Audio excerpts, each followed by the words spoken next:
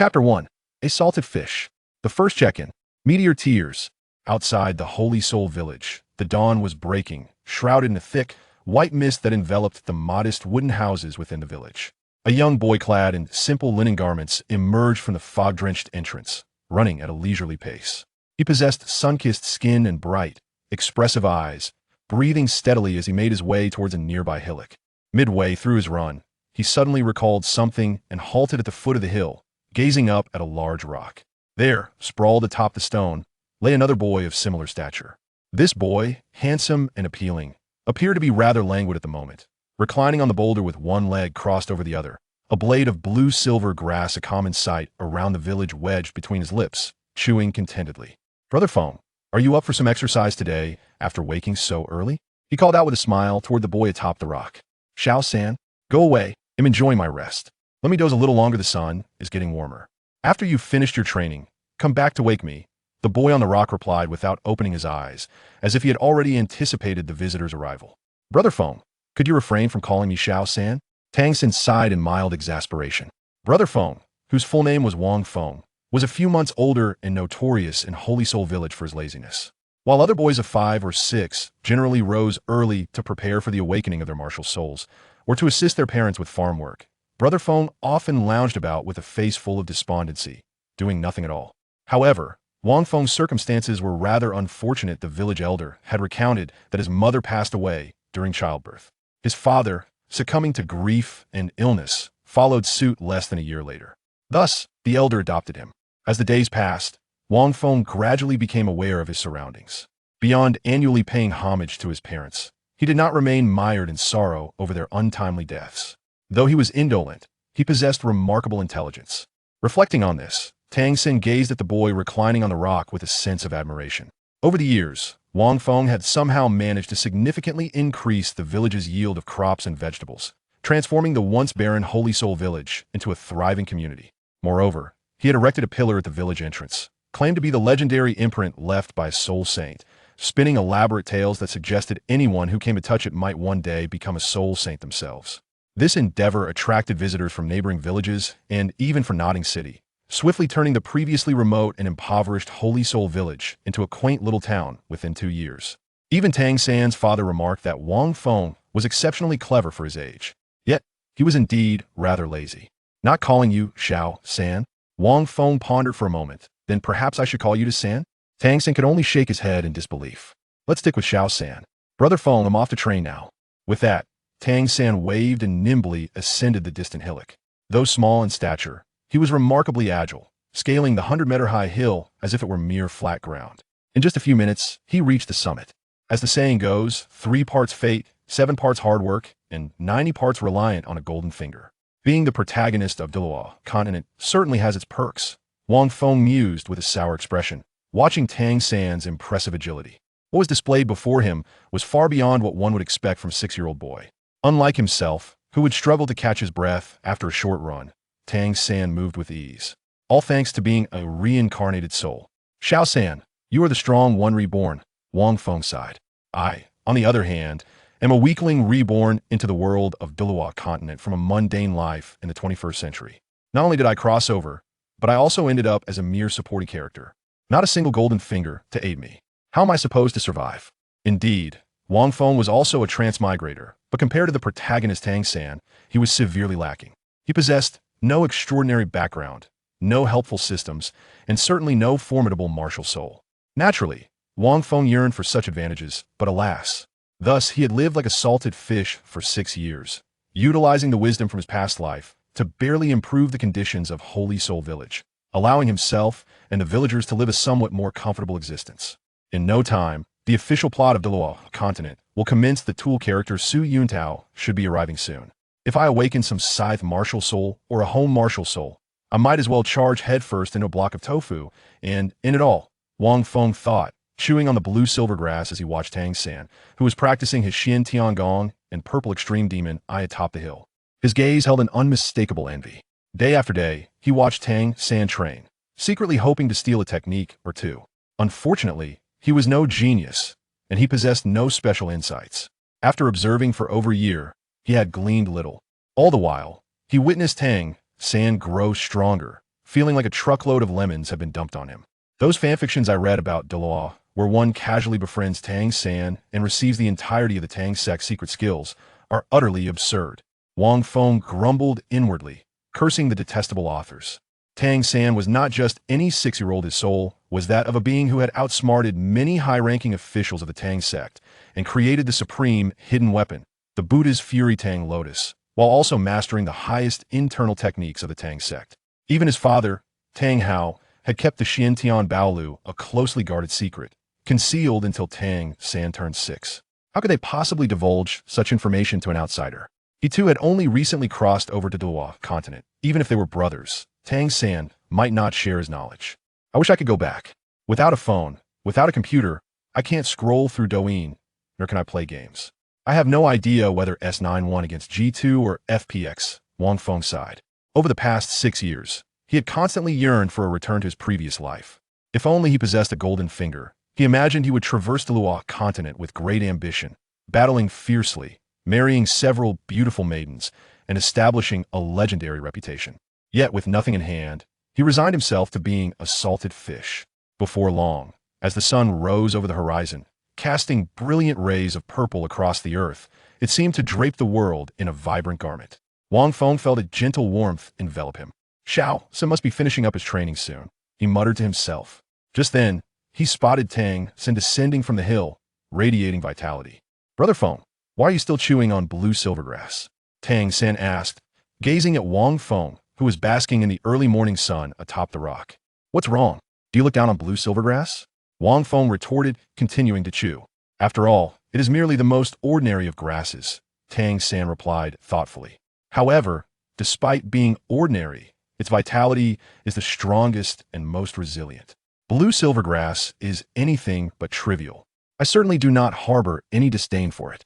Wang Feng stared at Tang San, momentarily speechless. Truly, as the protagonist, he was unlike the other children, capable of articulating such profound insights. Indeed, hence I have resolved, Xiao San, that your martial soul shall be blue silvergrass. Wang Feng declared lazily. Brother Feng, that's just cruel, Tang San replied with a rueful smile. Are you cursing me? Ultimately, blue silvergrass was the most common plant, and Tang San hoped for a martial soul that was at least a tad better. However, martial souls only manifest upon awakening. So, Brother Feng, your words hold little weight, Tang San chuckled as he departed, turning back to add, Brother Feng, remember to come back to the village for dinner. Wang Feng watched Tang San leave in silence, a twinge of melancholy welling up within him. It was at that moment. Ding! The plot of Douluo Continent officially begins. Congratulations, host, for your first check-in, and you have received the item, Meteor Tears. Note, the item will be delivered to the host in a tangible form, expected to arrive tonight. Please be vigilant for its arrival. Next check-in location, Holy Soul Village, Spear Hall. If you can achieve innate full soul power during your check-in, an additional mysterious martial soul will be triggered. We hope the host endeavors to enhance. With the resounding voice echoing in his mind, Wang Feng sprang up from the boulder like a startled cat, excitement flushing his face. An auxiliary check-in system? I knew it. A golden finger may be tardy, but it will never be absent. Meteor Tears wasn't that the protagonist's golden finger in star transformation? For the first time in 6 years, Wang Feng felt an exhilarating rush of excitement. As a recluse, he had immersed himself in countless anime and novels. Star Transformation was indeed a widely acclaimed novel, and its protagonist, Chinyu, possessed the golden finger known as Meteor Tears, an energy condensed from the life force of the goddess of life at her demise. In the early stages, the ability to significantly enhance the absorption of the world's vital energy, coupled with an exceptionally strong recovery capability, allowed the protagonist, Chinyu, to repeatedly transcend the limits of the human body and grow increasingly powerful with the aid of this remarkable item. Furthermore, as he grew stronger, he could gradually unlock even more abilities. With this treasure in hand, even if I am not proficient in the profound techniques of the Tang San Xiantian treasure record, through relentless training that pushes my limits time and again, my body will become immensely formidable. After a moment of exhilaration, Wang Feng quickly regained his composure and began to contemplate. Since he had acquired this golden opportunity, he could not afford to be complacent. Filled with the hope of becoming stronger, Wang Feng felt invigorated, as if every fiber of his being was infused with power, and the future appeared brilliantly promising. Thus, he continued to recline upon the massive stone, rolling over slightly while chewing on a blue silver grass, lost in thought. The Meteor Tears are said to arrive only at night, Wang Feng mused. There's no use in rushing, I should ponder how to train in the meantime. Suddenly, a wave of gratitude washed over him. During his time on Earth, he had viewed countless training videos, everything from shredders to Russian push-ups, and even the grueling training regimens of special forces. He often felt a surge of excitement, tossing and turning in bed, only to eventually neglect them, allowing them to gather dust in his favorites. Training? That was out of the question. The thought of it was utterly daunting. Without years of dedication, one could hardly hope for any substantial achievement, and the risk of developing bad habits was ever present. Yet with the Meteor Tears, everything would be different. Not only would the time required diminish, but the efficiency would also soar, ensuring that no mishaps would occur. According to Grandpa Jack, Brother Tao is expected to arrive at the Spirit Hall in Holy Spirit Village for the awakening ceremony in a month's time, Wang Feng contemplated. If I can clock in at the Spirit Hall with innate full soul power, I shall earn additional rewards. This means that within this month, I must attain innate full soul power, just like Little San. However, Little San has been training for several years to awaken with innate full soul power during the ceremony. A month? It seems I must forego food and drink. As he pondered, Wang Feng took a moment to return to Holy Spirit Village for a meal before hastily making his way back out. The night fell, and a cool breeze wafted through the air. Wang Feng gazed at the star-studded sky from a high platform at the edge of a small grove, quietly awaiting the arrival of the Meteor Tears. They should descend like falling stars, he mused, staring into the darkness. Suddenly, a brilliant light burst forth, slicing through the inky sky as a meteor streaked from the distant horizon towards Wang Feng's position. It's here. Wang Feng's eyes widened as he fixed his gaze upon the meteor, which seemed to be hurtling directly towards him. Oh no, what if it crushes me? Am I destined to be the first person to be killed by a golden opportunity? However, Wang Feng's fears were unfounded. The radiant light plunged into his heart, igniting a cascade of luminous patterns across his chest, resplendent like a blooming sunflower. He felt his heart thumping vigorously and faintly sensed a surge of overwhelming power. Could it be that my heart has merged with the Meteor Tears? Wang Feng gazed at the gently glowing area around his heart, pondering, is it possible that I have transformed into a nuclear reactor? Lost in thought, he felt a rush of energy surge through him, prompting him to sprint forward wildly, eager to ascertain if his body had undergone any changes. Yet after a short distance, he felt a tingling in his legs and began to experience dizziness. It seems my body hasn't truly grown stronger. Perhaps I need to reach a certain limit to activate the power of the Meteor Tears. Wang Feng gritted his teeth. The terrain of the small grove was uneven, making the run far more exhausting than usual. At just 6 years old, after 10 minutes of intense running, he felt as though he was gasping for breath. Could this golden opportunity be a fraud? With each step he took, another voice in his mind urged him to stop, whispering, just given if you continue, you'll perish. There's no point in persisting. Get lost. I want to grow stronger. I want girls. I want martial souls. I want innate full soul power, and I want to show off. You will not sway me. Wang Feng shouted internally. I possess a golden opportunity if I can endure. Then I, Wang Feng, truly am a worthless piece of scrap. With a fierce determination echoing in his heart, he pressed on. It felt as though he was purging the bitterness of over 20 years of mediocrity in his past life, along with the resentment he had accumulated since arriving in the Douluo Continent, all the while grappling with the myriad challenges that came his way. Wang Feng's pace gradually slowed, his legs began to tremble, his face flushed, and his pupils dilated. This was the harbinger of exhaustion. By this time, he had been running for nearly an hour, and for a 6-year-old who had never trained, this was nearly his limit. Tiny beads of sweat cascaded down his body, soaking his clothes, while his short, tousled hair appeared as if freshly washed. Wang Feng felt his consciousness wavering. I have truly exhausted the willpower of both my lives. I cannot stop now. His mind felt foggy, and he was uncertain how long he had been running. It must have been nearly 2 hours by now. He sensed he was at his breaking point. In this state, his vision had become blurred. Suddenly, his sluggish feet stumbled against a stone, causing Wang Feng to tumble to the ground. As he fell, an overwhelming tide of fatigue surged over him, flooding in from all directions. His body felt as though it no longer belonged to him. In this state of extremity, he felt as though he was intimately acquainted with death itself. Indeed, it was a perilous situation. A boy unaccustomed to exercise could easily succumb to suffocation or fatigue from such intense running. Yet, at that moment, a gentle energy began to emanate from the location of Wang Feng's heart, spreading throughout his entire being.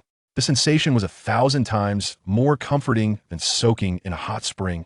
The muscles and joints that had been wearied from sudden exertion began to recover rapidly. Like a phoenix reborn from ashes, under the cleansing power of this energy, his very cells seemed to be revitalized, brimming with vigor. "This feels incredible," Wang Feng nearly shouted, overwhelmed by how much better he felt compared to the earlier struggle. Moreover, he could vividly experience the sensation of his body becoming even stronger under the tidal wave of energy released by the Meteor Tears. After a few minutes, Wang Feng opened his eyes and, with a surge of strength, pushed himself up, strengthening beyond limits. The Meteor Tears are indeed formidable even without any techniques. They're sufficient to make me increasingly powerful. Wang Feng cracked his knuckles, reveling in his visibly enhanced strength. But more than that, it feels as if a faint energy flows through me. Could it be that I'm automatically absorbing it? He placed a hand on his abdomen, where he sensed a warm current. It flowed throughout his body, almost autonomously. I now feel capable of knocking down even an 80-year-old with a single punch. And this is merely the result of 2 hours of training. Wang Feng clenched his fists, brimming with excitement. However, as he grew stronger, transcending the limits of his body became increasingly arduous. This warm current must be the key to innate full soul power. Could it possibly be soul power? Regardless, I shall continue to train. I am determined to surpass my limits. In the small grove, a series of labored breaths echoed. The following morning, as dawn broke, Tangan had already completed his morning routine. He controlled his breathing and steadily emerged from the village gate, gazing at the familiar little hill in the distance. Tangan smiled gently, his gaze drifting to a nearby boulder, where he was taken aback. "Where's Brother Feng?" he exclaimed in surprise. Normally, at this hour, he would almost daily see Brother Feng lounging atop that boulder, resembling a fish left out to dry, a strand of blue-silver grass clutched in his mouth. How peculiar that he was absent today. Something must be amiss, Tangan thought to himself, scanning the surroundings. Suddenly, he spotted a familiar figure in the grove ahead. Leaning against a tree trunk, still with a piece of blue-silver grass in his mouth, squinting lazily. "Brother Feng, why the change in position today?" Tangan approached with curiosity. "Surely the uneven marks on that boulder have been smoothed out by your lounging. It shouldn't be uncomfortable for you." Wang Feng lifted his head, opening his eyes to meet Tangan's gaze. In that moment, Tangan sensed an unfamiliar quality in Brother Feng. It was indescribable. Though his eyes retained their languidness, they now held a sharper essence, akin to how a father, despite his habitual laziness, occasionally reveals a piercing gaze while forging iron. Leaving Tangan in awe, it even instilled a slight sense of pressure, as if his stature had grown a few inches. "Little San, one must always strive for greater heights. It is time for me to change my position as well," Brother Feng declared. Wang Feng spoke in a soft tone. After a night of arduous training, just as the sun began to rise, he had finally transcended his limits for the second time. Once again bathed in the energy flowing from the tears of a meteor, he had grown stronger. "So, will you join me in training today?" Tangan inquired with a smile, pointing towards the small hill ahead. "However, Feng Gu, it has been quite a while since you last trained. You should start with the basics, like jogging." At that moment, Wang Feng suddenly placed a heavy hand on Tangan's shoulder, his voice tinged with seriousness. "Ah, Sanner, truth be told, I have not revealed to you that hill has long been conquered by me." Upon hearing this, Tangan was momentarily taken aback. Then couldn't he help but chuckle inwardly. "What nonsense. Feng Gu, you've been lying down below every day watching me train. Have you conquered the air instead? That hill is at least over 100 meters high and incredibly rugged. Even if you trained with me daily, it wouldn't guarantee you could scale it." Tangan was well aware that his cultivation of the Xiantian skill had elevated his physical prowess beyond that of his peers, allowing him to ascend with ease. After a moment of contemplation, Tangan cautiously remarked, "Well, Feng Gu, it seems day is broken." Wang Feng responded, "So you think I'm merely speaking in my dreams?" Wang Feng's lips twitched slightly as he offered a calm smile, exuding an air of confidence as he strode towards the small hill. "Watch closely, little interloper. Your brother Feng never boasts." With a hearty laugh, Wang Feng seized the stones of the mountain wall with hands that resembled pincers, propelling himself rapidly up the small hill. Witnessing this spectacle, Tangan's eyes widened in disbelief. Chapter 3. Defeating Tangan? How utterly astonishing! In Tangan's gaze, the diminutive figure of Feng Gu ascended with a speed visible to the naked eye. Although his velocity lagged behind Tangan's, one must remember that his strength was comparable to that of an adult. When did Feng Gu become so formidable? Questions swirled in Tang San's mind. Moreover, it was evident that this was not Feng Ji's first attempt at climbing. He exhibited a remarkable familiarity with every facet of the 100-meter hill, devoid of the awkwardness typically associated with a novice. Each rock he stepped upon seemed meticulously calculated, and his route appeared far more efficient than Tang San's usual ascent. His climbing speed may have been slower, yet he consumed less time overall. How impressive! Had he perhaps been conquering this small hill for years? As Tang San gaped, his thoughts raced. He too was a prodigy, yet he felt a twinge of embarrassment watching Feng Gu scale the hill with such alacrity. Previously, he had relied solely on his superior physical condition, never contemplating how to conserve energy while climbing. With Feng Ji's approach, he could save considerable time and effort. Tang San gazed admiringly at the figure, now standing atop the summit. Having cultivated the purple extreme magic eye, he could see clearly that Feng Gu stood at the peak. Unflustered and breathing steadily, his stamina seemingly boundless. Yet, Tang San was perplexed. He had never witnessed Feng Gu climbing this hill, nor had he seen him engage in any form of exercise. Other children his age could scarcely ascend the small hill. Even those who managed to run up would typically collapse on the ground, too exhausted to move. Feng Gu, however, seemed as if he could be swept away by the gentlest breeze. Could it be that Feng Gu possessed extraordinary talent? Had he truly mastered this small hill long ago? Tang San pondered. However, no matter how much he contemplated, he could not fathom that this was merely the result of Wang Feng's training from the previous night. To maintain this facade, Wang Feng had clandestinely scaled the hill in advance, and, having observed Tang San's training over the years, had memorized the terrain impeccably. Now, with his physical limits exceeded and transformed by the tears of a meteor, not only had his physical capabilities evolved, but his memory and other faculties had also grown increasingly formidable. Thus, he was able to achieve such remarkable results, utilizing an efficient route to swiftly reach the summit, exhibiting agility and expertise as if he had been climbing for many years. After all, climbing scientifically was precisely what Wang Feng was doing. Before long, Tang San watched Feng Gu atop the mountain, performing a series of peculiar movements. At times, he would raise a finger, pressing against the ground, then flatten his body and lie down, only to rise again. Occasionally, it appeared as though he was seated in midair, his body sinking, with his calves and thighs forming a right angle. At other moments, he would perform handstands, lifting his arms high, and then swiftly supporting himself on 2 fingers, repeating the cycle with remarkable agility. The longer he observed, the more astonished Tang San became. These seemingly simple movements were, in fact, tremendously taxing on the body.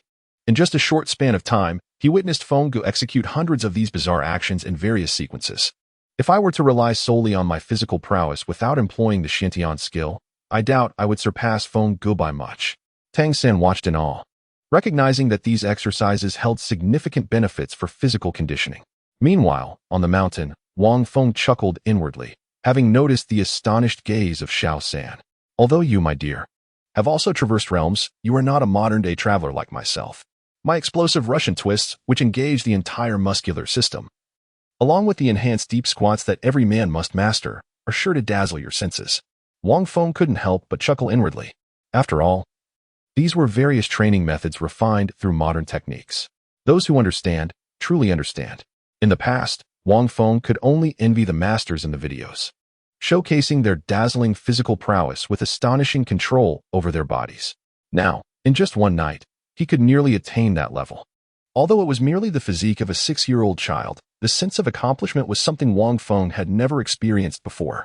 The golden finger truly was remarkable. Wang Feng chuckled softly. However, as his physical prowess intensified, transcending his bodily limits became increasingly arduous. Yet, with each surpassing, his form was purified and refined by the energy emanating from the Meteor Tears. Subsequently, he would need to augment his training through various methods. In a single night, he managed to exceed his physical limits twice, a feat possible due to his previously frail condition, which could not endure for long before reaching its utmost capacity. Yet, following these 2 transformations, his body had significantly strengthened. To once again transcend his physical boundaries and approach the brink of mental collapse, with every part of him in agony, proved to be a far more formidable challenge. At that moment, Tang San also ascended, gazing at Wang Feng with a look of deep admiration. Wang Feng's arms, now subtly revealing distinct muscle contours, gently propelled him upward, allowing him to stand firmly. A mistress? How to articulate that?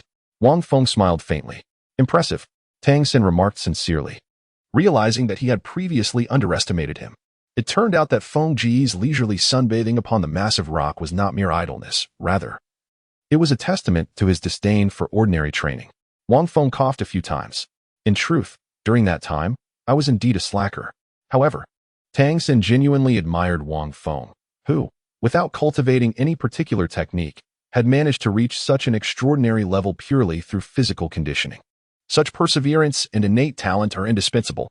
What astounded me the most was the route Wang Feng chose for climbing earlier.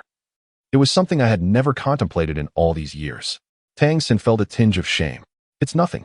Wang Feng gently patted Tangan on the shoulder, inquiring, have you mastered it? Tangan nodded in affirmation. It is splendid to hear that you have.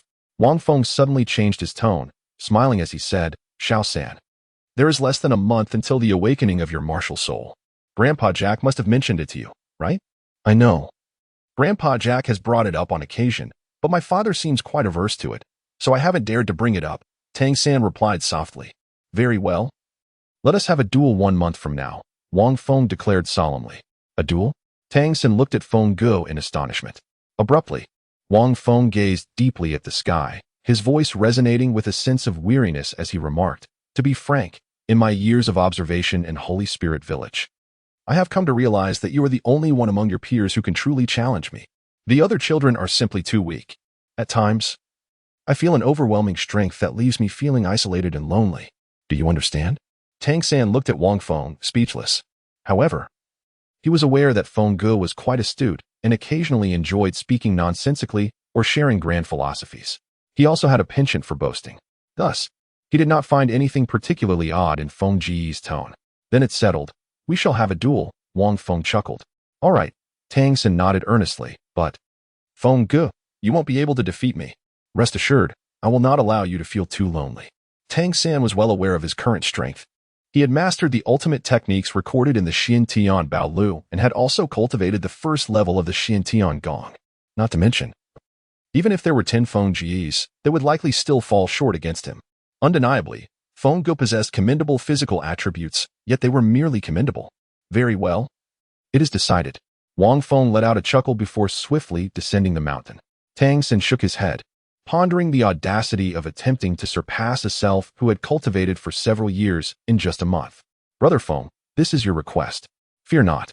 I shall prepare a variety of medicinal ointments for you in advance, as a token of gratitude for the improvements you've brought to the conditions of Holy Soul Village over the past 2 years, allowing both my father and me to enjoy a better quality of life. If I can defeat this fellow, Xiao-san, in a month's time, I must surely possess innate full soul power, Wang Feng mused to himself as he hurried down the mountain. Determined to ensure that his second attempt would be marked with innate full soul power, Wang Feng found himself uncertain about the extent of his training. Was he indeed endowed with innate full soul power? This uncertainty prompted his request. Logically, if he could train to the point of defeating Tangan, it would stand to reason that he too possessed innate full soul power, wouldn't it? With this aspiration in mind, Wang Feng persisted in his fervent training. In the blink of an eye, over half a month had passed. Chapter 4. The astonishment of Tanghao outside the spirit village, within a dense forest. A profound silence enveloped the surroundings. A solitary bird perched upon a towering tree, its wings gently fluttering as it pecked at insects nestled within the branches. Suddenly, a shadow flickered by, barely stirring the air with a whisper of wind. The bird remained oblivious, continuing its pursuit of sustenance. In the next moment, a 2 to 3 meter long patterned snake emerged stealthily from behind the trunk, its gaze fixated on the unsuspecting bird. In the distance, from a nest, several fledglings chirped incessantly, calling out to their mother. Mistaking their cries for mere hunger, the mother bird took a few steps toward the nest, feeding the insects she had caught to her young. At that precise moment, a hissing sound broke the tranquility. The patterned snake lunged at the bird with its gaping maw, its speed astonishing. The mother bird was perilously close to being devoured, while the fledglings chirped frantically, as if to alert her. Yet, it was too late for the mother to react. In that moment of crisis, a gust of wind swept through. The patterned snake froze, having been unexpectedly seized by a boy who had appeared out of nowhere, clutching it by its midsection. The snake was utterly unprepared for this turn of events. Ah, my little friend, the boy grinned, sunlight filtering through the leaves and illuminating his strikingly handsome face. Although he stood at only about 1 meter 20, his physique was already robust, exuding an undeniable strength. The patterned snake thrashed in his grasp, attempting to bite him, but its efforts were futile. "Oh, quite tenacious, aren't you? I wonder, will you be my breakfast?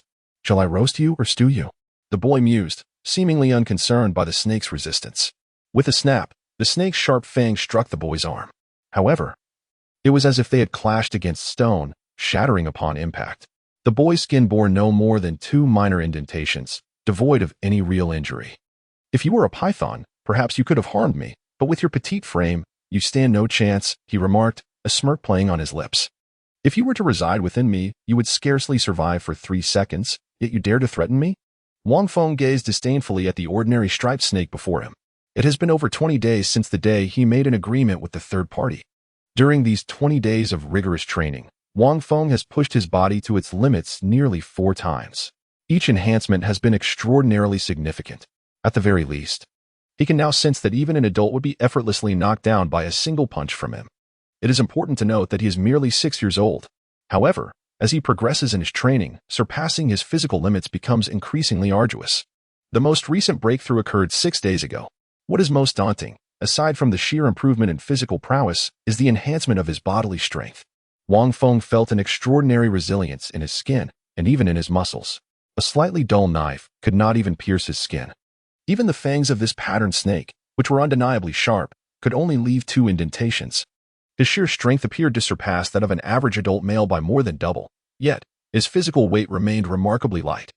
The density of his muscles and the sense of power they exuded contributed to his remarkable swiftness. Wang Feng murmured to himself that over the past 20 days, his greatest improvement lay in the enhanced control he had over his body, which had grown stronger alongside the increasing intensity of his workouts. If one were to consider merely the data, this would be the conclusion. Wang Feng is capable of effortlessly embracing a 30-pound stone while executing 200 squats. Not a single bead of sweat gracing his brow. He can persist in performing nearly 200 burpees, which are renowned for their ability to engage the entire body, without feeling the slightest strain. It is worth noting that, in a previous life, even a soldier with exceptional physical prowess would find it exceedingly challenging to accomplish 200 consecutive burpees. His strength surpasses that of an average adult male by more than double, accompanied by an astonishing endurance and unparalleled speed. This remarkable achievement is the result of merely 20 days of training. In a former existence, such results might have taken a decade to attain. Yet Wang Feng is only 6 years old. Additionally, there exists a warm current within me.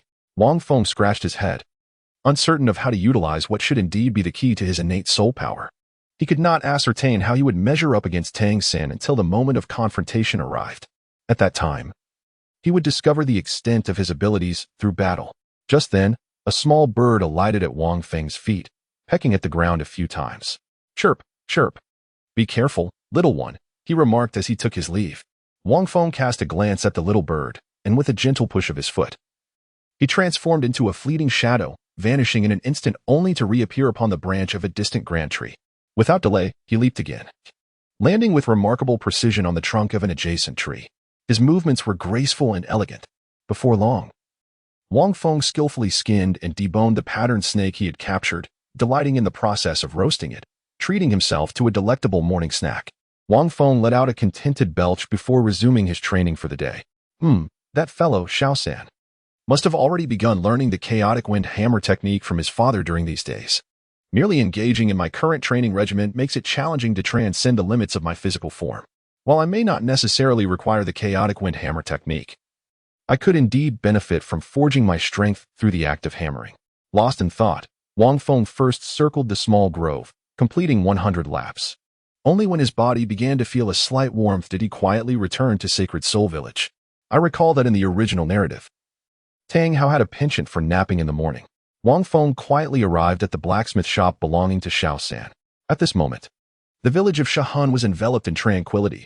Most of the inhabitants had yet to awaken, and Xiaosan had likely just stepped out for his morning exercise. Entering the forge of Tanghao, Wang Feng was well acquainted with the surroundings, having visited numerous times before. His gaze fell upon the towering iron hammer, which loomed several centimeters taller than his own stature. Wang Feng gently grasped the hammer. How heavy it is. Wang Feng inhaled sharply. The weight was at least 70 or 80 jin. Even an adult might struggle to wield such a burden. Tanghao truly lives up to his reputation as the former Haotian Douluo. However, to me, this is hardly a challenge.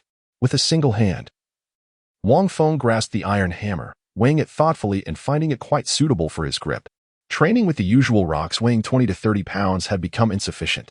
However, the larger boulders were cumbersome for him to lift, considering he was merely 6 years old. Although the hammer was also sizable, it felt remarkably well balanced in his grasp. Subsequently, Wang Feng cast his gaze upon a massive block of raw iron. "Uncle Hao, may I borrow your hammer for a moment?"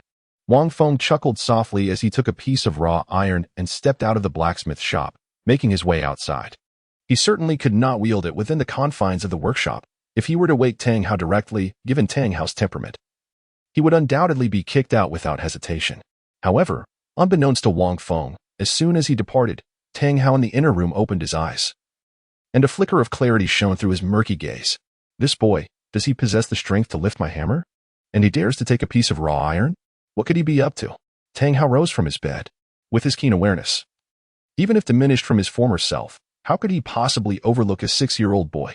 Pondering this, he stealthily exited, following Wang Feng without a sound, until they reached a secluded and open area. It was there that Tanghao beheld the astonishing sight of Wang Feng lifting his hefty hammer and beginning to strike the raw iron. The clear, melodious sound resonated in the air. This boy seems to possess a sharp mind, albeit his body is frail. It has been days since he last visited. What has prompted this sudden interest in blacksmithing? Tanghao found it peculiar and somewhat amusing as he watched Wang Feng lift the 70 to 80-pound hammer. His eyes widened in astonishment. He can truly swing it? Young Sam possesses innate strength, capable of delivering 100 strikes in succession, yet with your frail physique, you can barely lift it. Surely after 1 or 2 strikes, you would collapse to the ground? Even if he wishes to train, he is utterly unaware of his own limits. Contemplating this, Tanghao furrowed his brow, intending to intervene and prevent this reckless endeavor. After all, such a heavy hammer, if mishandled, could easily injure the child. Typically indifferent to external matters, even Tang San was oblivious to Wang Feng's recent rigorous training, which had led to remarkable transformations, let alone Tanghao, who remained equally uninformed. Just as Tanghao was about to intervene, he paused, struck dumb by the scene before him, his pupils narrowing in disbelief. Chapter 5. This peculiar boy. The ringing of the hammer echoed steadily. In Tanghao's line of sight, the small boy, no taller than half his height, wielded the enormous hammer, striking the raw iron again and again. The pace was unhurried, yet remarkably consistent. Toward the end, each blow maintained a level of power that showed no variation whatsoever. This was truly extraordinary. It is well known that controlling the force of each strike when forging raw iron with a giant hammer is immensely challenging. Tanghao, having once held the title of Douluo and now residing in Holy Soul Village where he had spent years blacksmithing, was acutely aware of this difficulty. 12, 13, 14. 15 Tanghao stood in the shadows, counting each of Wang Feng's strikes. 50 strikes. It is difficult to fathom that this usually lethargic yet remarkably astute young lad, who often drops by for a meal and has been unceremoniously kicked out, possesses such innate power that rivals even that of the prodigious Xiao San.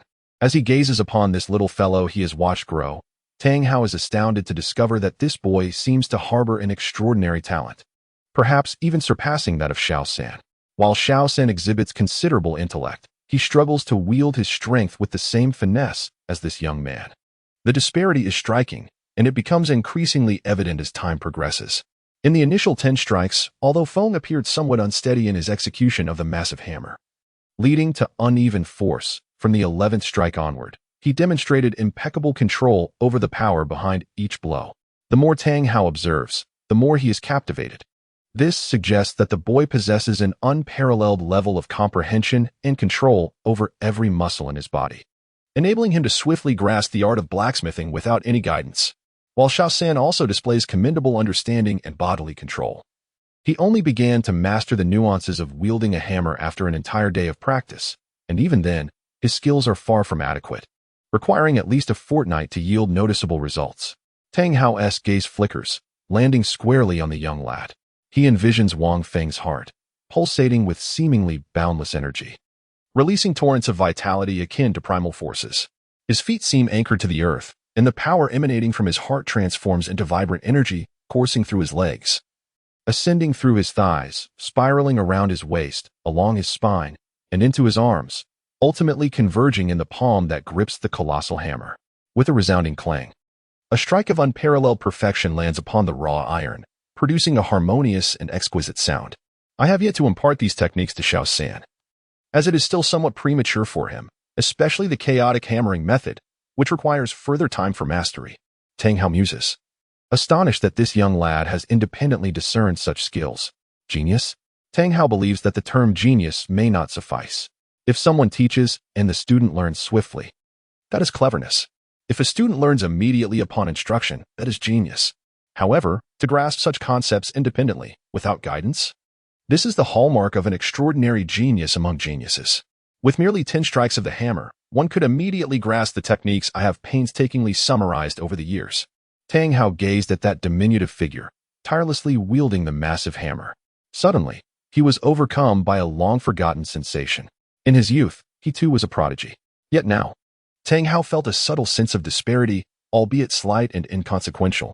He dismissed it swiftly. Nonetheless, this fleeting feeling added a touch of uniqueness to his otherwise stagnant and despondent years. Of course, Tanghao remained unaware of this. Wang Feng's swift grasp of these techniques can be attributed to the knowledge he carries from his previous life. In other words, these skills are common knowledge on Earth. Not to mention his familiarity with the Douluo Continent. As a transmigrator, apart from the advantages granted by the system, Wang Feng naturally capitalizes on the benefits of being a traveler. Otherwise, what merit would he have as a transmigrator? He has no desire to bring shame to the predecessors of his kind. With foresight, strong adaptability, unique insights, and a solid knowledge base. These qualities are inherent advantages of transmigrators. With the golden finger at his disposal, these advantages are maximally enhanced. Thus, Wang Feng is merely rapidly mastering these techniques. They are not of his own discovery. However, in the moment, as he diligently pounds the raw iron, he remains utterly oblivious to the fact that every move he makes is being observed by Tanghao, who naturally regards him as a genius among geniuses. With each strike of the hammer, Wang Feng feels an intense rise in his internal energy. The force exerted with each blow surpasses any exertion he has previously experienced. Coupled with the recoil, this imposes a considerable strain on his body. In one breath, 500 strikes. That should be the limit. Wang Feng breathes steadily. He understands that in any form of training, breathing is paramount, although he is unaware of any special breathing techniques. Maintaining a calm and rhythmic breath allows each blow to reach its utmost potential. His stamina and endurance have become extraordinary, even after over 100 strikes. His breath remains steady, surpassing that of Xiao San. Furthermore, Xiao San cannot manage to deliver a full-force strike with such exquisite control. The impact of each of Wang Feng's strikes is equivalent to Xiao San's training over 10 strikes in recent days. Tanghao continues to count steadily. In contrast, Xiao San, who has just begun learning to wield the hammer, reaches his limit after merely 100 strikes. He then takes a break before continuing with another 100. However, for a prodigy like Wang Feng, delivering full-force strikes, he can manage at most 50 or 60 before fatigue sets in, making recovery difficult in the short term. 150 strikes should be Wang Feng's maximum. Moreover, this method of striking incurs significant physical toll, requiring considerable time for complete recovery. Tanghao observes keenly. Indeed, as time passes, the consumption increases. His observations are accurate. After 150 strikes, although Wang Feng's breathing remains steady, it begins to falter slightly, the rhythm becoming uneven. Noticing this, Tanghao nods and quietly departs.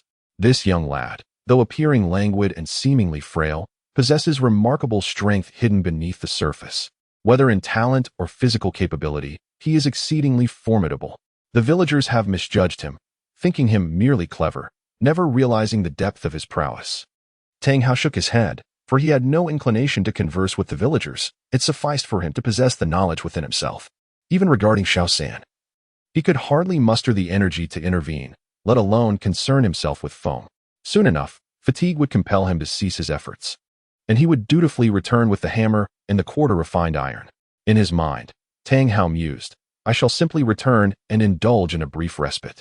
Calculating the force exerted by Feng with each strike, he estimated that after more than 150 blows, he would be able to complete a quarter of the iron's refinement. This was indeed formidable. Xiao San had toiled for 10 days to barely refine 2/3 of a piece of raw iron.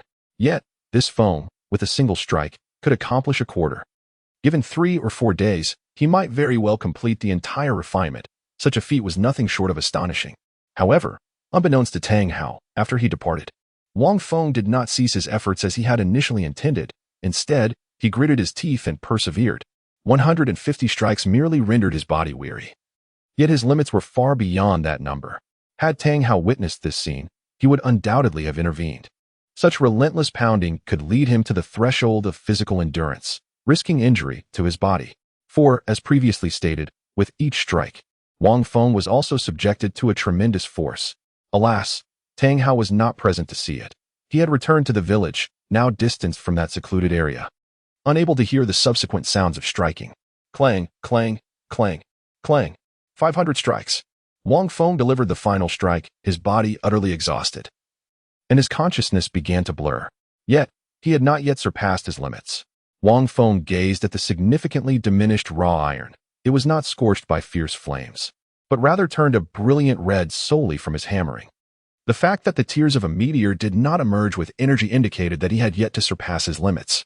Wang Feng gritted his teeth, acutely aware that his body possessed not an ounce of strength. This was the limit, indeed, the ultimate limit. Yet, he was determined to transcend it. The allure of beautiful maidens, the might of a formidable martial soul, and the splendor of ostentation spurred him on. He resolved to persevere. With unwavering resolve, Wang Feng pressed on. With each thought, he resumed his relentless swing of the colossal hammer, striking down. 600, 700, clang, clang, until, at last, his consciousness began to blur, and his body instinctively continued to strike the raw iron. He had lost count of how many times he had struck. However, it was only when that piece of raw iron was completely tempered to perfection that he realized his achievement. Wang Feng collapsed. This time, he was utterly devoid of strength. Not even a droplet remained. Had Tanghao still been present, he would surely have been astounded to the point of dropping his jaw. For this 6-year-old boy had astonishingly completed the refinement of a piece of raw iron in one single attempt. With a resounding thud, as Wang Feng fell to the ground, a smile crept upon his lips. A familiar warmth began to surge forth from his heart, a manifestation of the power of Meteor Tears. It was proof that he had once again surpassed the limits of his body. The following morning, during breakfast, Tanghao awoke languidly to find that Tang San had already prepared the meal. However, he noticed that today, Tang San was busily working with herbal medicines. Tanghao paused, momentarily taken aback, before inquiring, Tang San, what are you doing fiddling with herbs? Are you injured? Tang San shook his head carefully and replied, no. Today I promised Brother Feng that we would have a spar. I'm just preparing some ointment in case he gets hurt. As a disciple of the Tang sect, he was naturally adept at concocting simple medicinal salves. Upon hearing this, Tanghao fell silent, recalling the scene from yesterday when Feng wielded the colossal hammer. It seemed that Feng was slightly stronger than Tang San. Nevertheless, in a child-esque brawl, strength alone could not guarantee victory. Tang San, being typically composed, likely had this idea suggested by Feng, perhaps as a means to gauge his own abilities. Tanghao was an astute individual and had surmised some of the underlying reasons. However, he felt no inclination to pry further. After all, it was merely a child-esque quarrel. Tang San was usually steady and well-behaved, and a little sparring posed no real harm. Just be cautious, he said indifferently. Upon hearing this, Tang San exhaled with relief. If his father had disapproved, it would have been quite troublesome, but this matter still required his father's knowledge. Then, father, I shall take my leave, he said, gathering the prepared ointment and stepping outside. Tanghao nodded slightly in acknowledgement. Not long after Tang San departed, Tanghao approached the forge. Suddenly, out of the corner of his eye, he caught sight of a piece of refined raw iron. Startled, he gazed incredulously at the completed iron. This piece was undoubtedly the very one Wang Feng had hammered and refined just yesterday. Instinctively, Tanghao felt the urge to rush outside and summon Tang San back. Yet, after a moment's contemplation, he decided against it. Perhaps it was for the best. Tang San had prepared the ointment for himself, after all. That peculiar Feng. Tanghao murmured to himself as he retreated into the inner chamber and promptly fell asleep. Chapter 6. The Astonishment of Tang San. I wager you have no pebbles in your embrace. Tang San stepped lightly out of the Holy Soul Village, his mind racing with thoughts on how to ensure that Brother Feng lost gracefully, all while minimizing any harm. My ultimate skill is the Tang sect's hidden weapons. Although I currently lack the means to forge any, even a mere pebble in my hands can wield significant power. Tang San gently caressed the pebbles nestled within his bosom and sleeves. These were merely tools he occasionally employed to practice various concealed weapon techniques, lest he become rusty in his skills. However, they were not true projectiles, and their potency was limited. Nonetheless, for a child, the potential for harm remained significant. With proper control, a single pebble could easily inflict a considerable bruise. He contemplated that perhaps there would be no need for concealed weapons today. Basic martial arts would suffice. The Xiantian skill could also be set aside, as evidenced by the recent mountain climbing incident with Feng Ge. His physical condition was slightly inferior to Tang San's. Should he employ the Xiantian skill, combined with the enhancements gained from wielding the heavy hammer for forging over the past few days, a single punch might prove overwhelming for Feng Ge. Tang San pondered, concluding that relying solely on physical prowess and fundamental martial techniques would be adequate. This was merely a reflection of Tang San's rational thought. He bore no disdain for Feng Ge, although it was merely a child's skirmish. Tang San had always approached his endeavors with utmost seriousness. Having resolved not to allow Feng Ge to feel lonely, he was committed to honoring his word, which prompted his contemplation. Before long, Tang San arrived at a secluded glade within the forest, that same little grove. There he spotted Feng Ge, who stood at a distance, hands clasped behind his back, gazing skyward, a true embodiment of a master's demeanor. Yet, his diminutive stature rendered the scene somewhat comical. Tang San couldn't help but smirk. Despite his size, Feng Ge's silhouette bore an air of strength. Unbeknownst to him, a gentle breeze began to stir, causing the branches to rustle softly. Feng Ge's attire was pristine, in stark contrast to Tang San's, which appeared faded from washing. Yet, his posture remained proud and aloof. "You have arrived." A faint voice drifted from Feng Ge's lips. "I have." Tang San nodded in affirmation. "I knew you would come," Feng Ge continued in a flat tone. "Of course. I would come. Did we not make a pact?" Tang San replied, puzzled. At that moment, Feng Ge abruptly turned, fixing a steady gaze upon Tang San. After a prolonged silence, he spoke slowly. "It has been nearly a month." "Indeed, precisely 20 days, Tang San acknowledged with a nod. Wang Feng sighed. "What a lengthy 20 days it has been." Tang San, perplexed, responded, "But it feels like a fleeting 20 days.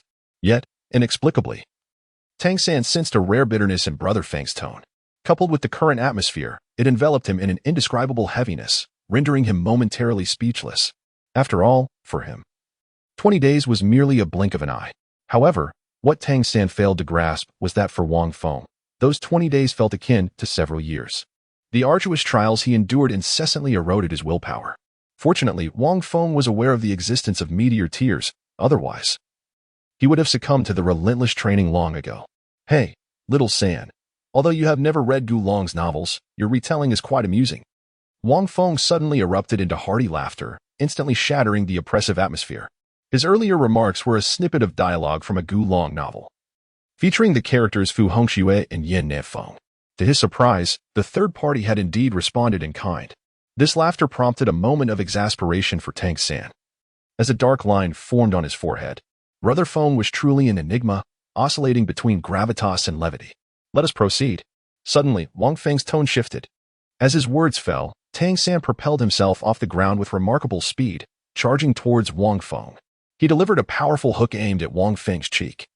At this velocity, a peer would undoubtedly be knocked down in an instant, unable to react. Even an adult male would struggle to withstand such a blow. However, at the very moment the fist was about to connect with Wang Feng's face, as if time had slowed to a crawl, he deftly recoiled his head back by a mere inch. It was this fraction of space that allowed him to narrowly evade the strike, with the punch missing its target. Tang San showed no signs of hesitation, utilizing his elbow as a weapon to continue his assault towards Wang Feng's shoulder. Wang Feng merely smiled lightly, sidestepping a few inches, narrowly avoiding the impending elbow strike. Observing this, Tang San was somewhat astonished, never expecting that Brother Feng could consistently evade his attacks at the very moment they were about to land. Was it mere coincidence? Furrowing his brow, Tang San launched a series of orderly punches and kicks, interspersed with an array of unpredictable assaults, crashing upon Wang Feng like relentless waves. From a distance, one might perceive a young boy executing his strikes with precision, adhering to a strict form, aiming at another boy who wore a gentle smile. Yet, this smiling boy remained utterly unscathed, not allowing a single corner of his clothing to be touched by the advancing boy.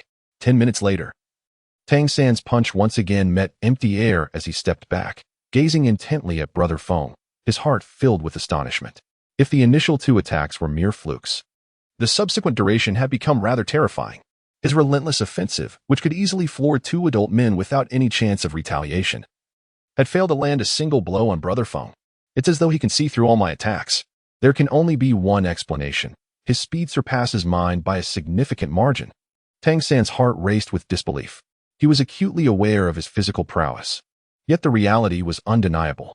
In Wang Feng's perspective, all of Tang San's assaults appeared to be slowed down by at least 3 or 4 times.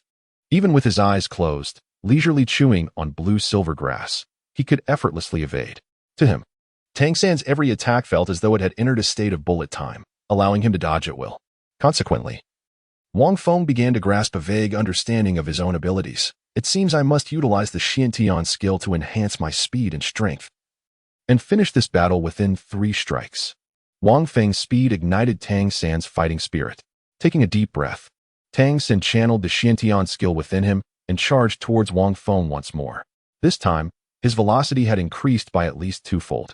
He surged forth like a bolt of lightning. Wang Feng's brow furrowed slightly as he contemplated.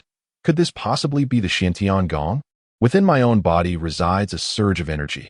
I wonder how it compares to the internal power cultivated by Tang San through the Xiantian Gong. Each time I push my body beyond its limits, a stream of meteoric tears releases a surge of energy that circulates throughout me, ultimately settling a few inches below my abdomen. Typically, Wang Feng refrains from harnessing this unique energy. Lost in thought, he chose not to utilize it this time either, as he felt confident in his ability to evade Tang San's speed. However, this time, he did not evade. With a clear understanding of his own velocity, Wang Feng sought to test his strength. Coincidentally, Tang San, who was employing the Xiantian Gong, presented the perfect opponent. A punch was launched toward him. Wang Feng first turned his body slightly, his gaze sparkling with determination. Without flinching or dodging, he raised his right fist and met Tang San's punch head-on. Tang San was taken aback, astonished that Feng Gu chose to confront him directly this time instead of evading. As he pondered this, a resounding crash echoed as their fists collided. In the next instant, Tang San's expression shifted dramatically. He felt an overwhelming force emanating from Feng Ji's fist, causing his own hand to tingle. Despite his efforts, he found himself stumbling backward, taking several steps before finally stabilizing himself. His heart raced with shock. His own punch, considerably stronger than that of an average adult, weighed around 200 pounds, and with the activation of his Xiantian skill, his strength surged. He estimated that his punch was at least 400 pounds of force. Although he anticipated that the swift Wang Feng would possess formidable strength, he never expected to be utterly unable to withstand it. This indicated that Wang Feng's punch exceeded his own by a significant margin. Could it be that he was mistaken? On that day, when Wang Feng climbed the mountain, he had not displayed such immense power. Yet his physical prowess could not account for this strength. Tang San's mind raced in disbelief, realizing that Wang Feng was astonishingly stronger than he had ever imagined, surpassing even his own Xiantian skill. How well had Wang Feng concealed his true abilities? Reflecting on the years of observing Wang Feng's seemingly languid demeanor, Tang San couldn't help but feel a twinge of frustration. Unbeknownst to Tang San, Wang Feng had merely exerted 50% of his strength. Wang Feng contemplated for a moment, recognizing that his physical prowess far surpassed that of Tang San. However, the essence of innate full soul power did not solely reside in physical capabilities, but rather in the energy coursing within him. He had perused the novel Douluo extensively, though much had faded from his memory. The earlier chapters remained vivid in his mind. Tang San's ability to possess innate full soul power stemmed from his cultivation of the Xiantian Gong to its first level, which generated internal strength that subsequently transformed into soul power. Thus, the energy within him was the key to attaining innate full soul power. However, the possibility of innate full soul power seems elusive. During my 4th transcendence of limits, although the Meteor Tears overflowed significantly, their quantity did not increase. Only their quality enhanced. Wang Feng understood that this was likely due to the rules of Douluo Continent, where one must possess a soul ring to harness greater energy. Much like Tang San, who remained unable to transcend the first level of the Xiantian skill. At that moment, Tang San suddenly declared with gravity, "Brother Feng, I never imagined you to be so formidable. However, I must now take this seriously. I shall not concede easily." Such a forceful declaration left Wang Feng momentarily taken aback. Was it possible that Xiao San intended to employ hidden weapons? Tang San, the prodigy of the Tang sect, was most adept at utilizing concealed armaments. As Tang San's hand moved towards his chest and sleeve, Wang Feng couldn't help but chuckle. Xiao San, what are you reaching for at your chest? Are you perhaps planning to throw pebbles at me? Upon hearing this, Tang San paused, falling silent, acutely aware of Brother Feng's remarkable perceptiveness. Wang Feng was well aware that Xiao San had yet to craft any concealed weapons, thus he could only resort to using pebbles as his projectiles. With this thought in mind, Wang Feng maintained his composure and smiled as he remarked, "Hee, I wager that you do not possess any pebbles in your embrace. Surrender." Xiao San. Tang San shook his head and replied in a serious tone, "I'm afraid you are mistaken, Brother Feng. I indeed have a handful of pebbles hidden here." Wang Feng. In his heart, Wang Feng silently lamented, "It appears that not everyone can be as formidable as Yin Shuangying. The path ahead is long, and I shall seek knowledge relentlessly." At that moment, Tang San made his move. Yet, instead of launching an attack, he swiftly maneuvered around Wang Feng. Whoosh, whoosh, whoosh. A flurry of piercing sounds resonated from all directions. Accompanied by a barrage of pebbles, they approached Wang Feng with precision, akin to marbles, launching an unrelenting assault. Countless stones converged, creating a vast net from which Wang Feng could not evade. In an instant, he found himself in an exceedingly perilous predicament. Chapter 7, Little San. Be confident. In such a dangerous situation, Wang Feng remained utterly still, merely counting the stones that were hurtling towards him. 1, 2, 3, 27. This must be the rain of pear blossoms from the Xiantian treasure record. In Wang Feng's heart, he mused that Xiao San had yet to produce a matching concealed weapon. Using mere pebbles would scarcely unleash even a fraction of the original might of the Rain of Pearls technique, rendering it devoid of essence, merely a semblance. However, it was perfectly adequate for dealing with children, ensuring that a bruised visage was inevitable after such a strike. Having perused the Douluo Continent, Wang Feng instantly recognized the technique behind these pebbles. It was the extraordinary secret of concealed weapons from the Xiantian treasure record, the Rain of Pearls. Yet, at this moment, Tang San was merely 6 years of age, and his mastery of the Xiantian skill was still at its initial stage. He could not possibly execute the various secret techniques from the Xiantian treasure record flawlessly. Meanwhile, observing Wang Feng, who stood stock still, seemingly astonished, Tang San's lips curled into a subtle smile. Since his reincarnation in this Douluo Continent, he had devoted the majority of his time to practicing the Xiantian skill. The purple extreme magic eye, the Xian Jade hand, and other extraordinary techniques from the treasure record. As for the myriad concealed weapon techniques, he had only practiced them occasionally due to his tender age.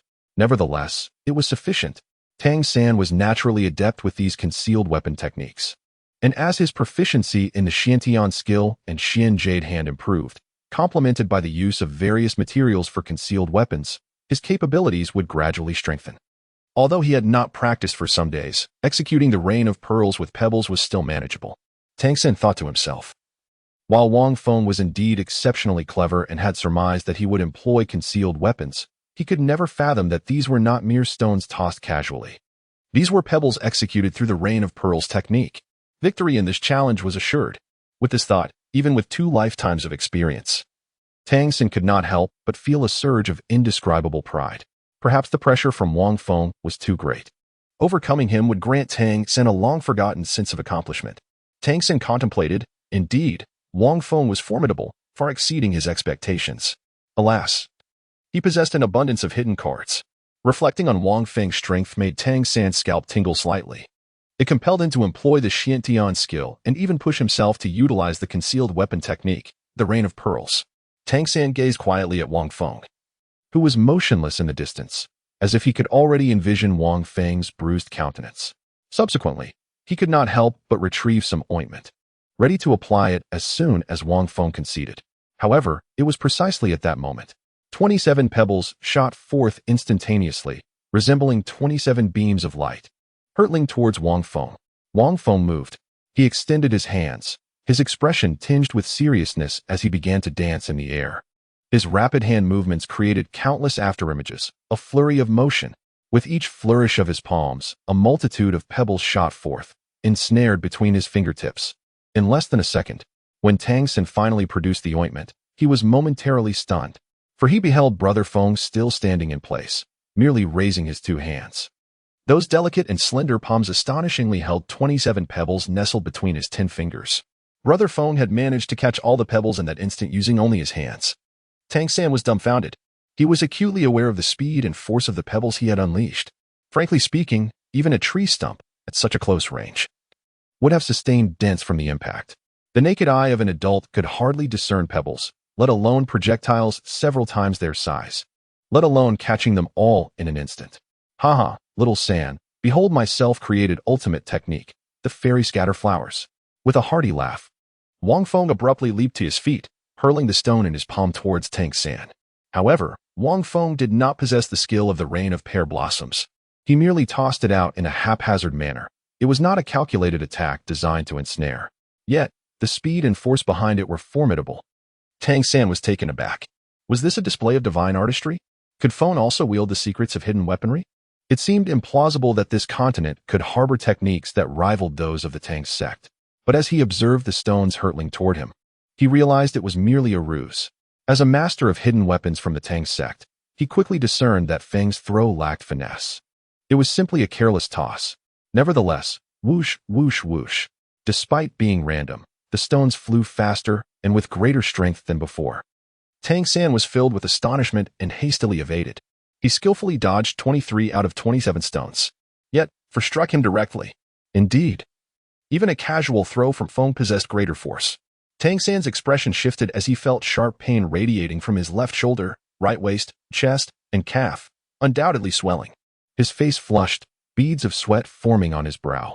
In that moment, Tangan understood. He had lost. He staggered back a few steps, leaning against a large tree to steady himself. While shock coursed through him, a hint of bitterness surfaced as well.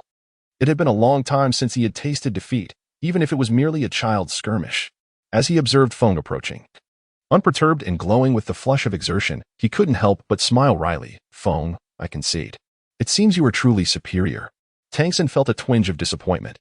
At that moment, Wang Feng came over, patting Tangan on the shoulder with a grin. Xiao-san, have a little more confidence. At those words, Tangan paused, his earlier disappointment dissipating almost instantaneously.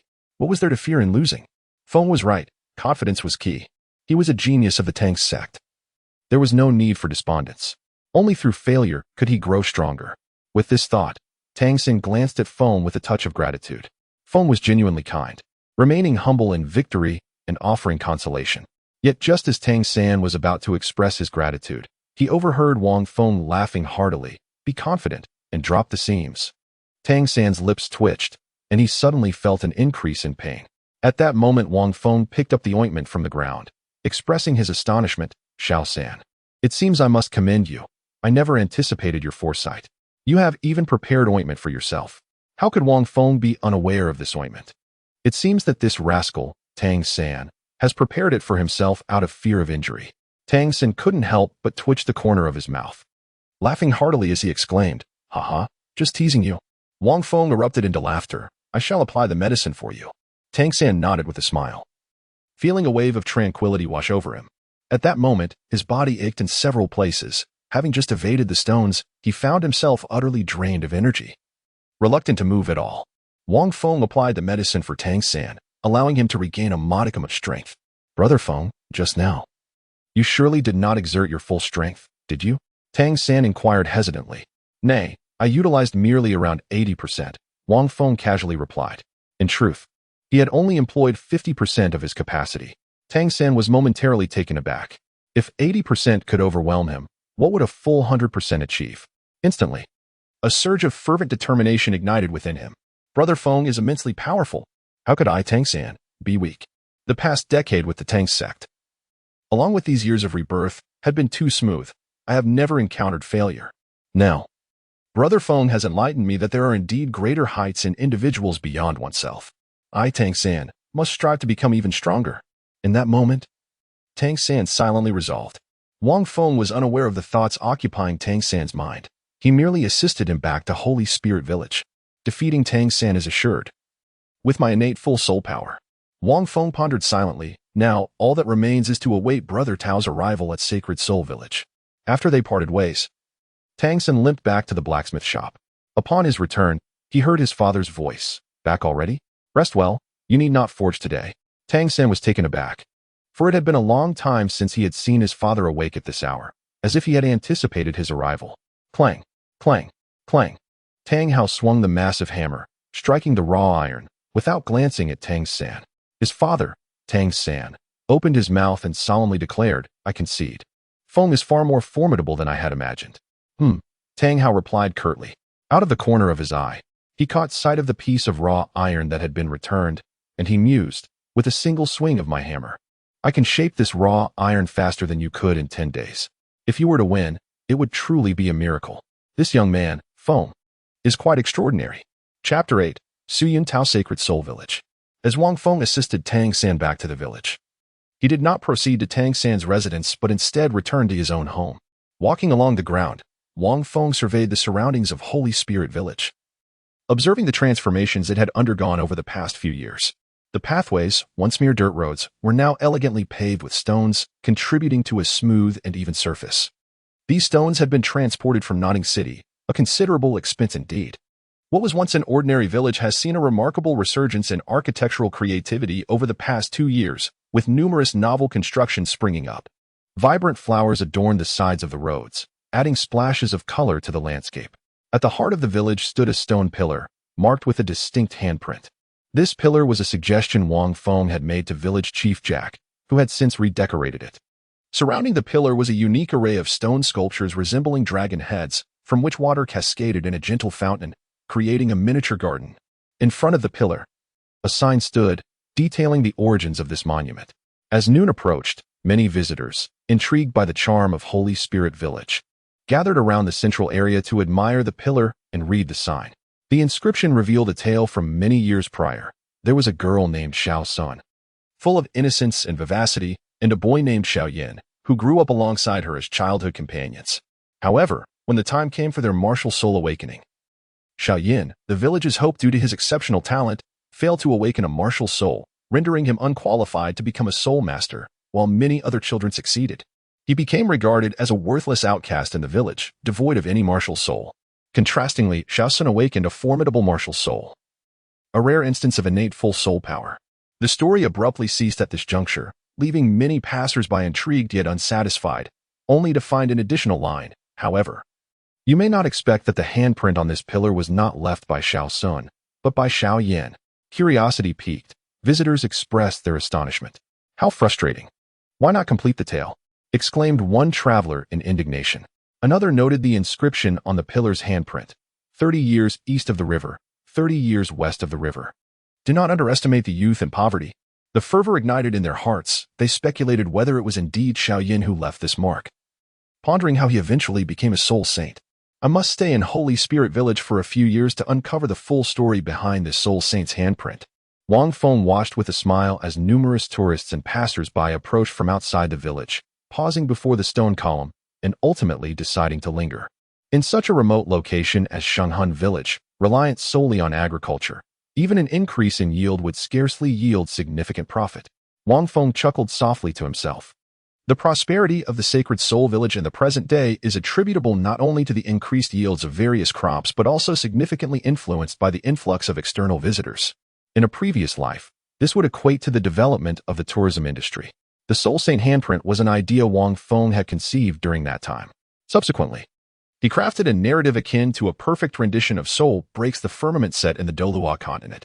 After all, in the original work of Douluo Continent, there was no definitive mention of who the Soul Saint of the Sacred Soul Village truly was in the later chapters. Wang Feng believed he could fabricate stories without consequence. With the arrival of visitors, he enlisted the assistance of Grandpa Jack to construct a resort consisting of wooden cabins, nestled amidst mountains and waters. He intended to weave a series of subsequent tales to tantalize the curiosity of these tourists while encouraging them to engage in modest expenditures within Sacred Soul Village. Gradually, life in Sacred Soul Village improved significantly. Otherwise, for Wang Feng, a modern dweller of the 21st century, to adapt to the hardships reminiscent of rural life from the 70s and 80s would be intolerable. Suddenly, he heard a voice laced with discontent. Turning around, he beheld a strikingly handsome young man with sharp features, standing with arms crossed, gazing disapprovingly at the sign next to his stone pillar. Clad in a white fitted outfit, adorned with a black cloak, the young man bore a soul character the size of a fist at the center of his chest, exuding an air of haughtiness. Many villagers observed this youth with a mixture of curiosity and intrigue, for his demeanor and attire set him apart from the ordinary. Why has Tao appeared here? They wondered. Didn't Grandpa Jack mention that the awakening of martial souls was still several days away? Wang Feng gazed at the young man with astonishment. Although he had never encountered this individual before, he could discern his distinct aura through his attire and demeanor. Wang Feng concluded that this young man was none other than the renowned tool of Douluo Continent, Yuntao. With this thought in mind, Wang Feng ambled over and languidly remarked, "What seems to be the matter, my good sir?" Yuntao turned around, observing a seemingly carefree child who appeared utterly unperturbed. Lacking the fear and reverence that other children from different villages exhibited upon encountering him. This caused him to furrow his brow slightly. The tale was evidently fabricated, merely designed to pique curiosity while being exceedingly dull. Yuntao regarded Wang Feng with a disapproving look, gesturing towards the stone pillar and shaking his head. Disappointed? Why the disappointment? Wang Feng inquired. In this story, the young yin possesses no martial soul, yet it later insinuates that he becomes a soul sage, which is clearly an impossibility. Yuntao replied with a faint smile. A person devoid of a martial soul cannot, I assure you, achieve the status of a soul sage, let alone that of a soul master. Is this tale not a mere fabrication? At these words, Wang Feng couldn't help but chuckle. Brother Tao remained true to form, reminiscent of when he had initially watched Douluo Continent and declared with unwavering conviction that Tang San's awakening of the blue-silver grass martial soul was utterly futile. Although he had not made many appearances since, it was evident that he had been thoroughly proven wrong. So, what now? Wang Feng spoke leisurely. If you believe this to be mere fabrication, then by all means, depart from the sacred soul village. The child, though amusing, was met with a chuckle from Yuntao, who replied, I have important matters to attend to here. Be cautious, for if you attempt to drive me away, the village chief might just give you a spanking. Yuntao regarded the young lad with a serene demeanor and continued. Do you truly think I arrived at your sacred soul village out of mere curiosity regarding the fabricated tales of the soul saint? Wang Feng shrugged, letting out a sigh. It appears you are not curious after all. What a pity, for I possess the entire narrative that chronicles how this little yin ascended to become a soul saint. Since you lack interest, I shall refrain from sharing it with you. With that, Wang Feng turned and began to walk back into the village. You possess the entire narrative? Yuntao was taken aback, gazing at the boy's retreating figure. He took a few steps forward, extending his hand, hesitating as if he desired to call out and stop the boy. Just then, Wang Feng suddenly turned around. Yuntao quickly withdrew his hand, placing it behind his back, and assumed a nonchalant expression. What is it, young one? Do you have something more to say? Wang Feng cast a peculiar glance at him, shaking his head and murmuring to himself, in a few days, I shall awaken my martial soul. I wonder what it will be. Having uttered these words, Wang Feng turned away without looking back and departed. Ah, this child. Yuntao observed the retreating figure of the boy, pondering for a few moments before stating, perfect. I shall stay for a few days as well. I will take the opportunity to see if there are any promising candidates for becoming soul masters in this holy soul village. Days later, Grandpa Jack led Wang Feng, Tang San, and the remaining 7 children from the village to the Martial Soul Hall in Holy Soul Village. Chapter 9. The Golden Legend. Holy Soul Village, Martial Soul Hall. After undergoing renovations, the Martial Soul Hall was no longer the dilapidated wooden shack depicted in the original tale. Instead, it was constructed from jade white stone, exuding a certain grandeur befitting a hall. Little Feng, should your martial soul prove to be unsatisfactory, fret not. Grandpa Jack reassured the group of children as they stood outside the village. He first patted the boy he had raised for several years, speaking kindly, without a martial soul, one cannot become a soul master. But you may remain in Holy Soul Village. Indeed, we have need of you here. Wang Feng was utterly exasperated. This old fellow merely wished to remain in the Sacred Soul Village. After all, many of the village's transformations in recent years had been his own suggestions. Now, as the villagers enjoyed increasingly prosperous lives, it was only natural for them to desire his continued presence. Even if they lavished him with delectable food and drink, he would not mind.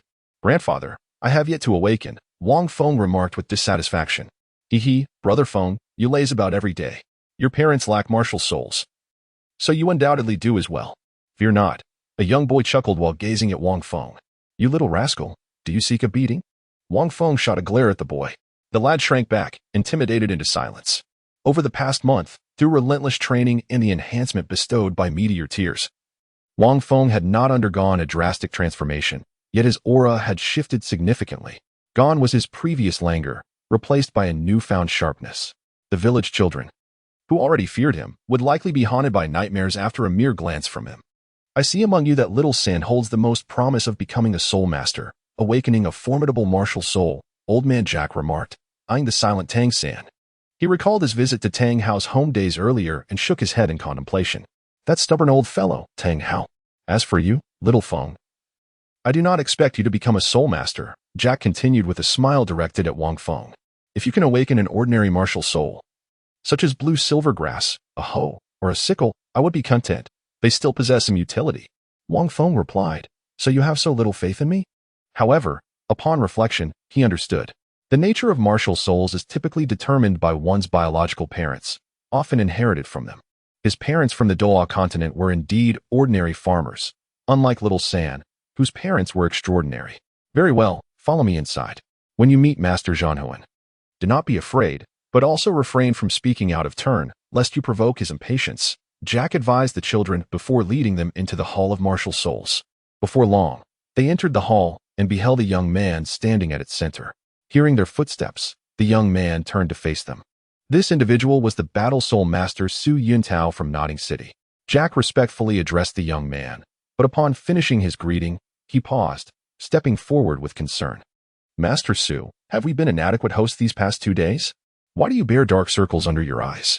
Indeed, 2 days prior, Master Su Yuntao had arrived in Sacred Soul Village, wishing to assess whether there were any children with the potential to become soul masters. Yet now, what could account for his fatigued appearance? At first glance, it was evident that he had not rested well. Not at all. I am merely a bit fatigued, Su Yuntao said impatiently. Meanwhile, Wang Feng, who observed this scene, almost burst into laughter. Su Ji's appearance bore a striking resemblance to his former self, who had stayed up late reading novels. When he had arrived 2 days prior, his hair had been neat and his demeanor exuded a refreshing charm. How different he looked now, with disheveled, greasy hair and dark circles under his eyes. Undoubtedly, he had spent the last few days engrossed in the story he had woven titled Soul-Shattering the Firmament, staying up late to read it.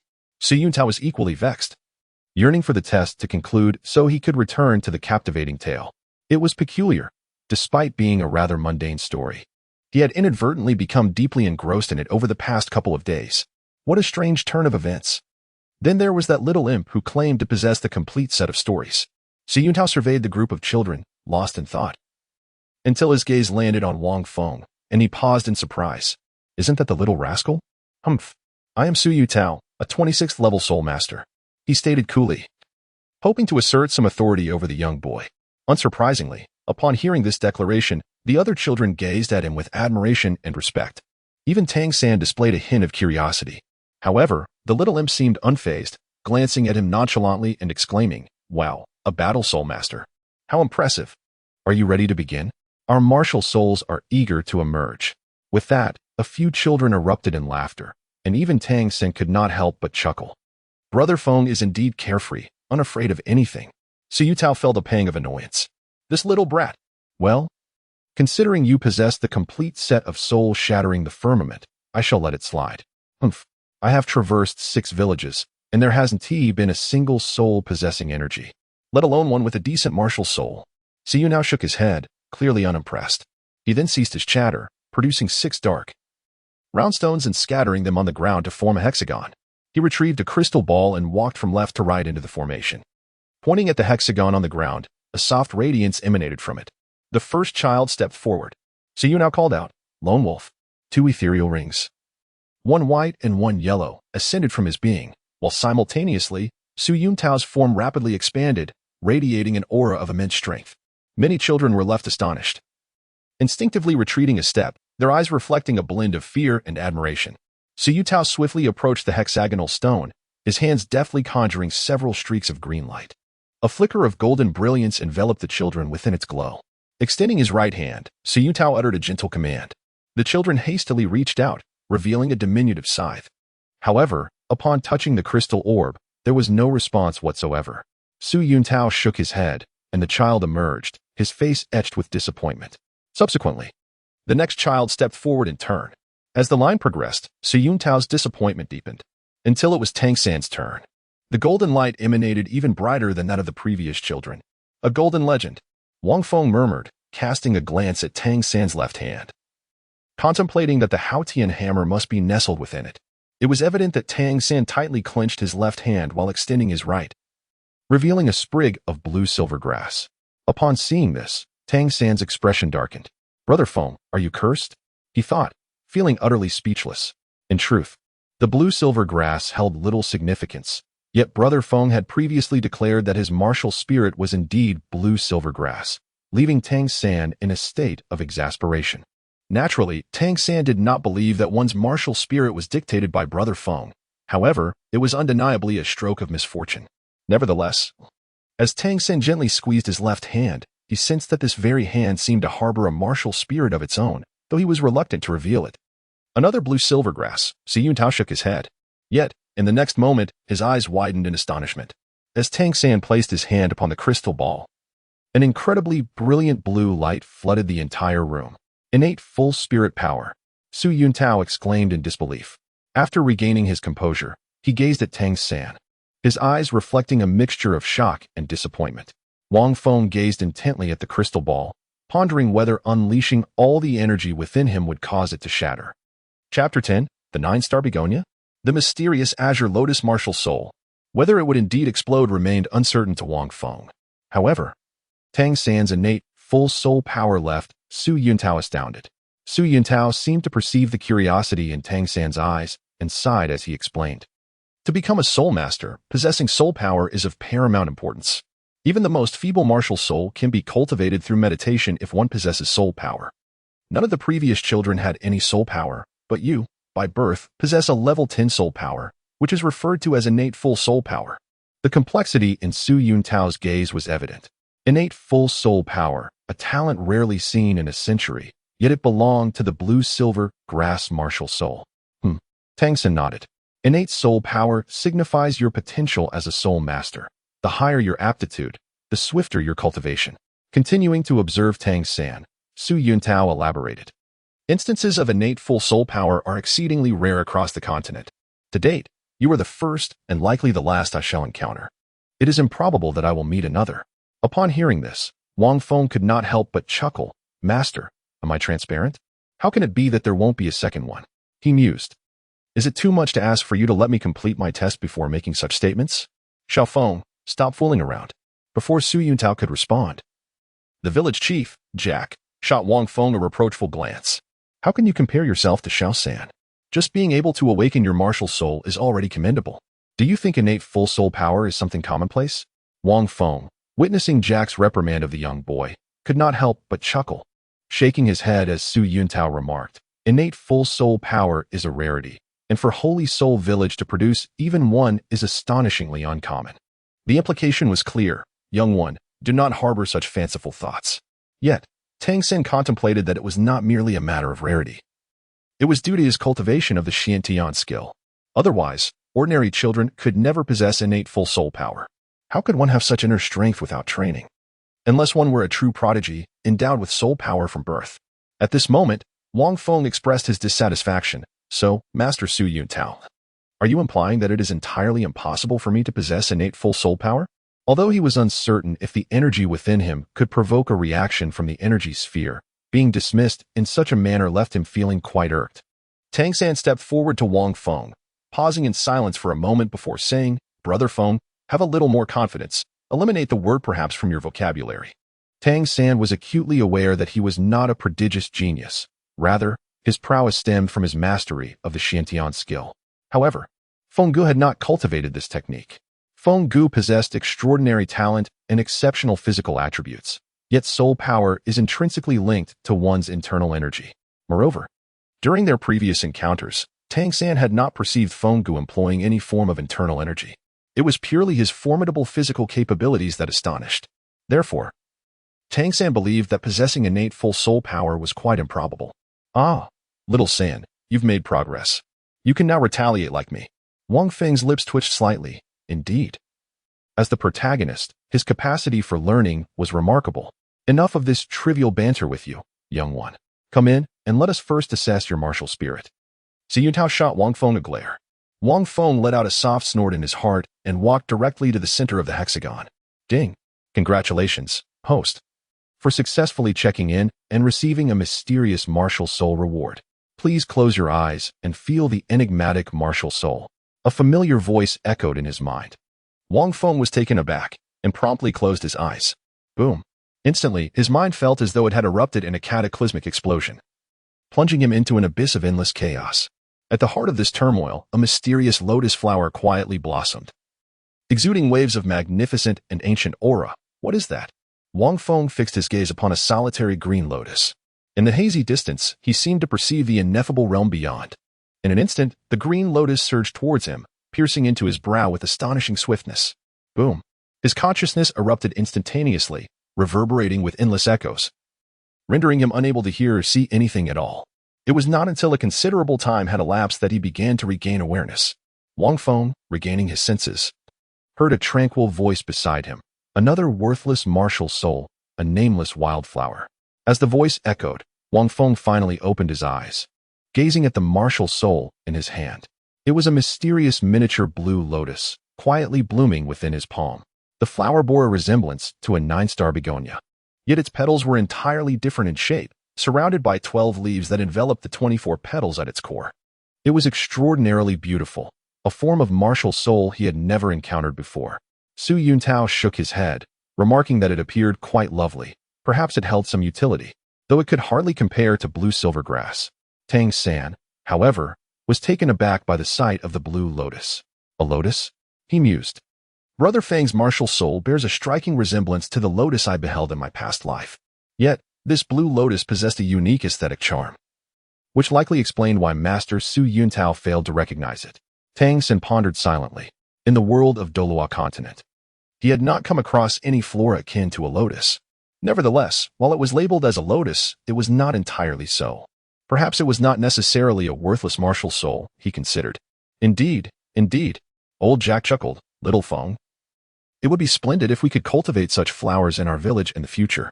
Wang Feng suddenly burst into laughter. This is certainly not a mere useless martial soul, nor is it an ordinary lotus. How could the gifts bestowed by the system be so trivial? Moreover, recalling the mysterious azure lotus he had glimpsed in that dark, chaotic realm, he couldn't help but tremble with realization. Could it possibly be the chaotic azure lotus? As a fervent admirer of supernatural novels in his previous life, he understood all too well that within the context of ancient Chinese mythology, this was a terrifying treasure from the primordial era, something beyond imagination. To think that his martial soul could be such a formidable entity. Wang Feng gazed upon the blossoming chaos green lotus, his body trembling with a mixture of awe and reverence. In the realm of primordial mythology, countless versions abound. Yet this chaos green lotus is truly remarkable. Legend has it that the primordial deity Pangu was birthed from the seeds of this very chaos green lotus. Yet Wang Feng observed that within the lotus pedestal, only 4 seeds were present. It seems this particular chaos green lotus is rather unique. According to ancient tales, from these seeds emerged several remarkable entities. One transformed into the 36th grade creation green lotus, which subsequently evolved into 3 supreme treasures. The 3 treasures, Jade Rui, Tai Buddha Dust, and the Qingping Sword.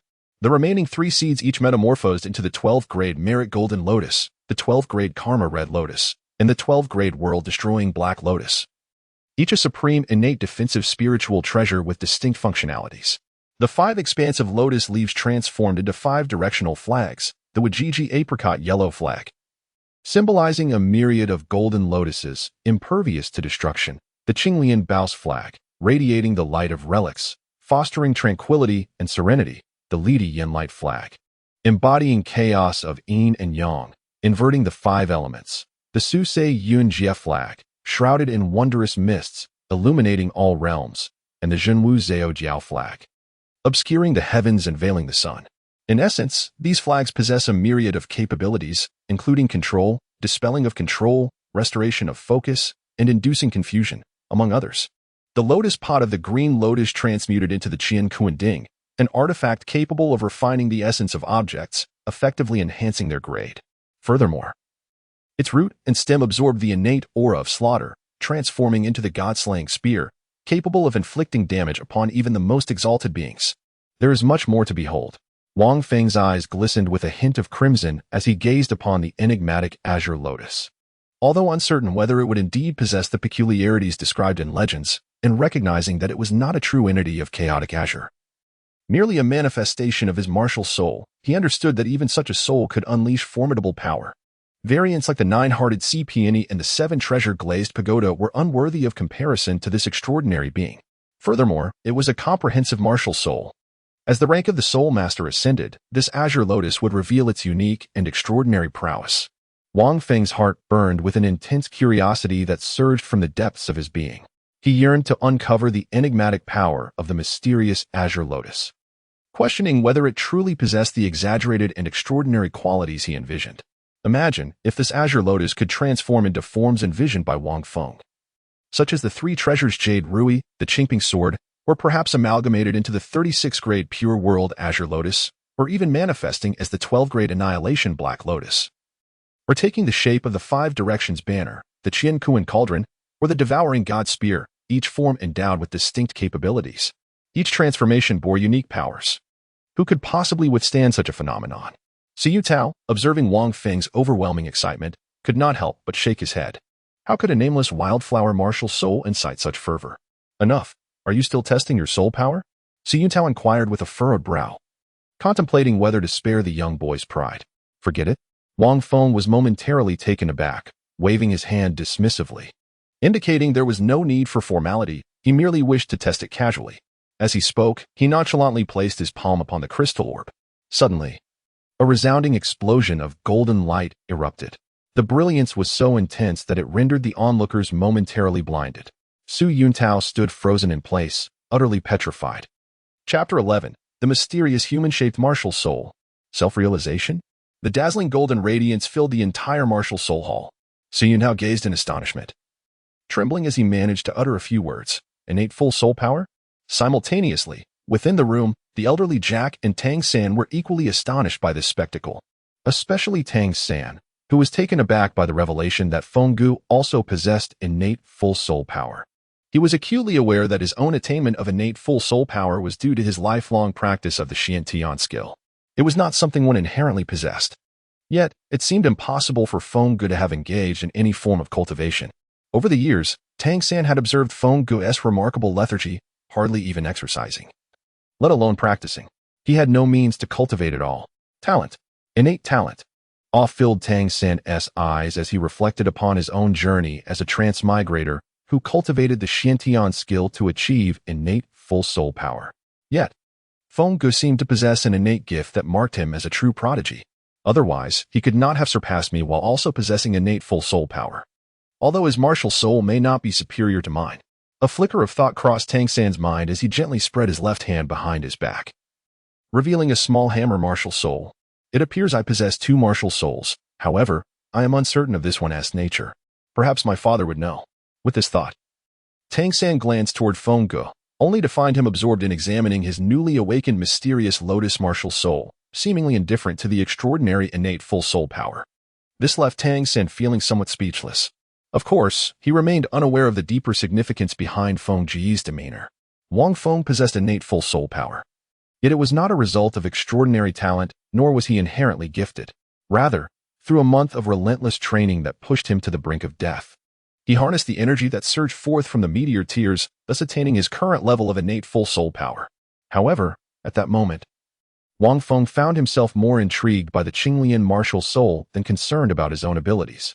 Suddenly, his peripheral vision caught a glimpse of the energy sphere used for testing soul power, which appeared to be developing fissures. With a jolt, he swiftly reined in the remaining energy within him, choosing not to channel any further into the sphere.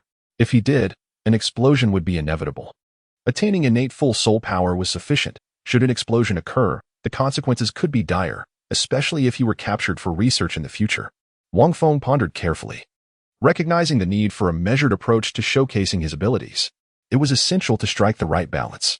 Moreover, he had yet to thoroughly study the Azure Lotus martial soul, leaving him uncertain whether it would indeed align with his expectations. Even if it did, his current strength was insufficient, and he feared he might not be able to unleash the full potential of the Azure Lotus. Ding! Congratulations to the host for reaching a full innate soul power checkpoint. You are rewarded with a mysterious humanoid martial soul, which requires the host to comprehend its powers independently. The next checkpoint is at Shrek Academy. If you can achieve level 30 and possess a soul ring of 10,000 years or more, there will be special rewards. The familiar voice echoed once more. Wang Feng's body trembled slightly, and his eyes flickered with glimmers of dark radiance. A mysterious humanoid martial soul? An independent comprehension? Wang Feng was somewhat astonished. Although he had undergone 2 assessments, he had begun to discern that the gifts bestowed by the system, while extraordinarily impressive, required significant effort and research to harness effectively.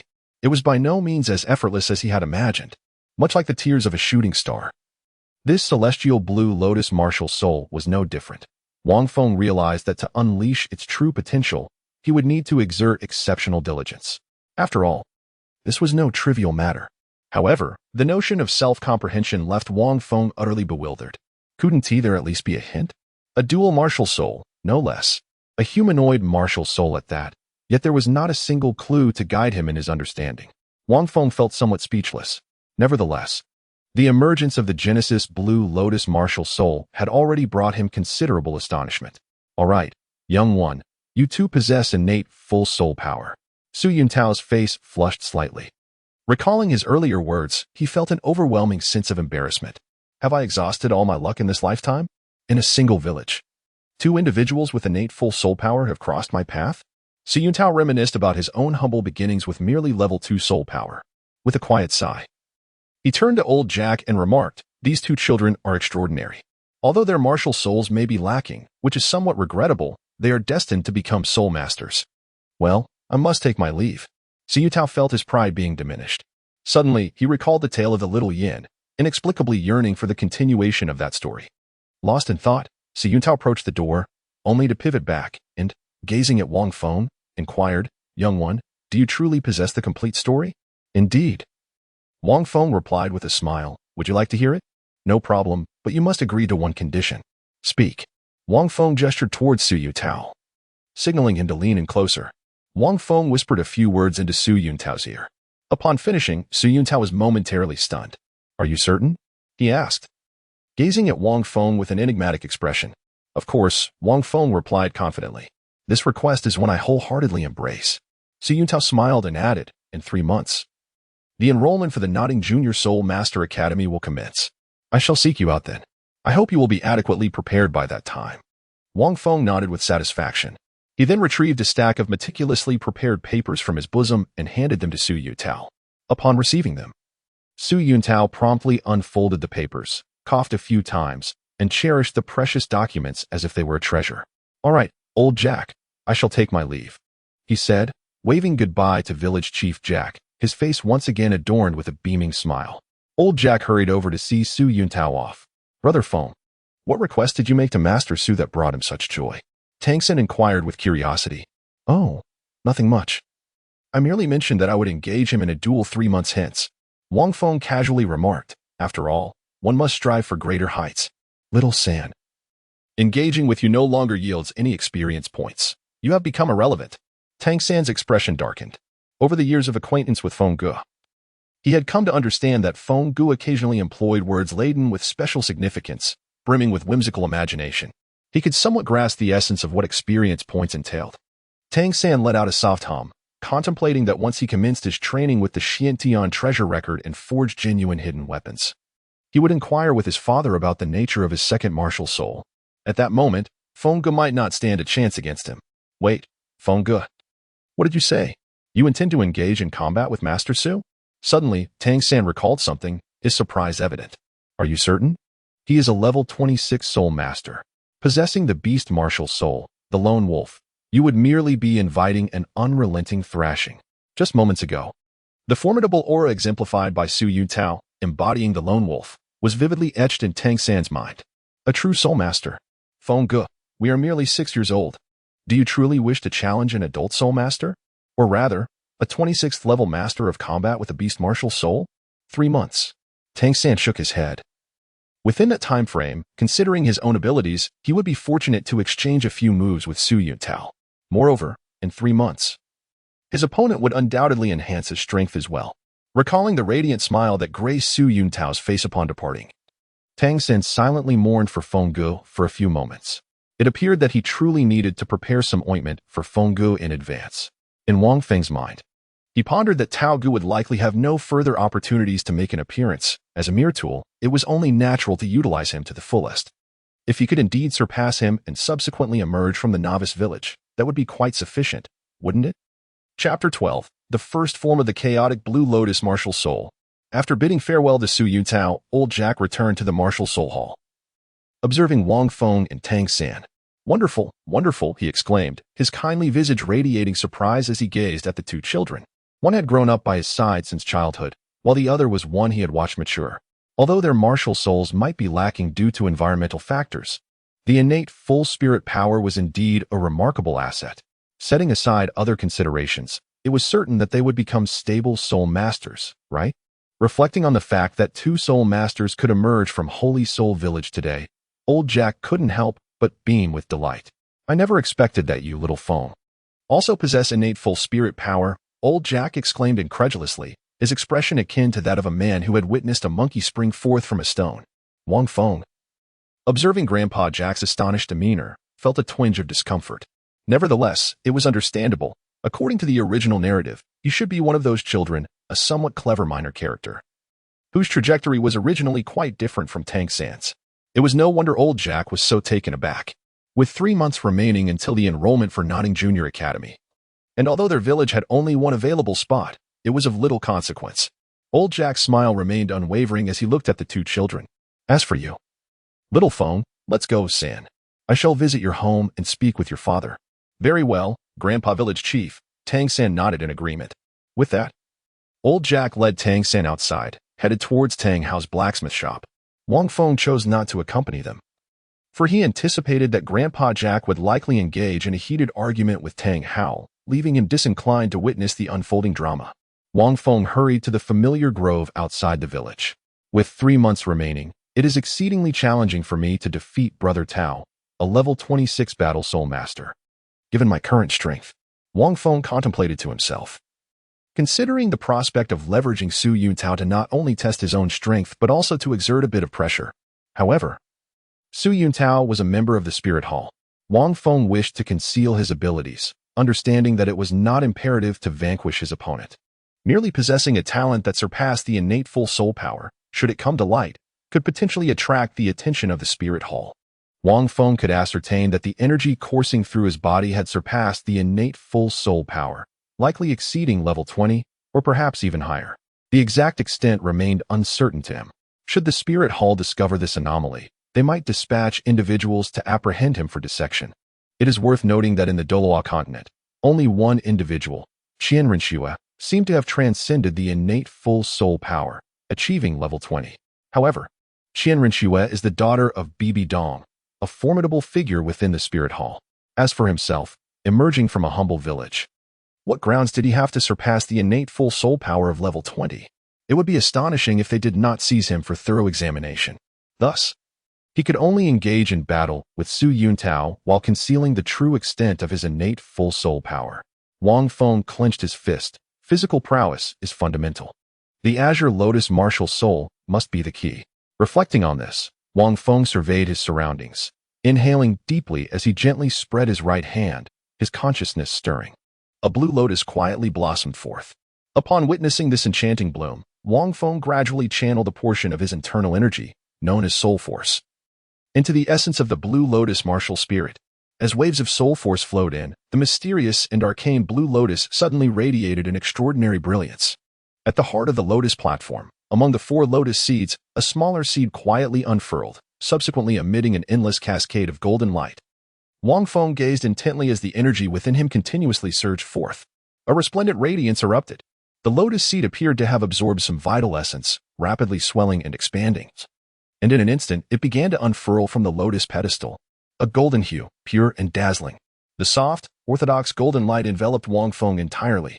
It symbolized warmth, healing, and a unique power that filled him with profound joy. Could this be the first form of the Azure Lotus, the 12th grade golden lotus? Wang Feng took a gentle breath, gazing at the small golden lotus that blossomed from the 4 lotus seeds of the Azure Lotus. It exuded a refreshing aura akin to a gentle spring breeze. Following the emergence of this golden lotus, Wang Feng felt the energy within him begin to deplete rapidly.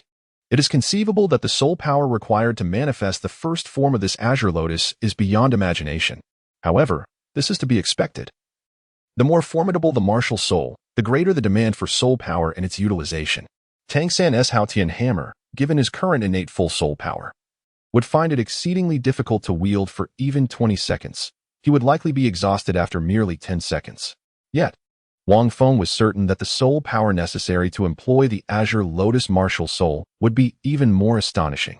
In the mythos of ancient China, the 12-petal merit golden lotus is considered a congenital spiritual treasure. I am not entirely aware of its specific functions, as I have never ventured into the primordial realm. Nevertheless, as a manifestation of martial soul, the golden lotus imparts to me a remarkably peculiar sensation, perhaps. Wang Feng calculated the energy within his body.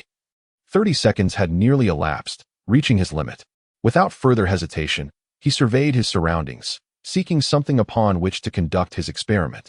Suddenly, his gaze brightened as he spotted a wounded little bird lying not far away. It was time to put his theory to the test. Wang Feng approached and gazed at the injured little bird, momentarily taken aback. Was this not the very creature he had rescued just a few days prior from the fangs of a venomous snake? How could it have sustained injuries again in such a short span? Remarkable indeed. Its wings and abdomen bore wounds, and its innards were visibly exposed. Alas, this fragile being seemed perilously close to death. Wang Feng, momentarily at a loss for words, pondered briefly before commanding the golden lotus at the center of his palm to unleash its power upon the diminutive bird. The golden radiance enveloped the creature, reminiscent of the silky smoothness of dove chocolate. In the next instant, Wang Feng widened his eyes, gazing at the little bird enveloped in a golden, gentle light. He observed as the scratches on the bird's wings healed at a pace nearly visible to the naked eye. The wounds on its abdomen were also swiftly mending, and the eyes that had been shut now opened wide. In but a few fleeting seconds, the bird was restored to its former glory. Wang Feng, drenched in sweat, crouched down, appearing utterly depleted. The energy within him was almost entirely drawn into the golden lotus in the ensuing seconds. Initially, he could only wield a fraction of his energy due to the absence of a spirit ring, rendering the rest of his power unusable. However, as the golden light enveloped the little bird, all of his energy was swiftly absorbed, leaving not a single drop behind. Simultaneously, the golden lotus, having lost its spiritual power, quickly reverted to its seed form, revealing its emerald hue once more, quietly floating in place. The little bird chirped joyfully, soaring around Wang Feng. Could this truly restore everything to its original state? Wang Feng was utterly astonished as he gazed upon the small bird, now brimming with vitality, even more so than before. Could this be the same bird that had been on the brink of death just moments ago? The first form of the golden lotus possesses the ability to heal and resurrect even such a fragile creature. Moreover, Wang Feng gazed at the little bird, which appeared to have grown significantly stronger. It fluttered about, its bright eyes brimming with vitality, as if imbued with newfound strength. The bird alighted on a nearby branch, pecking fervently at the trunk, and soon enough, it had created a small hole. Yet, it seemed to be still quite exhilarated, wildly soaring through the air. Could this be a sign of its fervor? Wang Feng was utterly astonished. Could it be that he had overexerted the power of the golden lotus? Just moments ago, in his inexperience, he had recklessly unleashed it all at once. Chapter 13. The Power of the Golden Lotus Beyond Measure. Self-learning. The first form of the golden lotus's power should indeed extend beyond this. Wang Feng did not gaze at the little bird any longer. Instead, he pondered. I currently lack a soul ring. If I were to possess one, the first form of the golden lotus would undoubtedly yield additional abilities. In other words, these are merely the inherent capabilities of the golden lotus itself. It is only after acquiring a soul ring that the other abilities of the golden lotus will be unlocked, revealing the true soul skills. Indeed, it is remarkably powerful. Wang Feng felt the enigmatic Azure Lotus martial soul within him. Even in its initial form, the golden lotus possessed an astonishing regenerative ability. One could only ponder the extraordinary powers it might wield upon reaching higher realms, such as its second, third, or even fourth forms. Wang Feng could hardly fathom the unfolding events. He made his way towards a distant small lake, yearning for a refreshing dip to soothe his fervent heart before resuming his exercises. However, unbeknownst to him, shortly after his departure, a small bird exuberantly chirped, launching itself towards a twig no thicker than a thumb, exerting every ounce of its strength. In a flash, brilliance erupted. The twig shattered into two pieces. Had Wang Feng been present, he would have surely been rendered speechless. Despite the twig's delicate nature, it was effortlessly severed by the bird's wings. This was no ordinary creature. It was a soul beast. This seemingly mundane little bird had astonishingly evolved into a true soul beast, and not just any soul beast at that. It had awakened its intelligence. Observing Wang Feng's retreat, the bird perched on the twig, blinking its eyes and fixating its gaze, reluctant to look away. Wang Feng inadvertently unleashed the full power of the first form Golden Lotus for the first time, surpassing his own expectations by a considerable margin. It was not merely a matter of restoration and healing. It also bestowed the ability to cultivate an ignited spiritual intelligence. Wang Feng approached a quaint lakeside, shed his upper garments, and with a leap akin to a dragon soaring through the gates, plunged into the water. The acquisition of soul rings may require some time. For hunting soul beasts is no simple endeavor. Wang Feng glided through the water with the grace of a beautiful merman. Yet his mind was in a constant state of contemplation. Wang Feng was acutely aware of his current physical prowess, particularly his formidable defensive capabilities. It was unlikely that an ordinary knife could inflict harm upon him. Furthermore, his endurance was remarkably robust, sending shivers down his spine. However, in terms of speed, strength, and agility, he estimated that he surpassed the average adult male by more than double, slightly exceeding even the elite soldiers of his former life. This superiority enabled him to easily dominate lesser opponents. Nevertheless, when compared to the truly exceptional warriors, there remained a discernible gap in his abilities. In the realm of Douluo Continent, such strength was insufficient for hunting soul beasts. The first form of the Golden Lotus lacked lethality, suggesting that during the initial stages, up to level 20, he might only rely on hand-to-hand combat until the emergence of his second form. Moreover, attempting to comprehend the enigmatic humanoid martial spirit without any guidance seemed rather unrealistic. As these thoughts swirled in his mind, Wang Feng swam around the small lake 10 times before emerging onto the shore, commencing his regular training regimen. He began by sprinting 10 laps around the grove, followed by leaping onto the branches to practice agility, ensuring that he did not break a single twig in transit. Next came the obstacle course within the woods. Over the past month, Wang Feng had ingeniously set up nearly 10 different traps of varying sizes to enhance his training. Some were ground traps. Others involved stones hurtling towards him, and there were also hindrances crafted from various agricultural implements. The layout formed a serpentine path around the grove, creating a daunting challenge. Even seasoned special forces from his previous life would likely emerge from such an obstacle course battered and bruised. Yet, Wang Feng navigated through it with an ease reminiscent of a leisurely stroll, emerging unscathed. This honed reflexive ability was precisely what allowed him to deflect the stones hurled by lesser opponents. Subsequently, Wang Feng began to train with a flattened tree trunk, measuring 4 to 5 meters in length, engaging in various exercises. This log weighed at least 100 pounds, presenting a significant challenge in terms of weight training and control. However, Wang Feng had it securely fastened to his body. He performed frog jumps, push-ups, dumbbell lifts, weighted sprints, and essential squats while submerged in the lake. He endeavored to replicate every conceivable exercise from his past life. Yet, as his physical capabilities improved, reaching his limits became increasingly elusive. His stamina was simply too formidable. There were instances when he trained for an entire day and hardly felt fatigued. The alterations brought about by Meteor Tears had most significantly enhanced his defense and endurance. Perhaps due to the direction of his training, it was clear that he needed to bolster his strength. Wang Feng pondered the necessity of enhancing his weight-bearing capacity. Ideally, he wished to be bound by a continuous load during training, even while eating, drinking, and sleeping, never to remove it. Speaking of strength training, the thought of the Chaotic Wind Hammer technique came to mind. At this realization, Wang Feng's body shuddered. The Chaotic Wind Hammer, even without Tanghao's prompting, was familiar to him from the original text. The technique's most formidable aspect lay in its ability to utilize force by leveraging one's own strength. A single powerful strike would generate a rebound force that could be transformed through a change in posture, allowing this rebound to be harnessed once more, thereby amplifying the potency of each subsequent strike. To be frank, it seemed somewhat unscientific, akin to a perpetual motion machine. Theoretically, each blow could surpass the last infinitely. However, the further one progressed, the greater the consumption, and the more terrifying the unleashed power became. With Tanghao's title as a Doolwa, it appeared he could only unleash a total of 81 strikes. Wang Feng could hardly recall the specifics. Nonetheless, even the might of 81 strikes would increase geometrically. One could only imagine the sheer ferocity it would culminate in. However, the prospect of persuading Tanghao to impart such a unique secret technique to him seemed far-fetched. It was only after Tang Sen awakened the second Haotian Hammer martial spirit that Tanghao reluctantly shared this secret with his own son. If that was the case for his biological child, what hope did he have? Yet, could he not endeavor to experiment on his own? A spark of inspiration ignited within Wang Feng. All he needed was to train in that direction, correct? By leveraging force, he could amplify each blow.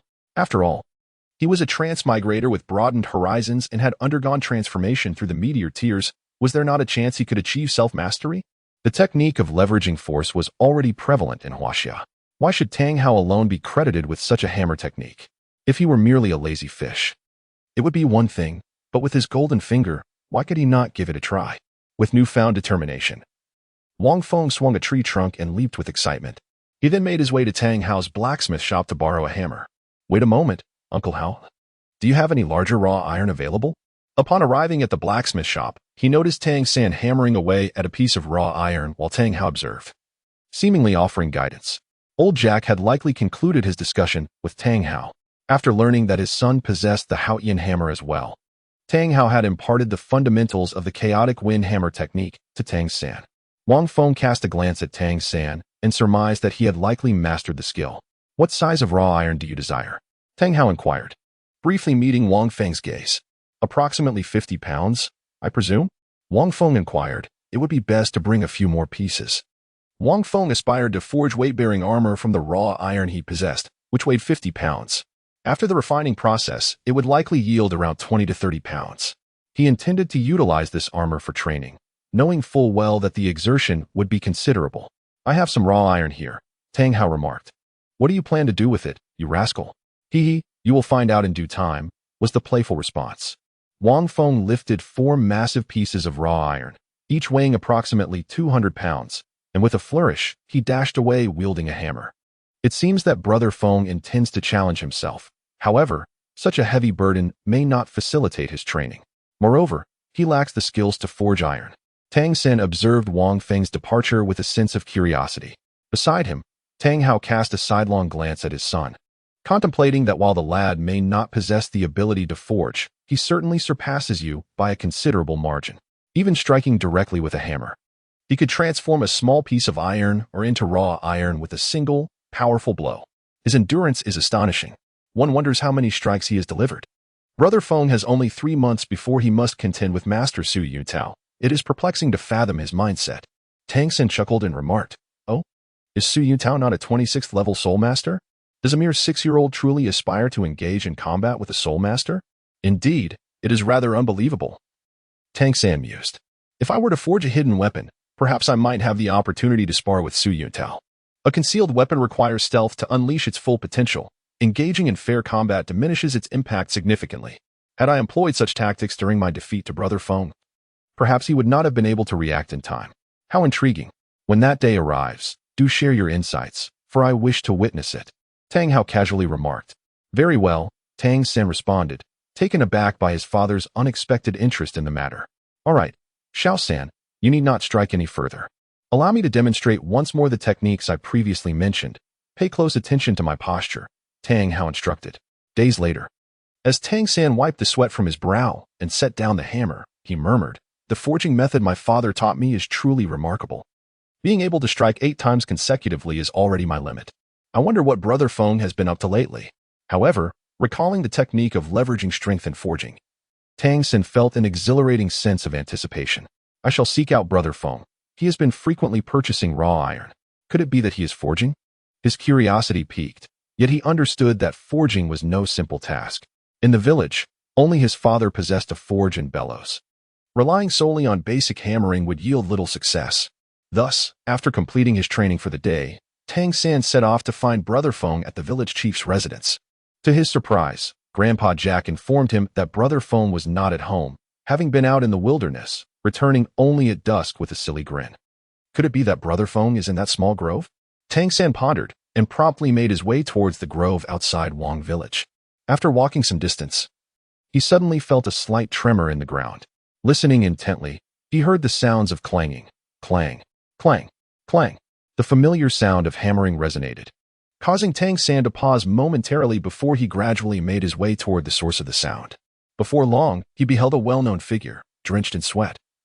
vigorously wielding a hammer to strike the fixed piece of raw iron. Witnessing this, Tangan was momentarily taken aback, pondering to himself, "Brother Feng, is this truly the right way to forge?" As he focused intently, his astonishment deepened upon observing the scene before him. Chapter 14. Truly challenging. What is this? Tangan gazed in amazement at the distance. There stood Brother Feng, hammer in hand, striking a piece of raw iron. With each swing, sparks flew, ignited by the force of the blows. Following the impact on the iron, the rebound propelled Brother Feng to pivot sharply, harnessing that very energy to deliver another strike upon the iron. This subsequent blow unleashed an even greater force, sending an abundance of sparks scattering. "Isn't this the technique my father taught me?" Tangan's face was a portrait of shock as he watched Brother Feng laboring intently. Utilizing the force imparted by the raw iron, he swiftly followed up with another swing, achieving a power surpassing that of the previous blow. This method not only refined the raw iron with remarkable efficiency, but also honed his own skills. Could it be that father imparted this wisdom to Brother Feng as well? No, it seemed somewhat different. Tangan scrutinized Brother Feng closely. The stance was distinct, markedly different from what his father had taught him, appearing somewhat rigid. Moreover, Brother Feng had not frequented the smithy in recent days. Could it be that he had gained this insight on his own? Clang. The crisp sound continued to echo. The more Tangan observed, the more astonished he became. 6 strikes, 18 strikes, 26 strikes. He watched as the iron, subjected to rapid hammering, glowed a fiery red, leaving him in awe. Each strike grew increasingly powerful. "This is incredible," Tangan murmured to himself. This strength is not merely a matter of the number of swings, but rather the finesse of the technique. To learn such an advanced skill through self-study in the art of forging, Brother Feng is remarkably astute. Tangan felt a surge of admiration. It was as if he had been treading the same path as his father, while Brother Feng was forging an entirely new one. As he continued to watch, Brother Feng's prowess intensified. This marked the 30th strike. Tangan mused internally on that day. Father had effortlessly delivered 36 strikes without a hint of fatigue. To his surprise, Brother Feng was nearing that same level of endurance. Furthermore, Brother Feng's striking technique seemed equally effective. However, it appeared that his limit would likely be around 40 strikes. The more Tangan observed, the more he admired Brother Feng's extraordinary physical prowess. Indeed, he must have become even stronger. "I cannot, for I must return and practice diligently. Moreover, I must forge my concealed weapons in advance." With this thought, Tangan hurriedly made his way forward. Meanwhile, Wang Feng was in a state of disarray. His posture was incorrect. His left shoulder should have been shifted back by an additional 3 centimeters to minimize the loss of rebound force. His calves were excessively tense, resulting in an uneven transmission of power. Although this strike had significantly increased in strength, it was not a proportional enhancement. This strike was substandard. Clang. He struck again, the sound alternating between crisp and muffled. Tangan did not scrutinize closely. He could only discern that Wang Feng's strength indeed increased with each blow. However, he could not perceive the fluidity of Wang Feng's form or the perfection of his power control. If Tanghao were to observe again, he would likely recognize that Wang Feng was visibly progressing. As this strike descended, it exceeded the stress threshold of the original iron, which was unacceptable. With each blow, Wang Feng's mind raced with thoughts, swiftly adjusting through his mastery of his own body, refining his technique. Since a few days ago, driven by a singular goal, Wang Feng had explored various postural variations. By now, he could achieve effects reminiscent of the Chaotic Hammer technique, yet it remained insufficient. Fortunately, with the advantage of Meteor Tears, he was unafraid of bodily harm. As long as he could endure, he could continue his research indefinitely. This pursuit was indeed physically demanding and could inflict considerable harm upon the body.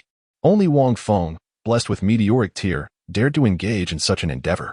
Initially, it was exceedingly challenging. For 2 full days, Wang Feng could only rely on sheer physical strength, forcing each strike to be stronger than the last. He struggled to grasp the concept of using force effectively and could not discover any special postures, unlike Xiao, who had Tanghao teaching him directly. However, over the past 2 days, Wang Feng gradually began to comprehend the nuances. If he continued to explore and innovate in this manner, within 2 months, he should be able to develop a more refined hammer technique. Perhaps it may initially fall short of the Chaotic Hammer technique, but with persistent effort, it is conceivable that he could surpass it. A sense of pride welled up within Wang Feng. After all, As a time traveler standing upon the shoulders of giants and endowed with extraordinary abilities, it would be rather disappointing not to surpass the limits of his predecessors. However, this method of forging was indeed quite taxing on one's physical strength. After 36 strikes, I found it increasingly arduous to continue. Each blow seemed to demand exponentially more effort. Once I had shaped these 2 pieces of raw iron into rudimentary armor, I would be able to bear a weight of approximately 150 pounds. At that point, the challenges of my training would significantly intensify, yielding far greater results. Wang Feng pondered deeply until the evening, just before darkness descended. Wang Feng, at last, found himself overwhelmed, collapsing onto the ground as stars danced before his eyes. The power of the Meteor Tears gently flowed from him, cleansing his entire being. And a long-lost strength resurfaced once more. It was a sensation of utter comfort, as if every cell in his body rejoiced in jubilant celebration, rendering Wang Feng indescribably elated. Indeed, this method of forging strength proved remarkably effective in swiftly pushing his physical limits, leaving him with the impression of having grown even stronger. Wang Feng exhaled softly. At present, his limit should allow him to strike 5 to 6 more blows. If he were to maintain a consistent amount of force, he could deliver hundreds of strikes without losing his breath. However, the intensity of each successive blow surpassing the last truly becomes unmanageable after several dozen. It is best to take a respite and resume tomorrow. Wang Feng returned to the village. Thus, for the subsequent 2 months, he devoted himself to the study and practice of the hammer technique until his physical prowess enabled him to deliver 64 strikes in one breath. Such an astonishing rate of improvement is almost beyond belief. Were it not for the Meteor Tears, it would likely have taken him several years to achieve this feat. His advancements in other areas have been equally remarkable. For instance, comparing his current state to that of 3 months ago, he is vastly transformed. Wang Feng need only to exert a mere fraction of his strength to utterly vanquish the third-rate opponent. However, in recent days, the rival must have experienced some growth, no? The time has nearly come. Brother Tao should be arriving soon, I presume. Wang Feng donned the meticulously forged iron blocks on his calves, along with the iron vest. Bearing a weight of nearly 200 pounds, even a fully grown man would find it arduous to traverse 100 meters under such a burden. Yet, Wang Feng leapt lightly, as though he had long since acclimatized to the load. A fortnight prior, he had clandestinely crafted and tempered this entire set of weighted armor at the blacksmith's shop, wearing it constantly, save for when he bathed. He had grown accustomed to its presence, as it was distributed across various parts of his body, his calves, arms, and back, each section weighing approximately 50 pounds, forged into rudimentary protective gear. This made Wang Feng appear slightly more robust than usual. With everything in place, he gradually made his way toward the village outskirts. Outside the village, Yuntao stifled a yawn, his gaze somewhat unfocused. In recent days, he had become somewhat enamored with the tale of the soul-shattering sky. However, a month prior, he had reached only the midpoint of the narrative, precisely when the character Xiaoyan was engaged in a fierce battle with the Soul Master adversary. Xiaoyan, anxious to uncover the subsequent chapters, Yuntao had resolved to visit the sacred Soul Village to request the continuation of the story from the young boy. Yet, he pondered, how could a dignified 28th-level Battle Soul Master condescend to visit the sacred Soul Village? Thus, he waited and waited until the appointed day finally arrived. Yuntao absent-mindedly touched his chest, frowning as he recalled, I sustained a minor injury while hunting soul beasts a few days ago, but it's of little consequence. In a moment, I shall be able to subdue this young lad with a single hand, compelling him to reveal the remainder of the tale. However, I must ensure not to harm him. After all, this boy's martial soul is rather inconsequential, possessing only innate full soul power. I hope he has trained sufficiently in recent days so as not to force me to injure him. Oh, how difficult it is for me, Yuntao. Chapter 15. Wait. Let me remove a few things. As Wang Feng stepped outside the village, he happened to catch sight of Yuntao. How punctual. Wang Feng gazed at Yuntao with a smile that radiated warmth. Yuntao, however, remained unchanged, his demeanor as tranquil as ever, exuding an air of superiority. Noticing Wang Feng's arrival, he observed that the boy had grown considerably more robust compared to 3 months ago. With a slight nod, Yuntao remarked calmly, It has been 3 months since we last met, little one. You have certainly grown stronger. He inquired if there were any more tales to share, adding that if so, he would temper his efforts in their forthcoming encounter. In Yuntao's eyes, it was utterly absurd for a 6-year-old to wish to engage him in combat. The child was oblivious to the true essence of a soul master. Had it not been for the stories, Yuntao would have dismissed the boy's ludicrous request entirely. for fighting with a child was akin to playing house.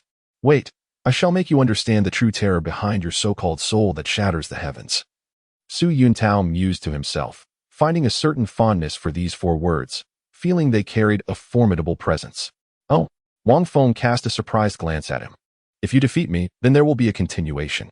If you do not succeed or merely achieve a stalemate, the narrative concludes here. What are we waiting for then? My time is limited, Su Yuntao replied, his hands clasped behind his back, his tone calm. Having said that, he turned and walked away into the distance. They, of course, could not engage in combat at the village entrance. Wang Feng followed closely behind. Before long, the two arrived at a clearing. Little ghost, will you be using a weapon? Su Yuntao said calmly. I suggest you do. As for me, I shall manage without. A little ghost, possessing innate full soul power. Su Yuntao truly felt that even using one hand would be excessive. I won't need it. Wang Feng said with a smile. Very well, let us begin. I shall allow you to make the first move. Su Yuntao replied with an air of arrogance. Whoosh. The moment his words fell, Wang Feng suddenly dashed towards Su Yuntao with remarkable speed. Su Yuntao was momentarily taken aback, astonished by the swiftness of this young boy, which he surmised was a result of 3 months of rigorous training. In the blink of an eye, Wang Feng surged towards Su Yuntao, shifting his foot to the side as his entire body seemed to pause momentarily, as if gathering strength. The atmosphere around him shifted abruptly. With his right hand clenched into a fist, he unleashed a powerful blow that sliced through the air, striking Su Yuntao's abdomen with a resounding impact. The speed of this punch was astonishing. Su Yuntao, harboring the intent to let his opponent strike, had no intention of resisting. With his years of cultivated physical prowess, how could he fear the punch of a mere 6-year-old child? However, in the next moment, his expression shifted dramatically. Before him, his body bent into a U-shape under the force of the blow. His eyes nearly bulged from their sockets as a searing pain erupted within him, akin to being struck by a 200-pound hammer. Shock filled his gaze. With a thunderous crash, he was propelled 10 meters back. Fortunately, Su Yuntao managed to adjust his stance mid-air, preventing himself from crashing to the ground, instead bracing himself on one hand. He spat out a mouthful of bile, struggling to rise, and stared incredulously at the young boy. His mind was a whirlwind of questions. What just happened?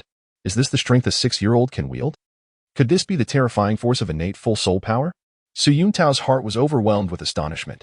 Innate full soul power, an occurrence rare in a century. Such formidable physical capabilities. He had underestimated this child. Taking a deep breath, Su Yuntao recalled that he had not employed his soul power in that exchange, relying solely on his physical resilience to withstand the blow, which had nearly overwhelmed him and even expelled bile from his stomach. Caught off guard, he resolved to engage seriously. A glint of determination flashed in his eyes. Aware now of the child's surprising strength, he no longer harbored any thoughts of underestimation. With that, Su Yuntao summoned his inner soul power, propelling himself forward with a powerful side kick aimed at Wang Feng. The tremendous force generated a real howling wind. The speed of this kick was remarkable. Wang Feng, however, did not evade. Instead, he extended his palm as if to block the strike. Oh no. It seems I've exerted too much force, Su Yuntao mused inwardly. Just as that thought crossed his mind, his foot connected with Wang Feng's palm. Instantly, a tingling sensation coursed through his body, radiating from his foot. Yet, the young boy remained steadfast, effortlessly blocking the kick with his hand. In the next moment, Wang Feng seized the opportunity, recalling the moment he wielded the hammer to strike the iron block. With a powerful rebound, he channeled his strength and, in a fluid motion, treated Su Yuntao's foot as if it were the hammer itself, twisting and casting it away. The force behind this throw was astonishing. Su Yuntao spun in mid-air for several rotations before gradually stabilizing himself, ultimately landing on a branch. What was that technique? Su Yuntao pondered, utterly astonished. It felt as though all his strength had been siphoned away, only to be expelled by his opponent with even greater force. In the shadows, 2 figures, one large and one small, were simultaneously observing the battle. They were Tanghao and Tangan. What is this?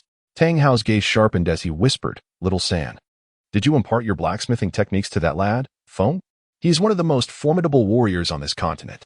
Tanghao had clearly witnessed the skillful display from Feng. That was the technique of the Chaotic Wind Hammer. Moreover, it had been perfectly applied in combat. Yet, there were notable differences. The way the power was channeled varied significantly from his own style. The techniques bore resemblance, but the execution diverged greatly. No, father. Tangan shook his head and recounted the scene from over 2 months ago when he first witnessed Feng's blacksmithing prowess. Upon hearing this, Tanghao was taken aback. This lad, Feng. Tanghao gazed at Wang Feng, feeling a sense of incredulity. Self-taught? The core techniques of the Chaotic Wind Hammer, self-realized and innovatively applied? Such mastery encompasses every aspect of the body. Learning it is challenging enough, let alone deriving it independently without prior knowledge. Were it not for Tanghao witnessing Feng grow up, he might have suspected that this child was a lost disciple of the Haotian clan. Such mastery, perhaps, could only be achieved by ancient beings who have lived for ages. You mean to tell me that a 6-year-old child, in less than 3 months, has independently created and perfectly applied the Chaotic Wind Hammer technique in real combat? Tanghao found it hard to believe. Yet, the undeniable reality before him and his son's account compelled him to accept it. This lad, Feng, is indeed a true genius. Tanghao conceded with a shake of his head. Tang San nodded in agreement. Feng exuded an aura that suggested intelligence and insight far beyond that of an ordinary 6-year-old. At times, Tang San even wondered if Feng, like himself, had traversed time and space. However, considering Feng's laid-back demeanor over the years, Tang San shook his head. Perhaps he is simply an unparalleled prodigy. Father, do you think Feng can defeat Master Su? Tang San inquired with curiosity. He pondered that the hidden weapon, the sleeve arrow, he had crafted over the past few days, if employed without restraint, could potentially enable him to defeat Su Yuntao without the use of his martial spirit. However, such an honorable confrontation seemed unlikely, given the vast disparity in their capabilities. Tanghao shook his head slightly, stating, "It is quite difficult, Xiao San. You must understand that when strength reaches its zenith, no technique can prevail. As you mentioned, Su Yuntao's martial spirit is the lone wolf. Once manifested, his power and speed will be significantly amplified. Defeating a 6-year-old child would be exceedingly easy for him. The speed and strength displayed by Feng just now were markedly different. Moreover, he does not yet possess a soul ring. Thus, he cannot fully harness the power of his martial spirit, which, as you described, is merely a flower. Far less potent than the abilities conferred by this beast martial spirit. Additionally, Su Yuntao possesses soul skills. Unless unforeseen circumstances arise, once Su Yuntao manifests his martial spirit, Feng will likely endure a severe beating. Nonetheless, it is commendable that he has compelled Su Yuntao to resort to his martial spirit. For a 6-year-old to achieve such a feat is indeed remarkable. Tanghao's analysis was quite astute, and Tang San nodded in agreement. His father's thoughts were comprehensive, indicating that he was no ordinary blacksmith, although Tang San chose not to inquire further. Meanwhile, as expected, Su Yuntao's repeated assaults were skillfully countered by Wang Feng, who utilized the principle of borrowing strength to neutralize each attack. This infuriated Su Yuntao. A distinguished soul master at level 27 was being matched blow for blow by a mere 6-year-old child. How humiliating. You are quite formidable, little one. No wonder you possess innate, full soul power. After being thrown back once more, Su Yuntao took a deep breath and stood calmly in place. In the next moment, 2 soul rings suddenly ascended from his body. A fearsome, monstrous wolf silhouette materialized behind him. Lone wolf. Manifest. Su Yuntao barked, and in an instant, an overwhelming aura erupted from him. In the blink of an eye, Su Yuntao charged towards Wang Feng once more, moving with astonishing speed, almost like a phantom. This time, Wang Feng failed to react in time. Bang! With a single kick, Wang Feng was sent flying several meters, feeling a faint sting in the palm that had been struck. Indeed, with the beast martial spirit manifested, Su Yuntao's strength had escalated to at least an entire tier, greatly enhancing his physical attributes across the board. Wang Feng rose to his feet, yet it appeared that Brother Tao had sustained an injury. Consequently, he had not fully unleashed his complete strength. However, Brother Tao was, after all, a 26th level battle soul master. At merely 6 years of age, relying solely on his physical prowess rendered him utterly outmatched, destined to be overwhelmed, unless he were to harness a portion of his energy. Nevertheless, Wang Feng was reluctant to resort to such measures. Wait a moment. Wang Feng suddenly raised his hand. What? Are you conceding defeat? Su Yuntao frowned and inquired. No. Wang Feng shook his head, then removed his garments and unfastened the iron protective gear encasing his body. Smiling as he said, I shall lighten my load. With that, he proceeded to detach the steel vest and the iron protections from his arms and calves, discarding them onto the ground. Thud! Nearly 200 pounds of steel crashed onto the earth, causing the ground to tremble slightly and emitting a profoundly muffled sound. Wang Feng's physique had notably diminished, appearing considerably more vigorous. Upon witnessing this, Su Yuntao, Tanghao, and Tang San exchanged astonished glances. In Chapter 16, The formidable prowess of the Golden Lotus is unveiled. A muffled sound reverberated across the ground as iron clashed against rock, sparking faint glimmers of light. The three stood transfixed, utterly dumbfounded. These iron armors must weigh at least 100 or 200 pounds, Tangan pondered, observing the now slightly more svelte and robust Wang Feng. Over the past 3 months, Tangan had been forging iron, allowing him to easily gauge the approximate weight of such armor.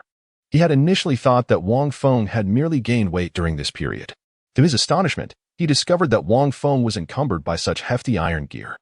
This meant that Wang Feng had been battling a level 26 Soul Master while clad in nearly 200 pounds of armor and still held his ground. Even compelling Master Su Yuntao to summon his martial spirit, Tangan realized that the raw iron Wang Feng had taken from him was used to craft this formidable suit of armor. Tanghao rubbed his temples in disbelief. This young lad was quite audacious, engaging in combat with a Soul Master while donning such heavy gear. Isn't such a burden, weighing at least 3 times more than his own body, detrimental to his health? Tanghao mused, furrowing his brow. Any form of training bears its side effects, and Wang Feng's reckless regimen could potentially inflict severe strain and harm upon his body. Such recklessness. Tanghao shook his head. However, unbeknownst to Tanghao, Wang Feng's heart was nourished by Meteor Tears, which continuously healed the injuries inflicted by excessive exertion. Were it not for the Meteor Tears, Wang Feng would never dare to undertake such feats. Yuntao, on the other hand, wore an expression of deep concern as he fixated on Wang Feng. Here was a 6-year-old child, clad in armor weighing at least 200 pounds, matching him blow for blow, and now compelling him to resort to his martial spirit. Could this truly be a mere child? The armor was undoubtedly 2 to 3 times heavier than himself. Was he an ant? Su Yuntao's lips twitched violently, utterly unprepared for the revelation of this child's hidden strength. Master Su, I am here. Wang Feng exhaled softly, taking a couple of light jumps in place. The 200 pounds of iron gear, worn for nearly 2 months, had become a familiar burden. At this moment, as he removed it, an overwhelming sense of relief enveloped him, as if the entire world had become weightless. From now on, I must gradually increase the load. Only then will this sensation be even more exhilarating. Wang Feng pondered within his heart. Su Yuntao remained silent, his body transforming into a fleeting shadow as he charged towards Wang Feng. The howling wind surged forth, as if it could tear apart the very leaves of the trees. Yet this time, Wang Feng smiled faintly, his toes lightly tapping the ground as he deftly sidestepped the incoming kick. Though he did not achieve the extraordinary velocity akin to that of a bullet, he was nonetheless able to perceive the trajectory of Su Yuntao's speed with crystal clarity. Take this, a swift strike reminiscent of the legendary Foshan shadowless kick. Wang Feng let out a fierce shout, swiftly delivering a kick towards Su Yuntao, whose body had turned to the side. The speed was astonishing, rivaling that of Su Yuntao in that very moment. Bang! In a critical moment, Su Yuntao's lone wolf martial spirit suddenly manifested, a radiant blue light enveloping him. Soul skill back shield, Su Yuntao exclaimed, bending at the waist as a faint blue glow emerged from his back. Thud! With a single kick, Wang Feng struck the layer of azure light, producing ripples reminiscent of water's surface. To his dismay, the impact proved utterly ineffectual, leaving him with a subtle ache in the arch of his foot. A flicker of realization stirred within him. Could this be the essence of soul skills? The original narrative of Douluo offered no intricate exposition on Su Yuntao's soul abilities, leaving Wang Feng in ignorance. Yet, at this moment, the seemingly inconsequential character from the original story, Tao Gu, possessed genuine soul skills. Indeed, the manifestation of such abilities was extraordinary. It felt as though a layer of steel enveloped Tao Ji's back, rendering Wang Feng's kick painfully ineffective. Wang Feng pondered deeply. Immediately, the soul skill was unleashed. Swift spirit, Su Yuntao exclaimed once more. A faint, solitary howl echoed in the air, as Su Yuntao's legs bent slightly, becoming more supple, enveloped by a delicate layer of white energy. In an instant, Su Yuntao's figure shifted, creating an undeniable illusion. His speed surged. Within the blink of an eye, he found himself behind Wang Feng, so swift that even Wang Feng could not react. It seems young Feng is about to lose, Tanghao remarked languidly. This lad is indeed formidable. His physical prowess allows him to hold his ground against Su Yuntao even after the latter has manifested his martial soul. However, soul skills are not mere techniques. They are the essence that amplifies a soul master's power. Although these 2 soul skills are rather ordinary and Su Yuntao is still injured, their execution is beyond what young Feng can withstand. Tangan nodded thoughtfully, recognizing the significance of the situation. Indeed, that is quite impressive.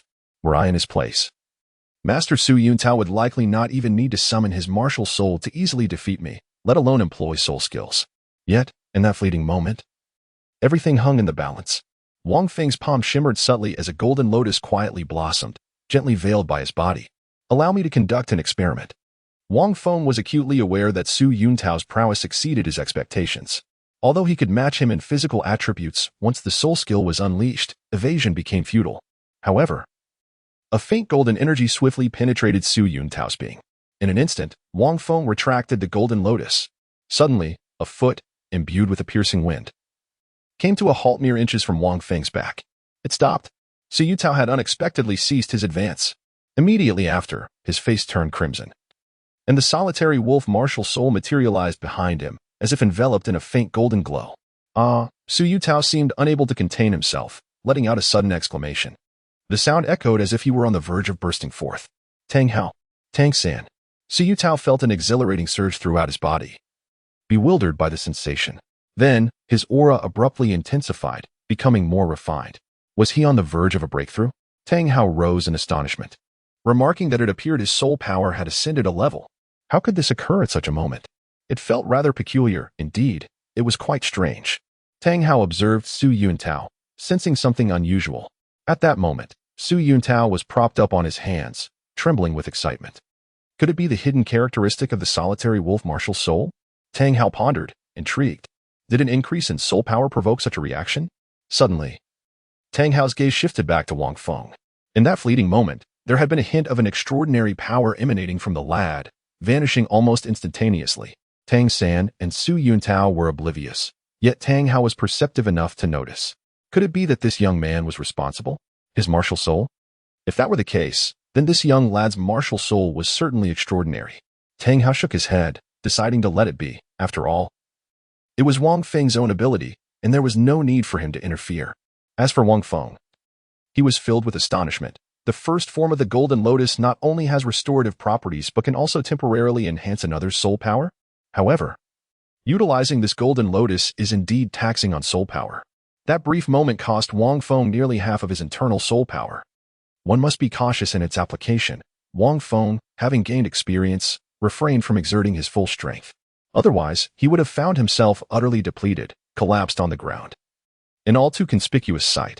Chapter 17. He was once a titled Doolwa. Wang Feng approached the situation with a spirit of experimentation, observing Su Yuntao intently as he witnessed the transformation of his older brother in arms. In his heart, Wang Feng couldn't help but elevate the first form of the Golden Lotus in his esteem once more.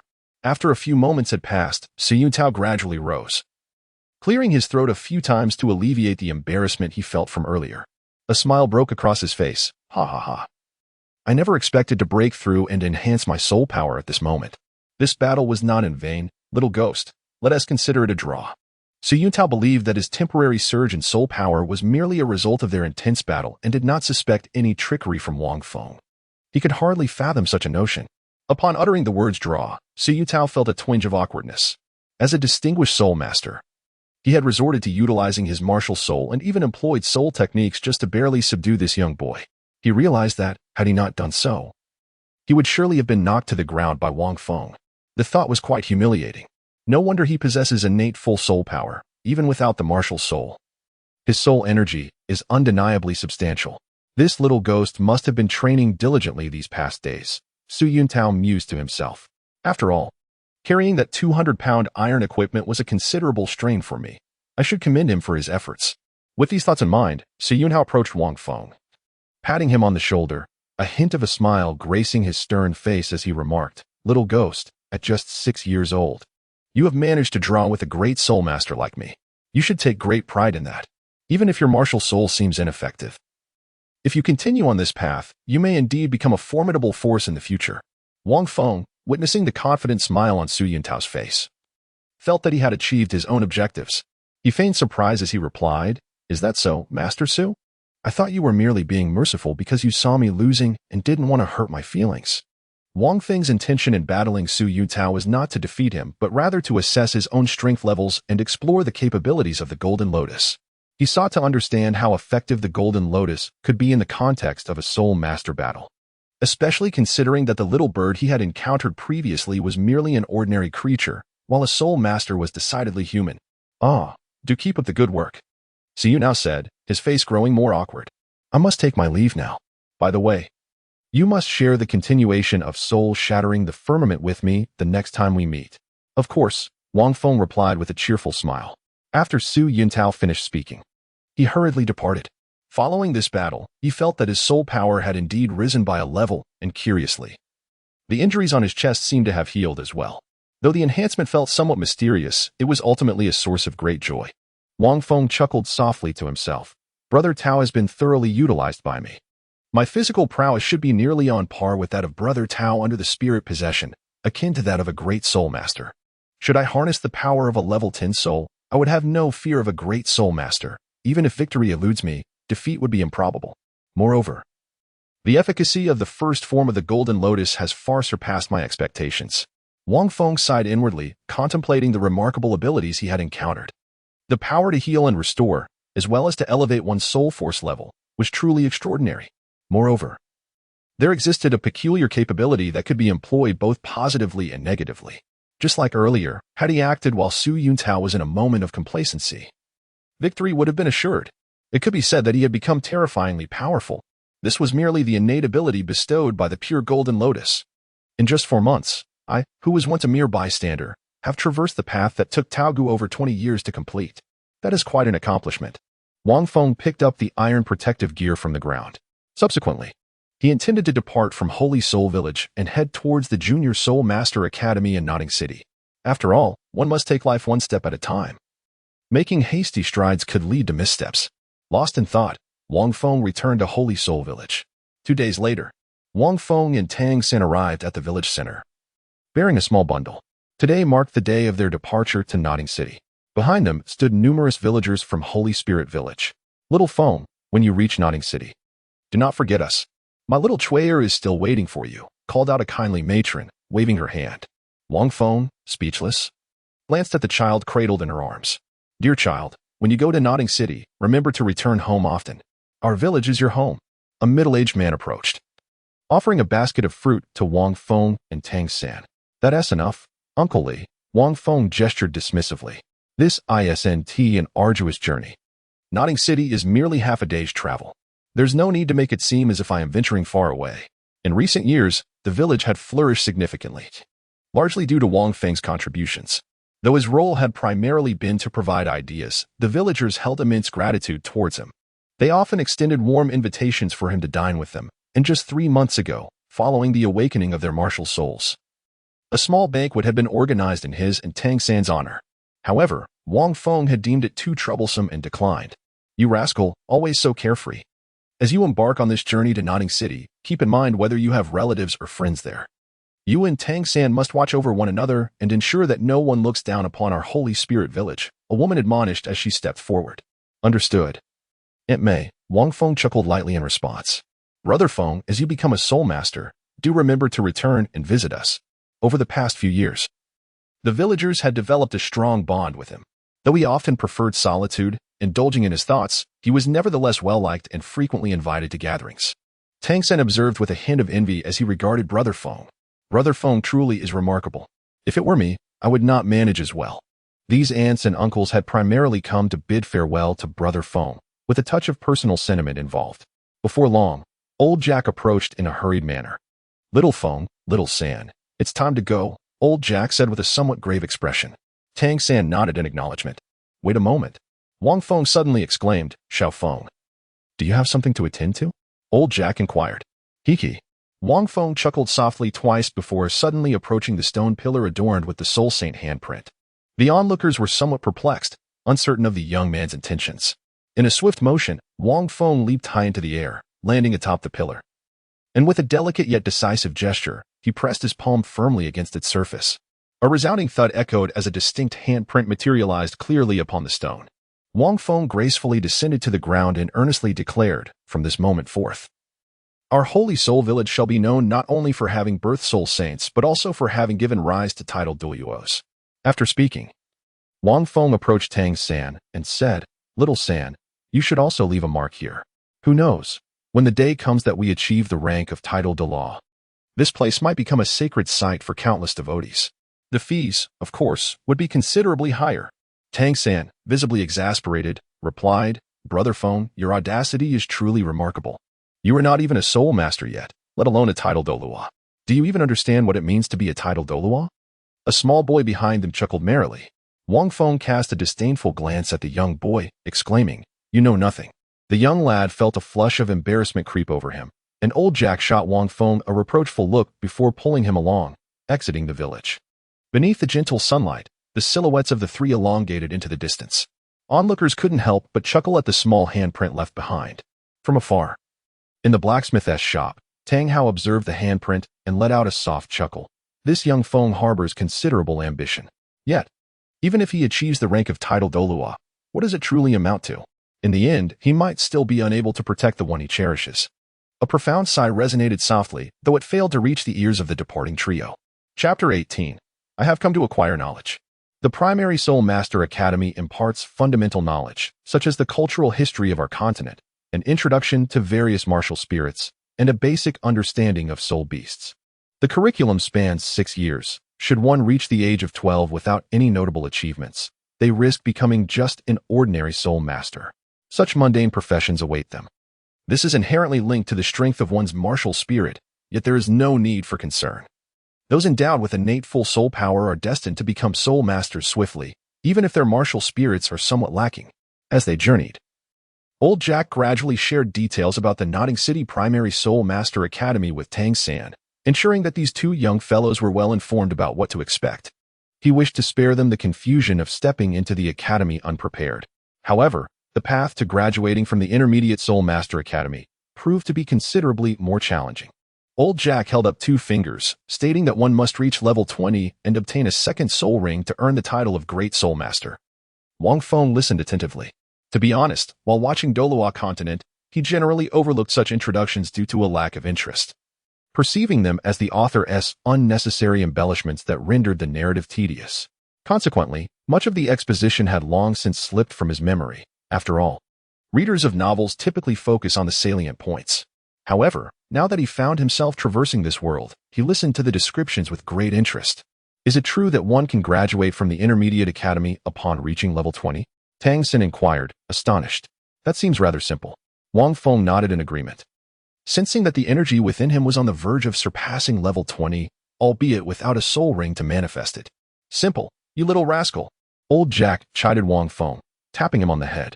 It is not as easy as you think. While you may possess innate full soul power, acquiring your first soul ring can be facilitated by the Academy's mentors to assist in hunting, but obtaining a soul ring at level 20 necessitates that you hunt it yourself. Do you have any idea how perilous soul beasts can be? Countless civilian soul masters have been injured or even killed in the process. Do you truly believe it is easy? Only those noble scions, accompanied by family warriors, enjoy considerably greater safety compared to us. Relying solely on oneself to hunt soul beasts is a challenge that has thwarted the ambitions of many soul masters. Wang Feng curled his lips at the mention of soul beasts. He had yet to encounter many and felt a twinge of curiosity. What might their strength be like? How do they compare to soul masters? Furthermore, how does their flavor measure up against ordinary wild beasts? Are they all delightfully crunchy and reminiscent of chicken? It seems that even after 6 years of traversing this realm, the inherent nature of a Huaxia individual remains unchanged. Wang Feng mused internally. How is it that I unconsciously think of food? Grandpa Jack, are there primary, intermediate, and perhaps advanced ones? Tang-san inquired, not contemplating as deeply as Wang Feng. Advanced? Old Jack was momentarily taken aback, then sighed. The Advanced Soul Master Academies are not something we common folk can aspire to enter. It is exceedingly difficult. You must understand. In the entire Tiando Empire, there are merely 2 Advanced Soul Master Academies, admitting fewer than 100 students each year, most of whom are claimed by those of noble birth. However, those who graduate from these institutions are soul masters highly sought after from all walks of life, even before the Empire bestows upon them noble titles. Nobility. Wang Feng smiled. The world of Douluo Continent is structured similarly to the medieval era, complete with the existence of nobility. The Advanced Soul Master Academy is akin to the prestigious institutions of my past life, such as Peking University, Tsinghua University, Harvard, and Cambridge. The entry requirements are exceedingly high, making it remarkably challenging for ordinary individuals to gain admission. Advanced Soul Master Tangan murmured a few thoughts, expressing a desire to experience it firsthand. Furthermore, even upon entering the Advanced Soul Master Academy, graduating is no simple feat. Old Jack continued, explaining that a mere soul ring can hinder the progress of many soul masters. Without the support of a family or the assistance of powerful factions, hunting soul beasts to obtain soul rings while simultaneously cultivating oneself is exceedingly arduous. Some individuals are seemingly destined for a life of privilege, as if everything is preordained, lacking for nothing. In contrast, we commoners face immense difficulties and hardships with each step we take. Old Jack gently shook his head. Though he is merely the village chief of a small hamlet and perhaps not widely experienced, each of his words carries weight and proves beneficial to Tangan. Wang Feng too felt a sense of reflection. Old Jack's words resonate beyond just the Douluo Continent. They reflect a truth that persists even in my past life. Wang Feng pondered to himself. Some individuals are born with a silver spoon, possessing wealth that others can only dream of after decades of toil. Moreover, the advantages of familial legacy and cultivation far surpass those in the realm of Doolwa, rendering it a mere fraction of reality. For countless young souls, a lifetime may be spent merely striving for a modest abode and a vehicle. Many aspirations remain merely whispers on the internet, eliciting envy and dreams unfulfilled. Lacking resources, connections, and status, a lifetime of effort results in nothing more than a starting point for others. It is akin to how Brother Tao, after 2 decades of hard work, finds himself at his present juncture. Such were Wang Feng's reflections. The prerequisites for graduating as a high-ranking soul master involve reaching level 30 and acquiring the 3rd soul ring. Surpassing this threshold elevates one to the realm of Soul Zone, also known as the Earth Soul Master. Furthermore, there are restrictions on both the soul rings and age. Not just any soul ring will suffice for graduation. Old Jack continued, stating that even upon entering a prestigious Soul Master Academy, only about a quarter of students are likely to graduate. As for the advanced stages, they are too distant to contemplate at this juncture. Progressing further in cultivation necessitates more formidable soul rings and the hunting of increasingly powerful soul beasts, which entails greater peril. Indeed, how many can truly attain the title of Douluo? One could count them on the fingers of one hand. Having shared this, Old Jack fell silent. After all, his knowledge was limited, and he could only impart the basic fundamentals to the 2 children. The rest was for them to discover on their own. By afternoon, the trio arrived at Nodding City. You must strive diligently to become soul masters. At the end of the semester, I shall hire 2 carriages to personally bring you back. Old Jack remarked with a smile as they entered Nodding City, feeling a sense of pride in the development of Holy Soul Village. Wang Feng had seldom visited Nodding City before, as it was too distant and he found little incentive to journey there. Moreover, being a rural dweller, he often faced prejudice in the city. Lacking any special advantages, he found no reason to seek discomfort in Nodding City, especially when Holy Soul Village was in such disrepair. However, now, Wang Feng strode boldly into the city, surveying his surroundings. The streets were bustling with pedestrians, and the ground was even, making for a pleasant walk. Although Holy Soul Village had improved significantly in recent years, the 3 were dressed simply, lacking any extravagant attire. Not bad, quite beautiful, he mused. Wang Feng shook his head and glanced around, catching sight of several beautiful young women. He couldn't help but exclaim, despite the absence of various cosmetics adorning their faces. Their skin, rich in collagen, appeared purely natural and unblemished. Even if they were not conventionally attractive, they were undeniably pleasing to the eye. Wait a moment. I am here to learn, not to admire lovely ladies. Wang Feng coughed a few times, redirecting his gaze. But merely glancing 1 tea cost me anything, he mused. After a moment's hesitation, he furtively cast a few more looks, only to retract his gaze once more, caught in this perpetual tug-of-war. His head swayed side to side. As if in a dialogue, the head protested, "No, I am here to acquire knowledge. I do not wish to indulge." While the eyes retorted, "No, you desire to." It feels as though my head and eyes have become estranged. Wang Feng shook his head, took a deep breath, and steadied himself. Chapter 19. Is this child truly remarkable? After all, following 4 months of rigorous training, Wang Feng's willpower had significantly strengthened. At this moment, Old Jack arrived with 2 others at the Junior Soul Master Academy. The imposing archway, crafted from solid rock, was adorned with 2 iron gates, presenting an impressive facade. However, in comparison to the myriad of architectural marvels Wang Feng had encountered in his previous life, it appeared rather ordinary. At the center of the archway, For prominent characters, read Nodding Academy, reminiscent of an average secondary school in certain lesser-known cities of his former homeland. Wang Feng was intently observing the scene when an oddly mocking voice, tinged with a hint of familiarity, echoed through the air. A work-study student? From which village do you hail? In your insignificant little hamlet. Can one truly produce a soul master? That mere muddy puddle can only yield earthworms. Can it possibly give rise to dragons? Do you have any proof? Let me see it. Old Jack's expression changed dramatically as he hurried to present the proof to the two guards of the academy. Upon reviewing the document, one of the guards erupted into laughter. Ha ha ha. Innate full soul power? Is that blue silver grass you're claiming real? Such an extraordinary innate full soul power is a rarity in a century. In my years here, not even the offspring of noble families have exhibited innate full soul power. How could your impoverished little village possibly produce such a rarity? With that, the guard disdainfully tossed the proof onto the ground, casting a contemptuous glance at it. Hearing these words, old Jack's face paled once more, a surge of anger rising within him, yet he dared not express it. After all, this was Nodding Academy. Tangan also furrowed his brow, his gaze growing cold as he regarded the two guards. Just at that moment, as old Jack was about to retrieve the proof, Wang Feng suddenly grasped his arm, preventing him from doing so. Wang Feng chuckled and said, "Is it a quaint obsession with impoverished locales?" Wang Feng stepped forward and produced a golden soul coin from his bosom. He then began to gently toss the coin in his hand. The two guards, upon catching sight of the gleaming coin, were utterly transfixed. This golden soul coin could sustain an ordinary family in Nodding City for several months. Their entire monthly wages did not amount to such a sum. "Pick it up, obediently," he commanded. "Consider this golden soul coin as a token of my generosity towards you." Wang Feng boldly declared, "We, from the Sacred Soul Village, have never heard of you. You two wretches, having offended our village, can forget about thriving in Nodding City from now on." Despite being merely 6 years old, he exuded an undeniable presence as he tossed a golden soul coin in his hand. The two guards exchanged glances, each discerning the uncertainty reflected in the other's eyes. A golden soul coin was not something a child from a remote village could casually possess.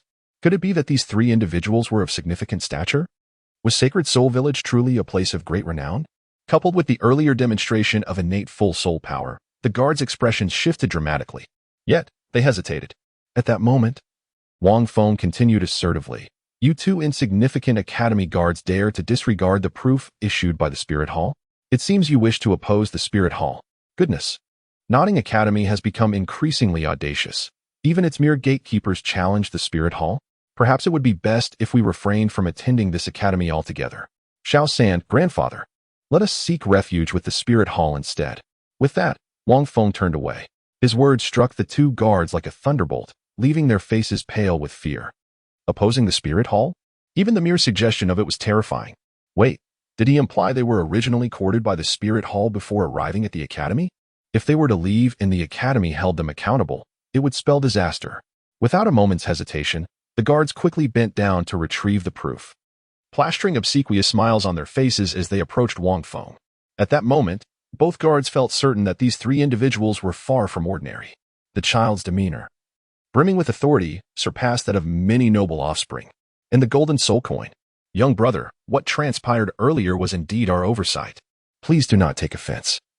We had no intention of opposing the Spirit Hall," one guard quickly replied, his tone dripping with sycophancy. Witnessing this, Tangan and old Jack were momentarily stunned, their minds racing with disbelief. They had never anticipated that Wang Feng could alter the guard's demeanor with just a few words. How astonishing. Is that so? Wang Feng seemed utterly unconcerned, meticulously examining the golden soul coin in his hand, as if he were oblivious to the presence of the guards. Yet, a cold smile lingered in his heart. In the original narrative, these two minor guards represented the kind of troublesome spirits that were difficult to deal with. They harassed Grandpa Jack simply because he had not offered any gifts. This situation bears a resemblance to the intricacies of human relationships in Huaxia. The gatekeepers, often the most troublesome, are particularly challenging to contend with. Wang Feng recalled vividly that later, when the two guards attempted to lay hands on old Jack, it was Tangan who intervened and subdued them. It was only when that formidable figure appeared that the situation was brought under control. However, Wang Feng was reluctant to engage in a confrontation with these two young rascals, as he deemed it beneath his dignity. He also wished to prevent the guards from daring to harm Grandpa Jack while he stood idly by. Thus, he decided to speak up first. After all, As a time traveler, could he not outsmart these two youngsters with a little ingenuity?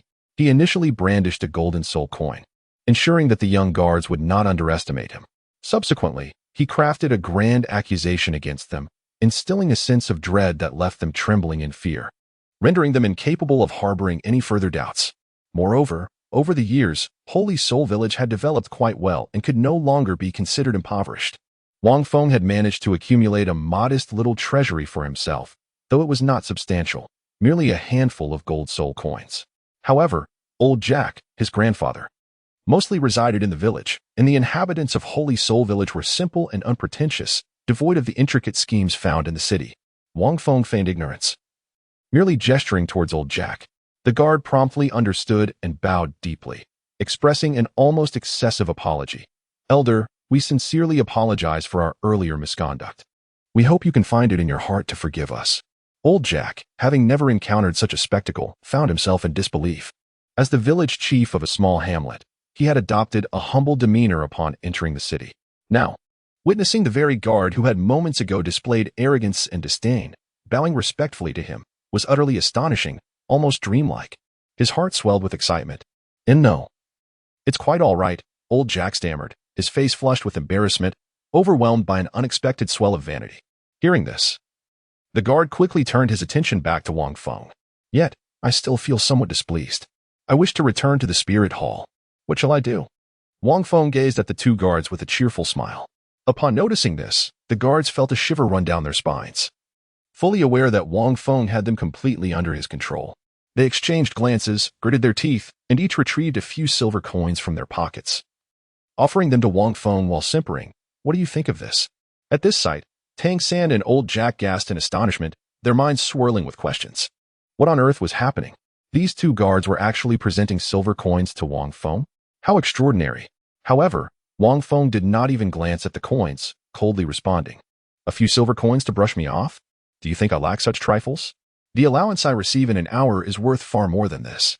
Old Jack pondered to himself, wondering how Wang Feng could possibly have any allowance. Meanwhile, the two guards felt a deep tremor of fear within their hearts.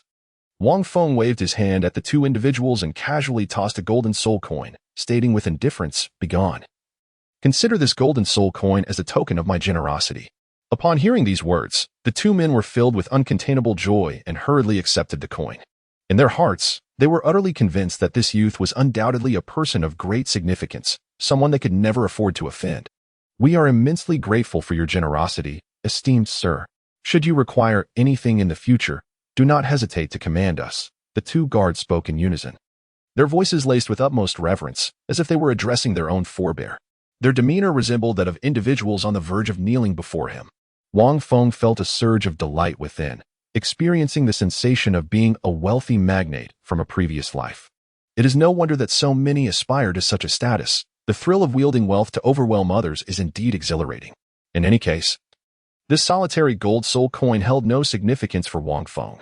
Tangan reflected quietly to himself, what remarkable prowess. Is it truly possible that Brother Feng is merely 6 years old? His abilities surpass even those of the cunning elders of my Tang sect.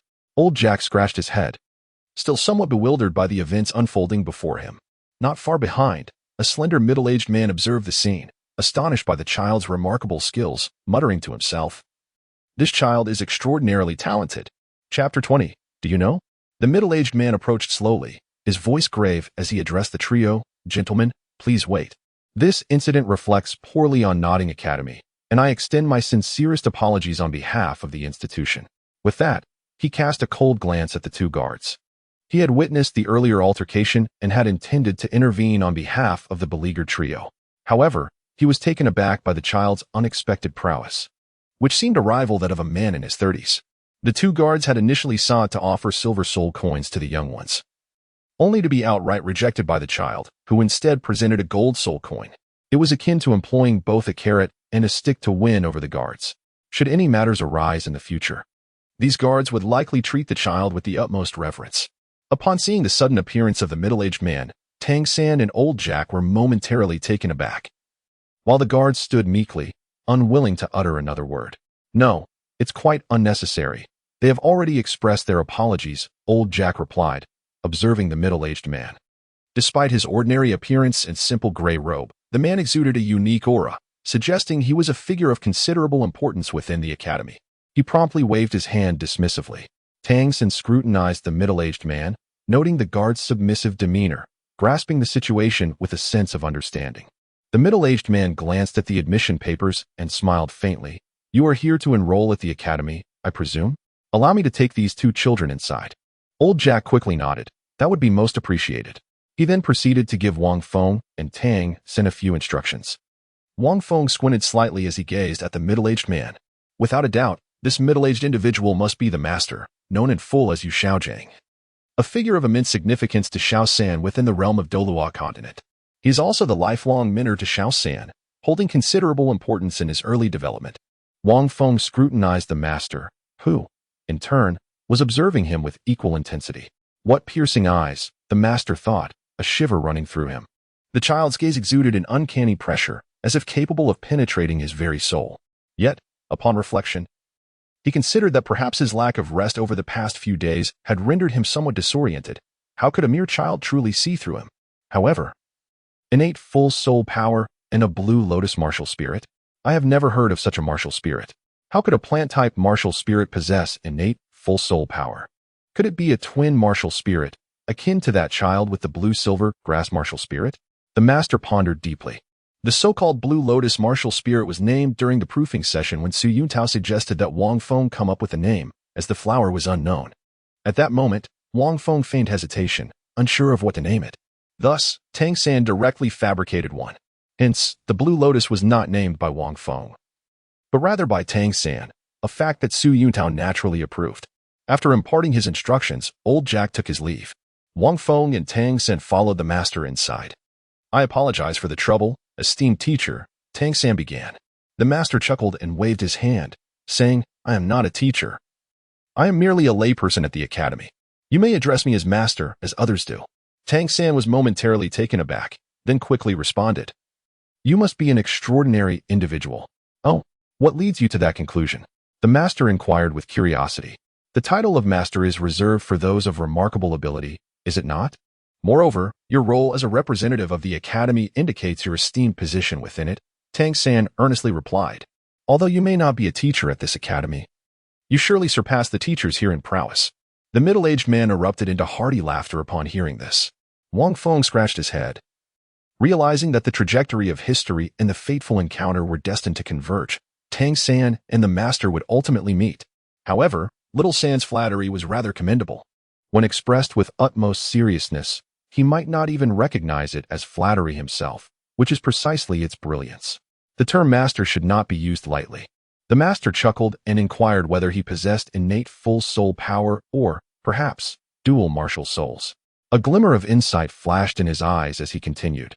"Your future is boundless, while I, merely a leisurely figure in the academy, lack the capacity to be your mentor." Upon hearing this, Tangan was immediately taken aback. Wang Feng inwardly sighed, acknowledging the extraordinary insight of the master. As a traveler from another realm, having witnessed the world of Douluo Continent, he was aware of Tangan's possession of twin martial souls due to the foresight granted to him. Yet, the master, without any supernatural perception or divine perspective, had managed to unveil Tangan's secret solely through theoretical analysis, an impressive feat indeed. "No, you undoubtedly possess exceptional abilities," Tangan declared after a brief silence, his tone suddenly earnest. "I wish to refer to you as my teacher." "Oh, and why is that?" the master inquired. "Simply because you were able to discern that I possess twin martial souls. I believe that within the entire Junior Soul Master Academy, there is not a single mentor who could recognize this," Tangan articulated slowly. "Would you be willing to teach me the cultivation of martial souls?" This conclusion had been reached after profound contemplation on Tangan's part. The matter of his twin martial souls was known only to his father. Yet, this enigmatic middle-aged man had unveiled it with such ease, it was nothing short of astonishing. For this reason alone, Tangan felt that the master was indeed remarkable. The master chuckled. "Ah, after all these years, you are the first to express a desire to be my disciple. Very well, I shall accept you. You are called Tangan, correct? Do you know why I could perceive your twin martial souls?" Tangan pondered for a moment and shook his head. How could he possibly know? The master suddenly turned to Wang Feng and said, "I wonder if this young friend, who also possesses twin martial souls, is aware? Upon hearing this, Tang San was taken aback. Brother Feng possesses twin martial souls as well. He gazed at Wang Feng with astonishment, questioning whether it was true that Wang Feng had another martial soul hidden within him. Me? Wang Feng smiled. To be honest, if Tang San's dual martial souls were the result of careful analysis and judgment by the master, then my own situation seems to be merely a matter of analogy and conjecture on his part. Surprisingly, he did indeed hit the mark. I do possess a humanoid martial soul, though I remain unaware of it. I suspect that you have disowned this from the evidence presented. Wang Feng gestured towards the certificate in his hand and remarked nonchalantly. It is undoubtedly due to curiosity about how two seemingly useless martial spirits can possess innate full soul power, which led to this speculation. As for how this deduction was made, I am at a loss. Indeed, Wang Feng was genuinely unaware of the reasoning behind it. After all, he had nearly forgotten the intricate details of the setting of the Douluo Continent, retaining only a vague recollection of the story and its characters. Who, after years of finishing a novel, can still remember all the intricate details contained within? Wang Feng struggles to retain memories. However, he clearly remembers the various pretentious scenarios, the beautiful maidens, and the formidable and awe-inspiring martial souls. Wang Feng observed that the master had merely glanced at the certificate, leading to his conjecture. However, upon hearing this, the master was taken aback. This child possesses such keen powers of observation. He had only stolen a glance. Yet the boy could deduce the reason behind his dual martial souls. This young mind is indeed quite remarkable. Chapter 21. My soul ring, my authority. The certificate? Tang San had yet to comprehend. Indeed, it is the certificate. The master smiled, acknowledging the child's intelligence. I deduced this from the certificates provided to you. I have researched over 671 individuals with blue-silver grass martial souls, of which only 16 possess soul power, less than 3%. Moreover, none exceeded the first level of soul power. According to my studies on the 10 core competencies of martial souls, innate soul power is directly proportional to the quality of the martial soul. Clearly, blue-silver grass does not meet this criterion, thus you must possess another martial soul. Of course, I am aware you may wish to cite exceptions. In every case, there are exceptions. However, your blue-silver grass is evidently not one of them. In the past century, only 2 instances of dual martial souls have emerged within the 2 great empires, while there have been 19 individuals with full innate soul power, all of whom were formidable beings, with some even reaching the great soul master realm. Among them, hailed from humble origins yet possessed full innate soul power. A situation arising from mutated martial souls. However, your blue-silver grass does not fall under the category of mutated martial souls. Hence I am confident that you possess dual martial souls. The master concluded his discourse, gazing at Tang San. Tang San was momentarily stunned by the revelations. Meanwhile, Wang Feng mused inwardly that this theory applies solely to individuals from the Douluo Continent and does not extend to those beyond it, such as Tang San or himself. The master surmised that Tang San's dual martial souls accounted for his full innate soul power. In truth, Tang San's dual martial souls were inherited from his parents, and the majority of his full innate soul power stemmed from his cultivation of the Xiantian skill. Otherwise, the strength he awakened initially would not have drawn upon his internal power, nor would he have excelled in mastering the luminous orb used for testing soul power. Subsequently, the master expounded further on the theory of mutated martial souls.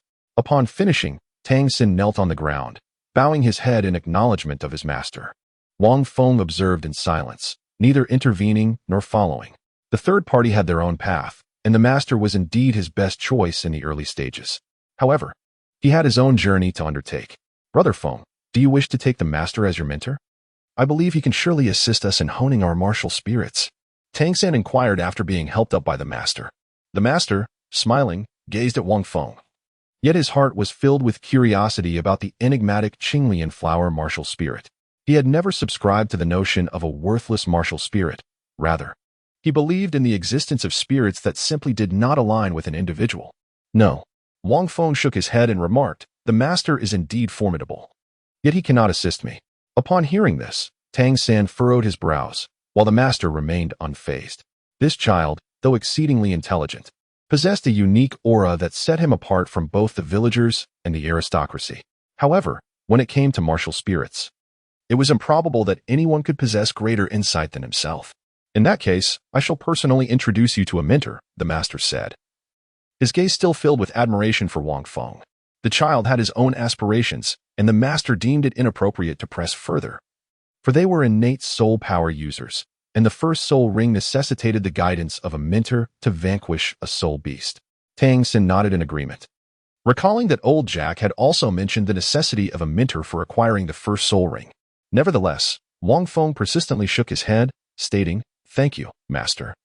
But I wish to take charge of my own soul ring. I intend to hunt the soul beast myself." This declaration left Tangan and the master momentarily stunned. "Hunt a soul beast yourself? Brother Feng, soul beasts are exceedingly perilous. I understand that you possess remarkable physical prowess, even holding your own against Master Su, but in reality, he employed soul skills, and you nearly faced defeat. Hunting is dangerous, even for Master Su, let alone for a 6-year-old. The master was equally astonished. "My soul ring? My decision, to hunt a soul beast myself? Is this truly the assertion of a 6-year-old? In truth, Wang Feng harbored even more audacious thoughts. Contemplating the hunt for a 1,000-year soul beast, he refrained from voicing this ambition, fearing that both the master and Tangan would deem him insane. "You must think this through," the master cautioned, furrowing his brow. "Soul beasts are not ordinary creatures. Their might far exceeds your imagination. The first soul ring is of paramount importance for a soul master, and you may not fully grasp its significance. Even if fortune smiles upon you and you manage to slay a soul beast, it is likely to yield a soul ring of minimal age." As he spoke, the master observed Wang Feng, noting the unwavering determination in the child's eyes. With a gentle sigh, he acknowledged that the child had likely made up his mind. That resolute gaze was all too familiar to the master. After a brief silence, he took a deep breath, shook his head, and said, "Very well, consider your decision carefully. It would be prudent to first familiarize yourself with the knowledge regarding soul rings and soul beasts before proceeding. Should you have any inquiries about soul beasts or martial spirits, do not hesitate to seek my guidance." The master genuinely admired this child, which was why he felt compelled to offer such counsel. If it were anyone else, he would not have bothered to say a word. Wang Feng smiled broadly and said, "I thank you, master. I intend to seize the opportunity over the next few days to delve into the knowledge of soul beasts and soul rings." The master nodded in acknowledgement, as this was indeed part of the curriculum for novice soul masters. Soon after, the master led the two of them to the academic office to register their student identities, acquire their uniforms, and allocate their dormitories. Tangan was assigned to the 7th floor of the dormitory, which was conveniently filled to capacity. This presented a bit of a dilemma.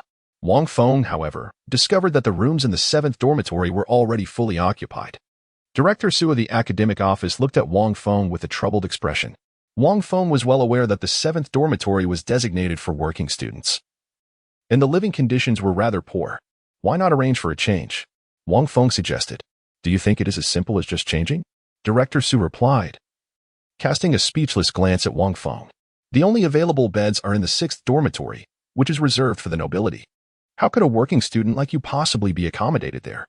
Wang Feng could not help but chuckle as he replied, "Why not? I have already stated that you are a work-study student and do not qualify to reside in such accommodations as per the Academy's regulations." Director Su said impatiently. "Is that so?"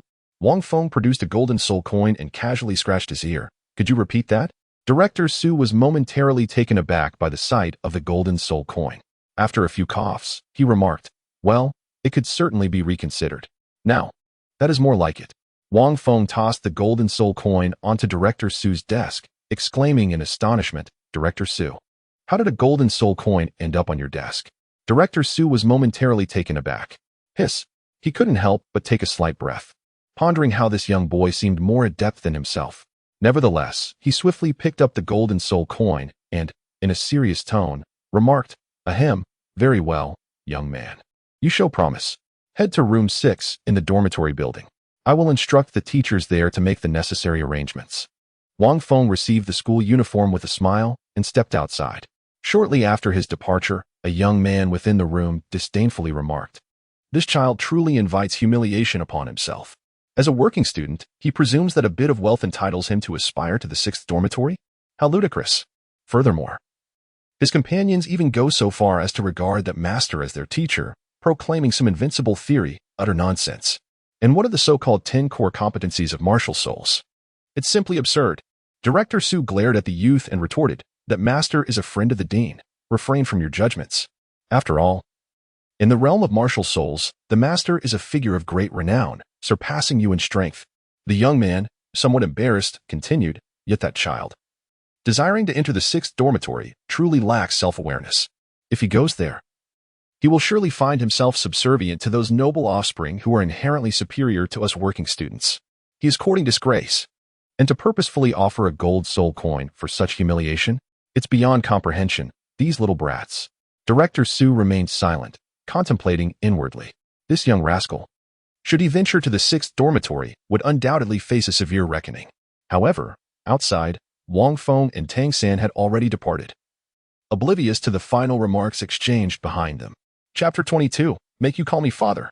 After Wang Feng and Tangan emerged, they proceeded directly towards the dormitory building. Brother Feng, once we tidy up, let us head to the cafeteria together for a meal, Tangan remarked at the entrance of the dormitory. Agreed. Wang Feng nodded and observed as Tangan was the first to ascend the dormitory building. This structure boasted 3 stories and housed a total of 7 dormitories for the students' accommodation. The 6th dormitory, conveniently situated on the 2nd floor, welcomed Wang Feng at its entrance, where he overheard several voices. Xiao Laoda, our newly assigned teacher for the 6th dormitory, mentioned that a work-study student is coming in. A work-study student?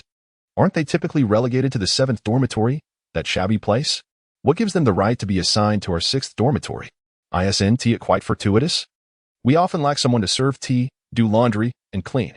We can have this work-study student do our chores for free. How delightful. And what if they resist? Resist? A mere work-study student just starting their academic journey would dare to defy us? We'll make them call us father. Xiao Laoda, when I entered just now, I spotted a charming little girl. Shall we go seek her out tomorrow? The room was filled with a cacophony of lively chatter. Wang Feng furrowed his brow in displeasure and promptly raised his foot. With a resounding bang, he kicked open the door. The half-steel door reverberated violently, crashing against the wall behind it. In an instant, the children within the room were rendered speechless. They ranged in age from 7 or 8 to 11 or 12. A mix of boys and girls, all adorned in opulent robes, clearly the offspring of affluent families. At that moment, they stood frozen, wide-eyed and gaping in astonishment at Wang Feng outside the door. I am the work-study student. Who is it that just claimed they would make me call them father? Wang Feng cast a sweeping glance around the room and remarked with a smile. The children within the space instantly responded, their previously blank expressions transformed into one of fury. How dare this in turn exhibit such arrogance? This lad must be from the countryside, right? Among them, a particularly tall boy, who stood at the forefront, regarded Wang Feng with a countenance that, while seething with anger, primarily radiated derision and disdain. Are you aware of the rules? Do you comprehend that this 6th dormitory is under my dominion? Do you even know what grade I am in? His gaze bore an air of challenge, as if posing a trifecta of existential inquiries. This boy, despite his ire, possessed a degree of handsomeness, appearing to be around 11 or 12 years of age. Wang Feng immediately discerned that this child was the leader of the 6th dormitory, renowned as Xiao Laoda among his peers. The boy regarded Wang Feng with an air of arrogance. Xiao Laoda, do not waste your breath on him. This mere work-study student dares to kick the door. What audacity! Allow me to teach him a lesson. Upon finishing his words, the boy stepped forward, his face twisted in a menacing grimace directed at Wang Feng. Lulong. Ease up a bit, Xiao Laoda replied with a cold chuckle. Do not incapacitate him. We will rely on him for the dirty and laborious tasks in our dormitory. Rest assured, Xiao Laoda, I know my limits, Lulong said, a smug smile creeping across his face. The other children in the dormitory joined in laughter, reveling in the thought of the foolish work-study student being beaten down, reduced to a pitiful state begging for mercy. Kid, state your name. Lulong. Do not strike without purpose. Liolong's body trembled slightly as a yellow glow emanated from him, revealing a nearly 2-meter-long staff that materialized in his hands, his martial spirit. Enough with the pointless chatter, Wang Feng interjected, raising his middle finger in a provocative gesture. Though the others were oblivious to the meaning of this gesture, it seemed to incite an innate fury within them. Liolong's expression shifted, and with a light leap, he charged toward Wang Feng, the staff carving a yellow arc through the air as it descended upon him. If it connected, bruises would be inevitable. The children in the room erupted in even louder laughter at the unfolding scene, while only Xiao Laoda furrowed his brow, concerned about Liolong's excessive force. What if something went awry? However, in the very next moment, Wang Feng struck, in a flash of electric brilliance. His right hand darted forth with the swiftness of an eagle's talon seizing its prey, his 5 fingers grasping firmly onto Lu Long's martial soul manifested as a staff. Lu Long was momentarily taken aback, his momentum abruptly halted. Simultaneously, Wang Feng's left foot paused slightly, and with a swiftness akin to a phantom, he delivered a kick directly to Lu Long's abdomen. Lu Long's complexion turned a shade reminiscent of liver, his body curling like a boiled shrimp in response to the excruciating pain, beads of cold sweat forming on his forehead. At that moment, Wang Feng released his grip on the staff. Lu Long was sent crashing to the ground with a resounding thud. The battle concluded with astonishing rapidity. In the blink of an eye, Lu Long had been defeated. The onlooking children were still trying to comprehend the unfolding events when they witnessed Lu Long being sent flying back. With such meager strength, did he dare to expect me to serve him tea? Wang Feng gazed at the several children in the room, a smile creeping onto his face as he remarked, "I apologize, but if you all call me Dad, then I shall no longer be known as Wang Feng." Upon hearing this, the expressions of the children shifted dramatically. Suddenly, a figure leaped forth from behind the children. He soared into the air like an eagle taking flight, his legs slightly bent and limbs outstretched in a claw-like manner, charging directly at Wang Feng with astonishing speed, far surpassing that of Lu Long's earlier attack. It was Ling Feng. His martial spirit was the Shadow Crow. Here, aside from Xiao Laoda, he was the most formidable. A girl with a few freckles yet possessing an enchanting visage gasped in astonishment. Ling Feng's assault was executed with such swiftness that it occurred almost instantaneously as Wang Feng spoke. By the time Wang Feng finished his sentence, Ling Feng was already upon him. Wang Feng let out a cold laugh, his body slightly inclined as he faced the claws of Ling Feng with his right shoulder, making no attempt to evade and allowing himself to be seized. In the next moment, he pivoted his body, harnessing the oncoming force, applying the principles of strength borrowed from the hammering technique he had mastered. With a subtle release of that power, he shifted from his right shoulder to his left, using his waist as an axis, and unleashed a swift and powerful punch aimed directly at Ling Feng's chest. Bang! Wang Feng's speed surpassed even that of this beast martial soul, the Shadow Crow, renowned for its swiftness. With a single punch, he struck directly at Ling Feng's chest. Bang! Ling Feng was sent flying to the ground, mirroring the earlier fall of Lu Long. In an instant, silence enveloped the 6th dormitory. Everyone gazed in astonishment at this work-study student, utterly unprepared for the defeat of their 2 strongest fighters. Was it truly so effortless? Even the formidable Xiao, with his spirit rings, could not achieve such ease. Wang Feng entered slowly through the door. Immediately, with a swift movement of his right foot, he slammed the door shut with a resounding thud. This sound seemed to reverberate within the hearts of the numerous children present, causing them to collectively gulp. Except for the composed Xiaoda, they all instinctively took a step back. "You boy, do not become too complacent." At that moment, the most steadfast among them, Xiaoda, rose and cast a frigid gaze at Wang Feng. "I am a true soul master, endowed with a soul ring. Are you certain you wish to oppose me, Xiaoqinyu?" Chapter 23. He is indeed the leader of our dormitory 6, a genuine soul master with a soul ring. Upon hearing this, the children in the room turned their attention to Xiaoqinyu, their expressions tinged with excitement and fervor. Ling Feng and Lu Long also stood up, some clutching their stomachs, others grasping their chests, retreating to the back with smirks on their faces. With the leader stepping in, there was assuredly no cause for concern. Yet, Wang Feng remained rooted in place, smiling as he replied, "I would prefer not to repeat myself, my dear father." At this, Xiaoqinyu's anger ignited. This brat was insufferably arrogant. A mere work-study student, emboldened by his slight prowess, had defeated Lu Long and Ling Feng, who possessed no soul rings, and now disregarded him entirely. Xiaoqinyu, a 6th-level student with the martial spirit of a wolf, and an 11th-level soul master with a soul ring, coldly stated, "State your martial spirit and level. It is the rule." Wang Feng smiled gently and remarked, "My martial soul is the Blue Lotus, and as for my rank, I possess innate full soul power. There are no ranks or soul rings." Upon finishing his statement, Wang Feng slightly lifted his palm, revealing a stunning Blue Lotus. The rank and soul rings are officially acquired only after registering at the Spirit Hall upon becoming a Spirit Master. Thus, Wang Feng did not possess any ranks or soul rings. Innate full soul power? Seriously, he possesses innate full soul power? Instantly, those present in the room were taken aback, gazing at Wang Feng in utter astonishment. Innate full soul power. Even if one has seen a pig, one may not have witnessed a pig running. Who would have thought they would encounter such a phenomenon? No wonder he dared to be so brazen. It turns out he possesses innate, full soul power. Lu Long sneered. What a pity that he lacks both rank and soul rings. This so-called Blue Lotus martial soul, I have never even heard of it. It must be some worthless martial soul, merely aesthetically pleasing. Most plant-type martial souls lack combat prowess. Indeed, my boss has nothing to fear from him. Without even a soul ring, how can he contend with my boss? Once my boss's wolf soul is unleashed, he will surely be defeated. Ling Feng echoed in agreement. As he listened to their encouragement, Xiao Qinyu, initially shocked by the notion of innate full soul power, began to reconsider. After all, this lad lacked even a soul ring. Although he possessed innate full soul power, it was merely a plant-type martial soul. What was there to be afraid of?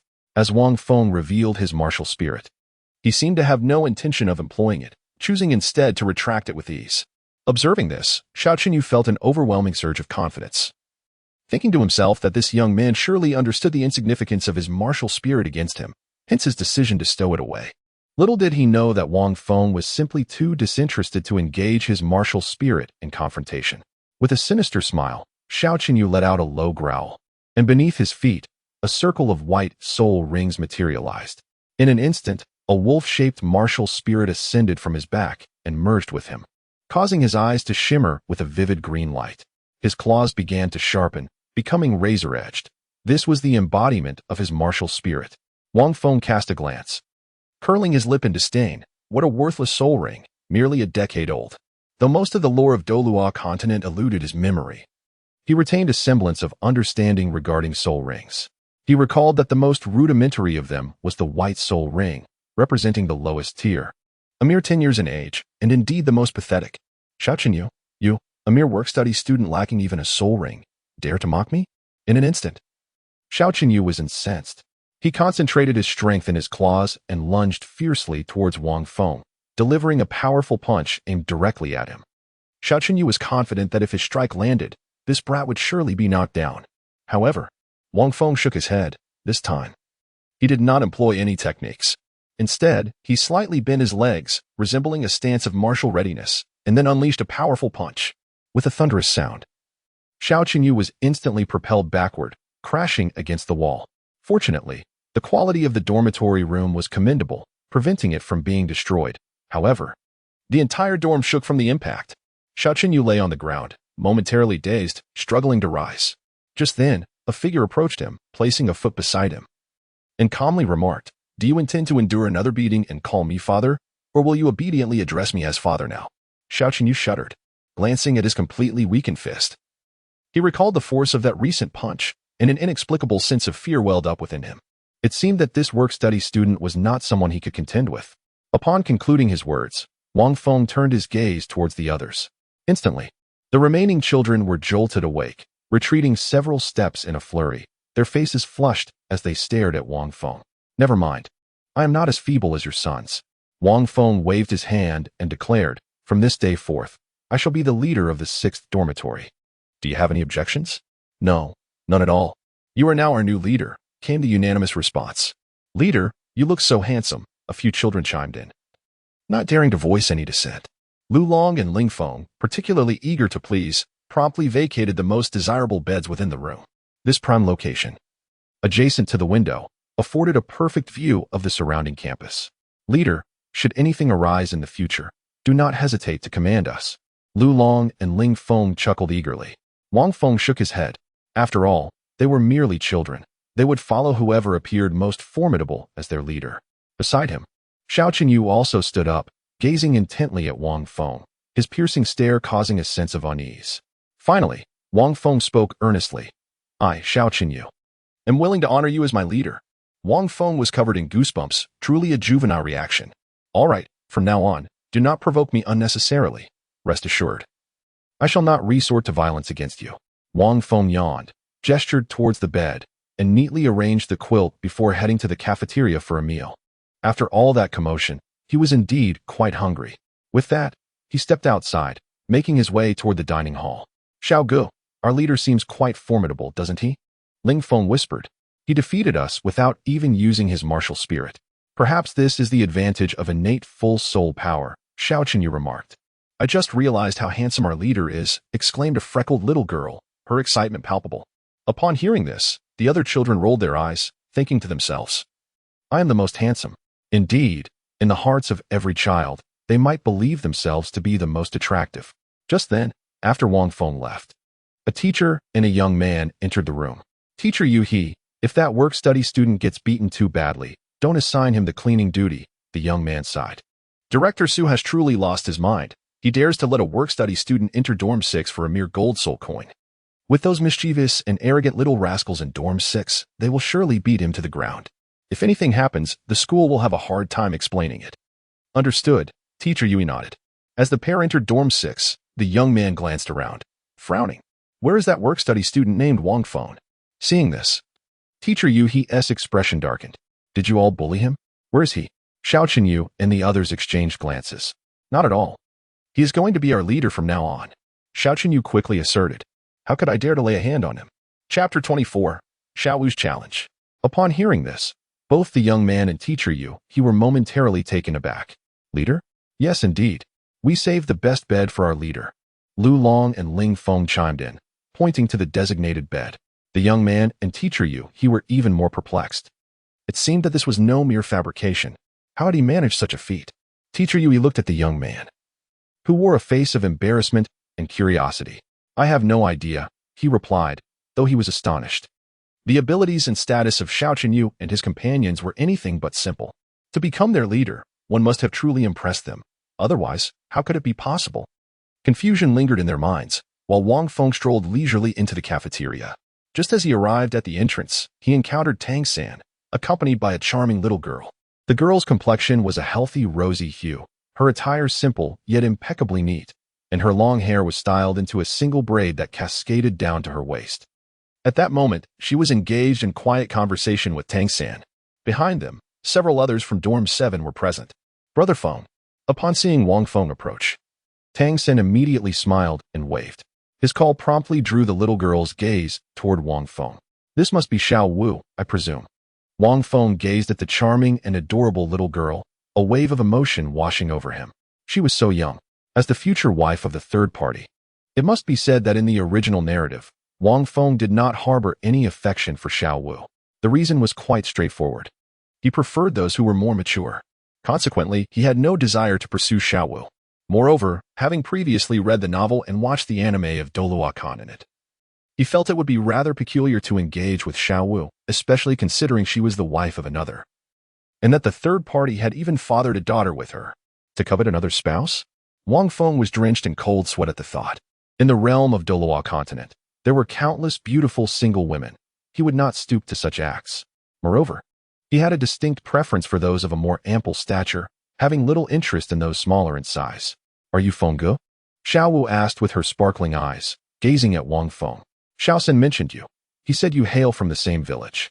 I defeated Xiao San. And he mentioned there was someone stronger than him, known as Fengge. It must be you. Tangan felt a wave of embarrassment wash over him. Being bested by a girl was undeniably humiliating, especially considering his lack of experience. This was indeed his first encounter with a girl. It is indeed me, he admitted. Wang Feng nodded. After dinner, I would like to engage in a duel with you, Xiao Wu said with a cheerful smile. I have no desire to fight you. Wang Feng shook his head. He was aware that Xiao Wu's true form was that of a soul beast, the soft-bone rabbit. In the early days, she relished in fighting and bullying Tangan. However, he found little interest in such antics. Why is that? Xiao Wu paused, a hint of indignation in her voice. You're not afraid of me just because I'm a girl, are you? Not at all, Wang Feng replied, shaking his head again.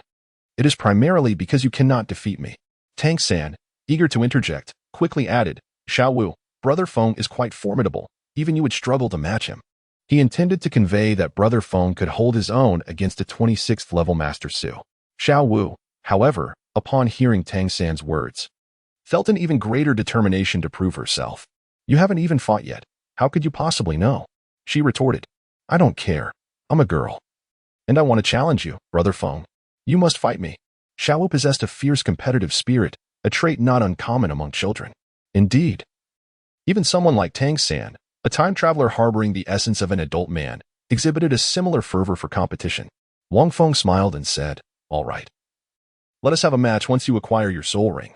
You have my word. Xiao Wu's eyes sparkled with excitement. After all, she possessed innate full soul power. Now, Let us dine, she suggested. Wang Feng gently caressed his belly. After reaching a consensus, the group entered the dining hall and enjoyed a relatively sumptuous lunch. During the meal, the master came to meet Tang San, attracting the curious glances of a group of work-study students from the Tangsan 7. The master's reputation resonated throughout the academy. Tang San, have you truly chosen the master as your mentor? One of the work-study students, Wang Xing, could not restrain himself from exclaiming. You must think this through. The master possesses only a soul power of 29, and his martial soul is rather feeble. Approaching 50 years of age and yet failing to break through to the rank of Great Soul Master, the prospects seem bleak. He merely enjoys the indulgences of the academy due to his friendship with the dean, but there is little hope for the future. Silence. Tang San cast a chilling glance in his direction. Should you utter such words again, I may very well resort to violence. With that, he rose and strode out alone. Wang Feng shook his head. After all, these individuals were merely ordinary work-study students, not traversers, lacking discernment, making such remarks quite understandable. However, Xiao Wu gazed at Tang San with eyes sparkling with enthusiasm. After their meal, Wang Feng proceeded to the academy's library, intent on researching various materials concerning soul beasts. Throughout the entire day that followed, he remained engrossed in the library, fervently sifting through an array of documents. Although the information was scant and not particularly detailed, perhaps lacking the profound understanding of the master or other mentors, Wang Feng did not require an exhaustive comprehension. He merely sought to grasp the types of soul beasts and their approximate lifespans. On the following day, Tang San accompanied the master out of the academy. Wang Feng understood that they were likely heading to the soul-hunting forest, located 400 miles northeast of Notting City, a place where the empire reared soul beasts. Presumably, the master intended for Tang San to hunt a soul beast and acquire his first soul ring. On this day, Wang Feng also ventured out. Yet he did not head towards the soul-hunting forest. Instead, he made his way to the spirit hall. The soul-hunting forest housed soul beasts of a millennium. Though rare, and Wang Feng felt compelled to explore it. However, entry into this realm necessitated a hand order issued by the spirit hall. Without a hand order, Wang Feng could only proceed to the spirit hall to request a token from Yuntao. The spirit hall in Notting City was undoubtedly more magnificent compared to that of Holy Soul Village.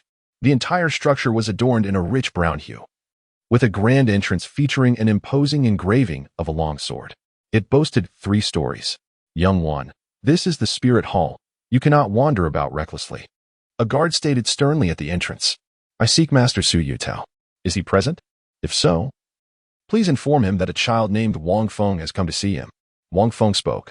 Upon hearing this, the guard cast a suspicious glance at Wang Feng, furrowing his brow, yet complied with the request. You seek Yuntao? What business could a mere child have with him? At that moment, a woman approached, regarding Wang Feng with astonishment. She was tall and voluptuous, possessing a fair measure of beauty, and appeared to be of a similar age to Yuntao. You require a token.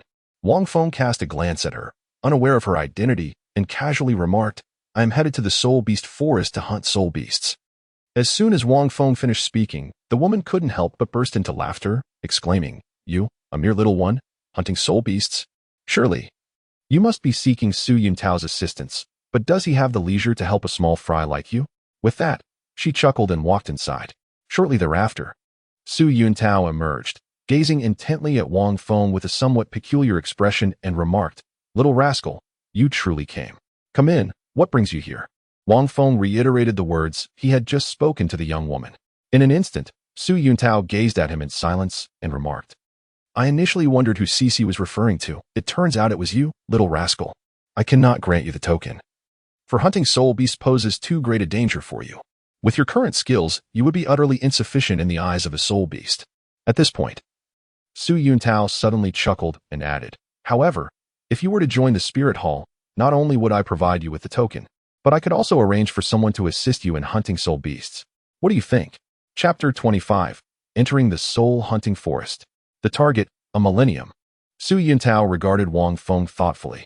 This child possessed innate full soul power, yet his martial spirit was rather unremarkable, thus rendering him unworthy of an invitation to join the spirit hall. Nevertheless, what truly captivated Yuntao was the child's strength. A mere 6-year-old capable of manifesting his martial spirit and utilizing soul skills, enough to suppress and defeat him.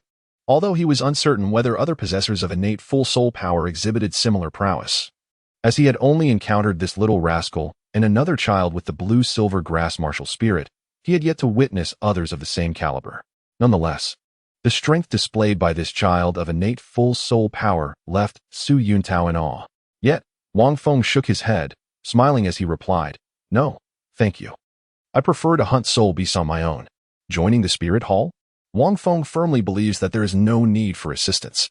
With the resources he currently possesses, relying on others to hunt spirit beasts would be an indication of weakness. Moreover, he yearns to hone his skills through personal endeavors. With the protection of Meteor Tears, he is assured that he will not meet his demise easily. Had he lacked such a safeguard, he might have considered aligning himself with a particular faction. However, under the present circumstances, such an alliance is entirely unnecessary. Furthermore, Master Su, as I have now attained a spirit power level of 10, it is imperative that I rely on spirit rings for further enhancement. By the established regulations, the spirit hall ought to provide me with a token. With a smile, Wang Feng remarked that once a soul master reaches the pinnacle of a certain stage, they require a soul ring to advance. Therefore, they could seek a token from the spirit hall to enter the soul-hunting forest and hunt soul beasts. The reason for approaching Su Yuntao was that such a token necessitated a guarantor. Su Yuntao frowned slightly, thinking that this young lad was a tad overly confident. He intended to assist him, yet the boy seemed ungrateful, insisting on hunting soul beasts himself. "If you do not provide me with the token, I shall withhold the tale of what lies beyond the soul-breaking sky," Wang Feng continued. Upon hearing this, Su Yuntao's expression shifted, and with a huff, he rummaged through his pocket, eventually producing a token and handing it to Wang Feng. "Here you go. But mind you, if you get injured, do not come crying to me." The token traced an arc through the air before Wang Feng deftly caught it in his hand. Upon closer inspection, the token was dark and bore the engraving of a downward-pointed sword. Though this is merely the lowest grade of token, do not lose it, or it will lead to considerable trouble, Su Yuntao cautioned. Furthermore, it must be returned to the spirit hall after use. However, Su Yuntao believed that once this young man encountered the ferocity of soul beasts, he would surely return seeking his aid. "No problem." Wang Feng caressed the weighty token, then slung his pack over his shoulder, preparing a few simple provisions and water before setting off directly towards the soul-hunting forest. It was morning now, and by the time he arrived at the soul-hunting forest, it would likely be afternoon. He might even have to spend the night there, necessitating a bit more preparation. That little rascal. Su Yuntao shook his head and turned back towards the spirit hall. Wang Feng dashed forward, initially intending to hire a carriage. However, after a moment's reflection, he decided to seize the opportunity for some exercise and opted against it. Thus, he pressed on relentlessly. By afternoon, after 7 or 8 hours of travel, Wang Feng arrived at the bustling marketplace on the outskirts of the soul-hunting forest. How lively it was! Wang Feng gazed upon the bustling marketplace surrounding him, reminiscent of the myriad shops and trades that gathered outside train stations in his past life. A peculiar sense of familiarity washed over him. Looking for a token. 5 short of a full set, seeking a restoration-type soul master with ample strength. Must be above level 20. Also in search of a formidable power-type soul master. With a robust martial soul, tough and resilient, ready for a team. I am a support-type soul master. My martial soul is the green hat, capable of providing formidable protection. Is anyone interested? Would you like to see my martial soul first? What? A green hat? You can leave at once. Wang Feng surveyed his surroundings. The vibrant atmosphere evoked a sense of nostalgia, as if he were reliving a past life. The items here were exorbitantly priced. His companion must be inside. Seeking a soul beast with the master, I presume. Wang Feng contemplated for a moment and strode directly towards the entrance of the soul-hunting forest, which loomed before him like a formidable fortress. The surroundings were patrolled by vigilant guards. Upon reaching the entrance, Wang Feng produced his token and presented it to the guard. "Young one, are you alone?" The guard inquired with a furrowed brow. "You are quite small. Do you truly wish to venture inside? Without an elder accompanying you, it could prove perilous. Should any misfortune befall you within, there would be no one to assume responsibility." Wang Feng nodded, expressing his solitary desire to enter. The guard returned the token to Wang Feng, refraining from any further words, and promptly opened the grand gate. With a resounding thud, the towering steel door, standing at a height of 10 meters, creaked open. An extraordinary essence, unique to the forest, enveloped him, revealing a myriad of towering trees and exotic flowers and fruits, reminiscent of a primordial forest unfolding before Wang Feng's eyes. Taking a deep breath, he tucked the token away and stepped inside. This was the Soul Hunter Forest. Wang Feng felt a slight surge of exhilaration coursing through his veins. As he traversed the densely foliated forest, he encountered several paths worn by those who had come before him, igniting a sense of excitement within him. A millennium-old soul beast. Here I come, Wang Feng murmured. A millennium soul beast is at least equivalent to the strength of a soul master of level 40 or above. Attempting to hunt such a formidable creature is akin to ascending to the heavens for me. It is virtually impossible, even for the prodigies of prominent families. None would dare to hunt a millennium soul beast at level 10 without being a soul master. Just as Wang Feng entered the soul-hunting forest, at the opposite end, Tangan was walking alongside the master, who stated, according to my theory, the first soul ring that a level 10 soul master can withstand has a limit of approximately 400 years. Thus, we must endeavor to find a soul beast close to this value. Moreover, since you possess innate full soul power, you must not squander this exceptional talent. Tangan nodded, brushing his fingers against the jade belt at his waist. He couldn't help but feel grateful for the master's kindness, as even such a soul guide was gifted to him. He must not disappoint the master's expectations. He named this jade belt the Moonlit Night by the 24 Bridges. This solitary bamboo has a cultivation of 10 years, characterized by its resilience, which aligns quite well with your blue-silver grass martial soul. However, this is still insufficient, the master remarked, patting a green solitary bamboo in front of him. Throughout their journey, the master had elaborated on various knowledge regarding soul beasts, soul rings, and their ages.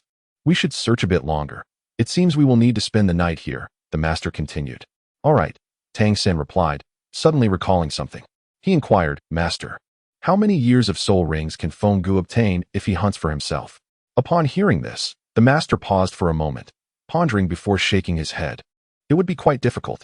If he can independently hunt a 100-year soul beast, that would already be a remarkable feat. As for 200, 300, or even 400 years, there would be considerable risks involved, even for a 30-level attack-type soul master. You have mentioned that his strength is formidable, but I have yet to witness it myself. Perhaps around 100 years would be his limit. However, it also depends on the type of soul beast. If it is a highly aggressive species, it would be even more challenging. Rest assured, the master will assist you in finding a suitable martial soul, he added. A slight smile breaking the sternness of his expression, for this would showcase the teacher's role. Tangan found the master's words quite reasonable. Yet, he felt that Pangu could likely hunt stronger soul beasts, perhaps those aged 200 or 300 years, but anything beyond that would be improbable, albeit certainly perilous. Fortune favors the bold, Tangan mused, reflecting on the inherent risks associated with acquiring increasingly powerful soul rings. Meanwhile, in a corner of the soul-hunting forest, a thunderous roar erupted. A massive emerald-green serpent, measuring at least 5 meters in length, crashed to the ground with a resounding thud. The serpent's body swayed with a semblance of reluctance. Measuring 5 meters in length, it must be the mandala serpent, approximately 500 years old. Although its scales are remarkably resilient, its vulnerabilities are all too apparent. Wang Feng leaned against the verdant giant serpent, the short sword in his hand stained with venom from the battle, glinting menacingly. Soon, the mandala serpent gradually calmed, and a yellow soul ring ascended. Yet, Wang Feng paid it no heed and departed without a glance. This was merely a preliminary test of his prowess. Chapter 26. The Millennium Soul Beast. The Star Moon Fox. The Golden Lightning Leopard. This mandala serpent, over 500 years old, was the third soul beast Wang Feng encountered upon entering, and it was the most formidable of the trio. However, regrettably, the mandala serpent lacked aggression. Its body was exceedingly resilient, coupled with its potent venom. Thus, it posed little threat to him. Wang Feng shook his head. Over 500 years of age is already quite impressive. However, Wang Feng had no intention of claiming it. The mandala serpent had not demanded much of his effort. Unfortunately, if Xiao were present, this would have been ideal for him. Wang Feng shook his head, recalling that the first soul ring of the third party was a mandala snake that was over 400 years old. This 500-year-old soul ring might indeed be within his grasp to absorb. However, that is not the crux of the matter. In just one more hour, this soul ring should vanish. Wang Feng did not dwell on the matter. After all, the third party was the protagonist of Douluo Continent. Regardless of the circumstances, he was bound to acquire a soul ring, rendering Wang Feng's concerns unnecessary. Without further contemplation, he departed from the location and continued his journey deeper into the soul-hunting forest. Approximately an hour later, as night began to fall, a low growl echoed from afar, reverberating gently through the air. This sound sent shivers down the spines of the weaker soul beasts surrounding him, compelling them to prostrate themselves upon the ground. The resonance of that voice was profound. Wang Feng's body trembled slightly, as the roar instilled within him a trace of fear. It was undoubtedly a 1,000-year soul beast. Moreover, it was no ordinary 1,000-year soul beast. At that moment, Wang Feng was on his way. Suddenly, a tremendous howl resonated from afar. This wail was in no way inferior to the preceding roar. In an instant, Wang Feng felt a surge of excitement coursing through him. 2,000-year soul beasts. A fervent blaze ignited in Wang Feng's eyes. Though he had never contemplated absorbing 2 soul rings consecutively, the choice lay before him. Wang Feng suppressed the excitement within him. His steps light as he advanced forward. Before long, the roar grew increasingly intense, accompanied by a subtle yet palpable pressure emanating from the distance. Wang Feng stealthily ascended a towering tree, peering through the dense foliage towards the horizon. In the distance, he beheld a spirit beast, resplendent in its snowy white coat, reminiscent of a fox, standing an impressive 3 to 4 meters tall. At its brow, a star-shaped emblem adorned its countenance, and it emanated a violet aura, fixated on an even larger spirit beast across from it. This was the moonlit star fox. Wang Feng's eyes sparkled with enlightenment.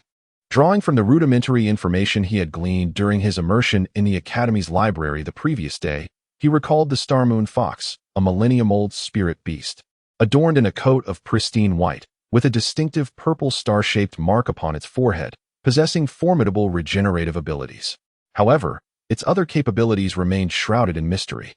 The first form of the Golden Lotus already boasted exceptional healing prowess. Should it merge with the soul ring of the Star Moon Fox? Wang Feng contemplated in silence. The ambiguity surrounding the remaining abilities indicated a deficiency in the available information, suggesting that the library's records were insufficiently detailed, which was an unavoidable circumstance. However, in truth, Wang Feng believed that the first form of the Golden Lotus no longer required enhanced healing capabilities. Following the encounter with Su Yuntao, he discovered that the efficacy of the first form of the Golden Lotus was contingent upon the soul power he summoned. The extent of soul power utilized could facilitate various functions, such as restoring soul power, healing injuries, enhancing soul strength, and boosting hormones. Previously, Wang Feng had only activated less than 1/5 of its potential, yet it was sufficient to elevate Su Yuntao's soul power. He had only attempted to summon his full power once, with the small bird, and was uncertain of the broader effects it might yield. The more soul power he employed, the more potent the effects of the first form of the Golden Lotus became. Therefore, Wang Feng hoped that the soul ring would possess additional capabilities.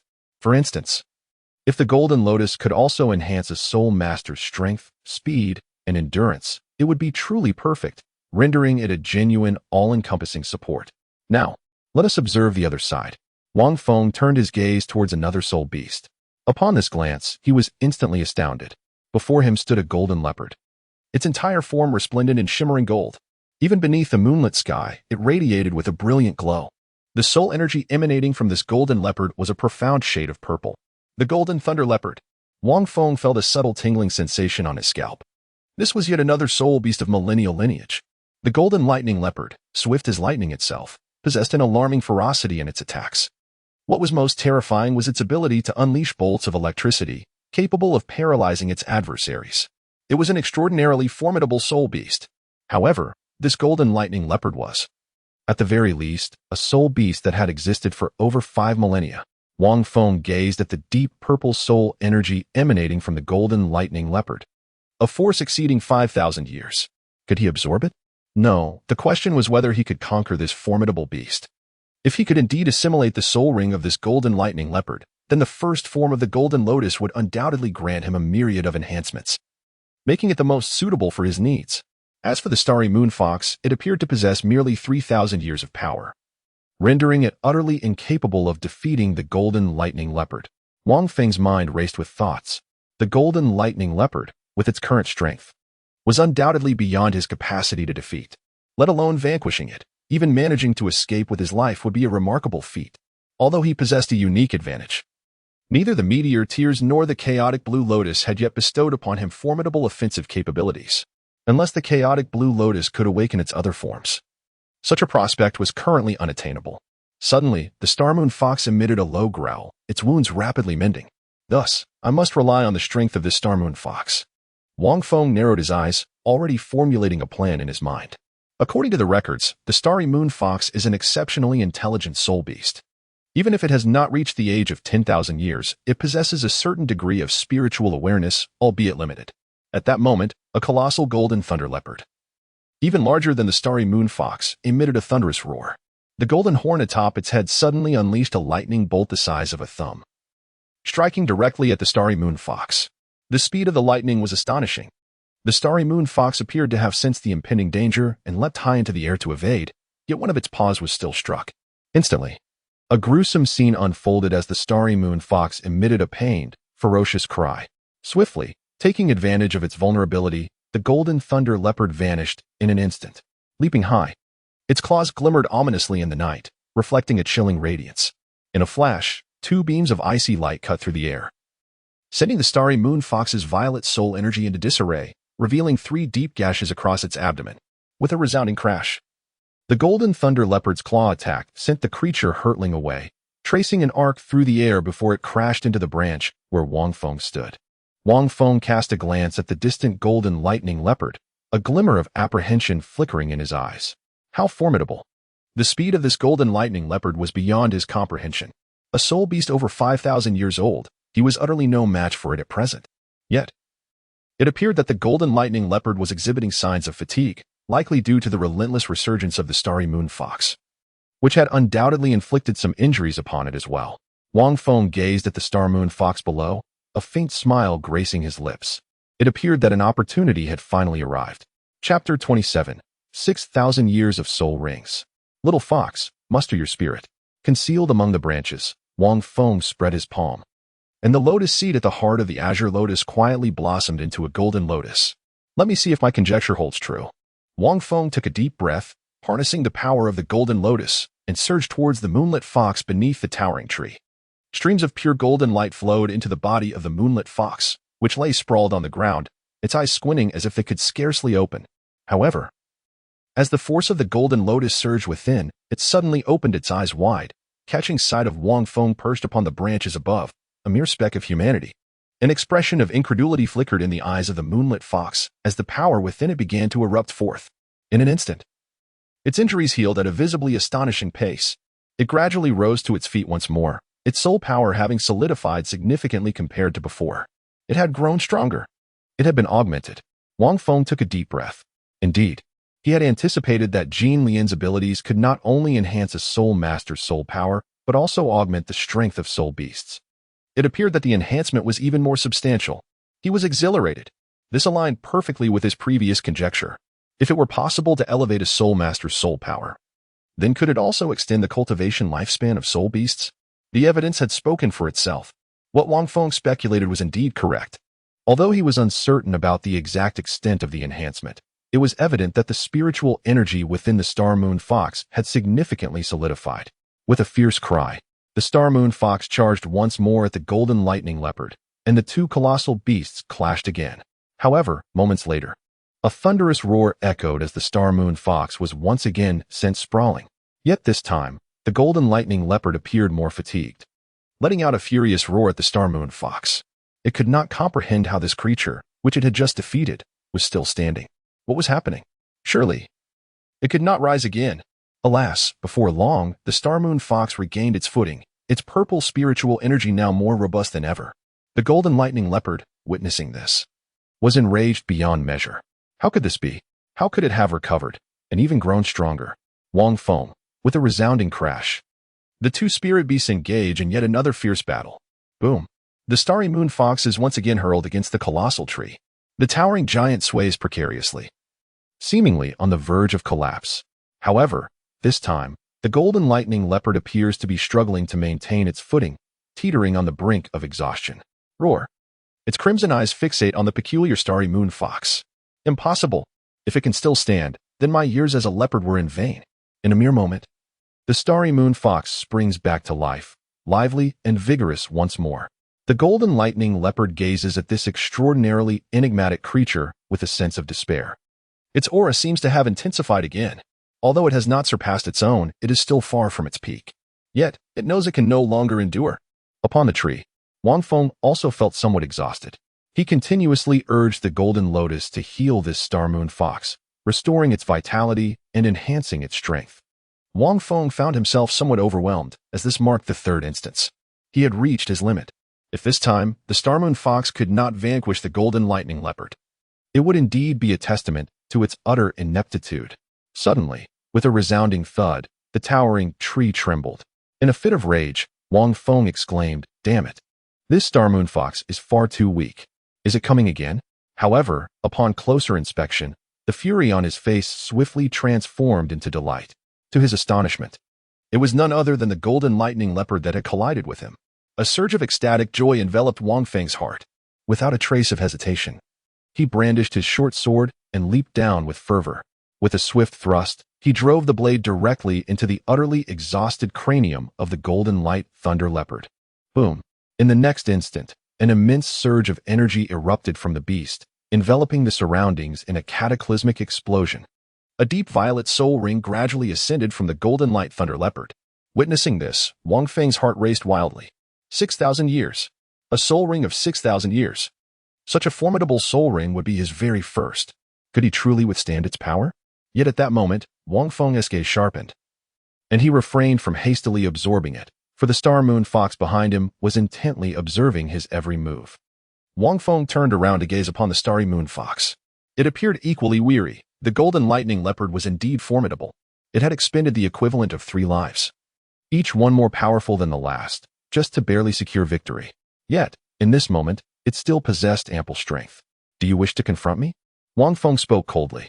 This was within his expectations. After all, spirit beasts and humans have always been adversaries. Although he currently lacked strength, the idea of defeating the starry moon fox seemed rather unrealistic. However, at the very least, he could flee, and it would merely amount to a futile effort.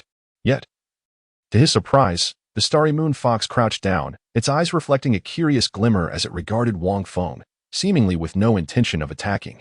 Wang Feng remained motionless. The star moon fox then rose to its feet and approached Wang Feng. Wang Feng furrowed his brow slightly, yet he did not retreat.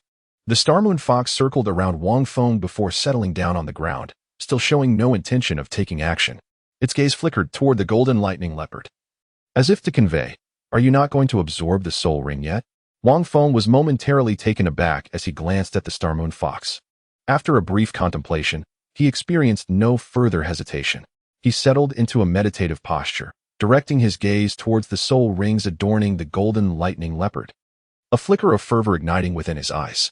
Simultaneously, in a secluded corner of the soul-hunting forest, Master pointed solemnly at the colossal corpse of a mandala snake sprawled upon the ground, declaring, "This creature is likely over 500 years old. It appears to have been slain by a soul master of approximately level 30. He observed the wounds, the head was penetrated, and even the most vulnerable spot, the 7-inch mark, bore fatal scars, indicating an extraordinarily swift and agile attack." Tangan surveyed the enormous serpent, measuring over 5 meters in length, and nodded slightly, pondering. "A soul beast of 500 years. Even if I were to exert my full strength, it would be challenging to vanquish it. I wonder who could have done this." "What a pity," Master lamented.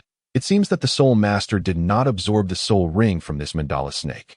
This creature would have been the ideal match for your blue silver grass. Alas, the soul ring has vanished." Just then, a sudden, ominous roar erupted ahead, shrouded in mist that obscured their view. "This is bad. Another mandala snake is nearby." Master's expression shifted dramatically, his gaze sharpening as he peered into the haze. Spotting a greenish giant serpent, his voice rose in alarm. "Oh no, this one is over 400 years old. It likely has a connection to the deceased mandala snake." Tangan also fixed his attention on the creature, a mandala snake measuring over 4 meters in length, emanating a pungent odor as it flicked its tongue at the two of them from a distance. "Little San, allow me to impart a principle. More rings, more bones." A surge of power. Fewer rings, fewer bones. It's prudent to flee. In simple terms, if you possess fewer soul rings than your opponent, and it is evident that victory is unattainable, immediately conserve your strength and retreat. Master succinctly explained, likening the situation to the thunderous sound of cannon fire. With a resounding crash, the mandala snake's form once again collapsed to the ground. "Little San, splendid news. This time, your soul ring is within reach," Master exclaimed. a mixture of excitement and pallor gracing his face as he gazed at the mandala snake. You struck its vital point swiftly. Hurry and absorb the soul ring. At over 400 years, it perfectly aligns with the maximum age I estimated for your first soul ring. Tang Sen felt a surge of exhilaration, recalling the numerous insights his teacher had shared. A soul ring over 400 years old. I must successfully absorb it. This will enable me to put my teacher's theories into practice. As he settled into a cross-legged position, Tang San murmured to himself. This will also determine my ability to learn the profound techniques of the Tang sect. Brother Feng, I wonder what kind of soul ring you are absorbing at this moment. Chapter 28.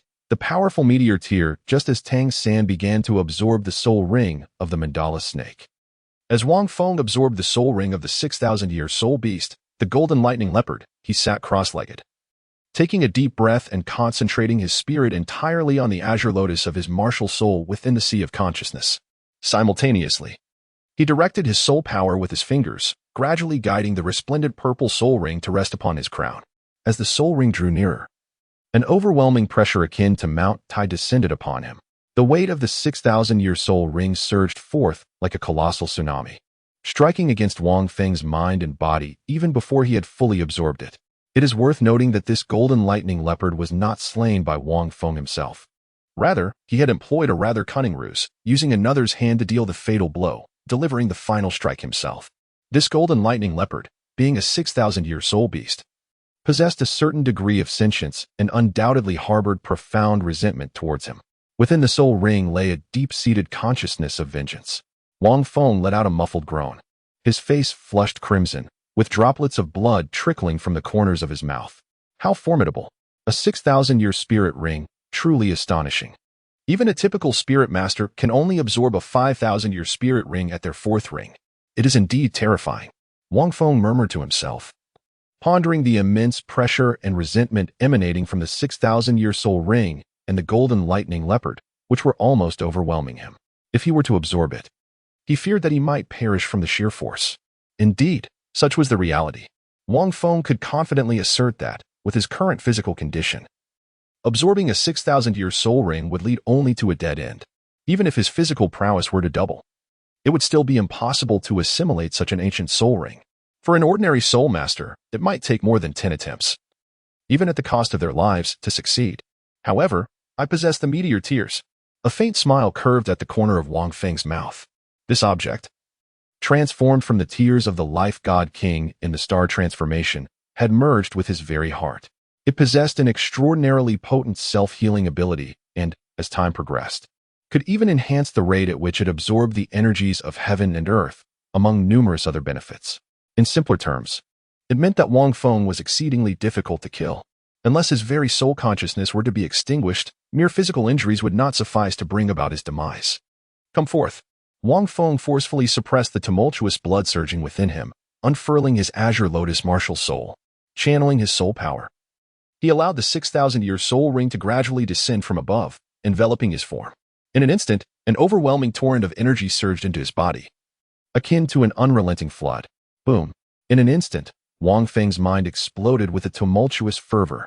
His body, at that moment, resembled a quaint coastal town. As the energy surging within him poured in like a cataclysmic flood from the heavens, sweeping through like a tempestuous gale, overwhelming this diminutive settlement. Everything within the town, vehicles, streets, pedestrians, and shops, was engulfed and submerged in that fleeting moment. First, Wang Feng's skin erupted with countless blood vessels, slightly fracturing and creating numerous fissures. Then, the internal muscle fibers and cellular structures were swiftly ravaged by this ferocious torrent of energy, utterly destroyed. Even his bones could not withstand the onslaught, producing a crisp cracking sound as they were relentlessly eroded and shattered. Wang Feng's entire being, from his limbs to his bones, from his facial features to his internal organs, down to the very cells and nerves, was swiftly shattering. From a distance, he appeared almost as a figure drenched in blood. The excruciating agony wrought by such utter destruction inundated the majority of Wang Feng's consciousness, leaving only a singular soul's tenacity, orbiting around the azure lotus martial spirit within the ocean of his awareness. Beside him, the starry moon fox crouched, observing Wang Feng with an expression imbued with a distinctly human-like pity. This human, though he had saved him, was utterly remarkable yet pitiably frail. It was entirely impossible for him to absorb the 6,000-year spirit ring of the Golden Light Thunder Leopard. Perhaps, if he were to grow tenfold in strength, there might be a glimmer of possibility. At this moment, within the ocean of Wang Feng's consciousness, a blue lotus emanated a gentle luminescence, gently swirling and floating. In an instant, it seemed as if a deluge had discovered an outlet, cascading through Wang Feng's body and pouring entirely into the azure lotus. On the lotus platform, the tiniest seed began to bloom, giving rise to a golden lotus. The turbulent energy coalesced into a vortex reminiscent of a violet sea, surging into the golden lotus. In that moment, the golden lotus burst forth with resplendent light, the previously partially opened bud unfurling quietly, as if it had grown significantly, with golden lotus leaves becoming increasingly plump and robust. Crackling sounds erupted as golden lightning danced around the golden lotus, emitting resounding thunderclaps, creating an extraordinarily dazzling spectacle. Ultimately, this adorned the golden lotus's leaves, bestowing upon it an air of divine majesty. With a swish, the golden lotus moved subtly, its speed akin to an illusion, rushing through the ocean of Wang Feng's consciousness, seemingly frolicking with a light-hearted grace. Meanwhile, Wang Feng's body lay in fragments, utterly shattered. Yet, the location of his heart radiated a gentle glow, reminiscent of a tear-shaped meteor, emanating waves of pure energy. This energy surged forth from the very core of his being, as if drawn by the tides of the ocean, enveloping Wang Feng entirely. It invigorated the dormant energies within him, coursing through his body. With each passage through the ravaged areas, it was akin to the application of a time repair fabric from Doraemon's pocket, restoring them to their pristine state in an instant. However, unlike before, the newly restored body had become even more formidable. The violent energy contained within the 6,000-year soul ring, though it had rendered Wang Feng's physical form to ruins, also bestowed upon him the opportunity for rebirth. As the energy from the Meteor Tears continued to flow and restore him, Wang Feng's body rapidly regained its vigor, emerging even stronger than before. Each inch of muscle became dense and seamless, brimming with explosive power, while the shattered bones resembled steel forged anew through relentless trials. His skin transformed into a fairer, smoother surface.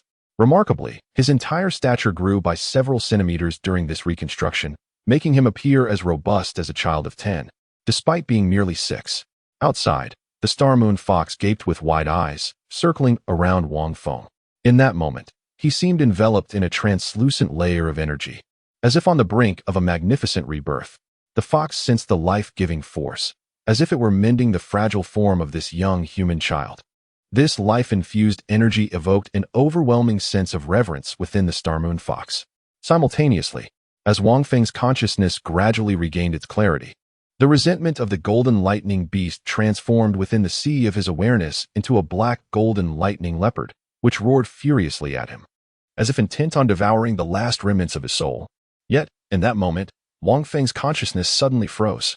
At that instant, 7 distinct hues of mysterious energy surged forth from this very awareness, enveloping him and manifesting as 6 pairs of ethereal black energy wings surrounding his consciousness. As Wang Feng's final consciousness emerged, enveloped by 7 distinct energies, it gradually transformed into a diminutive figure that bore an uncanny resemblance to him. However, this figure was shrouded in an endless veil of black mist, radiating an aura imbued with malevolent and spectral energy, evoking the chilling presence of a nefarious deity. In an instant, the golden lightning leopard, burdened by a vengeful soul consciousness, fell eerily silent, akin to a mouse encountering a cat, trembling in fear. The diminutive figure, enwrapped in the swirling black mist, extended a hand towards the golden lightning leopard. In that moment, the leopard's consciousness was effortlessly seized, and with a gentle grip, it was reduced to mere dust. Chapter 29. Where is my soul power?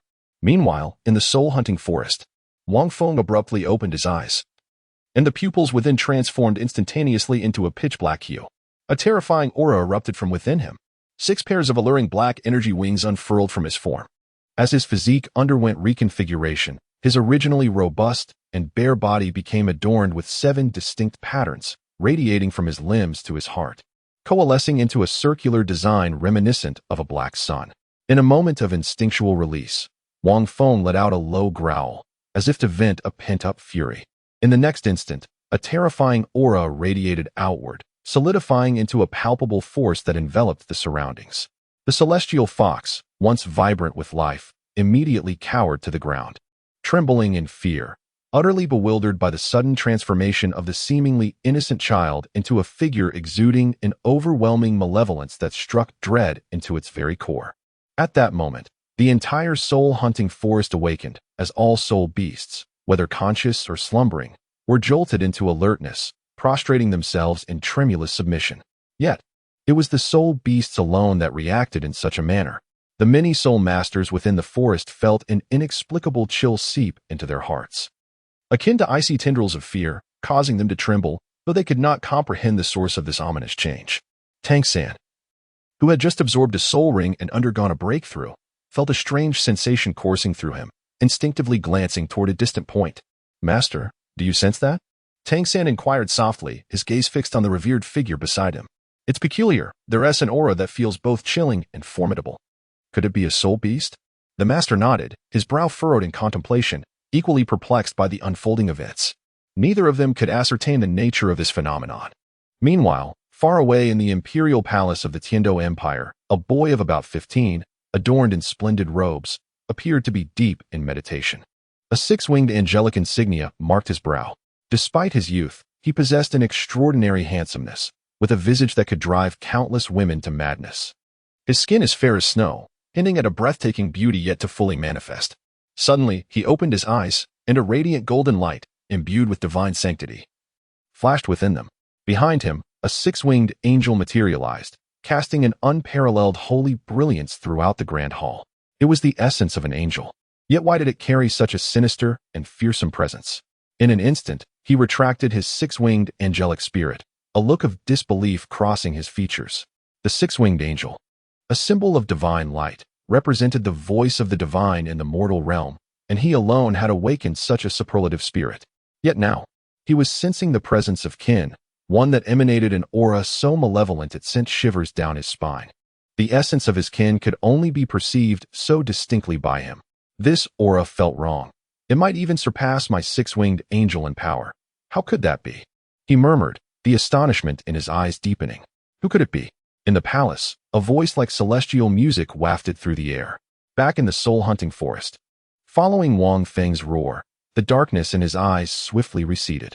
The 7 lines of malevolent energy that had radiated from him dissolved, gradually retracting into his once formidable physique.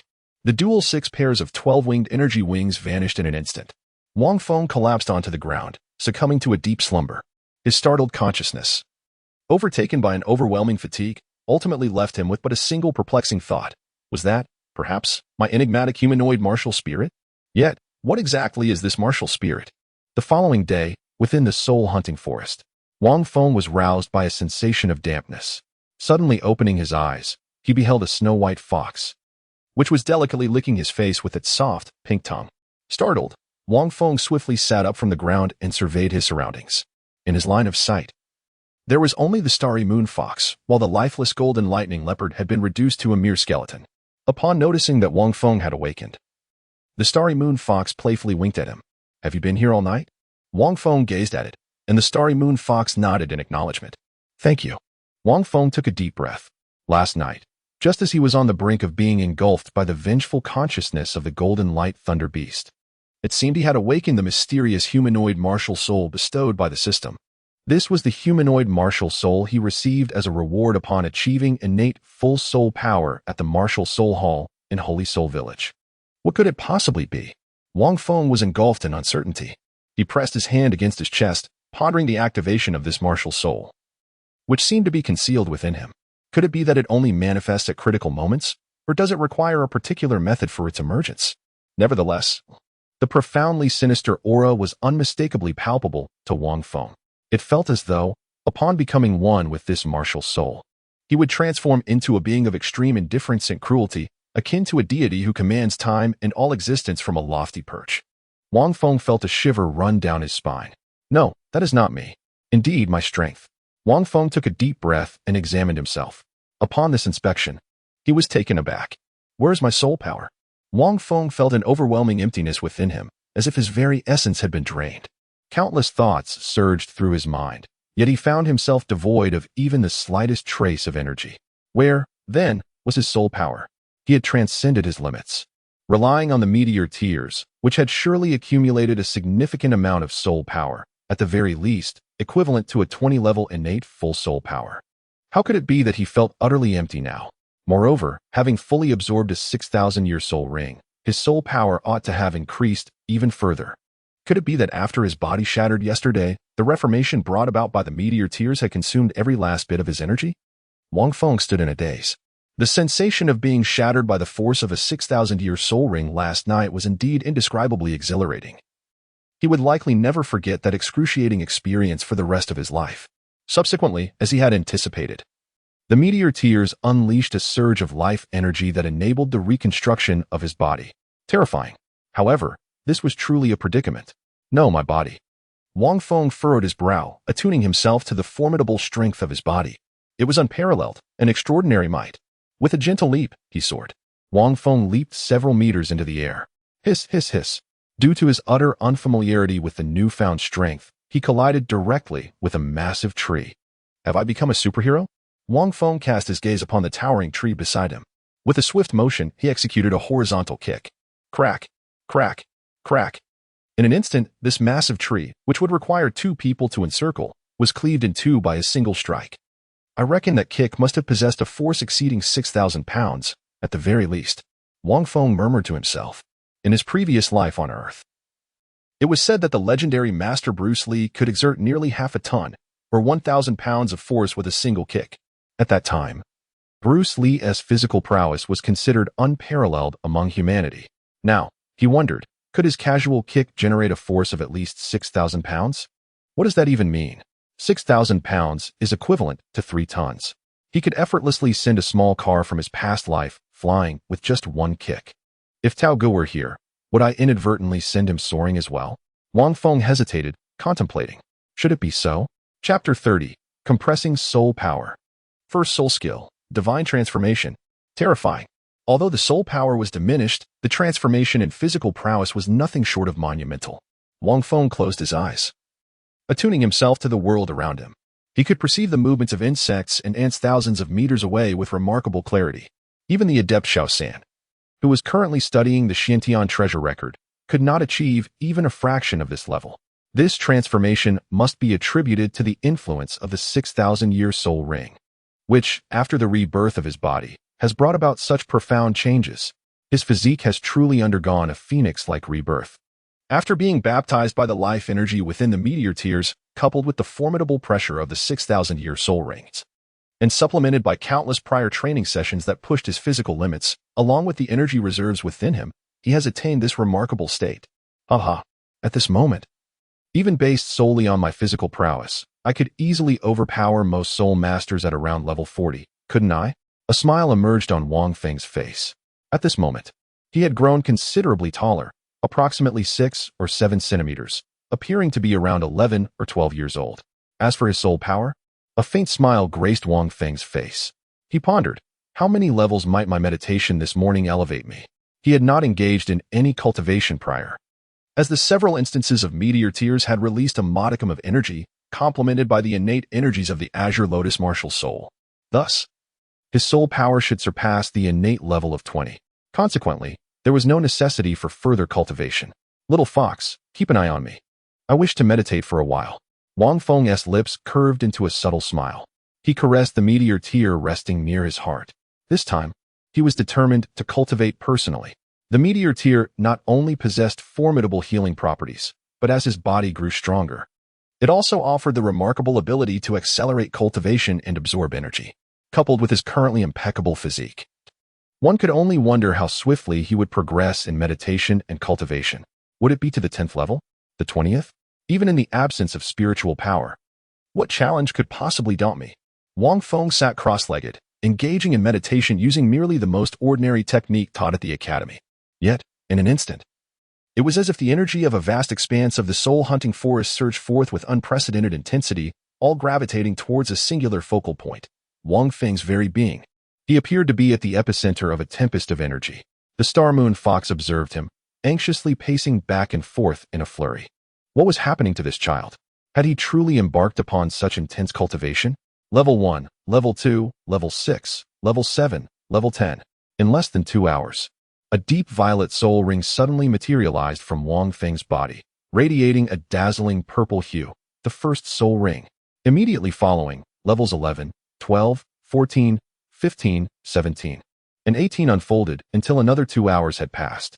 The fluctuations of spiritual energy emanating from Wang Feng gradually came to a halt. After 4 hours, he had ascended to an astonishing level 18. Wang Feng speculated that he had approximately reached a soul power level of around 18. However, he realized that the inherent capabilities of the Golden Lotus demanded a substantial amount of energy, and 18 was insufficient. I shall compress my soul power, Wang Feng contemplated inwardly. Considering that with his current physical condition, he could withstand a complete compression of his soul power by a factor of 2. It is worth noting that even at the 20th level, one cannot utilize the power of the first form of the Golden Lotus more than a few times. Thus, Wang Feng pondered the idea of compressing his soul power. The ability to compress soul power is intrinsically linked to the physical aptitude of the soul master. It is inconceivable for an ordinary soul master to achieve such compression, as the burden would be insurmountable. Wang Feng pondered that this was one of the reasons why a soul ring was required to continue enhancing one's soul power every 10 levels. However, at this moment, his body was capable of withstanding it. If I could compress my soul power to twice its current capacity, it would suffice. Wang Feng's eyes sparkled with the illumination of a newfound path. After compressing his soul power, its total remained unchanged, yet its quality transformed significantly. In simpler terms, a single soul skill could now be utilized more frequently. However, the growth of soul power is not linear but incremental, with each level surpassing the previous one in strength. As one progresses, the disparity between levels becomes exceedingly vast. For a titled Doolwa specializing in strong offensive capabilities, even a single level could determine the outcome of a battle. One can only imagine the implications. Thus, the act of compression becomes increasingly arduous. The body can hardly withstand such strain. I have managed to compress my soul power at the 20th level by a factor of 2. Yet I am uncertain if it can rival that of a 30th level soul master. I wonder if anyone in the Douluo Continent has ever attempted such a feat. Wang Feng took a deep breath, ceasing the absorption of soul power. As a traveler who had traversed to the Douluo Continent, he could not simply adhere to the conventional path. He must endeavor to devise his own strategies and experiment. After all, his modern perspective, extensive knowledge, and capacity for acceptance and imagination were exceptionally robust. If the circumstances were unfavorable, he would concede. However, Wang Feng believed that he was presently equipped with the requisite conditions. His physical prowess, along with the possession of Meteor Tears, provided him with the confidence to pursue this course of action. He glanced at the sky. Wang Feng closed his eyes, harnessing the soul power within him as it traversed throughout his body, ultimately converging in his heart and entering the Meteor Tear. The soul power flowed into the Meteor Tear, and after a brief moment, it surged forth anew, now even more refined. However, with each compression, there was a varying degree of strain imposed on both his mind and body. This was feasible. It appeared that the Meteor Tear possessed the ability to temper and compress soul power as well. Wang Feng felt a surge of joy within. Thus, he absorbed the soul power while simultaneously compressing and refining it. By noon, the sun was shining brightly in the sky. Wang Feng suddenly opened his eyes, a glimmer of azure light flashing within them. He spread his palm, and a blue lotus blossomed quietly. The first transformation took place, the lotus seed morphing into a golden lotus, as if it had reached full maturity. It was extraordinarily beautiful. Each lotus leaf appeared remarkably plump and glistening.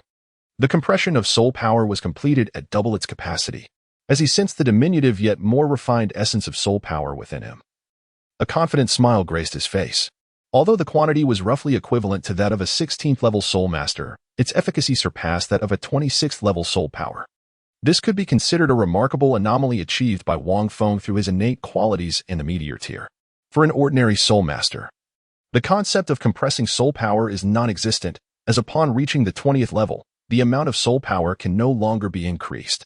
Wang Feng, however, forcibly harnessed the Meteor Tears to compress his soul energy, bolstered by his extraordinary physical prowess to withstand such strain, achieving an astounding level. It is doubtful that anyone could replicate Wang Feng's ingenious thoughts and actions. The compression of soul energy becomes increasingly challenging as one progresses, yet the enhancement is monumental. Doubling? Tripling? Wang Feng mused inwardly, recognizing that as one progresses further, the soul power increases exponentially. Yet, This is precisely the path I have chosen for my cultivation. Once I attain the rank of title Douluo, if I can manage to compress my soul power by a factor of 2, who knows? Perhaps even the divine could be vanquished. Of course, this is merely Wang Feng's conjecture. The specifics elude him. Nonetheless, it is the path he has contemplated for his cultivation. Now, let me experiment with this 6,000-year soul ring, which bestows the first form of the Golden Lotus, as well as the accompanying soul skill. Once I compress it to level 20, I should be able to activate the second form of the Azure Lotus. Wang Feng murmured to himself. In truth, another purpose of compressing soul power is that the Azure Lotus is exceedingly formidable, and to invoke its second form, it would require an immense reservoir of soul energy. He estimated that the ordinary soul power of the 20th level would likely be insufficient to activate this second form, channeling the freshly cultivated compressed soul power. The Golden Lotus within his grasp flickered with strands of golden lightning. The increasingly magnificent lotus emanated waves of gentle power, while the surrounding thunderous lightning bestowed upon it a unique divine majesty. Subsequently, the Golden Lotus radiated a brilliant glow. A single petal gracefully floated forth, transforming into a myriad of luminous particles that descended upon Wang Feng. In an instant, a torrent of power surged wildly from his being. Witnessing this, a look of ecstatic joy spread across Wang Feng's face. Just as I anticipated, the 6,000-year soul ring of the Golden Lightning Leopard has augmented the lotus, bestowing a comprehensive enhancement of power, speed, and endurance. The amplification should be at a full 100%, effectively doubling its potency. Wang Feng emanated a subtle golden glow, as if he were gilded. Moreover, this is a collective amplification.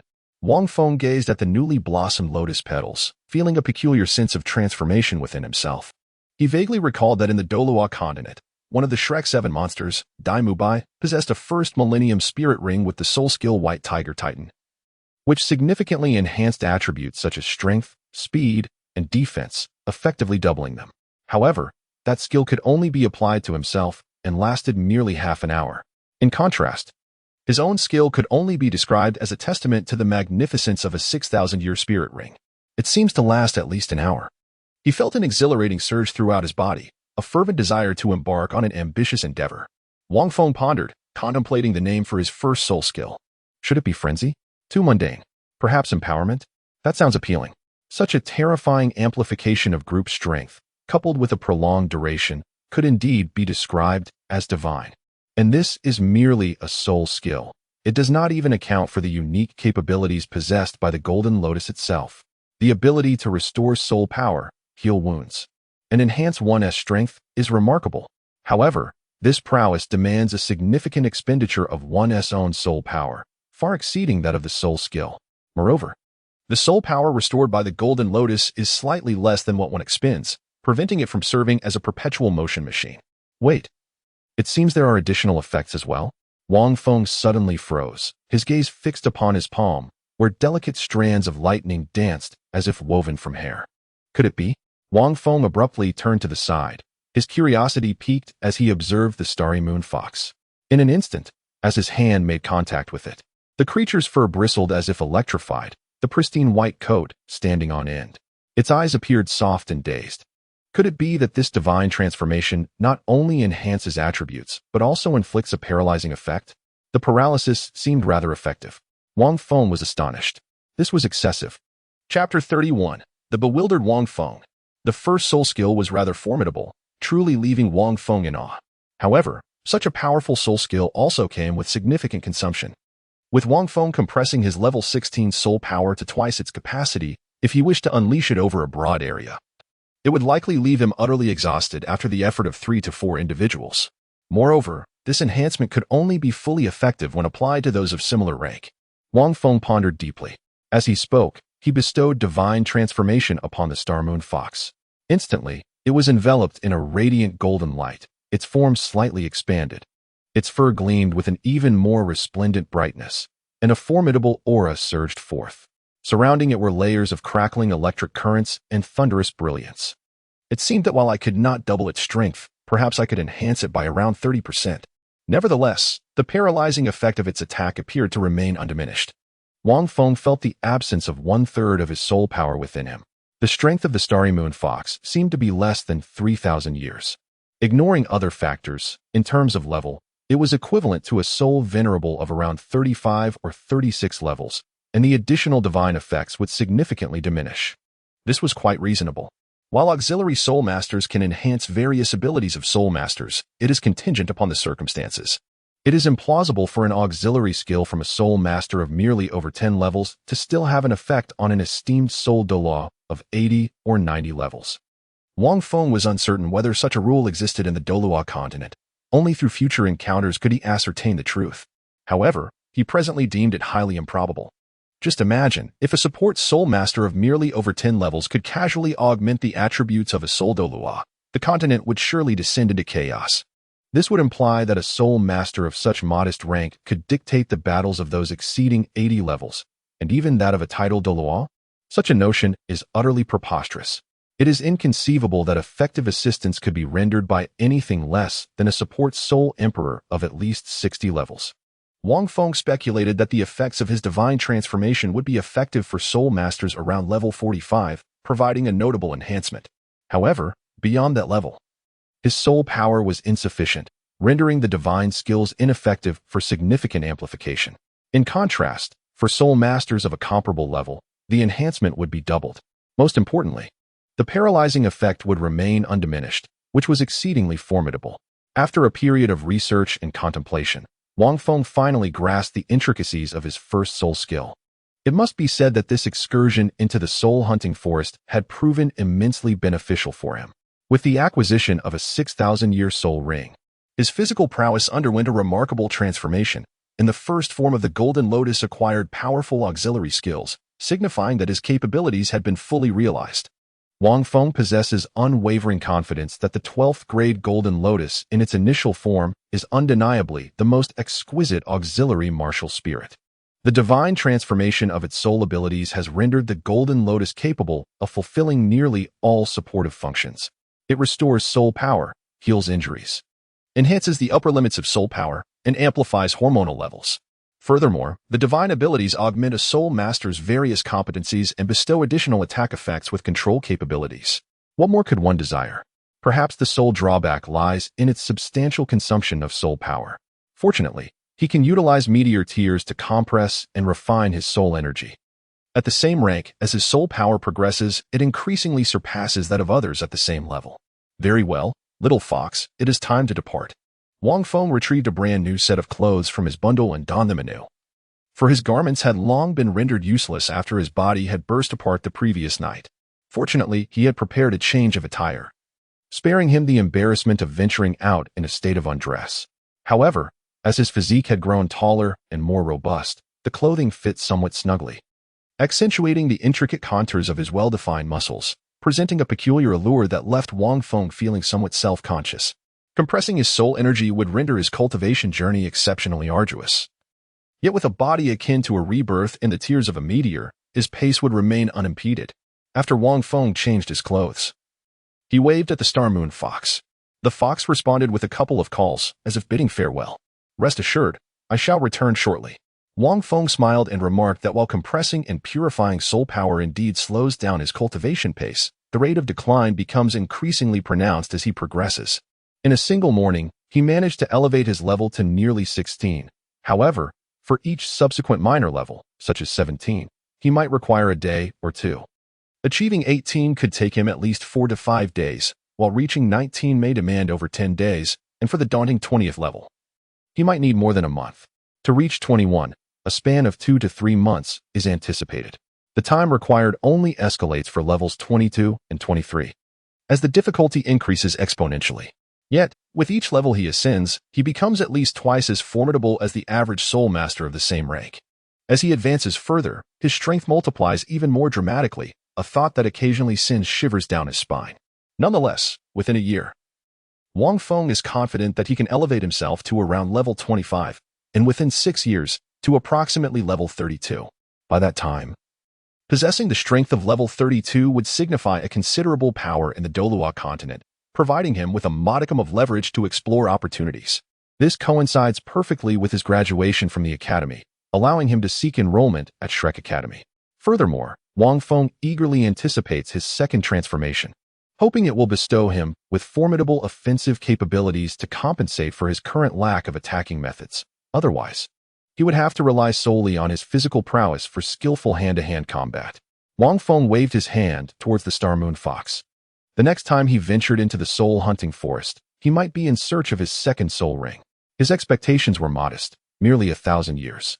It would depend on the nature of his second form once he reached level 20, which would guide his contemplation on the specific type of soul beast he sought.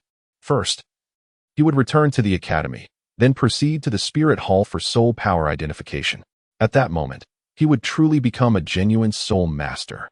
Upon exiting the soul-hunting forest, Wang Feng hastened directly towards Nodding City. This time, his speed was extraordinary. The journey had taken him an entire morning, approximately 6 to 7 hours on his way there. However, on this occasion, he returned to Nodding City in less than 2 hours. His velocity rivaled that of a speeding automobile from his previous life. Before he could even step into Nodding Academy, the gatekeeper greeted him with a respectful smile, saying, "Young master, we have something to discuss with you." "What is it?" Wang Feng inquired.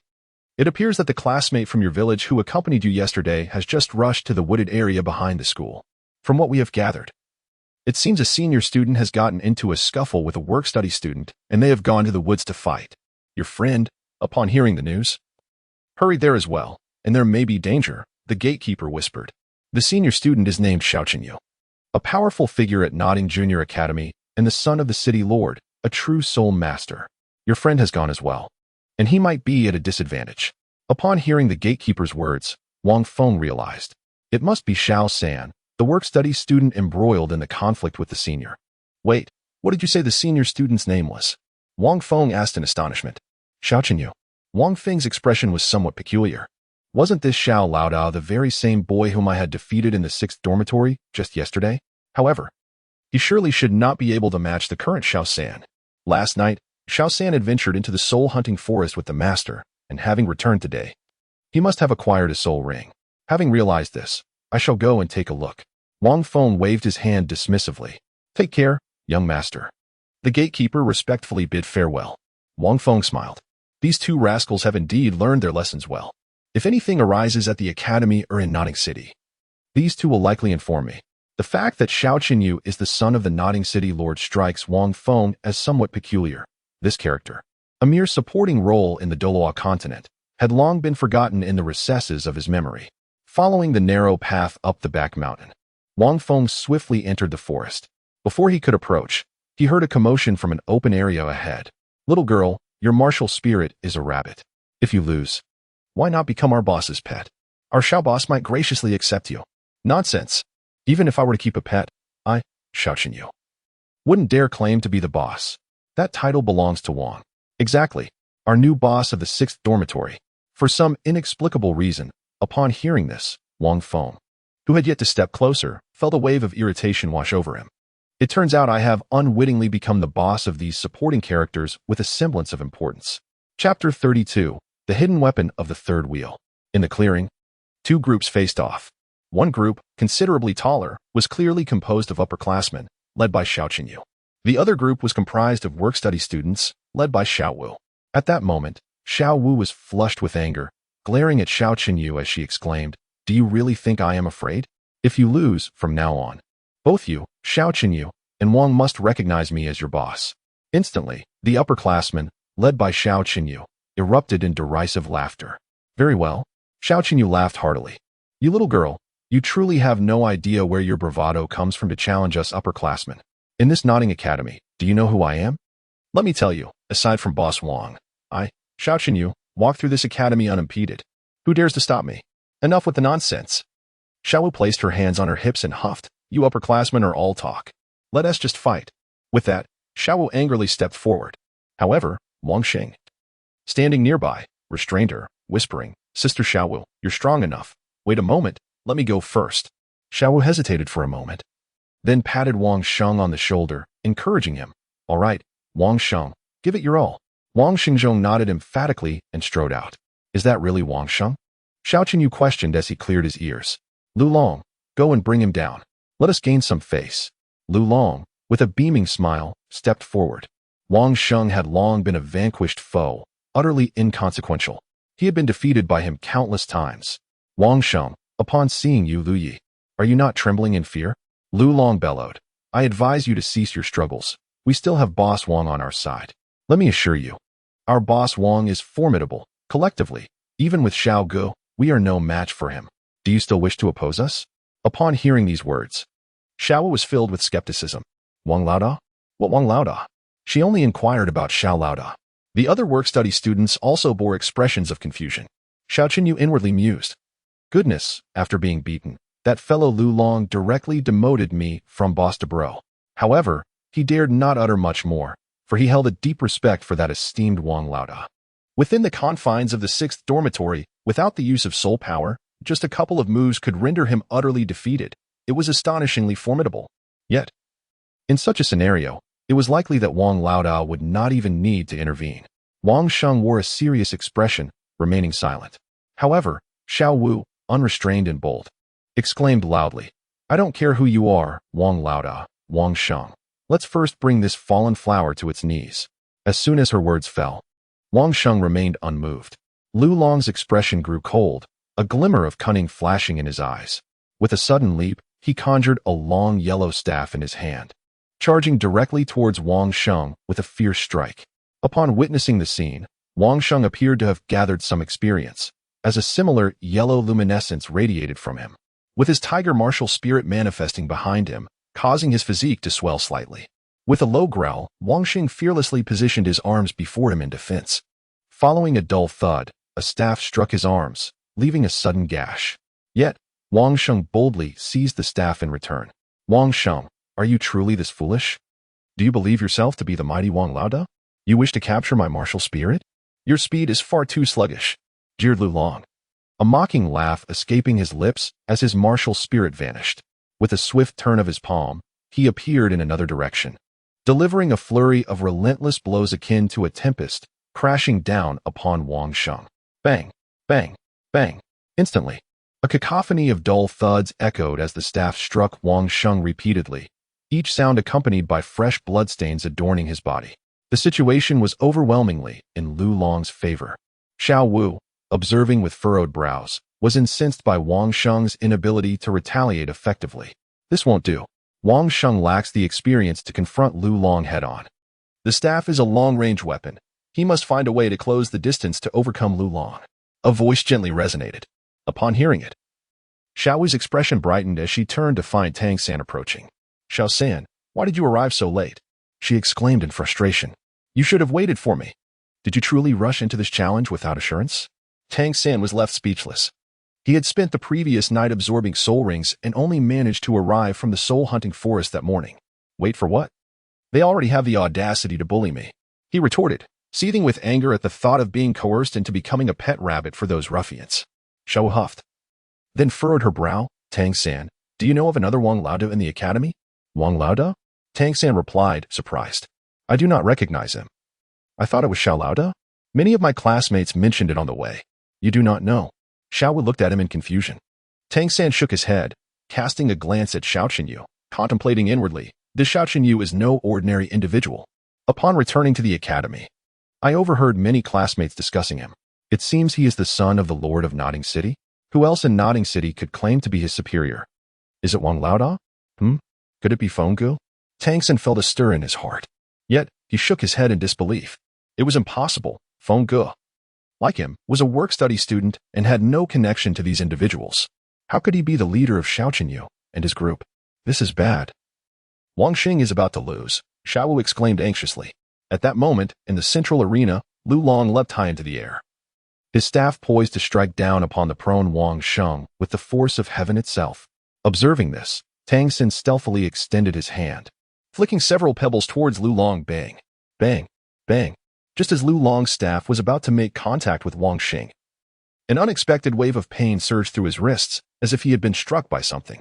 His hands weakened, and he found himself unable to maintain his balance, causing his offensive momentum to dissipate instantly. Upon witnessing this opportunity, Wang Sheng's eyes sparkled with excitement. With a fierce roar, he charged directly towards Lu Long. The sound of impact resounded. Wang Xing struck forcefully, slamming his palm onto Lu Long's back, driving him into the ground. A series of kicks followed. Landing mercilessly on Lu Long, leaving him no opportunity to retaliate, rendering him utterly incapacitated and in excruciating pain. In the distance, upon witnessing this scene, Wang Feng silently mused that the third party was indeed insidious, resorting to underhanded tactics. However, as the third party was adept at hidden weapons, it was likely that others would remain oblivious. These few young rascals were truly arrogant, still not enlightened even after receiving a thorough beating. After a moment of contemplation, Wang Feng gradually approached. Meanwhile, upon seeing Lu Long's defeat, Xiao Qinyu's expression darkened. "I shall take this one." A boy stepped forward from the rear, and it was none other than Ling Feng. On the other side, Tang San restrained the eager Xiao Wu, stating in a low voice, "Wang Xing has exhausted too much energy." Xiao Wu nodded in agreement. "The third party is indeed formidable. Ling Feng, you must not falter again," Xiao Qinyu admonished gravely. "Rest assured, Brother Xiao," Ling Feng replied with unyielding pride as he strode forth.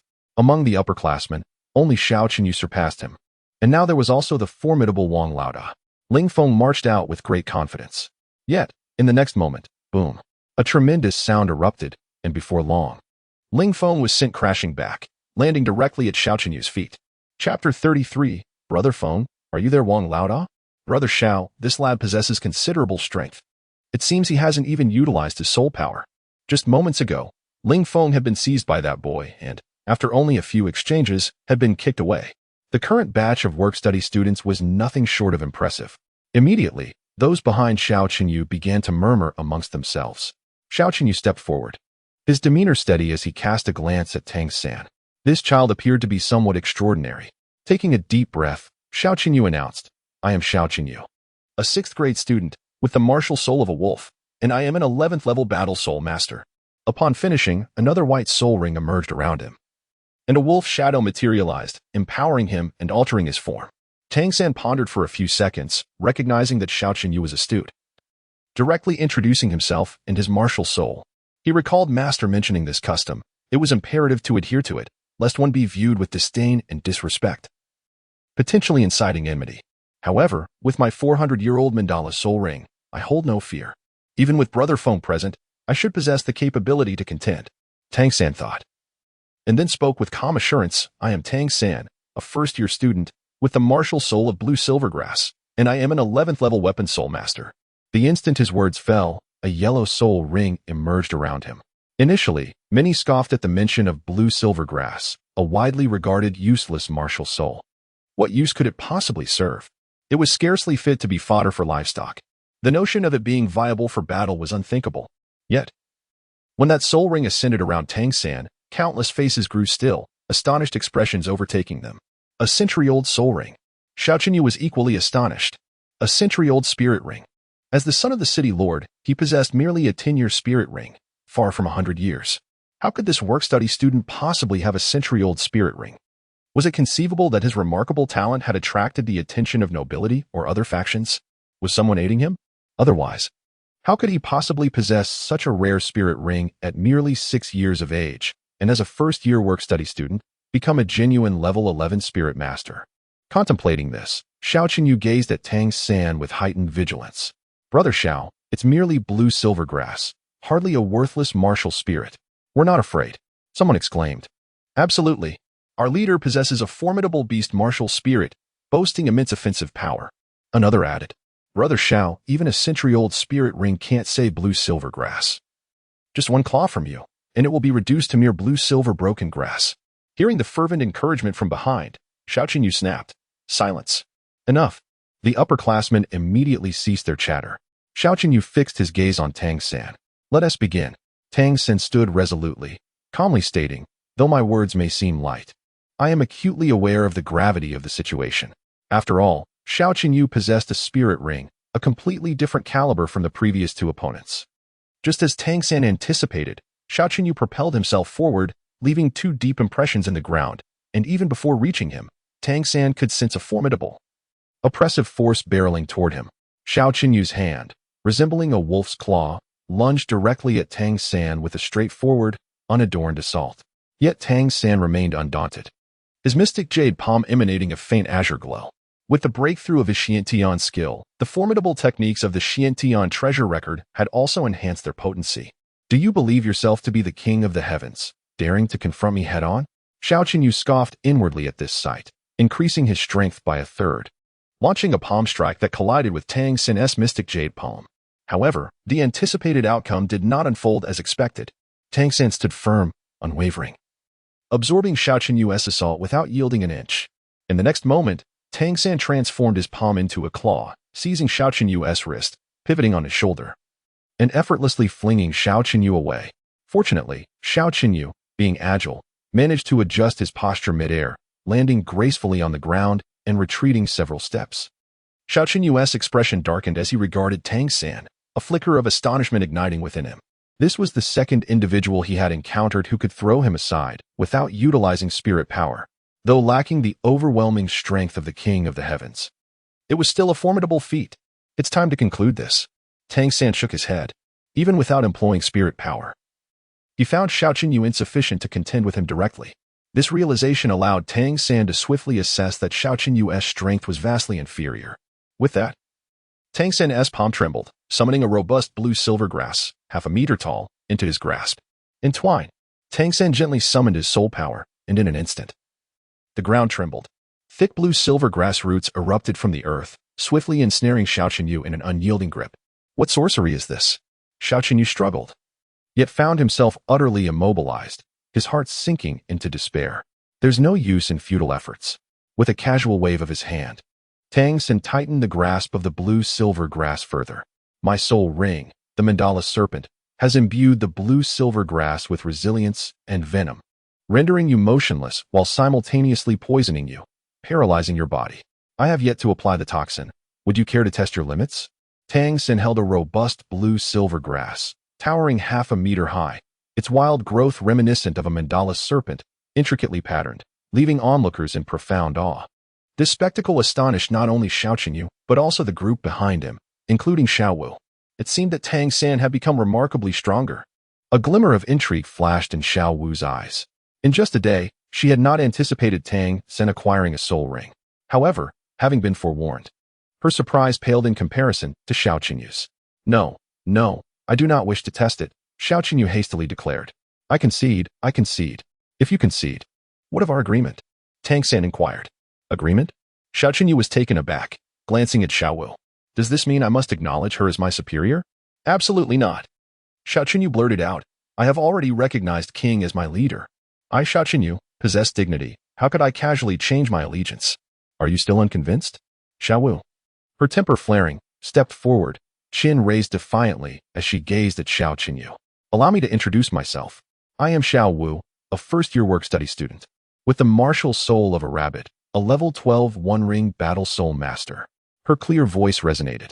Both Xiao Qinyu and Tang Xin were left speechless. As soon as she finished speaking, a yellow soul ring suddenly materialized around her. A century-old soul ring. Simultaneously, her ears began to elongate, gradually perking up from the sides of her head, resembling two adorable rabbit ears. Another century-old soul ring? The crowd was astounded. Tang Xin stared at Xiao Wu in disbelief. It had taken immense effort, with the master's guidance, for him to attain a century-old soul ring. How had Xiao Wu, also a work-study student, achieved hers? Yet, Tang Xin refrained from dwelling on it. After all, it was Xiao Wu's secret. Why do you look at me as if I am incapable of obtaining a century-old soul ring? Xiao Wu shot Tang Xin a glare. No, that's not it. Tang Xin chuckled awkwardly, realizing that Xiao Wu too possessed innate full soul power. He had thought himself formidable, only to discover that Xiao Wu was equally impressive in her concealed strength. Nevertheless, Xiao Qinyu continued to shake his head, insisting, it does not matter. Even if you are a superior battle soul master, it changes nothing, unless you can defeat our leader, Wang Laoda. Upon hearing this, Xiao Wu scoffed. Then bring your leader out. I am eager to see who this Wang Laoda truly is. Tang Xin also felt a surge of curiosity. Oh, Wang Laoda is here. Right behind you, Xiao Qinyu suddenly exclaimed, his eyes lighting up as he pointed behind the two. They turned to look, momentarily stunned, before almost simultaneously exclaiming, Fenggu? Could it be that you are their Wang Laoda? The boy approaching them was indeed the one in question. Chapter 34. The astute Tang Xin and Xiao Wu gazed in astonishment at the approaching child. It was none other than Wang Feng. Yet, he had grown significantly taller. From Tang Xin's perspective, Wang Feng now towered over him by nearly a head. At this point, he had reached the height typical of a 10-year-old senior student. Moreover, due to the power he had absorbed from the spirit ring. Tangan himself had gained an additional 4 to 5 centimeters. He could hardly believe that Wang Feng had also experienced such a growth spurt. Furthermore, his complexion had improved remarkably, appearing even fairer than Xiaowu's skin. As Wang Feng approached, Tangan's heart swelled with astonishment. He realized that such a transformation could only stem from one possibility, the absorption of spirit ring power. Could it be that Wang Feng had single-handedly hunted down a century-old spirit ring? Tangan's mind raced with disbelief. Beyond this, he could find no other explanation for Wang Feng's overnight transformation. The spirit ring in question couldn't possibly be inferior to his own, could it? 300 years? Or perhaps even the same 400-year spirit ring as his. It might even be of greater age. The higher the age of the spirit ring, the more significant the enhancement it grants to the spirit master upon absorption. Wang Feng's transformation was even more profound than his own. This suggested that the spirit ring he absorbed must have been of a higher grade. 500 years or 600 years. How could this be possible? Tangan was astounded by his own conjectures. How could Wang Feng single-handedly slay a spirit beast of 5 or 600 years? He himself had barely managed to defeat the over 400-year-old mandala snake with immense effort. Moreover, he never would have imagined that Wang Feng was the leader of those noble youths, including Xiaoqinyu. How had he accomplished this? After all, he had remained in Holy Soul Village all this time, without venturing outside. Tangan, being perceptive, immediately contemplated numerous possibilities upon seeing Wang Feng. In contrast, Xiao merely noticed that Tangan's Wang Feng had undergone significant changes overnight, growing much taller and more handsome. After all, Tangan had grown up alongside Wang Feng. However, what Tangan did not realize was that Wang Feng's transformation was not merely due to the spirit ring, but rather a complete physical rebirth brought about by the tears of a meteor. Xiaoqinyu gazed at Wang Feng with tears streaming down his face. Having known Wang Feng for merely a day, he held a deep admiration for him. Yet, it appeared that this individual named Tangan also had a connection with him. As Wang Feng was indeed a work-study student, Xiaoqinyu felt a sudden chill in his heart, realizing that things were not as they seemed. Cough cough. Wang Feng approached Tangan and his companions, playfully striking Xiaoqinyu's forehead with a chestnut, admonishing him, "You rascal, these two are my friends. How dare you cause them trouble?" Xiaoqinyu, feeling aggrieved, replied, "I had no idea. Had I known these two were such close friends of Wang Laodao, I would never have confronted Xiaowu and Tangan. Let us consider this a misunderstanding and move on, shall we?" Wang Feng shot a glare at Xiaoqinyu and continued, "Xiaoqinyu, from now on, you shall acknowledge Xiaowu as your leader. Understood?" Xiaoqinyu nodded in agreement. Though Xiaowu was also a work-study student, she surpassed Tangan, being a formidable level 12 soul master. However, at that moment, Xiaowu playfully exclaimed, "No way. Feng Ge, since you are their leader, I must defeat you first to claim that title. Otherwise, it would be unfair, and they would not respect me." After saying this, Xiaowu exchanged a knowing glance with Tangan. Tangan pondered for a moment, reasoning that while Feng Ge might possess a soul ring, it may not be the most suitable for him.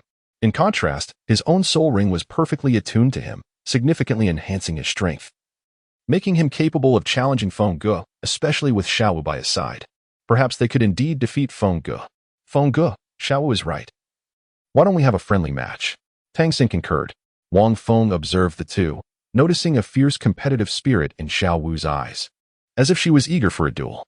Tangan, too, seemed to exude newfound confidence from acquiring his soul ring. All right, who will step up first? Wang Feng, unpretentious as ever, felt it was the perfect opportunity to test his current prowess. "I shall take the lead," Tangan declared, his gaze fixed on Feng Ge with an unwavering calmness. It had been over 3 months since their last confrontation, and the Tangan of today was no longer the one who had yet to awaken his soul power. The surrounding students and work-study participants dispersed, crouching on the ground like eager huskies, their eyes sparkling with anticipation as they awaited the imminent clash. Wang Feng moved to the other side, his hands clasped behind his back. Tangan took a deep breath. At this moment, Feng Ge still exuded an immense pressure. Without further contemplation, Tangan steadied his mind, gathered his energy into the Xiantian skill, refraining from utilizing his soul techniques, and charged directly towards Wang Feng. His palms took on a subtle jade hue as the Xian jade hands quietly activated.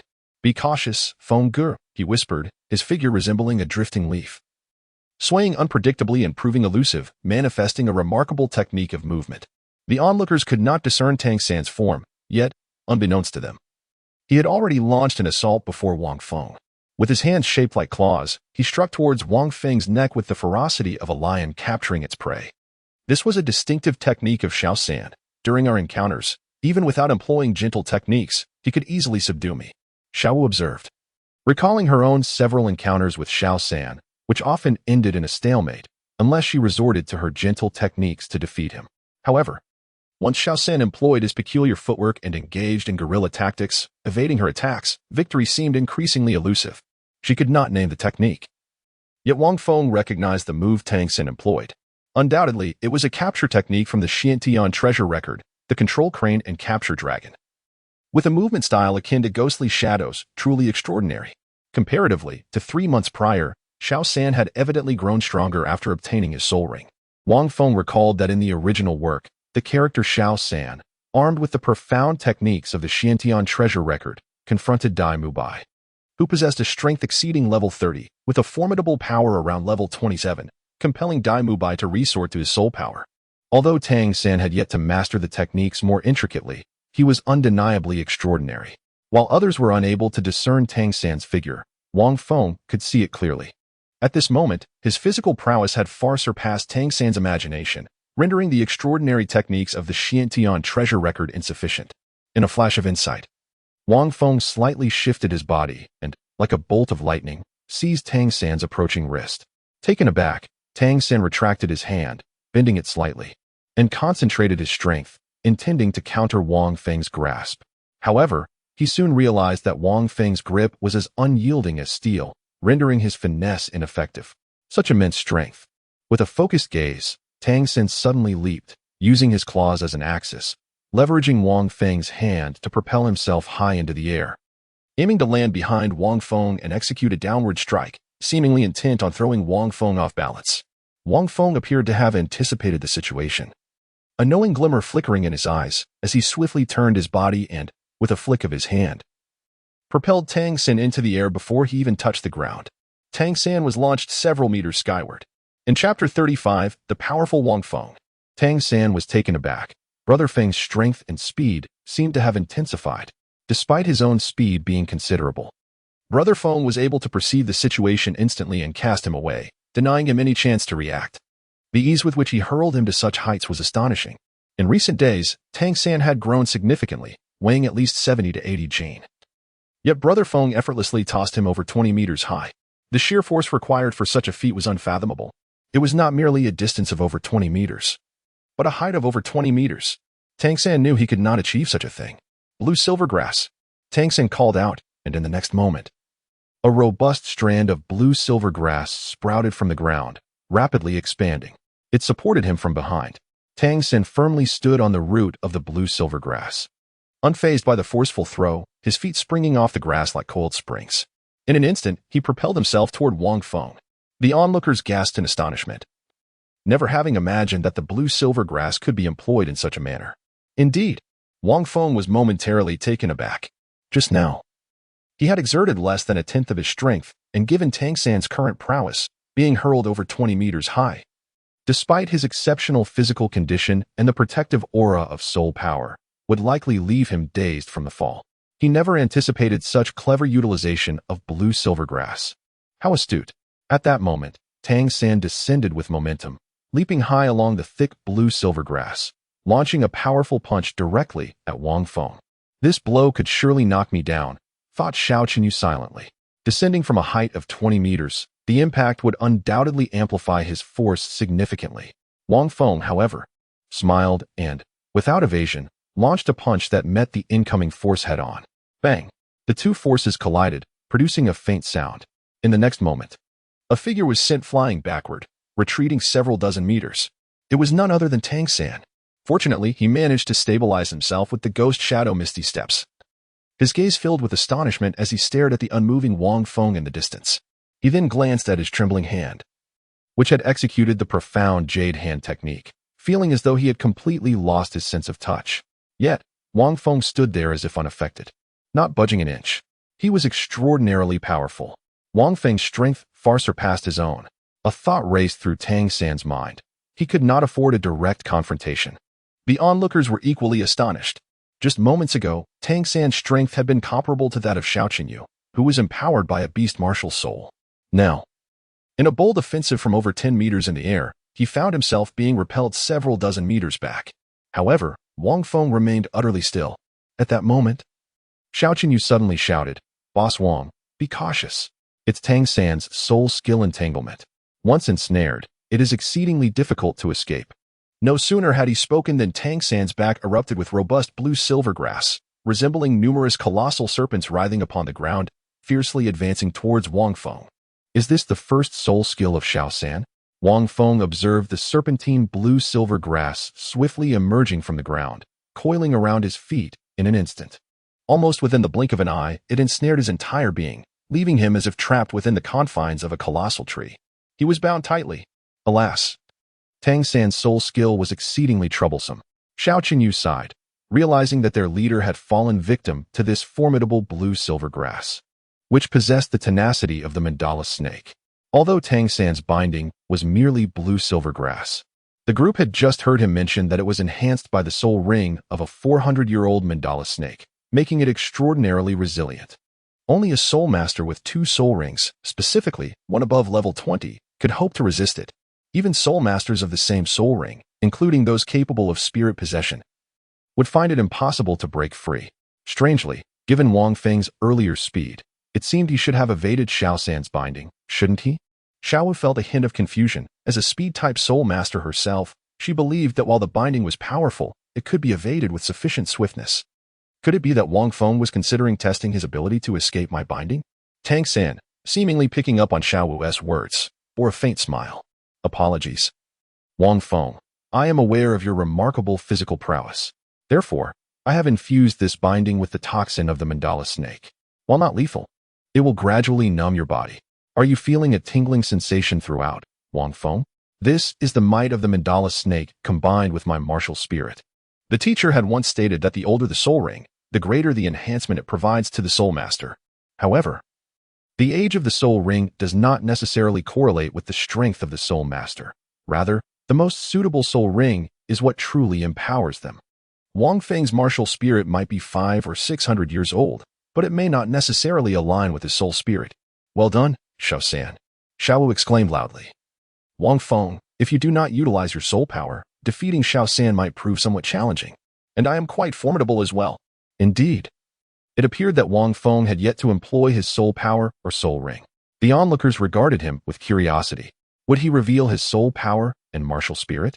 It seemed he had not yet disclosed his soul master rank or martial spirit.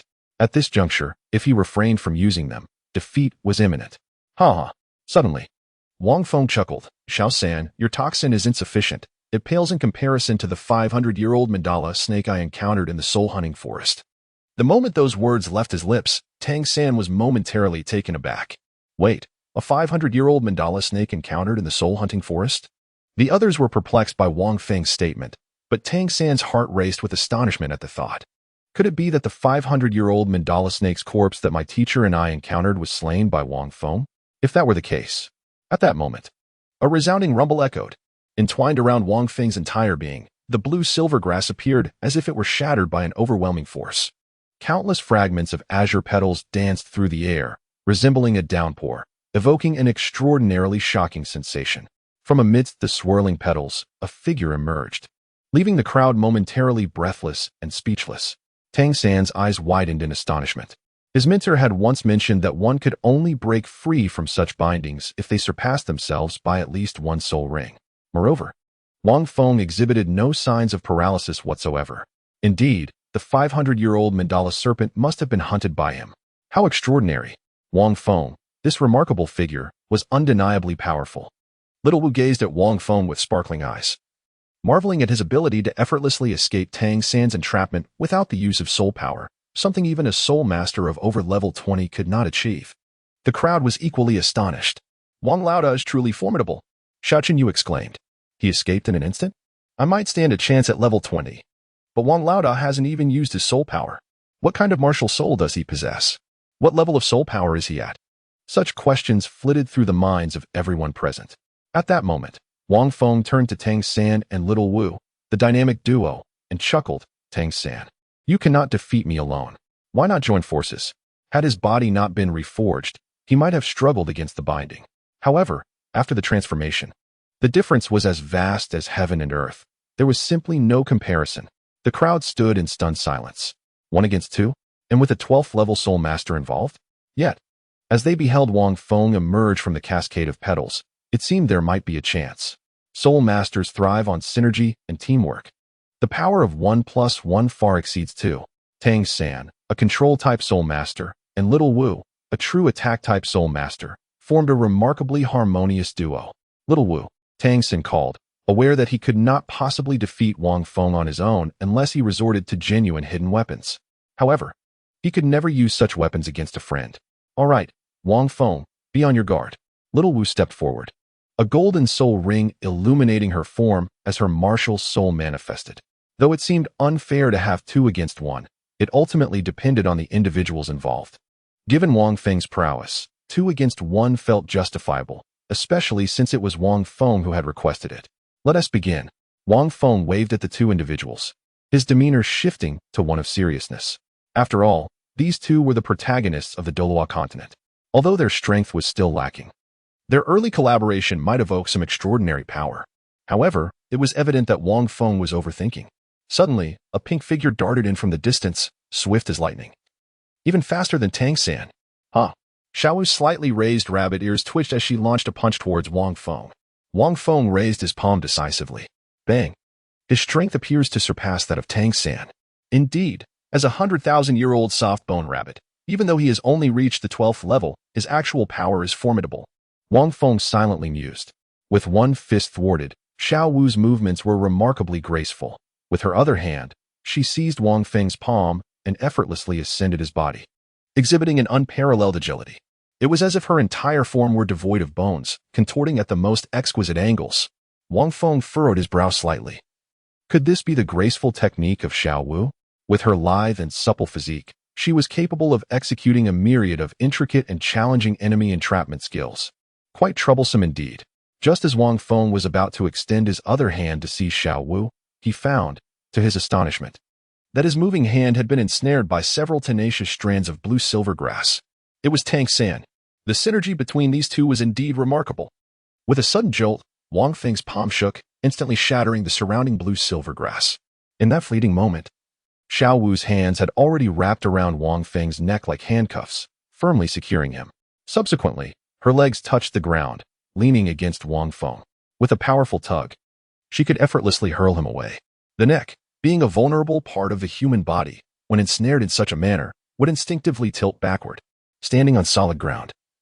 Xiao Wu could leverage the earth's strength to throw Wang Feng off with ease. Remarkably, despite having never collaborated before, Tang San and Xiao Wu's first joint effort radiated an astonishing synergy that left the onlookers in awe.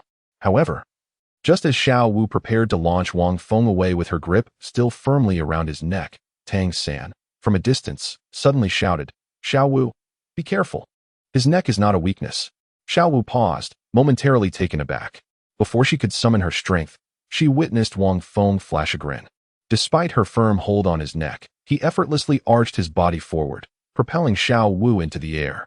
In mid-flight, Xiao Wu executed a flawless 360-degree somersault, landing gracefully back on the ground, and quickly continued her advance. Astonished, she pondered how Wang Feng seemed utterly unperturbed. After all, the neck is a notably fragile region of the body. Had his physique truly attained a strength comparable to steel? Taking advantage of Tang San's distraction with his entangling soul technique, Xiao Wu once again approached Wang Feng, employing a myriad of agile maneuvers. She attempted to ensnare his legs, bind his arms, or even invert herself to clamp down on his head with her feet. Yet, no matter her approach, Wang Feng remained immovable.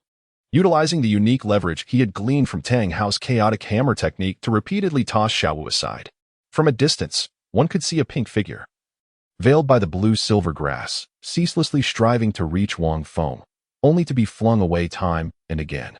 This relentless exchange persisted for nearly half an hour, leaving Xiao Wu drenched in perspiration and Tang San gasping for breath. "Your coordination is commendable," Tang San remarked, "but you still lack a bit of strength." Wang Feng chuckled and remarked, "Although Xiao Wu's agility is formidable, her offensive capabilities are rather limited.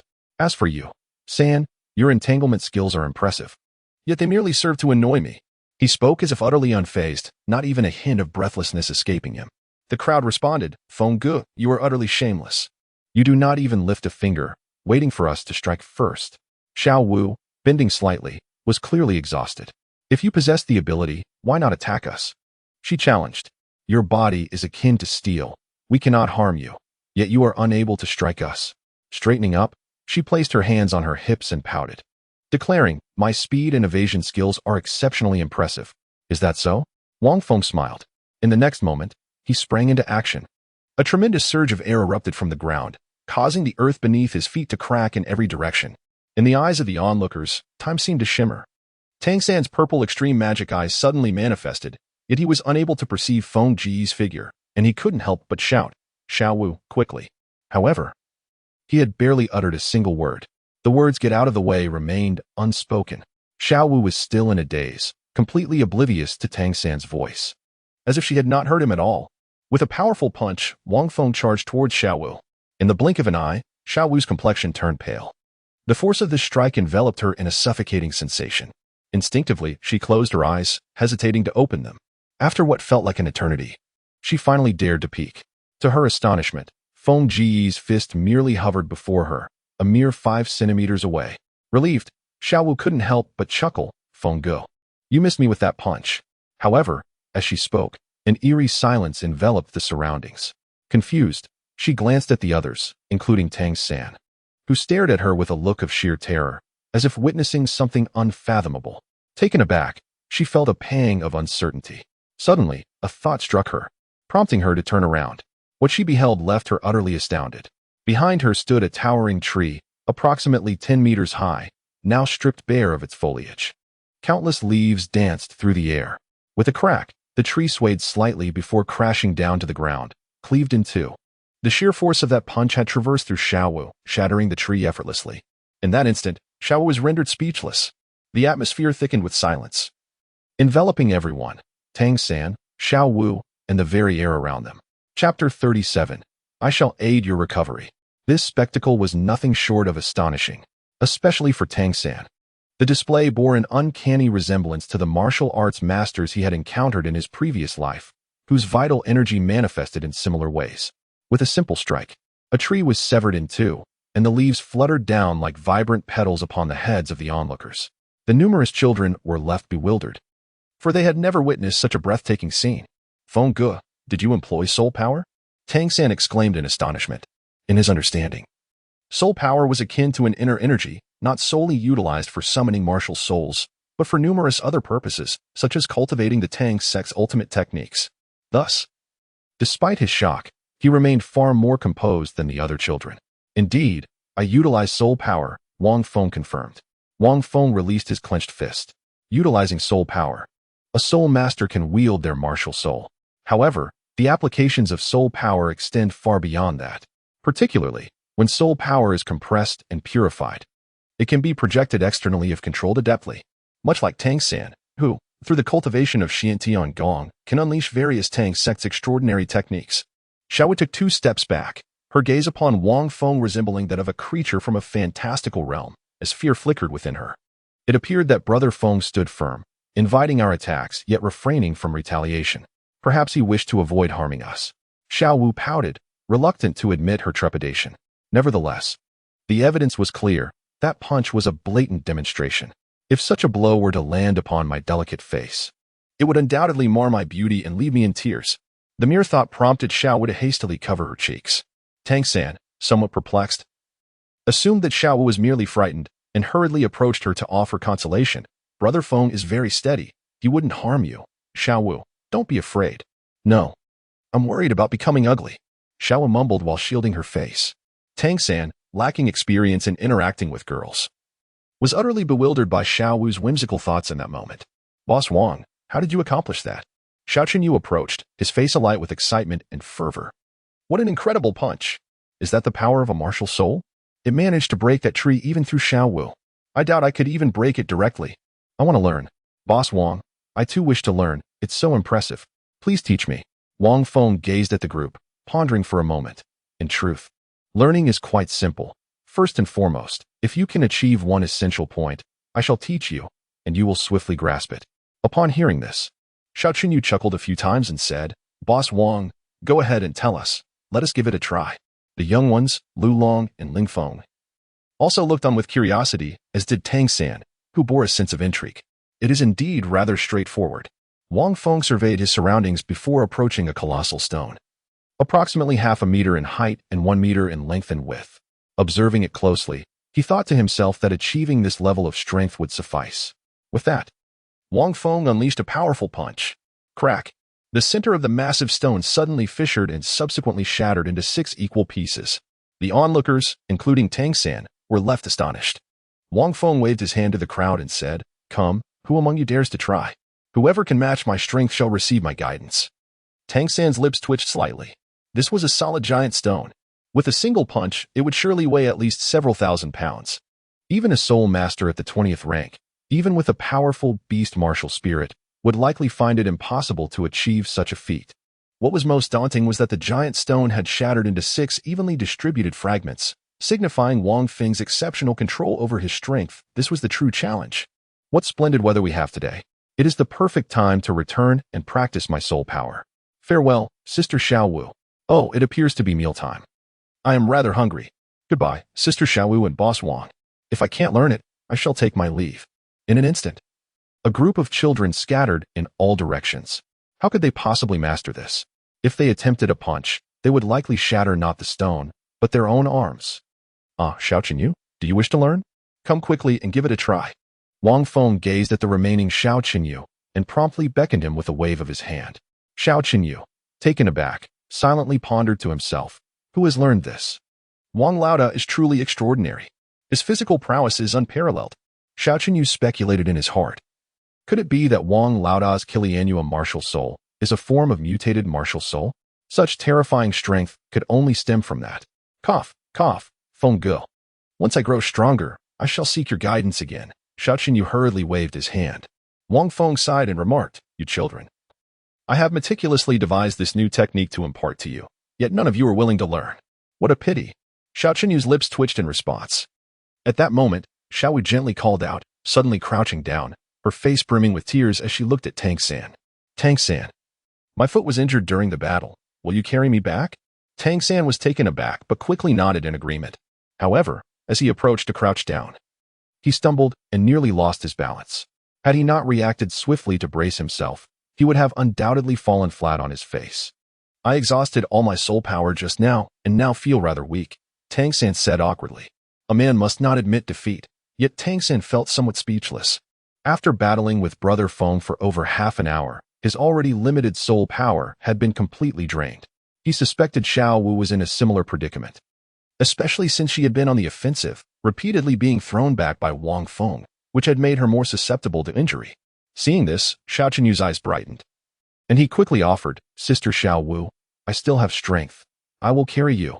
"I would rather not." Xiaowu shot him a disdainful glance. At this moment, Wang Feng pondered for a moment and said, "Allow me to assist you in recovering." Upon hearing this, the 3 of them paused, looking at Wang Feng with astonishment. "Recover? How can we recover?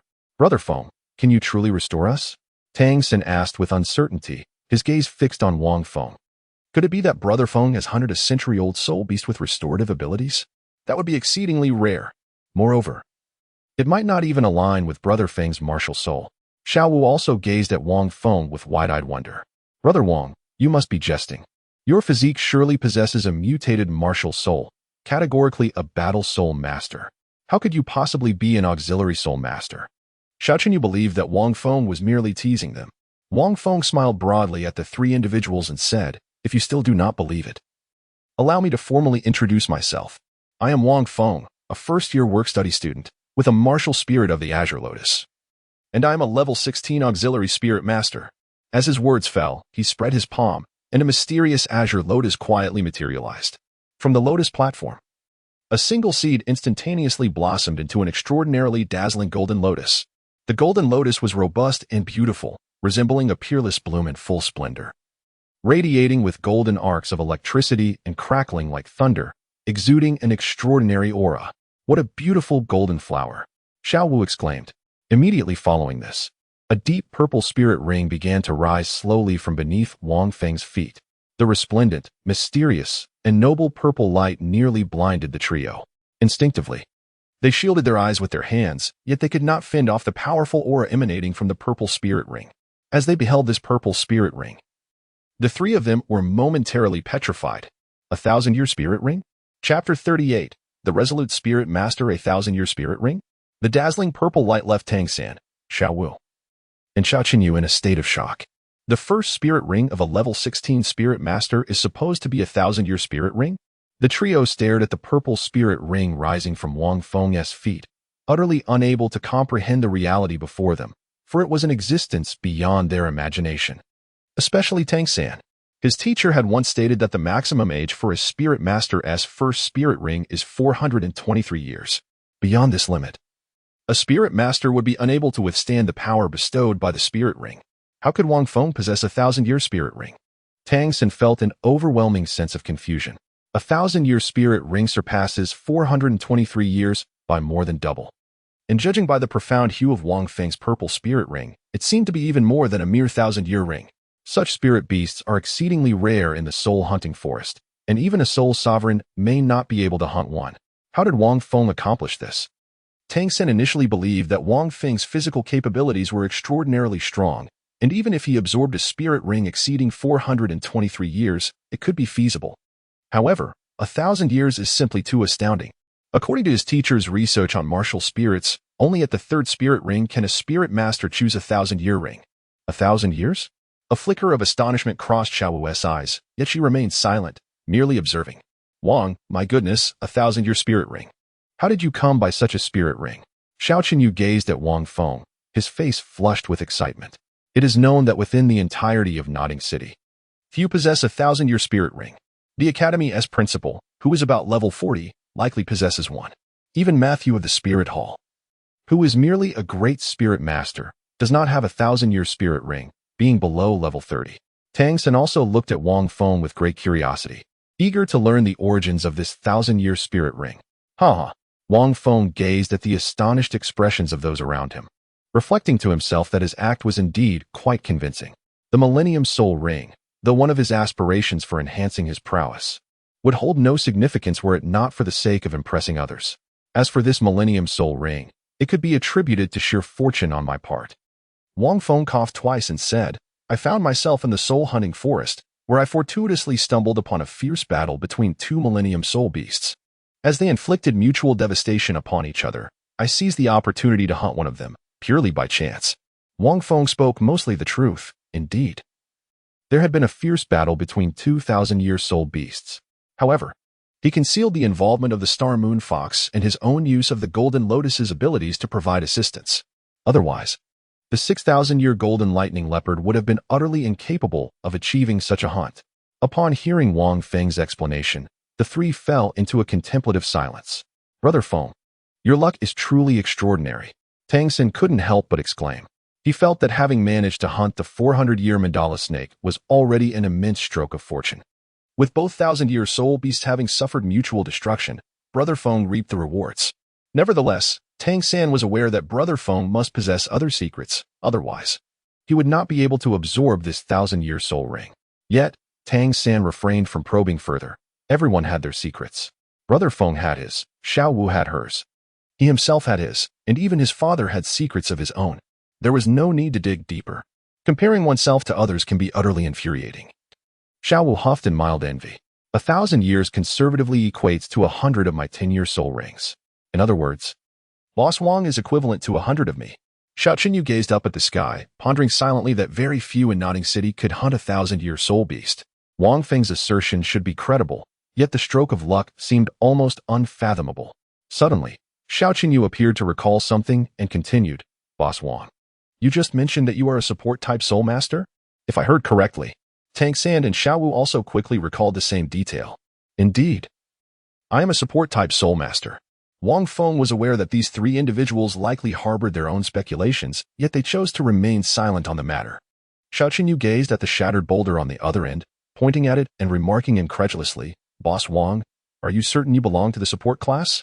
With a single punch like that, even I, as a battle soul master, would fear collapsing to the ground. And here you are claiming to be a support-type weapon soul master? Indeed. Wang Feng smiled gently as the golden lotus in his hand twirled slightly, enveloping the three of them in a shimmering embrace of golden light. In the next moment, Tangan felt his soul power, which had seemed depleted, akin to withered grass, rejuvenated as if nourished by a gentle spring rain, rapidly revitalizing. The weariness that had weighed upon him vanished in an instant. "The recovery of our soul power is astonishingly swift," exclaimed Xiao Wu in surprise. "In no time at all, we shall be fully restored." It is worth noting that they had just engaged in battle for over half an hour. "Your soul power is considerably lower than mine, hence the swift recovery," came the reply. Wang Feng elucidated. "Moreover, I have only employed a minuscule portion of the Golden Lotus's power, merely to restore your spiritual energy." Wang Feng pondered that he had yet to employ any divine skills, as there was no necessity for it. Moreover, he had not utilized the healing abilities of the Golden Lotus either. As for the reasons, they were indeed multifaceted. Tangan, gazing at the resplendent Golden Lotus surrounded by flickering lightning, subtly sensed that its capabilities extended beyond mere restoration of soul power. "What an impressive regenerative ability!" Xiao Yu exclaimed in astonishment. "The soul power of all three of us has been completely restored. Moreover, it appears that our leader has not suffered significant depletion." However, recalling that Wang Feng had mentioned his level as 16, he found solace in that thought. "Little San, quickly carry me back. My soul power has returned. But my feet are still injured, and you have the strength to do so," Xiao Wu said playfully. "All right," Tangan nodded, feeling invigorated by the restoration of his soul power, which seemed to have revitalized his spirit as well. Carrying Xiao Wu back was certainly no challenge. Observing this, Wang Feng secretly chuckled. He could indeed heal Xiao Wu's injuries, but that would deprive Tangan of the opportunity to showcase his abilities. "Little San, this is how I can assist you for now. After all, you two will eventually fall in love. I am merely offering a little help in advance." Tangan carried Xiao Wu back to the academy first, while Wang Feng chose to proceed to the Spirit Hall for Soul Master certification and soul power testing.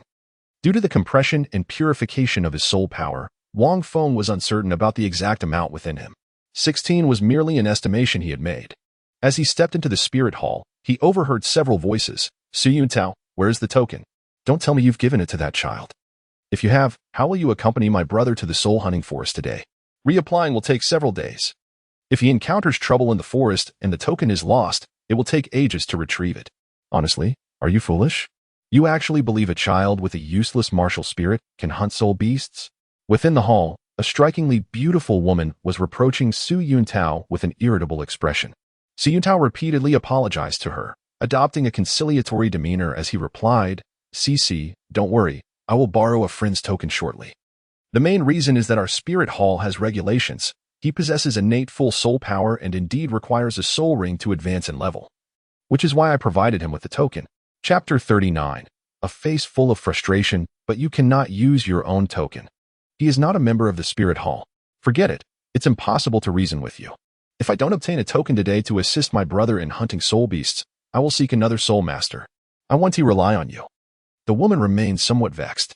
Yuntao felt helpless. The child had directly requested the token, and there were several types of tokens held by the attendants of their Spirit Hall. When he saw the child's urgency, he had decided to lend it to him. Little did he expect that the following day, his girlfriend would insist on him accompanying her brother to the soul hunting forest, and he found himself without a token. At that moment, a voice of laughter rang out. "Master Su, in need of a token, I presume? Here, I have brought it back for you." Wang Feng approached from a distance, observing the two individuals, and couldn't help but inwardly exclaim, "Ah, Tao, how have you transformed into a sycophant during our brief separation?" The female companion beside Yuntao was indeed the same woman he had encountered at the entrance the previous day. Upon seeing Wang Feng, Yuntao momentarily froze, and then a hint of joy illuminated his face. "You little rascal, you have finally returned," Yuntao remarked with a chuckle as he glanced at the token in Wang Feng's hand. "What is this? Did you go to the entrance of the soul hunting forest and return?" He found it hard to believe that this young lad could truly hunt soul beasts by himself. The young woman beside Yuntao, who was named Cici, wore a condescending smile. "Youngster, do not overestimate your abilities when it comes to hunting soul beasts. It is best left to your teachers." Just then, Wang Feng suddenly inquired, "Sister, what is your soul power level this year?" 21. Why? She replied, her brows furrowing. "What did you call me?" Cici was taken aback, and her face darkened. "Sister? Am I that old? I'm only 21. Wang Feng looked at her with disappointment. Then you were quite weak. Master Su, I am here to test my soul power. Su Yuntao hurriedly positioned himself in front of Wang Feng and said solemnly, You little rascal, with your innate full soul power, what do you need to test for? Are you implying that you have broken through? Su Yuntao fixed his gaze on Wang Feng intently. Of course, if I hadn't broken through, why would I come to your spirit hall? Wang Feng retorted impatiently. Hurry up and take me to test my soul power. Did you hear that, Su Yuntao? He claims he wants to test his soul power. Cici laughed lightly. Just take him. I want to see how long this little boy can boast. When you return, do tell me what level he is. The term sister nearly sent her, a girl not yet 20, into a fit of rage. Su Yuntao appeared troubled, thinking to himself that this little rascal was purposefully seeking discomfort. All right then, follow me. I will take you to Master Maxuno, Su Yuntao said, exasperated. With that, he led Wang Feng upstairs. As they reached the second floor, Su Yuntao walked slowly. Clearing his throat a few times, you should exit through the back door. Exit? I want to test my soul power. Wang Feng replied, bewildered. Su Yuntao shot Wang Feng a glare. Do you genuinely wish to test your soul power? I simply wish to avoid Cici mocking you later, you little rascal. Who lacks gratitude? Wang Feng immediately pressed his forehead and remarked, Master Su, I may not refer to you as master for much longer. To be honest, I believe that woman possesses a certain superficiality that is not quite suitable for you. What do you mean by superficiality? Is it that Cici is truly beautiful? Are you complimenting her beauty? Su Yuntao inquired, perplexed. Wang Feng sighed. Ah, I forgot, Brother Tao. You are not a time traveler and have no knowledge of such things as superficiality. That woman is at best a 6 out of 10. My dear brother, you have been blinded by love and lost your ability to appreciate beauty objectively. Who is making such a commotion outside? At that moment, as the two approached the corridor, a frail voice suddenly echoed from the adjacent room. Upon hearing this, Su Yuntao sighed, pushed open the door, and entered, saying, Master Matthew, it is I, Su Yuntao. Inside the room, an elderly gentleman sat in a spacious office, donned in immaculate soul master attire, embellished with the emblem of 3 swords, signifying his status as a grand soul master. Ah, it's you, Yuntao. What are you making such a fuss about outside? So reckless, Master Matthew chided. Gazing at Su Yuntao, I once had your temperament, which hindered my progress. I remained stuck at the 30th level, unable to ascend further. When will you learn from your mistakes? After speaking, a hint of helplessness crept into Master Matthew's smile. Master Matthew, it is not as you think. Su Yuntao hurriedly explained, it is primarily this young rascal. Before Su Yuntao could finish, Wang Feng interjected with a smile. You must be Master Matthew, correct? Greetings. I am here to test my soul power and undergo soul master assessment. Upon hearing this, Master Matthew stared at Wang Feng in astonishment, exclaiming, a junior academy? Young one, are you certain you are here for a soul master assessment and not to awaken your martial spirit? A child of your age, merely 6 or 7, typically only awakens their martial spirit. How could one so young be here for a soul master assessment? Beside them, Su Yuntao chuckled awkwardly and said, Master Matthew, this child has already awakened his martial spirit. I previously mentioned encountering 2 children with poor martial spirits but innate full soul power in Saint Soul Village. He is one of them. Master Matthew suddenly enlightened. He recalled Su Yuntao mentioning this to him before, and at that time, he had been quite surprised. However, upon learning that the martial spirit was deemed inferior, he felt a twinge of regret. Master Matthew's face broke into a kind smile as he addressed Wang Feng. Young one, even if you possess innate full soul power, being at the Nodding Junior Academy means you must obtain a soul ring to advance as a soul master. This requires your academy instructors to accompany you on hunts for soul beasts. Have you secured a soul ring? Yes, Master Matthew. Wang Feng nodded affirmatively. Very well. Then I shall take you for your assessment, Master Matthew replied with a smile. And please, do not call me master at my age. I could very well be your grandfather. Call me Grandpa Matthew instead. Wait, Master Matthew. The child was merely jesting. Su Yuntao interjected. Su Yuntao chuckled bitterly, for he lacked the company of a mentor to hunt soul beasts. Little one, do not jest about Master Maxuno. He is already 80 years of age. You must show him the respect he deserves. Upon hearing this, Maxuno was momentarily taken aback, casting a puzzled glance at Wang Feng. Without a mentor by one's side, it was evidently impossible to hunt soul beasts and acquire soul rings. This young lad appeared quite obedient and charming. Could it be that he was attempting to deceive me for amusement? Wang Feng let out a sigh and said, I truly possess a soul ring. Since you don't believe me, I shall directly demonstrate it for you. With that, a glimmer of brilliance flickered in Wang Feng's eyes, vanishing in an instant. Demonstration? Yuntao stared at the young boy in astonishment. In the next moment, his eyes widened in disbelief. A dazzling purple light suddenly filled the entire office. The two were instantly rendered speechless. Is this a Millennium Soul Ring? Yuntao exclaimed in shock. Matthew rubbed his eyes, gazing at the soul ring, utterly unable to utter a single word, as if struck by sudden senility. Chapter 40. The Mysterious Boy from the Spirit Hall. A Millennium Soul Ring. In the small town of Notting, who could possibly witness such a phenomenon? It was nothing short of extraordinary. Upon the revelation of Wang Feng's soul ring, a brief moment passed before he retracted it. Yuntao and Matthew remained in a state of astonishment. A millennium-old soul ring was simply beyond comprehension. For ordinary soul masters, the first soul ring typically spans no more than a few hundred years at most. 1,000 years? Matthew and Yuntao gazed at Wang Feng, their eyes reflecting profound astonishment and unparalleled shock. Wang Feng furrowed his brow and inquired, Grandpa Matthew, I find it quite arduous to manifest my soul ring. May I proceed to test my soul power? As he spoke, a glimmer of excitement flickered in his eyes as he gazed at the two men. The soul ring is an entity that is difficult to conceal. Though Notting City is neither too large nor too small, it is never devoid of personnel from the Spirit Hall. Furthermore, this is Holy Soul Village. The moment one employs their martial soul, detection is inevitable, and the assessment of a soul master necessitates the revelation of both the martial soul and the soul ring. It is altogether impossible to evade this process, unless one abstains from the soul master identification altogether, which would likely thwart any chance of graduation. After much contemplation, Wang Feng resolved not to obscure his soul ring, for there existed neither viable means nor rationale for such concealment. Earlier, during the awakening of his martial soul in Holy Soul Village, he had managed to regulate the energy within him, ensuring that his test did not exceed the innate full soul power. However, the soul ring could not be hidden. It would be absurd to attempt to alter its hue forcibly. Moreover, there lay another consideration in his mind. Very well, my child, come with me. I shall escort you to test your soul power. Grandpa Matthew exclaimed with palpable excitement, rising from his seat and momentarily at a loss for words. Yuntao, hasten to inform the bishop of the Spirit Hall in Soto City. Of course, I shall go at once. Yuntao shot a startled glance at Wang Feng before swiftly exiting, his own heart racing with exhilaration. An innate full soul power, with the first soul ring being a millennium. What an extraordinary prodigy. Even if this young lad's martial soul were deemed inferior, he would undoubtedly be recognized as a true genius. Grandpa Matthew, what is the Spirit Hall? Wang Feng continued to inquire. As Grandpa Matthew guided him toward the martial soul laboratory in the side hall, he patiently elucidated, our Spirit Hall here is merely a rudimentary branch. Above it, there exist sub-halls and the main hall of the Spirit Hall. The capitals of the two great empires also host the Holy Spirit Hall. The pinnacle is the Pope Hall.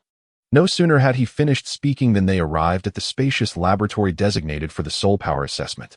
The room was impressively expansive. As Wang Feng entered the room, he felt a subtle tremor within his soul power, as if drawn by an unseen force within the confines of the chamber. He couldn't help but marvel at the peculiarity of it all. Casting his gaze around the walls, he noticed they were adorned with the very pebbles that Yuntao had once employed to test martial souls, prompting a contemplative expression from Wang Feng. Were there any remnants of such artifacts in the Hall of the Pope? Wang Feng continued to inquire. Of course, there is more. Suddenly, Matthew's expression grew serious, and his tone became profoundly respectful. The Douluo Hall of Worship is a place that all spirit masters yearn for. Only those who attain the Douluo level may enter the esteemed Douluo Hall of Worship. Wang Feng nodded. He had somewhat forgotten the intricacies of the Douluo Continent's lore, but listening to Matthew rekindled his memories. Your name is Wang Feng, isn't it? Little Feng, before the assessment, I wish to pose a question to you. Matthew said with a smile. What question? Wang Feng replied. Are you willing to join the Spirit Hall? Matthew continued. You must have just entered the Notting Academy, right? You haven't yet pledged to a mentor. If you wish, you can directly join us at the Spirit Hall. With that, Matthew fixed his gaze on Wang Feng. Although the boy had yet to be tested, Matthew could already surmise that the child's spirit power was likely extraordinary. 1,000-year spirit ring, once absorbed, would undoubtedly propel this child's spirit power to the 20th level. While Matthew had never encountered a 1,000-year spirit master, he had conducted countless spirit power assessments within the Spirit Hall, and his experience was profound. He had seen 400-year spirit rings that could elevate spirit masters by 2 or 3 levels. Given the hue of this 1,000-year spirit ring, it was probable that it was even more than a mere 1,000 years. Thus, a direct enhancement to the 20th level was entirely plausible. Spirit Hall? Is there any distinction? Wang Feng exclaimed in astonishment. If I join the Spirit Hall, does that mean I will be exclusively a Spirit Master of the Spirit Hall? Am I no longer able to remain at the Nodding Academy? Matthew was momentarily taken aback before chuckling. Indeed, my dear child, you are quite astute. It is as you say. The Spirit Hall has its own designated academies. Upon joining the Spirit Hall, you will be recognized as one of its Spirit Masters and will naturally be required to attend its affiliated academy for structured education. Of course, you will also gain access to numerous additional benefits, which you will come to understand upon entering a higher-level Spirit Hall. My grandfather has already reported to the higher echelons of the Spirit Hall, and someone should be arriving shortly. The Spirit Hall in Nodding City is merely a subordinate branch. Matthew's report to the main Spirit Hall was somewhat audacious. However, this child is simply remarkable. Wonderful, wonderful. Wang Feng smiled and said, I have yet to commence my studies at Nodding Academy. I am quite familiar with Master Su, and it would indeed be splendid to join the Spirit Hall. After speaking, he couldn't help but chuckle inwardly. Aha, splendid, splendid. My child, come forth for the soul power test. Matthew led Wang Feng to the center, where a floating yellow crystal orb awaited. With a smile, he encouraged, now, infuse your soul power into it. Wang Feng nodded slightly, then infused his soul power into the yellow crystal orb. Logically speaking, the soul power associated with a Millennium Soul Ring is immensely potent. Given that you possess innate full soul power, you should be able to directly attain level 20, Matthew slowly remarked. However, before he could finish his thought, the yellow crystal orb suddenly erupted with a series of clear auras, albeit not overwhelmingly bright. Level 15? How is it that your soul power is only at level 15? Although this is indeed quite impressive, a Millennium Soul Ring should be extraordinary. Matthew was momentarily taken aback. According to his estimations, Wang Feng's soul power level should have been around 20. How could this be? Is there a problem, Grandpa Matthew? Wang Feng retracted his soul power and smiled as he spoke. It seems I miscalculated the compression and purification of my soul power. It is only at the 15th level. But that is just fine. No problem. Matthew furrowed his brow, sensing something peculiar. Nevertheless, even so, Xiao Feng is still a genius. This is worthy of reporting. Child. Then please wait here for a moment. The Bishop of Soto City will arrive shortly, and I shall relay your words to him. Soto City is a large city relatively close to our Fashnu province's Nodding City. Given the bishop's strength, he should arrive swiftly, well before nightfall. Matthew spoke gently. By the way, what is your martial soul? So Yuntao replied, it is the Blue Lotus, which seems to be a new type of floral martial soul. May I show it to my grandfather? All right, Wang Feng said, extending his palm to reveal a delicate golden lotus flower. However, he controlled it slightly, presenting it in a diminished form. A lotus? What purpose does it serve? Matthew gently shook his head. Floral martial souls are mostly utilized for contributing to city construction and cultivating plants. This flower is indeed beautiful, but its utility is uncertain. Matthew did not inquire further and continued to converse with Wang Feng about other matters until evening arrived. It was then that Su Yuntao entered with 2 men, one of whom was quite young, dressed in extremely luxurious robes, exuding an extraordinary presence, with finely chiseled features as if sculpted by a master artisan over countless years. The other man wore the garb of the Martial Soul Hall's bishop, emanating a cold pride and a powerful aura. Lord Jekko, this way please, Su Yuntao said, his face weary yet filled with utmost respect. This day had taken a toll on him. Where is he? The child with the first soul ring being 1,000 years old. If I find out that you have misrepresented this, everyone in your martial soul branch will face punishment. Bishop Jekko looked at Su Yuntao with evident impatience. In such a small place, can a genius of this caliber truly emerge? Absurd. Even if one possesses innate full soul power, to falsely claim that the first soul ring is a 1,000-year soul ring is utterly bizarre. Were it not for the presence of this visitor to our Martial Soul Hall who found this news intriguing and insisted on coming to see, I, as the Bishop of the Martial Soul Hall, would never set foot in such a small locality. Please, you first.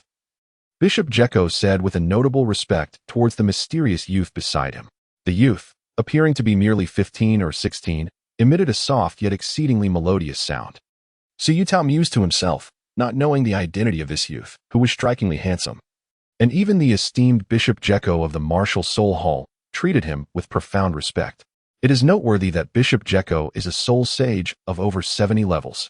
Even he exhibited such reverence. It is evident that the identity of this enigmatic young man is indeed extraordinary. Shortly thereafter, Bishop Jekko and this mysterious youth arrived at the Soul Master Laboratory, where Matthew and Wang Feng were present. In an almost instantaneous moment, several gazes intertwined in the air. Wang Feng gazed upon the two individuals approaching him. Although he was unaware of their identities, the middle-aged man was undoubtedly a representative of the Spirit Hall.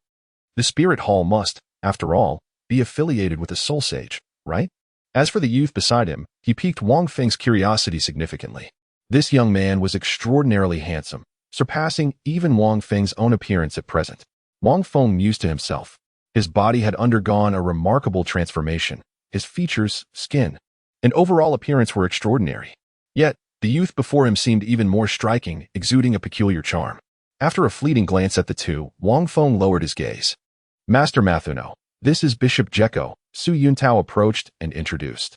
Mathuno promptly bowed to Jekko, only to be interrupted as Jekko waved dismissively, stating, enough. Let the boy reveal his soul ring, a 1,000-year soul ring, and do inform us of his soul power level. Mathuno hurriedly moved to Wang Feng's side, whispering a few words. Chapter 41, Always Acting. Wang Feng squinted slightly as he summoned his soul ring, a deep purple hue radiating throughout the room, with a golden lotus blossom appearing exquisitely beautiful. As the purple soul ring ascended, Bishop Jekko was momentarily stunned. Could it truly be a purple soul ring? Even the handsome youth beside him was taken aback, gazing curiously at the child who stood only a few centimeters shorter than him. His soul power was at level 15. Matthew Nua hastily interjected, Bishop Jekko, this child is a prodigy. Should he join the Spirit Hall, his future accomplishments will undoubtedly be boundless. In Nodding City, he would be overlooked. I hope you can take him to a more prestigious academy. However, before Matthew Nua could finish his thought, Bishop Jekko interrupted him.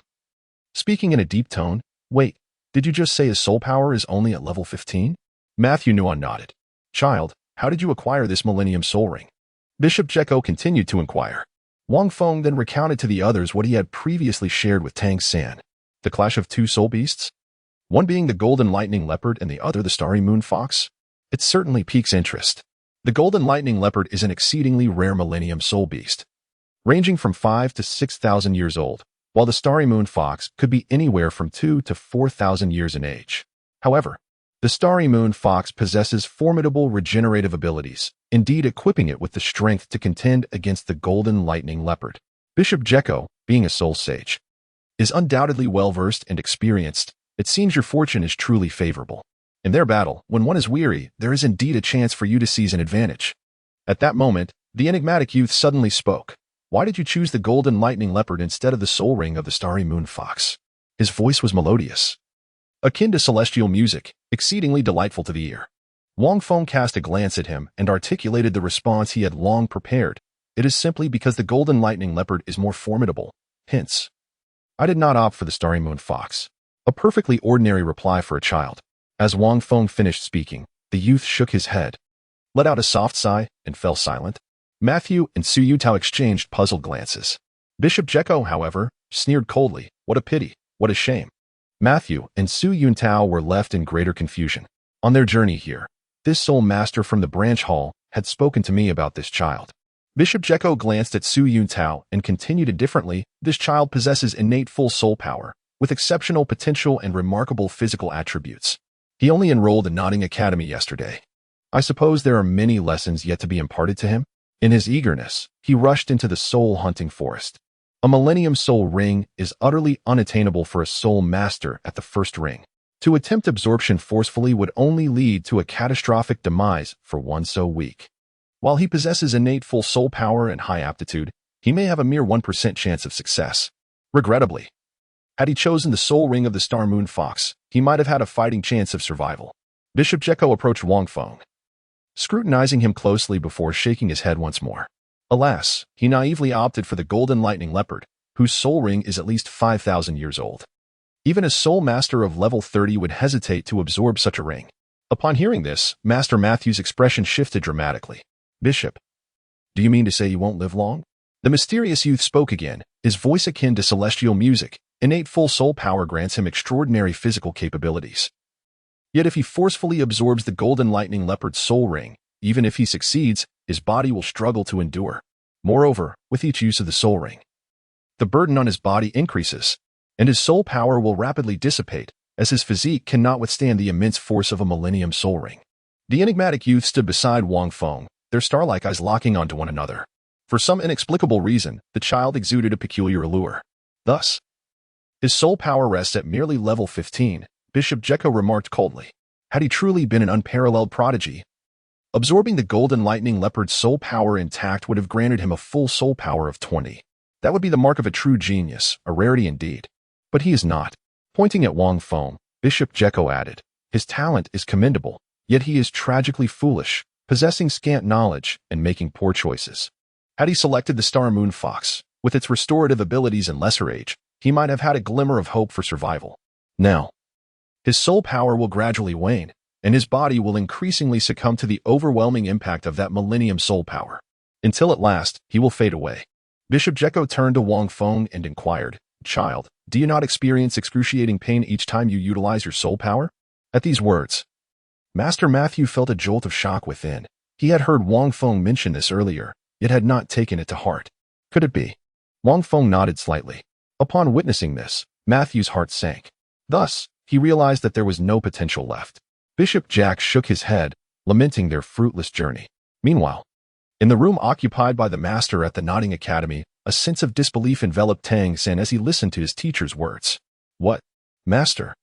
Are you saying that Brother Feng will gradually perish? His face was a canvas of astonishment. How could this be? Brother Feng's first spirit ring was a millennium spirit ring. How could he face death? Upon returning to the academy, Tangan sought out the master, recounting the earlier events concerning Brother Feng's spirit ring. To his shock, he received this horrifying response.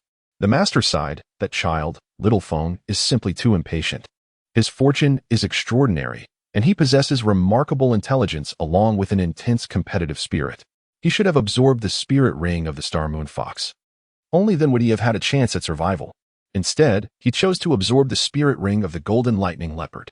His innate spirit power is already maxed out. From your description, Little Feng's physical condition is indeed exceptionally robust. But he cannot endure the spirit ring of the golden lightning leopard. That ring is at least 5,000 years old. Although I have never witnessed such a situation. Even with exceptional talent, survival will be exceedingly difficult. Now, as he forces himself to absorb the spirit ring, every use of his martial spirit will bring him immense agony. And his spirit power will gradually dissipate. He cannot last much longer. The master concluded, his face etched with concern. If that child had a mentor to guide him, perhaps he wouldn't be in this predicament. Master, is there any way to save Brother Feng? Tangan rose, his expression fraught with anxiety. Brother Feng was his dear childhood friend. It's difficult, the master replied, shaking his head.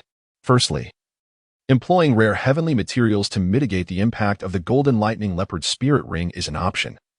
But such treasures are exceedingly scarce and may be found only within the Vatican. Even if successful, Little Feng's spirit ring would regress to a century rather than a millennium, significantly diminishing his strength and potential.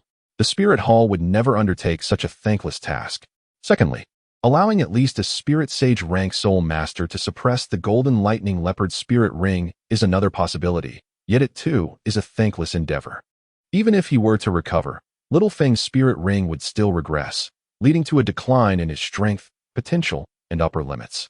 The Spirit Hall would also refrain from engaging in such actions.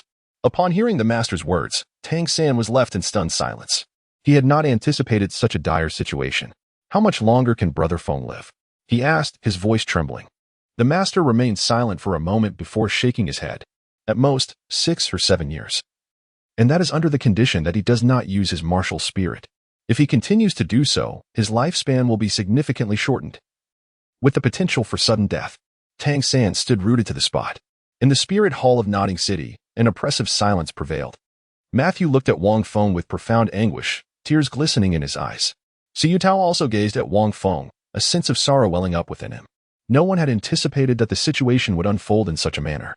At that moment, Wang Feng suddenly spoke with a tremor in his voice. Dear Bishop, is there truly no way for the Spirit Hall to save me? You are so powerful, surely you could remedy my condition, right? If you could restore me, I would be free of my troubles. Silence ensued. Restore you? Bishop Jekko chuckled derisively. The cost of such a restoration is far too great for you to bear. Even if we were to succeed, your strength and potential would never match what they once were. To merely become a soul master again would be a stroke of great fortune for you. Therefore, my child, I regret to inform you that you cannot join the Spirit Hall. I suggest you discontinue your studies and return to your village, forsaking the use of your martial soul, and simply live out the remainder of your days in peace.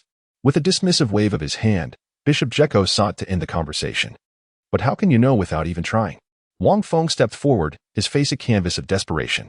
He appeared to be trembling, perhaps having grasped the implications of Jekko's earlier conversation with the mysterious youth. Observing this scene, both Matthew and Su Yuntao felt a pang of sympathy in their hearts. Enough of this. Even if His Holiness were present, he would not waste resources and manpower on you. Bishop Jekko regarded Wang Feng with evident irritation, exclaiming, You are extraordinarily fortunate yet equally unfortunate. If you must place blame, let it be upon the heavens for their lack of favor. Step aside. As he spoke, Bishop Jekko was about to push Wang Feng aside, only to be halted by the mysterious youth beside him. Jekko, that will suffice. The youth's expression darkened slightly, seeming to have taken note of the mention of His Holiness with a hint of resolve in his eyes. Yes, Bishop Jekko replied, momentarily taken aback, before responding with a respectful tone. The mysterious youth approached Wang Feng, observing this boy who stood only a head shorter than himself. He retrieved a token from his robe and presented it to Wang Feng, saying, Child, the Spirit Hall cannot aid you. However, this token may provide you with some assistance in your daily life, should you manage to survive. I offer you a chance. Upon seeing the token, Bishop Jekko was momentarily stunned. Your Highness, there is no need for further elaboration. The mysterious youth waved his hand dismissively. It is merely a token from the Spirit Hall. Bishop Jekko smiled wryly. That token is far from ordinary. It is a special third-tier token from the Spirit Hall, adorned with a longsword, a hammer, and 3 pairs of wings on either side. It is shrouded in mystery, yet it grants access to the majority of cities. The soul-hunting forest and the Spirit Hall, allowing the bearer to receive a substantial amount of gold soul coins. For this child, who appears to have little hope for the future, it could ensure a life of comfort. Wang Feng gazed at the peculiar token, lost in silence. Very well. Let us depart. The enigmatic youth cast a lingering glance at Wang Feng. She harbored an inexplicable premonition that perhaps she would encounter this child again, although she was uncertain of the circumstances surrounding that meeting. At this moment, witnessing the departure of Bishop Jekko and his entourage, Wang Feng's countenance appeared profoundly despondent. Yet a flicker of mirth danced in his eyes. Indeed, from the instant Wang Feng unveiled the Millennium Soul Ring before Matthew and Su Yuntao, he had been performing a ruse. Chapter 42. The resolute Su Yuntao life is but a play, entirely reliant on the art of performance. At times, one finds it necessary to engage in pretense. Wang Feng mused inwardly. Joining the Spirit Hall would undoubtedly subject him to its constraints. Most significantly, he would be beholden to their commands. This was not the path Wang Feng desired. Thus, he resorted to subterfuge, leading Bishop Jekko of the Spirit Hall to mistakenly believe he lacked the potential worthy of cultivation, thereby causing him to relinquish interest. From the inception of this charade, Wang Feng had no intention of concealing his intentions. However, upon further reflection, he realized that this was Nodding City, even if Matthew reported his actions. It was unlikely that such information would reach the Papal Palace, but rather filter only to the mid to high-ranking officials of the Spirit Hall. There was no need for Wang Feng to conceal anything. Both his martial spirit and the assessment of his soul power were laid bare, revealing that he indeed possessed only level 15 soul power. His account of the soul-hunting forest was a blend of 7 parts truth and 3 parts embellishment. Bishop Jekko's deductions resonated with Wang Feng, as he had contemplated the same while invoking a Millennium Soul Ring, hence he chose to align with their reasoning. Given that he had compressed and refined his soul power to a mere 15 levels, it did not resemble the typical absorption of a 6,000-year soul ring. Thus, it was only natural for them to suspect discrepancies, even formulating definitive conclusions akin to a sealed verdict. In truth, Bishop Jekko's conjectures from the Spirit Hall were not far from the mark. A soul master endowed with innate full soul power might indeed have a chance at absorbing a Millennium Soul Ring, particularly one as resilient as the Star Moon Fox. However, the Golden Lightning Leopard stood in stark contrast, for it had no such possibility. If Wang Feng were devoid of the Meteor Tears, the most favorable outcome might indeed manifest in this manner. Even if he were to forcibly assimilate the soul ring of 6,000 years, his lifespan would still be tragically short, gradually eroded by the immense soul power bestowed by the Golden Lightning Leopard's soul ring.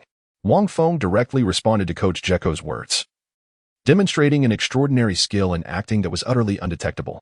In simpler terms, it was a matter of anticipating your anticipation, thus allowing for a seamless performance that left no trace of deception. However, it was the enigmatic youth that truly astonished Wang Feng. Drawing upon his understanding of the Douluo Continent, he could roughly conjecture the individual's identity, yet uncertainty lingered. Perhaps the most significant gain from this encounter was the possession of that mysterious token? Wang Feng gazed at the token, reminiscent of the third-tier special emblem held by the master. Although it bore no actual authority, it granted access to the soul-hunting forest and facilitated a form of identity disguise. Thus, when venturing to other city spirit temples for soul power assessment, possessing this token would undoubtedly render the process significantly more convenient. Conversely, Wang Feng found the prospect of using this token to receive the Gene Soul coin subsidy to be the least beneficial aspect. So Yuntao escorted Wang Feng down from the second floor. What a splendid child, Matthew mused as he observed Wang Feng's retreating figure. Pondering whether this was merely the capriciousness of fate, he had encountered a rare soul-beast conflict, but due to a misjudgment. A single misstep had led to a cascade of errors, culminating in the current predicament. As they descended the stairs, night had already fallen. So Yuntao, how could you keep me waiting for so long? The woman still lingered in the hall. Upon seeing Su Yuntao accompany Wang Feng, her frustration from the prolonged wait transformed into ire. She then cast a derisive glance at Wang Feng, remarking, "So, little one, do you not know what level your soul power is? Did you hunt the soul beast yourself?" She intended to deliver further mockery, but Su Yuntao, his expression dark and forbidding, interjected with a commanding tone, "Enough, Cici, silence." Cici was momentarily taken aback. Su Yuntao rarely dared to speak to her in such a manner, having always been deferential and compliant. Ignoring her, Su Yuntao led Wang Feng outside the spirit temple, leaving Cici standing there in astonishment. "Cheer up, little one," Su Yuntao said, giving Wang Feng's shoulder a reassuring pat. Wang Feng realized that he had performed his role exceedingly well, touching Su Ji's heart without him even realizing it. Even the most sycophantic of admirers seemed to have receded. "Master Su, do not be so melancholic. I assure you, I shall not meet my demise." Wang Feng whispered, "Moreover, the tale of my soul piercing the vast sky is yet to be completed for your eyes." Upon hearing these words, Su Yuntao felt a surge of emotion, and even the steadfast Iron Man could not help but let tears escape the corners of his eyes. This young lad, though seemingly carefree, unexpectedly thought of him at such a moment. Wang Feng, although Brother Tao is affiliated with the Spirit Hall, he ultimately remains a lower-tier individual within its ranks. In comparison to those in the upper echelons, he possesses a greater sense of humanity. The same can be said for Grandpa Matthew. "I shall take my leave now." Wang Feng waved farewell to Su Yuntao, leaving him with a solitary silhouette. Observing this, Su Yuntao wiped away the tears at the corners of his eyes and let out a deep sigh. "Su Yuntao, what was the matter with you just now? Have you become so audacious as to shout at me so boldly?" At this moment, Cici emerged with a cold demeanor and remarked, "Where is that little brat? I merely mocked him a bit. What is the matter? Is he your kin?" Su Yuntao's audacity was indeed remarkable. How dare he raise his voice? "Humph. Should my expression turn cold, I wonder if you would still dare to come and apologize obediently?" Nevertheless, Su Yuntao cast a frosty gaze at Cici and warned, "If you utter another word, do you believe I would not hesitate to kick you out?" That chilling stare sent a shiver down Cici's spine. When had she ever been met with such an icy gaze from Su Yuntao? It felt as if he truly intended to thrust her away with a kick. Startled, Cici hastily lowered her voice. Yuntao, I was wrong. Please do not be angry." "Humph." Su Yuntao glanced at her, his heart heavy with sorrow, and turned to stride directly into the spirit hall. Cici hurriedly followed, and in the distance, one could faintly hear the flurry of hurried apologies echoing. Upon returning to the Nodding Academy, unexpectedly, he encountered two familiar figures at the entrance. It was none other than Tang San and the Master. "Little San, Master? What brings you here?" Wang Feng gazed at the two individuals, astonished. To his surprise, Tang San approached him with a grave expression. "Brother Feng, did you just visit the Spirit Hall?" Upon hearing this, Wang Feng felt a stir in his heart and nodded, replying, "Indeed, I went for an assessment. After the evaluation, it seems a bishop arrived, stating that my lifespan is short and my soul power will gradually dissipate. He did not permit me to join the Spirit Hall, nor did he offer any assistance. But I, Brother Feng, have no faith in that. I live each day indulging in food, drink, and rest. And I have no doubt I shall live for a century. Hearing this, Tangan, who had initially worn a somber expression, revealed a hint of a bitter smile. Indeed, Brother Feng, you are carefree and untroubled, unafraid of anything. Tangan then turned to the master, who sighed, saying, "This is indeed the typical conduct of the spirit hall. If young Feng had absorbed the spirit ring of the Star Moon Fox without issue, they might have valued him and nurtured his potential. However, given that it is the spirit ring of the Golden Light Thunder Leopard, upon learning of his circumstances, they are unlikely to expend any effort to save him." Wang Feng gazed at the master with a hint of perplexity. "Brother Feng, I apologize for mentioning your Millennium Soul Ring to the master prematurely." Tangan quickly expressed his contrition. "It is of no concern. I did not ask you to keep it a secret," Wang Feng replied with a smile, shaking his head. "However, I implored the master, hoping he could provide assistance." Tangan continued. "Assistance?" Wang Feng was momentarily taken aback. The master nodded, gazing intently at Wang Feng, and spoke in a somber tone. "The third person has implored me, hoping I could assist you. You possess extraordinary talent. Yet you have inadvertently absorbed the soul ring of the Golden Light Thunder Leopard. Although you managed to assimilate it with great difficulty, your body is unable to withstand the immense pressure exerted by the 6,000-year soul ring. I presume the bishop from the Spirit Hall has mentioned that the more you wield your martial soul and soul power, the shorter your lifespan becomes?" "Indeed, he has," Wang Feng replied, a flicker of thought crossing his mind, accompanied by a smile. "Nevertheless, it matters not. Even without utilizing my martial soul, I remain formidable. Yet, your time is still limited," the master countered, shaking his head. "This is an undeniable truth. There are indeed ways to resolve this predicament. Yet the Spirit Hall will not extend their aid. However, I have a friend who is a soul sage. If I were to speak on your behalf, he would likely assist you in stabilizing the Golden Light Thunder Leopard's soul ring using his soul power, thereby facilitating the flow of soul energy within you. Yet, even with this intervention, while you may return to your former state, your soul power will find it exceedingly difficult to progress further. You will merely preserve your life." With that, the master fixed his gaze steadily upon Wang Feng. Wang Feng mused to himself, "The third party is indeed quite resourceful, having enlisted the master. The master's acquaintance must be the renowned Flander, without a doubt. However, the condition is that one must become his disciple before he will take action." The master continued to speak. After listening, Wang Feng could not help but marvel at the unwavering nature of the righteous and the malevolent in the Douluo Continent, where characters are strikingly similar. The Spirit Hall was reluctant to offer assistance, yet the master would extend a helping hand for the sake of Shaosan, even if it was Flanders who intervened. "Thank you, master, but it is truly unnecessary," Wang Feng replied with a smile. "I am aware of my own condition. It may not be as dire as you imagine. There are certain reasons I cannot disclose, yet I sincerely appreciate your concern." With that, he waved farewell to the two and returned to his dormitory, leaving them momentarily stunned. Chapter 43. Apologies, I feel it's somewhat lacking after Wang Feng departed. The master gazed at his retreating figure, rendered speechless. "What a stubborn child," he murmured. A wave of nostalgia washed over him as he reflected on Wang Feng's resilience. Who among us was not once a headstrong child? Perhaps, Brother Feng is not quite as we envision him. "Teacher," Tangan whispered, "Brother Feng has always been exceptionally intelligent. He would not have absorbed the 6,000-year Golden Light Thunder Leopard spirit ring without absolute confidence." The master pondered for a moment but struggled to reconcile this with his own theories, which seemed to contradict Wang Feng's actions entirely. Though Tangan too could not fully comprehend, he understood that Brother Feng harbored his own secrets, just as he did. Perhaps, the master conceded, shaking his head. "In time, clarity will emerge. If he truly is unharmed, then this Brother Feng is indeed an extraordinary genius beyond our imagination. After all, you have ample time until graduation." Tangan nodded in agreement. "Nonetheless, if this child is truly unscathed and was not apprehended by the Spirit Hall during evaluation, it might suggest he was deliberately testing them. How remarkable for one so young to possess such exceptional insight." The master, ever perceptive, seemed to connect the dots, softly sighing in realization. Tangan remained silent as they both watched Wang Feng gradually fade into the darkness, each harboring their own thoughts and emotions. The following day, Wang Feng refrained from disclosing his assessment by the Spirit Hall. After attending several classes in the morning, he sought to refresh the increasingly vague knowledge and concepts he held about the Douluo Continent.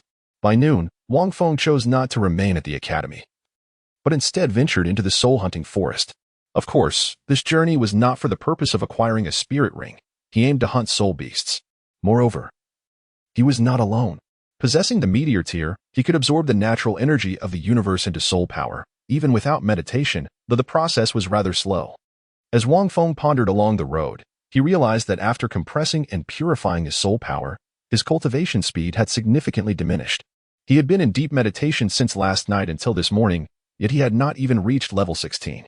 In stark contrast to his experience in the soul-hunting forest, where a few hours of meditation could elevate him to level 15, this felt agonizingly slow. The thought of the subsequent levels, which would only take longer, made Wang Feng acutely aware that relying solely on meditation would prove insufficient. At this rate, it seemed unlikely he would achieve his goal even after 6 years. Moreover, with graduation approaching in 6 years, if he were to attend Shrek Academy without reaching level 30, he would miss out on the opportunity to obtain a 10,000-year soul ring. The kindness shown by the master and Tangan last night made Wang Feng feel that visiting Shrek Academy was indeed worthwhile, especially since the system-designated checkpoint was located there. However, he contemplated whether engaging in battles and actively utilizing the soul power within him might significantly accelerate his cultivation speed. Wang Feng contemplated within himself. This was indeed a possibility. Combat serves to hone one's abilities, and by exhausting one's soul power, it naturally accelerates the pace of cultivation. Thus, he was inclined to venture into the soul-hunting forest. Not only could he earn some coin, but also, through engaging in battles with soul beasts, he could enhance his combat experience. It was, in essence, a trifecta of benefits. With ample time in the afternoon and evening, he would not squander soul rings. Most importantly, he could also showcase his prowess. Wang Feng pondered. After finishing his lunch, he acquired a flowing robe and a mask and proceeded directly to the soul-hunting forest. Although it was now afternoon, the outskirts of the soul-hunting forest remained bustling with activity, with a continuous stream of people coming and going. This particular forest encompassed numerous cities within the Fastno province, not limited to just Nodding City. As a result, the throngs were quite substantial. Various calls echoed incessantly. 3 needed. Come forward, patrons. Our team boasts a 26th level Soul Master and a 25th level Support Master, fully equipped. Creatures around 500 years old can be hunted. Prices are negotiable. For beasts approximately 400 years old, we seek a Control-type Soul Master of around 25 levels, offering a reward of 50 silver soul coins.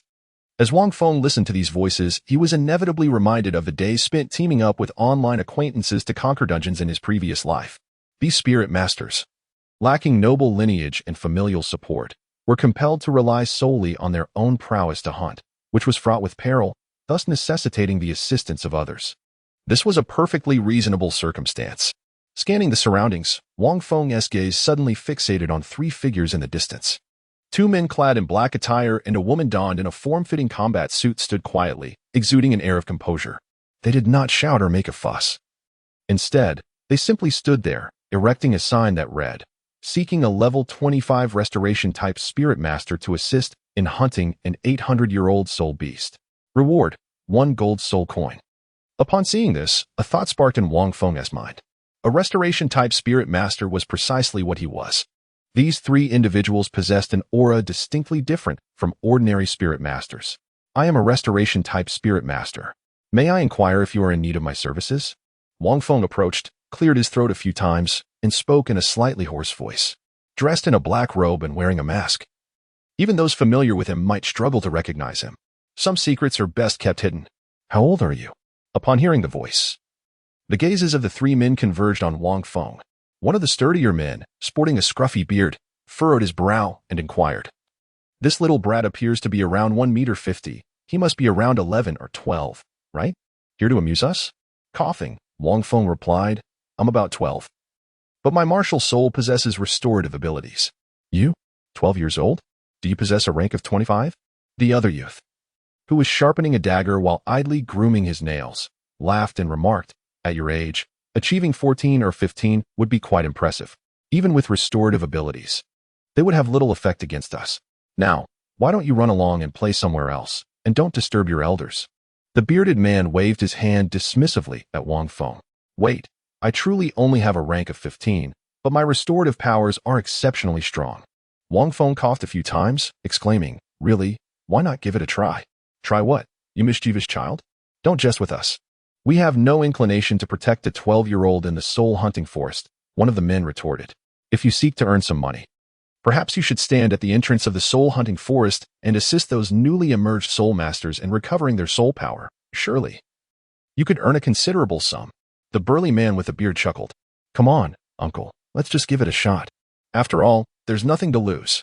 Wang Feng remarked with a smile, this method is indeed quite ingenious. There are indeed numerous healing spirit masters who can profit in this manner. Not every spirit master ventures into the soul-hunting forest accompanied by a healing spirit master, as they are quite rare. Consequently, many return depleted of spiritual energy, and having someone stationed at the entrance to restore their energy is a viable way to earn a living. However, Wang Feng yearned to delve deeper into the soul-hunting forest to encounter more spirit beasts and accumulate combat experience. The burly man with a beard and the young man appeared poised to say more, but a woman suddenly interjected calmly, let him give it a try. Healing spirit masters are hard to come by, and they need not be exceptionally powerful. This woman had an admirable figure, curvaceous and athletic, with her hair neatly tied back in a practical ponytail. Her skin was fair, and her features were strikingly beautiful, though marred by a scar of 4 to 5 centimeters across her face, detracting from her allure. All right, boss, as you wish, the young man grinned. He then surveyed the passers-by before addressing Wang Feng. You there? Could you restore my energy? The bearded man chuckled. Perfect timing. I still have more than half of my spiritual energy left. I don't require much, just a quarter of the remaining energy will suffice. Upon his statement, the other two turned their attention to Wang Feng, aware that this burly man was no ordinary individual. He was a formidable level 29 spirit master. A quarter? Wang Feng hesitated momentarily. What? Is this still considered excessive? The burly man with a thick beard furrowed his brow and remarked, if you cannot restore even an eighth of my soul power in one go, that would indeed be problematic. With a subtle twist of his palm, Wang Feng did not reveal his soul ring, but instead manifested a small golden lotus, channeling his soul power. The restoration of soul power does not necessitate the use of soul skills, thus the soul ring remained unlit. Henceforth, unless in critical moments, Wang Feng would seldom illuminate his soul ring. Instantly, strands of golden energy surged into the burly man with a beard. Suddenly, the bearded giant shivered as if electrified, trembling vigorously. The other two, witnessing this, grew tense. At that moment, Wang Feng chuckled and remarked, my apologies. I believe that was insufficient. Let me restore you fully. Chapter 44. Exhilarating. As Wang Feng's somewhat hoarse voice resonated, the young man and the woman were genuinely astonished. Old Hey, what is the matter with you? The young man set aside his dagger and hurried to support the bearded man. Out of the corner of his eye, he signaled to the woman, who promptly approached Wang Feng, her gaze laced with caution. Rest assured, his soul power is being restored, Wang Feng reassured, fully aware that the pair was concerned for the bearded man, whose condition seemed rather unusual. These soul masters, having experienced battles, were inherently vigilant. Yet, before long, the burly man exhaled deeply and exclaimed, refreshing. Upon hearing this, the young man and the woman were momentarily taken aback. Just moments ago, they had observed the bearded man convulsing and had assumed it was merely a prank by the boy, not an actual restoration of soul power. They were taken aback when Old Hay suddenly cried out, Old Hay, what is going on? The young man inquired hastily, curiosity piqued. How much of your soul power has been restored? The bearded giant, referred to as Old Hay, looked at Wang Feng with a glimmer of astonishment in his eyes. Impressive. Young man, in that brief moment, my soul power was entirely replenished. Remarkable. A level 15 recovery soul master. I have never encountered one with such extraordinary restorative abilities. Upon hearing this, both the young man and the woman breathed a sigh of relief, gazing at Wang Feng with equal astonishment. Then I trust one have fulfilled your expectations? Wang Feng remarked with a smile, having only expended a minimal amount of soul energy from the golden lotus. He would soon recover 1/5 of the soul energy of a level 29 battle soul master. Quite remarkable. Lao He chuckled heartily, adding that the recovery felt quite delightful, akin to a massage that invigorated him. Wang Feng understood that this effect stemmed from the golden lotus possessing the soul ring of the golden lightning leopard. If it were a divine skill, it could directly bestow the soul master with a paralyzing electric energy. The young man and the woman exchanged glances of bemusement at Lao He. All right, since everything is in order, let us proceed. Arong is in need of an upgrade. Roughly 800 years in the making, Lao He stated, looking at Wang Feng. I am called Lao He. You may refer to me simply as such. My martial spirit is the Black Rock Bear, known for its sluggish speed but exceptional defensive capabilities as a level 29 Battle Soul Master. This fellow here is Ling Ren, whose martial spirit is a dagger, boasting formidable offensive strength at level 28. Lastly, this lady is.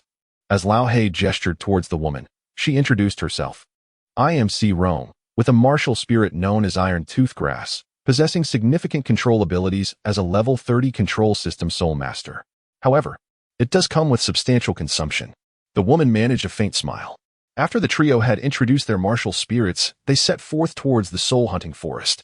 These three martial spirits are not particularly extraordinary, yet their mutual acquaintance suggests a strong bond. They likely form a cohesive team rather than a mere assembly of individuals. Wang Feng pondered. The Black Rock Bear is a particularly resilient and robust type of beast martial spirit.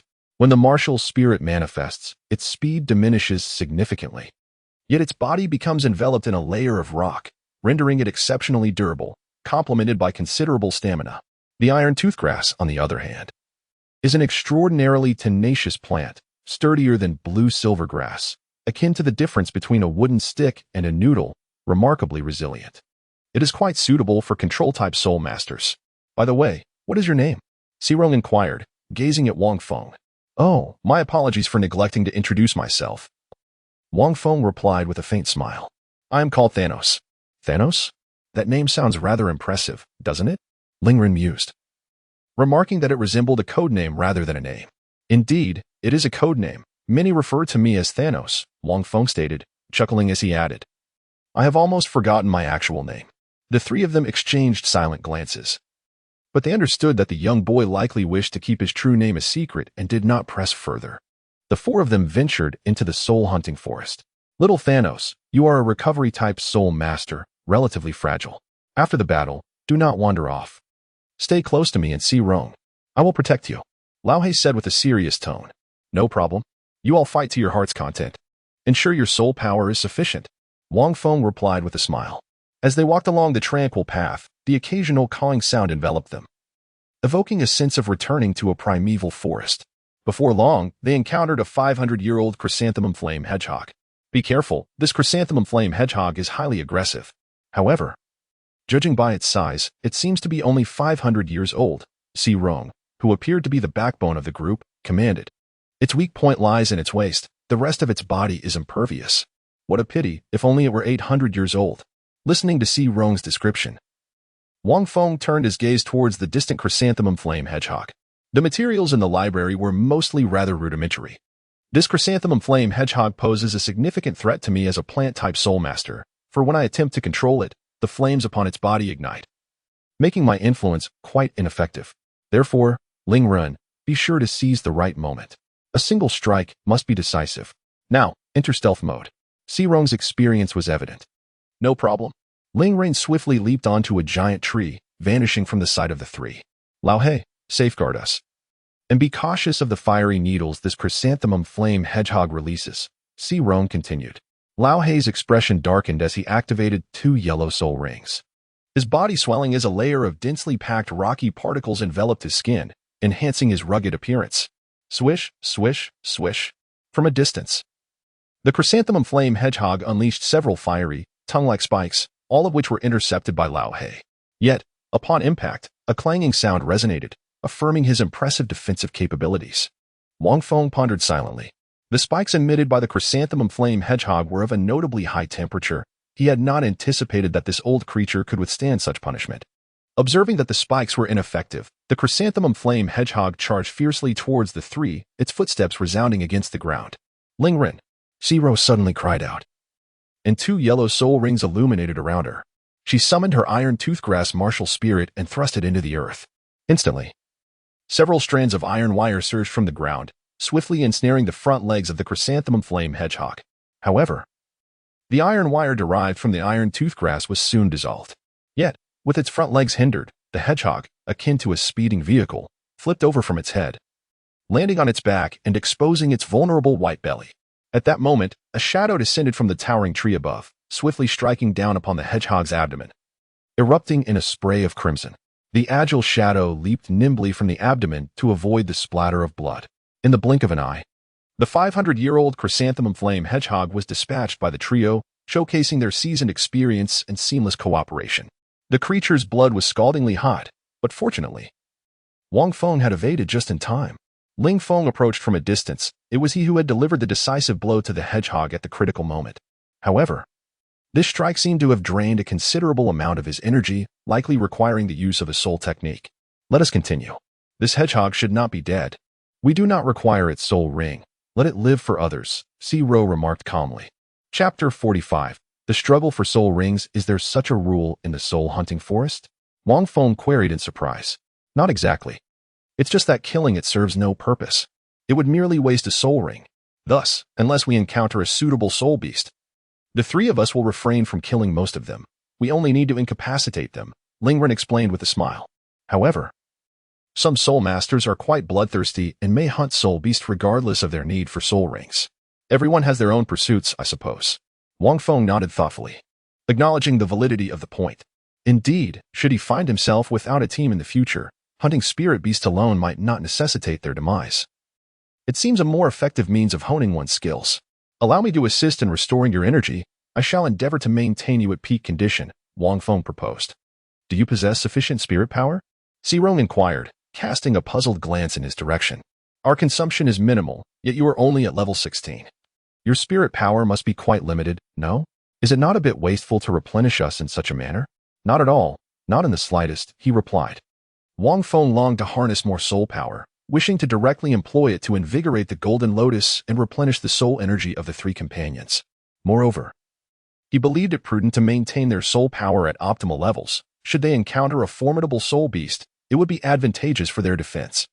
Zero was momentarily taken aback, but upon reflection, she concurred, recognizing that when faced with a large soul beast, time to recuperate would be a luxury they could not afford. As Wang Feng provided the initial soul power restoration to Zero and Lingren, both finally experienced the delightful sensation that Old Hay had described. Old Hay, this is quite invigorating, they exclaimed, feeling a delightful tingling throughout their bodies. Lingren sported a mischievous grin, while Zero offered a gentle smile. Throughout the afternoon, the four of them traversed the soul-hunting forest, engaging in the pursuit of various soul beasts.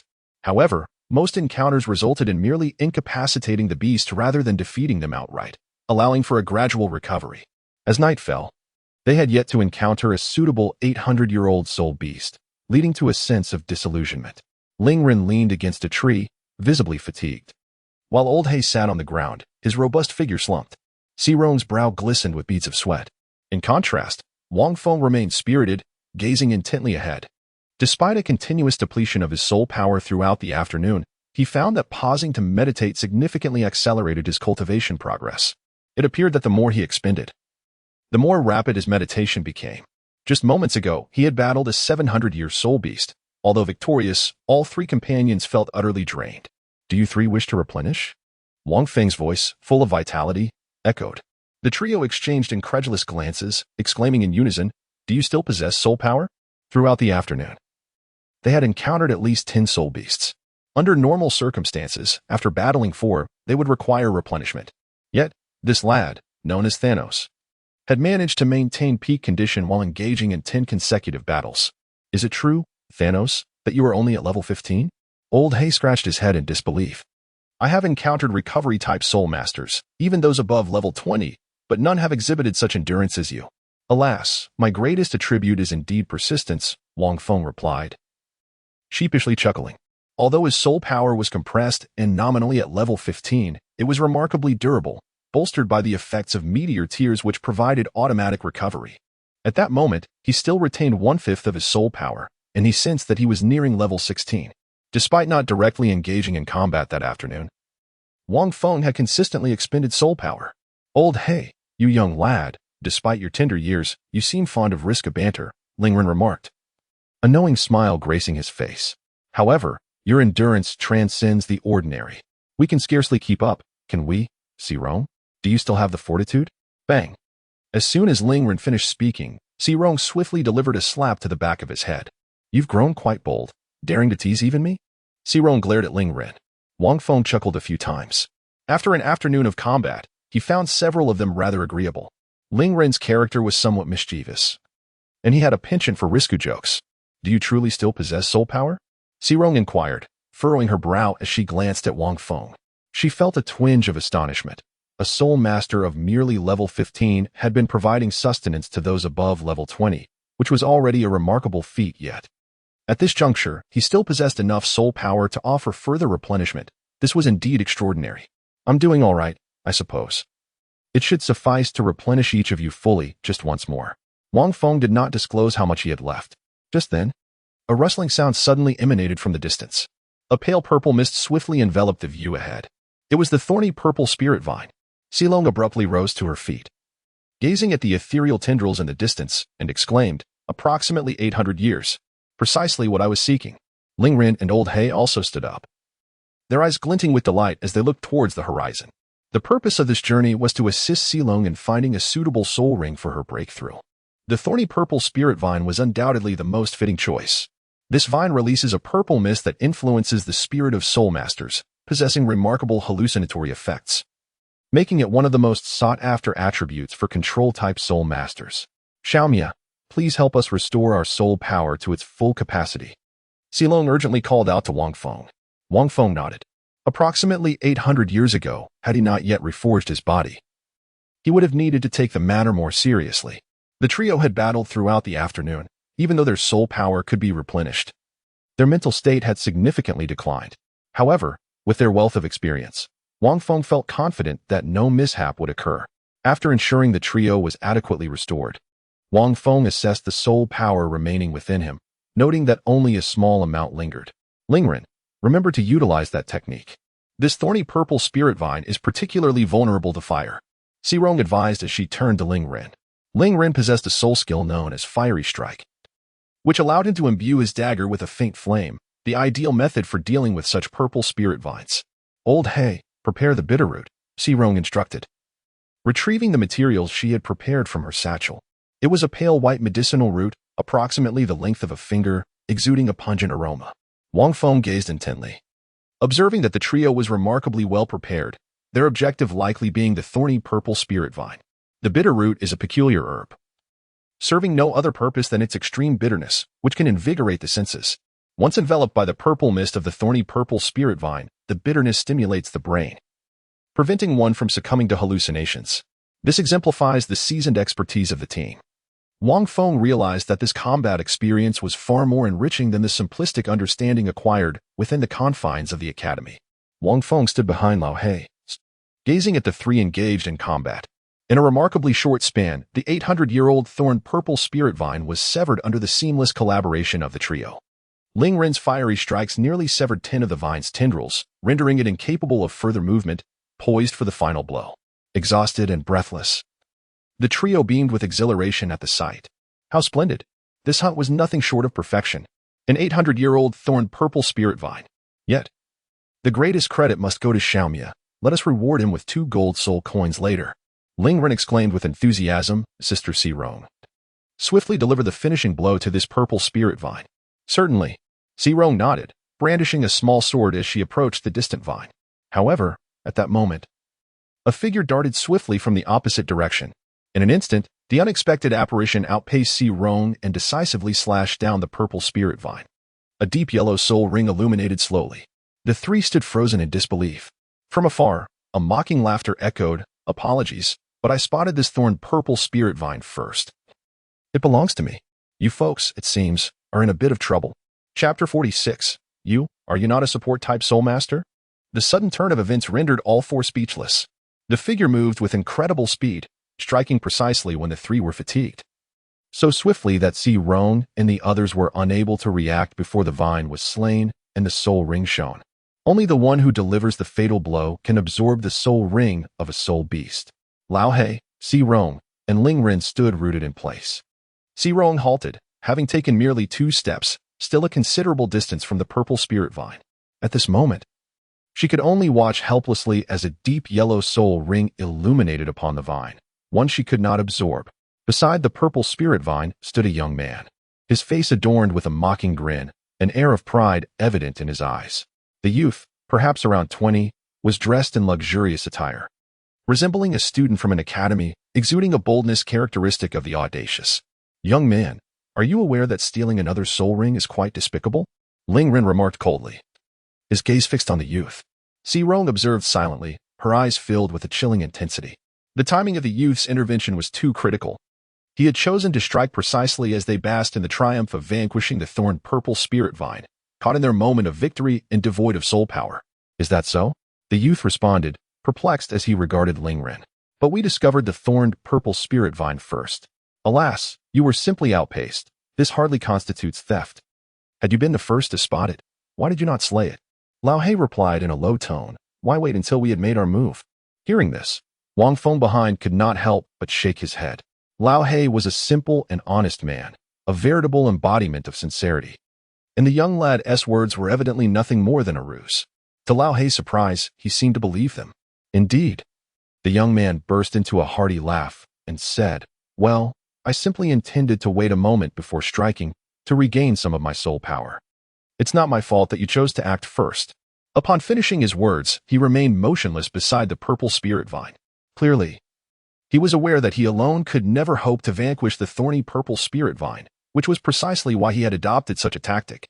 This individual must be a student from a high-level soul master academy. Xirong scrutinized the youth and quietly remarked, he should be at level 30.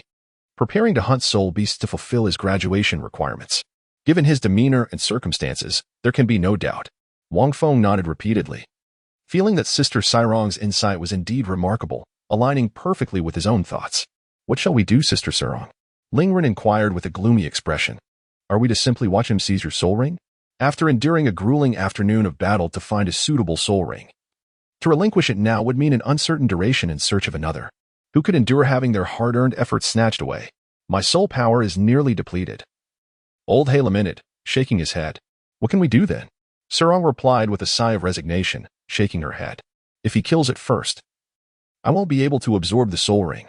Moreover, it is unwise to engage him in conflict at this moment. Our combat strength is virtually non-existent.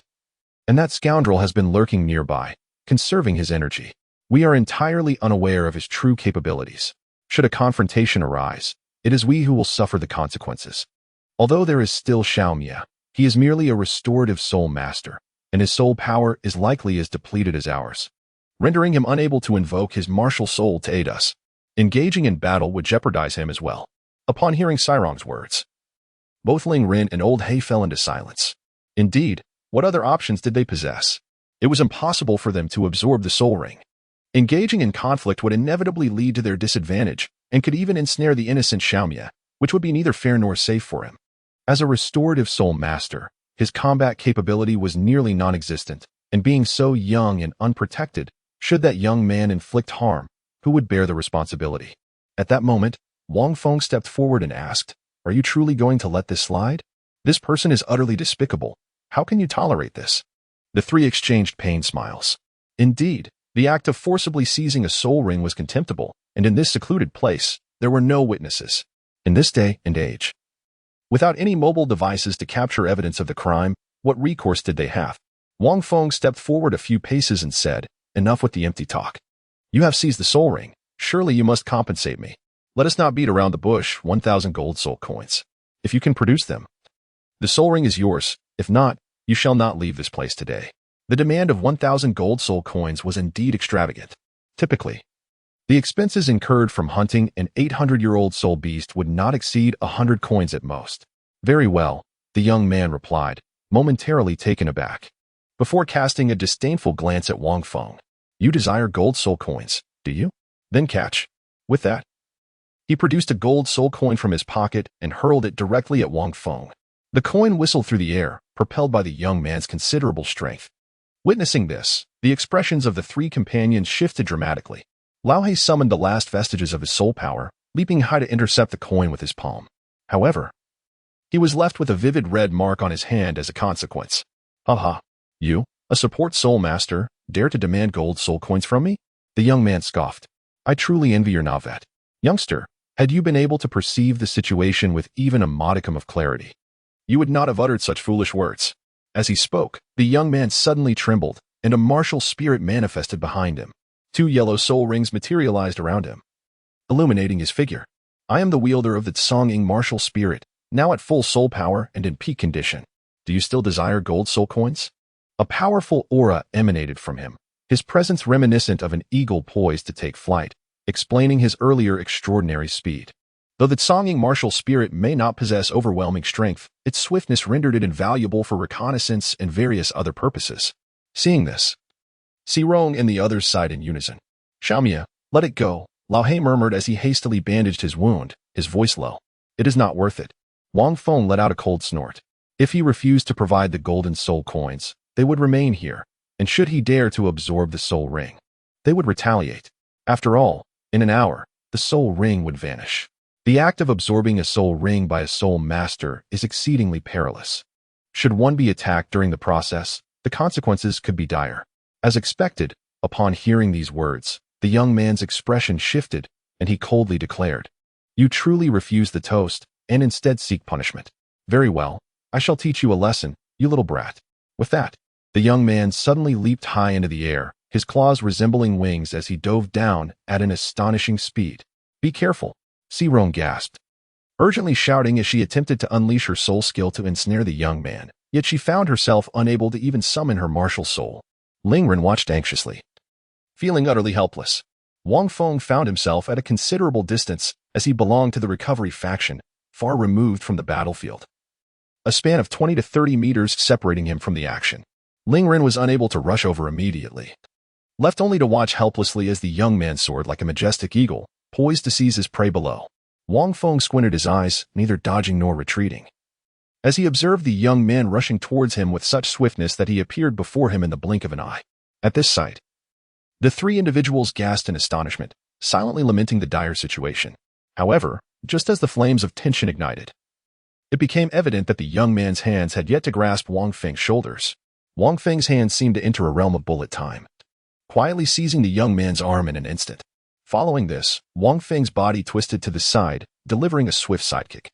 This kick connected directly with the young man's abdomen, seemingly expelling his last meal, as a searing pain surged from his lower belly, radiating throughout his entire being.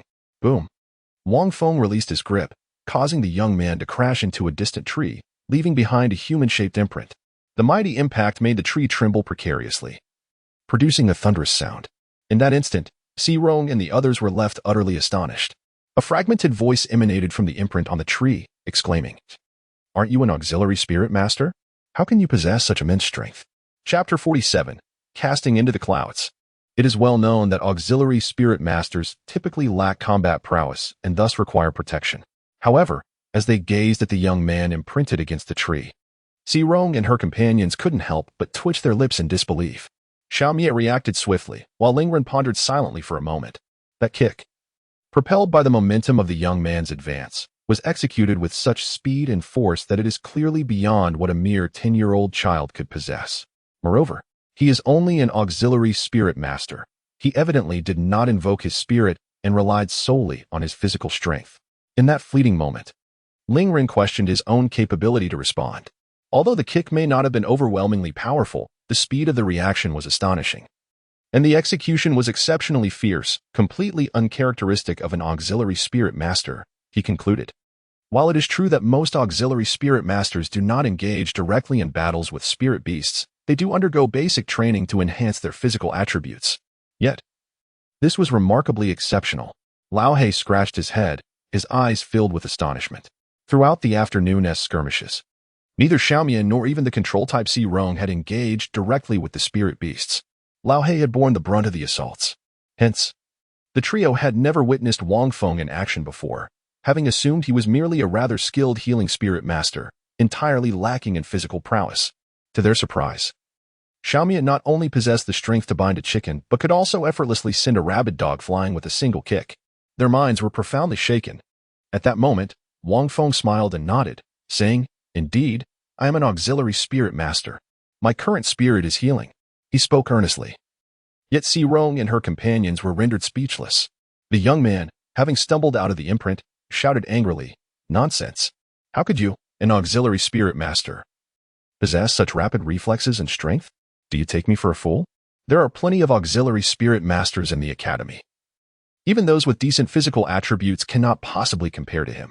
This little brat, despite his youth, must either be concealing his true abilities or hiding his spirit. Is it not permissible for an auxiliary spirit master to surpass you? Wang Feng chuckled, addressing the fellow. Enough with the idle chatter. If you fail to present the golden soul coins as compensation today, I shall ensure you learn that this world harbors malice towards you. Upon hearing this, the young man erupted in a furious roar. You insolent brat. As a nearly graduated soul master on the verge of entering the realm of soul respect, it would be utterly humiliating to be bested by a mere child. Initially, he had no intention of employing his soul skills against such a youth. But now he had changed his mind. Ling let out a cold laugh. Though the kick he had received earlier had caused him some pain, it was far from debilitating. Moreover, he still had soul skills at his disposal. He had previously deemed them unnecessary. But it appeared this young brat was not to be underestimated. Soul skill, eagle clone. Li Ying bellowed, and 2 yellow soul rings flared to life. As a gray eagle manifested behind him, he then began to sway rapidly from side to side, as if engaged in a bizarre lateral dance. Illusory images emerged around him, confounding his opponent. Are you jesting with me? Wang Feng scoffed. Have your eyes deceived you, little brat? Ha! Li Ying's voice echoed from the phantoms, infused with arrogance. Xiaomia, be cautious. Ling Ren shouted, his tone grave. This soul skill is exceedingly strange and difficult to defend against. When he strikes, you must remain on high alert. With that, Ling Ren's expression darkened. He found it impossible to discern the true form of the young man's erratic movements, leaving him dizzy and disoriented. Old He, observing Li Ying's figure, felt equally bewildered. What kind of soul skill is this? Is it designed to disrupt the enemy's vision? He pondered. It appears so. Xirong nodded, watching Li Ying, who was executing a series of repeated lateral jumps in the distance. Just then, Li Ying made his move. He approached Wang Feng in an S-shaped curve, surrounded by a multitude of illusory images that obscured his true identity. Before long, Li Ying was circling around Wang Feng, seemingly intent on disorienting him further. With the number of phantoms multiplying around them, this was troublesome. Ling Ren thought to himself, feeling genuinely dizzy from the spectacle. I can hardly keep my head clear. Old He remarked, shaking his head. Xiaomia's physical prowess was evidently the result of rigorous training, though he had narrowly evaded the previous attack. He remained an auxiliary soul master rather than a combat soul master. Xirong frowned, realizing that once Xiaomia employed his soul skills, resistance would become exceedingly difficult. The distinction of soul skills marked the boundary among many soul masters. Wang Feng stood still, observing the rapidly spinning Li Ying around him, and couldn't help but feel a sense of amusement. Just moments ago, he had not exerted much force in his kick, merely applying leverage to send this fellow flying. To his surprise, this level 30 soul master was surprisingly resilient, albeit flamboyant in his movements. At that moment, amidst countless shadows, a figure suddenly emerged, moving with an almost obscured speed, and embraced Wang Feng from behind. Allow me to demonstrate my newly created soul technique, Cloud Sky Toss. Li Ying bellowed, abruptly securing Wang Feng while spinning wildly and leaping dozens of meters into the air. Witnessing this, Xirong and her companions were taken aback. Li Ying's 2 soul techniques were indeed cunning. Ling Ren felt a tightening in his chest and quickly utilized the eagle clone to obscure the enemy's vision and senses, seizing the opportunity to unleash his second soul technique. This cloud sky toss was likely intended to lift Xiaomia into the air and then bring him crashing down. Observe how Li Ying's hands resembled claws and his feet were locked in place, akin to a falcon capturing its prey while soaring through the sky, spinning at an incredible speed, rendering Xiaomia utterly immobile. Ling Ren, being an agile soul master, instantly discerned the technique's secret. Upon hearing Ling Ren's analysis, Xirong and Lao He were momentarily stunned. How formidable! This move could likely lift even someone of Lao He's stature, Xirong remarked, her brow furrowed in concern. They were now nearly 20 meters high. A fall from such a height, even for a level 30 soul master with exceptional physical prowess, could result in severe disorientation. Kid, are you scared? Li Ying taunted, binding Wang Feng completely. Terrified beyond measure, but don't be afraid yourself, Wang Feng retorted. Humph, what do I have to fear? Li Ying scoffed. At that moment, Li Ying had reached a pinnacle height, and the two were about to plummet. Farewell, kid. Li Ying mocked with a grin, planning to release Wang Feng and gracefully ascend. However, as Li Ying loosened his grip, he realized he was still descending. A glance revealed his expression shifting dramatically. Little brat. Let go. It was indeed Wang Feng who had unexpectedly ensnared Li Ying's limbs. Let go? Wang Feng chuckled softly, remarking that the technique of cloud sky toss held a certain charm. After all, how could one not personally experience a soul skill of their own creation? Chapter 48. You truly are a remarkable talent. The two rapidly descended, while Li Ying found himself in a state of panic. As they plummeted, he realized he was neither made of iron nor was he a defensive type of battle soul master. Surely he would be injured from such a fall. Let go. You little rascal, Li Ying shouted in frustration. I will not. Release me, and I can ensure a safe landing, Li Ying implored, growing increasingly anxious. Not a chance. The earth is our mother. Let us embrace her together. Please, I beg you, let go. Li Ying trembled as the howling wind whipped past him. The child, with surprising strength, had him tightly bound. Even if you call for your father, it won't help. Boom. In a matter of seconds, the two crashed to the ground simultaneously, sending a shockwave through the air. Could it be that the cloud sky tosses a soul skill meant for mutual destruction? Lingren pondered in astonishment, realizing they had both descended together. They had not witnessed the scene. Quickly, let us check. Sirong urged. Little Mia might be injured. The trio hurried towards the landing site, but upon arrival, they were taken aback. There stood the child in a black robe, shaking off the dust from his clothes. Upon seeing them, he grinned widely. You're here? The three exchanged glances, scrutinizing Wang Feng intently. Sirong swallowed hard and asked, Are you all right? Falling from such a height, even old He would be left dizzy and spitting blood. How could he appear completely unscathed? Oh, I am in excruciating pain all over. Wang Feng replied with a smile. At this, the three exchanged bewildered looks, momentarily at a loss for words. They silently mused. Does he truly look like someone in agony? Where is that fellow? Old He inquired. Wang Feng suddenly recalled something and swiftly jumped up from the small pit he had fallen into, pointing at Li Ying inside the pit. Look, isn't he right here? The three of them looked over and immediately gasped in horror. In stark contrast to the unscathed Wang Feng, Li Ying was in a dire state. His eyes were rolling back, blood gushed from his mouth, and he lay there like a lifeless fish. Just moments ago, when he had fallen, I had used him as a cushion, Wang Feng said with a smile. In reality, the two had fallen together. However, due to his exceptional physical prowess, even a fall from nearly 20 meters posed no danger to him. Unfortunately, Li Ying was in a dire state, likely suffering severe injuries with several broken ribs. The three of them were momentarily taken aback, realizing the situation. Why didn't he let go of you earlier? Lingren inquired curiously. Is this aerial maneuver truly a form of self-destructive soul technique?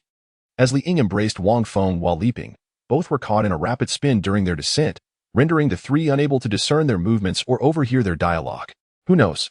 Wang Feng shrugged. He doesn't disclose whether this is his new soul technique. Perhaps he hasn't mastered it yet. Otherwise, he wouldn't have used me as a cushion. That seems plausible, one mused. New soul techniques typically require time for mastery. Such offensive maneuvers are inherently perilous. Lao He couldn't help but mockingly glance at Li Ying, giving him a light kick. Are you not foolish? You attempt to wield a soul technique you have yet to master, and you allowed yourself to be used as a cushion? Clearly, one ought to disengage after launching the enemy into the air, yet you chose to descend with them? Utterly ridiculous. Li Ying spat out a mouthful of blood, pointing accusingly at Wang Feng, yet he could not utter a single word. It was not a matter of inexperience. Rather, he was ensnared by this young man, leaving him no opportunity to withdraw. They had indeed fallen together, yet how was it possible that this fellow had emerged unscathed? Urgently, he wondered if there were any gold soul coins on him. Wang Feng hastily urged the three, lest their efforts be in vain. After vanquishing the monsters, it was customary to loot the corpses, a well-established tradition. Allow me to go first. Old He, seemingly quite experienced, began to rummage through Li Ying's body with his rough hands. Before long, he unearthed a small pouch. It appeared to contain dozens of gold soul coins, which could be considered a modest gain. However, upon opening the pouch, Old He's expression darkened. It was filled predominantly with silver soul coins, with only a handful of gold coins. How impoverished! He was at a loss for words. Realizing this was precisely why they resorted to robbing others for their soul rings. Displeased, Old He spat several times in frustration, while Li Ying's lips twitched in response. Wang Feng mused inwardly that a person who hunts soul beasts must either possess formidable strength or lack social connections and wealth, making it difficult to find assistance. Thus, resorting to such despicable acts could be considered rather commonplace. Old He, allow me to search around. Wang Feng cast a glance at Li Ying, approached him, and extended his hand to explore. Before long, he retrieved a white circular object, resembling a ring. What could this be? He wondered.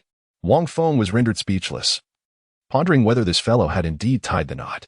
With such a lackluster demeanor, could it be possible that someone would choose to marry him?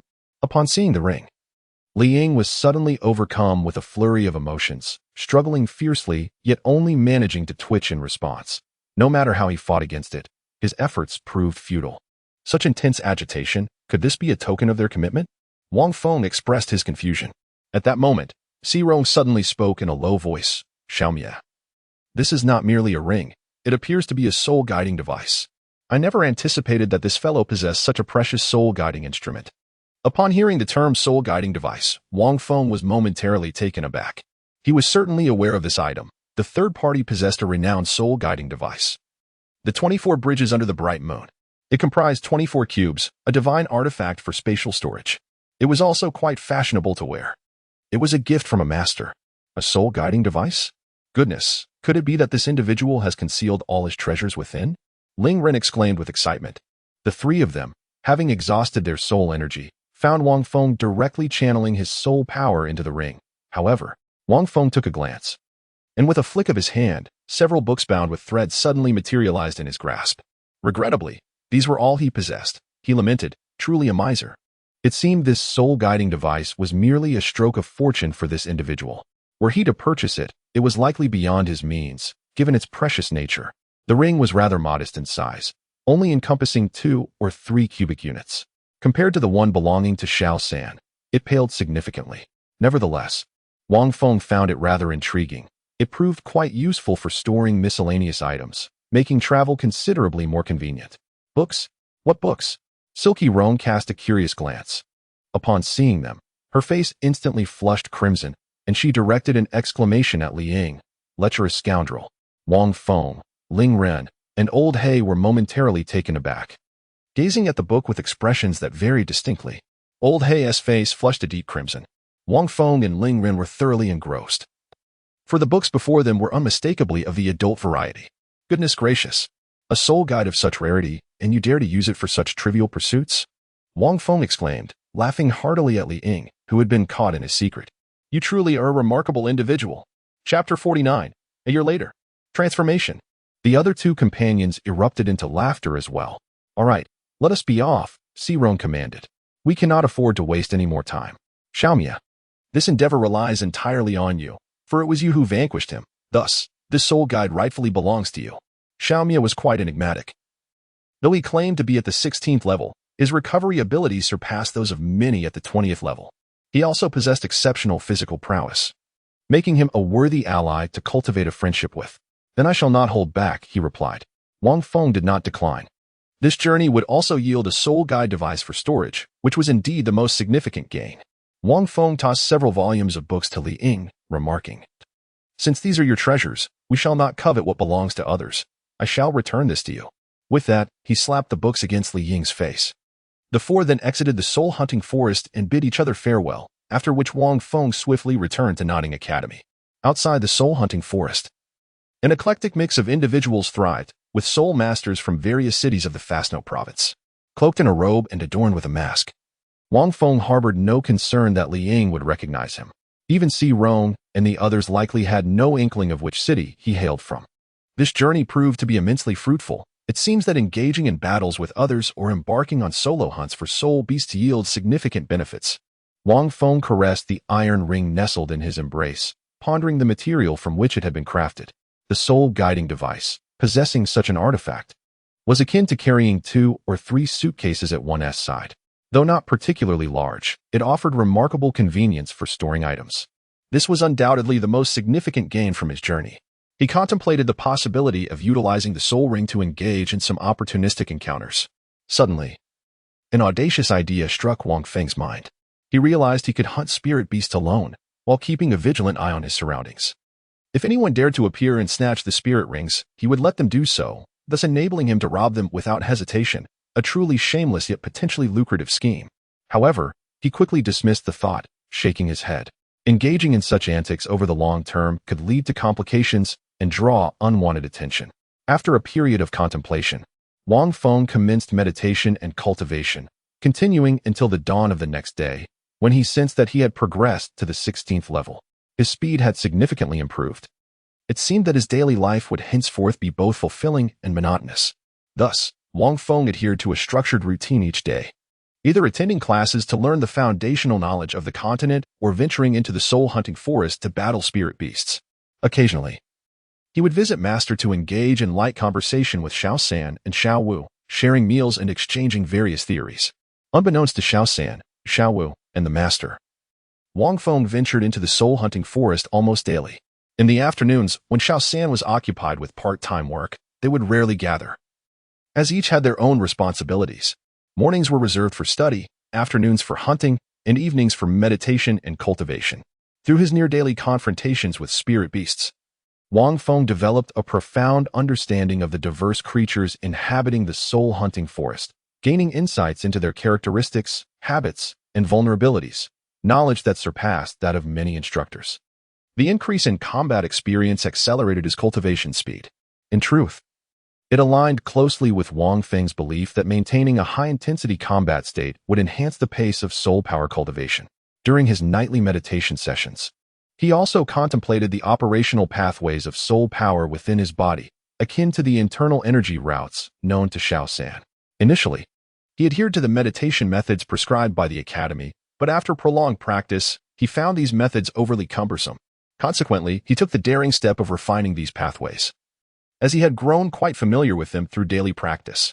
This modification, however, was fraught with risk. The Academy's instructors had warned against easily altering meditation techniques, lest one fall into a state akin to losing control. Yet, Wang Feng remained undeterred, emboldened by the protection of Meteor Tears. Gradually, he adapted the Academy's meditation approach, eliminating many lengthy and tedious routes, thereby enhancing the efficiency of his soul power cultivation. Of course, there were instances where he experienced near loss of control, feeling as though he might burst apart, but such episodes were quelled by Meteor Tears. Nevertheless, the transition from the 16th to 17th level took merely over 10 days, while the leap from the 17th to 18th level consumed nearly 2 months. The journey from the 18th to 19th level, however, stretched over 4 months. Ultimately, this all culminated at the end of the semester.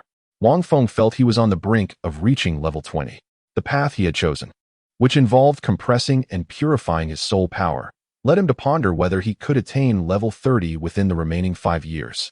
Modifying his meditation techniques and engaging in combat with soul beasts had significantly accelerated his progress. However, the actual pace of advancement still exceeded Wang Feng's expectations. Nonetheless, the benefits were indeed as he had anticipated. His soul power, even when compared to that of soul masters at level 30 or above, proved to be remarkably resilient. This was the immense advantage brought about by a more refined essence. The assessment of his soul power levels was conducted secretly in a nearby city, where Wang Feng had cleverly concealed his appearance. Armed with the mysterious token bestowed upon him by a young enigmatic figure, he possessed the right to self-assess. Thus, his companions remained oblivious to his true soul power level. In truth, as long as he was not undergoing an evaluation for soul master rank, but merely a level assessment, there was no need to reveal his soul ranks. Additionally, by selecting a random soul hall in the vicinity for the evaluation, even the previous Bishop Jekko would not notice him, let alone higher-ranking officials. In fact, Wang Feng could roughly estimate his soul power level without needing an assessment. He simply wished to explore the capabilities of the token provided by the mysterious youth. It was evident that the privileges associated with this token surpassed Wang Feng's expectations. Most of the lower-tier soul halls held this token in high regard, allowing its bearer to collect around 10 gold soul coins per month, a considerable sum. However, Wang Feng chose not to redeem this benefit, instead using the token merely to disguise himself and enter the soul hall for a level test. Remarkably, Wang Feng discovered he possessed a certain talent for disguise. Perhaps influenced by his past life, he had a fair understanding of one of Asia's 4 great sorceries, makeup artistry. His disguise was so convincing that even his companion, Xiao San, could be easily deceived, which filled Wang Feng with a sense of pride. Coupled with the token, he was confident that neither Bishop Jekko nor the mysterious youth would be aware of his circumstances. However, in higher-tier soul subhalls and the more prestigious soul main halls, while the token remained useful, its power diminished significantly. Through prolonged combat in the soul-hunting forest, Wang Feng had also forged a deep bond with Si Rong and her companions.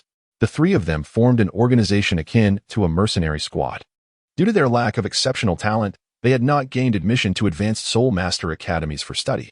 Instead, They graduated directly into society and took on the task of hunting soul beasts for work and gold soul coins. A common endeavor among numerous such teams often hired by noble families' offspring to hunt soul beasts. Wang Feng temporarily joined their ranks. And whenever Si Rong and her companions had matters to attend to, he ventured alone into the soul-hunting forest to engage in combat with soul beasts. During joint expeditions, they acted as one. By the conclusion of this semester, Wang Feng had earned over 100 gold soul coins through his efforts in slaying soul beasts. This amount is considered substantial. 1 gold soul coin in the Douluo Continent is sufficient for an average family to sustain themselves comfortably for several months. Wang Feng estimated that its purchasing power is roughly equivalent to around 10,000 yuan. Thus, accumulating over 100 coins equates to more than 1 million. Previously, during his time in the Holy Soul Village, Wang Feng had gradually saved just a few gold soul coins over several years. Concurrently, he procured special refined iron from a nearby city's blacksmith to forge a set of weighted clothing, which amounted to over 400 pounds for regular training. This refined iron is exceedingly valuable, yet remarkably lightweight. A piece the size of a thumb is immensely heavy. Although the armor appeared to have little effect on his physique, it was considerably burdensome. However, wearing this weighted gear proved beneficial, as it significantly enhanced the speed of soul power cultivation, a fact Wang Feng discovered after acclimating to it. The weighted armor necessitated precise control of soul power. Otherwise, it could severely impede movement. With over 400 pounds, a mere step could easily leave an indentation in the ground. Therefore, to manage the weight, one must utilize soul power, enabling normal locomotion. The constant requirement to harness soul power demanded intense concentration, naturally accelerating his training progress. Furthermore, wearing such gear implied that even eating or drinking required the application of soul power. Every moment necessitated control over his body. A lapse in attention could result in accidental collisions that might injure others severely. However, this level of weight is far beyond what an ordinary soul master could endure. Without Wang Feng's exceptional physical constitution, daily wear of 400 pounds of armor would likely have led to various injuries. Thus, time passed, and half a year later, the first semester came to an end. Wang Feng, along with Xiao San and Xiao Wu, was embarking on their first journey back to Shanhan Village. Chapter 50. Are you trying to set me up? At the gates of Nodding City, Feng Gu remarked, Xiao Wu will accompany me on this return as well. After more than half a year, both Tang San and Xiao Wu had grown significantly taller. Tang San appeared more robust, likely a result of his daily rigorous training. His face bore a hint of determination. Beside Tang San, Xiao Wu glanced around, seemingly intrigued by the whereabouts of the Shahan village that Tang San had mentioned. Sounds good, she replied. Wang Feng nodded slightly and cast a glance at Xiao Wu. Although she still donned the uniform of Nodding Academy, she had grown taller, much like Tang San. Nevertheless, both of them still stood a head shorter than him. That fellow Xiao Qinyu has already advanced to the Intermediate Academy. I wonder how dreadfully boring the coming years will be for him. Xiao Wu pouted, adding, Fortunately, I still have you, San, to keep me company. Brother Feng is too formidable. I wouldn't want to find myself at a disadvantage. The trio set off along the path towards Holy Spirit Village, engaging in light-hearted conversation as they walked. The junior academy was sparsely populated, and since Xiao Qinyu's departure, there had been no one capable of matching Xiao Wu. Only Tang San could spend extended time practicing with her. Wang Feng, however, rarely participated, as he needed to significantly lower his own strength to spar with them. Most of the time, he either immersed himself in the Soul Beast Forest or dedicated his efforts to researching meditation and cultivation techniques. Brother Feng, your soul power hasn't diminished, has it? Tang San suddenly inquired. Over the past year, we've exchanged blows several times, and I feel your strength has indeed remained constant. I wonder if your soul power has waned. Tang San was clearly still preoccupied with the matter of Wang Feng's 1,000-year soul ring. Although Wang Feng had assured him previously that it would have no adverse effects, this past year, Tang San had rarely witnessed Wang Feng utilize his martial soul. Even in their occasional sparring sessions, Wang Feng relied solely on his physical prowess, managing to hold his own against them. Indeed, San has shared his teacher's analysis with me. Wang Feng replied, I too have made significant strides in my soul power. Xiao Wu, having learned about the 1,000-year soul ring as well, chimed in. Among the students, only the two of us are aware of it. That chap Xiao Qinyu knows about Brother Feng's 1,000-year soul ring, but clearly, he lacks the insight to interpret the master's analysis. Xiao Wu giggled, her chin lifted in playful defiance. It has been several months since we last sparred. Sin should be at level 16. and I am almost at level 17. My soul power has not diminished, Wang Feng affirmed, shaking his head. Upon hearing this, Tangan felt a wave of relief wash over him. The absence of decline meant that the side effects of the 1,000-year soul ring were likely not as severe for Wang Feng as the master had speculated. Hee. Then we might surpass Brother Feng. You must still be at level 15, right? Xiao Wu exclaimed, shaking her fist. Next time, San and I will definitely triumph over you. Upon hearing this, Wang Feng felt a sudden sense of disorientation. For the past 6 months, he had been wholly absorbed in combat training and various research endeavors, neglecting to pay attention to the progress of the soul power of the two individuals. Although he lamented that his own cultivation was progressing at an exceedingly slow pace due to the compression of his soul power, it appeared that, despite this sluggishness, his advancement was still considerably swifter than that of the vast majority. I am filled with anticipation, Wang Feng remarked with a smile. At this juncture, he could not help but cast a glance at Tang San. He vaguely recalled that in the original narrative, during this year, Little San's father departed, and he and Xiao Wu established a formal brother-sister bond. It seemed an appropriate time to return and pay a visit to Grandpa Jack. Wang Feng gazed at the distant village, wreathed in wisps of smoke, and his expression grew somewhat ethereal. Shahan Village. Ah, Xiao San, your village appears to be quite charming, he remarked. In the afternoon, the trio finally arrived at the gates of Shahan Village. A year seemed to have bestowed little change upon this quaint settlement. The waters of the small fountain at the central stone pillar remained crystal clear. Occasionally, a few villagers returned from the entrance, burdened with various cooking utensils, accompanied by a handful of mischievous children, chattering animatedly. What is that stone pillar in the middle? It bears 2 handprints, Shiwu exclaimed, skipping over to examine it. That is a masterpiece of Fenggu. A few years ago, our Shahan village was rather barren, unlike the present day with its clean rocky pathways and beautiful fountain gardens.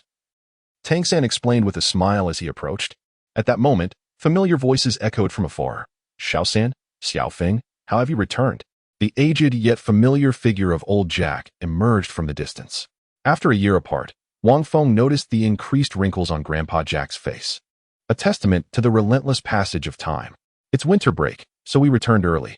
Wang Feng approached, supporting old Jack. You children, truly. Such a long journey.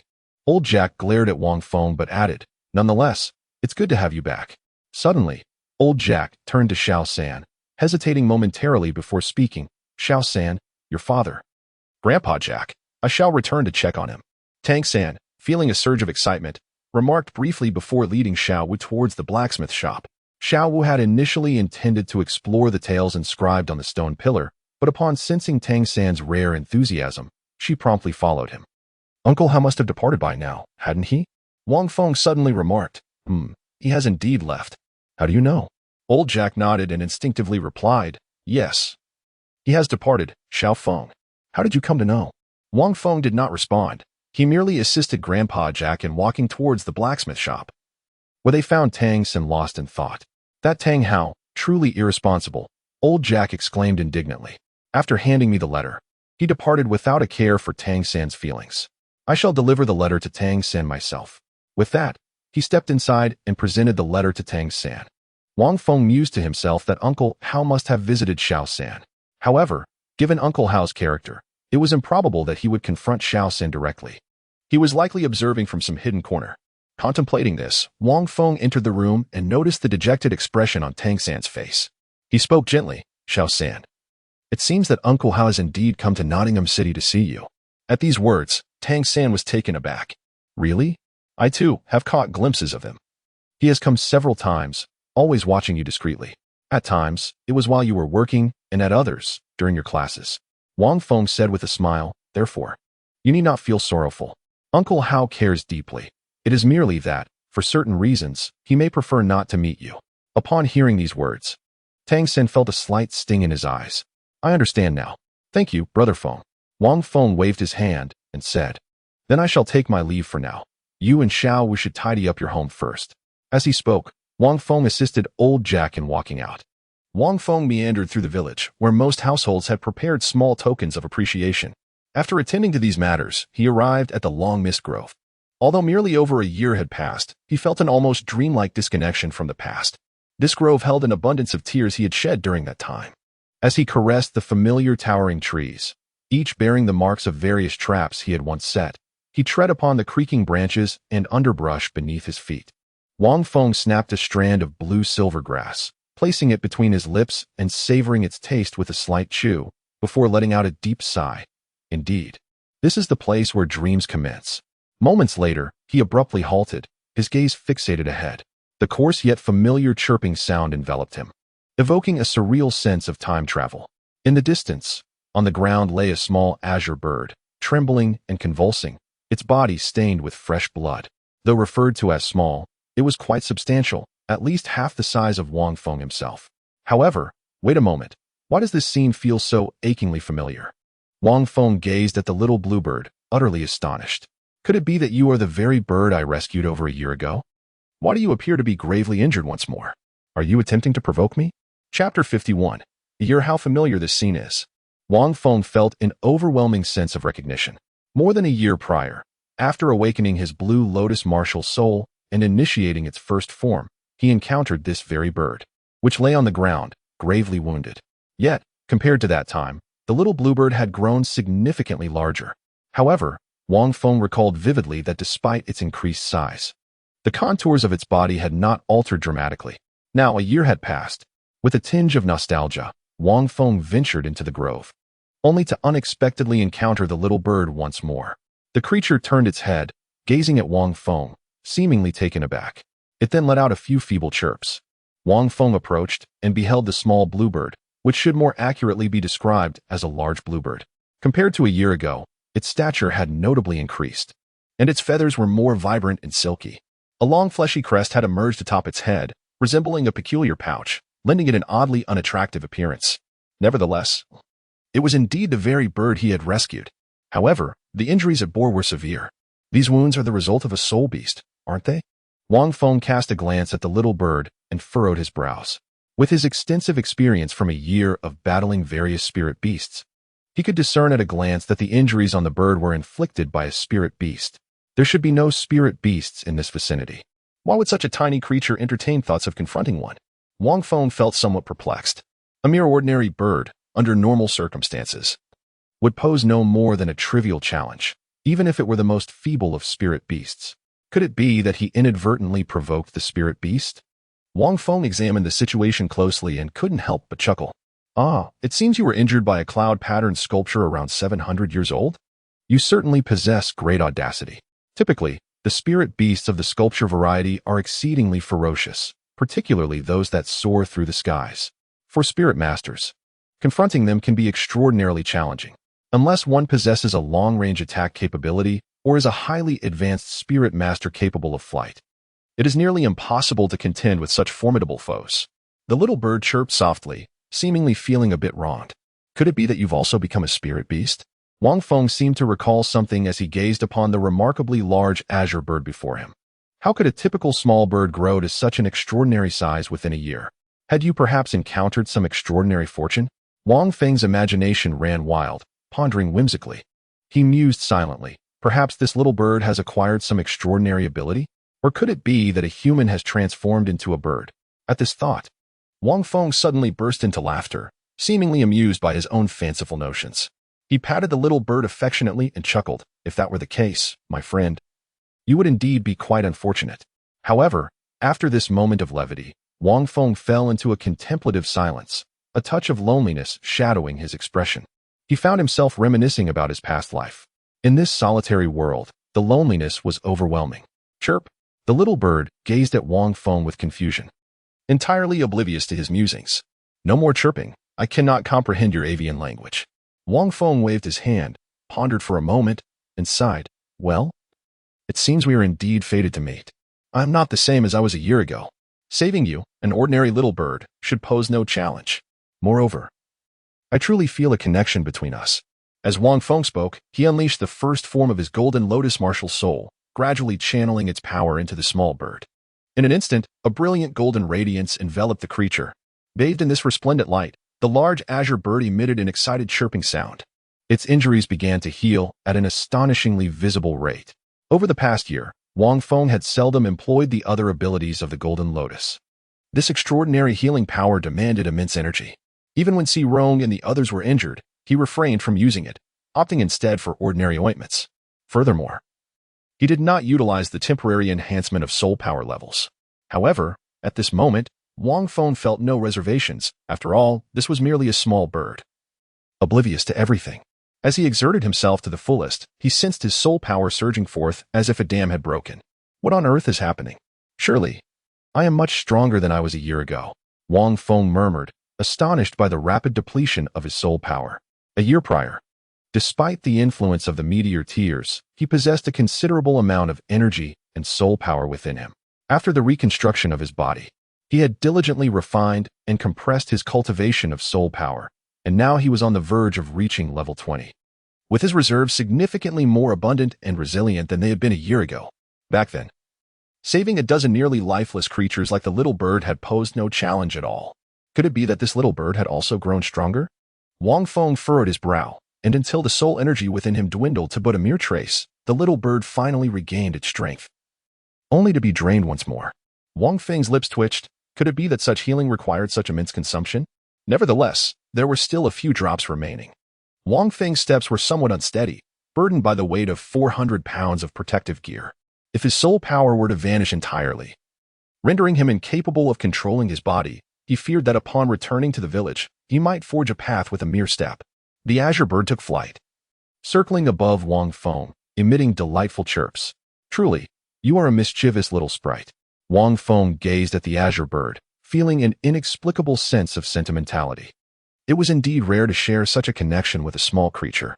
Observing the little bird, he felt a peculiar warmth in his heart. Well then, it's time to depart. May you not find yourself wounded again in the future. Wang Feng waved farewell to the bluebird and departed leisurely. As he walked further away, the lingering sound of the bird's reluctant chirping reached his ears. However, unbeknownst to him, shortly after his departure, the bluebird began to undergo a profound transformation. After lingering in the woods for a while, dusk approached. Soon, Wang Feng emerged from the forest. Brother Feng, you have arrived. Just in time to bear witness for me. On a nearby hill stood Tangan and Xiaowu. What sort of witness? Wang Feng inquired as he approached, his curiosity piqued. I wish to adopt Xiaowu as my sister, Tangan declared solemnly. I long for another family member. Brother Feng, my father has passed, and you are the person I am closest to in Holy Spirit Village. You are also more understanding and intelligent than I. I would like to ask for your assistance in this matter. Wang Feng cast a glance at the two individuals.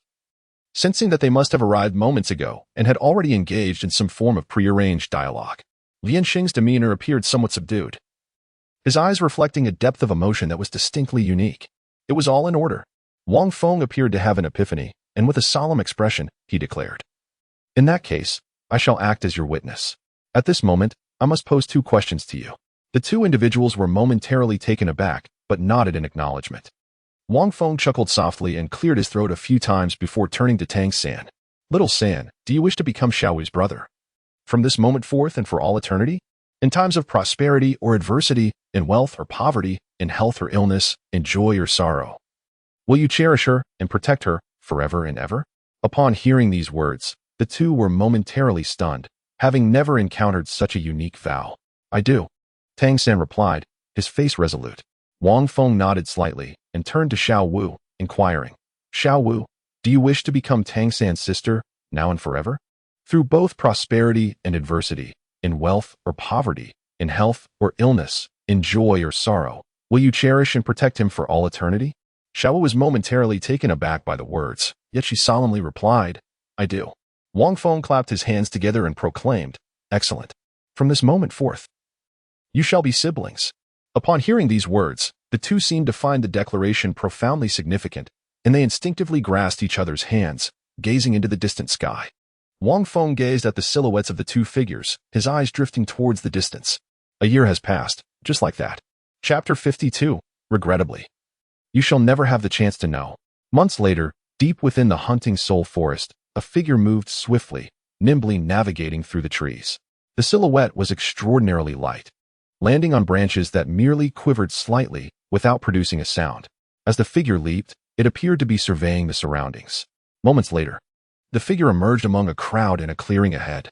There were no large soul beasts nearby. At a distance of 2,000 meters, a 1,000-year-old golden squirrel could be seen. The figure that descended was none other than Ling Ren. With that said, Ling Ren turned to face his comrades in front. Wang Feng, Rong, and old He, along with their employer, a noble lady and her attendant, embark on this journey. The noble lady, named Lin Shan, hails from the main city of Fastno province and is currently at the esteemed level of 30. She has commissioned their party to venture into the soul-hunting forest to hunt Millennium Soul beasts, offering a generous reward of 50 gold soul coins to each participant. Golden Squirrel? Wang Feng furrowed his brow slightly. This particular soul beast possesses an acute sensitivity to scent, and at a distance of 2,000 meters. It may have already detected our presence. Wang Feng, clad in a black robe and still wearing a mask, spoke with a tone that was somewhat cool. At this moment, he had reached the 20th level. To be precise, after celebrating the new year in Shanghan Village and returning to Nodding Academy, he attained this milestone. However, since reaching level 20, Wang Feng had spent the past few days in the soul-hunting forest, searching alone for a suitable soul beast for his second soul ring. Unfortunately, he had yet to find a soul beast that met his expectations. Thus, he decided to pause his search and, together with Rong and the others, take on a commissioned task to take a breather.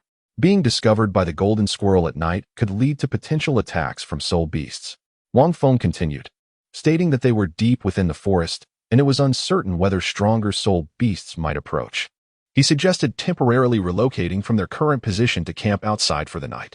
Upon hearing Wang Feng's words, Rong nodded and cast a lingering glance at him. Over the past year, this young boy had matured significantly, although he had not disclosed his actual age. Rong sometimes felt that Xiaomia should be at least 15 or 16, often displaying a level of alertness and intelligence that surpassed her own. The more they spent time together, the stronger this impression grew. Of course, Rong was unaware that Wang Feng was merely a little over 7 years old. No, we must rest here. Otherwise, it will waste too much time. I need to return tomorrow. At that moment, the noble lady Lin Shan interjected with a somewhat sharp tone. Hearing this, Wang Feng furrowed his brow and glanced at Lin Shan and her attendant, who was cloaked in a black long coat, obscuring their figure. This noble lady was indeed generous, offering 50 gold soul coins for each person who hunted a millennium-old soul beast. If it weren't for their team's notable reputation, they might not have secured this commission. After a year of combat, Rong, Lao He, and Ling Ran had all reached around level 32. With Rong having achieved level 33, all possessing their third soul rings. However, Wang Feng intended to find his soul ring on his own and would not be joining the others in that regard. The substantial amount of gold soul coins from this commission, coupled with his inability to find a suitable soul beast, led him to accept this task alongside Rong and the others. She is the benefactor, so we shall heed her words. Rong glanced at the sky and did not refuse. Leaving the depths of the soul-hunting forest at this time would indeed consume much time. Very well. Wang Feng nodded. Thus, the four of them set up camp on the spot and consumed their prepared rations. Xiaomia, you must be approaching level 20 soon, right? Lao He inquired softly while munching on a prepared biscuit. When the time comes, we can assist you in hunting soul beasts. With your formidable strength, I believe you can handle soul rings close to 2,000 years. Wang Feng chuckled a few times and said, we'll discuss it then. The three of them were still unaware that Wang Feng had already reached level 20. All right. By the way, Lao He, what do you think of Lin Shan's old servant? How formidable is he? Wang Feng casually inquired. He should be about on par with us, Lao He replied, shaking his head. Why bother with all that? Our employer is this noble young lady. After all, Wang Feng smiled, yet he felt a peculiar sense of unease within. The noblewoman, Lin Shan, and the old servant beside him possessed an air of strangeness that he could not quite articulate. Wang Feng speculated that the old servant by Lin Shan's side might possess considerable strength, potentially around level 40. Yet, what struck him as peculiar was that if this servant truly wielded such formidable power, there would be no need to hire them for the purpose of hunting soul beasts, nor to offer such exorbitant amounts of gold soul coins. Was it perhaps a measure of precaution? Over the past year, Wang Feng and the trio of Rong had indeed received numerous commissions to hunt soul beasts. While they had encountered several requests from noble offspring, none had been quite like this one. A soul master of over level 40 would certainly have the capability to slay 1,000-year soul beasts, if not those that were 3,000 or 4,000 years old. However, the notion of exercising caution did seem plausible. With lingering doubts, Wang Feng entered the tent that had been set up for meditation and cultivation. Although his soul power had reached a bottleneck, rendering any further enhancement impossible, it had become a habitual practice for him. The moon hung high in the sky, casting a serene silence over the night. Suddenly, A piercing scream shattered the tranquility. The moment the sound erupted, Wang Feng's eyes flew open, and he swiftly dashed outside. Upon emerging from the tent, he beheld two individuals lying on the ground. The source of the agonized cries emanating from their lips, Old He and Ling Ren. Gazing at them, Wang Feng's pupils constricted. It appeared that both men had suffered severe injuries, their hands seemingly severed by a sharp weapon. Even more bizarre was the fact that they looked as if they had only just awakened from slumber, their faces reflecting confusion and terror. Beside them stood the old servant and the noble young lady, Lin Shan. Behind Lin Shan, Si Rong was bound, appearing to have also just regained consciousness, her expression one of fear and bewilderment, uncertain of what had transpired. Was it you who did this? A blazing flame ignited within Wang Feng, akin to a volcano on the verge of eruption, his chest heaving erratically. Teacher Mo, why does it seem that he is unaffected by your soul technique? However, the noble lady Lin Shan offered no response, merely furrowing her brow as she gazed at Wang Feng, seemingly perplexed. It is impossible. Teacher Mo regarded Wang Feng with a hint of curiosity. After all, this lad was merely a support soul master. My soul technique, Nightmare, has the capacity to render those in slumber temporarily devoid of perception and sensation, unless their level exceeds mine. Yet, these three individuals are all just above the 30th level, and this young man is merely a healing soul master, at most around the 20th level. It is inconceivable that he could be immune to my nightmare. However, if he is not asleep, then my nightmare would indeed be ineffective. Upon hearing this, Lin Shan could not help but sigh and look at Wang Feng, somewhat speechless. Young man, you are indeed quite fortunate, aren't you? You somehow managed to stay awake. Wang Feng coldly gazed at the two individuals, approaching the side of Lao He and Ling Ren, observing their current state of utter anguish. He inwardly berated himself for his foolishness. He had sensed something amiss with these two. Had he been more astute, he would have known to terminate the commission at the earliest opportunity. Wang Feng withdrew the dagger beside Ling Ren, rising to his feet and casting a cold gaze upon Lin Shan and the old servant. A murderous intent, born from his simmering fury, began to spread within him. Xiao Mia, flee swiftly. He possesses 4 soul rings, and his soul abilities are exceedingly treacherous. Just a moment ago, while I was keeping watch, I merely dozed off for a brief instant, and he stealthily severed my hands. Ling Ren spoke through gritted teeth, faltering before collapsing into unconsciousness. The four had fought for over a year, undertaking numerous commissions, never expecting to meet their downfall on this day. Flee. Old He's pupils contracted sharply. Before he too succumbed to unconsciousness, Wang Feng tightened his grip, contemplating the use of the Golden Lotus, a miraculous entity endowed with healing powers that could certainly remedy the dire predicament both he and his companion found themselves in. However, such an action would expose him to the perilous condition of being devoid of soul power. Young man, you surely do not intend to take action against us, do you? Lin Shan remarked, amusement dancing in her eyes as she observed Wang Feng brandishing a dagger. Cease your struggles. As an auxiliary soul master, no matter how formidable you may be, you cannot possibly contend with Master Mo. Come along quietly. Upon concluding her words, the elderly servant beside Lin Shan suddenly emanated a formidable aura. 4 soul rings ascended from beneath the servant's feet, 2 yellow and 2 purple. Xiaomia, we must flee at once. These two will not take our lives for the time being. They likely intend to capture us to feed to soul beasts. Si Rong shouted from behind, urging, you escape first. If he dares to pursue, he will be unable to attend to us. Wang Feng suddenly regained his senses, finally grasping the intentions of these two individuals. Previously, during a certain commission, they had heard whispers of some nobles who specifically nurtured particular soul beasts within the soul-hunting forest, only to hunt them down once they reached a predetermined age.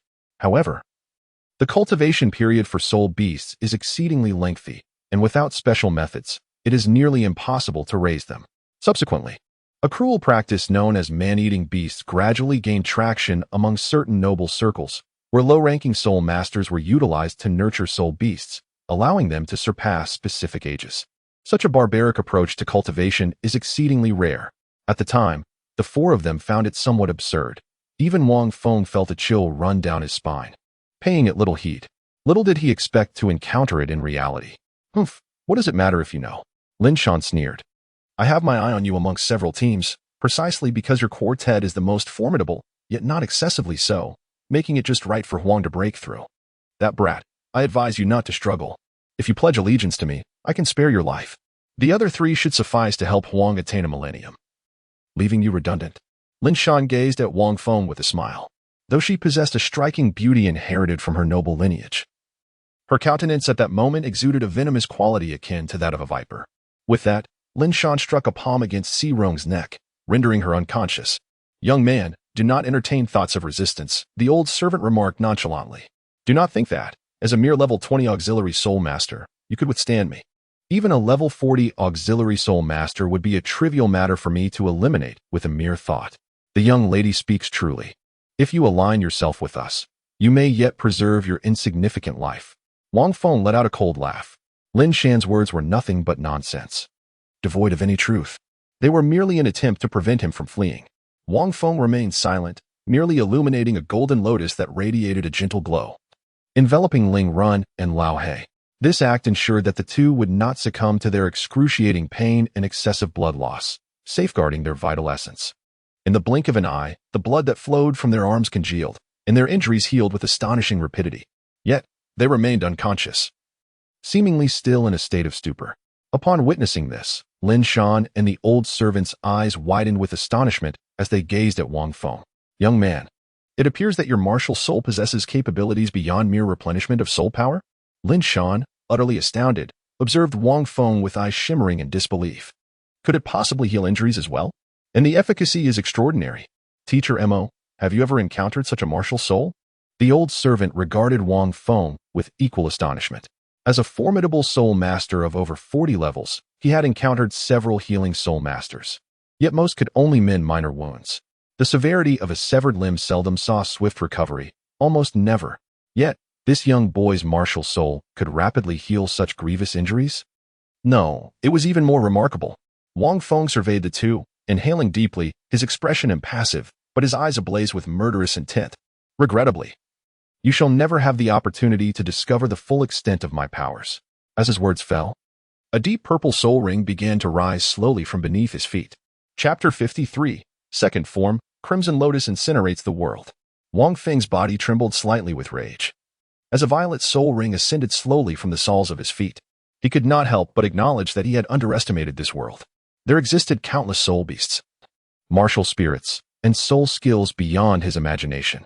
Over the past year, his strength had steadily increased, and his combat skills against soul beasts had become increasingly adept, accompanied by a deeper understanding of the complexities involved.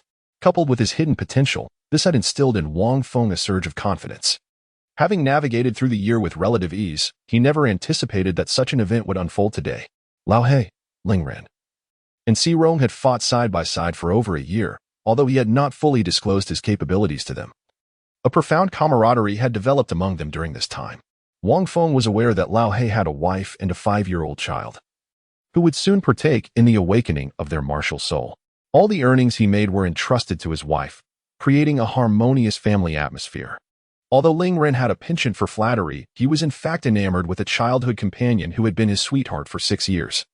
Currently pursuing studies at a prestigious Soul Master Academy in a city located in the northern region of the Tiando Empire, where her talents shone brightly. The majority of his earnings in gold soul coins were sent to this beloved. Si Rong hailed from Balak City, situated in the Balak Duchy of the Tiando Empire. Initially, she was a student at a prestigious Soul Master Academy within the city, but due to an inadvertent conflict with a senior who possessed considerable influence, she was expelled shortly after her enrollment. A deep scar marred her visage, a cruel reminder of that fateful incident. At the time of her expulsion, Si Rong had not sought assistance from healing soul masters, for none dared to aid her. Consequently, without timely treatment, the scar became a permanent blemish. After a period of wandering, she arrived in the Fasnuo province. Wang Feng was well acquainted with their circumstances and numerous past events. Most of these stories unfolded during moments of respite, as the 3 of them lay upon the grass in the soul-hunting forest, gazing at the sky, sharing tales in a state of weariness or self-deprecation. At this moment, Wang Feng could hardly fathom that in the blink of an eye, Ling Ren and Lao He had been disarmed, rendered helpless upon the ground. Even if they were to survive, the restoration of their hands would be a formidable challenge. The only one who fared relatively better was Si Rong, likely because she was a control-type soul master, and thus her captors deemed the other 2 inconsequential, merely binding them. I have underestimated this world. Wang Feng regarded the 2 individuals ahead, a chilling intensity deepening in his gaze. These three were not merely figures in his life. They were companions forged over the past year. Despite his concealed truths, he held them dear as friends. Perhaps he fancied himself a transcendent being, akin to the characters from Douluo Continent, possessing an innate sense of superiority, as if he could fathom all that unfolded around him. Yet, in reality, while he might recall the principal characters of the tale with clarity, his knowledge of the intricate web of secondary figures and narratives was woefully inadequate. At this moment, he found himself facing a soul master of over level 40, utterly ignorant of the nuances that lay before him, save for the fact that the opponent wielded soul skills. 1,000-year soul ring? How could that be? His mentor, teacher Mo, was merely a support soul master barely reaching level 20. How could he possibly possess 1,000-year soul ring? As Lin Shan beheld the soul rings adorning Wang Feng, she was momentarily taken aback. It was not unusual for a soul master of level 40 to exhibit 1,000-year soul ring. But how could such a phenomenon manifest on a soul master of merely level 20? Child, who are you? The old servant inquired, furrowing his brow. I've never encountered anyone whose first soul ring was 1,000 years. But what significance does that hold? In the instant his words fell, despite his apparent disdain, he swiftly took action. With a sharp utterance, the old servant flipped his palm, and a lamp-like martial soul materialized before them. Yet, the flame burning at the center of that oil lamp was a peculiar white fire, undeniably eerie. With a cold sneer, Wang Feng infused his soul power, feeling an overwhelming surge of strength coursing through his body. In the next moment, he charged directly at the old servant, his short sword spinning gracefully, glimmering with a chilling light beneath the silvery moon. His speed was astonishing, almost ephemeral. Such swiftness. Alas, I am precisely your nemesis. The old servant was taken aback. Such velocity was unfathomable for a mere support soul master. Yet, despite his astonishment, the old servant remained composed, his soul rings shining ever more brilliantly. Soul skill, radiance. As the incantation was uttered, the oil lamp martial soul in his grasp erupted with blinding brilliance. The white flames became extraordinarily luminous, illuminating the night as if it were day. The surroundings transformed into an expanse of blinding white. Wang Feng's figure abruptly halted, as did his gaze, which found no discernible scenery around him. Such formidable soul skills. All that met his eyes was an ethereal expanse of white, instilling a sense of vigilance within him. At that very moment, a white fireball suddenly descended from behind, seemingly merging with the white void, striking silently and without warning. Wang Feng seemed to possess eyes at the back of his head, as he swiftly shifted his body to one side, narrowly evading a white fireball that whizzed past him. The searing heat scorched his skin, leaving an unbearable sensation of burning. Following this, a multitude of white fireballs surged towards him in this blinding expanse of whiteness. The brilliance was overwhelming and blinding. Within this radiant spectacle, the soul master could only close his eyes, for even if he opened them, nothing would be visible. He could only rely on instinctive reflexes. However, despite the sheer number of fireballs, Wang Feng successfully dodged each one, barely escaping their grasp. Each fireball, with its extreme temperature, was not something he could confront with his flesh. Although his body had been reforged and strengthened through over a year of rigorous training, these flames were not ordinary. "Ha! My boy, do you feel despair?" echoed the voice of the old servant from all directions, making it impossible to discern his location. "My soul skill, radiance, can rob you of your sight and gradually torment you to death. You are no ordinary brat. Your speed is unlike that of a support soul master, and your strength must not lag far behind. With a millennium of soul rings and yet still alive, your physical constitution must be exceptionally powerful. I will not allow you to approach me." The cunning voice of the old servant reverberated all around, creating an echo that distorted distance. It felt as if he were right in front of Wang Feng, yet simultaneously miles away. One must admit, this old servant was exceedingly crafty. He had already analyzed a wealth of information the moment Wang Feng's soul ring illuminated and he charged forward. There was not a hint of carelessness. Although Wang Feng possesses exceptional eyesight, capable of discerning even a mosquito several hundred meters away, he finds himself deprived of vision in this vast, wide expanse. No matter how keen one's sight may be, it proves futile in such circumstances. Had it been a similarly ranked level 40 soul master, they would likely have succumbed to torment by now. Wang Feng closed his eyes, his expression devoid of emotion. While relying on his physical prowess to evade attacks from various angles, he pondered strategies in his mind. This soul master was evidently formidable, unlike any ordinary soul master. He possessed an exceptionally strong ability to control, complemented by remarkably powerful long-range attacks. For many battle soul masters, he was indeed a nemesis. Even Wang Feng's close combat prowess could not be fully unleashed.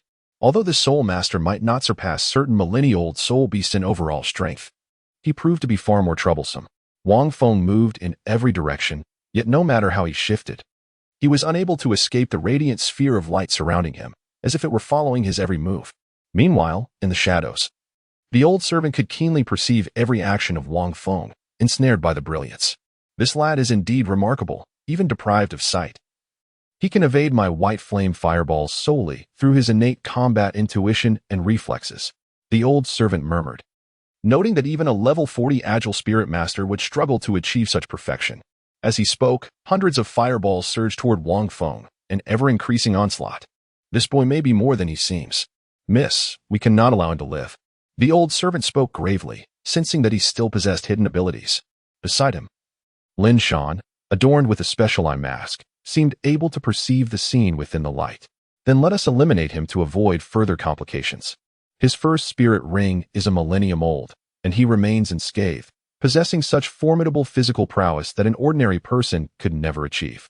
He must have a significant backing. We have undoubtedly offended him beyond repair, Lin Shan stated decisively. She had felt the murderous intent in Wang Feng's gaze all too clearly. Very well. The old servant replied solemnly, and suddenly, the millennium spirit ring on his body blazed brilliantly. Spirit skill, sea of fire. With those words, the white space was filled with countless flames, raging furiously. Fire engulfed the north, south, east, and west, above and below, all converging slowly towards Wang Feng's position. The white flames, imbued with searing heat, rendered the very air itself scorching. What a formidable spirit master! Wang Feng stood still, his eyes tightly shut, the searing heat surrounding him instilling a sense of impending peril. After all, he was a soul master of over level 40, seasoned and exceedingly cunning. Incomparable to an ordinary soul master. Were I not yet at level 20, I would indeed find it quite challenging to contend with you. I can only endure this confrontation. Yet the flames will only serve to inflict harm upon me. Wang Feng took a deep breath. Alas, I have already reached level 20. The Azure Lotus martial soul has also manifested its second form. The scorching white flames surrounding him swiftly approached, yet Wang Feng opened his palm and gave a gentle tremor. In an instant, the second lotus seed among the 4 of the Azure Lotus quietly blossomed. This lotus was not golden, but an extraordinarily vibrant red. It resembled the color of blood, the 12-petal fiery red lotus.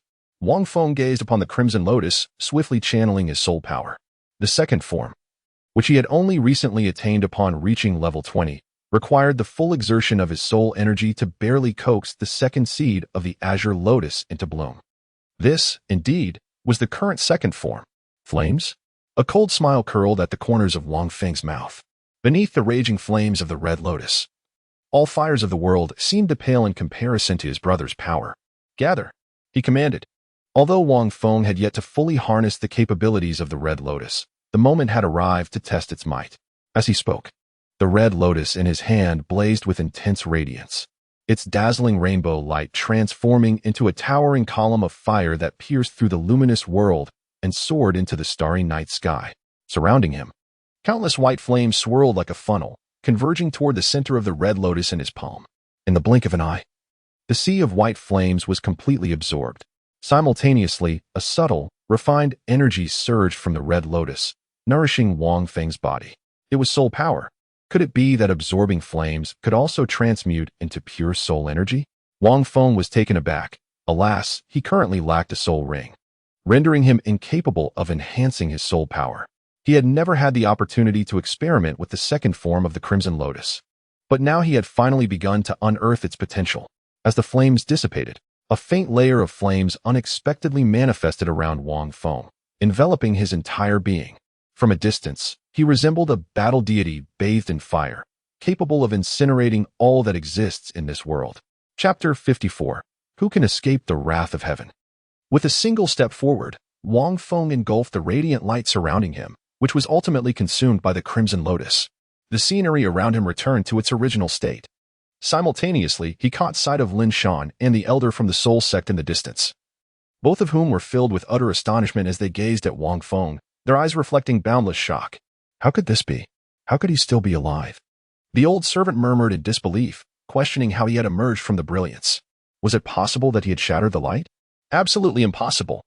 How could a mere level 20 support soul master break my radiance? Lin Shan, watching Wang Feng approach, engulfed in vibrant red flames, was so terrified that words escaped her. At that moment, the mere aura emanating from Wang Feng was enough to instill fear without a fight. Is that his martial spirit? Lin Shan stammered, noticing what appeared to be a flower in his hand. No, I remember his martial spirit being a small golden flower, capable of restoring the soul power of those three individuals. How is it now? The old servant also recalled this detail. Yet, the martial spirit in the boy's hand had transformed into a crimson flower. A dual martial spirit? The old servant exclaimed in bewilderment. But a dual martial spirit shouldn't appear in such a manner. Why do the forms seem so similar? This soul sect elder, who had lived for over 50 years, had never witnessed such a peculiar martial spirit. Teacher M.O., what should we do? Lin Shan trembled. The old servant's expression darkened as he took a deep breath and coldly declared, Soul technique, radiance. The oil in his palm ignited fiercely, the white flames flaring up once more, emitting a blinding light that seemed to obliterate the world. However, this time, before the intense white glow could fully envelop Wang Feng, it was instantly devoured by the scorching crimson lotus, shattering all illusions. You have no chance. Wang Feng took a deep breath, advancing step by step towards the old servant. At this moment, witnessing the imposing figure of Wang Feng approaching with measured strides, both men were rendered utterly speechless. This soul master, a level 40 and above soul sect practitioner, belonged to the ranged category, possessing abilities in both control and powerful attacks. However, it was evident that his physical constitution was far from robust. At this juncture, all of his soul techniques were rendered entirely ineffective against Wang Feng. With a deft movement of his hand, Wang Feng summoned a flicker of flame from the crimson lotus, cradling it within his palm before flicking it towards the aged servant. This extraordinary flame, birthed from the red lotus, consumed the majority of Wang Feng's soul power with merely a single wisp. Yet, as the servant opened his mouth in a silent scream of agony, no sound emerged. The minuscule flame, no larger than a fingernail, ignited upon contact, as though it had encountered kindling, erupting into a blazing inferno. The scarlet flames seemed poised to eradicate all the malevolence in existence. In the blink of an eye, the servant vanished, utterly erased, leaving not even a trace of dust behind. The solitary flame eventually returned to the lotus seat, flickering gently, as if on the verge of extinguishing. Lin Shan stood frozen in shock beside him. A level 41 soul master, gone just like that? Without a trace. An overwhelming sense of dread enveloped her mind. Among the four, the youngest spirit, initially perceived as the easiest to contend with due to his healing abilities, turned out to be the most formidable and terrifying of them all. Please, spare me, Lin Shan implored, sinking to her knees, her face a mask of sheer terror. Spare you? Wang Feng spoke indifferently. Give me a reason not to kill you. Lin Shan's mind raced, seemingly formulating a thought, and she tremulously replied, You must be at level 20 and have yet to find a suitable soul ring, correct? I can offer you the Millennium Soul Beast that our family has nurtured. I will take you to it. It should be accompanied by several other Millennium Soul Beasts. With your strength, those soul beasts would pose no challenge to you.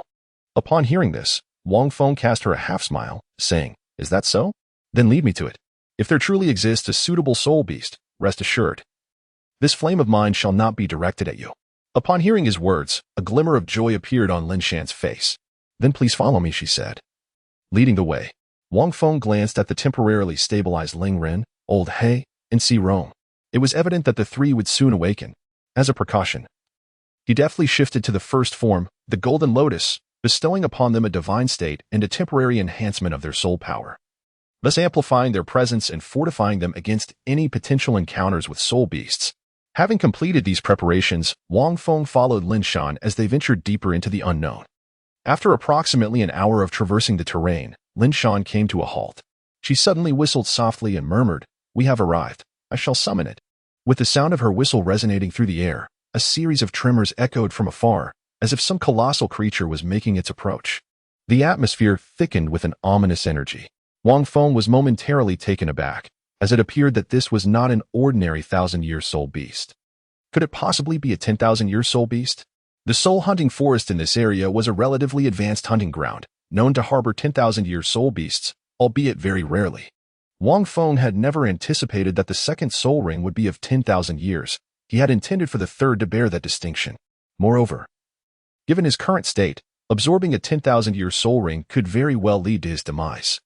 The immense soul power that such a ring would bestow could potentially cause his body to explode instantaneously, leaving Meteor Tear with insufficient time to undergo its reconstitution. The previous 6,000-year ring had already proven to be exceedingly formidable, nearly resulting in Wang Feng's death. Fortunately, he had not perished outright. Instead, his body gradually deteriorated, allowing Meteor Tear the necessary time for reconstruction.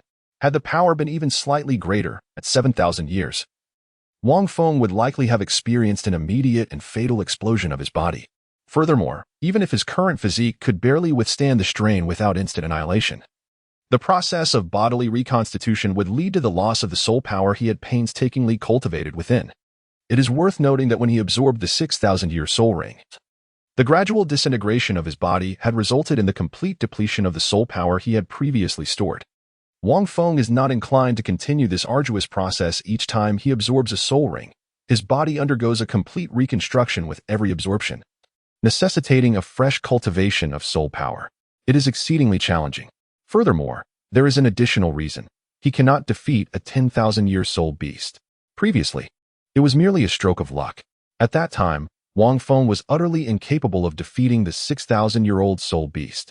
Even now, only through his utmost effort could he possibly vanquish the 6,000-year-old golden lightning leopard.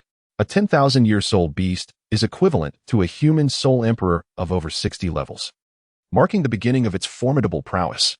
Wang Feng is currently at a mere 20th level, possessing only a single soul ring.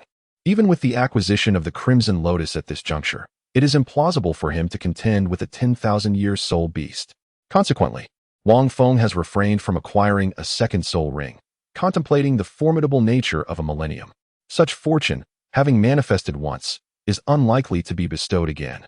Therefore, Wang Feng has set his sights on the realm between 8,000 and 9,000 years for his next absorption, a considerably more manageable endeavor than the first. Additionally, with the second form of the Crimson Lotus, he still retains the capability to engage in battle. Suddenly, a thunderous roar reverberated through the air, imbued with an intensely frigid aura. The temperature in the vicinity plummeted by several degrees in an instant. Wang Feng could not help but gaze towards the distant soul beast, his eyes narrowing slightly as he inhaled deeply. Before him lay a colossal azure lizard, towering over 10 meters in height, adorned with a pair of fleshy wings and covered entirely in pale blue ice crystals. Its fierce countenance and booming roar emanated a faint dark soul power. Truly, a millennium-old soul beast, Wang Feng murmured, his eyes fixed intently. At that moment, Lin Shan beside him suddenly burst into laughter, exclaiming, "Ha ha ha, young man. Have you fallen into our trap? This millennium soul beast, the Ice Emperor Lizard, is a creature nurtured by our family. We have merely come here to bring it sustenance." Wang Feng gazed at her with a calm demeanor. Lin Shan, feeling the weight of his gaze, instinctively took a few steps back. However, upon glancing at the colossal soul beast in the distance, a surge of confidence welled up within her, prompting her to speak with a firm tone. "It has existed for 10,000 years, young man. Should you dare to kill me, you shall not survive either."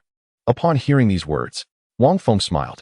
At that moment, the Ice Feng Emperor Lizard approached the two, exhaling frosty breath that transformed the surrounding ancient trees into a myriad of snow-laden sentinels. Its eyes, filled with crimson veins, gazed intensely at the pair. Wang Feng also observed that the abdomen of this Ice Leah Emperor Lizard bore a gaping wound, a deep laceration, yet it was frozen in place. "Is this creature a domesticated member of your family lineage?"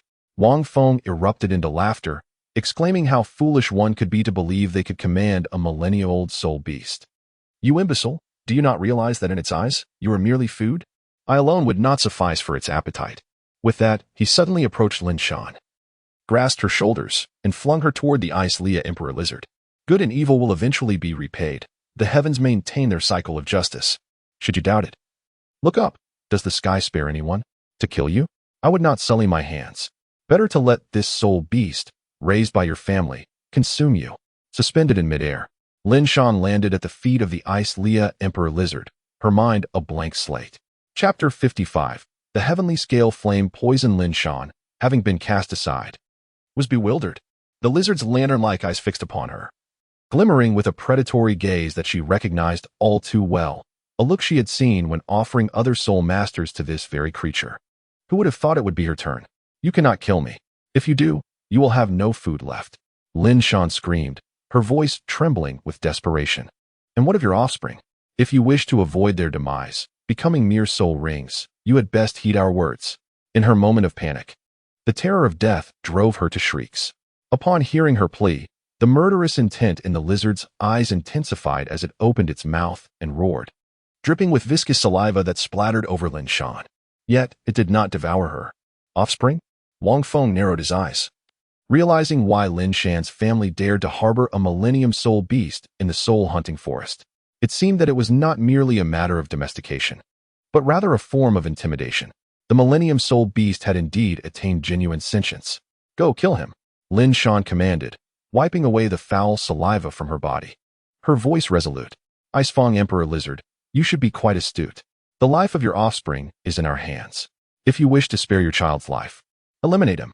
Otherwise, the celestial scale fire poison afflicting your child will prove fatal within a month, unless we provide the antidote for suppression. Her words appeared to enrage the Millennium Soul Beast, the Ice Feng Emperor Lizard. It opened its massive maw in a furious roar, as if prepared to devour Lin Shan at any moment. Lin Shan's face drained of color, yet she remained steadfast, uttering not a single word. Before long, the Ice Feng Emperor Lizard turned and approached Wang Feng, its eyes cold and brimming with murderous intent. Little brat, did you not anticipate this? It seemed to taunt, clearly eager to consume him. Lin Shan stood tall, inhaling deeply before coldly proclaiming, Alas, you have overestimated your cleverness. Do you think our family would harbor a millennium soul beast without possessing leverage over it? Did you believe I would bring you here without any preparations? With that, she cast a calm gaze upon Wang Feng, a confident smile gracing her features. Wang Feng clapped his hands and remarked, It appears you are not a fool. However, what is there to discuss? Are you now seeking mercy? It is too late. Lin Shan scoffed. From the moment you chose to accompany me, your fate was sealed to a path of demise. Is that so? Wang Feng gazed at the approaching Ice Yao royal lizard and suddenly exclaimed, Wait. If your child has truly been afflicted by the celestial scale flame poison, you need not rely on them for an antidote. I can heal your child myself. As his words hung in the air, Lin Shan was momentarily taken aback. The icy royal lizard also paused mid-flight, its understanding of human language evident. You are bound by their control. They will never allow your child to fully recover, only using your child as leverage against you. Wang Feng spoke slowly and deliberately, Yet, I possess the ability to completely heal your child. Upon finishing his statement, he fixed his gaze upon the Ice Yahuang lizard. Observing this, Lin Shan appeared flustered and exclaimed loudly, Utterly ridiculous. The Tian Lin Yen poison is a venom from a soul beast that has existed for 30,000 years, originating from the Tian Lin Yen Jiao. This young man is far too feeble to possibly resolve such a toxic affliction. Do you truly believe in him? If he causes harm to your child, Ice Yahuang lizard, you shall have no cause for regret. Several years prior, a level 53 soul king from Lin Shan's family chanced upon a young Ice Yahuang lizard within the soul-hunting forest. He immediately administered the Tian Lin Yen poison, which is the nemesis of this ice-type soul beast, intending to coerce the Ice Yahuang lizard into hunting soul beasts in the forest for the benefit of his family's descendants. Young man, I advise you not to harbor any delusions. What gives you the right to earn its trust? Who do you think you are? Lin Shan stated with an air of calmness. Indeed, what right did he have? The Ice Yahuang lizard gazed at Wang Feng, seemingly inquiring. Shall we give it a try? Wang Feng remarked nonchalantly. If it does not work, you may as well consume me. It is not too late. However, the Ice Cliff royal lizard remained motionless. Observing this, Lin Shan finally exhaled in relief and chuckled. Youngster, that is impossible. The Ice Cliff royal lizard could never trust you. At the very least, here, the life of its offspring is assured. At that moment, a figure suddenly darted from the distance. This figure approached the Ice Cliff royal lizard and emitted a series of cooing sounds. After a brief pause, the Ice Cliff royal lizard descended from the air, its murderous intent diminishing slightly as it turned its gaze toward Lin Shan. Instantly, Lin Shan was taken aback and inquired in a low voice, Are you truly going to trust him? Why? Lin Shan's eyes shifted to the figure that had abruptly appeared, her mind swirling with confusion. It was a starry moon fox, and judging by its size, it seemed to be over 3,000 years old. Without a doubt, it must be a companion of the Ice Cliff royal lizard. At that moment, Lin Shan watched as the starry moon fox approached the young man and affectionately called out to him. Witnessing this scene, Lin Shan's expression darkened immediately. It is you. Wang Feng gazed at the sudden appearance of the figure, astonished. This celestial moonlit fox was indeed the very creature he encountered when he first obtained his initial soul ring. Yet, how could it possibly manifest here? This hunting soul forest was not the same as the one located 400 miles outside of Notting City. It was a more advanced hunting soul forest. Could it be that, due to an enhancement in strength, it had relocated? The celestial moonlit fox called out a few times towards Wang Feng. Does this imply that it has granted its consent? Is she your leader? You have come to this hunting soul forest with the intention of healing her offspring? So that is the case. Wang Feng gazed at the Ice Yaya Emperor lizard, feeling a sense of relief. If this majestic creature were to doubt him, he would have no choice but to retreat temporarily. The connections within the spirit beasts indeed facilitated matters. At that moment, the Ice Yaya Emperor lizard let out a thunderous roar, and a sealed fissure in its abdomen suddenly burst open. A wave of searing heat emanated from within. To his astonishment, a juvenile Ice Yaya Emperor lizard, approximately 2 meters tall, tumbled forth from its belly. The youngling was enveloped in a vibrant crimson hue, radiating intense warmth. Yet, upon landing, it lacked the strength to rise, merely emitting a few feeble whimpers. Witnessing this, Wang Feng narrowed his eyes slightly. No wonder the Ice Yaya Emperor lizard's aura felt somewhat amiss. Although its soul power was red, it appeared quite faint. It seemed to be using its own strength to suppress the toxins affecting its offspring, consequently diminishing its own power. Wang Feng cast a distant glance, immediately sensing a searing aura emanating from the young creature. Yet, a smile graced his lips. You could never hope to cure this cub. Lin Shan, upon witnessing that smile, felt a surge of panic within her. She retreated a few steps and exclaimed in anger, the venom produced by 30,000 soul beasts, particularly lethal to ice-type soul beasts, can only be mitigated by our antidote. It cannot be fully cured unless the Tianlin Yin Jiao personally arrives to absorb the fiery toxins. Chapter 56. The profound significance of the Millennium Soul Ring. That Ice Huang lizard had been fixated on her all along. Should this little imp truly succeed in healing it, her fate would be sealed. Wang Feng cast a glance at her, as though he were gazing upon a corpse. The starry moon fox guided Wang Feng to the side of the juvenile creature. After a thorough examination, a smile once again graced Wang Feng's lips. This smile not only intensified Lin Shan's anxiety, but also sent a chill creeping down her spine. Alas, what a pity, what a pity, Wang Feng remarked with a smile. What a pity. If it were any other poison, I might not be able to fully unravel it, but this particular toxin is one that I can completely. Indeed, if it were any other venom, Wang Feng could only utilize Jin Lian's healing abilities to attempt to suppress the toxicity, yet a complete recovery seemed improbable. However, this was precisely the flame poison. What do you mean? Lin Shan inquired, bewildered. Yet, in the next moment, comprehension dawned upon her. Wang Feng spread his palm, and a blazing red lotus manifested within it. As soon as the red lotus appeared, the Ice Yao Emperor lizard recoiled several steps, a flicker of fear evident in its eyes. Even the Xingyue fox let out a couple of cries, retreating repeatedly, as if instinctively driven by an innate dread. Withdraw. Wang Feng summoned the power of the Crimson Lotus with fervor, and a brilliant radiance erupted forth. An exceedingly terrifying aura emanated from the lotus. Suddenly, the young Ice Yao Emperor lizard, resplendent in its crimson hue, emitted a cry of anguish. Threads of searing red light abruptly floated away from the creature, gradually being drawn into the crimson lotus held in Wang Feng's grasp. These transformed into streams of pure energy, replenishing Wang Feng's soul power. Remarkably, the red markings upon the young lizard vanished entirely within mere blinks of an eye. Truly exhilarating. Wang Feng exhaled deeply, having just summoned a flicker of the crimson lotus to extinguish the old servant, a feat that cost him a significant portion of his soul power. At this moment, after absorbing the fiery poison from the young creature, his soul power was fully restored. The Crimson Lotus seemed capable of absorbing anything related to fire. The white flames unleashed by the old servant were devoured almost instantaneously by the Crimson Lotus, producing an extraordinarily terrifying blaze, as if it could sear the very essence of a soul. It was then that the Ice Yao Emperor lizard's offspring slowly opened its eyes. Although still weak, it appeared to have awakened. The poison had completely vanished. Witnessing this scene, several pairs of eyes widened in astonishment. This was the fire poison of a 30,000-year-old soul beast. How could it be so easily cured? Lin Shan sat down abruptly, utterly dumbfounded, her eyes filled with an abyss of despair. How was this even possible? What manner of martial spirit did this child possess? The Star Moon Fox also gazed at Wang Feng with immense curiosity. recalling how the savior had once used a golden flower to rescue it. To its surprise, the flower had now transformed into a crimson hue. The Ice Yao Emperor Lizard's offspring stood up, emitting a few weak cries. Simultaneously, the adult Ice Yao Emperor Lizard abruptly collapsed, its imposing aura dissipating as it looked at its offspring, its once murderous eyes now brimming with tears. As its body fell, a wave of chilling air spread outwards. Wang Feng furrowed his brow slightly, sensing that the aura of the Ice Yao Emperor Lizard had weakened further. The youngling hurriedly approached it, nestling beside the Ice Yao Emperor Lizard's head and whimpering softly. The Starry Moon Fox also approached, engaging in a silent exchange of glances with the Ice Yao Emperor Lizard before making its way to Wang Feng. With a series of cries, the Starry Moon Fox called out to Wang Feng.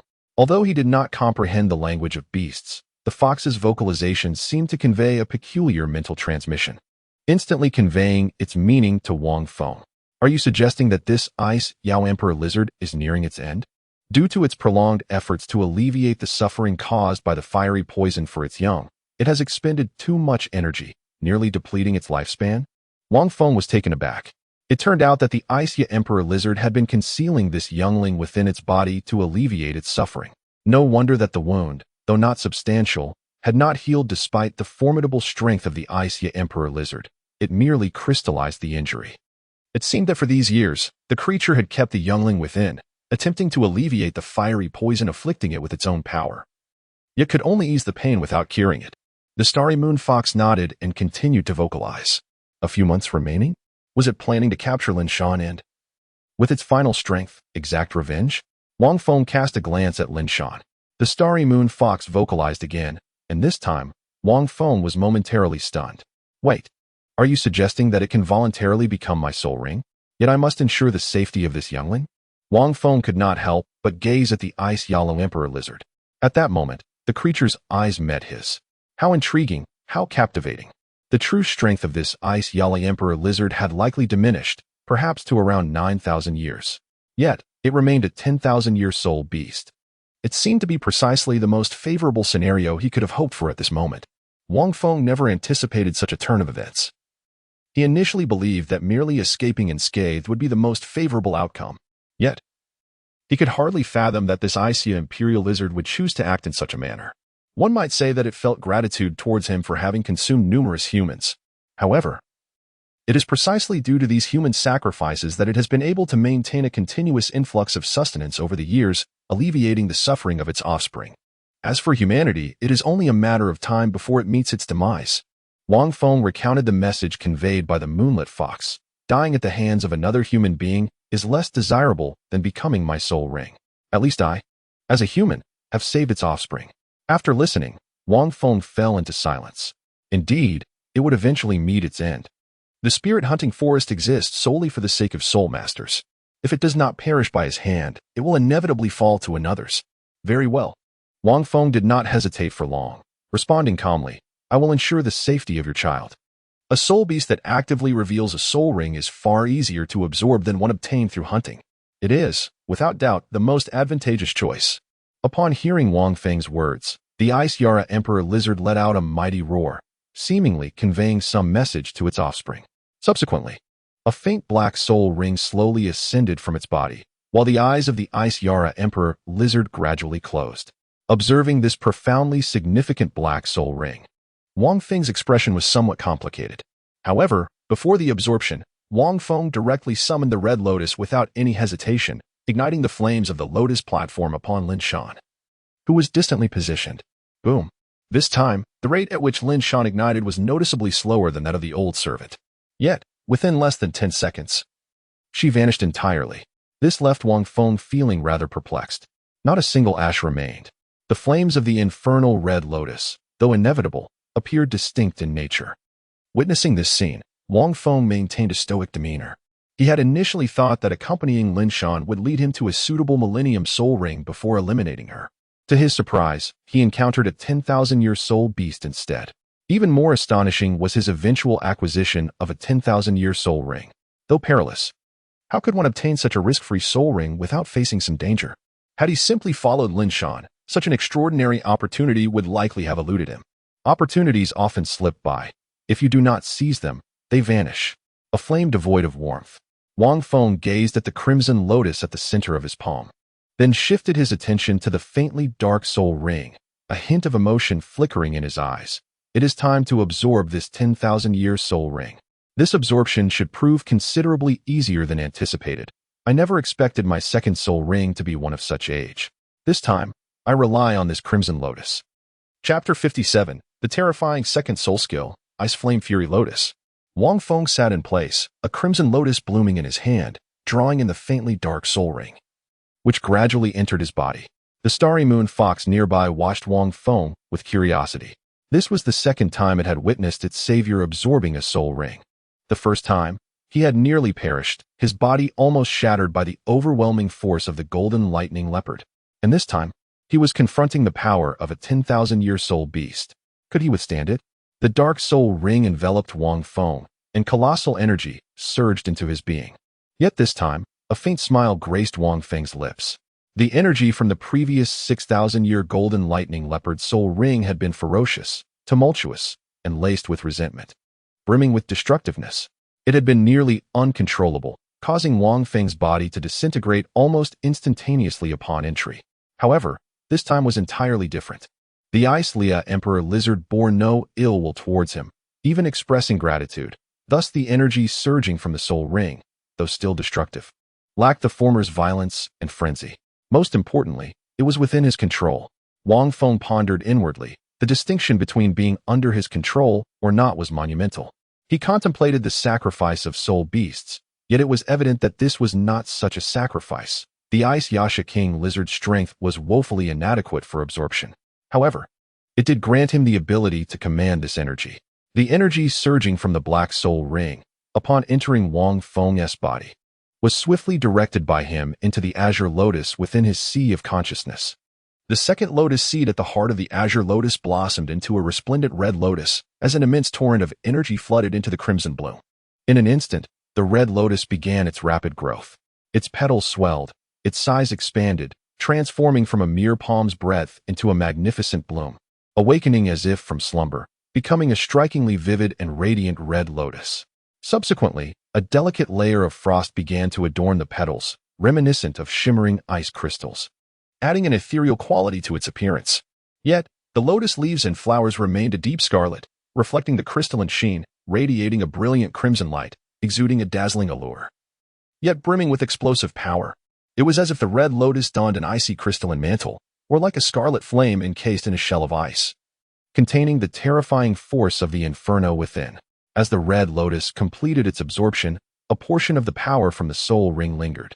Wang Feng skillfully navigated this remaining energy throughout his body, ultimately converging it within his heart, though he still endured excruciating pain. It was a far cry from the chaotic and uncontrollable force of the first soul ring that had once rampaged within him. The ability to exert control signified that Wang Feng could harness this 10,000-year soul ring, allowing it to flow into his heart and merge with the Meteor Tears, refining the soul power for his exclusive use. An unceasing stream of energy, under Wang Feng's guidance, surged into the soul ring, cascading into the Meteor Tears within his heart. Streams of refined soul power were compressed and extracted from the Meteor Tears, akin to the relentless tide of a great river. Had this energy remained unchecked, Wang Feng would have surely self-detonated at that moment. Even with control, without the Meteor Tears, his body could not withstand the colossal force brought forth by the 10,000-year soul ring. It can be said that this absorption was only possible because the Ice Yasha King Lizard willingly became his soul ring. The energy bore no trace of resentment, exerting no detrimental effect on his spirit, enabling him to maintain a serene command over it. Without this fortuitous circumstance, the opportunity for absorption would have been utterly unattainable. Even with the Meteor Tears, it might have been impossible, for the immense energy of the 10,000-year soul ring could have instantaneously caused his body and consciousness to explode, leaving no time for the Meteor Tears to reconstruct his form.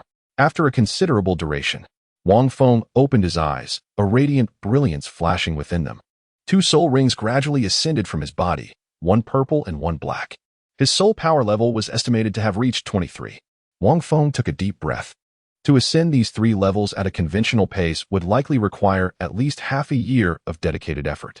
The energy of a 10,000-year soul ring is primarily devoted to enhancing the red lotus and breaking through cultivation bottlenecks. while a small portion has been refined and compressed by the Meteor Tears. Even this modest fraction, under normal circumstances, would suffice for an ordinary soul master to leap from level 20 to 30, only to subsequently meet a tragic demise. However, for Wang Feng, the process of soul power compression and purification resulted in merely a 3-level increase. It appears that in 5 years, I should be able to reach level 30. Moreover, I now possess a 10,000-year soul ring, fulfilling the criteria for attendance at Shrek Academy. A glimmer of joy surfaced on Wang Feng's face. There was no need to rush for the 3rd soul ring. He felt an explosive surge of energy within him, and his body felt lighter, indicating an improvement in his physical condition. Although this enhancement was not as profound as the initial transformation, the progress was undeniably evident. The weight of the protective gear he still bore made this sensation even more pronounced. If he were to divine himself now, he could effortlessly crush the 6,000-year-old golden lightning leopard. Clenching his fists, Wang Feng felt emboldened, knowing that he possessed the strength to contend with a 10,000-year soul beast. Even if he could not triumph, he could certainly retreat unscathed. Once he reaches level 30, he should have the opportunity to defeat a 10,000-year soul beast. It is essential to understand that a 10,000-year soul beast is equivalent to a human soul emperor of level 61. If Wang Feng were to face the previous soul masters of over level 40 now, he could eliminate them in an instant, even without employing the Red Lotus. He would not grant them the opportunity to unleash their soul techniques. The remaining 7 levels would prove increasingly arduous, and the 3 levels he had gained in just half a day would require consolidation. Wang Feng pondered deeply, and then his palm opened wide, revealing a blossoming ice crystal red lotus. This red lotus, undoubtedly, appeared far more exquisite than before it absorbed the soul ring, with its petals adorned by glistening ice crystals, reflecting the vibrant crimson of the inner petals. The fusion of ice and fire embodied a striking contradiction and beauty. Allow me to test your strength. Wang Feng rose to his feet. Beside him, the slumbering star moon fox rubbed its bleary eyes and gazed at Wang Feng, letting out a few soft whines. The 2-meter-long ice lizard pup, which had been crawling on the ground, also opened its sleepy eyes, looking at Wang Feng with a hint of confusion and lingering sorrow in its gaze. Wang Feng addressed the 2 soul beasts, saying, "You 2 little creatures, step back." The starry moon fox obediently retreated with the ice royal lizard cub, moving further away. After Wang Feng spoke, he temporarily disregarded the 2 soul beasts. Instead, he propelled himself from the side of a towering tree, leaping several dozen meters into the air with the tip of his toes. Following this, he summoned the red lotus in his hand, plucking a petal enveloped in crystalline ice, channeling his soul power into it.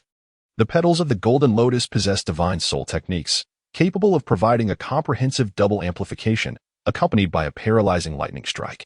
As for the red lotus, Wang Feng sensed the terrifying power within. Go. Wang Feng, having infused a single crimson lotus petal with half of his current soul power, cast it forward with determination. Encased in crystalline ice, the vibrant petal shimmered in midair, reflecting the eerie radiance of the sun that had now risen.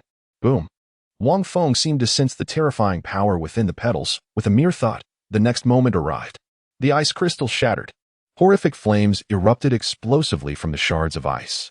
With a thunderous roar, within a radius of 100 meters, the dreadful energies of ice and fire rampaged wildly, leaving no sanctuary for Wang Feng himself.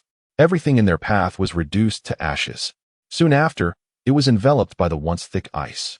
Almost all the towering trees within a 200-meter diameter were swiftly turned to cinders by the inferno, and even the ground bore a newly formed crater. Wang Feng's garments had been nearly incinerated, leaving his body enveloped in a thick layer of frost. Numerous icicles hurtled towards him, producing a cacophony of sound. After a brief moment, Wang Feng gazed at the scene before him, utterly astonished. This second soul skill was an exceptionally expansive area of effect attack, and it appeared to possess formidable power. Such might would undoubtedly spell doom for any defense-oriented soul master below level 40. Wang Feng retrieved a set of garments from the soul guide device and draped them over himself. As he gazed at the flattened ground, a sense of shock flickered in his eyes. Fixating on the icy crimson lotus in his hand, Wang Feng silently contemplated the notion of detonating all the lotus petals, as well as the entire blossom itself. Wang Feng shook his head, pondering, perhaps this second soul skill shall be named Ice Flame Wrath Lotus? Chapter 58. Dai Mubai. After bestowing a name upon his second soul skill, Wang Feng descended from the air. only to find the Star Moon Fox and the young Ice Fang Emperor Lizard staring at him intently. In their eyes, there lingered a hint of trepidation. Clearly, the recent terrifying explosion had startled them, and even now, the ground of the crater from the explosion emitted a hissing sound, accompanied by the ice shards embedded in the surrounding trees and soil. Wang Feng approached the young creature, casting a thoughtful glance upon it. The Ice Yaya Emperor Lizard bore a resemblance to the salamence from the Pokemon of his past life, also known as the Flying Dragon. However, it was entirely enveloped in a frosty azure hue, its wings mirroring this ethereal color. At this moment, the juvenile stood merely 2 meters tall, while the ancient Ice Yaya Emperor Lizard towered at 10 meters. Clearly, this youngling possessed limited strength. Given its substantial size, it was evident that I could not transport it away. Yet, if it remained within the soul hunting forest, it would undoubtedly be vulnerable to the predations of soul masters. Wang Feng pondered, thus, I must frequently keep watch over this cub. After all, this is the hunter's soul forest, a domain established by humanity. With guards patrolling and the presence of delivery services, it is unlikely that such a large creature as the Ice Fang Royal Lizard could be taken away. Henceforth, I shall visit you often. Wang Feng gazed at the Star Moon Fox and said, once I have grown stronger, I shall seize an opportunity to take you all outside. Whenever we encounter formidable soul masters or soul beasts within the forest, do your utmost to flee. Should you sustain injuries, fret not, as long as you remain alive. I shall be able to heal you. Do you understand? His words were directed towards the Star Moon Fox, as its intelligence far surpassed that of the young Ice Emperor Lizard. With a soft yip, the Star Moon Fox nodded, then turned to call out a few times to the Ice Emperor Lizard behind it, seemingly conveying a message. After Wang Feng offered a few more words of caution, he made his way back. By this time, dawn had broken, and upon returning to the camp, he found that Si Rong, Old Black, and Ling Ren had already awakened. Their injuries had nearly healed, save for the loss of an arm. Wang Feng contemplated that if he were to exert his strength, it would not pose a challenge for Jin Lian's healing abilities to regenerate an arm for either of them. I understand that you may harbor some doubts, Wang Feng said, observing the 3 of them silently regarding him. He continued, both of them have perished, and your wounds were mended by my efforts. Once we exit the soul-hunting forest, it would be prudent for you to depart from this city. The noble lady's family is not to be trifled with. Should they learn of the deaths of the 2 within the forest while having employed our team, and that you survived, they will undoubtedly seek retribution against you. However, given the multitude of teams outside the forest, even if they manage to track you down, as long as you disperse, they will not expend their resources to pursue you. Seek refuge in another city. Wang Feng concluded his words and gazed at the 3 individuals. Among them, Lin Shan was a noble lady from the Fasnuo province, which is merely one of the many provinces of the Tiando Empire. Wang Feng estimated that the most formidable presence within was likely around level 60. He lacked both the confidence and the time to confront it. Moreover, Lin Shan and that old servant were utterly beyond saving, reduced to mere remnants. By the time Si Rong and her companions discreetly vanished from the province of Fasnuo, there would be no means to pursue them. Very well. Lao He and Ling Ren nodded, uttering not a single word more. The fact that they were still alive was a feat in itself. That's all right. I have long desired to leave the province of Fasnuo. Si Rong suddenly smiled, turning to Xiaomia. Where do you think we should go? Ling Ren and Lao He were momentarily taken aback. Wang Feng was momentarily taken aback. I have no intention of departing from the province of Fasnuo for the time being, he stated. He had assumed a disguise, with an alias that was entirely fabricated. Si Rong and the others had never beheld his true visage, and Lin Shan's family was utterly incapable of tracing his identity. However, it is likely that I shall return to the neighboring city of Soto in the kingdom of Bartok after approximately 5 years. Wang Feng remarked, very well. Let us first proceed to Soto City. The Badak Kingdom, once a dominion of the Tiando Empire, no longer falls under its jurisdiction in the current climate. It merely offers tributes annually, and the Fasnuo province has no authority here. A faint smile graced Sirong's face, although Lao He and Ling Ren had lost their hands. It did not preclude their ability to fight. At the very least, they would not succumb to starvation. We shall await you in Soto City, she continued, casting a glance at Lao He and Ling Ren, seemingly seeking their counsel. The 2 exchanged a solemn look and nodded in agreement. Very well. I shall come to Soto City to find you, Wang Feng said, taking a deep breath and gazing intently at the 3 of them before leading the way out of the soul-hunting forest. As the hour approached noon, the world outside the forest basked in the warm embrace of sunlight. Emerging from the woods, Wang Feng felt an unfamiliar warmth envelop him, a sensation he had never before experienced. The sunbeams danced upon his black robe, creating glimmers of light that seemed to penetrate the fabric, bestowing their radiance upon the youthful figure concealed beneath. Wang Feng turned his head, gazing at the majestic soul-hunting forest in the distance, a ripple of emotions washing over him. After a fleeting glance, he turned away, his black robe gently lifting as he gradually vanished into the crowd. 5 years later, in the kingdom of Barak, within the city of Soto, the Heavenly Empire comprises 4 principal kingdoms, each possessing its own military might, with the kingdom of Barak standing as the most formidable.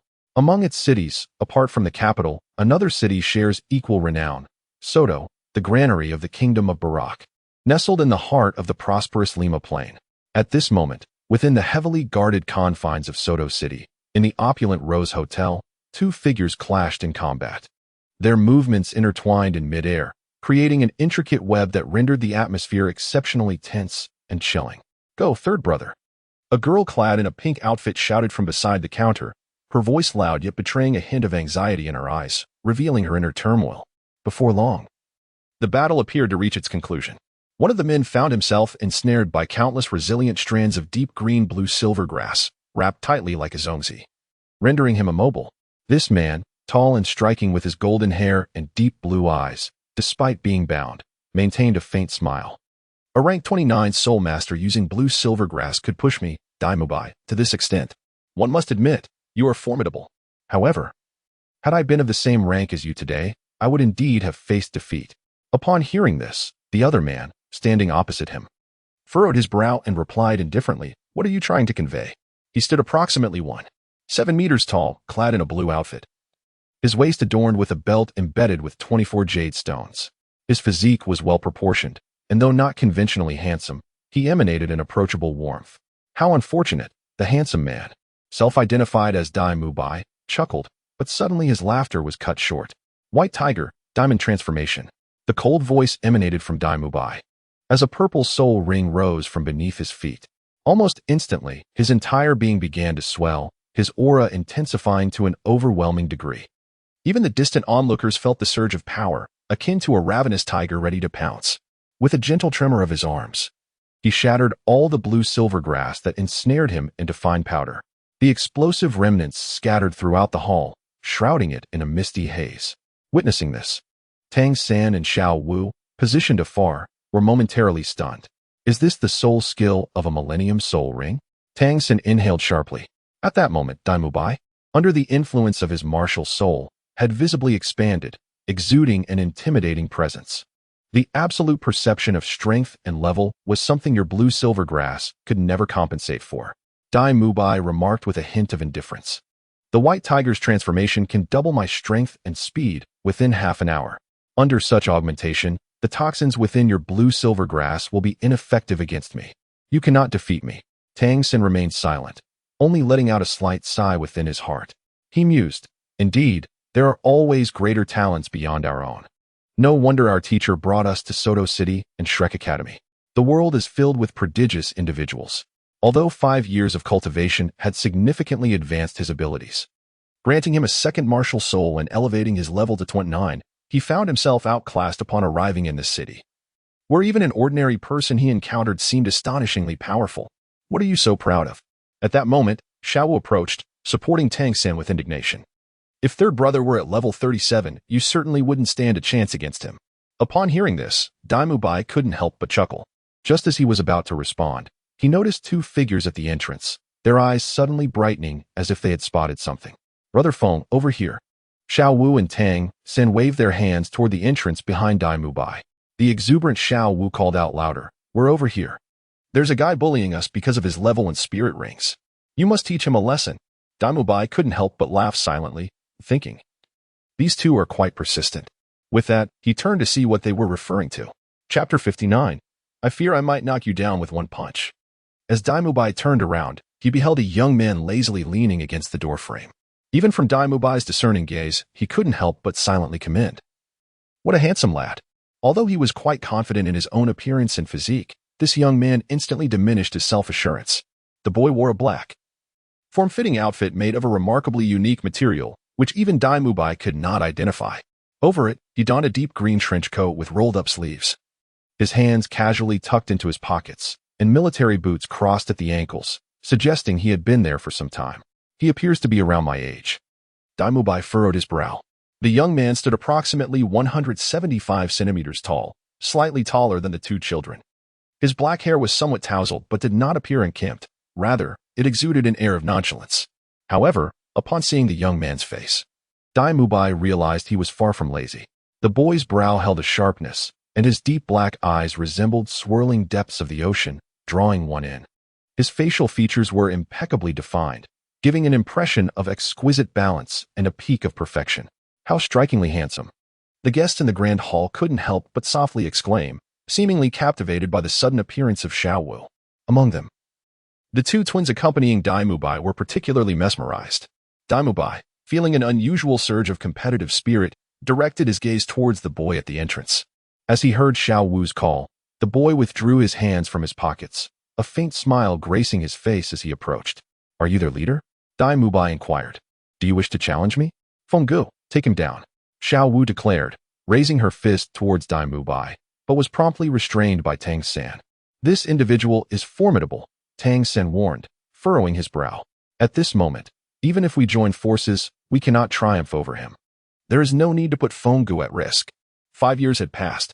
Fenggu had matured significantly, and as Tang San observed the figure approaching from afar, a wave of emotion surged within him.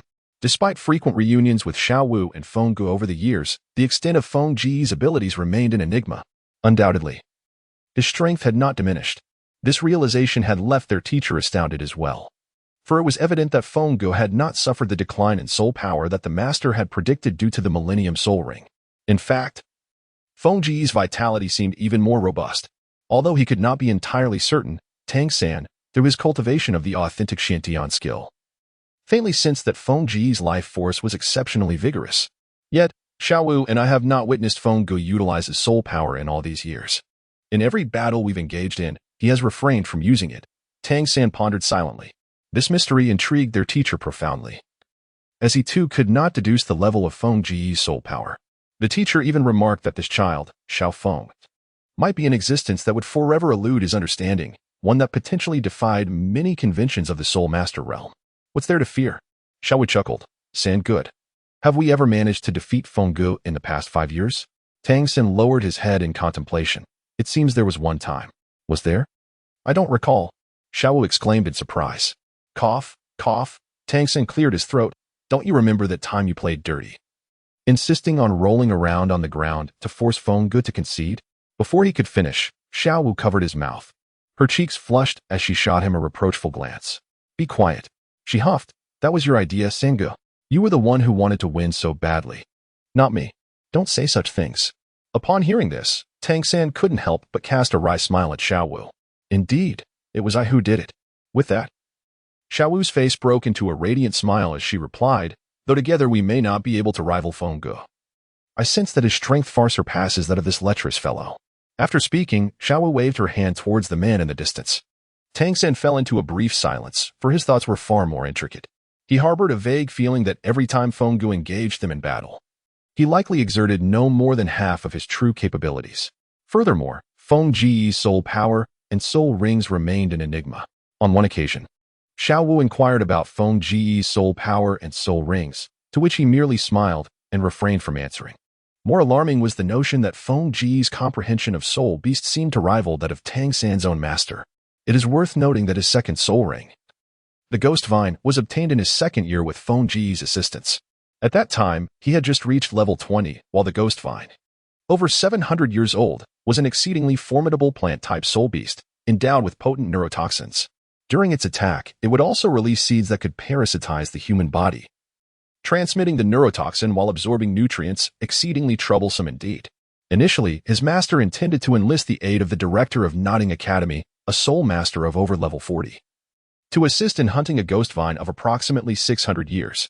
However, Fenggu took it upon himself to venture into the soul-hunting forest, accurately locating the ghost vine, and in a matter of moments, subdued the over 700-year-old creature, leaving Tang San utterly astounded. Later, Fenggu jestingly remarked, "Xiao San, this ghost vine is too weak. Merely 700 years? Why not try for a millennium? Tangan recalled nearly being frightened to death, promptly refusing. It was ludicrous. His master had indicated that the limit for a second soul ring was around 700 years.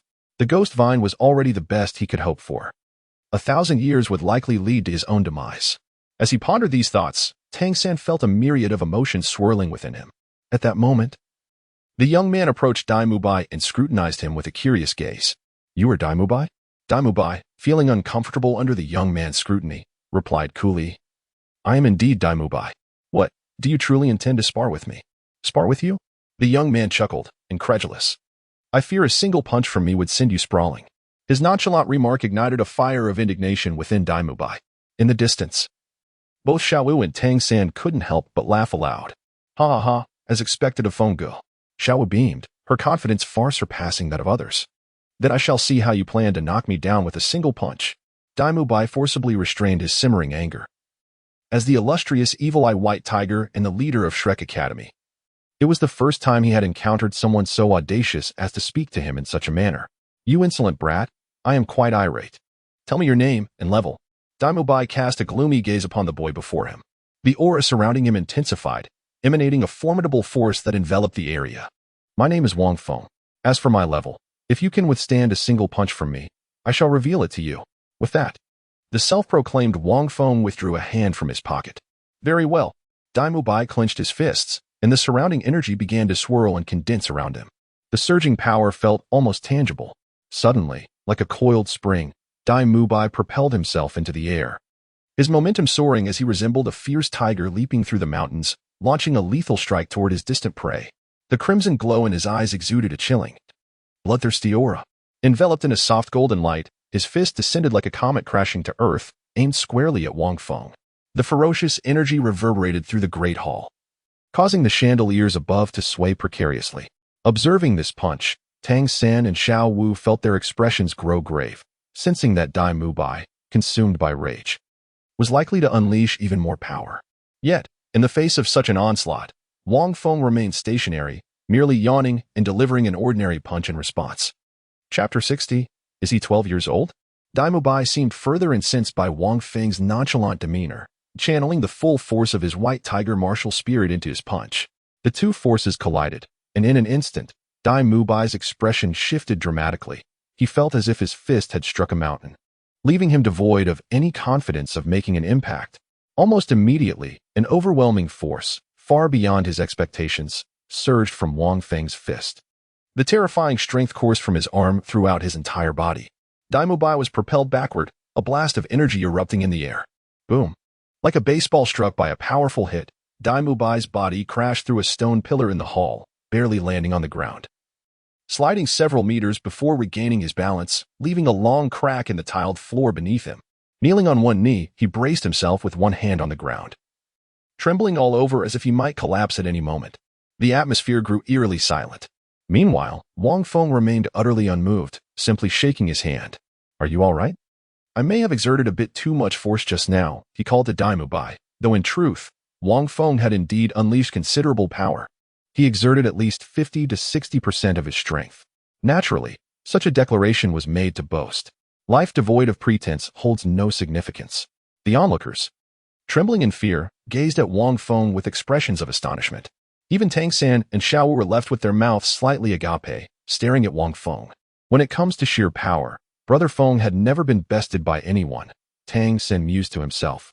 This scene evoked memories of the first time Brother Feng fought against him years ago. Is he really this powerful? Xiaowu exclaimed, her mouth wide open. We've never seen Brother Feng use such strength during our sparring sessions. After saying this, Xiaowu tilted her head to look at Dai Mubai, whispering, or could it be that this guy is merely a facade, looking impressive but lacking substance? Was that 1,000-year soul skill just for show? Dai Mubai, overhearing her remarks from afar, twitched his lips in irritation. What do you mean by a facade, Xiaowu? Tangan shot a glare at Xiaowu. Higi, as the leader of Nodding Academy. I naturally know a thing or two, Xiaowu replied, brimming with self-satisfaction. Tangan sighed. That can't be true. Dai Mubai's strength is undoubtedly real. Brother Feng must have intentionally downplayed his power. However, I didn't expect him to be stronger than this 37th level soul ancestor. That punch he delivered was at least twice as powerful as usual, if not more. Xiao Wu pouted in response. At that moment, Dai Mubai slowly rose to his feet, his legs seemingly unsteady yet uninjured. You've won, he said, looking at Wang Feng with a serious tone. I, Dai Mubai, am not one to shy away from defeat. But this room was reserved by me, Manager Wang, so please give it to them. I no longer desire it. I will compensate for the damages in the hall. Manager Wang in the distance nodded submissively. Your name is Wang Feng? Dai Mubai, now returned to his usual self, though slightly disheveled, beckoned to the twin sisters nearby and glanced at Wang Feng. If I'm not mistaken, you didn't even utilize your martial soul, your soul power, or your soul rings. What do you say? Wang Feng glanced at the two twins and thought to himself, Dai Mubai is indeed quite charming. This could prove to be interesting. Dai Mubai placed his hands on the shoulders of the twin sisters, gently massaging them, seemingly using their soft skin to alleviate his own pain. You appear to be around my age, perhaps even a bit older? Dai Mubai scrutinized Wang Feng for a while, suddenly realizing that the two twins were also gazing at Wang Feng, causing him to press down on their shoulders, eliciting a soft sound from them as he quickly averted his gaze. Damn it, how can they be looking at another man while in my embrace? I have never encountered anyone who can defeat me with a single punch at such a young age without using soul power. Quite impressive. Dai Mubai smiled gently and reassured. Do not worry. We shall have the opportunity to meet again. As for your two friends, they are likely here for Shrek Academy, are they not? They appear to be around 12 years of age. Until we meet again. With that, Dai Mubai gracefully embraced the two twin beauties and strode toward the door. However, upon hearing his words, Xiao Wu could not contain herself and exclaimed loudly, Hey, you arrogant tiger. Have some decency when you speak. Was that really a struggle? Feng Ge could have easily knocked you down with just a casual punch. And please, do not flatter yourself. What do you mean about the same age as you? Feng Ge is barely over 12, just a couple of months older than San Ge, and 2 years younger than you. How shameless can you be? As her words fell, Dai Mubai, who had reached the door, stumbled slightly, nearly tripping at the threshold. He turned to glance at Wang Feng, astonishment flickering in his eyes. What is this nonsense? You are telling me this guy is 12? Dai Mubai contemplated Wang Feng, swallowing hard. The fellow named Tang San was already formidable at that age. He had not yet reached level 29. Now, is this so-called elder brother of theirs jesting with me? In his heart, Dai Mubai estimated that this Feng Ge's strength must be at least level 40 or higher, possessing an exceedingly rare power-type beast spirit soul, which would enable him to effortlessly defeat his white tiger form with a single punch. And now you tell me he is 12? Dai Mubai mused inwardly. It seems this year, Shrek is rather overrun with monsters. Seeing Dai Mubai swiftly vanish through the door, Xiao Wu stamped her feet in frustration. What was that about? This guy. Curiously, she pondered. But how did he know we were here for Shrek Academy? After murmuring a few words, Xiao Wu pulled Tang San along and rushed to Wang Feng. Feng Ge, why did you arrive so late? Did you come earlier and just watch us? Indeed. I did arrive early, he replied. Wang Feng nodded as he observed Tang San and Dai Mubai engaged in a spirited competition. Indeed. He had anticipated their arrival in Soto City, as Tang San and Xiao Wu had informed him just a few days prior. He had also witnessed the initial battle between Tang San and Dai Mubai, yet he chose to remain a passive observer, quietly appreciating the display of skill. Could it be that Dai Mubai is affiliated with Shrek Academy? Tang San suddenly remarked. At merely 15 years of age, he had already attained the formidable rank of 37th level Soul Master, and his martial spirit was among the most impressive I have ever encountered. It is rare to hear of such remarkable talent in other intermediate academies. Wang Feng nodded, acknowledging that Xiao San remained as astute as ever. Brother Feng, have you grown stronger once again? Xiao Wu inquired, her eyes narrowing playfully. Why don't I and Xiao San challenge you to a match? It has been some time since our last contest.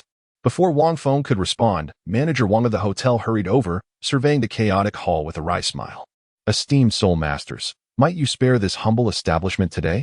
If this continues, you shall surely dismantle the hotel. Indeed, Xiao Wu, let us show some mercy. Wang Feng chuckled lightly. You too should ascend and rest, for the Red Rose is a splendid venue. I too must retire, having journeyed here and feeling somewhat fatigued. We shall visit Shrek Academy together tomorrow. Over the past 5 years, the trio had engaged in numerous matches, even exchanging blows with Tang Sen upon returning to Holy Soul Village. These encounters involved Tang Sen utilizing his crafted hidden weapons, a perilous endeavor, yet one that they had embarked upon several times. Xiaowu, with her cleverness, would occasionally resort to playful antics with Tang San when the stakes became too intense. Wang Feng was disinclined to continue. Xiaowu pouted her lips and, resigned, led Tang San upstairs. Observing this, Wang Feng shook his head and turned to manager Wang, saying, I have also reserved a room here. The room number is White Innocence. Please escort me upstairs. Upon hearing this, manager Wang verified the reservation and nodded in acknowledgement.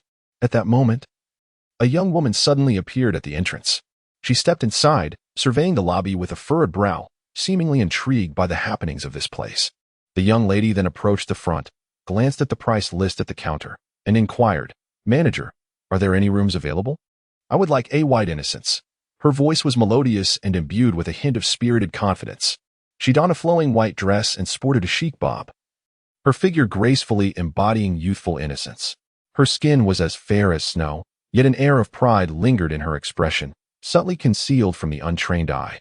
Regrettably, the last available room of White Innocence has already been reserved by this gentleman, Manager Wang replied, noting the young woman's distinguished attire and casting a glance at Wang Feng. Reserved? The girl in white turned to Wang Feng, and upon seeing his countenance, her eyes glimmered with a spark of interest. She gently implored, Might you consider relinquishing this room to me, dear friend?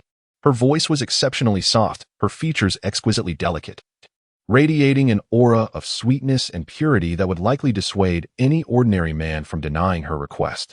Wang Feng gazed intently at the young girl for a moment before responding, I apologize, but I am not accustomed to offering my room to others. Perhaps you might consider selecting another? Taken aback by the rejection, the girl in the white dress paused, seemingly astonished that she could be turned down. Furrowing her brows, she regarded the exceptionally handsome youth, and her burgeoning fondness for him quelled the discomfort of being rejected. She continued, In that case, allow me to offer you 50 golden soul coins for relinquishing this room to me. Would that be agreeable? Though her tone remained gentle, it carried a hint of pride. As she spoke, the girl retrieved a heavy bag from her pocket. Upon hearing these words, Wang Feng couldn't help but chuckle. He suggested, How about I offer you 100 gold soul coins in exchange for your departure from this place? As soon as the words left his lips, the girl's expression shifted dramatically. Chapter 61. What a coincidence. I am also an auxiliary-type soul master.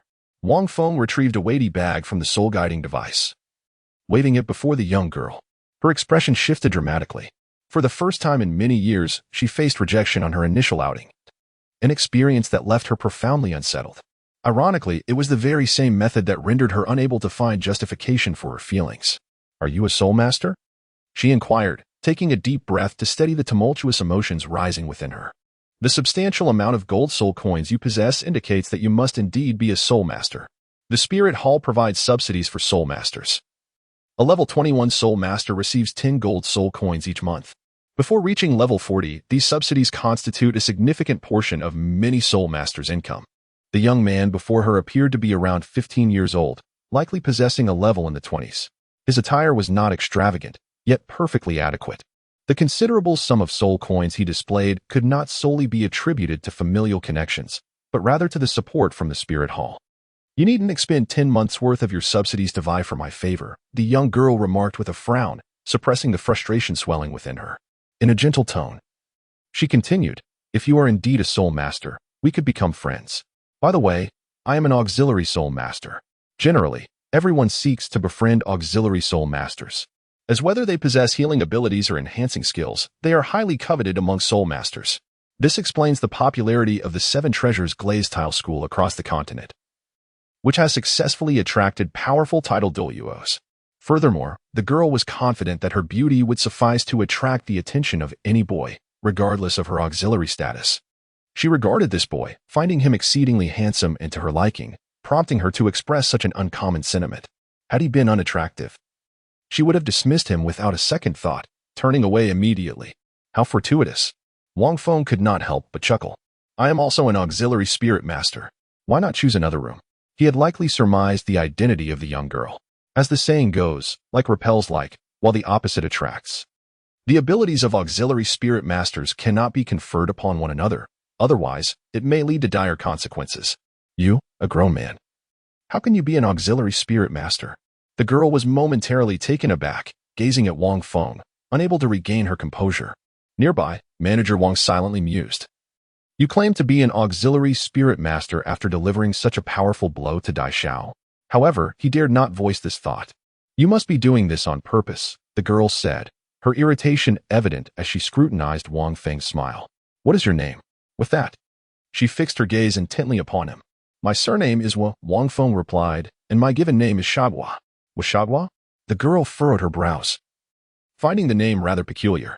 Nevertheless, she huffed and declared, Shagua, I will remember you.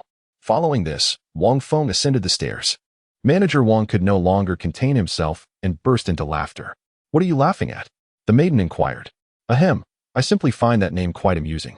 Manager Wang coughed lightly, pondering to himself how naive this girl was, inquiring about someone else's name without first introducing her own. Who would divulge such information? He wondered which pampered young lady she could be. The girl looked at Manager Wang with a puzzled expression, muttering the name under her breath. Suddenly, as if struck by a revelation, her face flushed crimson, and she seemed to emit steam from her head, her hands clenched tightly together, trembling with indignation. How dare you toy with me? She exclaimed, storming towards the stairs. However, after a moment's thought, she turned and departed, vowing, if I ever cross paths with you again, Ning Rongrong, I shall make you pay for this affront. How dare you offend me? It infuriates me. With a fierce stomp of her foot, the maiden turned to Manager Wang and asked, Are there any rooms left? None, Mississippi. Would you prefer to seek accommodation at another hotel? Manager Wang replied, furrowing his brow. Ning Rongrong shot him a glare before striding away. In the pristine white room, Wang Feng stood at the window, watching the departing maiden, shaking his head. What a headstrong and arrogant Ning Rongrong. I never anticipated encountering her first. Wang Feng turned around, gazing at the pristine white room as he reclined upon the expansive white bed. After resting for a while, he took a refreshing shower, washing away the weariness of his travels. Before long, a knock resonated at the door. Upon opening it, he was greeted by Tang San and Xiao Wu. Brother Feng, my brother and I are heading out for a stroll. You should join us. Soto City is enormous, far larger than Notting City, Xiao Wu exclaimed, her enthusiasm palpable as she seemingly dragged Tang San along. All right, I shall accompany you on this outing. Wang Feng gazed outside, where the sun shone brilliantly and the gentle breeze accompanied the lovely day, stirring something within him. After a brief discussion among the three, they exited the hotel. The warm sunlight enveloped them, and Wang Feng felt quite at ease as they meandered along. Before long, Tang San halted, his gaze fixed upon a distant shop. The sign above the establishment bore a distinctive emblem, featuring a sword, a hammer, and a blue lightning Tyrannosaurus Rex. Xiao Wu, Brother Feng, I shall take a look inside. Tang San mused for a moment before stepping into the shop. Isn't that the symbol of the Spirit Hall S token? I shall join you, Xiao Wu declared, following him inside. Wang Feng, however, did not follow them inside, for he understood that the proprietor of the establishment was none other than Flander, the esteemed principal of Shrek Academy. After bidding farewell to the two, Wang Feng continued his leisurely stroll through Soto City. The myriad of shops dazzled the senses, exuding the distinctive charm of a bustling metropolis. Suddenly, as he wandered, a shrill voice pierced the air ahead. Return my money. Do you even know who I am? You dare to steal from me? If you do not return it, beware of my wrath. A mocking voice retorted, Hey there, little girl. This bag of gold soul coins was found by me on the ground. Just because you claim it is yours, does that make it so? Call out to it and see if it responds. Wang Feng gazed into the distance, where a crowd had gathered. He couldn't help but smile. In the forefront, a beautiful maiden clad in a flowing white dress was glaring furiously at two young men. The pair, sporting mischievous grins, exuded a formidable aura of soul power and possessed remarkably robust physiques. At that moment, they were holding several bags filled with golden soul coins. Could this be none other than the spirited Ning Rongrong? Wang Feng approached, casting a few glances around. Whispers lingered in the air, murmuring about the unfortunate girl who had crossed paths with the rascals Zhang Si and Wang Wu. These two were notorious regulars in the dual spirit arena. It seemed that the girl had accidentally dropped her money while shopping, and by the time she realized, it had already been snatched away, likely never to return. How could two soul masters like Zhang Si and Wang Wu stoop so low as to bully a young girl? Listening to the surrounding discussions, Wang Feng couldn't help but chuckle as he observed from a distance. Ning Rongrong, the young lady, had ventured out alone from the Seven Treasure glazed tile school, displaying a lack of worldly experience. Though her words appeared gentle, her pride ran deep, leaving her vulnerable to the antics of such ruffians. However, Wang Feng had no intention of intervening. As a member of the elite class, Ning Rongrong surely had companions discreetly following her, ensuring her safety. With that thought, Wang Feng turned to leave, but just then, a fragrant breeze wafted past, and a figure clad in white suddenly appeared before him. "Big brother, what brings you here?" The figure exclaimed with surprise. It was none other than Ning Rongrong herself. Wang Feng was momentarily taken aback. At that moment, Ning Rongrong firmly grasped Wang Feng's shoulder, turned her head, and with an air of haughtiness, regarded the two men with disdain. "You rascals, daring to snatch my money. My elder brother is on his way. He is a formidable support-type soul master, and he will undoubtedly bring you both to your knees." Upon finishing her statement, Ning Rongrong raised her snow-white chin and coldly stared at the two men. Wang Feng thought to himself, "This little girl certainly holds a grudge, doesn't she?" It was precisely because Ning Rongrong had caught a glimpse of Wang Feng from the corner of her eye and, seizing the opportunity before he could depart, dashed over to him. "Haha, a support-type soul master? Little beauty, do you really believe your brother can defeat both of us?" One of the men laughed heartily. "Do you think I can't knock him down with just a few punches?" His name was Wang Wu, 22 years old, a 23rd level battle soul master whose martial spirit was a mantis. The other man, Zhang Si, was also 22, a 24th level battle soul master whose martial spirit was a unique plant called the Flying Letter. Together, they were known in the soul fighting arena as the Flying Mantis Duel. "I don't believe it." A glint of cleverness flashed in Ning Rongrong's eyes as she maintained her proud demeanor. "If you have the ability, then bring my brother down." Laughter erupted all around. "Kid, so you are her elder brother, huh? Step forward. If you can defeat either of my brothers today, I shall return the money to you." Wang Wu remarked with a smile, "You are indeed handsome, yet I fear that a single blow from me would leave your face quite swollen." Wang Feng gazed at the two individuals and remarked, "This person I do not recognize. If you wish to strike someone, direct your blows towards her. It would take merely a single punch to leave her in tears." As he spoke, Wang Feng forcefully shrugged off Ning Rongrong's hand, declaring, "Step aside. Do not come near me. I do not know you." Ning Rongrong, feeling wronged, thought to herself, "This scoundrel is abandoning me after toying with me at the Rose Hotel. I shall ensure you are dragged into this mess as well. You will surely face a beating shortly. Brother, I promise I shall never disregard your words again." Ning Rongrong feigned a tone of grievance, whispering, "They are bullying me, and you simply stand by and watch." That lad, Wang Wu, could not help but chuckle. "Is it true that your own sister is being bullied, and yet you remain so spineless? Are you even a man? Come here, withstand 3 punches from me, and I shall return your money." Chapter 62. Crawl for me. Wang Feng's lips twitched slightly as he contemplated the truth in his thoughts. Indeed, the more beautiful a woman is, the more adept she is at deception. That girl Ning Rongrong had certainly deduced that he was a support-type soul master, clearly intending to make him look foolish. However, this behavior was to be expected. Wang Feng recalled that in the original narrative, Ning Rongrong initially presented herself as a seemingly gentle and amiable young lady, yet in reality, she was spoiled, willful, and prideful, a quintessential heiress. It was only after her admission to Shrek Academy that she began to transform. Meanwhile, in the shadows, two figures were engaged in hushed conversation. "Hiss, I say, boss. When did our young lady take on a big brother? This must be her first time stepping out of the 7 Treasure Glaze Tile School, right?" "I don't know.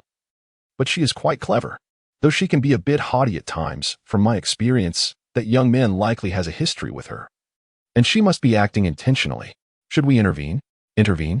Since he is her adversary, it would be fitting for him to receive a lesson. We'll wait to act. Remember, we cannot afford to reveal ourselves too easily."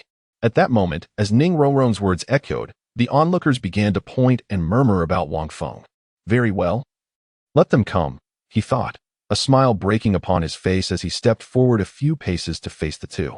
Trouble had come knocking, and he had no intention of shying away from it. If he could not evade it, he would face it head-on. Such was his style. Ning Rongrong took a few steps back, a glint of cunning flashing in her eyes as she mused to herself, "Ha!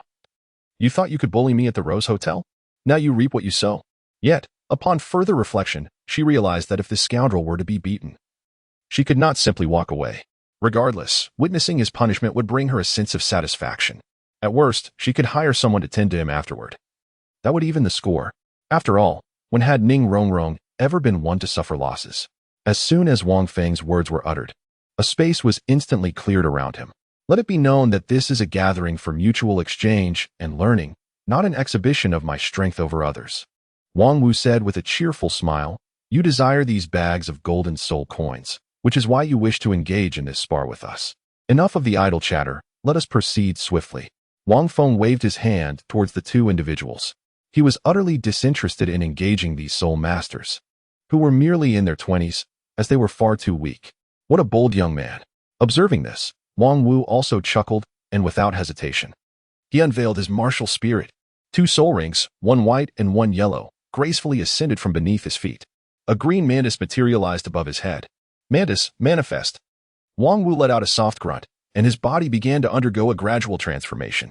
In an instant, he propelled himself off the ground, leaving a distinct footprint, and launched a punch towards Wang Feng. Immediately, the surrounding crowd parted once more.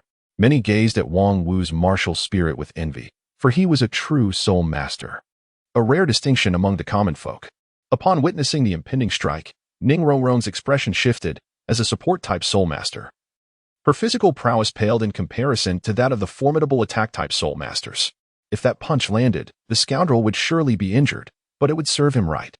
She averted her gaze, unwilling to witness the unfolding scene. After all, this scoundrel had dared to toy with her. Suddenly, a loud thud echoed. Ning Rongrong quickly turned her head, only to be left in stunned disbelief. She beheld Wang Wu, inexplicably sent flying, now sprawled on the ground, his hands seemingly limp. Trembling uncontrollably, what just transpired? A question slowly emerged in her mind. She glanced around, noticing the crowd with eyes wide open, as if they had witnessed an extraordinary spectacle. At that moment, Wang Feng stood firm, patting his chest before striding towards the two. Well, what do you say, my young friends? He inquired, directing his gaze towards Zhang Si. Do not come any closer. Zhang Si retreated a couple of steps. A look of fear etched on his face as he regarded the exceptionally handsome youth. Just moments ago, Wang Wu had landed a solid punch on this young man's chest. Yet the anticipated outcome had not materialized. Instead, the youth stood tall, and Wang Wu was as if struck by a coiled spring, rebounding and collapsing to the ground. The situation was truly bizarre. However, Zhang Si, having endured countless battles in the battle arena, was no novice. It was evident that this youth was extraordinarily powerful and was certainly not a mere support-type soul master. That girl had been deceiving them. Here, take the money. Zhang Si hastily tossed several bags of gold soul coins to Wang Feng, nervously assisting Wang Wu as they made their retreat. Observing this, the crowd dispersed, each quietly acknowledging that this youth was anything but ordinary. Surely, no support-type soul master possessed such formidable strength. Wang Feng turned around and approached Ning Rongrong, a faint smile gracing his lips. This smile sent a shiver down Ning Rongrong's spine, evoking the sensation of a predator surveying its prey. What do you intend to do? Ning Rongrong retreated several steps, raising her head to gaze at Wang Feng with an air of defiance. The pride instilled by her sheltered upbringing was not so easily extinguished. I intend to do nothing. Wang Feng tossed the golden soul coins in his hand, smiling as he said, Thank you. Quite unexpectedly. I've earned a few hundred golden soul coins. Ning Rongrong was taken aback by his words and hurriedly exclaimed, That belongs to me. Return it. Return it to you? Wang Feng tucked the golden soul coins into his pocket and suddenly scrutinized Ning Rongrong with a mischievous grin. Well, weren't you just calling me big brother? How about you sweeten the deal with a few affectionate good brothers? Then I might consider giving it back. Wang Feng was certainly no saint. That girl, Ning Rongrong, had deliberately sought to trouble him. If he didn't teach her a lesson, how could he let it slide? You. Ning Rongrong's face flushed crimson, her beautiful eyes glaring at Wang Feng in indignation. The earlier address of Big Brother had merely been a ploy to draw this scoundrel into her schemes, a mere act. How could she, the esteemed young lady of the seven-treasure glazed tile school, address a stranger as good brother? Such an ambiguous title was utterly preposterous. Truly, it was like a toad yearning for swan meat. I see you are currently devoid of funds. Wang Feng shrugged, feigning regret as he remarked. If you lack golden soul coins tonight, it seems you may have to spend the night on the streets, keeping company with the beggars outside the city. Wang Feng chuckled softly and continued, I have heard that the beggars outside the city go for months without bathing. To accompany them and consume food scavenged from the refuse would surely be a novel experience, wouldn't it? With that, Wang Feng turned to leave. Upon hearing his words, Ning Rongrong's delicate visage turned an ashen hue. The thought of her solitary venture filled her with dread. The golden soul coins were currently in the possession of this scoundrel. If he refused to return them, would she truly be left destitute? The mere image of such a fate sent shivers down her spine. No, absolutely not. Wait, wait. Ning Rongrong hurriedly stepped forward, her face flushed with urgency. If you return the golden soul coins to me, I will shout. Wang Feng paused, gazing at Ning Rongrong with a look that suggested he was eager to witness her performance. Ning Rongrong parted her lips, a surge of intense humiliation swelling within her. Despite her prolonged attempts to utter a simple word of approval, nothing else followed. The more she contemplated, the more aggrieved she felt, tears glistening in her eyes. Good. In the next instant, it seemed she was truly on the verge of exclaiming it. Just then, a bag of gold soul coins was suddenly tossed onto her, accompanied by a languid voice that echoed, "Enough, no need to shout. You are rather young, and I hold no interest in you. I merely wish to teach you a lesson. Take your gold coins and scram." With that, Wang Feng turned and departed, leaving Ning Rongrong standing in a daze. After a prolonged silence, Ning Rongrong burst into laughter, her tears still lingering at the corners of her eyes. Meanwhile, two individuals, poised to intervene, halted their actions. This fellow possesses a certain charm, does he not? To dare to bully our young lady. Boss, should we step in? No. The master has instructed us that as long as there is no danger, it would be beneficial for the young lady to experience the outside world. Besides, I believe this fellow might suit her well enough to keep her in check. It's quite a rare occurrence. Chapter 63, Shrek Academy. Ning Rongrong gazed at the figure swiftly fading from view. Her tears replaced by a smile as she murmured, "He tells me to leave. Yet he walks away himself. How peculiar." With a chuckle, she wiped away her tears and continued, "P.S. rather amusing, indeed. To imply that I am small when he is merely 2 or 3 years older than I." She assumed Wang Feng's reference to small pertained to age. As she recalled the events of the day, she couldn't help but laugh again. At that moment, she overheard a couple arguing by the roadside.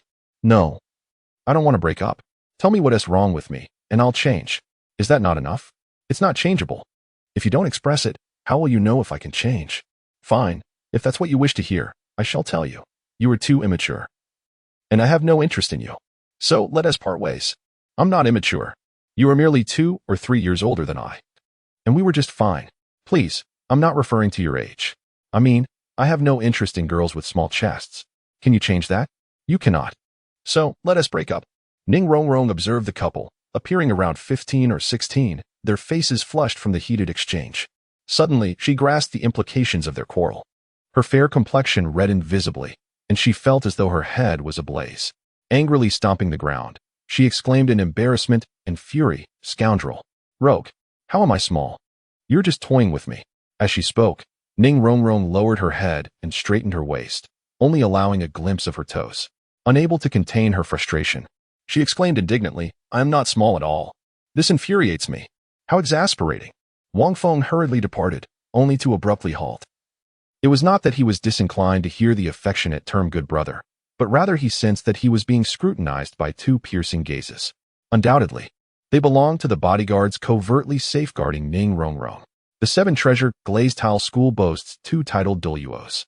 Although I am not particularly intimidated, it would certainly be troublesome if I were to attract their attention. Wang Feng shook his head. Moreover, he merely wished to teach Ning Rongrong a lesson. She was not particularly significant to him, and his interest in her was rather minimal, although she was indeed quite beautiful. Surpassing many stars from his past life by several degrees, it held little value in his eyes. Wang Feng returned to the hotel as dusk settled in. At that moment, a sudden tremor resonated through the establishment. Wang Feng cast a glance towards the room occupied by Tang San, seemingly lost in contemplation, as if recalling something significant. Could it be that Tang San was in the midst of refining an object? Upon reflection, it seems that in the original narrative, during the day, Tang San visited a particular shop and acquired a stone, which he subsequently utilized to forge the hidden weapons of the Tang sect's inner circle, the Dragon Whisker Needle.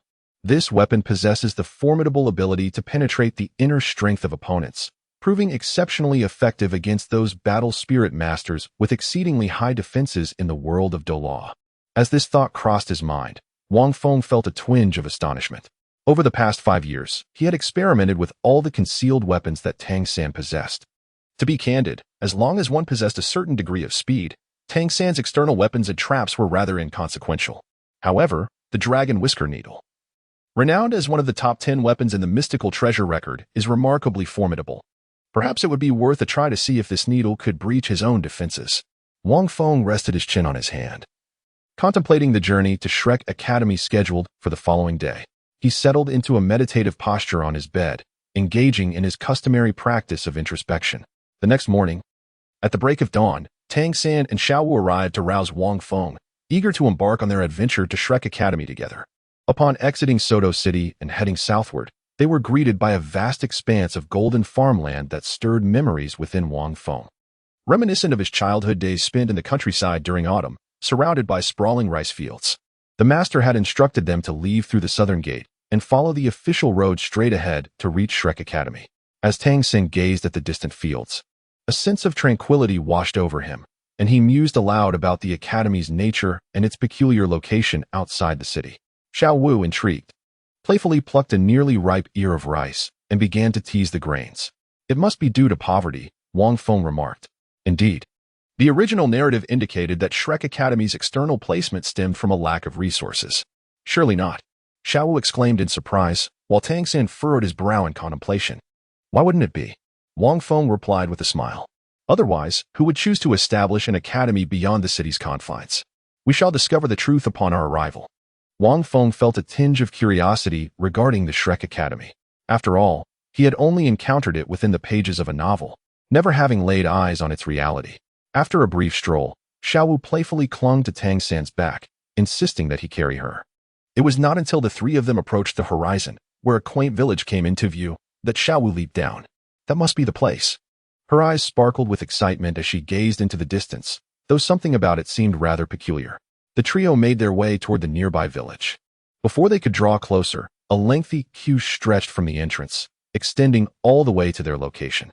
Indeed, it appeared quite dilapidated. Wang Feng was rendered speechless.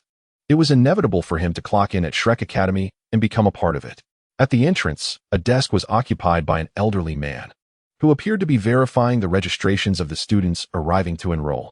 Behind the old man was the entrance itself, above which hung a signboard inscribed with the words Shrek Academy in a somewhat haphazard manner. Beside it was an emblem depicting the legendary Shrek monster. It looks like a slime, Wang Feng thought to himself, somewhat disdainfully. The creature bore a humanoid head, green in color, and possessed an endearing quality. Slimes were often regarded as the most trivial of monsters in numerous fantasy novels. As for Shrek, Brother Feng, it seems you were right, Xiaowu remarked. It's in such a dilapidated state, even worse than Nodding Academy. Is this really Shrek Academy? Wang Feng replied, Indeed, this is Shrek Academy, reputed to confer the title of Imperial Viscount upon graduation. Nearby, a mother of a child appeared to share Xiaowu's profound skepticism. Upon hearing these words, Wang Feng could not help but reflect inwardly. Indeed, it was just as depicted in the novel. However, such a promise seemed little more than a gimmick, designed to attract outsiders to Shrek Academy. Without it, the institution would likely struggle to draw an audience. It was indeed questionable. Shrek Academy resembled those elite youth classes from his past life. A thought stirred within Wang Feng. In his previous existence, these youth classes gathered exceptionally bright children with unique abilities from across the nation, the kind of prodigies that could only elicit an astonished exclamation from the general populace. The achievements of these individuals, upon maturity, were often remarkable, yet in contemporary times, such youth classes had become a rarity. They were truly the embodiment of genius. Considering this, Shrek Academy was not unlike those previous youth classes, where 3-year-olds could recognize 2,000 characters, while he himself was merely playing in the mud at that age, at 7. Solving the Pythagorean theorem and graduating from university at 10, with a postdoctoral degree by 12, seemed akin to a fantastical rebirth. Wang Feng silently scoffed, reflecting on the wealth of information he had acquired regarding such matters. Upon contemplation, he felt a profound realization that the intellectual prowess of humanity was likely elevated by individuals of this ilk. However, he mused, if I were to return to the present, would I not be considered a genius as well? A wave of loneliness washed over him as these thoughts surfaced, prompting him to quickly shake his head, dispelling the chaotic musings from his mind. At that moment, a commotion erupted ahead. I advise you all to thoroughly inquire about our Shrek Academy before coming here. Do not simply rush to enroll because of the prospect of obtaining a Viscount title upon graduation. Such folly will only result in a waste of your registration fees. The elderly man rose, his expression reflecting impatience as he surveyed the lengthy queue behind him. Shrek is a sanctuary for monsters, peculiar creatures among soul beasts. Thus, we only accept those who are extraordinary. Ordinary soul masters, especially those lacking aptitude, under the age of 12, and who have not reached level 21, should depart at once. Do not squander your time, money, or mine. Upon finishing his declaration, the elder seemed to assert his authority, his body trembling slightly as 6 soul rings illuminated beneath him, 1 white, 1 yellow, 3 purple, and 1 black. Chapter 64. Could you refrain from drinking water for a moment? A soul emperor. As anticipated, upon hearing the elder's words, the majority of those in line were intimidated, hastily departing and thereby saving Wang Feng and his companions a considerable amount of time. After a while, a gentle female voice inquired, "May I proceed?" The instant her voice resonated, numerous eyes turned in her direction. Wang Feng recognized the voice without needing to see its owner. "Brother, this girl is quite beautiful," exclaimed Xiao Wu in surprise. Tang Sen nodded in agreement, stating, "Indeed, she is quite lovely, not inferior to you, Xiao Wu." He spoke the truth. The girl was indeed striking, thus echoing Xiao Wu's sentiment. However, as soon as he finished speaking, Xiao Wu's expression shifted, and she stepped on Tang San's foot, letting out a huff. Tang San's survival instincts seemed rather weak. Wang Feng chuckled at the scene. Tang San, having traversed from ancient times, had never experienced romance nor been influenced by modern culture, leaving his understanding of girls nearly non-existent. In contemporary terms, he resembled a quintessentially clueless, straightforward man. Such a dilemma could easily be resolved by any modern individual who would have Xiao Wu delighted in no time. Confused, Tang San gazed at Xiao Wu, wondering why she was upset when he had merely spoken the truth and supported her. "Tang San, come here, let me teach you a few tricks," Wang Feng whispered. Although he had been a recluse in his past life, also serving as a supreme fire mage, he had absorbed plenty of internet anecdotes and found it simple to handle situations like this. After a moment's hesitation, Tang San approached. Wang Feng whispered a few words into Tang San's ear. "If Xiao Wu brings it up again later, just say this." Tang San was momentarily taken aback. After a while, Xiao Wu suddenly glanced back and tugged at Tang San, saying, "Brother San, there are so many beautiful girls. There's one right behind us." Behind them stood a girl with an icy demeanor, seemingly younger than Xiao Wu. Her skin was exceptionally fair, her features exquisitely delicate, embodying the essence of youthful beauty. However, her chest was remarkably developed, perhaps even more so than many 18 or 19-year-old girls, leaving a profound impression on those who beheld her.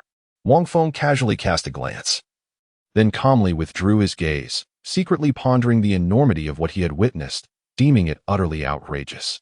What one should not see, he reminded himself, resolutely averting his eyes. It was likely that this woman was indeed Zhu Shiqing.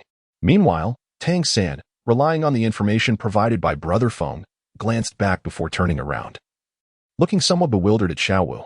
"What beautiful girl! Where is she? Didn't you see her?" Xiao Wu exclaimed, "She is right behind us. But I only see one beautiful girl, and that is you.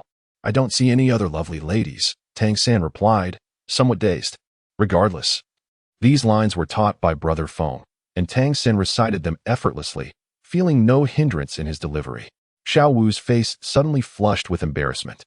She shot an irritated glare at Tang San and playfully kicked him, scolding, "Brother, what are you saying?" Tang San looked at Brother Feng with confusion. Was he the intention to make Xiao Wu happy? Why did it seem that nothing had changed?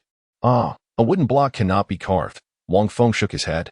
With Tang San's straightforward demeanor, it was indeed a challenge for Xiao Wu. "You all, will you be signing up?" At that moment, the elder in front pulled the trio back to reality. "Let us join together." Tang San and Xiao Wu stepped forward to pay the registration fee. They showcased their martial souls, and Tang San was subjected to the elder's keen examination of his physique. "Not bad, not bad. I never imagined blue silver grass could be cultivated so swiftly. Your muscles and bones have developed well. You must train regularly," the elder remarked with a smile as he observed the two. Tang San nodded, grinning as he asked, "Teacher, do we qualify as monsters?" Indeed, the elder affirmed, beckoning to Dai Mubai in the distance. "Mubai, come over and take them inside." Dai Mubai approached, initially glancing at Tang San with a polite smile before scanning the surroundings. "What are you looking at?" Xiao Wu exclaimed, filled with irritation. "Are you up to no good again?"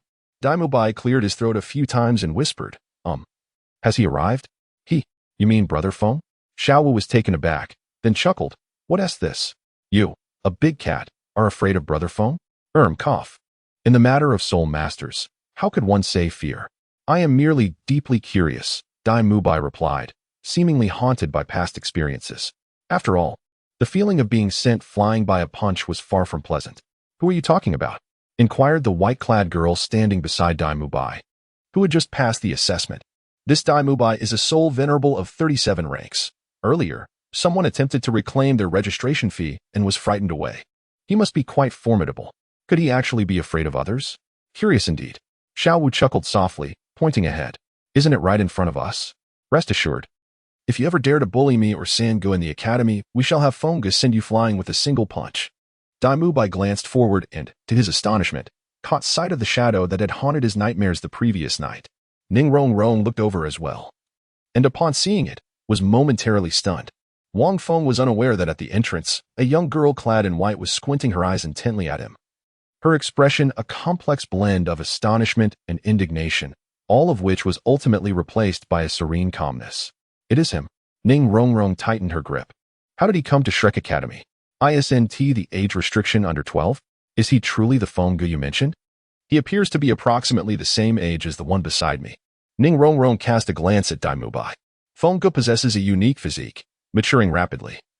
He is merely 12, just a month or two older than I am, Tangan explained. Oh. Ning Rong felt a sudden jolt of inexplicable delight intertwined with a hint of anger. After all, he is only slightly older than herself. Does he possess sufficient soul power? Ning Rong inquired curiously. Dai Mubai seemed equally intrigued, observing Tangan and Xiaowu. However, Tangan and Xiaowu exchanged glances, shaking their heads in unison. We are uncertain. We do not know Fenggu's level of soul power. It should not be significantly lower than ours.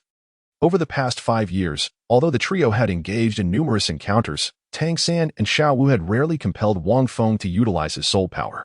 Even when he did, it was merely a fraction of it. Not certain? Dai Mubai paused, saying, Isn't he your elder brother? Never mind. I shall see just how high this fellow's soul power truly is. In the distance, an old man observed Wang Feng, perplexed. Young man, by your appearance, you should be over 12, right? This lad stands as tall as Dai Mubai and appears to be at least 15 years old. I have developed well for my age. I have just turned 12 this year, Wang Feng replied. Wang Feng pondered to himself, observing that Zhu Zhuqing behind him hardly resembled a mere 12 years of age. Very well, extend your hand. The old man gestured dismissively. Wang Feng approached, extending his hand, and the elder slightly pinched it, his expression shifting. Your muscles and bone structure appear rather peculiar, difficult to describe, the elder remarked, furrowing his brow, seemingly sensing something indeterminate. He stepped before Wang Feng, mirroring his previous actions with Tangan, and examined his calves and arms. The more he touched, the greater his astonishment grew. This child's sinews and bones are akin to fine iron. Could it be a Fayade? His muscles are remarkably solid. Can such development truly occur? The elder pondered, a hint of confusion clouding his thoughts, yet he continued, Very well, please reveal your martial soul. Wang Feng hesitated for a moment, extending his palm. A blue lotus materialized at its center. I don't believe I have encountered this martial soul before, the elder remarked, staring in astonishment at the blue lotus. However, Zhu Zhuqing behind him gazed at the enchanting blossom, her eyes sparkling with delight, finding it exceedingly beautiful. What a lovely little flower, Ning Rong exclaimed, equally astonished. This is the first time I have seen such a martial soul. Brother Feng's martial soul is truly remarkable. It is not merely aesthetically pleasing. Xiaowu chimed in with a playful laugh. Dai Mubai observed, seemingly contemplating the nature of this martial soul. At that moment, Wang Feng spoke up. I call it the Blue Lotus. The elder inquired, What about your soul rings? Without them, I cannot ascertain your level. You are rather unique. Reveal 2 soul rings, regardless of their age, and I shall consider you passed. The elder glanced at the Blue Lotus a few more times, picked up a cup of water from the table, and appeared somewhat parched, about to take a sip. 2, you say? Wang Feng pondered. But, master, could you refrain from drinking water for a moment? Why? Are you afraid I might spit it out? The elder chuckled, reassuringly. Rest assured, I have lived for decades. I have seen all sorts of peculiar creatures. If you wish to astonish me, hasten and display your soul rings for my inspection. With that, the elder downed the water in one gulp. At that instant, Wang Feng's entire being stirred slightly with soul power. Two soul rings gradually emerged from beneath his feet. The moment they appeared, it felt as if the very air trembled. One purple, one black. Suddenly, the sound of water being expelled erupted. Chapter 65, Oscar's Sausage. The purple ring, a 1,000-year soul ring. The black ring, a 10,000-year soul ring. As the two soul rings rose from beneath Wang Feng, an extraordinary silence enveloped the surroundings. The expressions of those present varied greatly. First, the elder, who had just taken a sip of water, spluttered, sending a mist of droplets into the air, his murky eyes now filled with astonishment as he gazed at Wang Feng, resembling a modern individual confronted with a genuine monster. The others, including Zhu Xing, who had been calmly observing, now stared at Wang Feng in utter shock.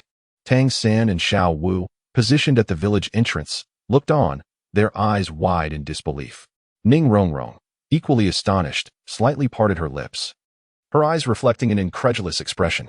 As the favored daughter of the Seven Treasures glazed tile school, she had never witnessed a first or second soul ring of such age, 1,000 or even 10,000 years. This guy is truly remarkable. A 10,000-year soul ring?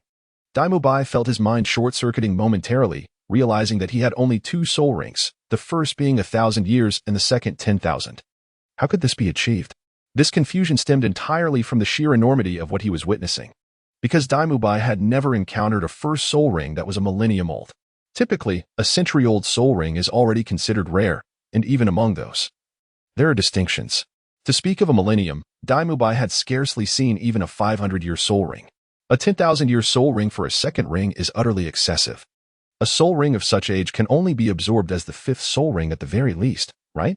Daimu Bai gazed at Wang Feng, his eyes reflecting profound astonishment. As a student of Shrek Academy, he understood that the absorption of soul rings is intricately linked to one's physical fitness and martial spirit.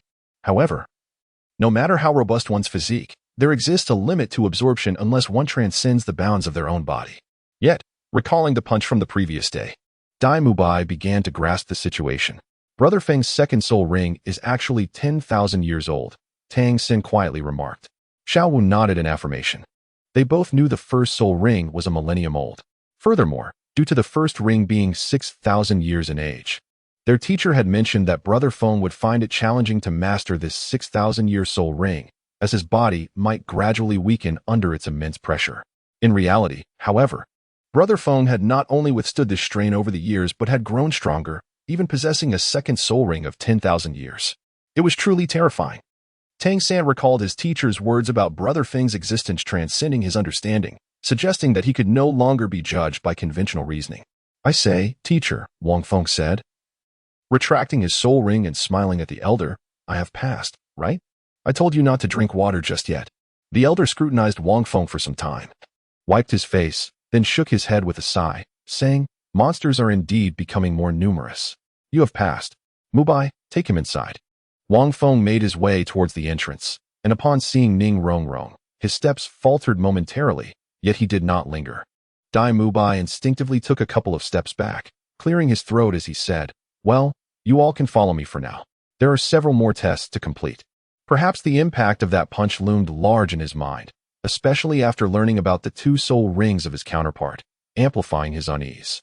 Both Tang San and Xiao Wu were exceedingly curious about the soul rings, yet they understood that this was not the opportune moment for inquiries. So, your name is Wang Feng.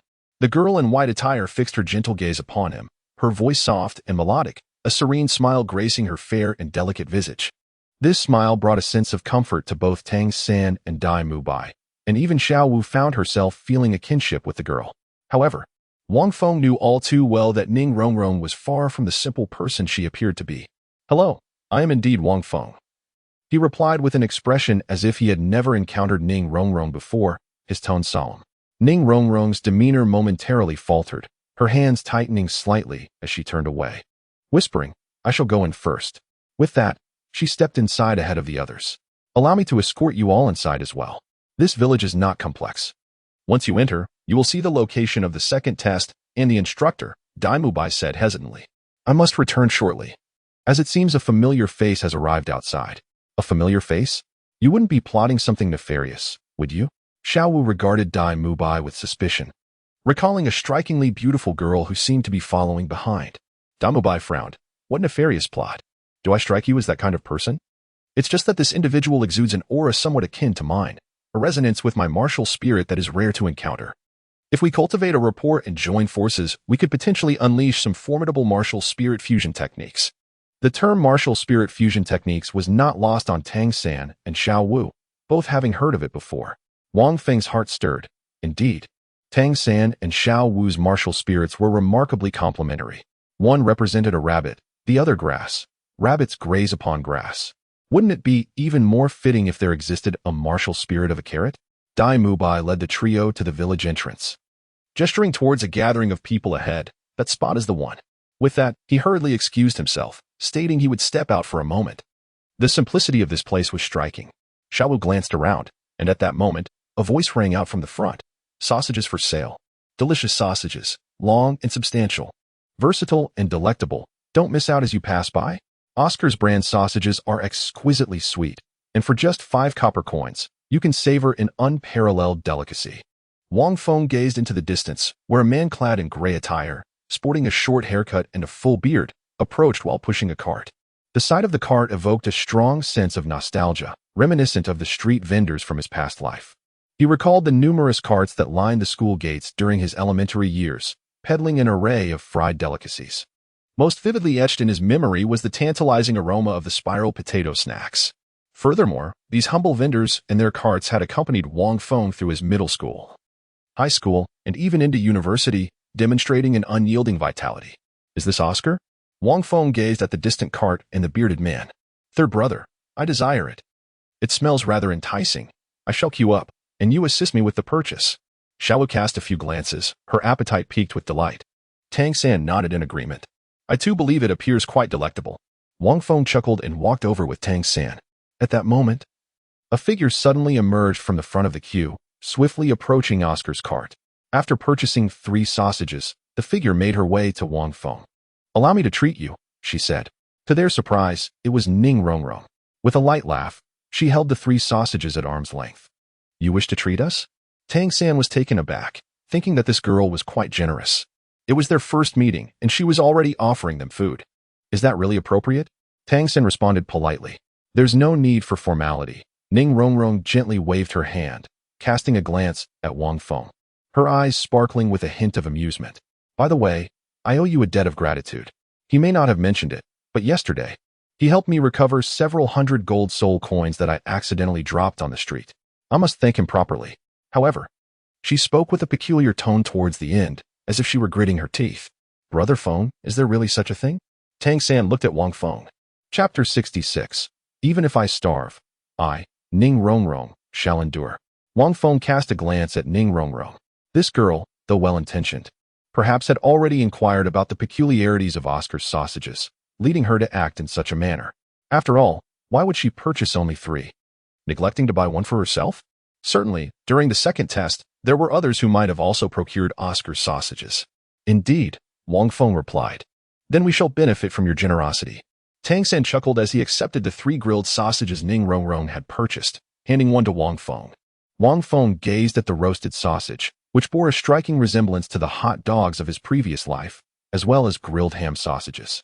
To enhance its flavor, it was adorned with delicate knife marks, making it appear exceedingly appetizing. However, Wang Feng was acutely aware that it had been crafted using soul power. Frankly, he held no regard for Oscar's peculiar incantations. Culinary delights were paramount, irrespective of their origin. Just as Wang Feng was about to take a hearty bite of the sausage, a glimmer of mischief flickered in Ning Rongrong's eyes. Humph, foolish soul, once you consume it, you shall surely regurgitate upon learning its origins, she mused to herself. Having gleaned the secret of the sausage from several candidates who had indulged in it, she felt a wave of nausea. Yet it was precisely this knowledge that compelled her actions. At that moment, Deming Bai hurriedly approached from a distance, calling out, Wait, you mustn't eat that. He swiftly approached Oscar, his voice low yet firm. How many times must I remind you not to sell sausages at the academy? Are you seeking to witness everyone vomit? Oscar approached with a wry smile, seemingly resigned. Could this bearded man truly be a student of the academy? Tang San found it hard to believe. This man, with his full beard, was a student? This uncle, Xiao Ao, is merely 2 years older than you all, Deming Bai clarified, shaking his head. His martial spirit is a rare food-type spirit, and his naturally abundant hair gives him this appearance. Is there something wrong with the sausage? Why can't we eat it? Tang San inquired, curiosity piqued. Meanwhile, Ning Rongrong silently lamented. Had Deming Bai arrived a moment later, Wang Feng would undoubtedly have consumed it. You must not eat it. Deming Bai reiterated, addressing Ning Rongrong, Xiao Ao, bring me a fresh sausage to examine. Oscar, feeling embarrassed, protested, isn't that inappropriate, Deming Bai? The future juniors and seniors are watching, especially the beautiful junior in the white dress, if she were to see how he procured it. Conversing with her in the future would surely become awkward. He had just given her a 70% discount. Hurry. The three of them are destined to be students of our academy. Do you still wish to conceal it? Deming Bai raised his fist, warning. Don't make me resort to physical action. Faced with this, Oscar could only chuckle helplessly before calling out in a somewhat effeminate yet mischievous tone. I have a big sausage. After calling out, Oscar extended his arms, and 2 yellow soul rings rose from beneath his feet. Soul power coalesced in his palms, transforming what initially resembled a sausage into a genuine sausage. This peculiar and ambiguous incantation caused a significant change in the expressions of Tang San and Ning Rongrong. Although Ning Rongrong had inquired about the oddity of the sausage, hearing it firsthand left her feeling a wave of nausea. Tang San felt similarly, especially considering it was intended for Xiao Wu. The roasted sausage felt rather hot in his hands, prompting him to hurriedly pass it back to Ning Rongrong, stating, this. I appreciate the kind gesture. The cold girl behind Dai Mubai frowned and shook her head at the spectacle. Conversely, Wang Feng found it quite amusing, watching with great interest. Sigh, Oscar lamented. Ning Rongrong took the roasted sausage, her expression somewhat grim, knowing that Wang Feng would likely not partake either. So she reluctantly handed it back to Oscar. No, please. Just then, Wang Feng seized the roasted sausage from Ning Rongrong's hands, smiling as he said, after all, it is your thoughtful intention. Ning Rongrong was momentarily taken aback. At that moment, Wang Feng approached Oscar and inquired, do you have any condiments? Oscar was momentarily stunned. Of course. How could I not? These 3 sausages are also a reflection of her kind heart. Wang Feng replied with a smile. Moreover, good food bears no guilt. Upon hearing this, Oscar was deeply touched, exclaiming, what a wonderful sentiment. Good food bears no guilt. Yes, yes, yes, I have various condiments right here. Junior, from now on, whenever you wish to indulge, I shall offer you a 50% discount. Those words resonated profoundly with Oscar's heart. Just give me the condiments, I will mix them myself. Wang Feng approached Oscar's food cart and surveyed its contents, feeling a sense of delight within. While it may not compare to the barbecue stalls of his previous life, it was evident that Oscar's cart was adorned with a variety of seasonings. There were essentials such as pepper powder, cumin powder, and spicy seasoning, along with an assortment of sauces. Wang Feng stood before 3 grilled sausages, sprinkling them with seasonings. He inhaled deeply, savoring the delightful aroma. With a flicker of excitement in his fingers, he indulged in each sausage, one after another, under the watchful gazes of his companions. Upon finishing, he relished the lingering taste, reminiscent of enjoying grilled sausages and hot dogs from his previous life. Tang San, Ning Rongrong, and Dai Mubai swallowed hard, not out of envy, but in awe. Remarkable. Dai Mubai murmured. He was the first to witness someone remain unperturbed while devouring Oscar's sausages whole on the first attempt, and he had consumed 3 in rapid succession. Truly impressive. He believed he could never achieve such a feat. Is this sausage truly that delectable? Brother Feng is usually quite discerning about his food. How could he indulge in something like this? Tang San mused. Hearing this, Ning Rongrong felt a sudden pang of guilt. She had initially intended to play a trick on him, yet he seemed entirely unfazed, even going so far as to eat 3 of those sausages, likely feeling nauseous now. With this thought, Ning Rongrong lowered her head, experiencing a rare moment of shame for the first time in her life. Why do you all stare at me? Wang Feng remained oblivious to Ning Rongrong's self-advancement at that moment. He gazed at the group, savoring the delectable feast before him, convinced that a generous addition of this particular seasoning was essential. Tang San shook his head repeatedly, yet felt a flicker of temptation. By the way, please bring me another one. Wang Feng suddenly turned to Oscar and inquired, would you like some more? Oscar felt an even greater surge of emotion, typically. No one desired to eat his grilled sausages. However, they were undeniably edible and utilitarian. To his astonishment, someone actually appreciated the sausages he crafted. Without hesitation, Oscar promptly prepared 2 more and handed them to Wang Feng. Wang Feng sprinkled the seasoning, yet he did not indulge himself. Instead, He approached Ning Rongrong with a smile and said, as the saying goes, courtesy demands reciprocity. I would like to treat you to a sausage. You wouldn't refuse. Would you? Come, please. With that, Wang Feng extended the roasted sausage towards Ning Rongrong.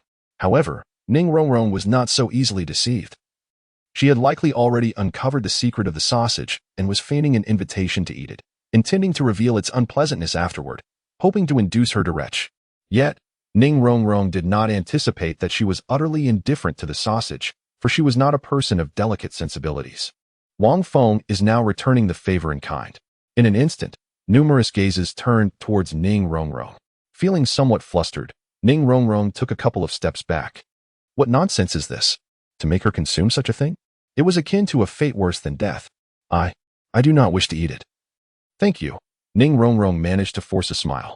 No, you shall eat it. Wang Feng advanced a few steps towards her. This is my heartfelt intention.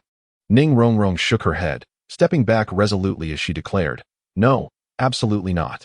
I, Ning Rongrong, would rather starve to death or withdraw from the academy than consume this. Wang Feng gazed intently at Ning Rongrong. His pitch-black eyes resembled a deep, enchanting abyss, captivating all who beheld them. Ning Rongrong was momentarily taken aback, her heart inexplicably racing under the weight of Wang Feng's gaze. You are even more beautiful than I had imagined, Wang Feng suddenly exclaimed. Huh? Ning Rongrong opened her mouth in astonishment, staring blankly at Wang Feng, bewildered by his unexpected compliment. At that moment, Wang Feng swiftly offered a sausage to Ning Rongrong's cherry-like lips. Suddenly, the atmosphere became profoundly still. Chapter 67.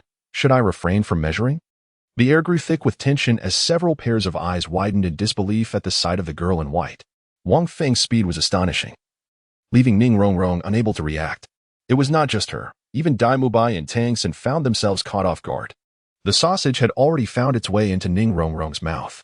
Anger, disgust, and a myriad of emotions flooded her mind through the very sausage she was chewing. You. Ning Rongrong glared fiercely at Wang Feng, completely taken aback by his underhanded tactic. She had even foolishly thought she was experiencing a surge of heartbeats because of his self-proclaimed charm. The others could empathize with her feelings, after all. No one wished to partake in such a dish, especially when it was forced upon them.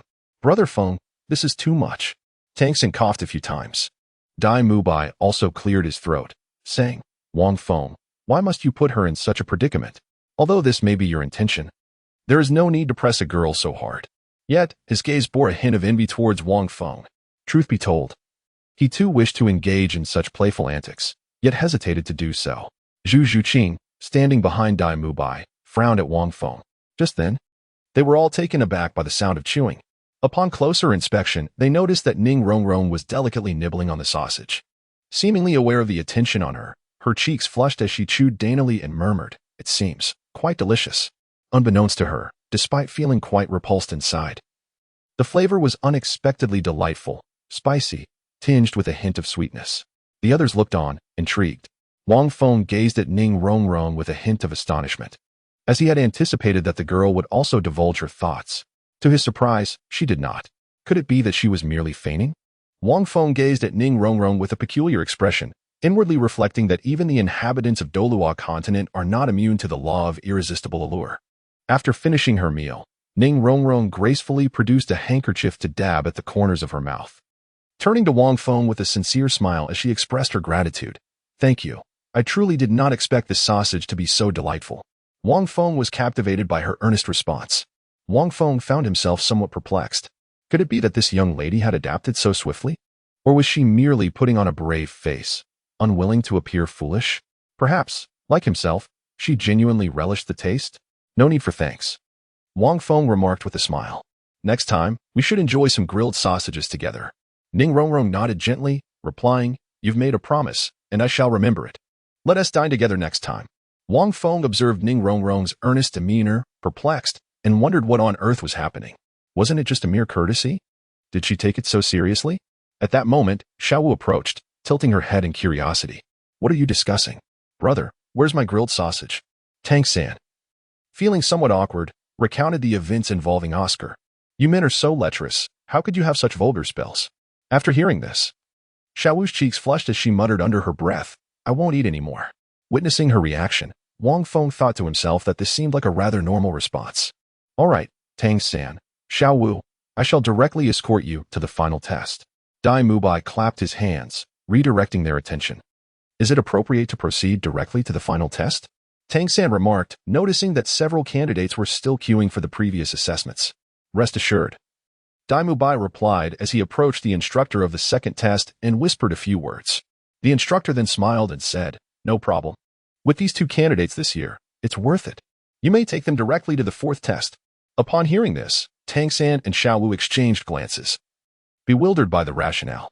Sir, why can they go directly to the fourth test while we must undergo each one? A disgruntled boy interjected. Is there a disparity in treatment at Shrek Academy? The instructor replied with a calm smile. Indeed, there is a distinction. If your soul power exceeds level 25, you too could bypass the preliminary tests and proceed directly to the final one. However, do any of you possess soul power above level 25? Achieving level 21 soul power at the age of 12 is already considered a true prodigy in many junior soul master academies. Level 25? The boy fell silent, yet continued to scrutinize Tang San and his companions with skepticism. I do not believe it. I have never encountered a soul master of level 25 at the age of 12. His disbelief was palpable. Wang Feng shook his head, likening the situation to those news stories where 10-year-olds attend university. Without witnessing such phenomena firsthand, it is hard for anyone to believe, even if they appear in various reports. Skepticism remains prevalent. In essence, anything beyond one's personal experience or imagination is often dismissed outright. This mindset also gives rise to many contrarians. At the age of 12, being a 25th level soul master is akin to a 10-year-old enrolling in college. For other soul masters, this is utterly astonishing. Furthermore, being a remarkably gifted child, he is often the object of admiration and praise, which naturally breeds a sense of imbalance within, making it difficult to accept the truth. Don't believe it? Dai Mubai scoffed, producing a white crystal ball. Tang San, Xiao Wu, why don't you both demonstrate your soul power? This testing crystal is specifically designed for soul power levels below 30. Exceeding this threshold would cause it to shatter. The second test is intended to gauge the specific level of soul power.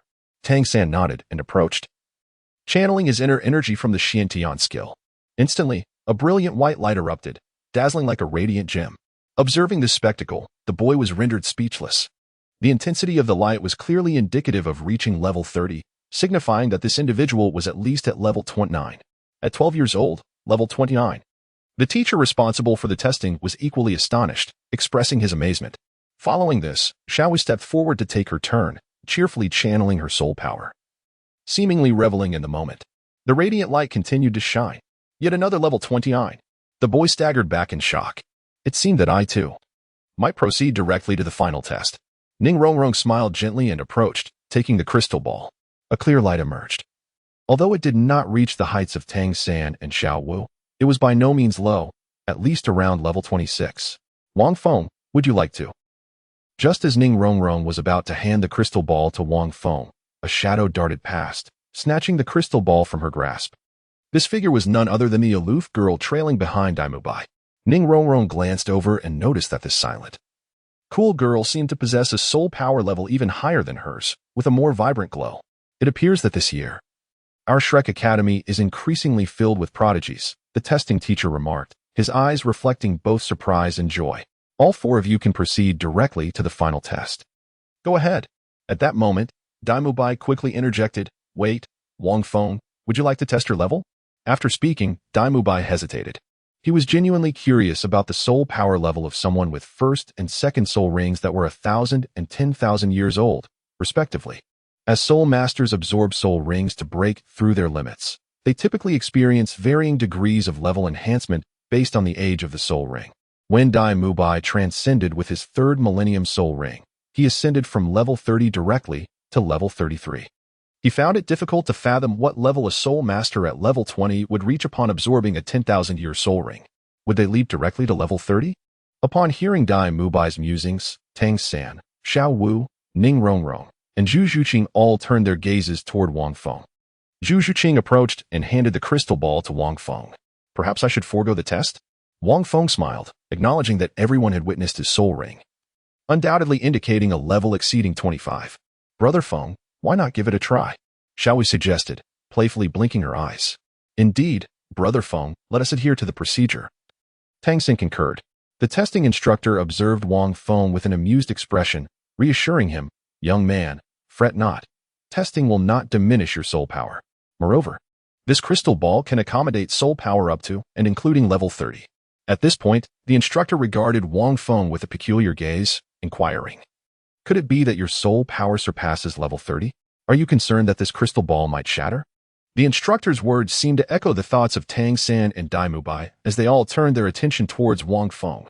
"My soul power does not exceed level 30. Wang Feng shook his head and spoke. Upon hearing this, several individuals felt an inexplicable sense of relief. If one were to truly surpass level 30, it would be utterly absurd. A 12-year-old soul master? What a jest. However, Wang Feng smiled and remarked, "Though my soul power does not exceed level 30, this white crystal orb will still shatter. Would you prefer to exchange it for another?" His soul power had transcended the limits measurable by a conventional crystal orb. Upon hearing these words, the testing instructor was momentarily taken aback, then couldn't help but chuckle, saying, "Young man, do not jest with me. Are you attempting to take advantage of my lack of knowledge? Over the years, I have tested thousands of students. Yet I have never encountered anyone capable of shattering a white crystal orb without possessing level 30 power." He had never witnessed such a phenomenon. And neither had Tangan and his companions. "Very well, let us proceed." Wang Feng did not hesitate, directly channeling his soul energy into the white crystal orb. In an instant, a series of sharp cracking sounds echoed through the air. The expressions of the crowd shifted dramatically. Chapter 68 was indeed destined to shatter. The crisp sounds of breaking resonated with everyone present. Boom. In the next moment, the crystal orb shattered completely, transforming into a cascade of white crystal fragments. The onlookers were left speechless, their astonishment evident. Even the testing instructor gazed on in bewilderment. "I had foretold this." Wang Feng shook his head, expressing his helplessness. "It is indeed capable of shattering." His soul power had not surpassed the 30th level. He was teetering on the brink of it. However, this white crystal sphere was incapable of withstanding his soul power. The reason was quite simple. It is akin to a cubic glass jar being able to endure a cubic weight of iron, but not necessarily a cubic weight of osmium. Osmium is a metal with a density 3 times that of iron, and thus, with the same volume, it is significantly heavier. The quality density of his soul power was excessively high. Even though the total amount remained unchanged, the crystal sphere could not endure the quality of his soul power. "How can it be that you truly have not exceeded the 30th level?" The testing instructor gazed at the shattered crystal sphere. Indeed, the brilliance emitted by the sphere was comparable to that of the child named Tangan, indicating that his soul power level was likely only slightly higher than Tangan's. Perhaps just reaching the 30th level. Yet, how could the crystal sphere have fractured? The teacher was baffled, and this scene was beyond comprehension. It was the first time in many years he had encountered such a situation.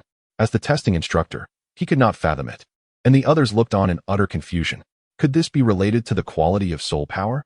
Tangan pondered, realizing that his soul power was, in fact, the Xiantian skill, which was somewhat unique compared to the ordinary soul power of soul masters. It was the internal energy cultivated from an authentic method of the Xianmen. Essentially, soul power is also a form of internal energy. If the quality of soul power is too high, then the crystal sphere might indeed fail to endure it. In contrast to Tangan, the others were filled with astonishment and bewilderment. This soul master is exceptionally powerful. Ning Rongrong felt a strange mix of jealousy and indignation. As a support-type soul master, the talented scion of the 7 Treasure Glazed Tile School, she found herself 4 levels inferior to him. Moreover, he was able to shatter the crystal sphere. Yet, my support abilities are unparalleled. The disparity of 4 levels in soul power does not signify much. Ning Rongrong thought, "I cannot allow you, Wang Feng, to underestimate me. Perhaps only the principal could elucidate this matter." Dai Mubai observed Wang Feng and mused. "This year's prodigies are increasingly formidable." Setting aside the shattering of the crystal sphere for now, Wang Feng is indeed a notch above Tangan, likely possessing a soul power around level 30. When Wang Feng shattered the crystal ball with his soul power, it left not only the other candidates speechless, but also rendered Tangan, Xiao Wu, and Ning Rongrong utterly speechless. "Mubai, please take these 5 to the 4th test." The teacher gestured once more. Daimubai nodded, glanced at the shards of the crystal lying on the ground, and led Wang Feng and the others toward the academy. On their way, Daimubai elucidated. The academy's admission process typically comprises 4 tests, the first 3 of which you have already witnessed. The third test assesses the candidate's proficiency in utilizing their own martial spirits. The level of soul power and the rarity of a martial spirit do not wholly determine a soul master's worth. For instance, Tang-san, your blue silvergrass is a rather common martial spirit, yet your true strength is contingent upon your understanding of your martial spirit and how effectively you can wield it. Your assertion that there are no worthless martial spirits, only inept soul masters, encapsulates this notion perfectly. Dai Mu-bai recalled hearing Tang-san utter these words during their battle at the Rose Hotel.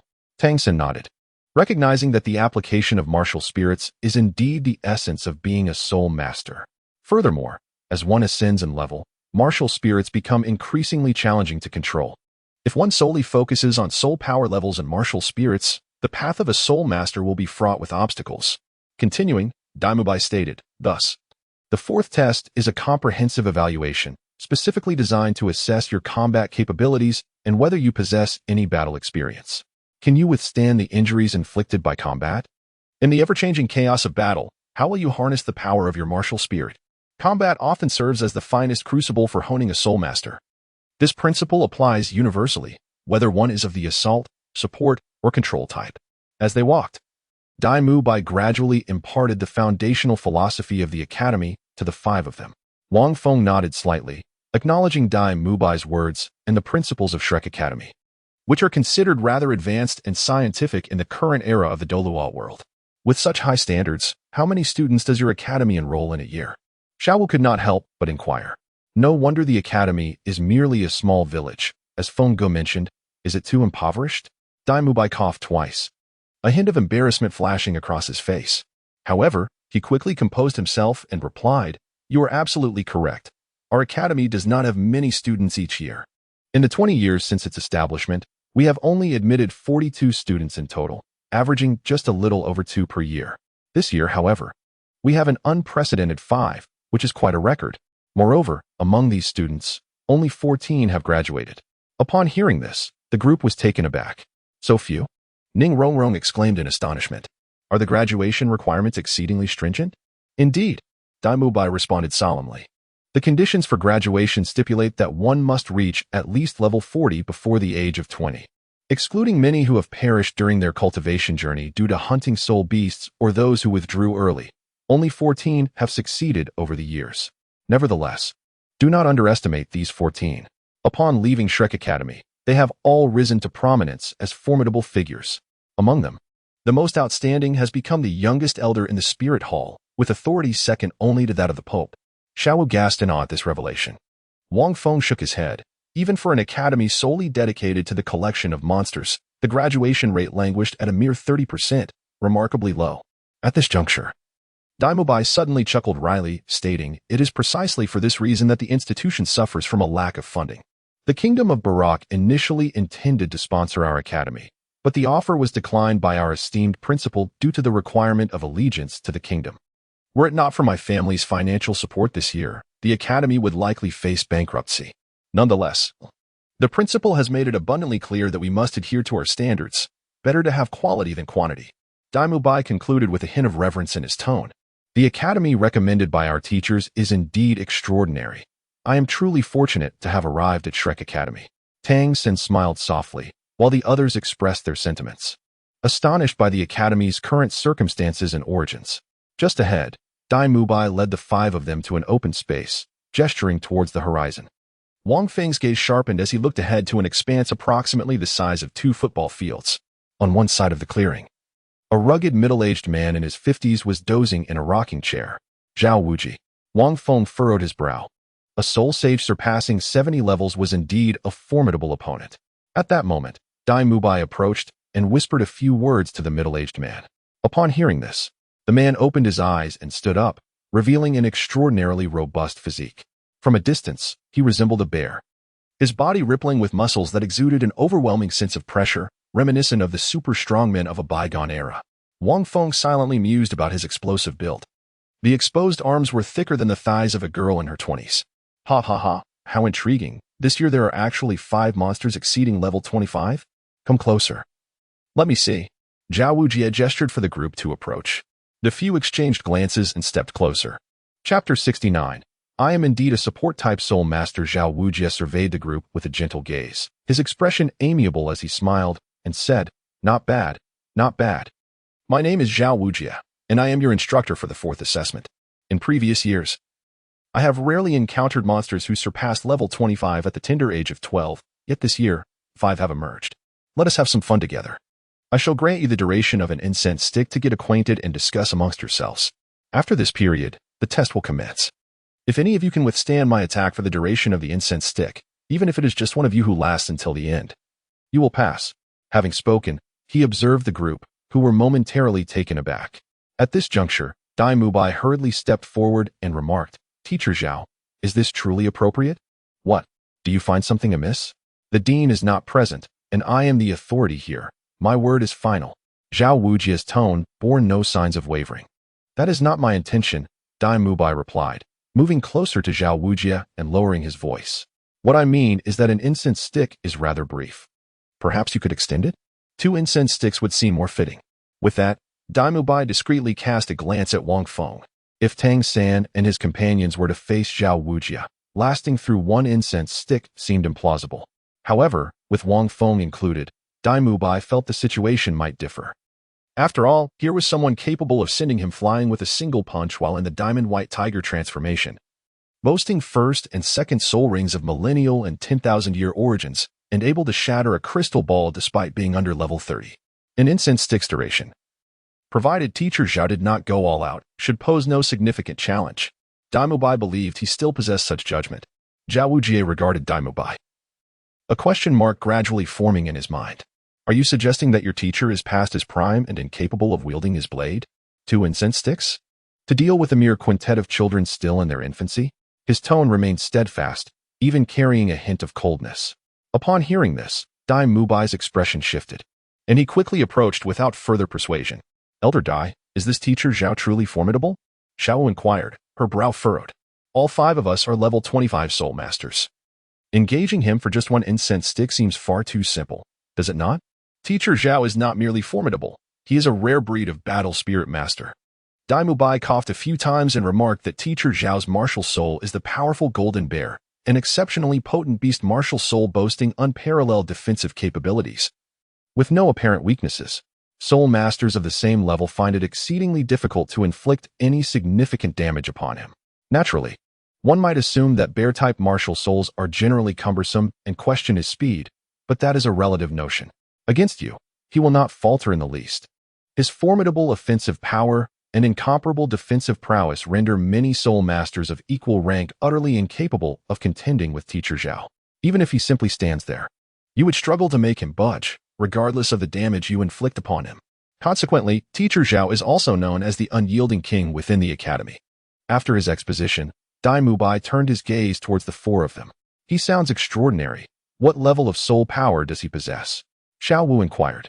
"Is he a soul emperor?" At this moment, Dai Mubai remained silent, but Ning Rongrong suddenly spoke up. "He is not a soul emperor. He should be a soul sage. The title of unyielding king is one I have heard my father mention. A decade ago, the unyielding king Zhao Wukong clashed with the Spirit Hall, which sent 16 bishops to besiege him, each possessing at least level 60. At that time, the unyielding king Zhao Wukong was also over level 60. He must be even more formidable now. I surmise he has surpassed level 70. Upon hearing this, everyone, except Wang Feng, was taken aback. "A soul sage?" They gasped in unison. Dai Mubai nodded and affirmed, "You are correct. Teacher Zhao is at least a level 70 soul sage. Moreover, all 7 of his soul rings are enhancements for defense and strength. One can only imagine how terrifying that is. Not just the 4 of you. Even I would struggle to last a minute against him." "4? But there are 5 of us," Xiao Wu queried, puzzled. "Are you implying that Feng is not human?" Wang Feng interjected. "No, I did not say that." Dai Mubai shot a glare at Xiao Wu. "What I meant was, with Wang Feng's presence, your task will be considerably easier." This statement seemed rather novel. Dai Mubai, is Wang Feng truly that exceptional? Ning Rongrong inquired, turning her attention to Wang Feng. "This is real combat, not merely a comparison of soul power and soul rings. According to your assertion, one must also possess a profound understanding and application of their own martial soul. Furthermore, he is an auxiliary soul master," she refrained from adding. Zhu Zhuqin also glanced at Wang Feng, her eyes reflecting curiosity, seemingly astonished and perplexed by Dai Mubai's words. I believe so, Tangan chuckled and said, all right. Brother Dai has already provided us with a wealth of useful information. Let us take a moment to introduce ourselves. I am Tangan. With the weapon Martial Soul Blue Silver Grass, a level 29 control-type Battle Soul Master. I am Xiao Wu, with the Beast Martial Soul of a Rabbit, a level 29 Assault-type Battle Soul Master. Ning Rongrong, with the weapon Martial Soul 7 Treasure Glazed Tile, a level 26 Auxiliary-type Soul Master. Zhu Zhuqing, a Beast Spirit Master with the Ethereal Spirit of the Nether Cat, stood as a 27th level Agility-based Battle Spirit Master. After the four had spoken, their gazes unanimously fell upon Ning Rongrong. Are you from the 7 Treasure Glazed Tile School? Tangan exclaimed in astonishment, his eyes wide with surprise. The 7 Treasure Glazed Tile Pagoda was renowned as the most powerful support spirit master faction across the continent. It was indeed unexpected to find oneself allied with a member of such a prestigious institution in battle. Ning Rongrong exchanged glances with Wang Feng and, with a playful smile, replied, I also sneaked out. My support ability can provide you with a 30% enhancement in strength and speed for the duration of a stick of incense. That is absolutely no problem. However, I possess no offensive capabilities. Upon finishing her words, she turned her gaze towards the others. A 30% enhancement in combat among spirit masters is a crucial and potentially lethal advantage when faced with opponents of the same rank. When confronting adversaries of differing levels, it signifies the possibility of challenging beyond one's rank. Moreover, as levels increase, so does the magnitude of the enhancement. For many battle spirit masters, such an ally is highly coveted. As expected, after Ning Rongrong finished speaking, Tangan and the others were left in awe. Hee, our chances of victory have just increased, exclaimed Xiaowu joyfully. Tangan nodded, a smile gracing his features, clearly pleased at the prospect of having a support spirit master with enhancement abilities as a companion. Even the usually aloof Zhu Zhuqing regarded Ning Rongrong with a newfound warmth. This made Ning Rongrong feel somewhat proud, but her gaze then shifted to Wang Feng, only to find him indifferent and unconcerned, which caused a pang of frustration in her heart. Wang Feng, what about you? Ning Rongrong inquired, unable to contain her curiosity as she looked at the silent Wang Feng. Her question immediately drew the attention of the others towards him. Wang Feng had yet to respond when Dai Mubai interjected. He is undoubtedly the most formidable offensive spirit master among you. I suggest you let him take the lead in your upcoming endeavors. Dai Mubai recalled the unforgettable blow he had received at the Rose Hotel, prompting his early recommendation. However, upon completing his statement, he noticed Tangan and Xiaowu gazing at him with peculiar expressions. Even Ning Rongrong looked at him in utter astonishment. Dai Mubai was momentarily taken aback. Had he misspoken? If his memory served him correctly, Wang Feng had mentioned that he was an auxiliary spirit master. Ning Rongrong blinked in confusion. Dai Mubai chuckled softly. Ning Rongrong, do not jest. How could he possibly be an auxiliary spirit master? With that, he turned his gaze toward Wang Feng, only to find that, regrettably, he indeed was an auxiliary spirit master. Wang Feng chuckled and remarked, level 30. With a weapon spirit of the Azure Lotus. As for my abilities, I possess the capability to swiftly heal your injuries. As long as you are not dead, I should be able to revive you. Thus, you may confidently engage in a fierce battle later. Wang Feng concluded his words, leaving Dai Mubai, Ning Rongrong, and Zhu Zhuqing in a state of astonishment. Even Tangan and Xiao were taken aback. Wait, wasn't Feng Ji's auxiliary ability the restoration of soul power? When did it transform into a healing ability? Tangan and Xiao Wu exchanged bewildered glances at Wang Feng. Could such a transformation even occur? Meanwhile, Xiao Wu, with narrowed eyes, was also observing Wang Feng, contemplating. Just a moment ago, when Dai Mubai suggested I increase the duration to 2 incense sticks, he glanced at this lad. This indicates that the little rascal is the reason behind Dai Mubai's statement. Otherwise, given Dai Mubai's discernment, he would never utter such words. I must be the first to bring this boy down. 2 incense sticks? Huh. Chapter 70. Do you think I, Zhao Wujia, am an honest man? Healing-type auxiliary soul masters are as rare as those with amplification abilities. Moreover, as long as one is not dead, they can be revived? What does that imply? I suspect that throughout the continent, very few healing-type soul masters would dare to make such a claim. Naturally, the most astonished was Dai Mubai. You, a 30-level soul master capable of sending me flying with a single punch, are now informing me that you are a healing-type soul master? The kind that hides behind the battlefield, restoring health to injured teammates? Dai Mubai gazed at Wang Feng, momentarily unable to accept this drastic transformation. Healing type? As long as one is not dead, they can be revived? Is this for real? Ning Rongrong slightly parted her lips. If such a healing type martial soul truly existed, it would have long gained fame across the continent. Yet just now, Ning Rongrong had not witnessed that mysterious and beautiful floral martial soul of Wang Feng. Zhu Zhuqing also found it hard to believe. Genuine healing-type martial souls are exceedingly rare. Indeed, Wang Feng nodded. Thus, the battle will commence shortly. Feel free to unleash your full potential against this teacher, Zhao. If anyone gets injured, it will be on me. I shall remain in the back, healing your wounds. For Wang Feng, team battles present little opportunity for growth. He is simply too powerful, unless he engages in a one-on-one match with Zhao Wujia. Which is a matter for Xiao San. Wang Feng intends to seek another opportunity. However, abstaining from participation does not bode well, and moreover, Tang San and his companions require this battle to foster their synergy and adapt to combat. Wang Feng perceived this as a splendid opportunity to showcase his healing abilities, primarily to prevent any of his companions from sustaining serious injuries. He vividly recalled from the original text that during this particular battle, Zhu Zhuqing, Xiao Wu, and Tang San all incurred varying degrees of harm, with Zhu Zhuqing and Xiao Wu losing consciousness and requiring a full day for recovery, while Oscar's sausages proved ineffective in their restoration. As for Zhu Zhuqing, her condition was already dire. Given that Tang San and Xiao Wu shared a close bond with him, he was unwilling to see either of them injured and unable to receive prompt healing. Although injury is an inevitable aspect of battle, timely recovery is equally essential. Over the past 5 years, Wang Feng himself had endured numerous injuries. Brother Feng, I recall that your support ability is to restore soul power, is it not? Xiao Wu inquired, perplexed.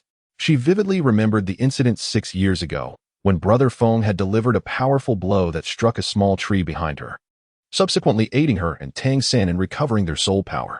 How had it now transformed into healing? Upon hearing Xiao Wu's words, Dai Mubai and the others were momentarily taken aback. Did he indeed possess 2 abilities? Restoring soul power? That seemed implausible. Ahem. My martial soul's abilities are contingent upon my emotional state, he explained. Wang Feng calmly stated, for instance, at this moment, I have no desire to engage in battle. My martial spirit's ability will shift towards a healing and supportive role. Explaining that my martial spirit possesses various forms would be overly complicated. Upon hearing this, the others were momentarily bewildered. Is there such a martial spirit?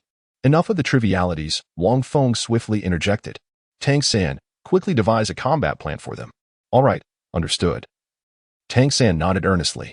Dai Mubai, feeling somewhat disoriented, stepped aside and watched quietly, sensing that this battle might prove to be quite intriguing. Before long, Tang San had formulated a combat strategy. Xiao Wu would take the lead in offense. He would manage control. Zhu Zhuqing would assist and restrain, while Ning Rongrong and Wang Feng would provide support from the rear. The plan was simple yet direct, though its effectiveness would ultimately depend on execution. At that moment, the incense stick was nearly burned out. All right, children, prepare to embrace the baptism of battle. Zhao Wujia's booming voice echoed. After speaking, he produced another incense stick and planted it firmly into the ground. It was then that Ning Rongrong began to twirl gracefully, her gentle and melodious voice accompanying the fluttering of her white dress. 7 treasures radiate with brilliance.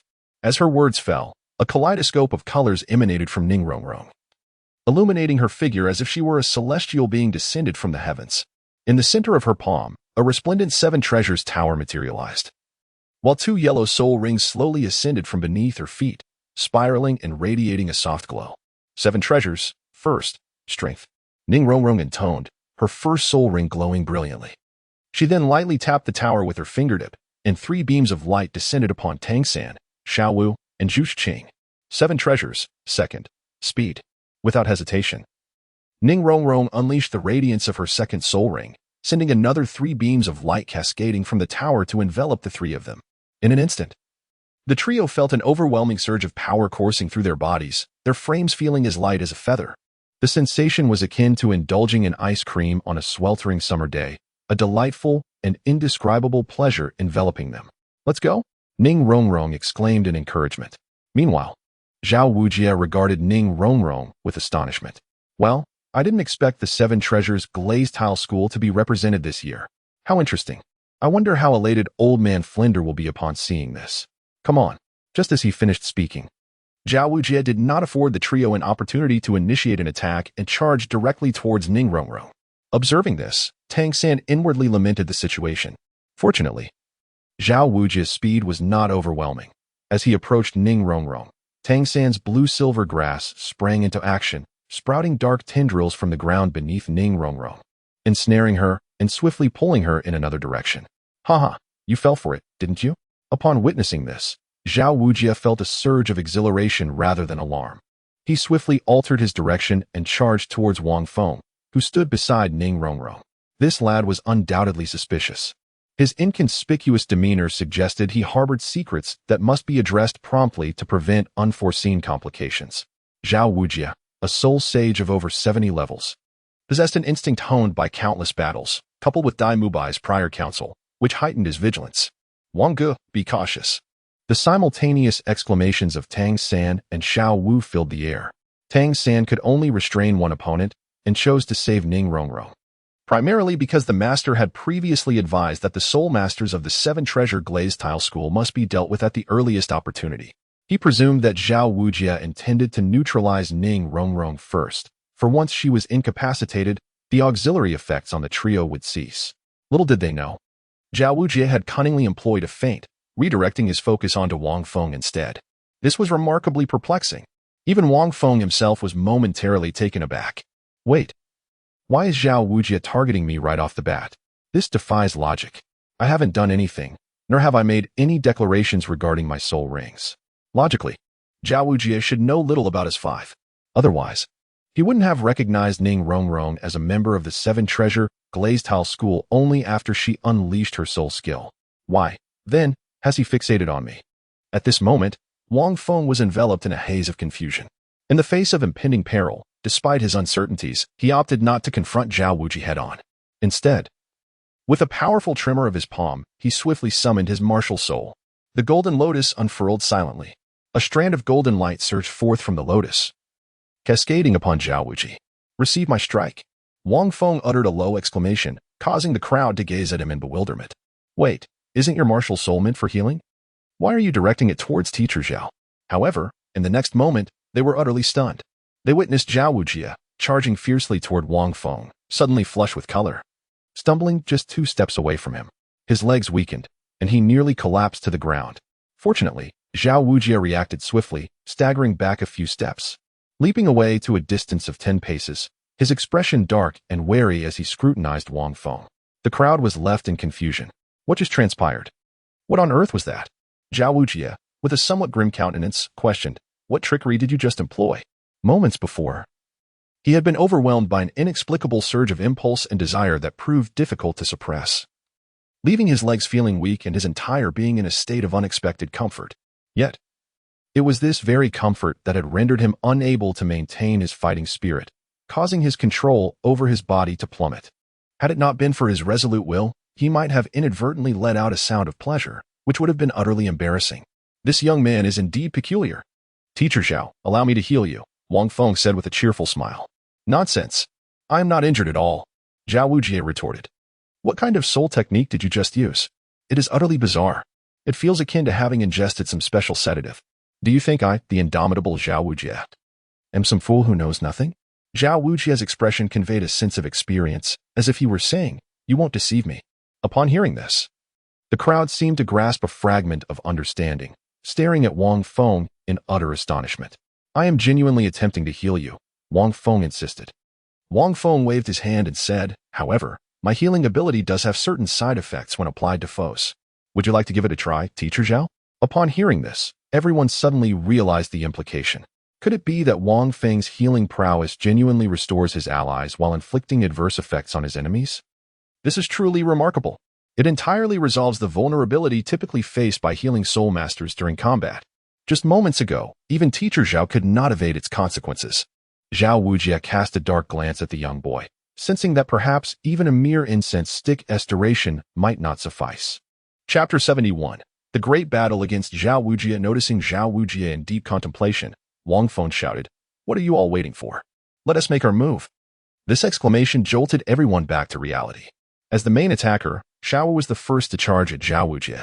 With a light tap of her feet, she leapt into the air, Simultaneously, a vine appeared perfectly beneath her landing spot, providing her with leverage. It was naturally Tang San's blue silver grass, harmoniously coordinating with Xiao Wu's attack. Landing on the vine, Xiao Wu propelled herself towards Zhao Wujie with the force akin to a taut bowstring. Feng Gu had deftly avoided Zhao Wujie, and now, regaining his composure, they were determined to launch an all-out assault. Yet, Zhao Wujie, noticing Xiao Wu's approach, merely wore a faint smile, standing still as if he were a wooden post, waiting for her to arrive. Although Xiao Wu found this peculiar, she seized the opportunity. Having mastered her martial spirit, she positioned her feet in a scissor stance and executed her spirit embodiment, aiming for Zhao Wujie's neck. Bang! Bang! Two deep thuds resonated as Xiao Wu's fierce strike, powerful enough to snap a small tree, struck Zhao Wujie's shoulder but failed to inflict any damage whatsoever. In fact, it didn't even stir him. The coordination was impressive. Leveraging the resilience of the blue-silver grass, she had enhanced her power significantly with her aerial descent. However, little girl, you are still a girl, and your innate strength is somewhat limited, Zhao Wujie remarked calmly with a smile. Xiao Wu remained silent, merely furrowing her brow. At that moment, a series of vines sprouted from beneath Zhao Wujie, lifting him into the air. The toxins within the vines instantly numbed Zhao Wujie's feet. Subsequently, the vines vanished, and without their support, Zhao Wujie found himself airborne, rendered powerless despite the weight of 1,000 pounds.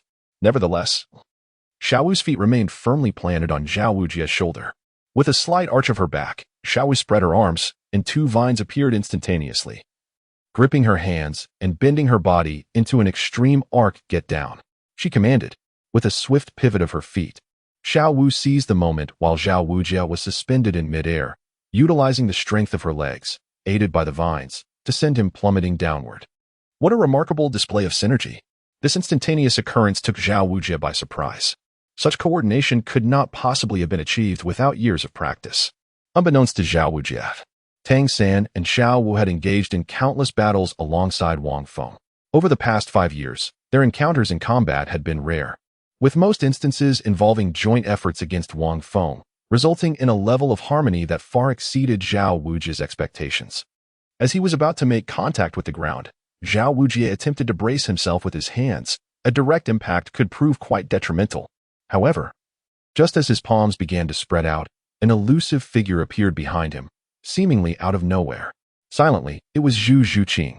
A flurry of attacks ensued, prompting Zhao Wujie to reverse his hands and unleash his soul power, activating 7 soul rings in a flash to counter Zhu Zhuqing's strikes from behind. Unable to steady himself on the ground, Zhao Wujie, despite channeling his soul power, crashed to the earth with a thunderous explosion. Zhu Zhuqing, with a flicker of ethereal light, nimbly leaped away before Zhao Wujie could retaliate, demonstrating impeccable timing. Otherwise, she would not have been able to coordinate with Tang San and Xiao Wu to execute this attack. A tremendous sound echoed as Zhao Wujie's weight bore down on the ground, sending violent tremors and clouds of dust swirling into the air. The three of them stared intently at the spot where Zhao Wujie had fallen. Brother San, did we strike too heavily? Xiao Wu inquired, a hint of anxiety in her voice. Tang San shook his head, asserting, it's not that simple. Meanwhile, Zhu Zhuqing stood at a distance. Her appearance slightly altered after the manifestation of her martial spirit. One eye gleamed a deep green while the other shone a clear blue. Her claws resembling blades that glinted with a chilling light, her gaze piercingly cold. You are about to face Zhao Wujie's onslaught, akin to a tempest. Wang Feng remarked quietly to himself. He had no intention of intervening. He understood that if he did, the battle would become far too effortless, and the three would emerge virtually unscathed. Moreover, only a third of the incense had burned thus far. As the dust settled, Zhao Wujie pushed himself off the ground, lifting his embedded head from the earth as if uprooting a radish. He then shook himself off, appearing as if he had been fully revived, much to the astonishment of Tang San and the others. In an instant, their pupils constricted. They finally comprehended the implications of what Dai Mubai had previously stated. Even if Teacher Zhao stood still and allowed them to attack, inflicting damage would be exceedingly difficult. A soul sage of over 70 levels could hardly be harmed by mere 30-level soul masters, especially at this moment. Zhao Wujie's entire being was enveloped by 7 radiant soul rings, his physique now more robust than before, towering over 2.5 meters, adorned with a layer of brown bear fur. From a distance, his explosive muscles resembled those of a colossal strength bear, emanating a palpable sense of pressure that surged forth. This was dire. Teacher Zhao intended to unleash his soul power. Daimubai sensed the impending danger. Just moments ago, Zhao had been caught off guard. And with the seamless cooperation of Tang San and Xiao Wu, coupled with Ning Rongrong's attribute amplification, the trio had managed to gain an advantage over Zhao. However, even that had not inflicted any real harm. Now, Zhao's soul power surged, radiating an imposing and fierce aura, indicating he was preparing to engage Tang San and the others with earnestness. Come on, the sun is splendid today, and my drowsiness has dissipated somewhat, Zhao Wujie declared earnestly, evidently seeking to save face. Dai Mubai stifled a laugh at the side. Now that I'm awake, it's time for a more serious bout with you all. Zhao Wujie bellowed. Let us continue. With that, he strode purposefully toward Tang San, having discerned that the duo's coordination was remarkably in sync. Particularly the young man wielding the blue-silver grass, whose control was rather troublesome. He resolved to eliminate this threat first. Once he did, the trio's offensive would collapse in an instant. Xiao Wu, Tang San called in a low voice as he felt Zhao Wujie approaching, his shoulders dropping. With a gentle leap, Xiao Wu sprang onto Tang San's shoulders and vaulted high into the air. Again? Zhao Wujie sneered. That same maneuver is ineffective against me. He too leapt into the air, aiming to capture the agile little rabbit mid-flight. Just then, several tendrils ensnared Xiao Wu, altering her trajectory just as Zhao Wujie's fist was about to strike. Simultaneously, the tendrils assisted Xiao Wu, propelling her sideways to kick at Zhao Wujie. From a distance, it appeared as though a hammer was affixed to the tip of a vine, curiously altering its arc as it swung toward Zhao Wujie. Meteor Hammer, Wang Feng noted, recognizing it as a combined technique of Tang San and Xiao Wu. He had witnessed it numerous times, yet against Zhao Wujie's formidable defenses, its effectiveness was questionable. Unless the tendril were to bind Wang Feng himself, he could deliver a blow to Zhao Wujie. Xiao Wu was too light and her strength too feeble, rendering her attack limited in impact. As Wang Feng anticipated, Xiao Wu's kick merely stunned Zhao Wujie momentarily. It had no significant effect. Meanwhile, another shadow, cold and ethereal, surged toward Zhao Wujie, two soul rings illuminating from this figure. Zhu Zhuqing, launching a rapid flank attack, moved with unparalleled speed. As she neared Zhao Wujie, her body spun, creating numerous afterimages, through which flashed countless chilling glimmers. The cold light was undoubtedly her second soul skill, the Phantom White Claw. This ability reminded Wang Feng of the Nine Bone Claw, as there were evident similarities. In an almost instantaneous manner, it allowed for a barrage of strikes against the enemy, targeting the exceedingly vulnerable same spot with relentless precision. At that moment, the focus was on the rear of Zhao Wujie's momentum, which was exceptionally cunning. The two strikes caused a flash of golden light in Zhao Wujie's eyes. In the next instant, the first yellow soul ring on his body surged forth. A roar erupted from Zhao Wujie's mouth. A golden radiance blazed forth. Simultaneously, Zhu Zhuqing let out a piercing scream in midair, sent flying by the force of the roar, blood spewing from her mouth, her consciousness fading into confusion. Similarly, Xiao Wu suffered even more severely, having just kicked Zhao Wujie. The recoil force caused her to vomit blood instantaneously. The vines binding her broke apart, sending her plummeting from the sky. Even Tang San, from a distance, felt the violent shock waves from the shattered vines, his internal blood surging painfully. Yet, he swiftly conjured the blue-silver grass once more, catching Xiao Wu in his embrace. Although this was merely Zhao Wujie's first soul skill, it had effectively shattered the offensive momentum of the three. Such was the true prowess of a soul sage at level 76. Following this, Zhao Wujie gave a cold snort and swiped a palm towards Tang San, resembling a fan.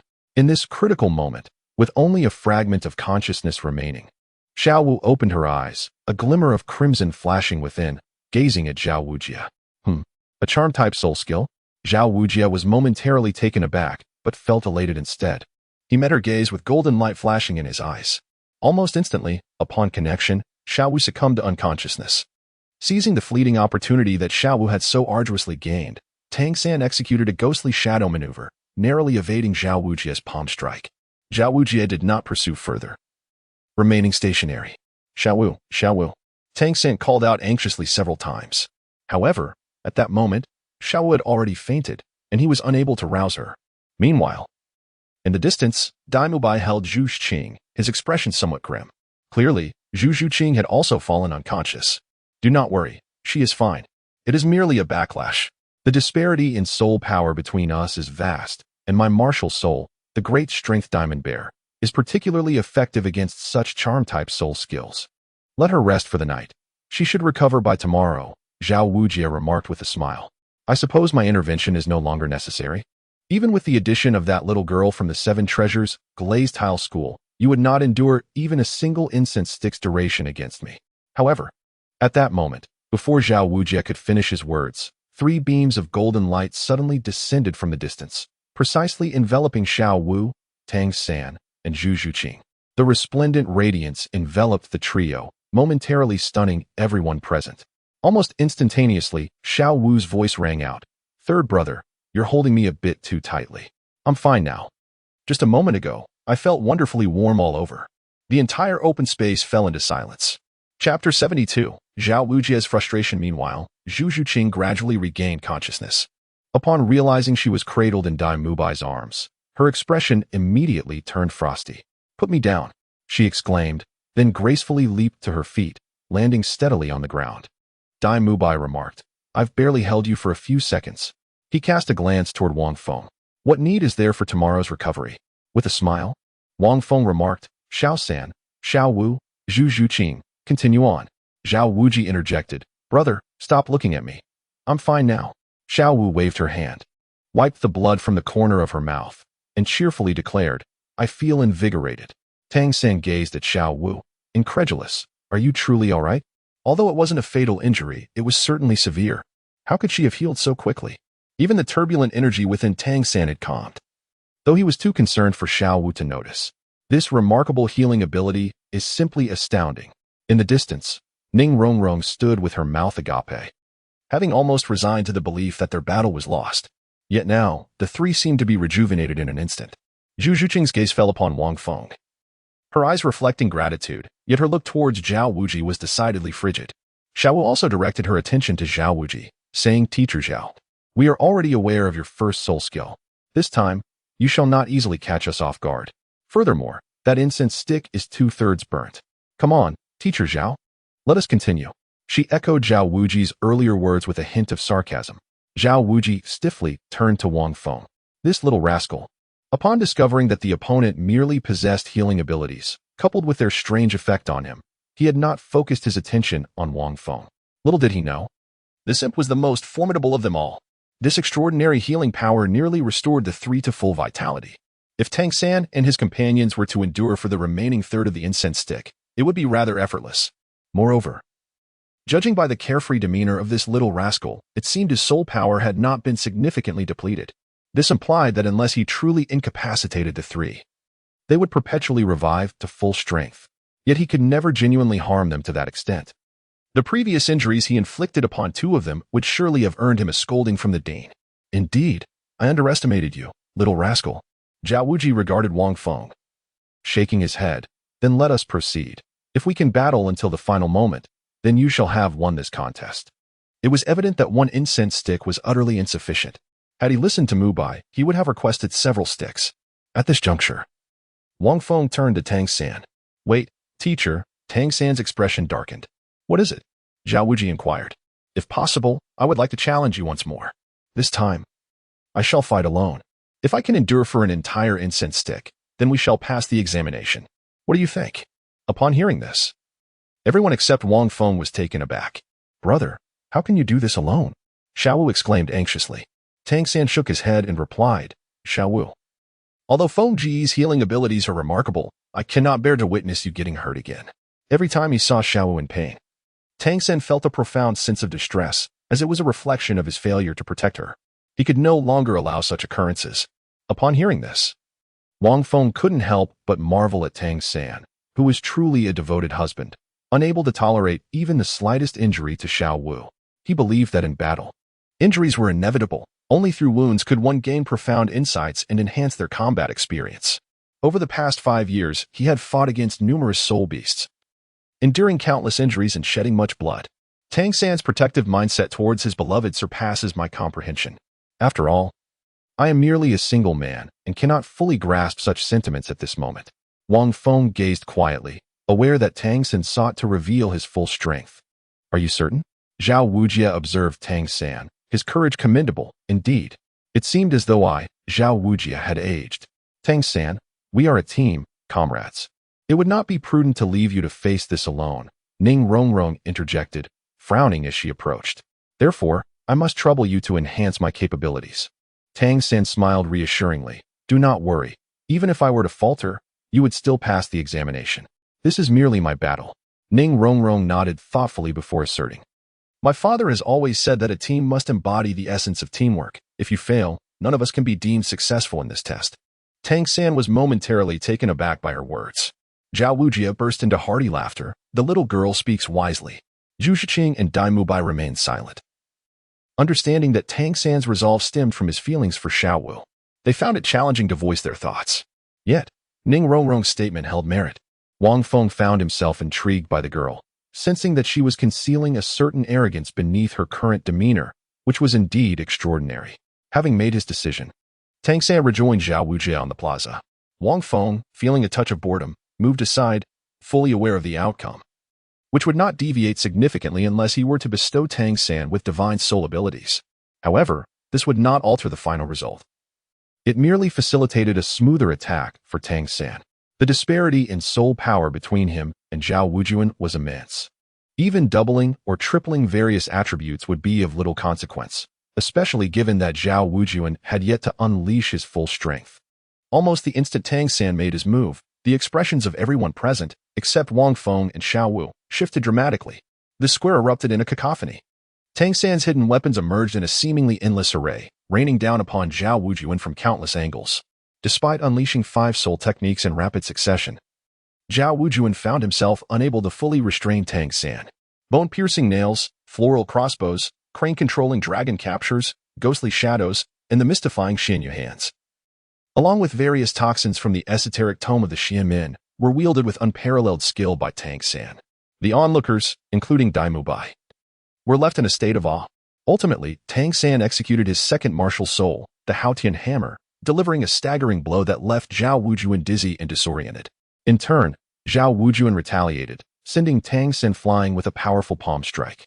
The arena fell into an abrupt silence. A mere incense stick's length of time had passed. Zhao Wujuan, standing with a somewhat embarrassed expression and blood streaming from his nose, felt utterly humiliated by the fight. On one hand, he was unable to unleash his full power, needing to temper his strength to avoid inadvertently harming Tang-san. On the other hand, his lack of expertise in brute force fell prey to Tang-san's intricate calculations and rapid-fire hidden weapons, culminating in the enigmatic hammer that inflicted considerable damage upon him. Conversely, Tang-san fought with unrelenting determination, revealing all his trump cards. Nevertheless, achieving such a close contest with Zhao Wujuan was no small feat with a sigh. Zhao Wujuan found himself with nowhere to vent his frustration. Tang-san, equally affected, appeared pale, blood trickling from his mouth. He relied on Dai Mubai for support to stand upright. Meanwhile, the spectators began to discuss amongst themselves. What kind of attack did Tang-san just employ? I have never witnessed anything like it, Ning Rongrong exclaimed in astonishment. Xiao Wu, with a hint of pride, responded, that was a hidden weapon. A unique skill of my brother. It's incredibly powerful. Thus far, I have only seen one person manage to evade his hidden weapons. Zhao Wujuan, witnessing this for the first time, was unable to keep up with the speed. To him, Tang-san was merely a living target. Hidden weapons? Dai Mubai mused. I didn't even catch a glimpse of their trajectories. They were too swift. If it were me, I doubt I could last long. Suddenly, as if recalling something, Dai Mubai inquired. Wait, you mentioned someone has evaded Tang-san's hidden weapons? Who? Are they also a soul sage? Upon hearing this, Ning Rongrong and Zhu Zhuqing cast curious glances at Xiao Wu. Not a soul sage, Tang-san replied, his voice somewhat subdued. It is Feng Gu. So far, only he has managed to evade all my hidden weapons. Upon hearing these words, everyone was momentarily taken aback. Even Zhao Wujia found himself at a loss. The devious tricks employed by Tang-san moments ago were nothing short of ingenious. Even if he were somewhat prepared, evading them entirely was an impossibility. Only a soul master specializing in agility, and at least at the 60th level, might have a chance of evading all of them. Could that little specter, endowed with formidable healing abilities, truly evade all of Tang-san's concealed weapons? Wang Feng smiled at the crowd without uttering a word, waving his hand to emit 2 beams of light that fell upon Tang-san and Zhao Wujing. Although the two appeared gravely injured, in truth, their condition was rather mild. Before long, they had both recovered. Tangan even extracted the dragon whisker needle from Zhao Wujin's body. I do not believe it. Ning Rongrong quickly shook her head. Tangan chose not to explain, for belief was of little consequence. 6 months prior, he had engaged in a genuine contest with Brother Feng. At that time, although he was slightly weaker than he was now, he had revealed all his trump cards, and aside from the absence of the dragon whisker needle, there was little difference. Yet, he had still failed to inflict any harm on Brother Feng. The speed and reflexes of Brother Feng were beyond Tangan's imagination. Thus, over the years, he found it impossible to fathom Wang Feng as true strength. I do not believe it either. Zhao Wujin felt a surge of frustration, rubbing his face. His recovery was not swift, for there were several large swellings on his face, remnants of lingering toxins. Nevertheless, his body felt warm, free from any injuries, which only deepened his astonishment at the healing abilities of this young lad. After a moment's contemplation, Zhao Wujin's expression softened into a slight smile as he glanced at Wang Feng, his gaze somewhat peculiar. Tangan, you and your companions have all passed. However, this lad here does not count. At his words, the crowd was momentarily taken aback. Zhao Wujin crossed his arms, rubbing them, producing a sound akin to popping beans. You. Come and spar with me. He fixed his fiery gaze upon Wang Feng, declaring, since Tangan claims you are so formidable, it is only fitting that you indulge me. For I was not satisfied with our previous encounter. The crowd fell silent, astonished at Zhao Wujin's words. Wang Feng, Teacher Zhao, this is somewhat unreasonable. Dai Mubai interjected quietly. Wang Feng is a healing soul master. If you insist, then you can take the stage yourself, and I shall assist in loosening your bones. Zhao Wujin retorted, causing Dai Mubai to promptly fall silent. Teacher, we are a team. Ning Rongrong hastily chimed in. How can you bully Wang Feng alone? That is entirely too much. Oh, so concerned for him. Do you fancy this lad? Zhao Wujin teased. You speak nonsense. I am not concerned at all. Ning Rongrong stammered, her face flushed with embarrassment, her gaze wavering as she dared not look at Wang Feng, falling silent. Zhao Wujin dismissed the two with a wave, leaving them speechless. Teacher, if it's Tangan and Xiao Wu. They exchanged glances, about to speak. However, Zhao Wujin interrupted. You too, cease your prattle. Do not think that just because you managed to last a while against me, you are truly capable. Tangan. Teacher, can I join him? Zhu Zhiqing, who had been silent, finally spoke. You little kitten, do you think you can exchange blows with me? Stay out of this. At this moment, Zhao Wujin resembled a powder keg, ready to ignite at the slightest provocation. It was evident just how suppressed he felt after the earlier confrontation. Without an outlet for his pent-up frustration, achieving tranquility seemed nearly impossible. The crowd was in a flurry of anxiety. Suddenly, Wang Feng spoke up. Very well. Since you have earnestly requested it, I shall graciously acquiesce to your wish. Upon hearing this, everyone stood in stunned silence. Chapter 73. The First Soul Skill, Divine Transformation. Zhao Wujin, akin to a volcano on the verge of eruption, was undoubtedly a force to be reckoned with. However, it was clear that Wang Feng could not outright refuse the test, for his soul power and innate talent were glaringly evident. The mere possession of a healing ability was sufficient to gain entry into Shrek Academy. It was apparent that Teacher Zhao was intent on delivering a sound thrashing to vent his current ire. Yet, none anticipated that Wang Feng would actually acquiesce to Zhao Wujin's demands. Brother Feng, this is your fault, Tangan remarked with a bitter smile. Had he not acted rashly earlier in a bid to impress Xiao Wu, revealing all his cards and leaving Teacher Zhao feeling frustrated, there would be no trouble now. He realized he had been somewhat impulsive. After all, Teacher Zhao was an educator, not a genuine adversary. Furthermore, Brother Feng did not possess the same hidden weapons as himself. And given Zhao Wujin's current state of agitation, engaging him in combat would prove exceedingly challenging. If Zhao were to fight him now, it would be unlikely that he would fall victim so easily. You have nothing to blame me for. You acted correctly, Wang Feng replied with a smile. I genuinely wish to spar with Teacher Zhao.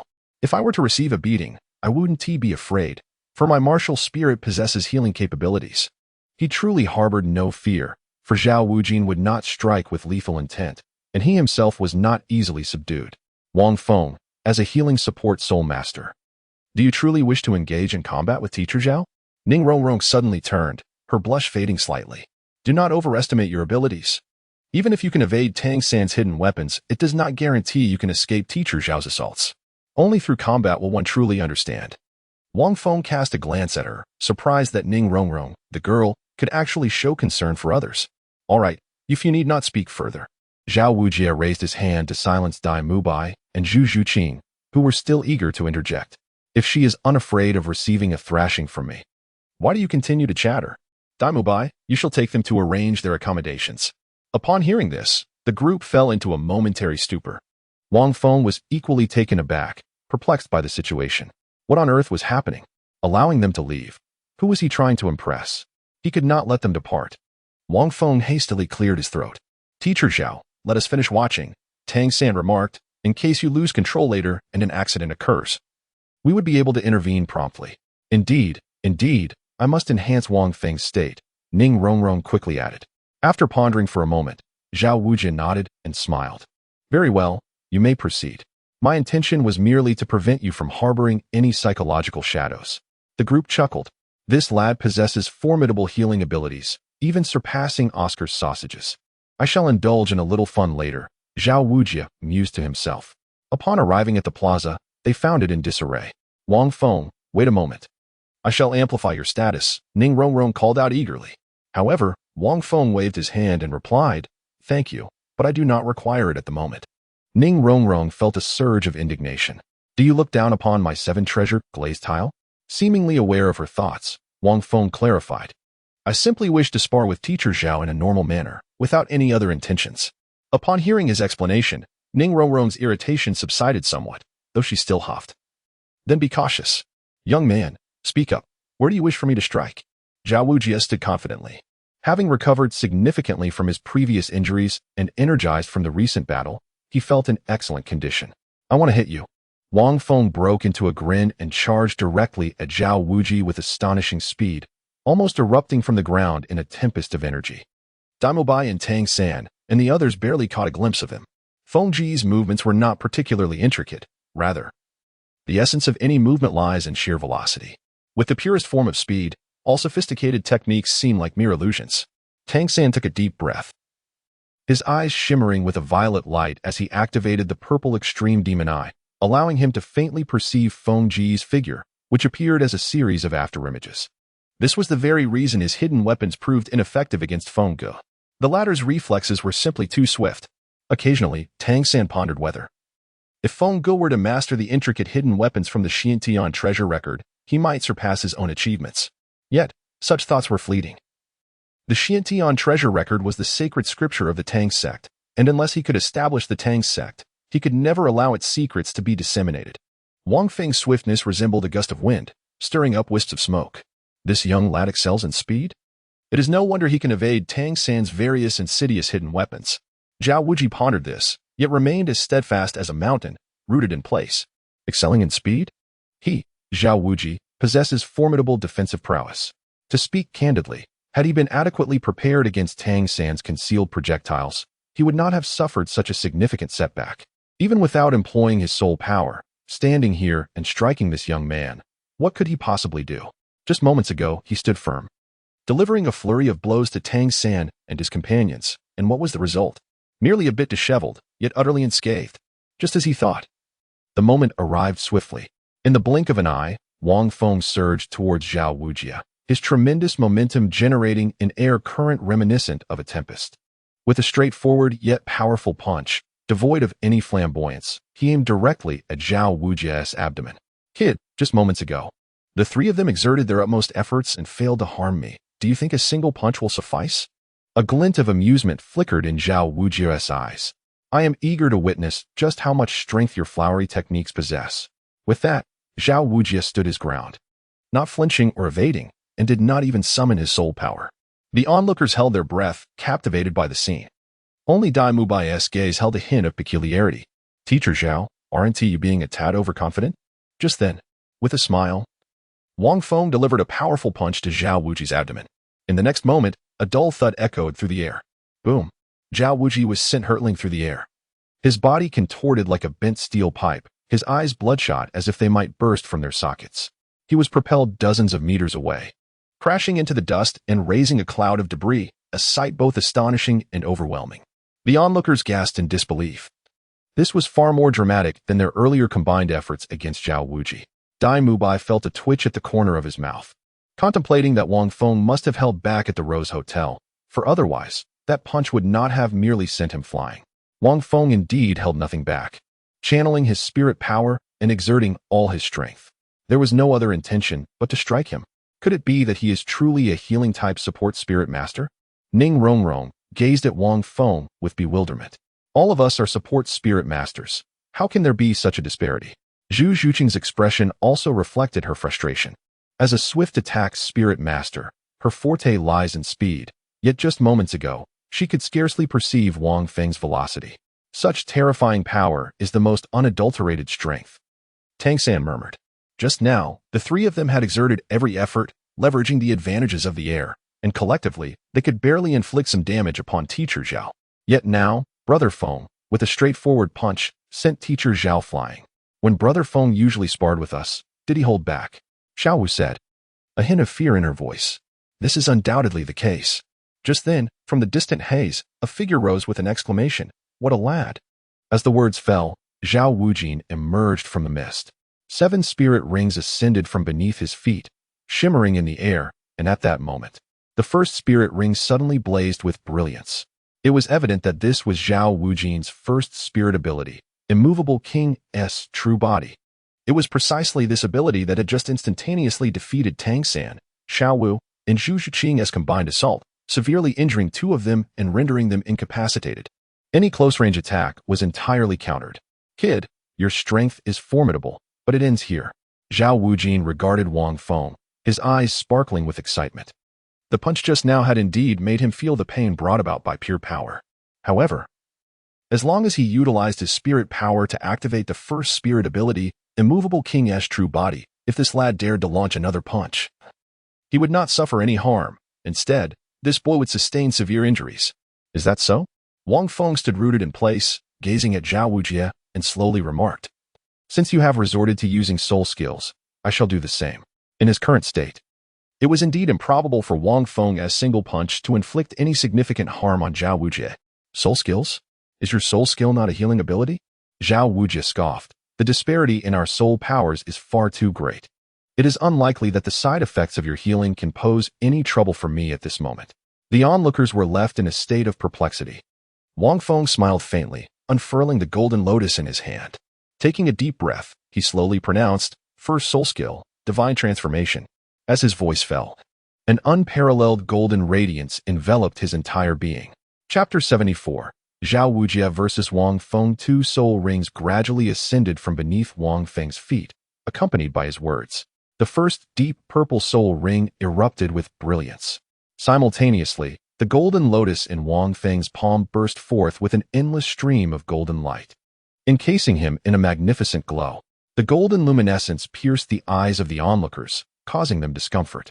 Is that a 1,000-year soul ring, a 10,000-year soul ring? Zhao Wujie squinted, staring in astonishment at Wang Feng. He had no inkling that this young man's soul rings were so extraordinary. Moments ago, when Wang Feng moved, he had not even revealed his soul rings. The first soul ring of a turtle is 1,000 years, and the second is 10,000 years? Zhao Wujie felt a slight surge of excitement in his veins. Throughout the years, he had never taught a student of such caliber, far surpassing the typical soul masters. Even those prodigious soul masters could only aspire to such heights. No wonder he dared to accept my challenge. Zhao Wujie trembled slightly, as the sound of cracking bones echoed around him. I shall see just how formidable this little fellow with a 10,000-year soul ring truly is. The divine transformation skill appears to be a supportive soul ability. Meanwhile, everyone closely observed the first soul skill of Brother Feng. Xiao Wu, brimming with excitement, inquired, Brother, what do you think it will be? Divine transformation, from its name, seems to suggest a supportive soul skill. However, the skills associated with a 1,000-year soul ring are certainly not to be underestimated. Tang San quietly analyzed, glancing at Ning Rongrong. Wang Feng's first soul skill had never been witnessed by the 2 who frequently battled alongside him. Wasn't his soul skill a healing one? Dai Mubai furrowed his brow as he gazed upon Wang Feng, bathed in golden light, faintly sensing a tremendous surge of energy. Ning Rongrong, equally intrigued, shared Dai Mubai's assumption that Wang Feng's soul skill was merely the healing ability exhibited moments ago.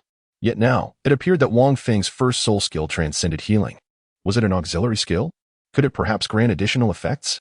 Ning Rongrong scoffed, wondering if it could possibly surpass her 7 treasures glazed pagoda. The onlookers fixed their gaze, utterly transfixed. Soon, the golden light receded, revealing Wang Feng's figure. Upon witnessing Wang Feng emerging from the golden radiance once more, everyone, including Zhao Wujin, was left utterly astounded. The reason was simple. He was breathtakingly magnificent. In that moment, Wang Feng shimmered with a resplendent aura, his previously disheveled hair now impeccably arranged, swaying backward in harmony with the energy's fluctuations. His countenance appeared divine, his eyes radiating a faint golden glow that exuded an overwhelming sense of pressure. Even more astonishing was the layer of golden lightning that enveloped him, crackling through the air with the sound of thunder. The entire scene emanated an aura of terrifying divine presence. The crowd stood mesmerized, realizing why it was called deification. It was as if he had ascended to a godly state. What soul skill is this, young man? Zhao Wujin sensed a hint of danger emanating from Wang Feng at this moment, acutely aware that this lad had grown immensely stronger. You will know soon enough. Wang Feng broke into a grin, and in the blink of an eye, he vanished from his original position, as if carried away by a gust of wind. The spectators barely had time to blink before a cacophony of thunderous lightning erupted in the air, moving with an astonishing velocity. Even Tangan, at that moment, activated his purple extreme magic eye, yet he was utterly unable to discern Wang Feng's figure, his heart filled with profound astonishment. In the next instant, Wang Feng materialized beside Zhao Wuji.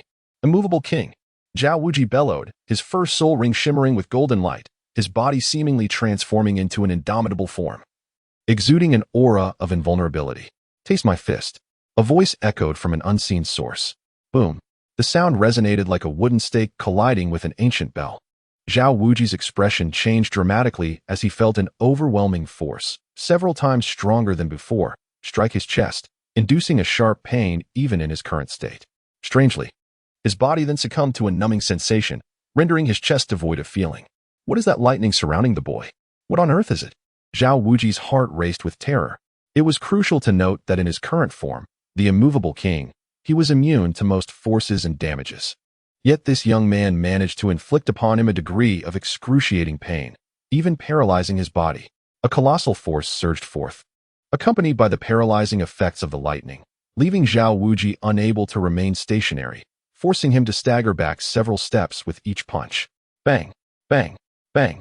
Almost instantaneously, golden lightning streaked across Zhao Wuji's form, leaving behind multiple imprints of fists and feet upon his body. The speed was unparalleled, the power terrifying. Even with the immovable king's true form activated, Zhao Wuji had no time to react, all transpiring within the span of a mere second. The golden radiance emanating from Wang Feng relentlessly assailed Zhao Wuji multiple times. If one were to view this from the perspective of Tangan and his companions, it would appear as though a singular golden beam pierced through Zhao Wuji from all directions. With each passage, Zhao Wuji's countenance darkened further, his body swaying unsteadily, akin to a reed adrift in the wind. Moreover, the weight of his breaths grew heavier, and his speed diminished. This was no manifestation of the immovable king. He was, in fact, far from immobile. The onlookers stood in stunned silence. It was astonishingly swift. Zhao Wuji had no opportunity to react, nor could he even utilize his tracking techniques to grasp Wang Feng's elusive form. Tang Sen murmured, noting that Wang Feng's strength had intensified. Even Zhao Wuji, in his true form as the immovable king, suffered some damage, suggesting that Wang Feng's strikes imparted a degree of paralysis. How formidable was Zhao Wuji in his true form? At this stage, Tang San's arsenal of hidden weapons, save for the dragon whisker needle and the barely effective sand shooting, proved utterly ineffectual against Zhao Wuji, inflicting no harm whatsoever, merely prolonging the inevitable. Yet now, Wang Feng was applying both speed and power to press Zhao Wuji, targeting the most resilient areas of his physique, such as the chest and back. With each successive strike, visible bruises began to manifest on Zhao Wuji's body, illustrating the toll of the assault.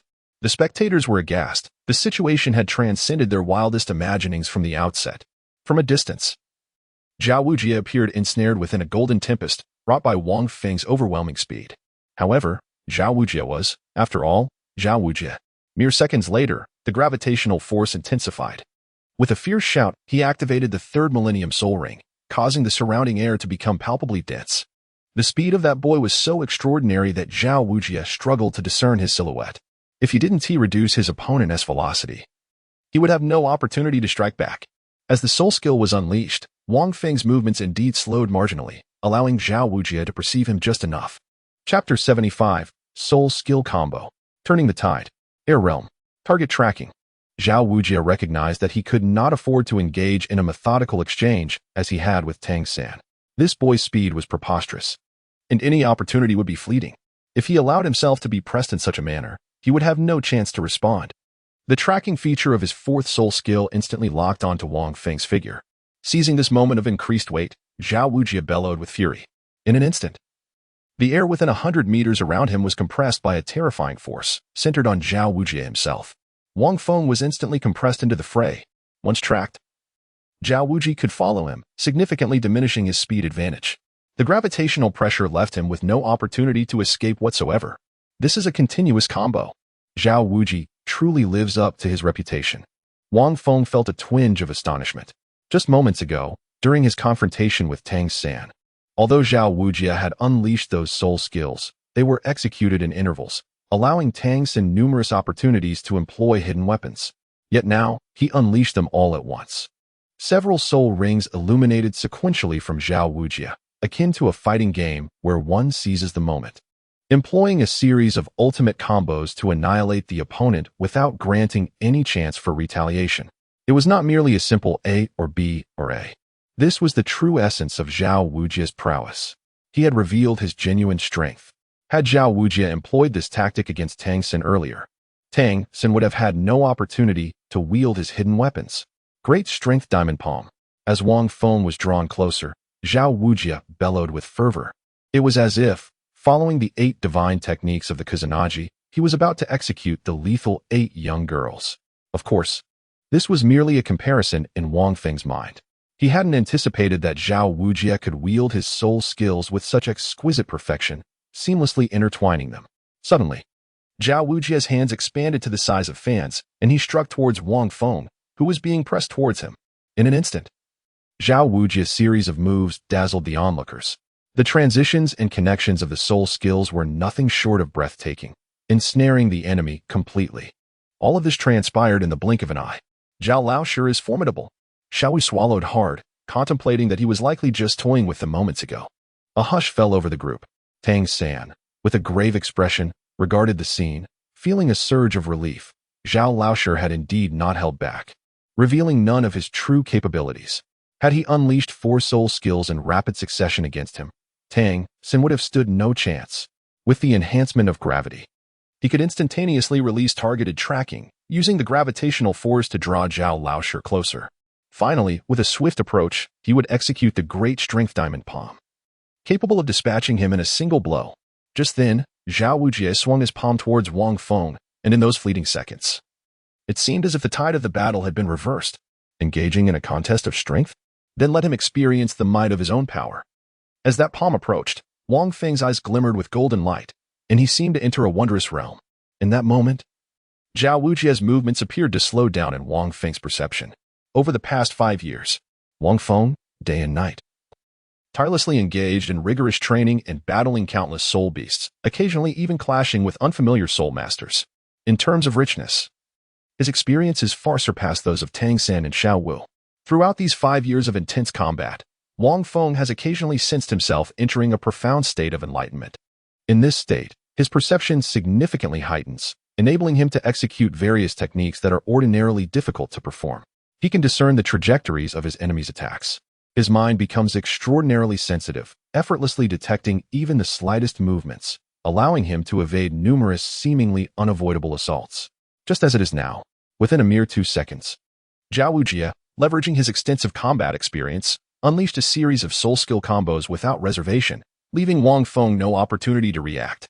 Not to mention Wang Feng. Even a soul saint present would be unable to respond in time. Only by instantaneously distancing oneself hundreds of meters away from Zhao Wujie before he activates his gravity enhancement can one completely escape. After all, this is the true essence of a soul saint. However, the combat experience Wang Feng has amassed over these 5 years has also fostered within him this unique state. He refers to this state as the Void Realm. Once he enters the Void Realm, everything becomes empty, various attributes and mental perception are greatly amplified. as if only he exists. It is a wondrous mental state. To put it simply, it resembles a potential explosion, yet it surpasses that as well. Nevertheless, this state intensifies the consumption of soul power.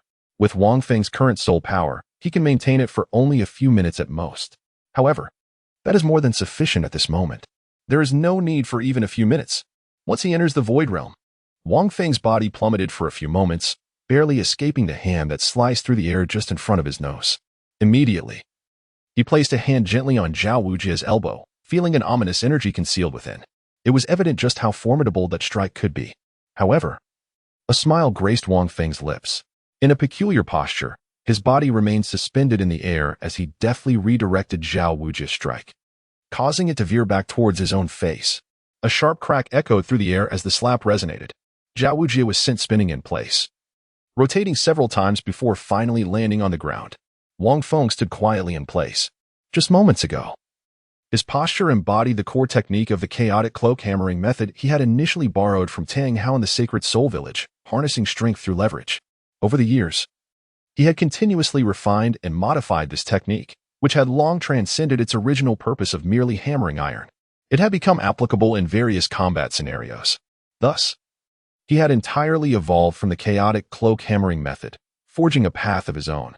This distinctive assault technique, which Wang Feng aptly named Reversal of the Universe, was inspired by a renowned martial arts novel from his past life, known as The Shift of Stars. In the state of emptiness, his spiritual perception was profoundly enhanced, granting him an even greater mastery over his body. Executing the reversal of the universe felt as natural as water flowing. The state of emptiness and the reversal of the universe represented Wang Feng's most significant gains over the past 5 years. Due to the slow pace of conventional meditation practices, he had attained his current level of 30 through extensive combat experience.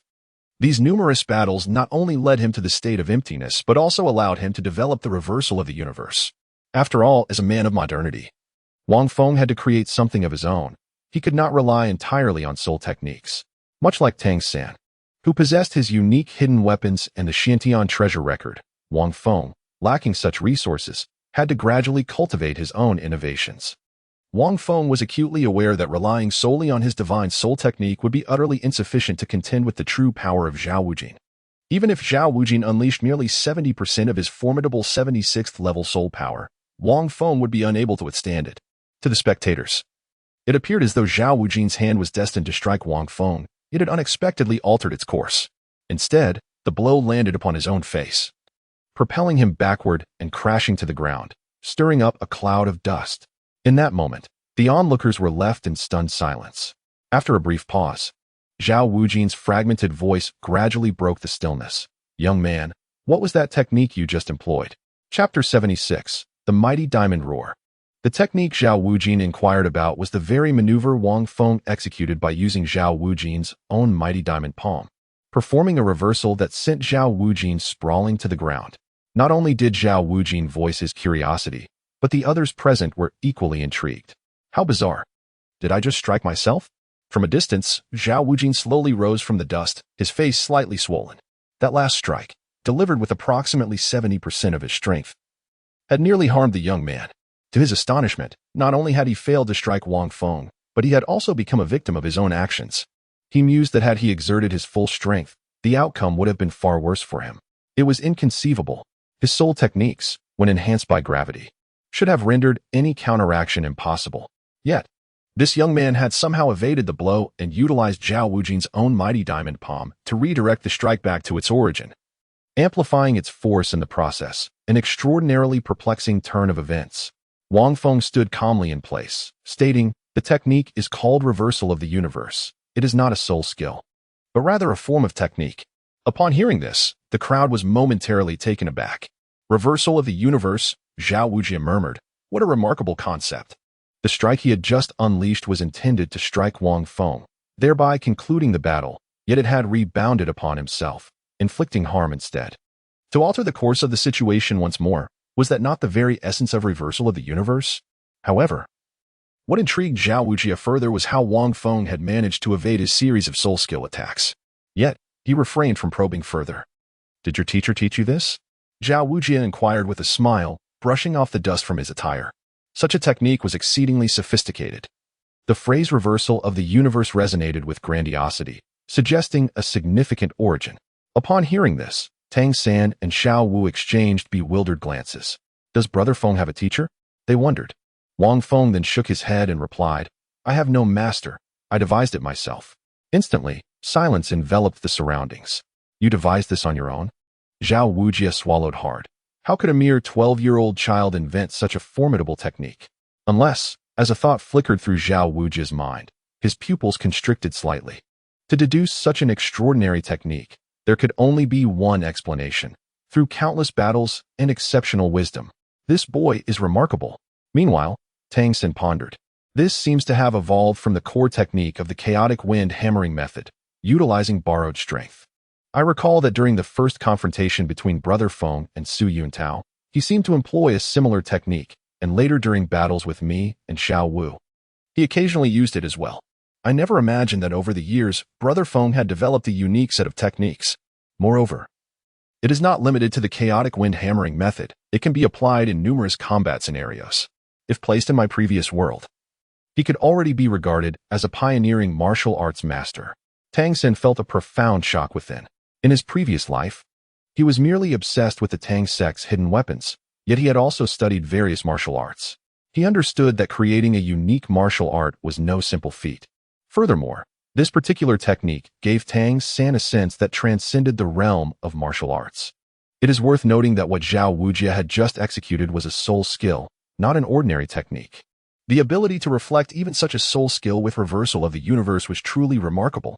Zhao teacher, will you continue? Wang Feng smiled and said, with the presence of the void realm and the reversal of heaven and earth, it is unlikely that Zhao Wujie could inflict harm upon himself with soul techniques unless he resorts to underhanded tactics to exhaust my soul power. After all, a soul sage at the level of 76 possesses a vastly superior soul power compared to mine at present. While I have compressed and purified my soul power, its sustainability is comparable to that of a 50-level soul master. Moreover, the void realm consumes even more soul power. But who is Zhao Wujie? How could he possibly employ such unscrupulous methods? Perhaps for Xiao Wu, there might be a chance. Ha ha ha, you young lad. Do not become too complacent. While your reversal of heaven and earth is formidable, I possess means to counter it. Zhao Wujie initially paused, then burst into laughter, declaring, allow me to showcase my prowess. However, I cannot use my final soul technique against you.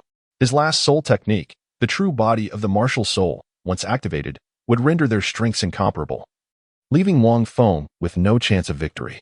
Such a technique would require him to fight with all his might. Thus Zhao Wujie would refrain from using it. Though your reversal of heaven and earth is indeed wondrous, my sixth soul technique is particularly effective against you. Zhao Wujie chuckled, adding, this battle should come to an end. You should take pride in compelling me to use my sixth soul technique. At the moment his words fell, Wang Feng thought, why does that sound so familiar? Daimu Bai seemed to understand something, his expression shifting as he quickly instructed Tang San and the others, hurry, retreat. Without waiting for their response, he took hold of Tang San and the others, swiftly pulling them back. And block your ears, tightly, Daimu Bai urged, his face grave with urgency. Tang San, Xiao Wu. Zhu Zhiqing, activate your martial souls. Ning Rongrong, stand behind us. His tone conveyed deep experience, leaving the group momentarily stunned, unsure of his intent. Nevertheless, they complied. In an instant, 3 soul rings rose, their aura surging. How can the teacher employ such a technique against Wang Feng? Dai Mubai murmured. Dai Lahu. What is Zhao Laosher's sixth soul technique? Xiao Wu inquired curiously, with the others also looking at him expectantly. Dai Mubai opened his mouth, about to respond, when suddenly Zhao Wujie let out a fierce roar, and the sixth soul ring enveloping him, a pitch-black ring, erupted with intense brilliance. Wang Feng furrowed his brow slightly, as a vague recollection surfaced regarding Zhao Wujie's sixth soul skill, which seemed to be a form of roar. In the next moment, the ground began to tremble, and countless pebbles were dislodged and sent soaring into the air. Zhao Wujie was summoning a terrifying aura, his face flushed crimson, and dark glimmers flickered in his eyes. With a resounding thud, Zhao Wujie stomped his foot onto the ground, causing it to shake violently for several moments, propelling numerous stones high into the air. Soul skill, mighty Vajra roar. Upon hearing these words, Wang Feng's expression shifted noticeably. Zhao Wujie opened his mouth, and a wave of terrifying energy surged forth from him. Roar. In an instant, the pebbles that had been lifted from the ground were reduced to dust by the force of this roar. This was a wide-ranging, devastating soul skill.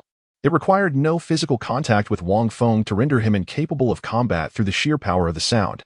At that moment, even those 200 meters away, including Tangan and his companions, who had covered their ears and distanced themselves from the square, displayed expressions of extreme distress.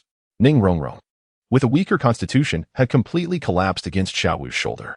Among them, the strongest, Daimubai, had to activate his martial soul to barely withstand the onslaught. The others were equally horrified. Isn't Zhao Laoshi a close combat soul master? What sort of monstrous soul skill is this? Xiao Wu, her face pale, gritted her teeth. Even at such a distance, the three felt it nearly impossible to endure, their internal blood energy surging, making them feel utterly miserable. If they were in Wang Feng's position, it would be. Chapter 77, Ecstasy. Wang Feng was merely 20 to 30 meters away from Zhao Wujie. Although Teacher Zhao was a formidable battle soul master proficient in both offense and defense, this particular soul skill of his was exceptionally adept at countering long-range attackers or control-type soul masters. Daimubai quietly elucidated that the Great Strength Diamond Roar was a unique soul skill that encapsulated soul power within sound, unleashing it through a powerful roar. There was no evasion possible. I have seldom witnessed Teacher Zhao wield this soul skill. Aside from his seventh soul skill, the true body of the martial soul, this technique stands as his most formidable strike. The roar harbored a terrifying force capable of shattering the hearts and brains of soul masters. Even those of equal rank would find themselves disoriented and unable to resist. For soul masters whose soul power was significantly inferior to Zhao Wujie, it could even result in instantaneous defeat.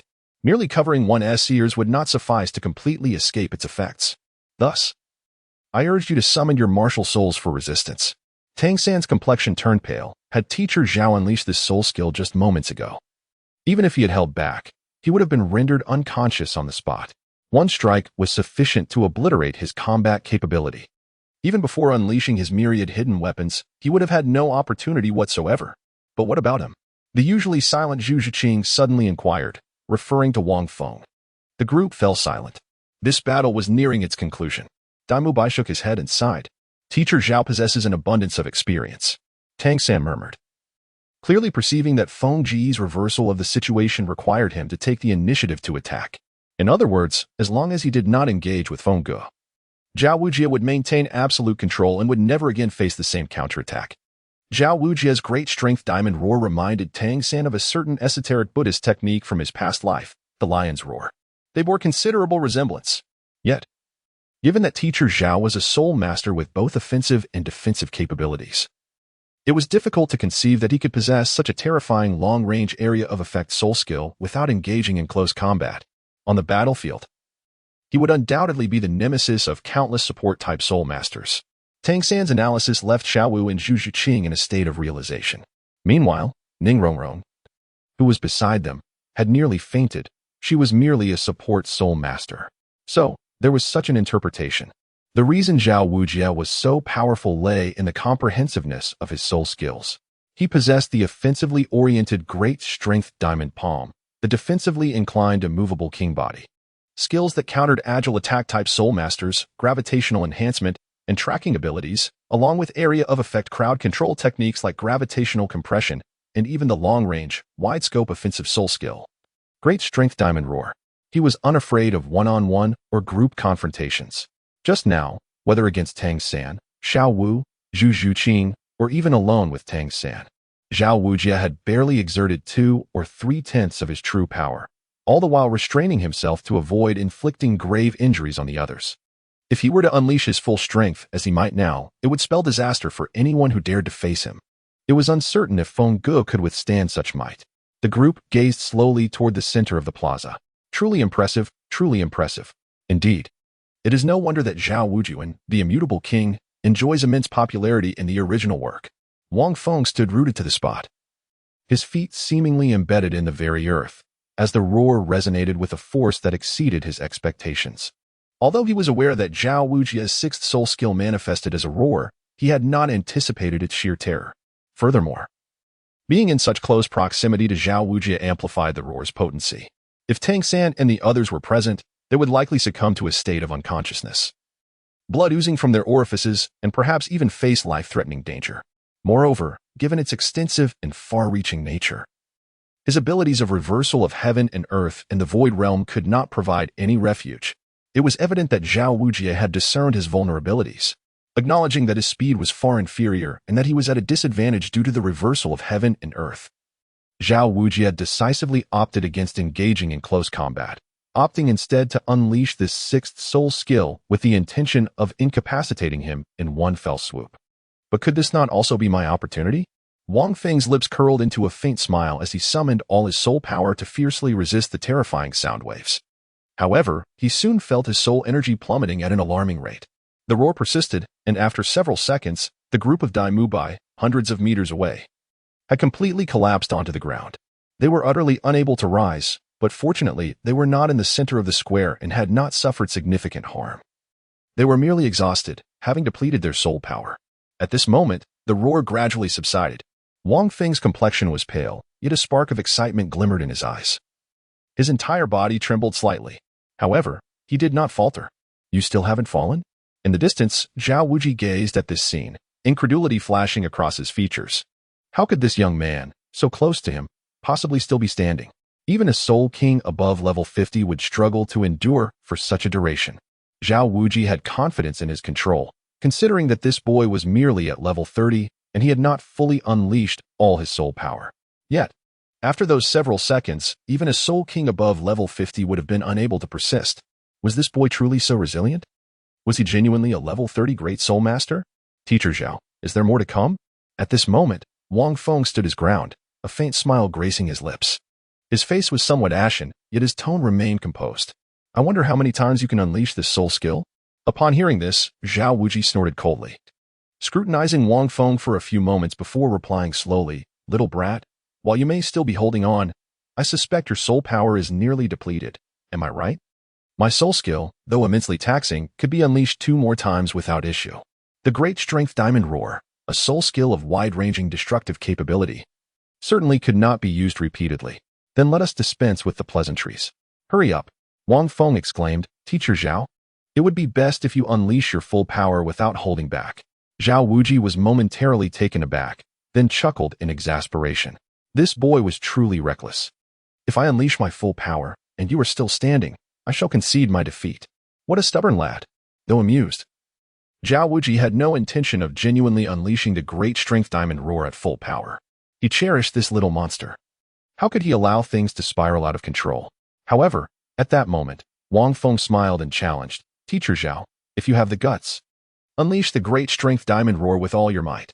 Hesitating, "What kind of man are you?" Upon hearing this, the onlookers were momentarily stunned. Pondering a singular thought, "Is Wang Feng courting death?" Zhao Wujie retorted, "Boy, you brought this upon yourself. Even if the dean were to reprimand me, I would accept it. If I do not make you lie in bed for a few days, then I am not Zhao Wujie." Zhao Wujie's expression shifted dramatically. Such words were intolerable to anyone, and they were particularly incensing to Zhao Wujie. He stomped the ground like a raging bull, his 6 soul rings gradually illuminating, a sign of his soul power surging to its peak, save for the last one. Great Strength Diamond Roar. Zhao Wujie bellowed in anger. Boom. A sound wave, even more ferocious than before, materialized and erupted from Zhao Wujie's mouth. Tang San and the others were taken aback, their weary bodies retreating once more. Meanwhile, as Wang Feng faced this oncoming sound wave, his expression shifted dramatically. "The bones of my entire body emit a crisp sound, as if my internal organs are being twisted by an immense force." How powerful! Wang Feng let out a muffled groan. This formidable King Kong roar was at least twice as powerful as before, even if Zhao Wujie did not exert his full strength. He was still channeling at least 80 to 90% of his power. It was not merely a challenge for a Soul King of over 50 levels. Even a Soul Emperor exceeding 60 levels would likely meet their demise on the spot. Although his physical constitution was robust, it was only comparable to that of a Soul Master of over 50 levels, and he could not possibly withstand such an assault. However, knowing full well that he could not endure it, how could Wang Feng be so foolish as to confront it head-on? He even dared to provoke Zhao Wujie. The answer was simple. Wang Feng sought to harness the immense force of the King Kong roar, utilizing the Meteor Tears to refine his own body. It was a reckless yet audacious notion. Wang Feng had not experienced the state of transcending his physical limits for a long time. Aside from utilizing Meteor Tears to compress and refine his soul power, he had long ceased to feel that exhilarating sensation of walking the tightrope between life and death. Even when engaging in fierce battles with numerous formidable soul beasts, he could not evoke that unique energy from Meteor Tears to mend and enhance his body. Alas, his physical constitution was simply too robust. However, now presented an exquisite opportunity. Zhao Wuji's mighty Vajra roar was a distinctive sound wave attack, encompassing a wide area. Its lethality was astonishing, yet for Wang Feng, it served as an exceptionally perfect means to refine his body. He needed to harness Zhao Wuji's mighty Vajra roar to place his body in a state of life and death, allowing him to once again feel the warmth of Meteor Tears. Of course, this endeavor was fraught with peril. A moment's carelessness could spell disaster. Yet, it is often the true warriors who, in the face of extreme danger, achieve breakthroughs and emerge stronger, reborn from the ashes. The terrifying power unleashed by the sound waves ravaged Wang Feng's entire being. As if his body were being torn asunder, his muscles felt as though they were fraying, while his organs, limbs, and bones were all subjected to an unfathomable quake from this sonic force. Wang Feng closed his eyes, enduring an excruciating pain that would have sent an ordinary person into fits of screams or even unconsciousness. Yet for him, it was merely a sensation, tinged with a hint of nostalgia. This agony paled in comparison to the initial experience of his body being reforged. Hurry up and emerge. His formidable mental fortitude allowed him to acutely perceive the suffering his body endured at every moment. Nevertheless, Wang Feng persevered, recognizing this as a rare opportunity to significantly enhance his physical prowess. After this, even if Zhao Wujin were to unleash the might of the great strength diamond roar again, the results would never be as profound. After several seconds, at last, to Wang Feng's anticipation, his heart released a wave of long-forgotten, extraordinary energy that gradually nourished his entire being. The indescribable sensation of exhilaration coursed through him. Every inch of his skin felt revitalized, as the energy flowed throughout his body, mending each cell and bone, rendering them more resilient and powerful. This was not merely the healing ability of the Golden Lotus. It resembled a complete cleansing of the body and spirit. Meanwhile, on the other side, Zhao Wujin, having unleashed the great strength diamond roar, infused with nearly 80 to 90% of his power, was abruptly jolted awake, filled with regret. Oh no, that kid. Could he have been utterly shattered?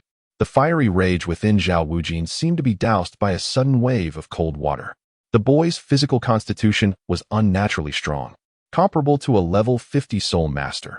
Yet this roar of his was twice as potent as the last. Just moments ago, the boy had appeared to possess some residual strength. How could he possibly endure such a roar unscathed?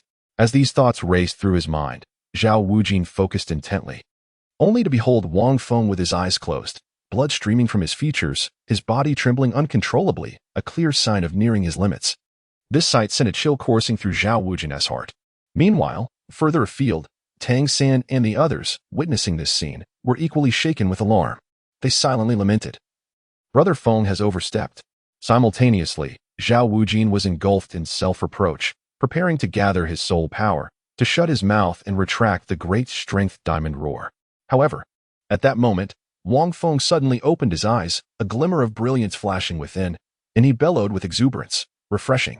As his words echoed, everyone present, including Zhao Wujin, stood rooted to the spot, as if turned to stone, gazing at Wang Feng in awe. Dear esteemed readers, today, December 13th, at noon, this book will officially be available for purchase. After all, it has already offered 200,000 words for free. One must earn a living, after all. I shall refrain from indulging in self-pity. I trust that those who have followed thus far are eager to continue their journey with this narrative, while those less inclined have surely sought other literary treasures. Now, I shall address the matter of utmost concern to you, dear readers. Updates. This afternoon, I guarantee a minimum of 15 chapters will be released in a surge of creativity. By evening, an additional 5 chapters will follow, totaling around 20. Beyond that, I must confess, I have nothing more to offer. Future updates shall depend on the book's performance. I am an exceedingly straightforward author, much like the protagonist, Wang Feng, who is refreshingly candid. Should the book perform well, I shall provide more updates. If not, fewer. Alas, the age-old adage rings true. I must earn a living. Therefore, if subscriptions reach 2,000, there will be 2 updates. 3,000, 3 updates. 4,000 is simply unattainable. Expecting me to deliver 4 chapters in a single day is unrealistic. However, should we reach 5,000 subscriptions, I would forego food and drink to provide 5 chapters daily. I also encourage readers on other platforms to consider reading through the QQ Reading app for an authentic experience. It is crucial to note that what is mentioned in this chapter cannot be found on other platforms. After all, what is the joy of reading without the delightful comments from you, my whimsical readers? Alright then, I shall see you at 12 o'clock. Chapter 79, Second Soul Skill. Ice Flame Angry Lotus. 1. This resounding exclamation astonished everyone present. What? You are in such a state yet still find joy? Wang Feng indeed felt an exhilarating rush. As the overwhelming power surged through his body after undergoing the cleansing of the Meteor Tears, the replenished soul energy imbued him with an irresistible desire to unleash a triumphant roar. This time, Wang Feng could confidently assert that if Zhao Wuji were to unleash another mighty golden roar, it would not affect him as it had before. Even if he were to sustain some injury, it would not be fatal. In fact, he had experienced various enhancements in his physical attributes. Should he invoke a divine state upon himself, Wang Feng would possess the confidence to withstand Zhao Wuji's formidable golden palm. It is important to note that the duration and enhancement of divine soul skills would increase after he reached level 30, with exponential growth. The initial divine skill would double his physical attributes, strength, speed, and defense. Furthermore, for every 10 levels of soul power, the enhancements would double again. This significant augmentation stemmed entirely from Wang Feng's refined and purified soul energy. Otherwise, such an extraordinary effect would not have been possible. This was also the reason why he refrained from assisting Tang San, Xiao Wu, Zhu Zhuqing, and Zhao Wuji during their confrontation earlier. Once activated, even if it lasted not just for an incense stick, but for 5, Tang San and the others could endure. However, this would diminish the significance of Zhao Wuji's testing of Tang San, Xiao Wu, and Zhu Zhuqing. In simple terms, Wang Feng wished to ensure that the trio would not miss the opportunity to gain valuable experience points. Nonetheless, the duration remained at 1 hour. At this moment, Wang Feng's physical prowess experienced yet another enhancement, achieving a 3-fold increase that rendered him utterly transformed compared to before. Naturally, he felt confident enough to confront Zhao Wujia with a full-force great strength Vajra palm. However, at this juncture, Zhao Wujia found himself utterly flabbergasted, his mind inundated with questions. It was not only him. Tang San, Daimubai, and the others were equally bewildered, their expressions reflecting sheer confusion. Although they were at a considerable distance as spirit masters, they were capable of perceiving the situation with remarkable clarity. Wang Feng was utterly stunned by Teacher Zhao's thunderous roar, his features bleeding and his entire body trembling uncontrollably. A clear sign of impending doom. That he could still utter a word, no less a mere exclamation of, was nothing short of absurd. Had I misheard? Zhao Wujia took a deep breath and looked at Wang Feng once more, his eyes widening in astonishment. There stood Wang Feng in the distance, eyes wide open, radiating an extraordinary brilliance and vitality, as if he had consumed some potent elixir. This left Zhao Wujia utterly bewildered. Was this truly the effect of my thunderous roar? It was a stark contrast to the earlier state. Could it be that my formidable shout possessed such miraculous powers? Zhao Wujia shook his head in disbelief. At that moment, Wang Feng's aura seemed to swell, exuding an overwhelming presence. Zhao Wujia, closest to him, felt this transformation most acutely, although Wang Feng's soul power had not increased. The energy emanating from his body had intensified significantly. Zhao Wujia was taken aback. What manner of creature was this? Having endured the full force of his thunderous roar, a soul king of over 50 levels should have been obliterated, while a soul emperor above 60 levels would have been gravely injured and rendered ineffective in battle. Yet, this youth not only remained unscathed, but appeared to have grown stronger. Was he toying with me? Witnessing this, Zhao Wujia's previously sinking spirits surged. Even though he was perplexed about how this young man had achieved such a feat, he was relieved that he was unharmed. Therefore, with renewed determination, Zhao Wujia decided against retracting his thunderous roar. Instead, he channeled an additional surge of soul power to amplify its potency. Instantly, the very air above the plaza seemed to tremble with the force of his shout, reverberating throughout the entire academy. It resonated like the roar of a fierce tiger, its regal presence dominating the surrounding mountains and forests. On the opposite side of the academy, Oscar, who had been dozing on a tree, was abruptly awakened by the roar. Startled, he tumbled from his perch. Cursing under his breath, he rose to his feet, gazing toward the plaza. What on earth is happening? Is there a massive invasion that has prompted Teacher Zhao to unleash such a monstrous technique? Oscar grumbled, his dream shattered. I suppose I should take a look. With that, he made his way toward the plaza. Meanwhile, in the plaza, as Zhao Wujie amplified the might of his thunderous roar, Wang Feng resolved not to remain passive any longer. Teacher Zhao, do you think you are the only one capable of such wide-ranging, long-distance soul techniques? Wang Feng took a deep breath, simultaneously using his soul power to withstand the sonic waves emanating from the formidable golden roar, while declaring in a resonant voice. There was no way around it. Zhao Wujie's technique truly rendered him unable to close the distance. His soul power still fell short. However, the crowd was taken aback by his words. And a flicker of doubt arose in Zhao Wujie's mind. Could it be that this young man possessed a similar soul skill? That seemed improbable, given that his martial soul and soul skills were primarily supportive in nature. Wait. Zhao Wujie appeared to recall something, his pupils narrowing slightly. This little imp seemed to have the capability to unleash a second soul skill. After all, he possessed 2 soul rings. Moreover, the second soul ring was a 10,000-year soul ring. Almost at the instant Zhao Wujie registered this thought, not far away, Wang Feng quietly spread his palm. Above the azure lotus, a golden lotus blossomed, and at the same time, a second lotus seed quietly unfurled. It was a scarlet hue, strikingly vibrant and intensely fiery. Yet, upon the petals of the lotus, there lay a faint layer of frost, imparting an exceedingly peculiar sensation. In this contradiction, there existed a unique allure that captivated onlookers, ensnaring them in its depths. Upon witnessing this scene, the crowd's eyes widened in astonishment. What an extraordinary martial soul! And it possesses 2 forms? Wang Feng harnessed his soul power and advanced towards the crimson petals of the red lotus. He then gently plucked a single petal, and the black soul rings adorning him erupted with brilliance. Second soul skill, Ice Flame Wrath Lotus. Wang Feng uttered slowly, Teacher Zhao, brace yourself. As his words fell, he hurled the petal in Zhao Wujie's direction. In midair, illuminated by the sun, the scarlet petal encased in ice radiated an ominous glow, as if it were poised to devour all in its path. Zhao Wujie observed the petal flying towards him, plucked from the peculiar red lotus. And couldn't he help but chuckle. This little rascal thinks he can toy with me? A mere petal as a ranged attack? Does he take me for a fly?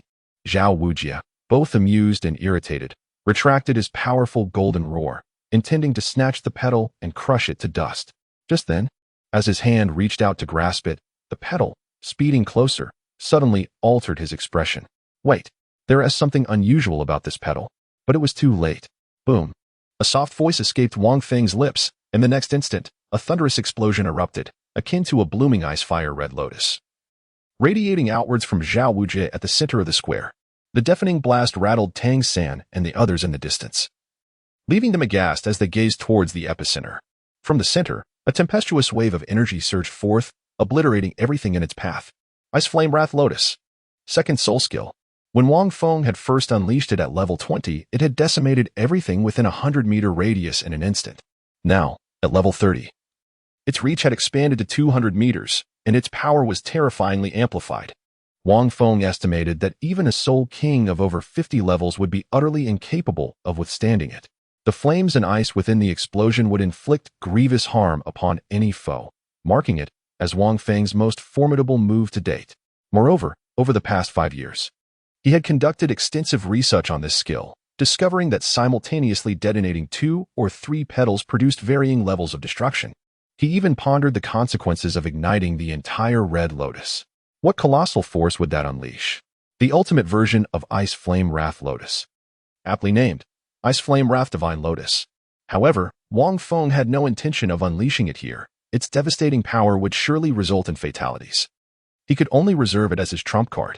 At that moment, the gigantic explosion once again captivated the crowd's attention. They had never heard of an auxiliary soul master possessing such a terrifying soul skill with immense destructive range.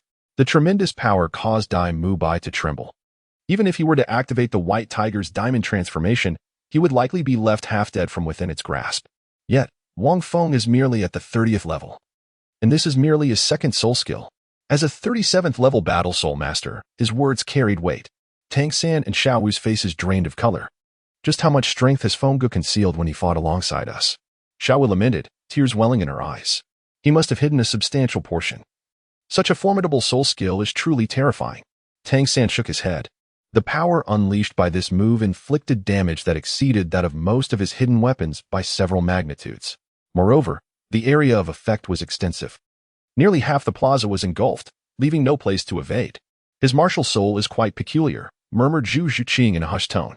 The others paused, suddenly realizing how strange his martial soul was, possessing two distinct forms, each with different capabilities. Wasn't that utterly unfathomable? The teacher had once mentioned that Feng also possessed a twin martial soul. Could this be the manifestation of his other martial soul? Tang San pondered silently. Back at the Nodding Academy, the master had revealed that both he and Feng possessed two martial souls. However, he had never witnessed Feng Ji's second martial soul. At that moment, a voice emerged from the explosion. You little rascal! Your soul skill's explosive power is impressive, but alas, the disparity in our soul power and spirit rings renders it a mere nuisance to me. If only you were 20 levels higher, I might not withstand it. Zhao Wuji's laughter resonated through the chaos. At this juncture, he activated the immovable king body, his defenses deemed invincible. The flames and ice spikes were repelled effortlessly. With only occasional traces of frost and burns appearing on his skin, an ice flame fury lotus posed little threat to Teacher Zhao. Wang Feng smiled nonchalantly, his soul power surging violently within him. He then waved his hand, summoning several lotus petals. But what if there were many? Boom, boom, boom. Grant me a grand explosion. As soon as the words left his mouth, the smile on Zhao Wuji's face instantly froze. In the air, it seemed as if countless firecrackers were igniting. A multitude of smoke billowed up from the square, as scorching waves of heat and frigid gusts of chill converged, enveloping the entire plaza. Tang San and his companions stood in stunned silence, their mouths agape as they gasped in astonishment. The radiant brilliance of fire and ice intertwined illuminated their faces, reflecting their profound shock. This bombardment continued for several minutes. How many petals was that already? Daimubai stammered. Such an outrageous soul skill could only be executed once or twice at most. How could he throw them out as effortlessly as one would eat or drink? Generally speaking, the more powerful the soul skill, the greater the consumption. Especially for large-scale soul skills, the toll on the soul master is the highest. It is akin to many games where area of effect skills are the most draining. The same principle applies to soul power. There must be more than 20 petals by now, right? I observed that nearly as soon as Feng plucked one lotus petal, the fiery lotus would automatically replenish itself, maintaining a count of 12 petals. Tang San felt a dryness in his mouth. This was even more formidable than his hidden weapons. Such a powerful soul skill could not possibly be unleashed more than 20 times by an average soul master of over 40 levels, could it? Daimubai murmured. At 30 levels, having 3 or 4 uses would be incredibly remarkable. After all, that was a soul skill endowed by a 10,000-year soul ring, which should entail even greater consumption. Could he truly only be at 30 levels? In a daze, Daimubai recalled that explosive white crystal ball. Feng Ji's soul power must be somewhat extraordinary. Tang San replied after a moment of silence. Indeed, at the 20th level, Wang Feng could only unleash his Ice Flame Fury Lotus 3 times. However, the soul power he had meticulously compressed and refined at that time was remarkably durable, comparable to that of a soul master of over 30 levels. After 5 years of soul power compression and cultivation, he barely managed to reach the 30th level. In his own words, it took an immense effort akin to moving mountains and parting seas to achieve this ascent. Yet, the benefits were substantial at this moment. His soul power was enduring to the extent of at least a level 50. What he lacked the least was soul power, which allowed him to unleash an astonishing barrage of more than 20 consecutive attacks until he finally depleted his reserves. With a shrug and a sigh, he admitted, "Alas, my soul power is exhausted, Teacher Zhao. I truly cannot defeat you. I concede." As he spoke, Wang Feng waved his hand with nonchalance. At that moment, as the radiant mist of ice and fire gradually dissipated, the figure of Zhao Wujian emerged. His body bore scorch marks and purplish-blue bruises, and his face looked quite grim. His clothes were tattered, resembling those of a beggar. Interestingly, half of his body radiated a fiery hue, while the other half was cloaked in icy blue frost, resembling a being of both fire and ice. In the center of the plaza, a massive pit had formed, with Zhao Wujian lying at its heart. He staggered to his feet, visibly more injured than he had been during his earlier confrontation with Tang San. Upon hearing Wang Feng's words, he was so taken aback that he could hardly contain his laughter. Ironically, it was the moment he heard this young man concede that he found himself at a loss for words. Chapter 81. Each one's hidden cards. 3. The crowd was equally speechless. Wang Feng's concession was rather decisive, yet it was Zhao Wujian who lay in such a state, making it appear as though he were the one defeated, while Wang Feng seemed the true victor. Wang Feng whistled as he approached Tang San and the others. Noticing their astonished expressions, he sighed and said, "I regret to inform you that I ultimately could not surpass Teacher Zhao." A collective twitch appeared at the corners of everyone's mouths. What? Did you actually believe you could defeat Teacher Zhao?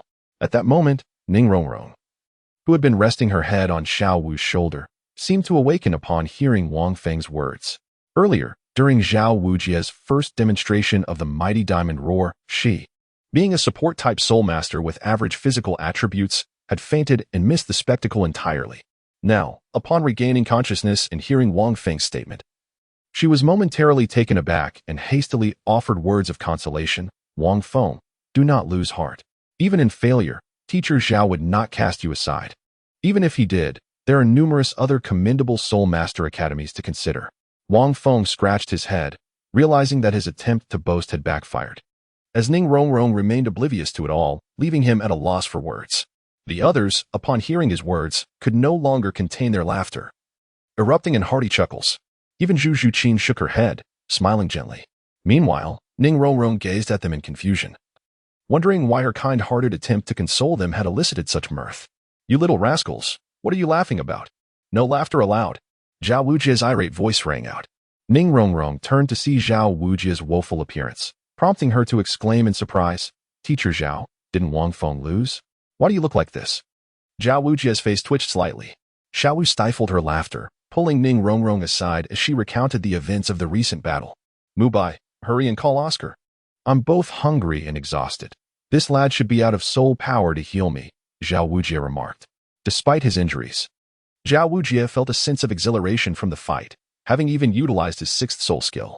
Yet, this young man was truly a remarkable anomaly. From the very first punch to the deployment of his initial soul skill, he had kept Zhao Wujia on the defensive, compelling him to employ his true abilities and soul power in a series of combinations to suppress the young man. Unexpectedly, the lad not only evaded his attacks at critical moments but also used a counter technique to turn Zhao Wujia's soul skills against him, inflicting harm upon himself.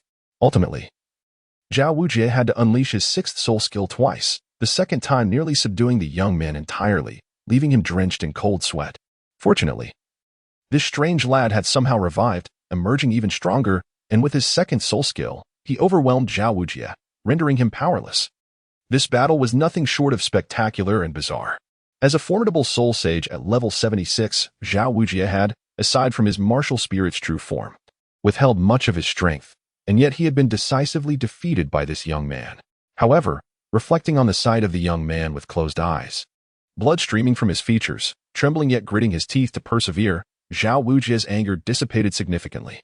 Wang Feng also found himself somewhat contemplative. Zhao Wujia had not even unleashed his true martial spirit. Had he done so, Wang Feng feared he would have faced imminent defeat. For the true form of the martial spirit was a trump card at the soul sage level. Nevertheless, Wang Feng too had not revealed his own hidden strength.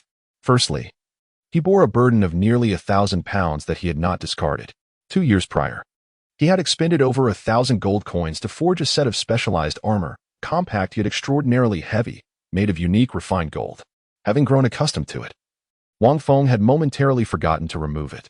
The true Red Lotus Karma fire remained untapped. It was far too terrifying, and once touched, escape would be impossible. Wang Feng would never resort to such life-and-death tactics against Zhao Wuji. Furthermore, he refrained from employing the ultimate version of the Ice Flame Rage Lotus, as its expansive range could devastate everything within 1,000 meters. He also did not utilize the Golden Lotus, which temporarily enhances soul power. This temporary boost signifies an increase in overall strength, allowing for a rise of 1 level at the beginning and, at level 30, an enhancement of 3 levels of soul power. Admittedly, this effect is fleeting, lasting about an hour, yet it remains extraordinarily formidable. Wang Feng found himself at a disadvantage due to being only at level 30, without a soul ring, rendering him unable to elevate his powers momentarily. Had he attained level 31, he could have directly increased his soul power by 3 levels, temporarily reaching 34. One can only imagine the magnitude of such an enhancement. This development was purely a matter of ascending levels, unrelated to any compression or refinement of soul power. Even Tang San and Xiao Wu merely managed a 3-level increase in their soul power. Additionally, there was the enigmatic second martial soul. This humanoid martial soul left Wang Feng perplexed, as he had not summoned it even once in the past 5 years. It had only manifested during the initial absorption of a soul ring when his consciousness was nearly consumed by the golden light leopard. Nevertheless, Wang Feng was aware that in moments of life and death or under specific circumstances, this second martial soul would undoubtedly emerge. Should these hidden cards be played, the situation would become unpredictable. Just the red lotus karmic fire alone would be a formidable force. Before long, a startled exclamation broke the air. Well, are you all planning to demolish the place? What has happened to our training grounds? The soft voice, delicate and gentle, belonged to Oscar. Little AO, why have you come here by yourself? Dai Mubai gazed at the approaching Oscar in surprise. Hurry up, enough chit-chat. Bring us some sausages and grilled sausages. The unique characteristic of food-type martial souls is their ability to not only provide various buffs, but also satiate hunger. The group felt famished, especially since they had just exerted their soul power and manifested their martial souls to withstand Zhao Wujia's formidable golden roar, leaving them utterly exhausted. Furthermore, the thrilling battle they had just witnessed was so intense that it left them with tingling scalps. Their spirits jolted as if on a roller coaster, causing a sense of fatigue. There were countless details to reflect upon, providing ample opportunities for growth. Observing their weary appearances, Oscar exclaimed joyfully, "Ah, it seems I arrived just in time. I heard Teacher Zhao's golden roar and knew you must have engaged in a fierce battle. Rest assured, I have prepared grilled sausages for you." Saying this, Oscar produced the wrapped grilled and dried sausages from his bag and presented them before the group. 5 copper coins each. Don't forget to pay up after eating.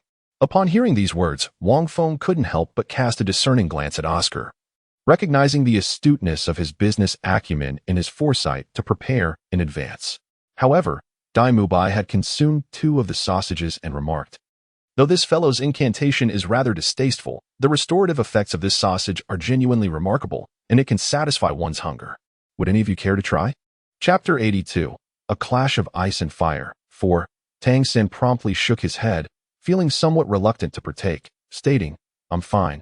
Perhaps you should inquire with the others." Nevertheless, Zhu Zhuqing also abstained from eating, and Dai Mubai was disinclined to offer her this delicacy. Xiao Wu and Ning Rongrong continued their gentle exchange, showing no inclination to indulge either. Wang Feng, without a hint of modesty, promptly took the package and devoured one in just a few bites. His spiritual energy was indeed depleted, and he felt quite hungry. "Ah, the new students are rather particular, yet they seem to suit my taste," Oscar observed Wang Feng, chuckling with delight. Wang Feng chuckled softly. "Xiaoyao, bring me 2 as well. I am hungry too." Nearby, Zhao Wuji bellowed in a deep voice. His skin was still ablaze with heat, particularly on one side, which felt both hot and cold, creating a most uncomfortable sensation. He had to exert his soul power to combat these opposing forces, though they were not life-threatening, merely excruciatingly unpleasant. The sensation was akin to being caught in a tempest of ice and fire. Oscar approached, gazing at Zhao Wuji in astonishment. "Teacher Zhao, have you undergone a transformation?" The sheer shock of Zhao Wuji's current appearance was overwhelming. Enraged, Zhao Wuji raised his hand as if to slap this audacious fellow, but Oscar swiftly dodged with a grin, tossing the wrapped grilled sausages and cured sausages directly to Zhao Wuji. "You little rascal, daring to jest at my expense." Zhao Wuji grumbled as he accepted the sausages, devouring them hungrily. Oscar's cured sausages had the remarkable ability to dispel abnormal states. After consuming them, the two-toned hue of Zhao Wuji's skin gradually subsided. "I say, Dai Lauda, what is the situation here?" Oscar whispered to Dai Mubai, his curiosity piqued by the bizarre circumstances. Dai Mubai cleared his throat, pondering that if this were to be revealed, it would be quite an embarrassment for Teacher Zhao. Fortunately, Wang Feng had ultimately conceded, cleverly providing Zhao Wuji with a graceful exit. Inwardly, Dai Mubai mused that Wang Feng, this peculiar individual, while appearing to jest with his concession, was in fact employing a remarkably astute strategy. "There is nothing amiss," Wang Feng remarked with a smile. "It is indeed us newcomers, unaware of our own limitations, who were guided by Teacher Zhao. The outcome, of course, was our utter defeat, leaving us thoroughly chastised by his overwhelming prowess. What do you think, Xiao-san?" Wang Feng cast a glance at Tang San. Tang San, taken aback, quickly responded, "Indeed, that is correct." In his heart, he silently rejoiced, thinking how astute Brother Feng is. The others present heard Zhao Wujia's exclamation, cursing the little rascal for being cunning. With such remarks, it became difficult for him to trouble them, and his previous discontent dissipated. He certainly knows how to win favor. Zhao Wujia thought with a smirk as he shot a glare at Wang Feng. Is that so? Oscar pondered, glancing skeptically towards the distant square and the large pit. Then shifting his gaze between Zhao Wujia and Wang Feng, wearing an expression of disbelief. Little Ao, come find me tomorrow. I shall impart a practical lesson to you. As a support-type soul master, one must not be too weak. Wouldn't you agree? Zhao Wujia stated with a somber countenance. After consuming a couple of grilled sausages, Zhao Wujia appeared revitalized. He surveyed the group and said, All right, Mubai, you take care of arranging accommodations for these fellows. Wang Feng, since you created this large pit in the square, it is your responsibility to fill it. With that, Zhao Wujia slowly departed. Wang Feng thought to himself. Filling this pit might take several hours.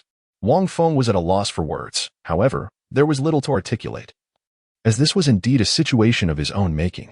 Wang Feng, did you truly inflict such a grievous defeat upon Teacher Zhao? At that moment, it seemed that Xiao Wu had just finished conversing with Ning Rongrong, who stood agape, gazing at Wang Feng in disbelief. You must be jesting. You are not a support-type soul master. Ning Rongrong had not anticipated that after Teacher Zhao unleashed the great strength diamond roar, there would follow such a spectacular and extraordinary battle. She felt as though she had missed out on a fortune. I also serve as a support-type soul master, Wang Feng remarked. In terms of singular abilities, his support capabilities appeared to far surpass his offensive prowess. The Golden Lotus's support abilities, while unable to conjure food, were remarkably comprehensive and exceedingly potent, at least in his recollection. Wang Feng could not identify any support spirit in the Douluo Continent that could rival the 12th-grade Merit Golden Lotus. What was the first soul skill you employed before the battle commenced? Ning Rongrong inquired, her expression suggesting that she would not be easily deceived. Yet her eyes sparkled with curiosity as she regarded Wang Feng. A strange emotion welled up within her. Today, Wang Feng had delivered an abundance of astonishment. Reflecting on their earlier encounter on the street, it was no wonder this soul master could effortlessly defeat the two who had robbed her. It turned out he was so immensely powerful, not just Ning Rongrong, but for Tang San and Xiao Wu, who were most familiar with Wang Feng. The revelations today were equally staggering. For so long, Wang Feng's strength had been a mystery to them, but now they finally grasped the extent of his power. Yet, Tang San and Xiao Wu remained unaware that what they had witnessed was merely a fraction of Wang Feng's true capabilities. As for Dai Mubai and Zhu Xing, their astonishment was beyond words. From the initial display of his extraordinary healing abilities and the inverse healing side effects to the thrilling and intricately convoluted battle with Zhao Wujia, Dai Mubai experienced profound shock. Although the aloof and silent Zhu Xing was equally astonished, her curiosity outweighed her surprise, yet she refrained from posing further inquiries. In essence, divinization refers to the enhancement of various physical attributes, resulting in an all-encompassing elevation of abilities. Wang Feng observed the curious expressions of the crowd and smiled as he spoke. When the opportunity arises, I shall demonstrate for you, then you will understand. In this battle, there was an abundance of complexities that Dai Mubai and the others could not comprehend. While they could grasp the extraordinary physical prowess surpassing that of a 30th-level soul master, as well as the divine soul skills to some extent, the subsequent concepts of the void realm, the reversal of destiny, and the utilization of the great strength diamond roar to push the body to its limits, culminating in the activation of Meteor Tears for instant revival, were entirely beyond their understanding. Even the second soul skill, Ice Flame Angry Lotus, which seemed to be unleashed without regard for soul power, left them utterly bewildered. Zhao Wujia, too, could not fathom it. It would take time to elucidate these matters. Very well, then. Everyone is weary today. I shall first escort you to the dormitory. Dai Mubai nodded, leading Tang San, Xiao Wu, Zhu Xing, and Ning Rongrong away. Oscar also bid farewell after giving Wang Feng 2 sausages. As he watched them depart, Wang Feng couldn't help but reflect, a soul sage is ultimately still a soul sage. I have only been training for 6 years. It is rather unrealistic to expect a fair fight. Wang Feng contemplated the battle of the day, each scene vividly replaying in his mind like a 4K film. As he sifted through the memories of combat, he pondered the intricacies of the void state, an enigmatic realm that eluded his mastery. Yet, in moments of dire peril, he found himself capable of extraordinary bursts of prowess. Wang Feng murmured. Chapter 83. Teacher Zhao, you cannot escape this calamity. If he could master it effortlessly from the very beginning, Wang Feng would have been able to enter the empty state directly and even anticipate Zhao Wujie's soul skill combos in advance, thus avoiding the incident of that slap altogether. However, having entered this state numerous times, Wang Feng has gained some experience, allowing him to swiftly access it in moments of peril. In the future, he believes he will inevitably master the ability to enter at will. The reversal of fate could only be countered temporarily through close combat soul skills. If he could achieve this with ranged soul skills, he would be able to retaliate against his opponents, which Wang Feng feels he will gradually come to control. This battle has bestowed upon Wang Feng many rewards. Apart from experience, the most significant gain has been the enhancement of his physical capabilities. Unbeknownst to him, the pit in the square was gradually filled by Wang Feng's rapid efforts. By this time, night had fallen. In the dormitory, Daimubai had also made arrangements. That night, Shrek Academy was eerily quiet, as apart from Wang Feng and his companions, no other students had been admitted, leaving the academy rather empty. Meanwhile, Zhao Wujie sat alone in his office. Tang-san was a little monster. However, this Wang Feng was truly a monster among monsters. Zhao Wujie grinned, reflecting on Wang Feng's formidable physical prowess, terrifying soul ring longevity, and the dual form mysterious martial soul. That divine soul skill had at least doubled his strength. Otherwise, a single punch would not have caused him even a modicum of pain within his immovable king body. Furthermore, how had Wang Feng managed to evade his soul skill combos? And that absurd technique of reversing fate. Who could fathom how this young man had comprehended it? It countered the vast majority of soul masters. Additionally, his second soul skill, the endless soul power, was truly uncharacteristic of a mere 30-level soul master. Even a soul master of levels 40 or 50 might not possess such exaggeration. There was undoubtedly something peculiar about this young man's soul power. Although Zhao Wujie did not voice his thoughts during the day, he was astonished upon reflection at night. Moreover, this little fellow was quite clever, unlike Tang-san, who was like a little hedgehog, brooding and silent. Zhao Wujie thought of Tang-san's hidden weapons, which were too insidious and had left him feeling uncomfortable. Had it been in the past, he would have eliminated him on the spot. But now that he was his student, despite feeling somewhat stifled, he swallowed his frustration and cherished this little hedgehog. In comparison, Wang Feng displayed far more intelligence. Throughout the battle, each punch and kick was resolute, employing various techniques that left Zhao Wujie speechless. In the end, he even gracefully provided Zhao Wujie with an opportunity to retreat. Although the outcome was equally dismal, Zhao Wujie found himself unable to harbor any resentment. Instead, he felt a smile creeping onto his face. From now on, he must diligently train these young individuals. Zhao Wujie clenched his fist and smiled. However, at that moment, a low voice suddenly resonated in Zhao Wujie's ear, instantly rendering him speechless. After all, he was a soul sage. The soul power of a soul sage can create a unique aura around them. Any subtle movement in the surroundings is easily perceptible. Yet, at this moment, Zhao Wujie's senses failed him as an unexpected sound reached his ears. Who is it? Zhao Wujie sprang to his feet. Come out. Suddenly, doors and windows swung open. A chilling breeze wafted in, causing a glint of cold light to flicker in Zhao Wujie's eyes. Without a moment's hesitation, he leaped out of the window, following the sound, swiftly traversing the boundaries of Shrek Academy and darting through the forest. Before long, Zhao Wujie halted beside a grand tree, his 7 soul rings gradually illuminating. Come forth. I know you are here. A dark figure emerged from behind the tree, cloaked in black, obscuring its features. Who are you? Zhao Wujie's imposing presence surged, his piercing gaze locking onto the figure before him. The shadowy figure, unfazed by Zhao Wujie's frosty tone, replied nonchalantly, I am no one in particular. I merely wish to spar with you, the unmoved king, and stretch my limbs a bit. As the words fell, he raised his hand, and a massive purple hammer materialized before him. Simultaneously, 9 soul rings began to rise from beneath his feet, 2 yellow, 2 purple, 4 black, and the last one, black with a hint of crimson. Upon witnessing the soul rings, Zhao Wujie was momentarily stunned, swallowing hard as the icy tone dissipated, replaced by a tremor in his voice. A title Douluo? The shadowy figure advanced step by step towards Zhao Wujie. Senior, please, do not jest. Zhao Wujie quickly bowed and retreated. I am unworthy to spar with you. Please do not bully a mere soul sage like me. Oh? The figure replied coolly. Weren't you quite pleased bullying those children during the day? I, too, wish to relish the experience of overpowering the weak. Do you have any objections? At this, Zhao Wujie was taken aback, inwardly cursing. How was I pleased? That little hedgehog left me in agony, and I was riddled with poison. The other little monster was even more formidable. I never even managed to land a hit on him. However, these thoughts remained unspoken. Just then, a figure soared from the distant woods. Your Highness Haotian, what brings you to our humble Shrek Academy?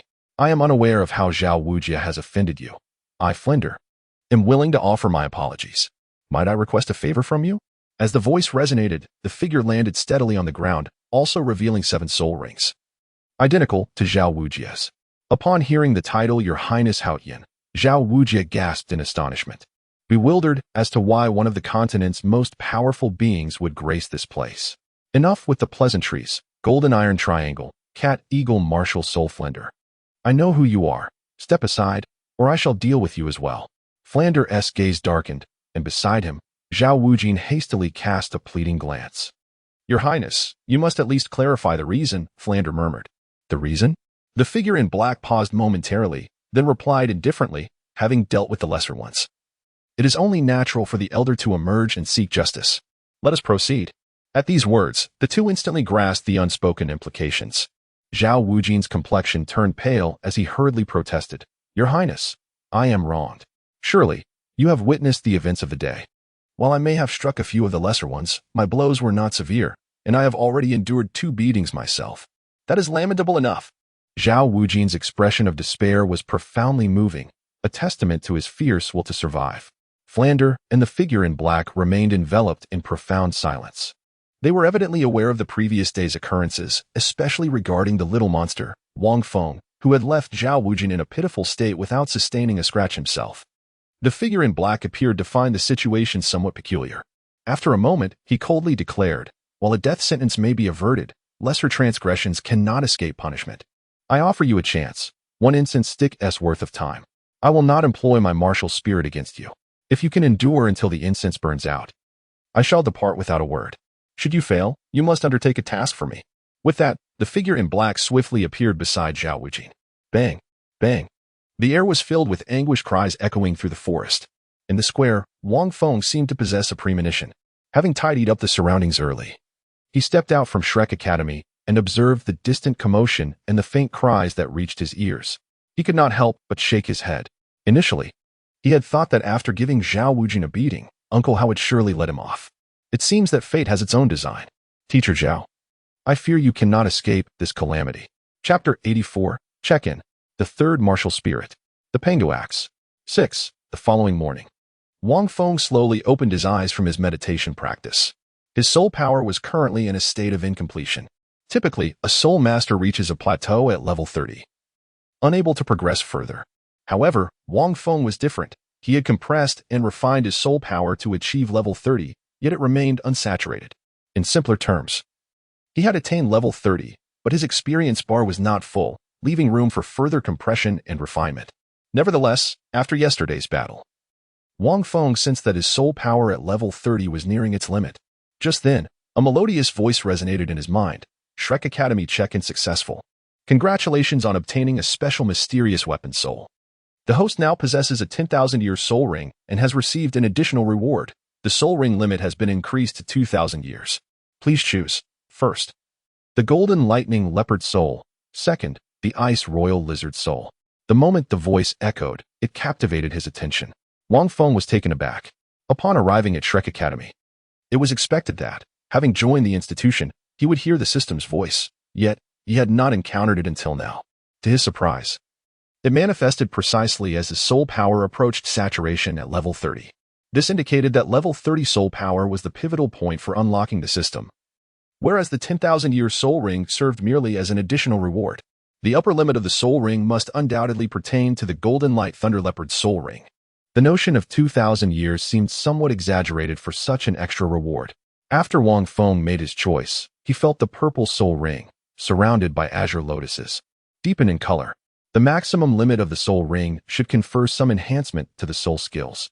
However, he pondered what sort of augmentation it would provide to the divine transformation skill. Wang Feng pondered deeply. Furthermore, he sensed a warm current flowing within him, initially coursing into his heart like a meteor's tear. After being compressed and refined, it transformed into soul power. allowing his soul energy to reach a state of complete saturation at level 30. Wang Feng felt somewhat helpless about this. For an ordinary soul master, a 2,000-year soul ring would significantly enhance their soul power. Yet for him, who had compressed and purified his soul energy, the increase was rather limited. Nevertheless, the divine soul skill should see some improvement. The first soul ring has now reached 8,000 years. Wang Feng felt a surge of exhilaration as he realized that the limit of his soul rings had been elevated.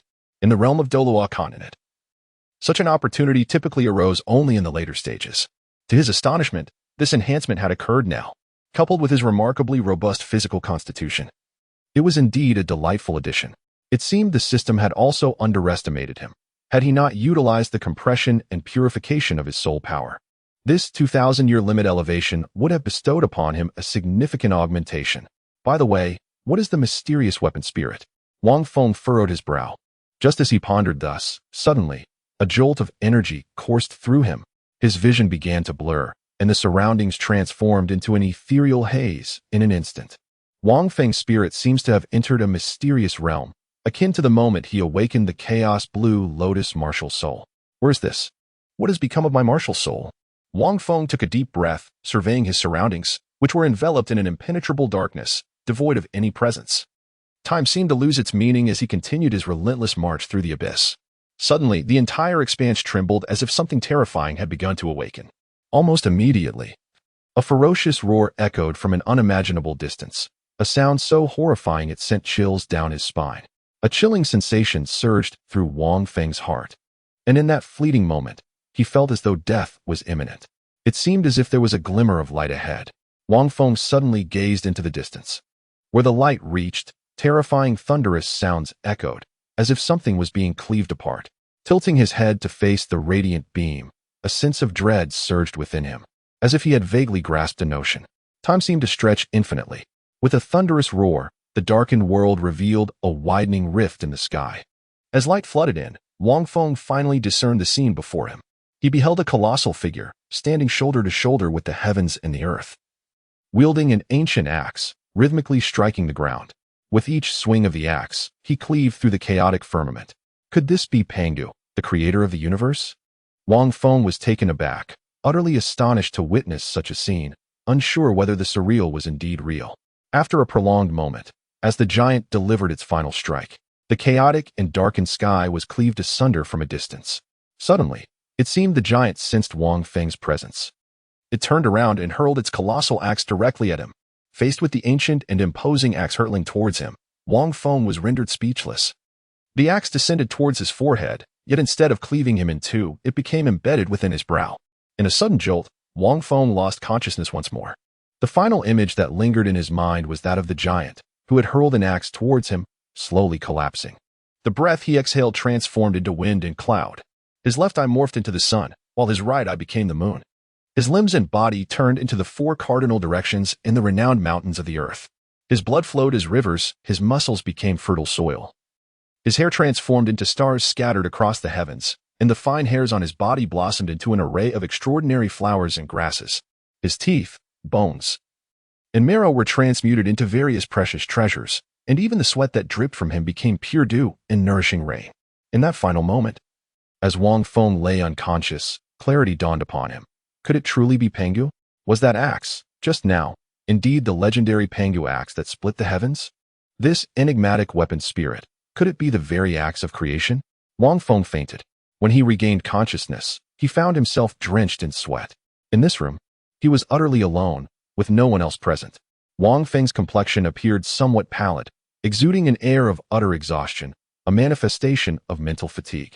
If the weapon spirit bestowed by the Pangu Axe system is indeed this, it is simply too extraordinary.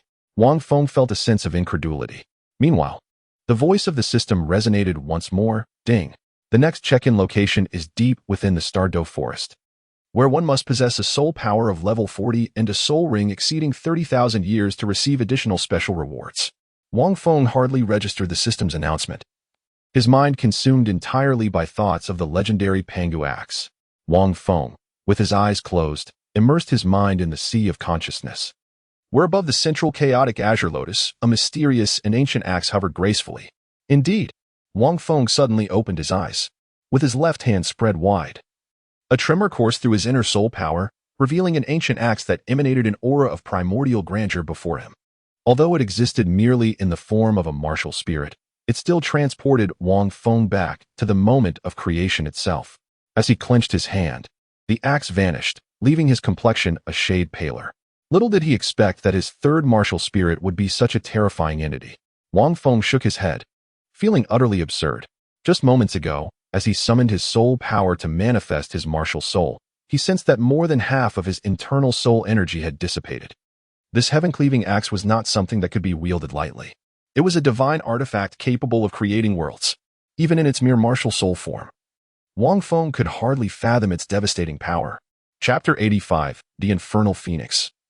Ma Hongjun, 7. The Haotian Hammer of the Haotian sect is renowned as the most formidable weapon martial soul on the Douluo Continent, reigning supreme among assault-type martial souls.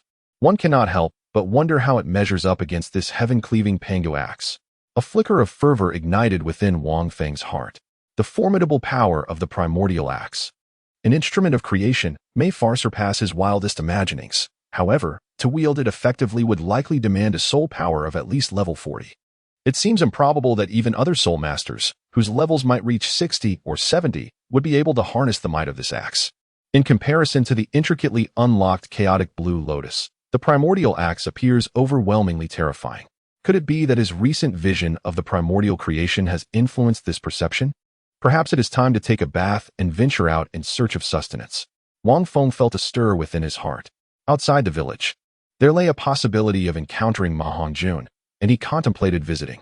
Truth be told, among the Shrek's 7 monsters in the Douluo Continent, it was not the protagonist Tang San, nor the 2 young ladies, who left the deepest impression on him, but rather Ma Hongjun.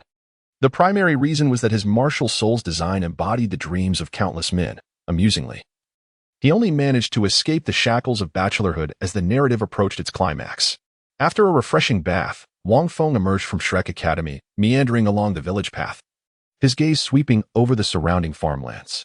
Before long, the sounds of a skirmish reached his ears, accompanied by an irate voice exclaiming, "Who are you calling a country chicken?" Upon hearing the term country chicken, Wang Feng chuckled and made his way towards the commotion. Sure enough, he found Xiao Wu engaged in a tussle with a chubby boy. This boy, slightly shorter than Xiao Wu, standing at around 1.60 meters, possessed an endearing appearance. At that moment, his anger caused his hair to stand on end. And coupled with the manifestation of his martial soul, his hair resembled a comb-like crest, while small feathers sprouted from his arms, making him indeed resemble a country chicken. He bore 2 yellow soul rings, indicating that his soul power level was likely on par with Tang San. His martial soul, the evil fire phoenix, was among the continent's premier beast martial souls, although it was not yet in its complete form. Wang Feng observed from the sidelines, uncertain whether his flames could be absorbed by the Crimson Lotus, which possessed the remarkable ability to assimilate fire. Before long, the portly Ma Hongjun was brought down to the ground by Xiao Wu's soul skill, the waist bow, but he quickly regained his footing. Xiao Wu, having removed her shoes that were tainted by the purple flames, gazed in astonishment. The two appeared to be evenly matched. Wang Feng pondered, contemplating how Tang San's blue-silver grass was utterly countered by Ma Hongjun's purple flames, rendering him merely a bystander unless he resorted to hidden weapons, and even then, a 2-on-1 situation would prove challenging. At that moment, in the distance, Xiao Wu seemed to catch sight of Wang Feng, her eyes sparkling with recognition as she exclaimed, "Brother Feng, over here. This little chubby fellow is openly bullying respectable women. Come and assist us." Upon hearing her voice, Ma Hongjun instinctively turned to look, only to behold a tall and handsome youth approaching with a smile. What on earth? Who is this guy? He is even more dashing than Big Brother Dai. Ma Hongjun felt a mix of jealousy and despair as he gazed at Wang Feng, involuntarily revealing a hint of animosity in his eyes. The more handsome one appeared, the more he seemed to be the bane of the chubby one's existence. "Stop fighting. I suspect you have both misunderstood the situation." Wang Feng approached with a smile, showing no intention of hostility. "Xiao Wu, I noticed that when you used your ways to bring down this young man earlier." The girl seemed to exhibit a hint of reluctance in her eyes. They must be in a romantic relationship and are likely going through a breakup, right? Upon hearing this, Xiao Wu and Tang San were momentarily taken aback. Having just arrived, they had initially assumed that the chubby fellow was teasing the girl. So, Let's refrain from fighting and seek reconciliation, Wang Feng suggested. He had no desire to engage in a brawl with Ma Hongjun, especially since Dai Mubai would soon arrive for a resolution. Tang San and Xiao would turn their gaze towards the girl named Sui Hua, and indeed, they noticed a flicker of sympathy in her eyes, leading them to a realization. Yes, please stop fighting. The reasons between Hongjun and me are our own. Observing the two cease their actions, Sui Hua gently approached, brushing the dust off Ma Hongjun with genuine concern etched on her face.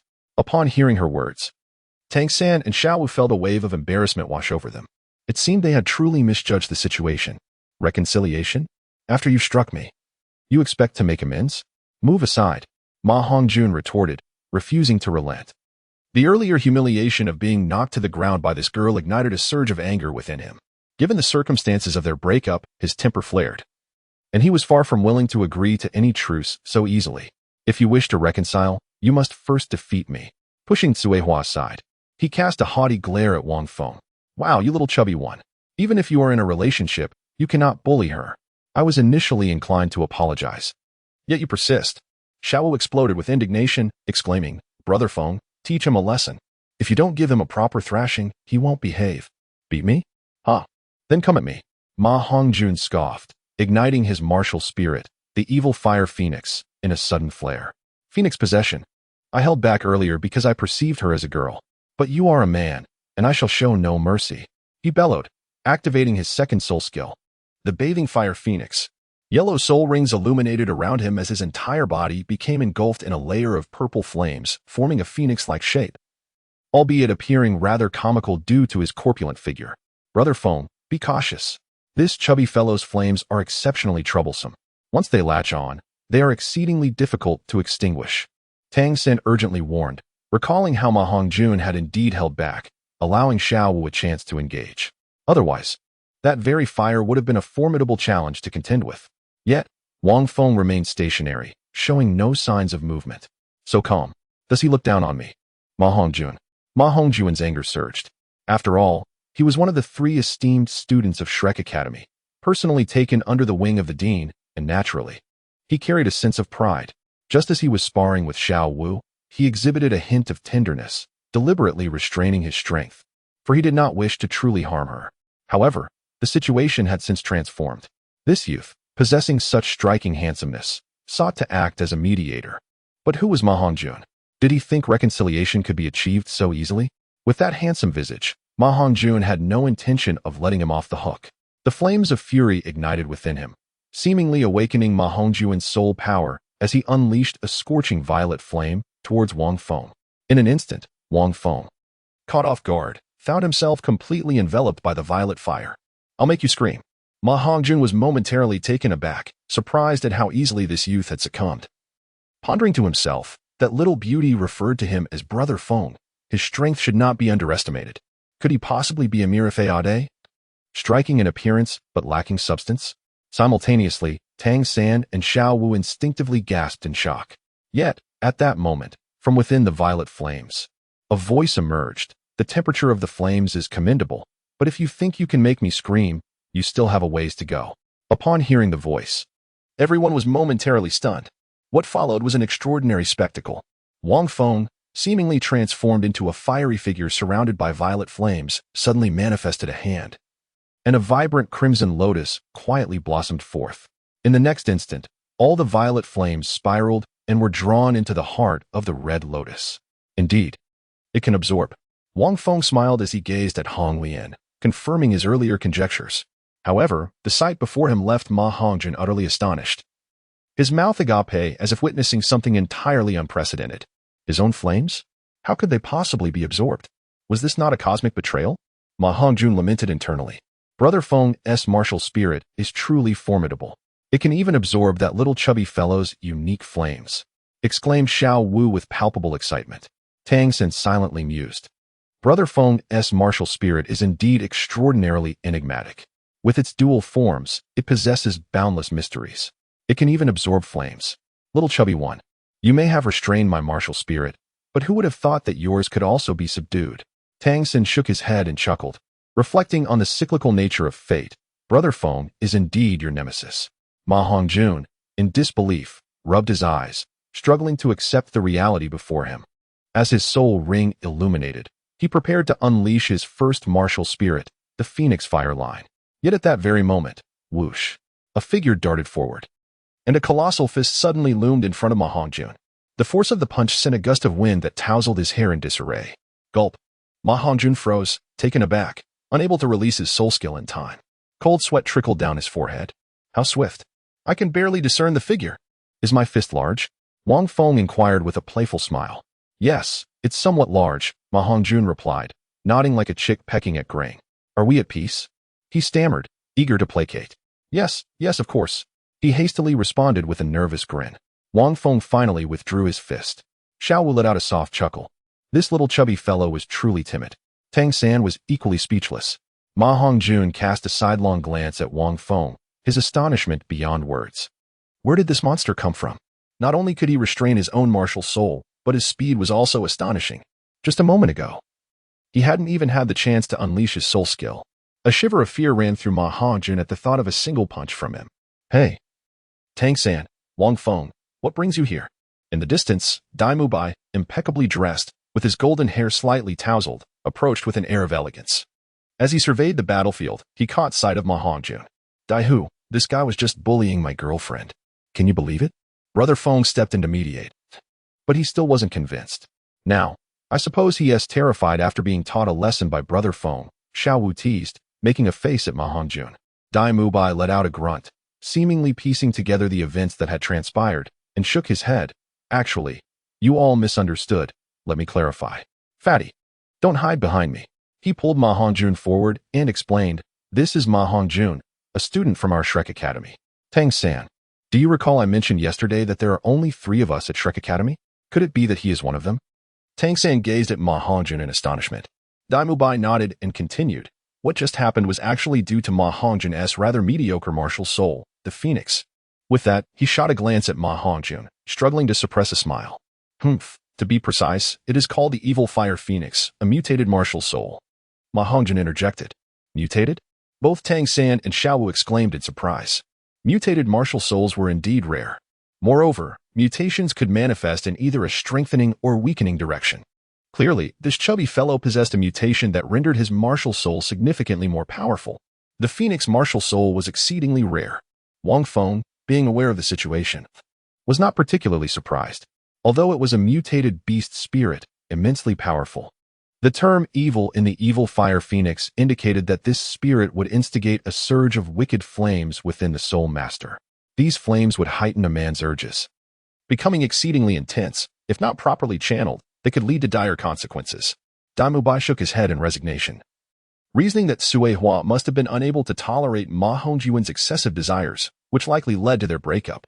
Upon hearing this, Tang San and Xiao Wu exchanged peculiar glances with Ma Hongjun, frowning in silence. This is not entirely my fault, as long as I engage in cultivation. Such impulses are inevitable. Otherwise, I would be consumed by the flames. Moreover, we both consented to this. I never forced anyone. Ma Hongjun defended himself. Xiao Wu scoffed, thinking that Shrek Academy was indeed filled with peculiar individuals. If you didn't pressure her, why did Sui Hua break up with you? Ma Hongjun's face flushed crimson. At that moment, Wang Feng couldn't help but chuckle, pondering that if Ma Hongjun were in a past life, he would undoubtedly become a notorious playboy, adored by wealthy women. However, over time, as he progressed in his cultivation, the characteristics of the Evil Fire Phoenix gradually diminished. One wondered if he would eventually regret it. Naturally, this was because Tsuahua could not withstand the demands of the Fiery Phoenix, enduring 3 or 4 encounters a day. Who could endure such pressure?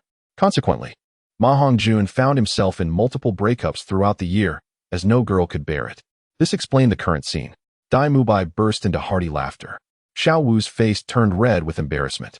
As a novice, Tang San was also at a loss for words, feeling that the academy was a veritable menagerie of eccentric personalities. What are you laughing at?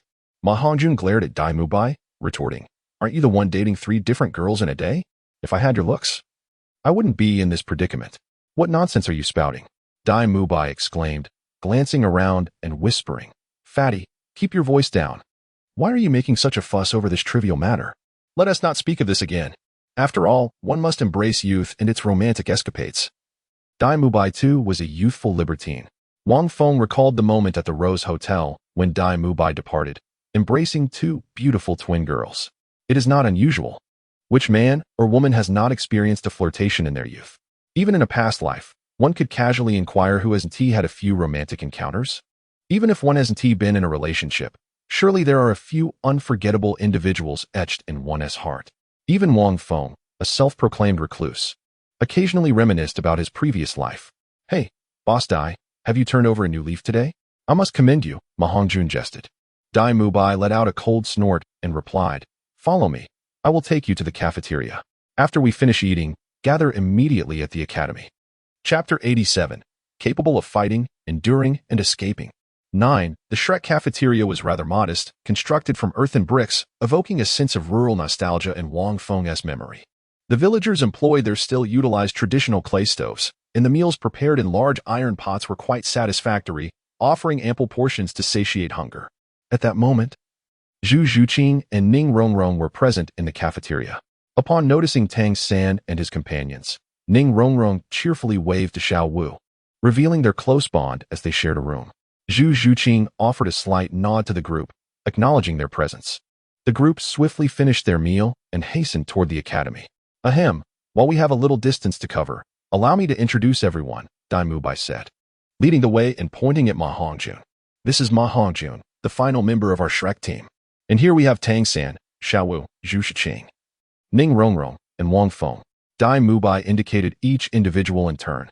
Ma Hongjun's eyes sparkled, but regrettably, it seemed that during their meal, Xiao Wu had exchanged a few words with Ning Rongrong.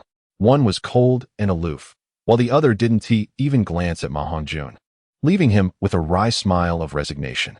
As Dai Mubai pointed out Zhu Zhuqing, she quickened her pace and walked ahead. Oh, boss Dai, it appears that your charming prowess has met its match. She doesn't even spare you a glance. I feel somewhat vindicated, Ma Hongjun remarked, his earlier gloom lifting slightly as he chuckled.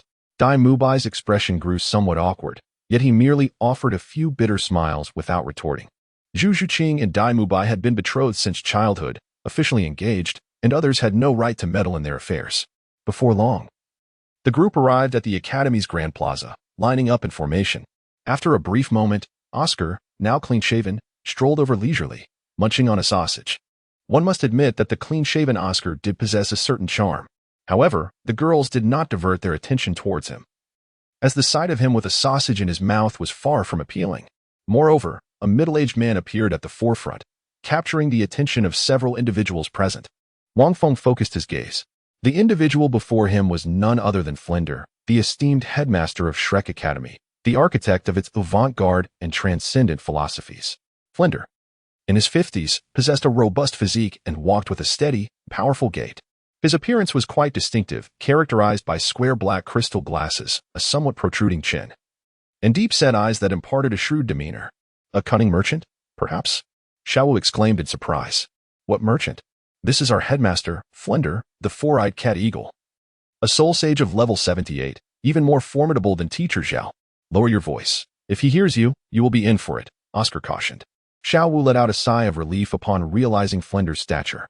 At that moment, Flinder approached the 8 students, casting a sweeping glance over them before speaking slowly. Indeed, I did not anticipate that this year would bring 5 new prodigies. I shall not elaborate further. You all fought alongside teacher Zhao yesterday, and I presume you have yet to fully recover. Dubai, please explain the academy's rules to them and ensure they rest well. Our first class will commence this evening. Oscar, Ning Rongrong, Wang Feng, accompany me. Dai Mubai promptly stepped forward, responding affirmatively, and began to relay the academy's regulations to Tang San and Xiao Wu. Oscar emerged with a wry smile, evidently aware of the unfolding situation. Wang Feng felt quite curious about why he was summoned. Was it possible that he was to engage in some form of physical training? However, he recognized that such activity would not contribute to his own development. It seemed unlikely that Flinder would resort to such measures. To be honest, Wang Feng's presence at Shrek Academy was largely driven by curiosity, coupled with the allure of the location as a notable destination. When it came to genuine learning, one had to rely on oneself. You 3 are all support-type soul masters, Flinder remarked, casting a discerning glance at the trio. He continued, on the battlefield, support-type soul masters often find themselves as the most vulnerable entities, dependent on their teammates for protection. A moment's carelessness could jeopardize their very lives. Now, tell me, what is the most critical aspect for a support-type Soul Master during combat? With that, Flander first directed his gaze towards Oscar. Oscar pondered for a moment before responding. It should be to stay as much as possible behind one's teammates, to trust in their abilities, and to rely on the terrain and structures to evade danger, thus maintaining a safe distance from perilous zones. His answer was conventional, yet undeniably accurate. Flander nodded in acknowledgement and turned his attention to Ning Rongrong, seemingly inviting her perspective. The most important thing, of course, is to enhance the status of your teammates and then find a place to hide, Ning Rongrong replied softly. Her words delivered with unabashed sincerity. Upon hearing this, Flander couldn't help but chuckle, and Oscar joined in the laughter. Wang Feng pondered inwardly, recognizing the distinct nature of Ning Rongrong. Having been pampered since childhood, she seldom considered her teammates. After all, within the Seven Treasure Glaze Tile School, others naturally gravitated around her, rendering the need for reliance on allies almost obsolete. In fact, she had grown so accustomed to this treatment that it seemed second nature. Wang Feng, what is your perspective? What compels you to pursue the path of a support-type Soul Master? At that moment, Flinder's gaze shifted to Wang Feng, while Ning Rongrong and Oscar also directed their attention towards him, seemingly eager to hear his response. Wang Feng chuckled and remarked, in my opinion, a capable support-type Soul Master must possess the ability to fight, endure, and escape. As for why I chose to be a support-type Soul Master, it's simple. I'm too powerful. If I were not a support, my teammates would hardly have the chance to showcase their skills. Upon hearing this, Flinder, Oscar, and Ning Rongrong were all taken aback. This seemingly straightforward statement was infused with an overwhelming sense of confidence and arrogance. Flinder's lips twitched slightly.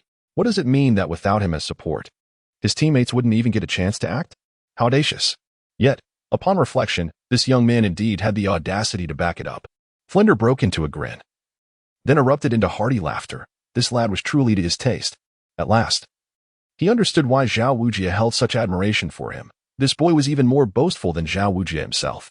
As a member of Shrek Academy, one need not be strong, but one must never back down or shy away from trouble. This is the essence of their institution. Ning Rongrong blushed and shot Wang Feng a glare.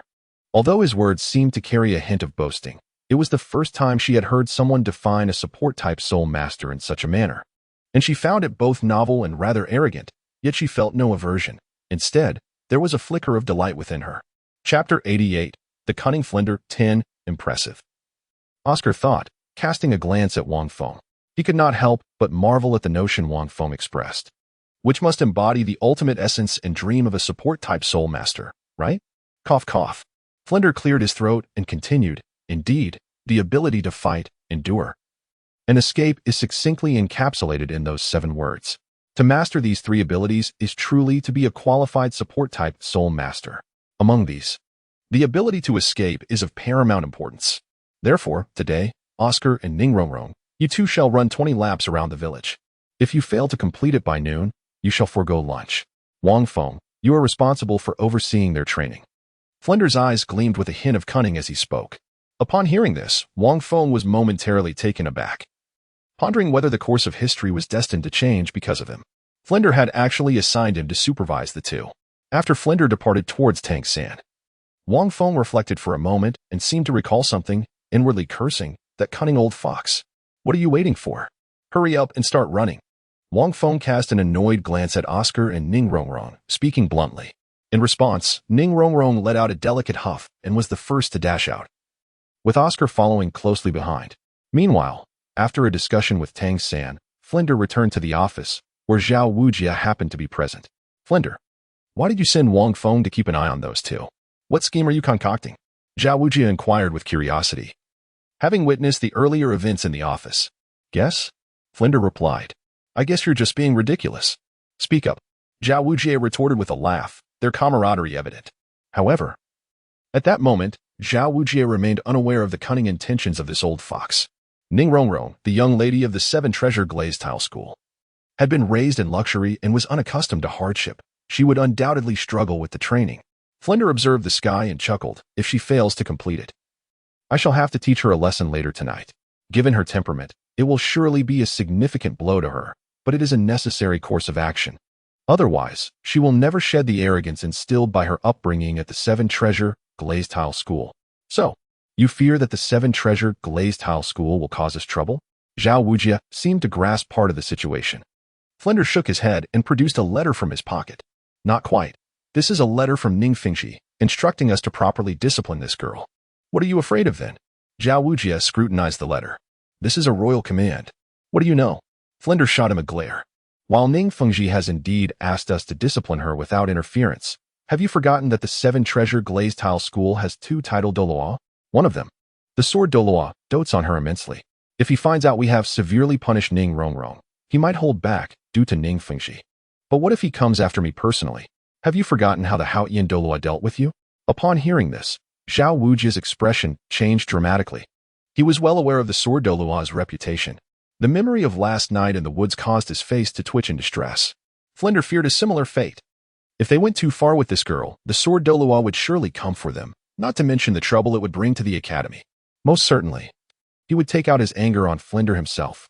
So, you've entrusted this matter to Wang Feng? Zhao Wujia gasped, realizing that this boy was also a handful. Given Wang Feng's nature, if Ning Rongrong failed to meet expectations, he would undoubtedly punish her, perhaps even more ruthlessly than Flender himself, showing no mercy. This boy feared neither heaven nor earth. When the sword Douluo came knocking, he would likely only seek retribution against Wang Feng, who would inevitably face a beating. Flender, you truly are as cunning as a fox. Zhao Wujia suddenly laughed and scolded angrily. Flanders chuckled, remaining silent. Meanwhile, Ning Rongrong and Oscar dashed out, while Wang Feng leisurely trailed behind, inwardly cursing Flanders for his cunning. After Flanders departed, Wang Feng comprehended why he had been tasked with monitoring Ning Rongrong and Oscar. It was simply a diversionary tactic. Flanders, having received a letter from Ning Rongrong's father, Ning Fengxi, was certainly unafraid of any repercussions from the seven-treasure glazed tile school. However, if memory served Wang Feng correctly, the seven-treasure glazed tile school boasted two titled Douluos, one of whom, the sword Douluo, held Ning Rongrong in great affection.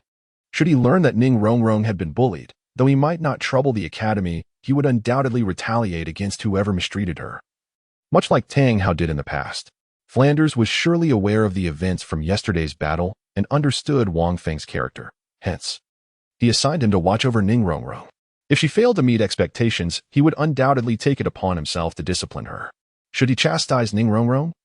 And if the sword Douluo found out, it went without saying that he would come knocking, ready to deliver a beating akin to what Zhao Wujia had received. How exceedingly cunning. Wang Feng felt a mix of exasperation and amusement within. He could not help but acknowledge that Flanders' maneuver was truly masterful. Indeed, one becomes wise with age. Have I ever been intimidated? Wang Feng let out a cold snort. As for the sword Douluo, he could certainly take a beating from him. Perhaps he might even achieve a breakthrough. In the distance, Ning Rongrong panted lightly. Although her father insisted she engage in regular exercise within the sect, and Dean Flanders' words held merit, she never anticipated that after such a prolonged run, she would not have even completed a single lap. At this rate, it seemed unlikely she would finish 20 laps before nightfall. Coughing, she acknowledged there was still a distance to cover. Oscar, observing Ning Rongrong, hurriedly prepared a grilled sausage and offered, "Why not have one? My sausage can replenish your stamina, otherwise, you won't finish." However, Ning Rongrong merely frowned at the sausage. Yesterday at the academy, Wang Feng had fed her one, and she found it utterly delicious. The memory made her cheeks flush slightly. Yet now, as she gazed at the sausage, she felt a wave of nausea, unable to consume it. "What's wrong? Didn't you think it was quite tasty yesterday?" Oscar asked, sensing a tightening in his chest at her expression. To his surprise, Ning Rongrong shot him a glare, pushing him away. "Delicious? You're joking. Get lost." With that, she activated the speed of the seven-treasure glazed tile and swiftly departed, leaving Oscar stunned and perplexed. Was this truly the elegant and gentle Ning Rongrong he knew? Wang Feng behind them shook his head repeatedly. Indeed, it seemed the girl's witch-like nature was finally beginning to show. He had sensed hints of it at the Rose Hotel. And having read the original work, he was no longer astonished. After activating the speed of the seven-treasure glazed sect, Ning Rongrong ran for a while longer before feeling the weight of exhaustion. "This is too long. I can't go on," she murmured, then made her way to the official road, planning to head to Soto City for a hearty meal and perhaps some leisurely exploration. After all, she had painstakingly sneaked out of the sect for a bit of fun. Her studies were merely a secondary concern. Shrek Academy was simply a guise for her enjoyment. Just as Ning Rongrong was about to leave the academy, she noticed a figure emerging on the official road. Wang Feng, are you waiting for me here? She exclaimed with surprise, lifting her chin slightly. Are you hoping to join me for some fun? Humph, I suppose I can reluctantly agree to let you accompany me. Wang Feng, having just turned around, stumbled slightly upon hearing her words, nearly losing his balance. So this girl wished to go out and play, completely oblivious to her situation?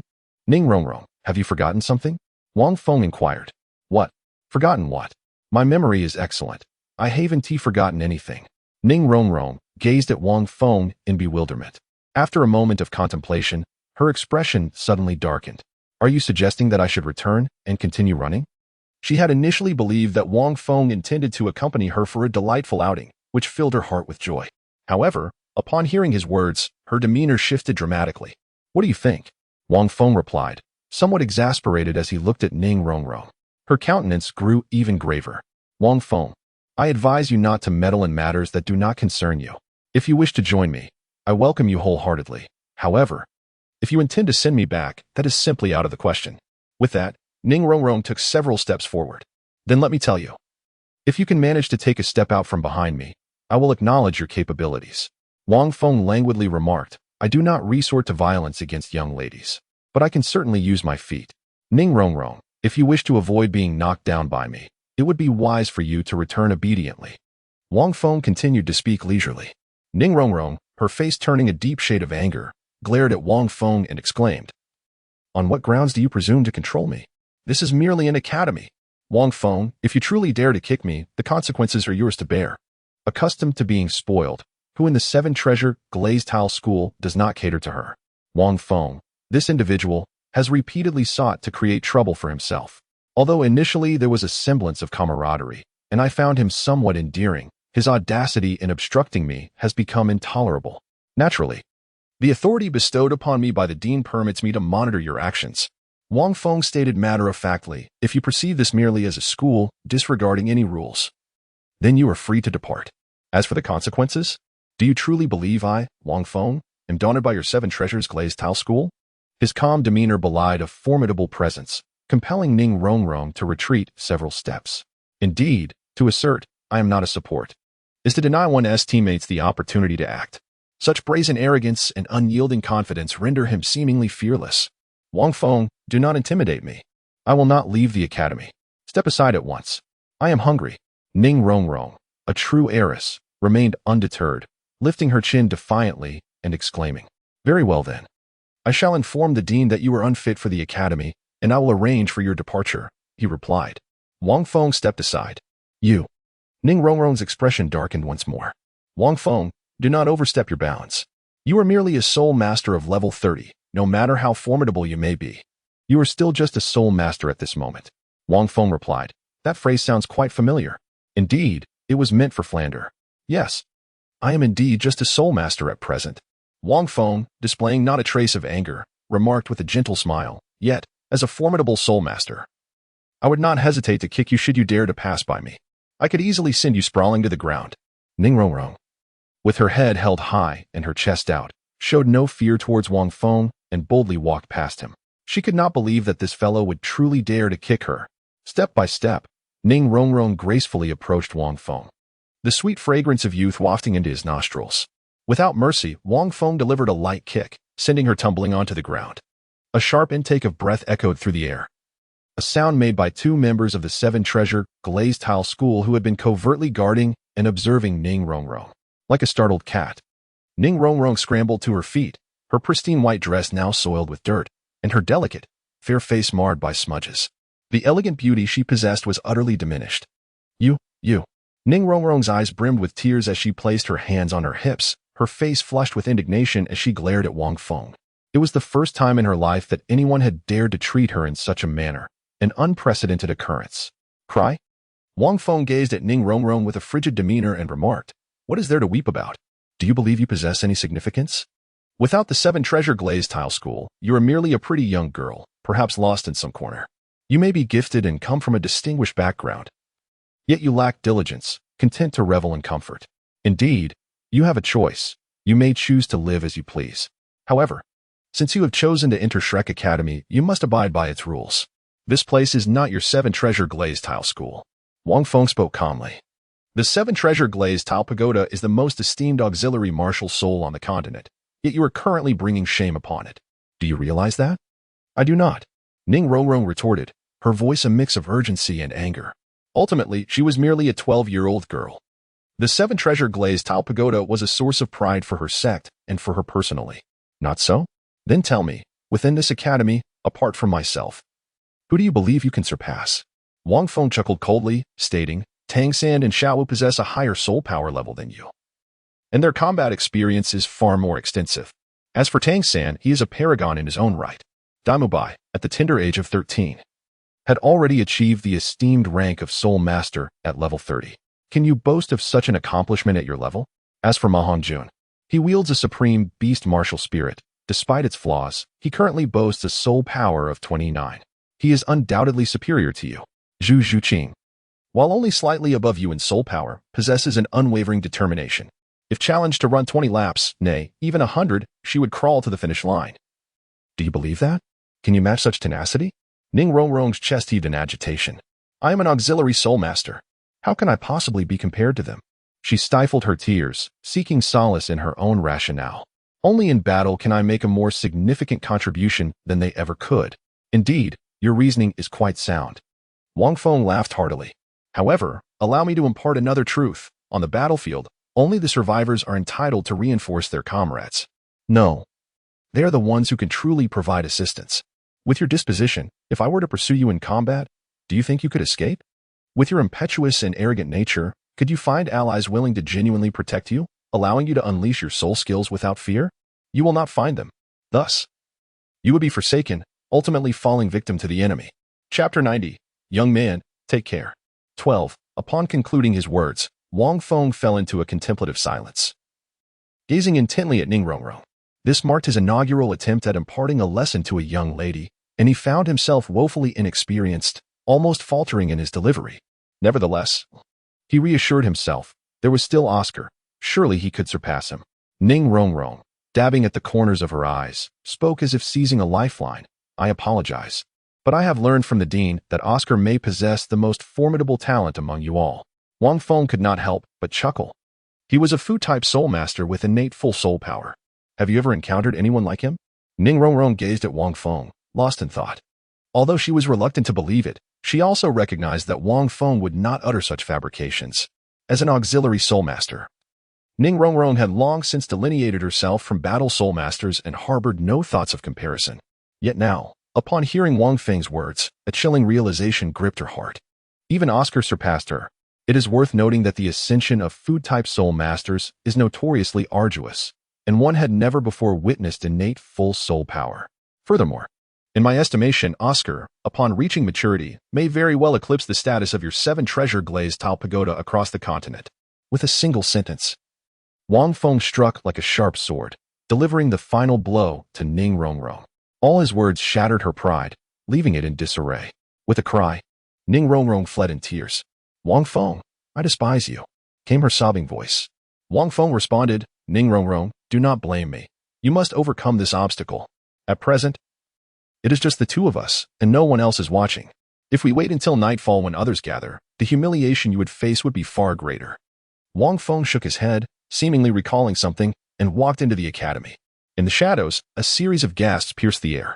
Goodness, this lad is undeniably ruthless. Boss, what should we do? The young lady has been kicked and left in tears. Should we intervene and teach him a lesson? Intervene? Are you certain we can overpower him? Did you not witness Zhao Wujie's prowess yesterday? Indeed, it seems we are no match for him. So, what now? What else can we do but report to the sect leader? Meanwhile, at another location. How ruthless. This lad possesses audacity beyond measure. Flander watched, his heart racing. This was indeed merciless, showing no mercy whatsoever. I had anticipated he would feign ignorance and wait for Ning Rongrong's return to confront him. Yet he took immediate action without granting her a moment's reprieve. That is truly commendable. Ha ha. I am eager to see the expression on this lad's face when he faces the sword Doolwa later. Beside him, Zhao Wujie couldn't help but burst into laughter. Recalling his own beating from the Haotian Douluo the previous night, he envisioned Wang Feng receiving a similar thrashing.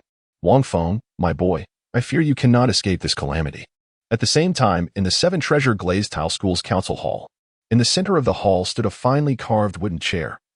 Its backrest adorned with an enormous jade stone, radiating a gentle green hue, warm and lustrous, truly a piece of exquisite warm jade. Seated upon the chair was a middle-aged man. His face as refined as jade, exuding an elegant demeanor, clad in a pristine white robe, his gaze soft as he looked ahead. If one were to disregard the surroundings, he appeared to be an ordinary individual. At that moment, the grand doors suddenly swung open.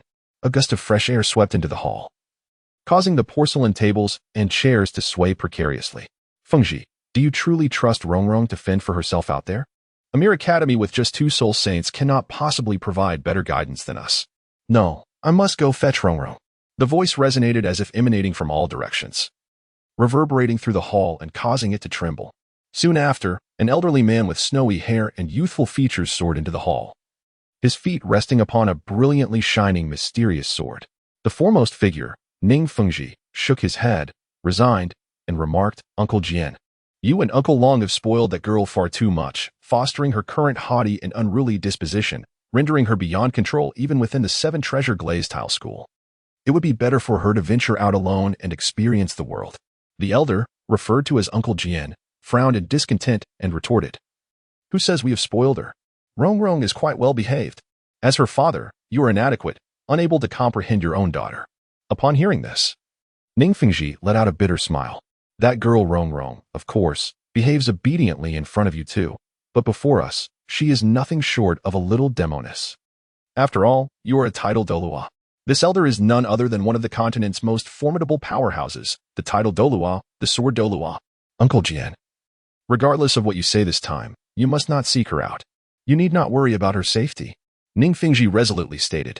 The president of Shrek Academy, Flander.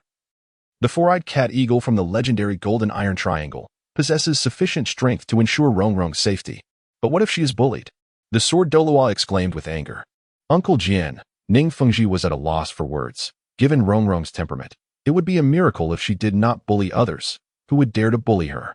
Just as he finished speaking, a peculiar young man hurriedly approached from outside. Report to the sect master, there is something urgent. Ning Fengji frowned in exasperation.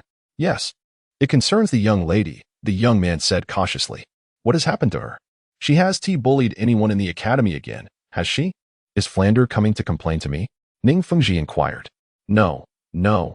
The young man swallowed hard, uncertain whether to reveal the news, fearing the sword Duel might go berserk. What is it? The young man opened his mouth, speaking softly. We have just received news that the young lady was knocked to the ground by a boy from the academy, and that boy even made her cry. As these words fell, a gentle breeze swept through the grand hall. Ning Fengji's face was filled with disbelief. Do not stop me. Who is this boy? I shall go personally to deal with him. The sword Doolwa emanated a chilling aura, resembling a ferocious tiger ready to pounce. Uncle Jian, calm down, calm down. It might do Rongrong some good to face a bit of adversity. Ning Fengji hurriedly grasped the sword Doolwa, feeling a flicker of joy within. Which family's young man is so formidable that he can make Rongrong suffer such a great loss? Quite remarkable, indeed. Yet, a hint of anger brewed within him. To make her cry is one thing, but to knock her down is utterly excessive. That girl has grown up without shedding tears, rarely even frowning, let alone uttering harsh words. Being knocked down? That is simply impossible.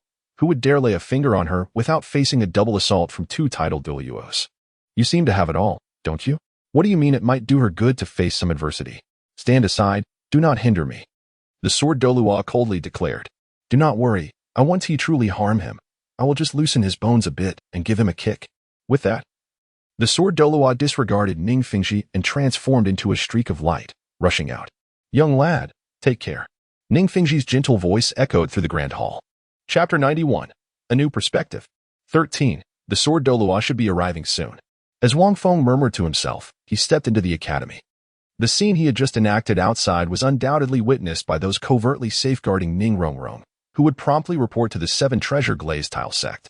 It would not be long before the sword Doolwa arrived. There was no room for cowardice. He could never afford to be timid again in this lifetime. Wang Feng. Where is Ning Rongrong? Oscar, who was still jogging, inquired softly. Ahem, I am currently searching for her, Wang Feng replied. Wang Feng felt a stir in his heart and said, Please give me 5 grilled sausages. By the way, you have brought the condiments, haven't you? Of course, I have.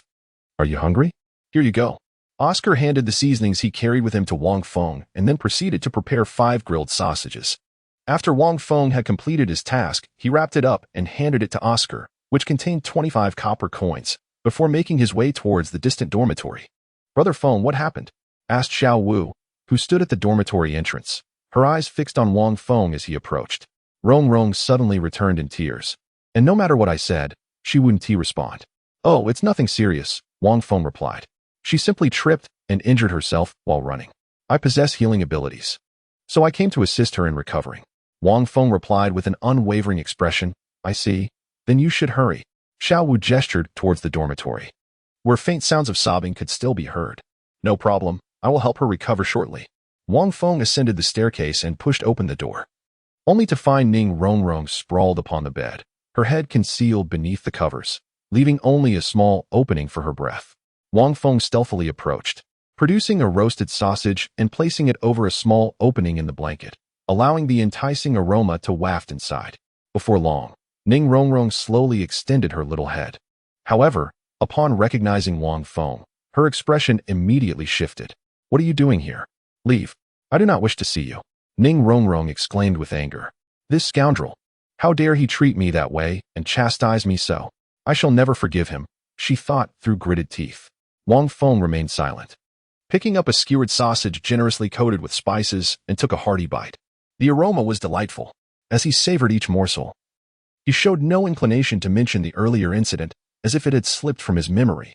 Ning Rongrong swallowed hard, pondering whether someone had scarcely eaten anything that morning. Wang Feng spoke leisurely.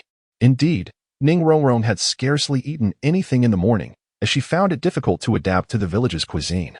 Otherwise, she would not have been contemplating a grand feast in Soto City. Observing Wang Feng savoring a grilled sausage, she felt an inexplicable longing for it, despite having felt nauseated by the very thought of it moments before. "Take your sausage and go outside," Ning Rongrong said softly, wiping away her tears. Her fair face was streaked with traces of sorrow, yet at that moment, she exuded a delicate charm reminiscent of weeping pear blossoms, rendering her even more enchanting. Wang Feng, however, felt little sensation. "Are you truly not going to eat?" he inquired as he rose, gazing at the 4 sausages wrapped in paper. Ning Rongrong scoffed defiantly. "I won't eat. You may leave."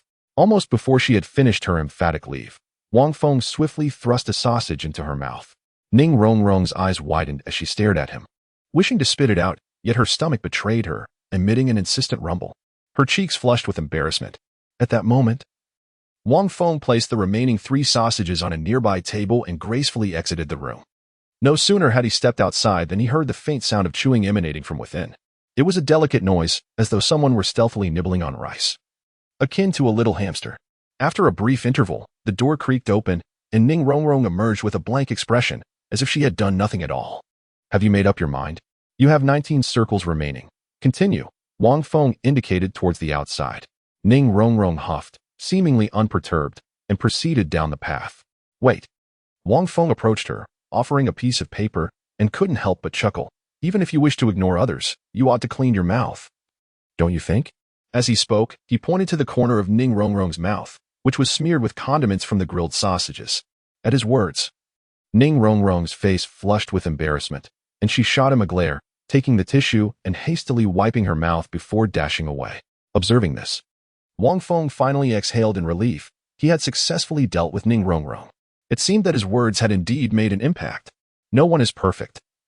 Although Ning Rongrong had been overly pampered, she was inherently intelligent, and his remarks had undoubtedly stirred her sense of pride and competitiveness. After all, she was the foremost genius of the 7 Treasure Glazed Tile School. Impressive, indeed. In the Academy's office, Flinder and Zhao Wujie exchanged glances, marveling at the scene before them. The tactics of today's youth are truly remarkable. Flinder sighed, reflecting, at that age, if I had possessed such skills, I would likely have a lineage bustling with descendants by now. As he spoke, a flicker of sadness crossed his eyes, which he quickly shook off. Indeed, this young man had a knack for both admonishing and charming others, effectively taming the proud young lady Ning Rongrong. Zhao Wujie, though equally puzzled by the unfolding dynamics, shared his astonishment. Scratching his head, he pondered in confusion, wondering how such a clever mind had come to be. Wang Feng and Ning Rongrong were engaged in a subtle exchange, both secretly observing each other, apprehensive of any changes. They never anticipated that the situation would unfold in such a manner. Ning Rongrong completed her 20 laps, with Wang Feng trailing behind her, watching her finish. It was unclear where she drew her remarkable perseverance from. Oscar, witnessing this scene, was taken aback. Miss Ning Rongrong was indeed unpredictable.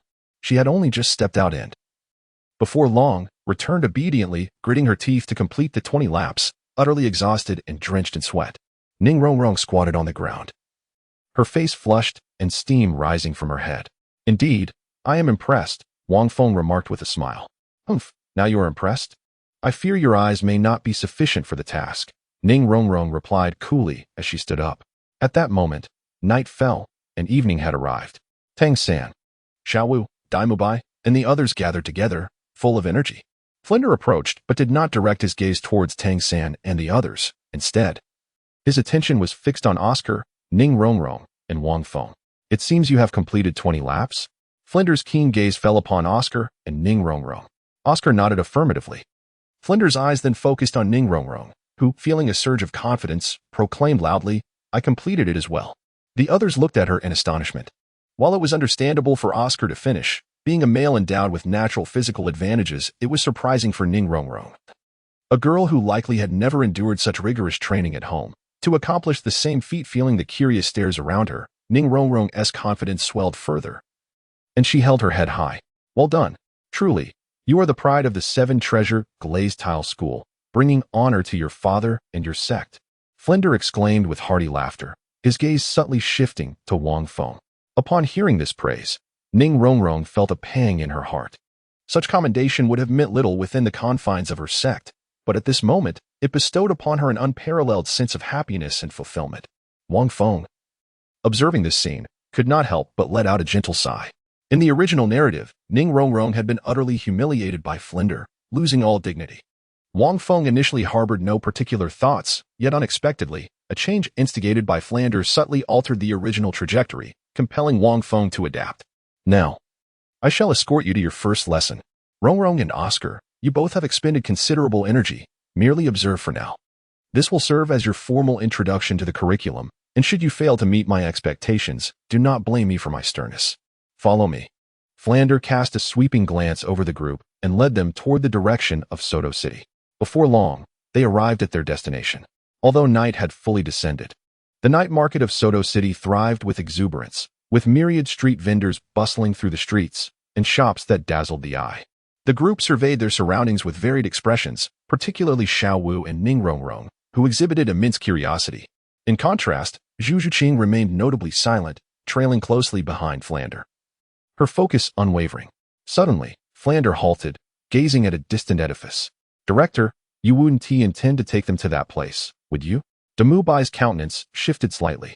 Upon hearing this, the group quickly redirected their attention, following Flinder's gaze.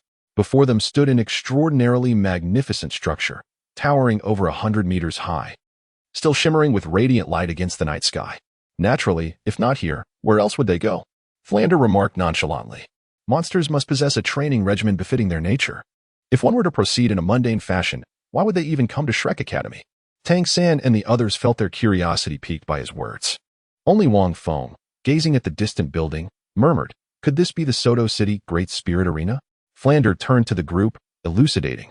Such structures are typically found only in certain major cities. Within, one finds the purest form of combat. It embodies the value of a spirit master on the battlefield and serves as a hallmark of a nation's strength, even determining its rise and fall. For spirit masters are the foundation of a nation. A strong spirit master signifies a strong nation, while a weak one indicates a weak nation. This holds true for both the Heavendo Empire and the Starluo Empire. Pointing toward the distant edifice, Flinder spoke solemnly, its name is the Great Spirit Arena.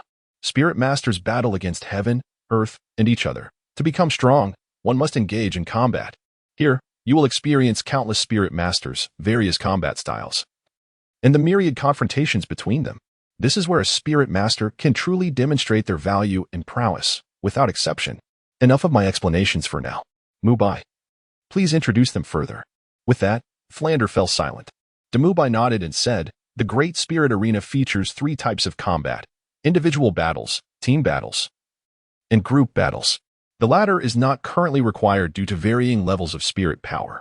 Upon entering the Grand Soul Arena, Any soul master must elevate their soul rank through combat, thereby acquiring various levels of soul badges. These ranks, from lowest to highest, are categorized as iron, copper, silver, gold, purple gold, sapphire, ruby, and diamond. At this juncture, Dai Mubai paused momentarily. Suddenly, Flandra interjected, stating that the task assigned to them was to attain the Silver Soul Badge before graduation. Upon hearing this, Tang San and the others exchanged glances, secretly thinking that this second-tier badge seemed rather too simple to acquire. However, obtaining the Silver Soul Badge is no trivial feat. Dai Mubai surveyed the group, sighed, and elaborated. As of now, I possess a soul power level of 37 and have participated in 56 battles, with a record of 29 victories and 27 defeats, yielding a mere 2 points. The group was taken aback by this revelation. They were well aware of Dai Mubai's prowess. How could his points be so low? The rules of the arena dictate that to progress from iron to copper, one must accumulate over 100 points, gaining 1 point for each victory and losing 1 for each defeat. However, the actual allocation of opponents is based on the ranks of the Soul Masters. When I was at level 29, I enjoyed a winning streak, but upon reaching level 30, I was matched against opponents ranked between 36 and 37, making victories exceedingly difficult, resulting in a series of defeats. In simpler terms, this allocation mechanism is quite detrimental. Even Fatty Ma has a higher score than I do. He has fought 33 matches, securing 21 wins and 12 losses, amassing 9 points. Dai Mubai shook his head with a wry smile. The others fell into a contemplative silence. Such a distribution mechanism exists? In an instant, all eyes turned towards Wang Feng, the soul member at level 30, implying he would confront a variety of opponents at levels 38 and 39. However, since Wang Feng has yet to obtain a soul ring, he should be fortunate enough to face opponents below level 30. Wang Feng chuckled softly, secretly thinking to himself, what a trivial predicament this is. You have yet to experience the true depths of despair that the ranking system of a game called LOL can bring. Now that is genuinely daunting. He gestured for them to proceed, urging them not to squander any more time. Flandra led the group into the venue, which, in Wang Feng's eyes, resembled the Grand Colosseum of ancient Rome, bustling with a cacophony of voices and capable of accommodating thousands.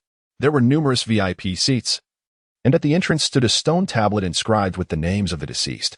The registration process was remarkably straightforward, and the group swiftly completed it, soon being assigned to the 14th Soul Arena. I recommend that, aside from solo battles, you opt for 2v2 matches. This way, you can accrue more points. As one can only participate in 1 match per day, Dai Mubai advised the trio. Brother, let us team up. Xiao exclaimed cheerfully. I've even thought of a name for us. Let us call ourselves the Trio Dance Group. Tang San could only nod in agreement. Oscar and Ning Rongrong. As you are primarily support type, your role will mostly be observational. In the Soul Arena, support-type Soul Masters rarely take to the field, given the confined space, which presents numerous disadvantages for them. Instead, your observational skills will prove far more beneficial, Dai Mubai continued. Ning Rongrong was delighted at the prospect, as she had no desire to engage in combat in such an environment, feeling as though she would merely be a spectacle for others. Oscar nodded in agreement. They were merely there to observe and had no intention of participating. Wang Feng paid no heed to the matter of combinations instead. He gazed at the raucous Soul Arena below with a sense of excitement. I shall team up with Wang Feng, Zhu Zhuqing stated coolly. Upon hearing this, Wang Feng cast a surprised glance at her. Her declaration caused Dai Mubai's expression to shift, and Ning Rongrong's countenance also altered. Alternatively, I could team up with Ma Hongjun. Zhu Zhuqing continued. Ma Hongjun's eyes sparkled with interest. No way. This statement caused Dai Mubai's face to change dramatically. You should remain with Wang Feng. His strength can protect you. What a ridiculous notion it was to pair Zhu Zhuqing with that fiery Ma Hongjun. Ma Hongjun merely smirked, as if he had anticipated this response. Humph. Ning Rongrong tightened her grip, suddenly feeling a desire to join the fray.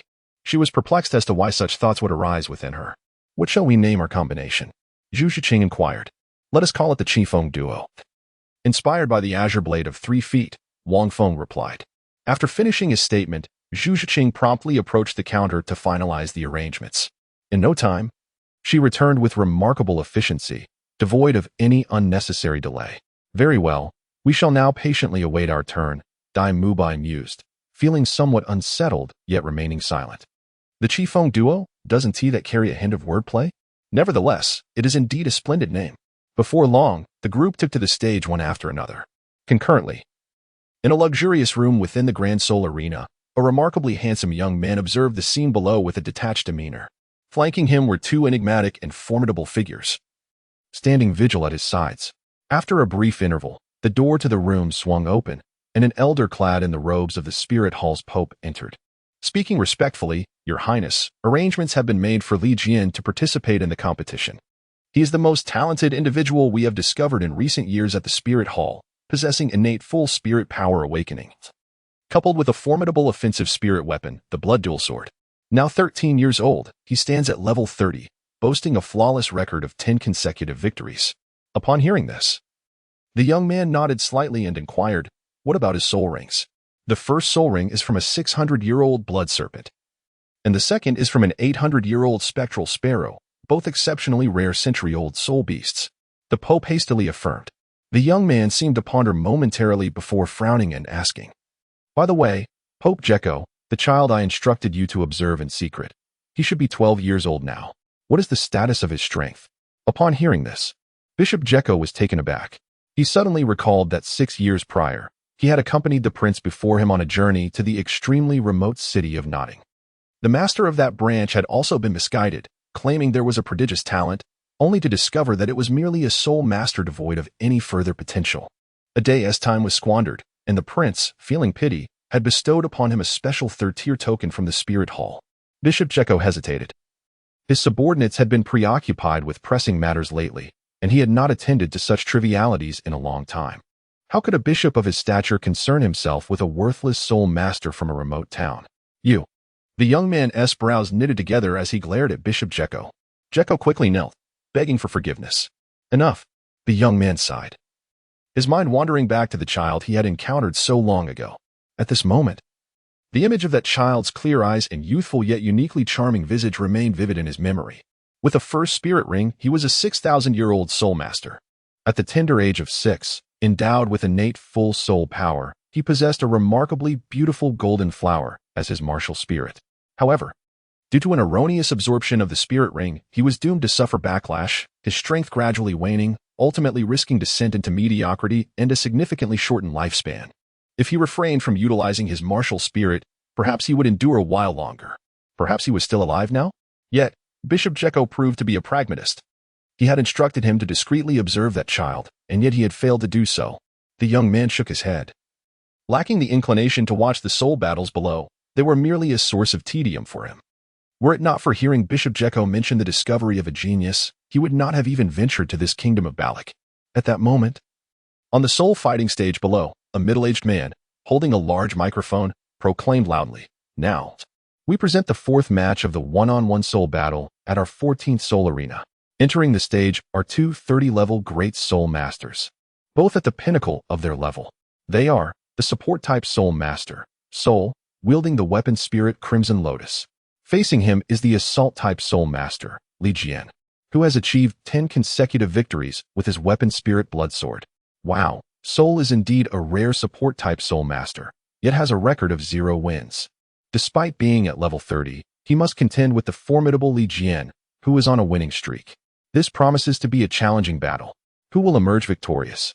Will it be the winless support-type soul master Soul, or the powerful assault-type master Li Jian, who has been undefeated? Let us wait and see. As this announcement reverberated, the entire arena erupted in excitement. This battle was nothing short of intriguing, a support-type soul master with no victories pitted against an assault-type master on the brink of ascending to silver rank? How absurd. The 14th soul arena. What a peculiar name. Feng. Does he not use his birth name? He appears quite mysterious, even donning a mask. As Xiao gazed at Wang Feng descending from the soul arena, she exclaimed in astonishment. They had already engaged in a battle. Xiao Wu had faced a soul master named Qing Bao, while Tang San directly confronted Zhu Zhuqing. Meanwhile, Feng Ge had assumed a peculiar alias, Soul. He was about to face his first battle. 10 consecutive victories? How outrageous. Ma Hongjun remarked in disbelief. After winning 5 matches, each victory grants 10 points. After 10 wins, each match awards 100 points. He must have at least 55 points already. If he wins this round, he will achieve a remarkable 155 points, securing a bronze rank in the Soul Arena. The others also turned their attention to the young man below, known as Li Jian. dressed in a crimson attire. His expression was stern. Opposite him stood Wang Feng, masked and adopting the name Soul. The Soul Arena required participants to wear masks. It was likely that he was a formidable opponent, a superlative Soul Master. Upon reaching level 30, such individuals often refrained from immediately acquiring soul rings. Instead, honing their skills through combat, deliberately remaining at this stage to challenge soul masters of the same level. Daimobai's expression grew serious, however. 19 consecutive victories were indeed quite astonishing. Yet, it must be noted that monsters were not exclusive to Shrek Academy. They could be found elsewhere as well. This battle would likely prove to be a fierce contest for Wang Feng. Tangan pondered, a fierce battle? A soul master of the same caliber as Feng Gu would surely have the upper hand. How could it possibly be a fierce struggle? Daimobai's assertion was accurate. Exceptional talents were not confined to Shrek Academy alone. The two great empires, numerous kingdoms, and various sects, including the Spirit Hall, were home to their own prodigious individuals. However, it was perplexing that Feng Gu, participating for the first time, would be matched against a soul master with such an impressive winning streak. Xiao Wu found it odd. The Qing Bao she encountered had a rather mediocre record. Tangan also felt a twinge of confusion. This is a reflection of your unfamiliarity with the Soul Arena. Daimobai replied, shaking his head. The Grand Soul Arena was established by the 7 most prestigious Soul Master families across the continent, independent of any faction. In other words, any talented Soul Master from any force can appear here. Moreover, the Grand Soul Arena operates on a relatively fair basis. Here, we encounter powerful Soul Masters from all corners of the world, and with a unique matching mechanism, it is impossible to predict the type of Soul Master one might face. Encountering others of the same level is entirely normal. Daimobai's explanation left Tangan and Xiao Wu enlightened. However, upon hearing this, Tangan felt a surge of excitement. The Grand Soul Arena was indeed a remarkable place. It provided the opportunity to engage with various Soul Masters from across the globe. By the way, there is also the option to wager here. If you possess ample gold soul coins, you can participate in betting. That blood duel swordsman below is quite popular. Even though this is a gambling zone, there are many spectators. As Ma Hongjun pondered, a mischievous chuckle escaped his lips, and he made his way towards another direction. The disparity in strength for this match was evident. The odds for Wang Feng were likely quite high. I shall wager on his victory, perhaps fortune will smile upon me. Upon hearing this, Xiao Wu's eyes sparkled with excitement, and she hurriedly followed Ma Hongjun to the betting counter. Ning Rongrong hesitated momentarily, casting a glance at Wang Feng in the arena below before she too joined them at the betting station. Tangan shook his head, expressing his disinterest in the gamble. Meanwhile, Zhu Zhuqing observed intently. All gazes converged upon the arena below, for the battle was on the brink of ignition. Within the arena, the circular seating was filled with countless spectators, fervently cheering. The audience belonging to the 14th district was initially sparse, yet as the blood duel sword made its appearance, the crowd rapidly swelled. As Wang Feng descended from the arena, the numerous vacant seats around him were swiftly filled with spectators. This Li Jian must surely be a prominent figure in the grand arena. Wang Feng, adorned with a mask, gradually stepped into the arena of combat. Radiance poured from the surrounding lights, illuminating the entire venue as if it were midday. As he surveyed the scene, Wang Feng noticed the faces of numerous spectators. Their expressions a blend of excitement and frenzy, evoking a sense of familiarity within him. During the finals of the S8 World Championship, many spectators bore such expressions as well.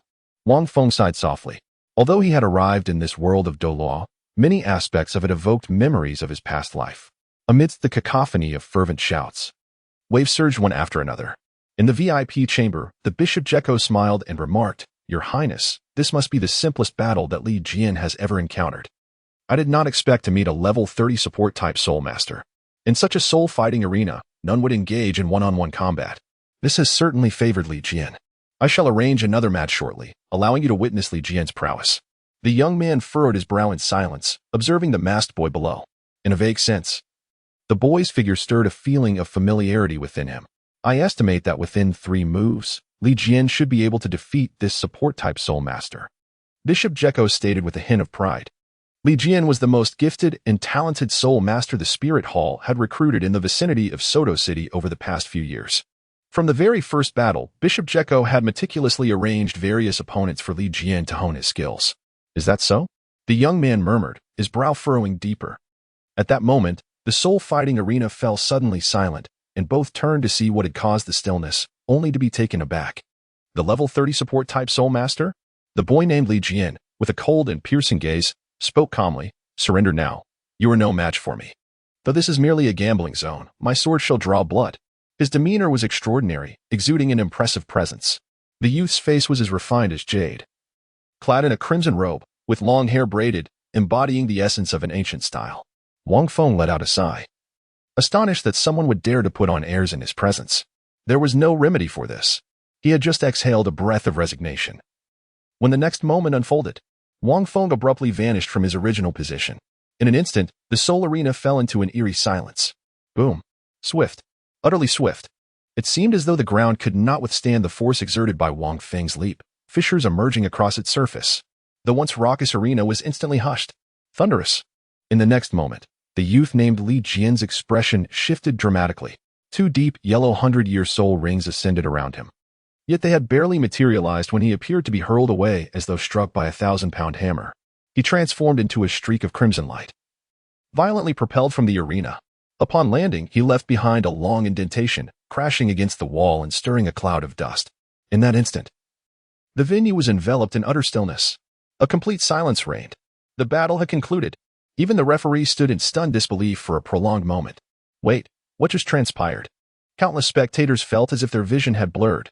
The ground beneath the masked youth cracked open, unleashing a surge of air, followed instantly by Li Jian, who had celebrated 10 consecutive victories, being sent flying.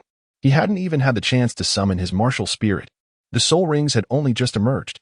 The referee rubbed his eyes, finally noticing the masked youth standing where Li Jian had been, hastily approaching to raise Wang Feng's hand, tremblingly declaring, "I announce that the support Soul Master, Soul, is the victor.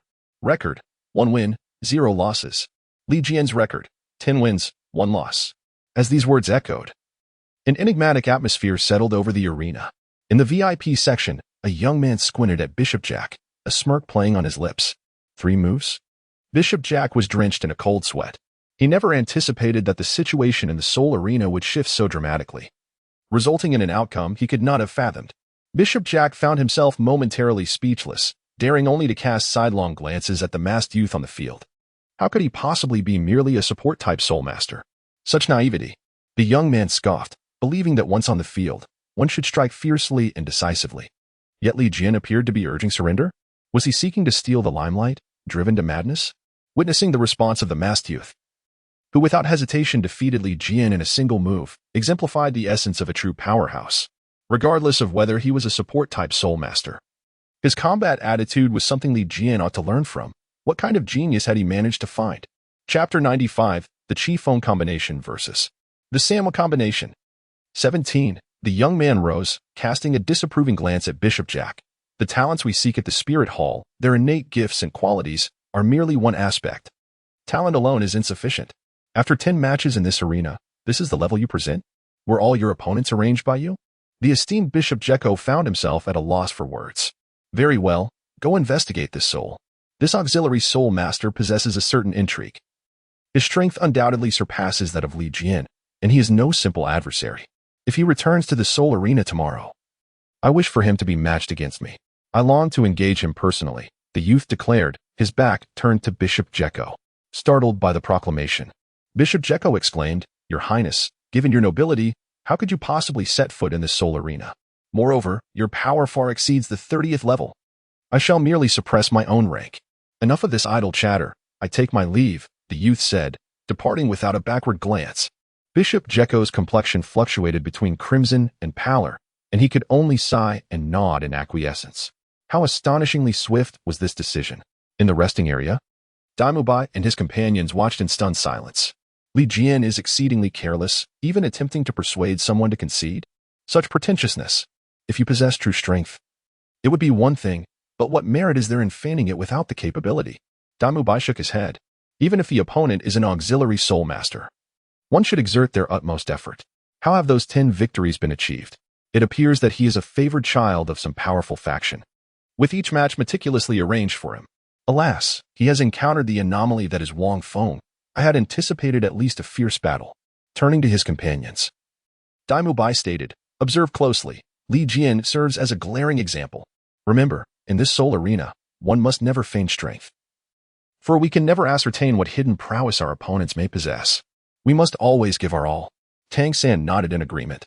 In contrast, Wang Feng's approach was marked by decisive action, devoid of hesitation. Dai Mubai could not help but admire him, noting that he even disregarded his opponent's provocations. This is the hallmark of a competent soul master in the grand arena. Frankly, even I cannot match his decisiveness. When one possesses overwhelming strength over their adversaries, it is paramount to avoid any semblance of complacency. One must strike with full force. Tang San wholeheartedly concurred. The third principle of the Tang sect's Xiantian treasure record states, when you ascertain that your opponent is an enemy, and they possess the means to cause your demise, show no mercy, otherwise you shall only invite trouble upon yourself. Wang Feng's direct and overpowering assault left no opportunity for his opponent to retaliate, simple, straightforward, and brutal. Perfectly embodying this tenet. Ha ha ha, indeed, Brother Feng triumphed. I won 1,000 gold soul coins. Xiaowu danced over, her face radiant as if adorned with blooming flowers. Ning Rongrong approached with a beaming smile, clearly having received a bountiful reward as well. Goodness, Wang Feng is truly monstrous, Ma Hongjun exclaimed, clutching a bag of gold soul coins. I had just placed my wager, and it hadn't even been a minute. Truly. He's a being capable of besting even Teacher Zhao without sustaining a scratch. Tang San and Wang Feng's duel against Teacher Zhao had already reached Ma Hongjun on his way. Before long, Wang Feng approached, yawning and saying, that kid is too arrogant. I simply couldn't hold back. I initially intended to toy with him. The group, led by Dai Mubai, cleared his throat and suggested, let us head to the 2v2 arena. As they emerged from the Soul Master Passage, they arrived at the 2v2 competition area. Wow, there seem to be even more people here, exclaimed Xiaowu, gazing at the packed stands. The excitement of various combinations in the 2v2 format made it thrilling. Oscar, seemingly famished, munched on a sausage while commenting. Even support-type Soul Masters have a chance to participate, though it's quite rare. Most competitors are primarily Battle Soul Masters or Control type. In such a setting, a support Soul Master can merely enhance conditions they cannot compare to the combat prowess of a Battle Soul Master. This principle was well understood among them.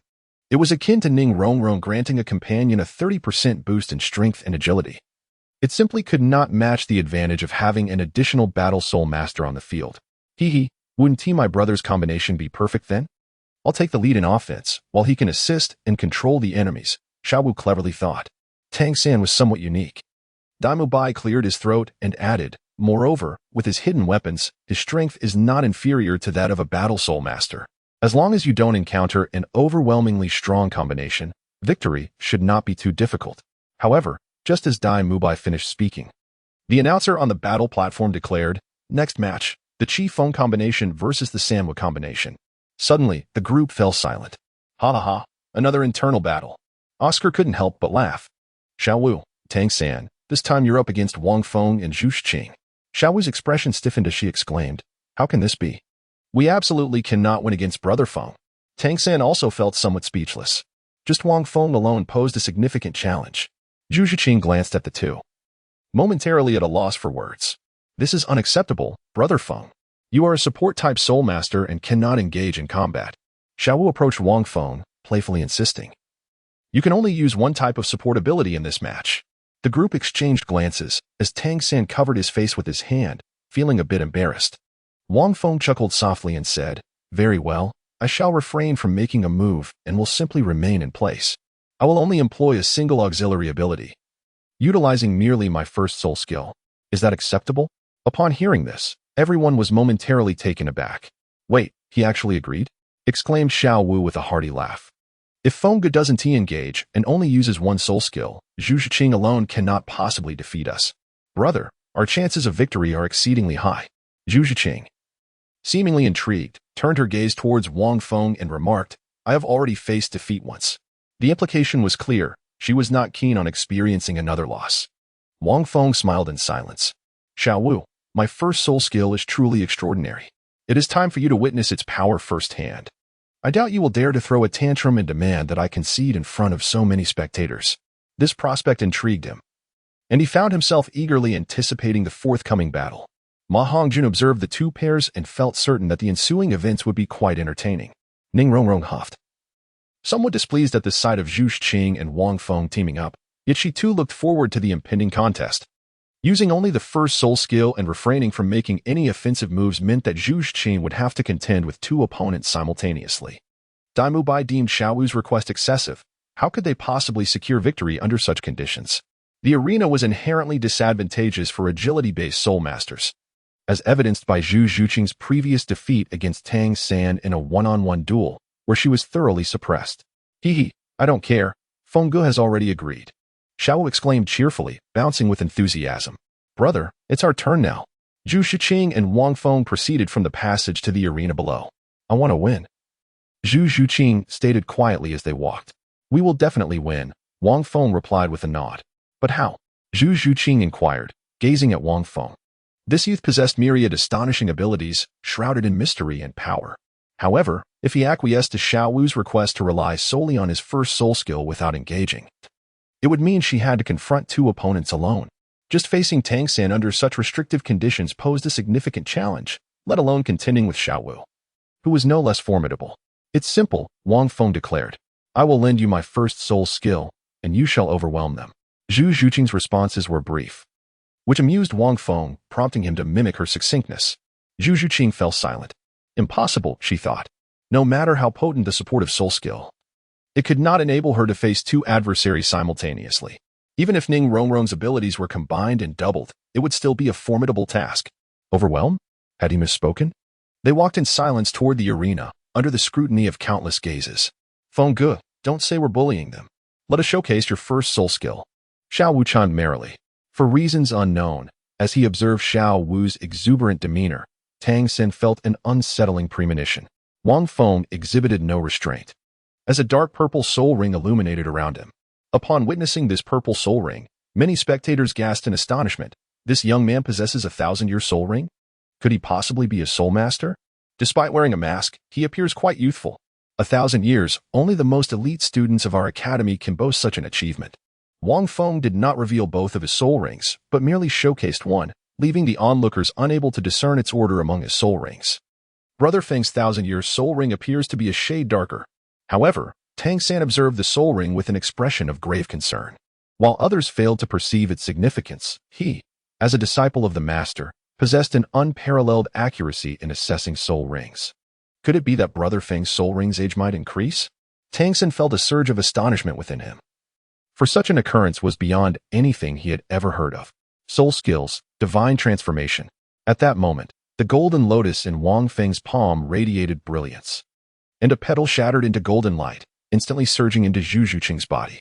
In the next instant, countless eyes beheld a remarkable transformation in Zhu Zhiqing. Clad in a fitted and capable outfit that showcased her stunning physique to perfection, she now emanated a faint golden glow that enhanced her allure further.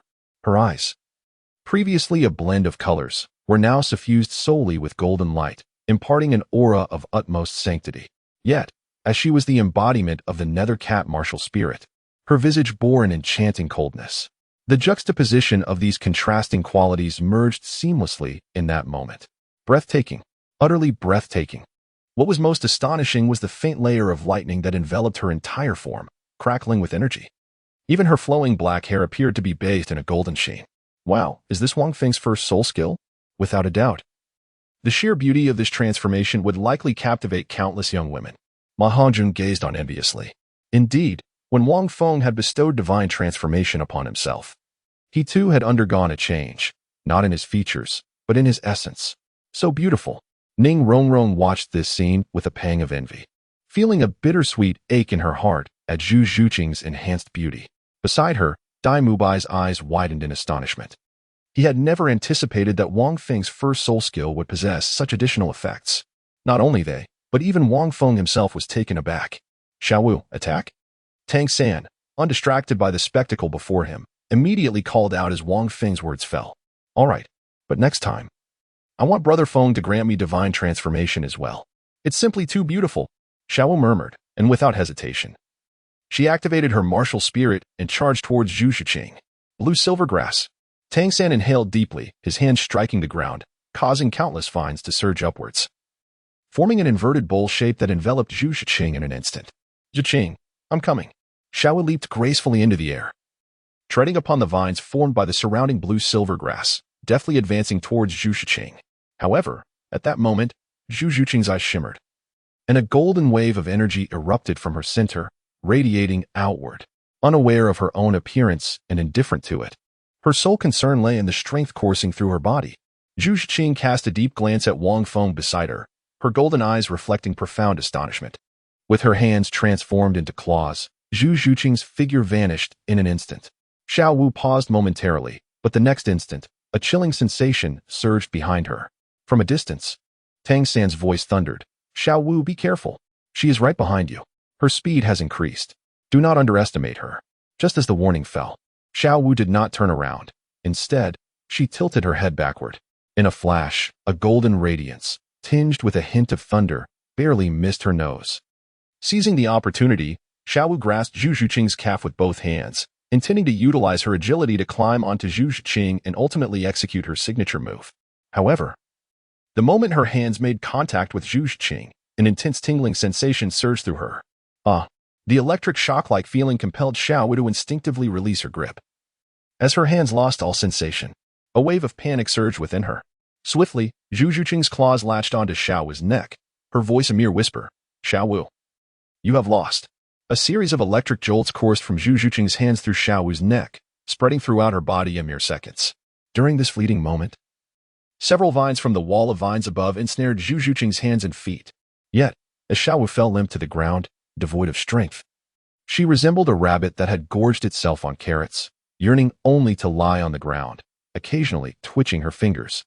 The electric threads on Zhu Zhiqing possess an extraordinarily potent paralyzing effect, even more exaggerated than your toxins. When I grasped her, my hands lost all strength. Xiao Wu's voice emerged weakly. Tang Xin inhaled sharply, realizing that Wang Feng's first soul skill was far from simple. With a paralyzing effect that enveloped the entire body, it was truly a nemesis for close combat. Anyone who came into contact would be incapacitated. Chapter 97. The Unparalleled Support Soul Skill of the Continent. 19. Unfortunately, I am a long-range control type. Second soul skill, Parasitism. Tang San exclaimed. By ensnaring Zhu Zhiqing with blue silver grass, she had no room to maneuver, allowing him to unleash control attacks from the air at any moment. As it stands, Xiao Wu had temporarily lost her combat capability. Thus, Tang San could only employ his second soul skill to tightly envelop Zhu Zhiqing, rendering her incapacitated with poison. Initially, Zhu Zhiqing was bound only by her hands and feet with vines, but upon the activation of the parasitic ability, countless vines emerged, wrapping around her like a rice dumpling, leaving only her head exposed. In their earlier one-on-one confrontation, Tang San had triumphed with this very technique. Observing the ensnared Zhu Zhiqing, Tang San's gaze sharpened with intensity. At that moment, Zhu Zhiqing astutely chose to concede. Surrender? This time, to be prudent, I have unleashed the poison from my first soul ring, the mandala snake, which will gradually infiltrate your body, causing paralysis and, shortly, the loss of your combat capabilities. Tang San fixed his unwavering gaze upon Zhu Zhiqing. Meanwhile, Daimubai and the others in the spectator area were also intently watching, fully aware that Zhu Zhiqing had previously succumbed in this manner, and now, Tang San had resorted to the poison from his first soul ring as a precaution. Beside them, Wang Feng observed leisurely, seemingly unperturbed. Surrender? Zhu Zhiqing chuckled. A first for the audience. Her smile was enchanting, and the icy elegance she usually projected was momentarily replaced by a captivating charm that left many spectators in a daze. For me to concede, this time, would not be so simple. Suddenly, a flush of crimson spread across her cheeks, and the golden light in her eyes intensified. In an instant, golden rays began to emanate from the tightly bound vines, accompanied by arcs of golden electricity coursing through the vines. This is troublesome. It's the lightning from her body that is softening my vines. Realizing this, Tang San inwardly lamented his miscalculation. Boom. The next moment, all the vines wrapping around Zhu Zhiqing shattered into countless fragments. The brilliance erupted. So fast. Tang San was astounded. The speed was astonishing. Far beyond what Zhu Zhiqing should possess. He had just battled her. Purple extreme magic eyes. Tang San activated his ability, a flicker of purple light appearing in his eyes. But he could barely catch a glimpse of Zhu Zhiqing's figure. To his right, he utilized his Xian Yu hand to execute the controlling crane capturing dragon technique, meeting Zhu Zhiqing's claws. Yet, upon contact, he felt an immense force surge from her claws, causing him to stagger back several steps. His arm tingled with numbness. How could Zhu Zhiqing possess such strength? She is an agility-type spirit master, and the spectral cat spirit is not known for its brute force. Tang San was profoundly shaken. Earlier, although Zhu Zhuqing's speed had been remarkable, his purple extreme magic eyes allowed him to perceive her clearly. Now, however, capturing her figure was a challenge. Her speed had likely increased severalfold.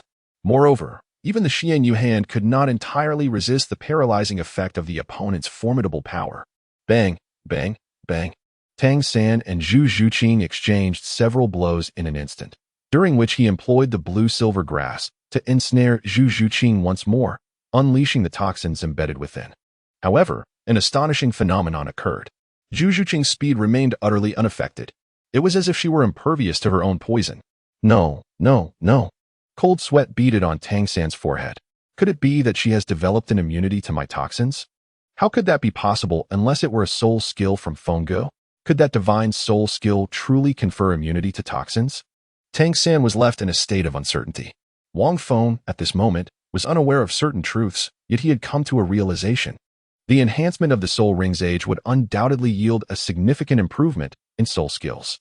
Moreover, this was an elevation to a 2,000-year limit. The augmentation of these skills granted the divine transformation ability an additional effect of toxin immunity. The golden lightning leopard, endowed with the power of electricity, inherently possessed a high resistance to toxins. However, it was only with the increase in age that the divine soul skill acquired this newfound attribute. Moments later, Tang San found himself unable to withstand the onslaught, succumbing to Zhu Zhuqing's claws. In close combat, there was no evading the paralyzing attacks. This indicated that any contact would result in a deterioration of his physical state. Furthermore, her speed was astonishing. His own vines had ensnared him, yet the toxins proved ineffective. Each advantage was met with a corresponding disadvantage, leaving Tang San bereft of a path to victory, unless he resorted to hidden weapons. Yet, the lethality of such weapons was formidable, and Tang San was reluctant to employ them recklessly. Bang!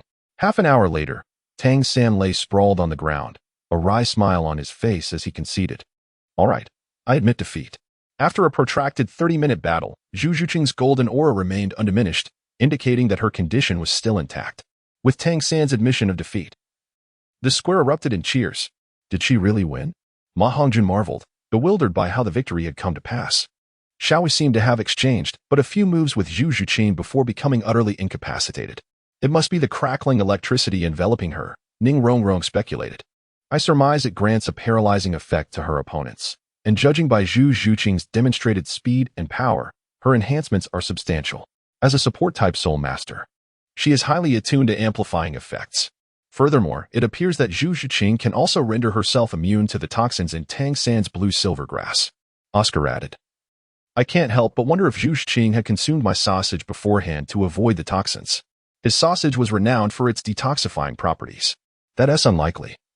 Your sausage doesn't provide instant detoxification, Dai Mubai pondered. It seems that the divine transformation soul skill is capable of granting the soul master an absurd immunity to toxins. As the 2v2 match concluded, the four returned to their resting area. Xiaoyu wore a grim expression, akin to having tasted bitter melon, her spirit utterly deflated. Tang San felt a touch of embarrassment. The group wished to laugh, yet found themselves unable to do so. Thank you, Zhu Zhuqing addressed Wang Feng. Having reverted to her original state, Wang Feng waved his hand dismissively, saying, no need for courtesy.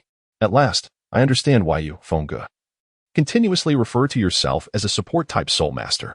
Xiaoyu clenched her fists, her face expressing sheer frustration, reminiscent of an emoticon from QQ. The others gazed at Wang Feng, and in an instant, they comprehended why he proclaimed himself as a support-type soul master. Truly, who could withstand such a divine soul skill? Ning Rongrong gazed at Wang Feng, somewhat dazed, contemplating the power of a single soul skill, merely one soul skill. Wang Feng's supportive abilities are truly unparalleled across the continent. Although his soul skill is of a single target nature, its effects are nothing short of extraordinary. Dai Mubai could not help but exclaim. As it possesses a paralysis effect along with defensive capabilities, immunity to toxins, and an exceptionally long duration. Most importantly, it appears to enhance various physical attributes, including strength and speed, by at least double. In comparison, my Diamond White Tiger transformation only provides a mere doubling of power and lasts for a mere half hour. Chapter 98. 1 gold coin and 100 silver coins. Upon hearing this, Wang Feng smiled lightly. Noting that the divine transformation soul skill was not confined to a single target, but rather affected a group.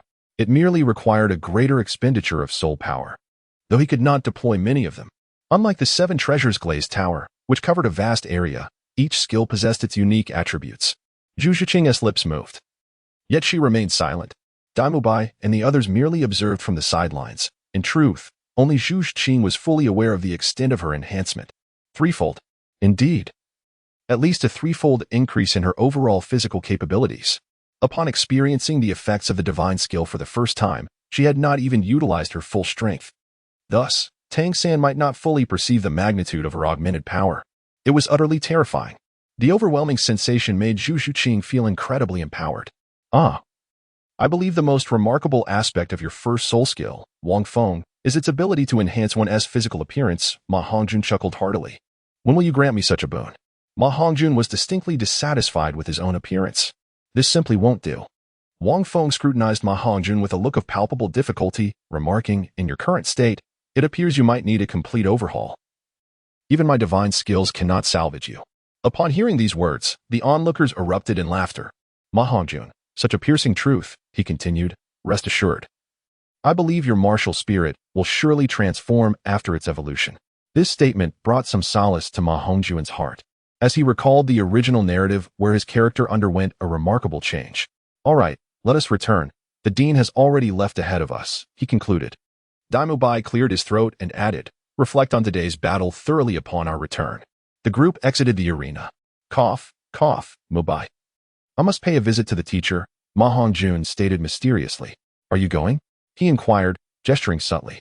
Dai Mubai's expression shifted. Under normal circumstances, he would have accompanied him, but now he was resolute in his refusal. Get lost. He hastily waved his hand. Hey, Boss Dai. Why have you suddenly become so reserved and pure? Ma Hongjun mused, casting a thoughtful glance at Zhu Zhiqing. What is the matter? Are you genuinely considering engaging in such escapades?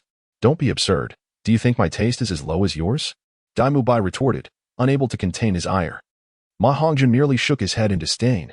He had no choice but to seek solace in such places, otherwise he wouldn't entertain the notion of indulging in such frivolities. However, noticing the glint of mischief in Dai Mubai's eyes, he smirked and, bidding farewell to the others, departed first. Where is Fatima off to? Xiao Wu inquired with curiosity. Cough. He is overwhelmed by his inner turmoil and must go quell the raging fire within him, Dai Mubai explained with a smile. There is a place in Soto City known as the Gulen, a venue of ill repute, akin to the brothels of ancient times, Wang Feng mused inwardly. Fatima is off to seek his great sword. Gulen? To such a place? Tang San was taken aback.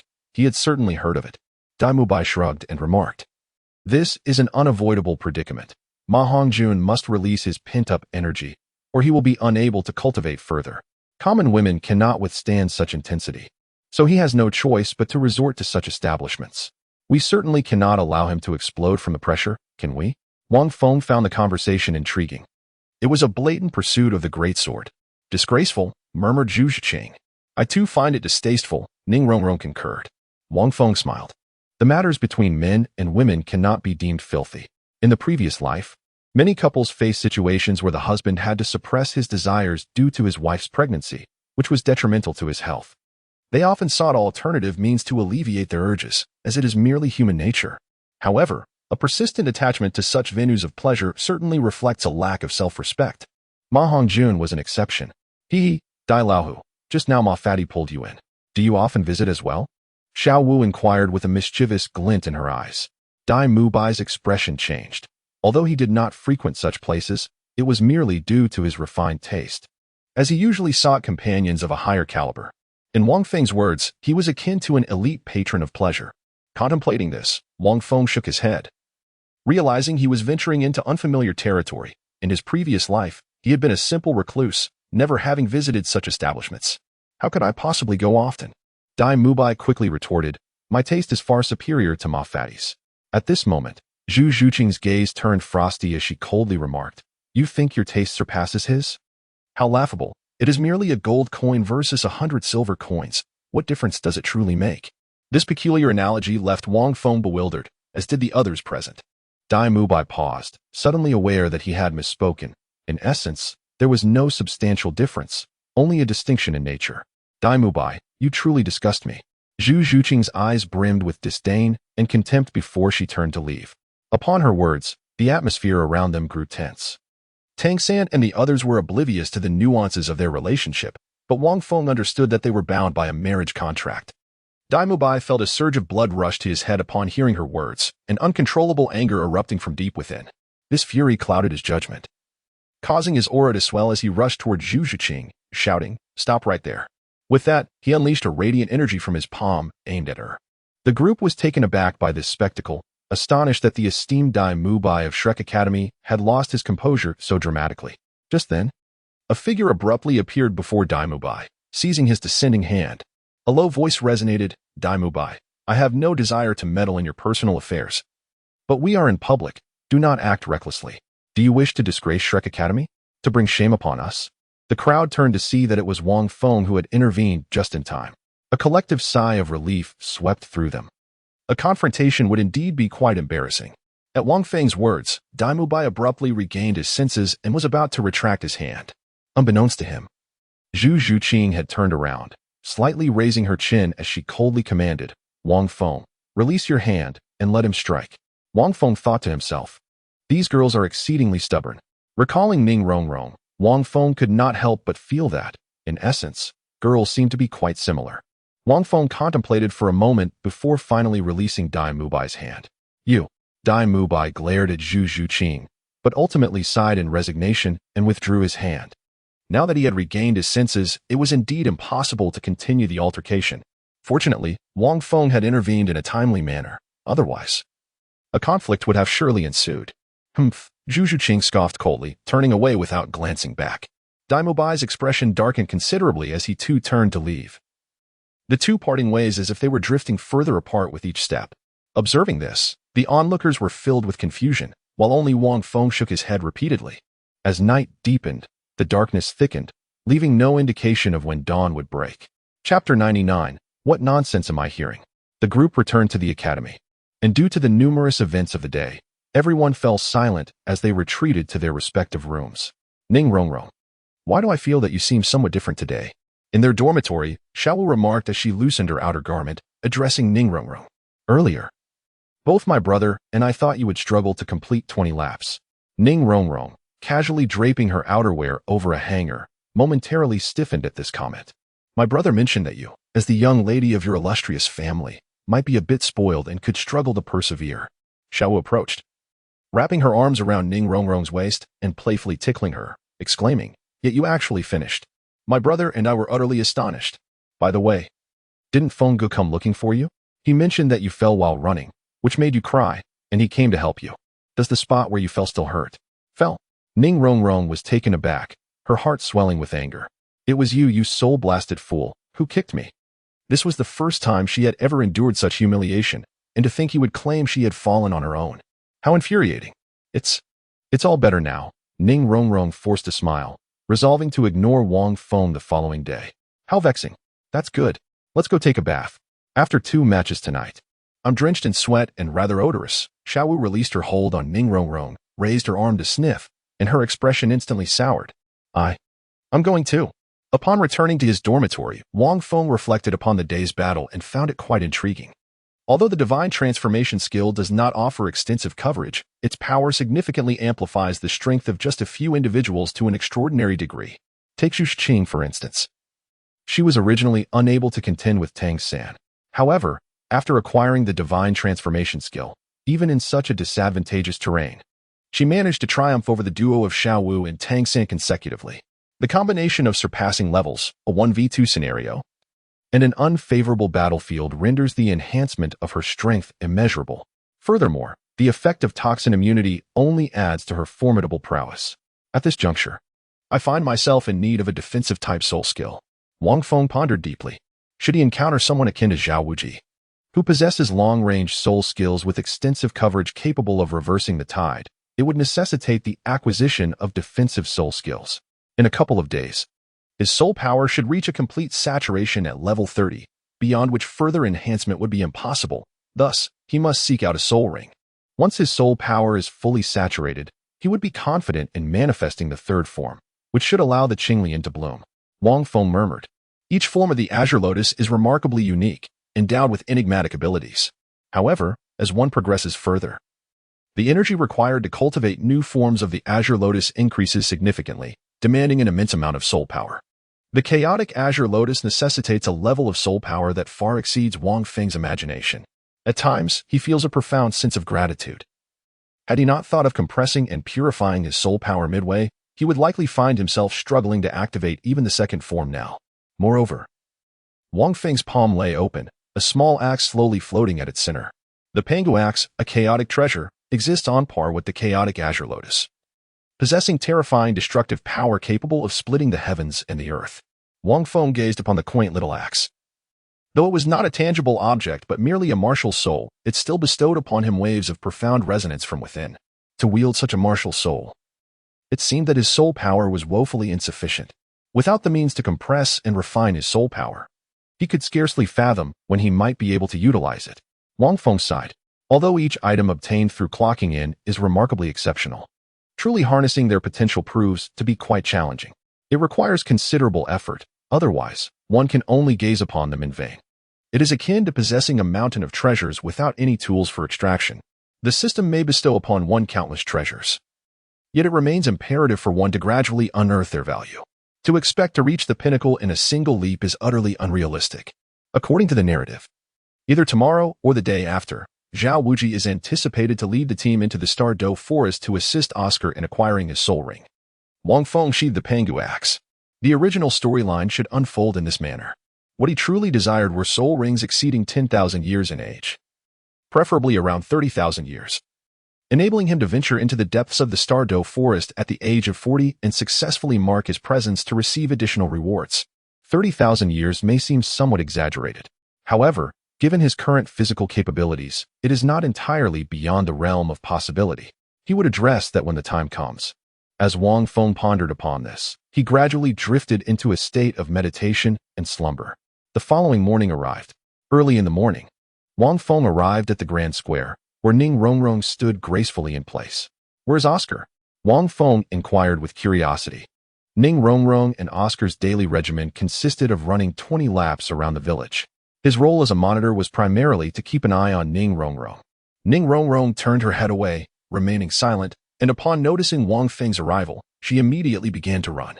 Wang Feng gazed at Ning Rongrong's silhouette, a question mark slowly emerging in his mind. Wasn't everything fine yesterday? Could it be that she was experiencing a relapse today? However, the reality was not as Wang Feng had presumed.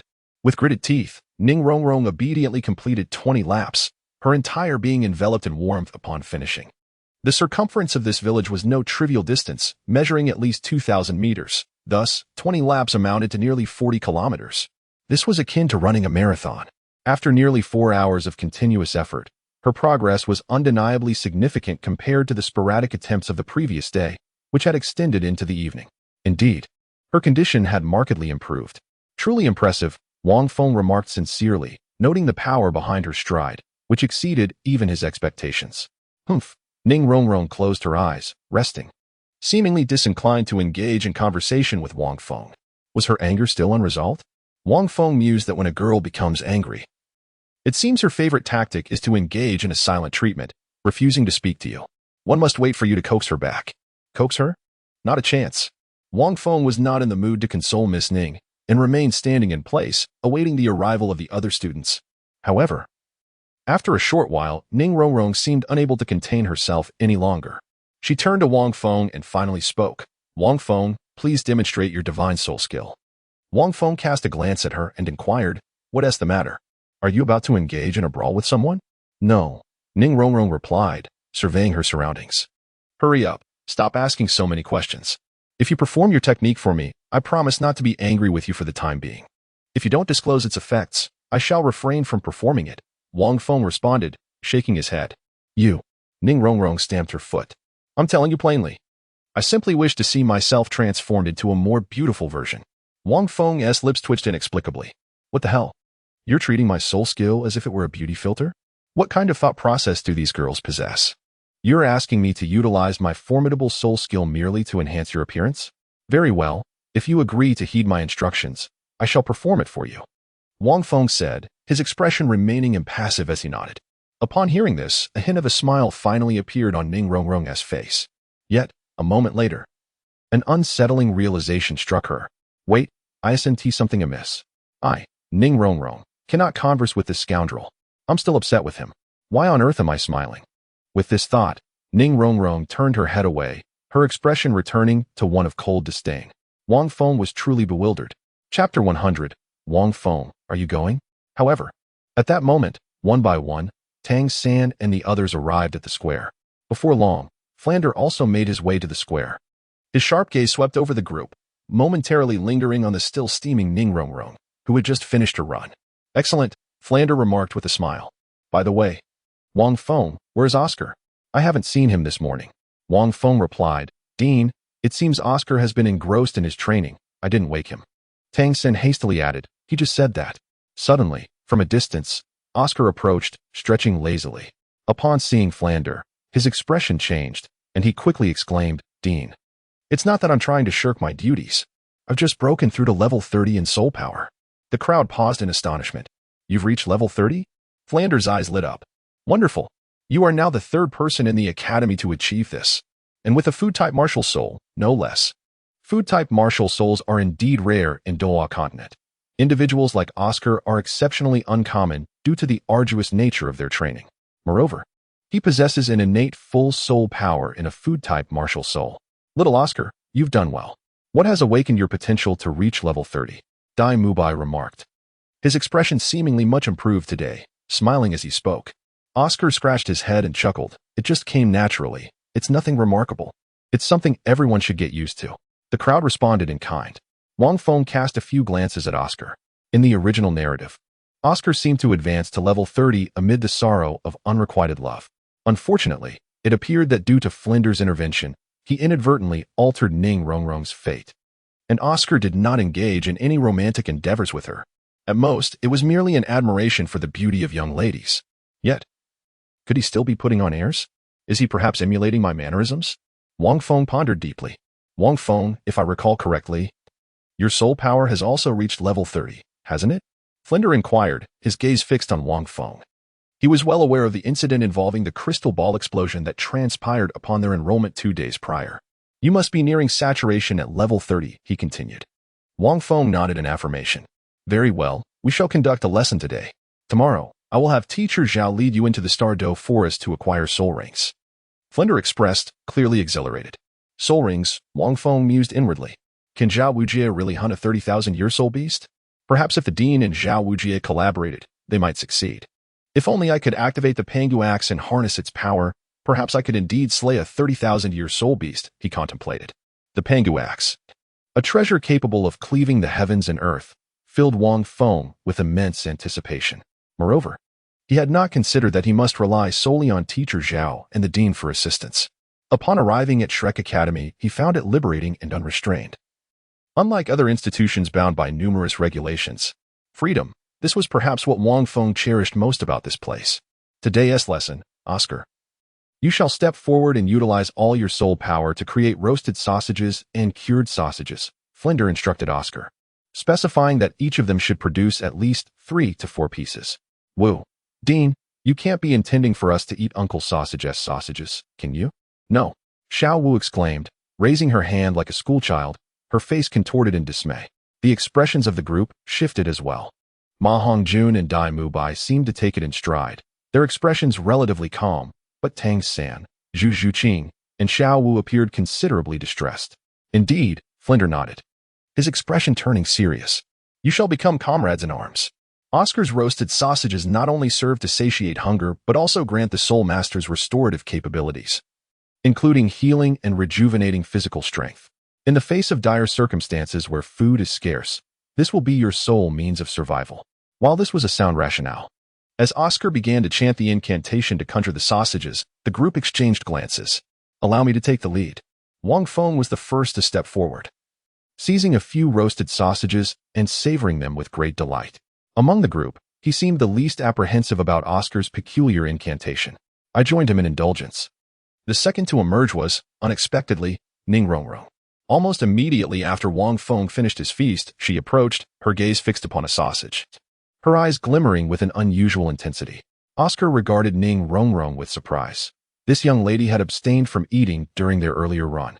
Unbeknownst to them, Ning Rongrong had already consumed several sausages, initially forced into her mouth, but later relishing them on her own accord. She proceeded to grasp a few sausages, devouring them with a few eager bites. After finishing, she tilted her chin defiantly, casting a challenging glance at Wang Feng. Soon after, Daimubai and Ma Hongjun also partook in the feast, followed by Tang San, who, accompanied by Xiao Wu, indulged as well. Ultimately, Zhu Zhiqing, after a moment of contemplation prompted by Flander's advice, succumbed to temptation and joined in. That concludes today's lesson. Prepare well for the day ahead, ensuring ample rest. We shall reconvene here at dawn, Flander declared before taking his leave. The group then engaged in lively conversation as they made their way to the dining hall, intent on enjoying their midday meal. What are your plans for today? Ma Hongjun inquired, his spirits high after a night of release. You gluttonous oaf. You don't intend to go out again tonight, do you? The dean instructed us to rest and recuperate. Xiao Wu interjected, rolling her eyes. Ma Hongjun cleared his throat and shook his head vigorously. Had it not been for the lingering fire within him, he would genuinely prefer to abstain. Well then, if you're not going, you might as well stay in the dormitory tonight, suggested Dai Mubai, who had been silent for a moment. I plan to seek out those twins from last time, he murmured. At this, Ma Hongjun's eyes sparkled with excitement. No way. Dai, those twins are exquisite. I'm coming along. Weren't you just saying you wouldn't go? Besides, they wouldn't even look your way. You think you can force it? Dai Mubai chuckled, deliberately casting a glance at Zhu Zhiqing. Zhu Zhiqing remained impassive, her expression as frigid as ever. Wang Feng couldn't help but click his tongue in admiration as he gazed at Dai Mubai, reminiscent of a wealthy heir effortlessly charming a woman, exhibiting a seasoned demeanor and never settling for anything subpar. However, upon reflecting on Dai Mubai's background, Wang Feng found it understandable. As a prince of the Stardo Empire, what woman could he not have? Furthermore, for someone like Dai Mubai, it was not about engaging in genuine emotional connections. It was merely about enjoyment, devoid of any burdens. Wang Feng, are you going? At that moment, Dai Mubai inquired with a smile. Upon hearing this, Ning Rongrong suddenly cast a fierce glance at Wang Feng. Her eyes filled with intensity. Zhu Zhiqing paused momentarily but refrained from saying anything. Wang Feng hurriedly cleared his throat, expressing, I shall not attend. I will remain diligently cultivating at the academy. I am still not sufficiently strong. What nonsense. How could he possibly venture to such a place? You dare to claim you are not strong enough? Wang Feng, that remark is rather excessive. Oscar exclaimed dramatically. Indeed, Brother Feng, you are being quite unreasonable. Xiao Wu retorted indignantly, is this what you call not being strong enough? What would be considered strong enough then? The others gazed at Wang Feng with similarly incredulous expressions. At that moment, Wang Feng ran his fingers through his hair and sighed. Look at all this hair I still possess. It is a clear sign of my inadequacy. You see, a true powerhouse can cultivate to the point of losing every single strand. Upon concluding this statement, Wang Feng chuckled.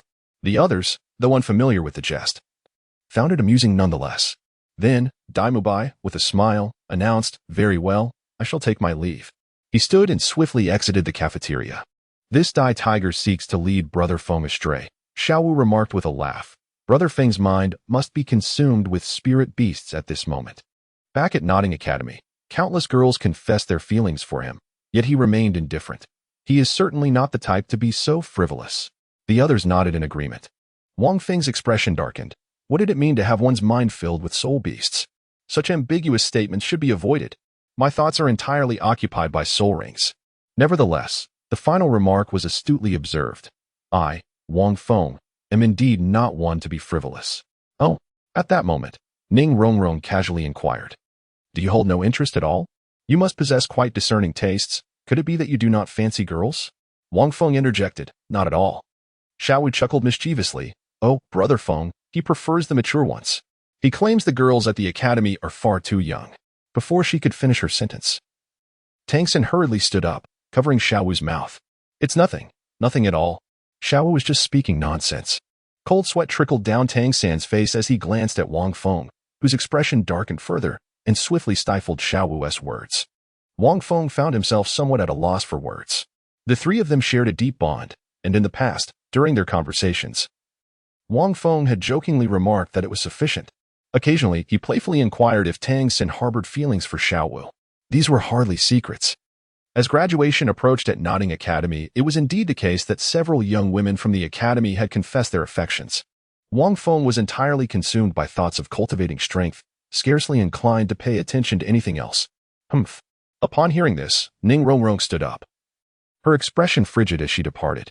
After a while, Wang Feng also stood up and said, "Take your time with the meal. I shall return to my cultivation." With that, he departed.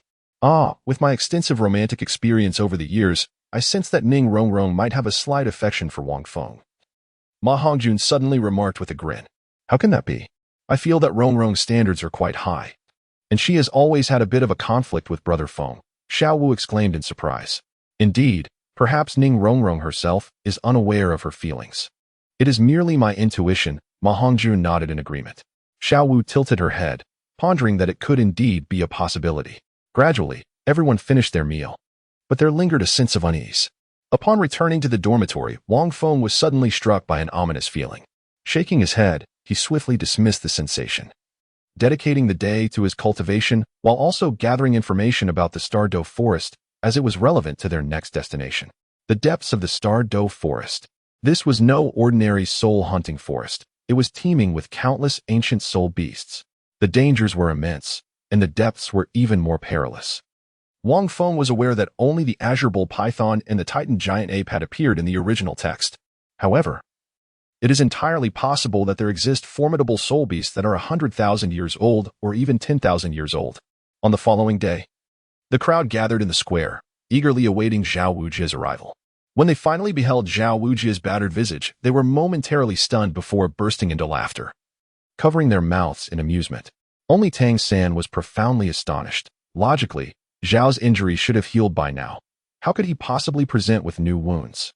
Furthermore, his own confrontation with Brother Feng had resulted in far more severe injuries. How could this be conceivable? Wang Feng observed the curiosity and confusion in Tang San's eyes, silently reflecting that it was indeed his father who had come to his aid. Having a formidable father is truly remarkable. What are you all laughing at? A bunch of little rascals. Zhao Wujie noticed the crowd's suppressed chuckles and was instantly incensed, particularly when he turned his gaze towards Wang Feng. Zhao Wujie surprisingly allowed a hint of a smile to escape his lips. Laugh, you little imp.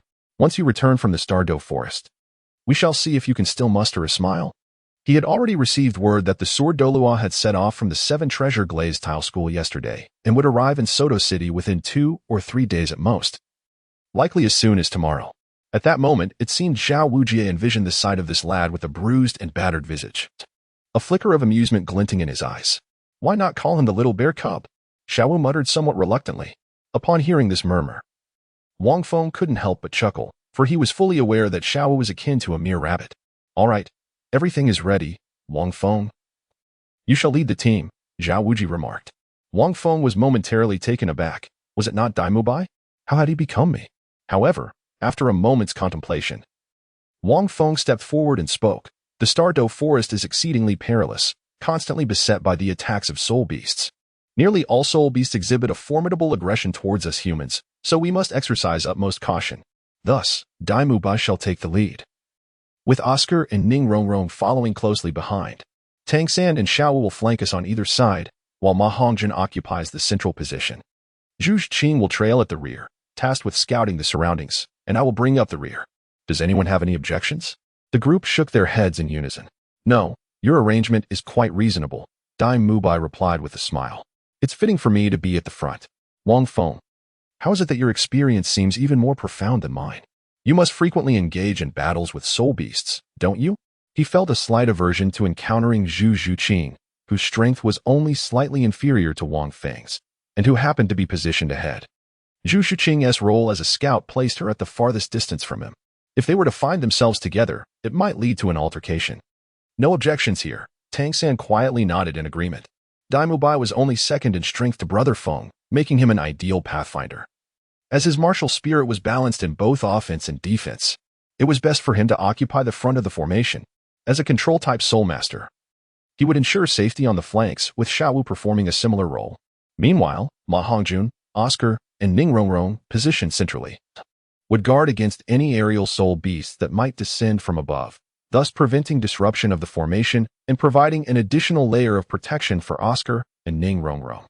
Zhu Qing, Being a swift attack-type soul master, did not need to remain within the formation. She merely needed to keep pace with the main group, maintaining a certain distance. Should any rustling or disturbance occur in the surroundings, she would be the first to alert everyone. And of course, the most formidable, Brother Feng, would naturally take the rear. The threats and dangers from behind far exceeded those that lay ahead. This arrangement ensured that each individual was positioned in their most suitable role. Once combat ensued, each person's potential would be maximized. Chapter 102. We shall act as we please. 4. This lad certainly possesses more experience than Mubai. Zhao Wujia thought to himself with a nod. To perfectly allocate positions for the 8 of them required an intimate familiarity with each individual, as well as an anticipation of potential battles that could arise at any moment. This necessitated a wealth of experience. They were, of course, unaware of how Wang Feng had spent the past 5 years. Engaging in battles had become a daily affair for him. Ning Rongrong, please bestow upon everyone your second soul skill to enhance our speed by 30%. We are quite a distance from the Stardo Forest. Wang Feng cast a glance at Ning Rongrong and continued, we must reach the outskirts of the Stardo Forest before nightfall. Ning Rongrong paused for a moment. Having never possessed a sense of teamwork, she quickly grasped the significance of Wang Feng's words. Before long, a radiant light enveloped the 9 of them. Once the arrangements were complete, the group swiftly set forth towards the Stardo Forest. Along the way, they sustained themselves with Oscar's grilled sausages and benefited from Ning Rongrong's acceleration. By afternoon, they successfully arrived at a small town on the periphery of the Stardo Forest. Now only a little over 100 kilometers away, quite close indeed. Unbeknownst to them, at that very moment within Shrek Academy, a flash of sword light pierced through the air. A figure descended from the heavens. Flander, come out.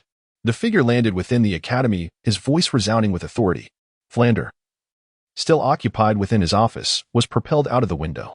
Upon seeing the elder in the plaza, his expression shifted, and he respectfully addressed him, Your Excellency, Chen Xian. I did not expect your esteemed presence. How may I assist you? Enough with the pleasantries. The elder, clad in ethereal white garments, replied coolly. Is that lad named Wang Feng? Have him come out at once. I would never dare to harm Rongrong and my sect. Yet I am astonished that someone in your Shrek Academy would dare to kick her. This is beyond comprehension. I shall not trouble you further. Simply bring that boy to me, and I will avenge Rongrong. Rest assured, I will not take his life. As he spoke, the elder's eyes sparkled with a fierce sword light, and an immense aura of sword energy surrounded him. This elder was none other than the sword Doolwa, known by the moniker Chen Xian. Flander mused inwardly, as expected, he has come. After a moment's contemplation, he cleared his throat and said, Your Excellency, it is not that I refuse to hand him over. It is merely that they have all gone to the Stardo Forest. Upon hearing this, the sword Doolwa furrowed his brow, realizing that the dilapidated academy was devoid of students because they had ventured to the Stardo Forest. What, Flander? Did you anticipate my arrival and send them away in advance? The sword Doolwa scrutinized Flander and stated, The Stardo Forest, is it? I shall personally seek them out. With that, without awaiting Flander's response, he soared into the sky, heading directly towards the Stardo Forest. Flander chuckled softly but remained silent. Outside the small town near the Stardo Forest, in a hotel lobby, a group of young soul masters, clad in specially designed uniforms and aged around 15 or 16, glared at Dai Mubai and his companions, shouting angrily, Which academy are you from? Do you know who we are? Step aside immediately. At that moment, Wang Feng and his companions had just arrived at the outskirts of the small town, intending to find a hotel to rest and dine, only to unexpectedly encounter trouble from these instigators. Just a mere Tsanghui Academy? Dai Mubai could not help but scoff, With your kind. Do you truly think we would yield our ground to you? Perhaps you should first take a moment to reflect upon yourselves. Laughter erupted among the crowd in the dining hall. Wang Feng chuckled as he recounted the events. To be honest, the instigation did not originate from Tsanghui Academy. It was, in fact, Dai Mubai and Ma Hongjun who, upon noticing the presence of Tsanghui Academy members, murmured disparaging remarks, referring to them as trash. Naturally, their comments did not go unnoticed, inciting displeasure among the Tsanghui Academy individuals. However, Shrek Academy was certainly not one to shy away from confrontation. Dai Mubai's words instantly ignited anger in several members of Tsanghui Academy, who approached him with determination, their 3 spirit rings glimmering, white, yellow, and yellow, indicative of their relatively modest strength. Particularly with the presence of a white spirit ring. Wang Feng shook his head, surrounded by a throng of monsters, and being the most formidable of them all, He found the appearance of the white soul ring to be quite astonishing. How could there still be a white soul ring? Bang, bang, bang. Dai Mu Bai was already in a foul mood, and upon seeing a few individuals approach, he unleashed his martial spirit, swiftly toppling them. This act ignited the ire of all the students from Tsanghui Academy, who promptly stepped forward in unison. Hee a brawl. My favorite pastime. You big brothers, let us play. At that moment, Xiao bounced into view, joining the throng of Tsanghui Academy students, and coyly remarked, "How delightful. Come play with us." One student was instantly captivated by her charm. Yet, as he approached her, she leapt high into the air and sent him flying with a single kick. "Play with this. You oversized sausage."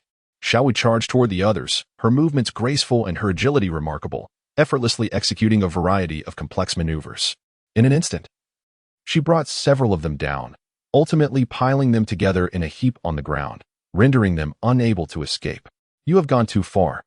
One of the Tsanghui Academy students remarked coldly, "With a bit of strength, you act as you please? Are you not afraid of offending anyone? Too far?" Wang Feng stepped forward with a smile and said, "Come, everyone, reveal your martial souls and let him see.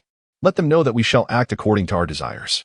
As Wang Feng concluded his words, Ma Hongjun was the first to leap forward, revealing his evil fire phoenix along with his dual yellow soul rings. Following him, Tangan, Xiaowu, Zhuxing, Ning Rongrong, Oscar, and finally Dai Mu Bai all displayed their soul rings. The brilliance of the 7 soul rings illuminated the entire restaurant, casting a pallid hue upon the faces of the onlookers.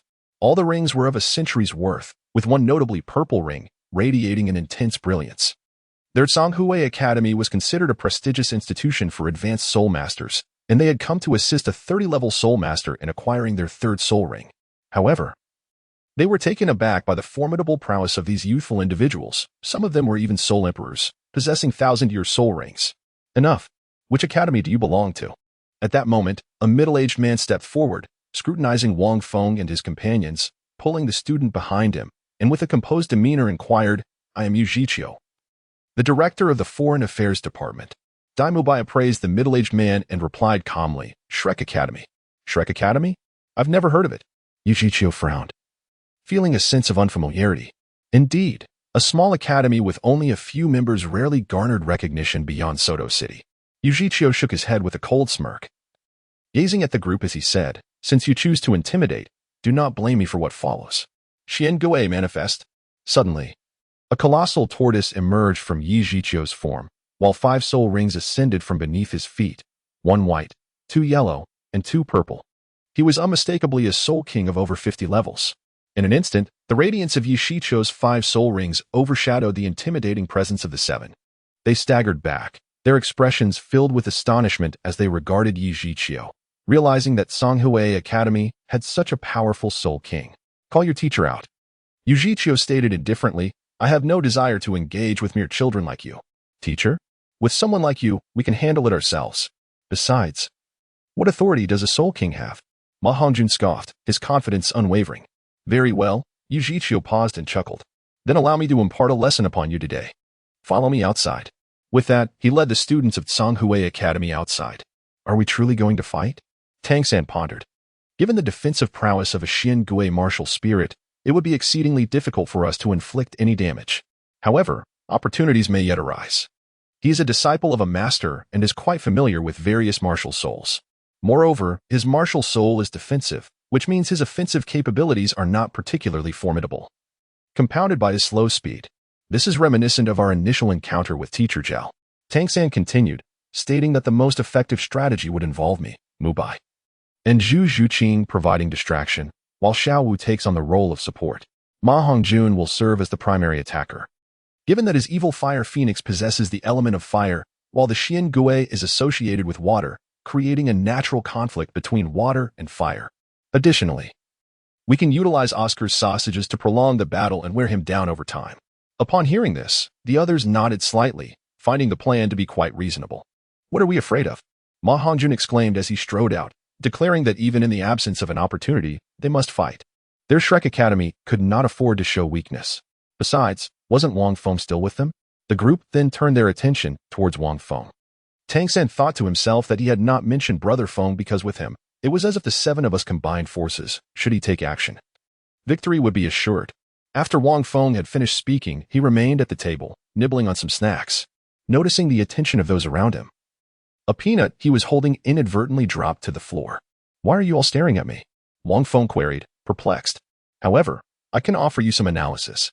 With that, he rose to his feet and continued, "Tangan is indeed correct. It is quite challenging for you to inflict harm upon him. Furthermore, if I were the Xian Gui spirit ring, with speed being my weak point, I would opt for abilities that can restrict your soul skills, much like Teacher Zhao's gravity enhancement. Therefore, I surmise that this old tortoise possesses soul skills that allow for extensive control, given that he belongs to the water attribute. It is highly likely that he wields ice-based control skills. Additionally, his sluggish speed suggests he must have long-range attack skills at his disposal to confront his adversaries." Wang Feng smiled and said, "Have you heard of the Xian Gui's water spray? It must be a soul skill akin to a jet of water." Upon hearing this, the plump man, Ma, chuckled heartily. "Not only have I heard of it, but I have also witnessed it with my own eyes." However, it was not the Xian Gui. Wang Feng coughed a few times and continued, "Generally speaking, defensive-type martial souls predominantly possess abilities that counter close combat soul skills. Surely, he will emanate a controlling effect akin to frigid air, which, upon proximity, will significantly impair your agility." Upon hearing this, the crowd fell into silence. "Brother Feng, can you even deduce his soul skills?" Tangan expressed his astonishment. "What a trivial analysis," was the retort. Wang Feng mused to himself, having perused the original text. He possessed a general understanding of Yushichio's prowess, which prompted him to convey this information to you in advance. However, he had indeed infused a modicum of analytical reasoning into his assessment. Yet, the others remained oblivious, equally astonished. Did he just reveal a mysterious tortoise martial soul? Is it truly possible to practice the opponent's soul skills and deduce their capabilities? Strangely enough, as they listened, they found his assertions rather compelling. "Let us proceed without further ado. If you cannot prevail, I shall intervene. Is that agreeable?" Wang Feng provided a reassuring tonic to the 7 individuals. Meanwhile, Yushichio had already arranged their formation outside. The 7 were also prepared. This time, Ning Rongrong, without needing Wang Feng's reminder, proactively cast 2 enhancements on the 5 engaged in close combat. After completing her task, she tilted her chin upwards, gazing at Wang Feng with an expression that seemed to ask, "How did I do? Shouldn't you commend me?" Wang Feng raised a thumb in her direction. Ning Rongrong smiled with a sense of pride, yet turned her head with a huff, refusing to look at Wang Feng as if she were entirely indifferent.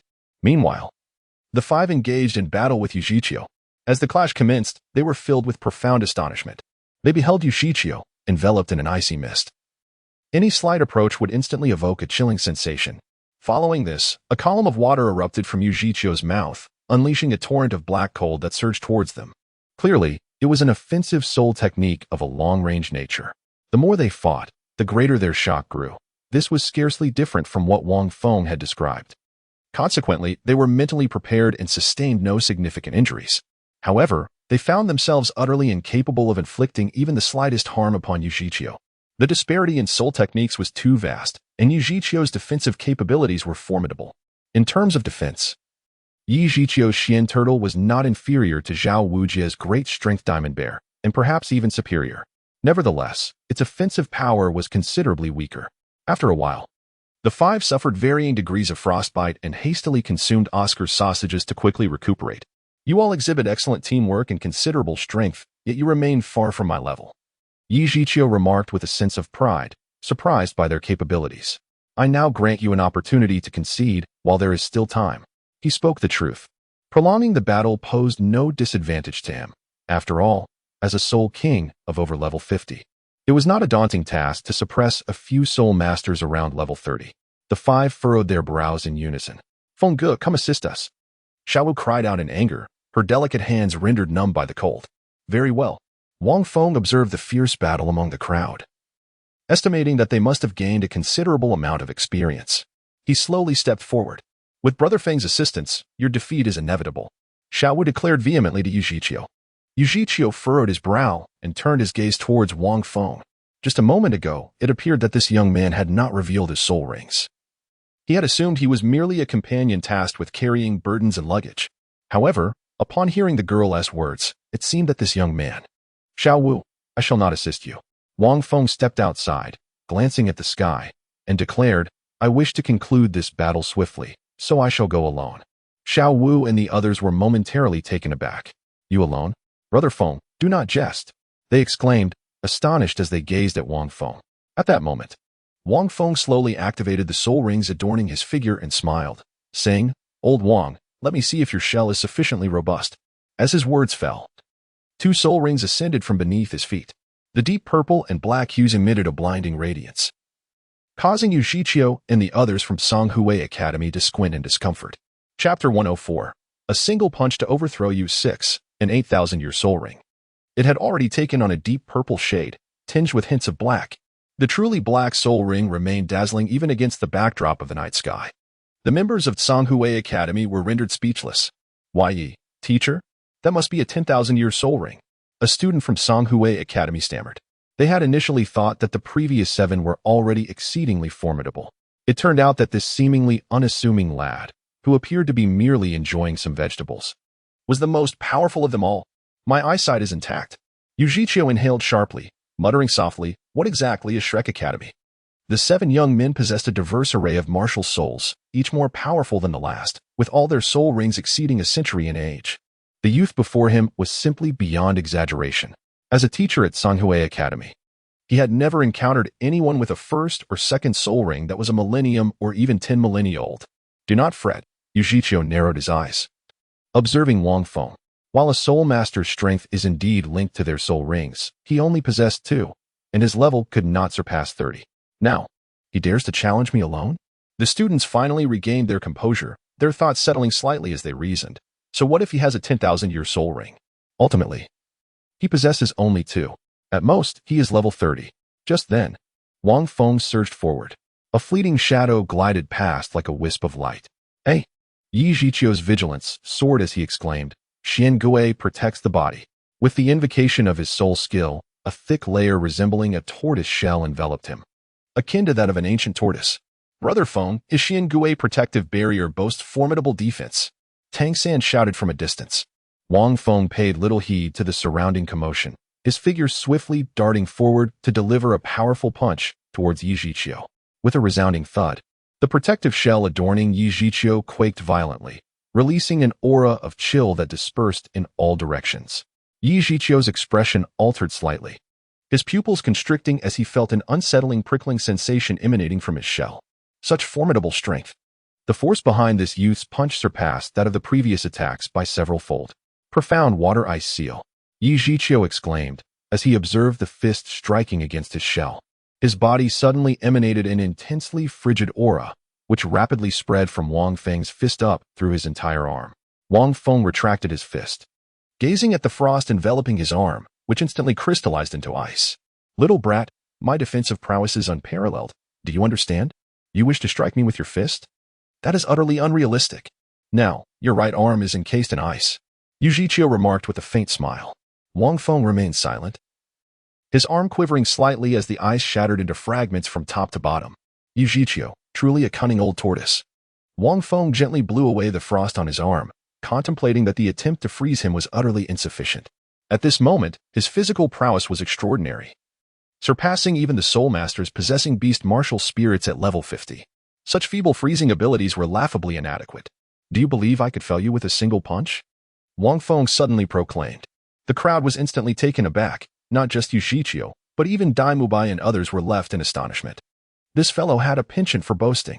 Ning Rongrong quietly huffed, remarking that the defensive capabilities of this old tortoise were merely a matter of soul power difference compared to Teacher Zhao. How could he possibly be knocked down with a single punch? Nevertheless, after voicing her thoughts, Ning Rongrong swiftly augmented Wang Feng with the power of the 7 treasure glazed tower. The others remained silent. Could Wang Feng truly be so abnormal? After all, this was a Soul King exceeding level 50. Furthermore, his strength lay in his defense. Ma Hongjun also felt a twinge of surprise. What did a single punch even signify? Even a Soul King of the same level could hardly be defeated by a mere punch, could they? Tang San furrowed his brow, feeling a sense of confusion about how such a punch could possibly lead to victory.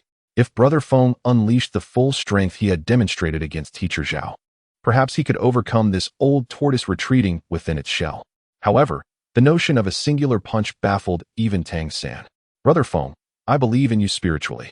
Xiao chimed in with a cheerful smile. Could it be that Wang Feng possesses some unique technique?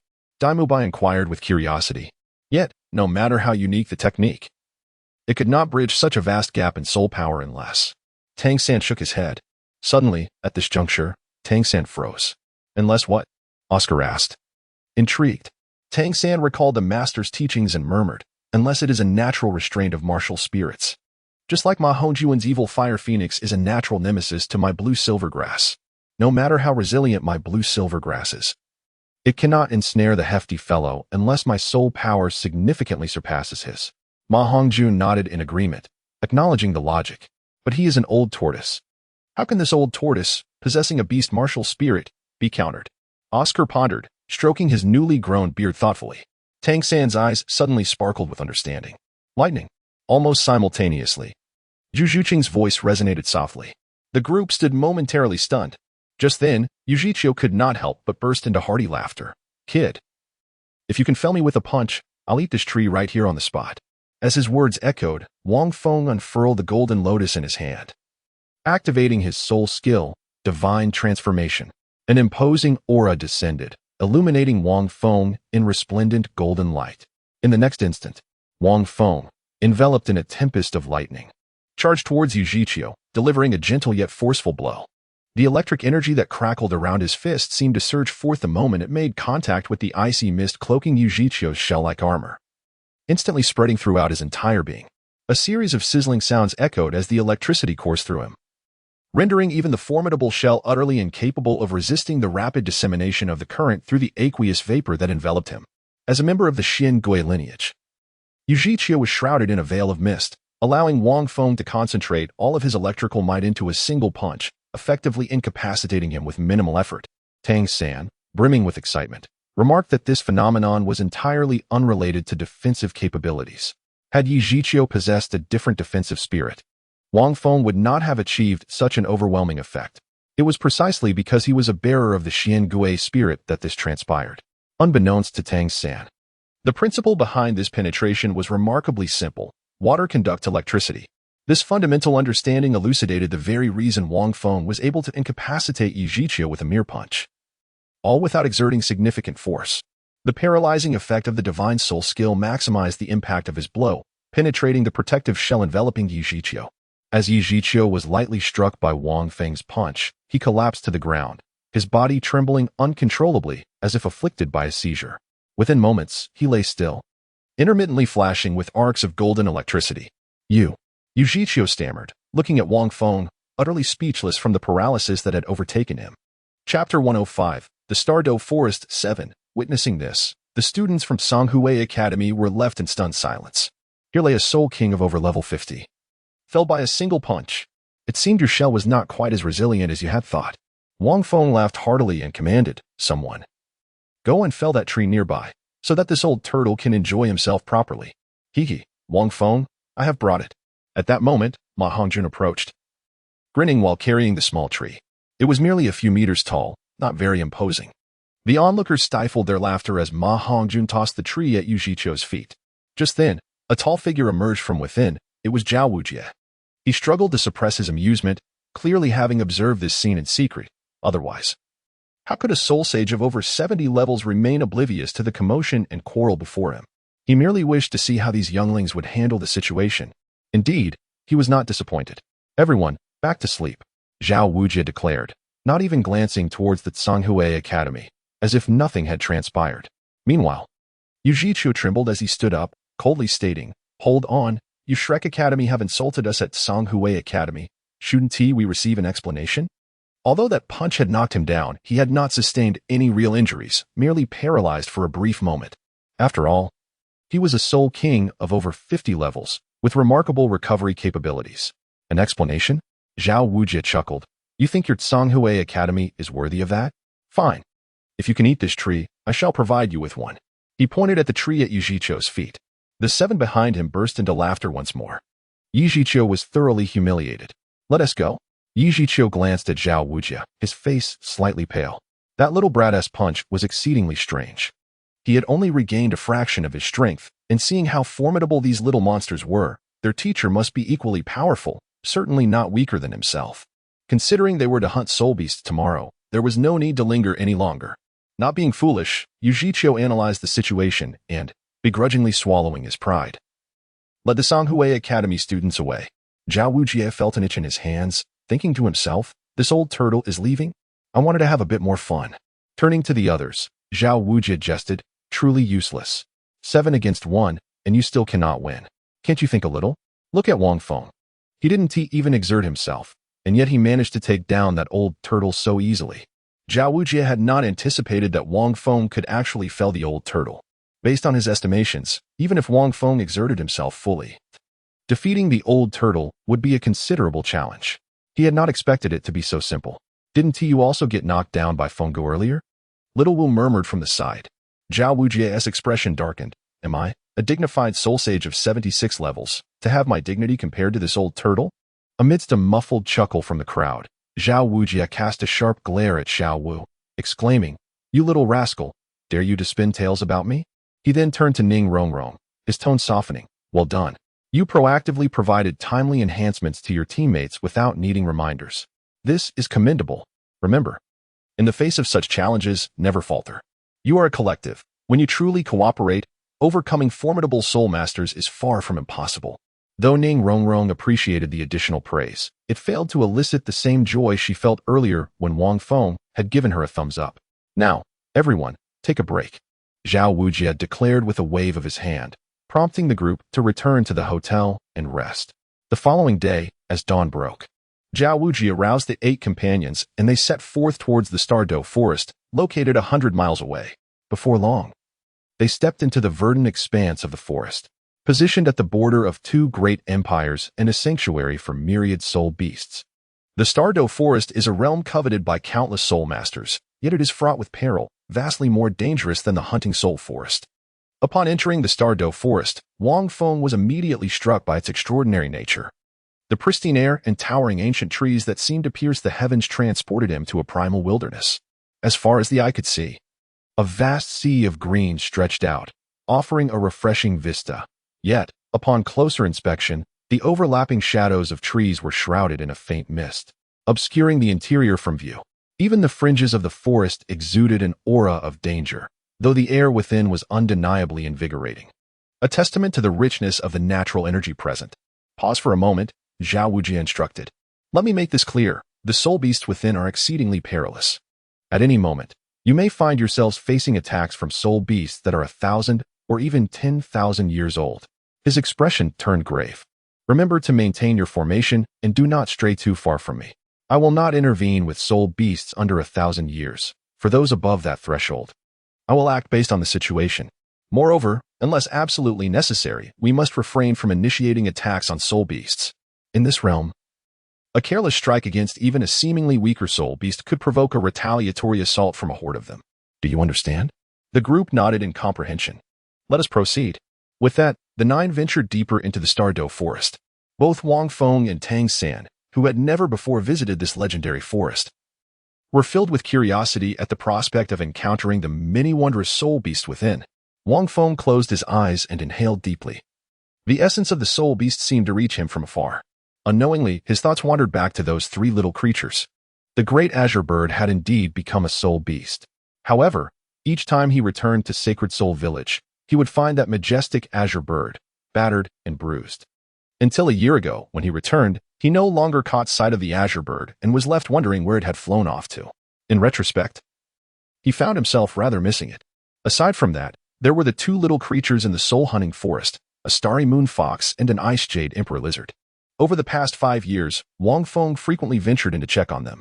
Particularly with the ice jade emperor lizard, he had watched them grow over time.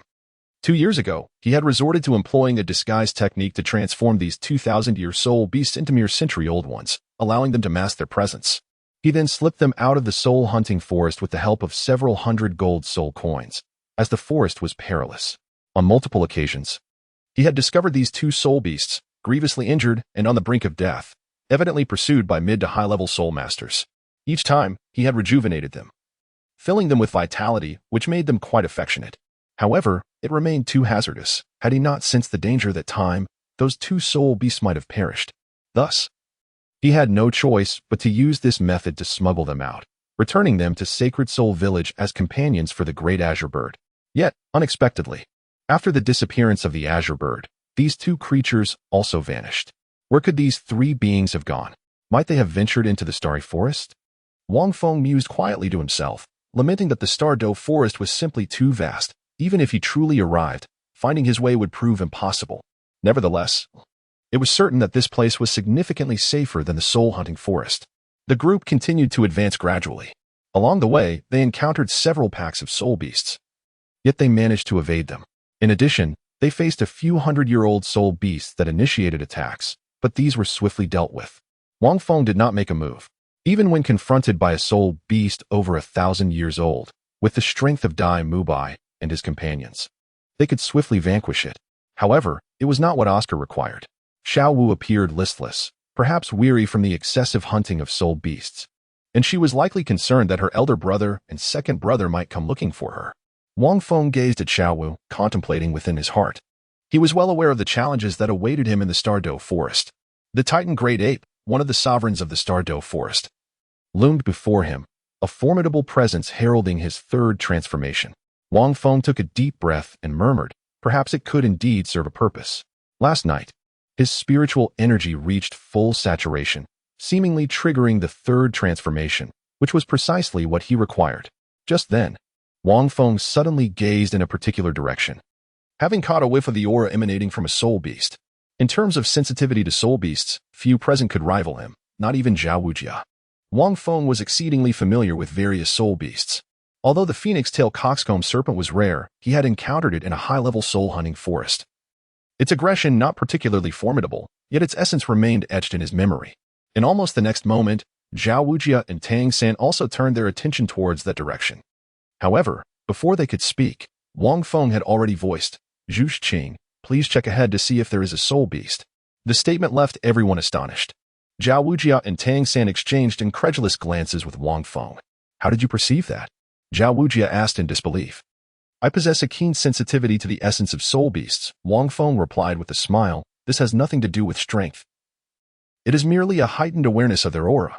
I have engaged in combat with soul beasts numerous times." His mention of numerous times was understated. Yet, Zhao Wujia found it peculiar. "You, a 12-year-old soul master, have fought with soul beasts multiple times?" Tang San, however, held a firm belief in Wang Feng's words, recalling that it was Wang Feng who had assisted him in hunting his ghostly wriggler. The strike had been exceptionally decisive. Wang Feng's understanding of soul beasts surpassed the mere theoretical knowledge that Tang San possessed. As Master had stated, practical experience held far greater accuracy than any theoretical understanding. The memory of that encounter remained vivid for Tang San, and thus he harbored no doubts that Wang Feng's comprehension of soul beasts was indeed far more profound than his own. Before long, a cool voice emerged from Zhu Qing perched on a branch. It is a flying serpent, soaring at approximately 3 meters in height, adorned with a fleshy crest that appears larger than its head, and its tail resembles a coxcomb.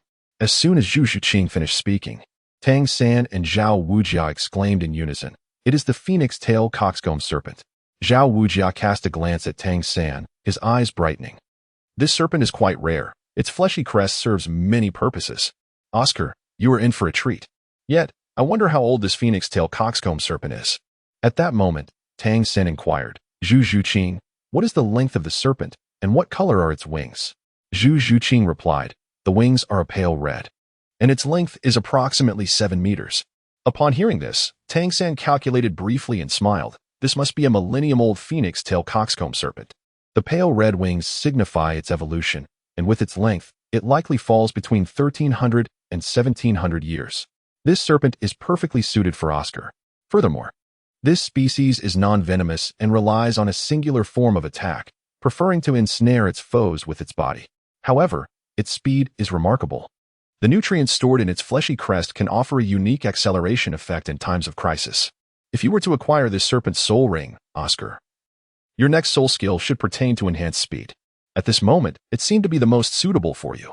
The crowd was momentarily taken aback, surprised by Tang San's clarity of expression.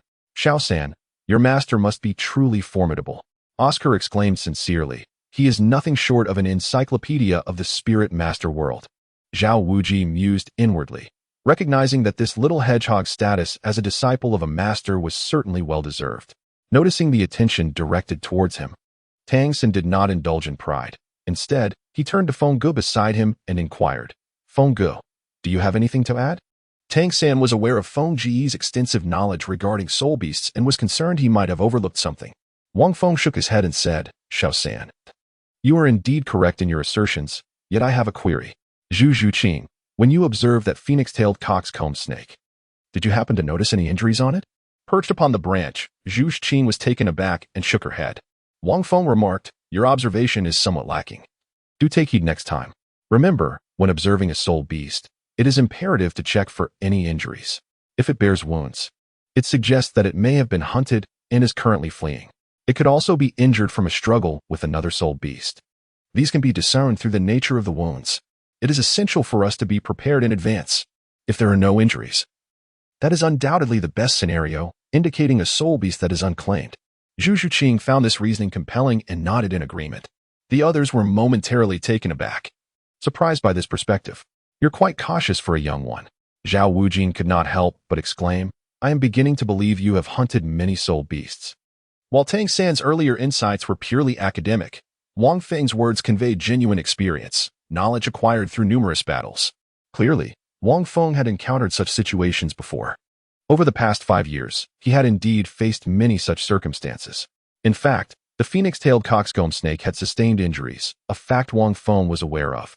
Wang Feng, how do you propose we capture such a soul beast? Zhao Wujin inquired. How to capture it? Wang Feng smiled and said, our strength is overwhelming. We need not employ any elaborate tactics.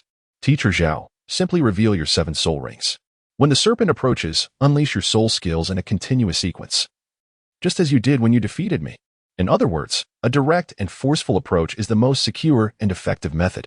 Zhao Wujing, a formidable soul sage of level 76, would have no trouble dealing with a serpent over 1,000 years old, as long as the creature entered his attack range. A series of soul skills would suffice. He merely needed to restrain his power slightly to avoid killing it outright. There was no need for any complex strategies. Zhao Wujing pondered, feeling somewhat foolish for his earlier doubts. Tang San nodded in agreement, recognizing that with teacher Zhao present, a straightforward, overpowering tactic was indeed the most efficient, as any alternative carried the risk of failure. However, Wang Feng continued, there is another method that is even more convenient than waiting for teacher Zhao to crush the serpent. The group paused, astonished. Another method? More convenient than teacher Zhao's intervention? Just as Zhao Wujing was about to inquire further, Zhu Zhuqing, perched on a branch, suddenly exclaimed, it's coming. No sooner had she spoken than Zhu Zhuqing dove down, evidently intending to restrain the serpent. The group had not anticipated the serpent's swift approach. The phoenix-tailed chicken-crowned serpent measured approximately 7 meters, appearing far more formidable than any giant python Wang Feng had encountered in his previous life. Its fleshy crest was grotesque and fearsome. Zhu Zhuqing plummeted from the air, launching a phantom strike towards the serpent's crown. Yet, the phoenix-tailed chicken-crowned serpent reacted with astonishing speed. It deftly evaded the attack, and Zhu Zhuqing's strike barely grazed the serpent's body, producing a dull thud that momentarily diminished its momentum. In an instant, the serpent grew furious. Its crest flared to life, seemingly enhancing its speed. With a flick of its tail, it aimed to ensnare Zhu Zhuqing, while its tilted head unleashed a vibrant mist. Though devoid of toxins, it served to disorient Zhu Zhuqing, impairing her reaction. Almost instantaneously, a warning rang out. Be careful, cried Dai Mubai, Zhao Wujing, and the others, their voices filled with alarm. Yet, one among them remained silent. In the blink of an eye, the onlookers witnessed a flash of light. Among the 9, the fastest was not Zhu Zhuqing, but Wang Feng.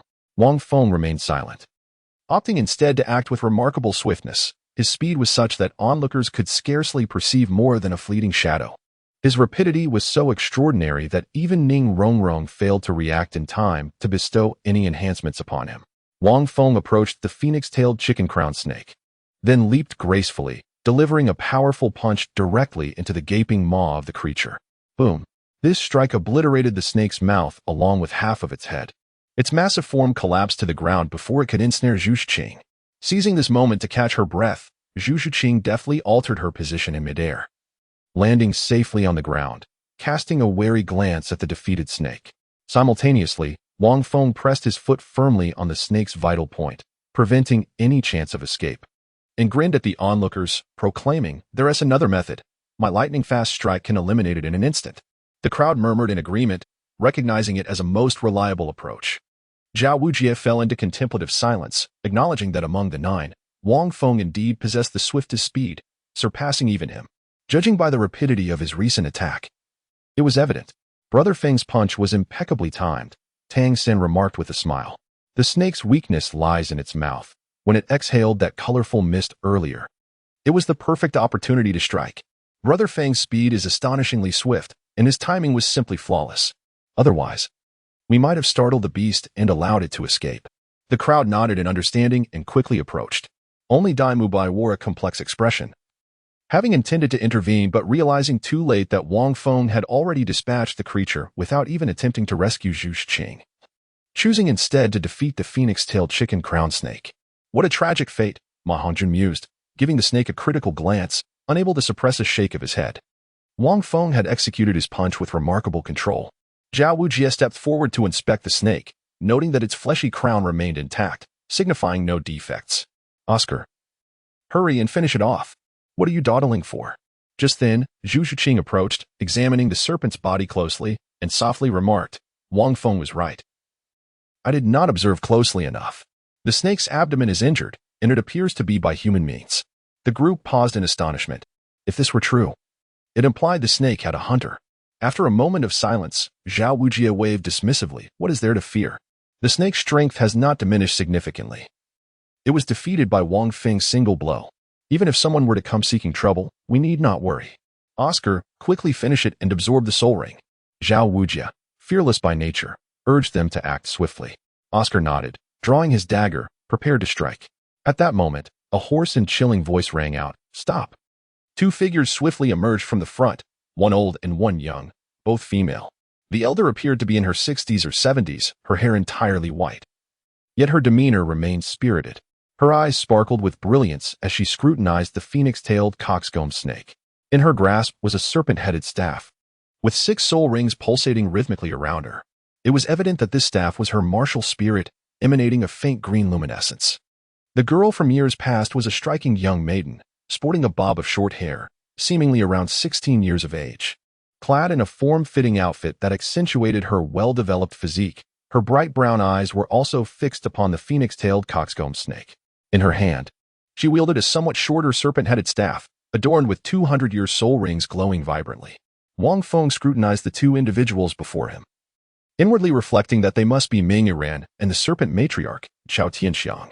To be candid, their combination and attire reminded him of the legendary figures Granny Jean and Zhuer, from the tale of the Heaven Sword and Dragon Saber. Both were unparalleled masters, accompanied by a charming young lady. Upon their arrival, the assembled crowd, having mentally prepared themselves, collectively exhaled in relief.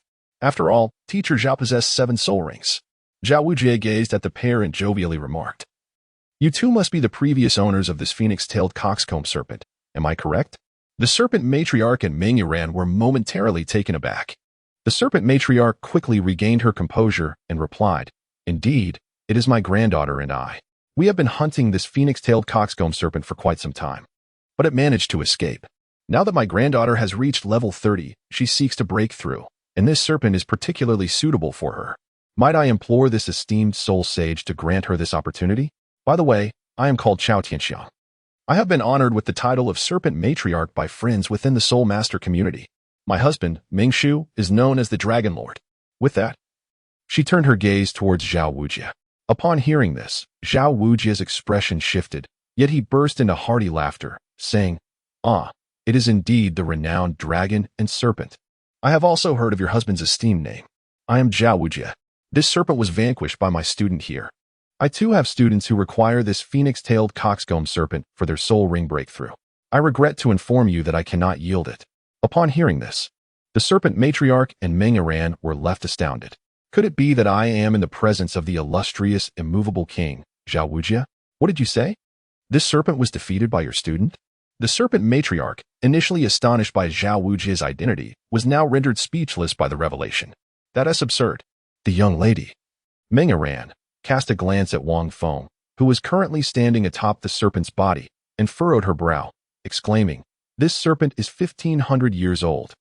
He is even younger than I am. How could he possibly have defeated it? Are there soul masters among you at level 30?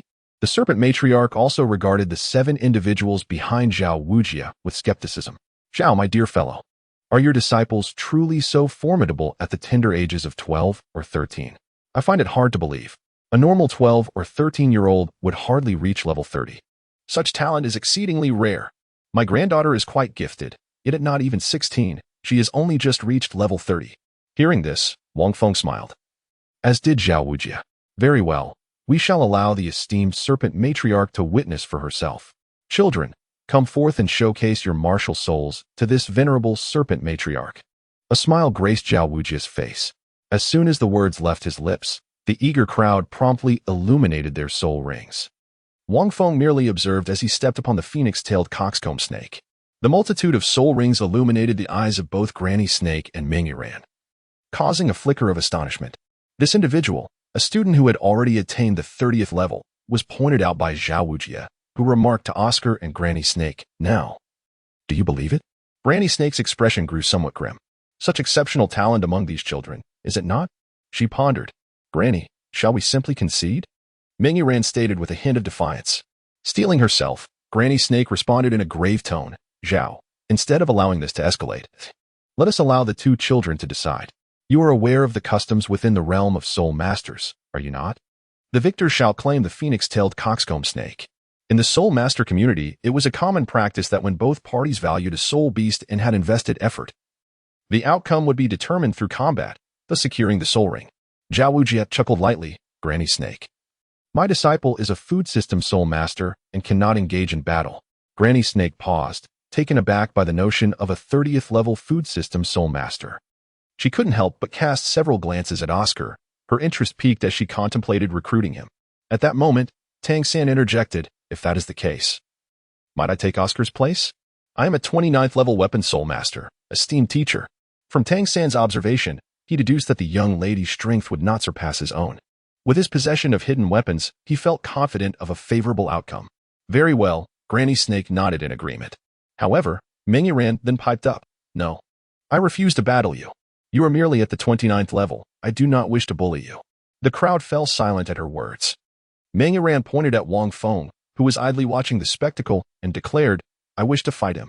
Did you not say that he was the one who defeated the snake?" Ming Yiran, do not believe it. If he can best me, then I shall accept it. The phoenix-tailed coxcomb snake can be yours," she concluded with an air of pride, casting a triumphant look at Wang Feng.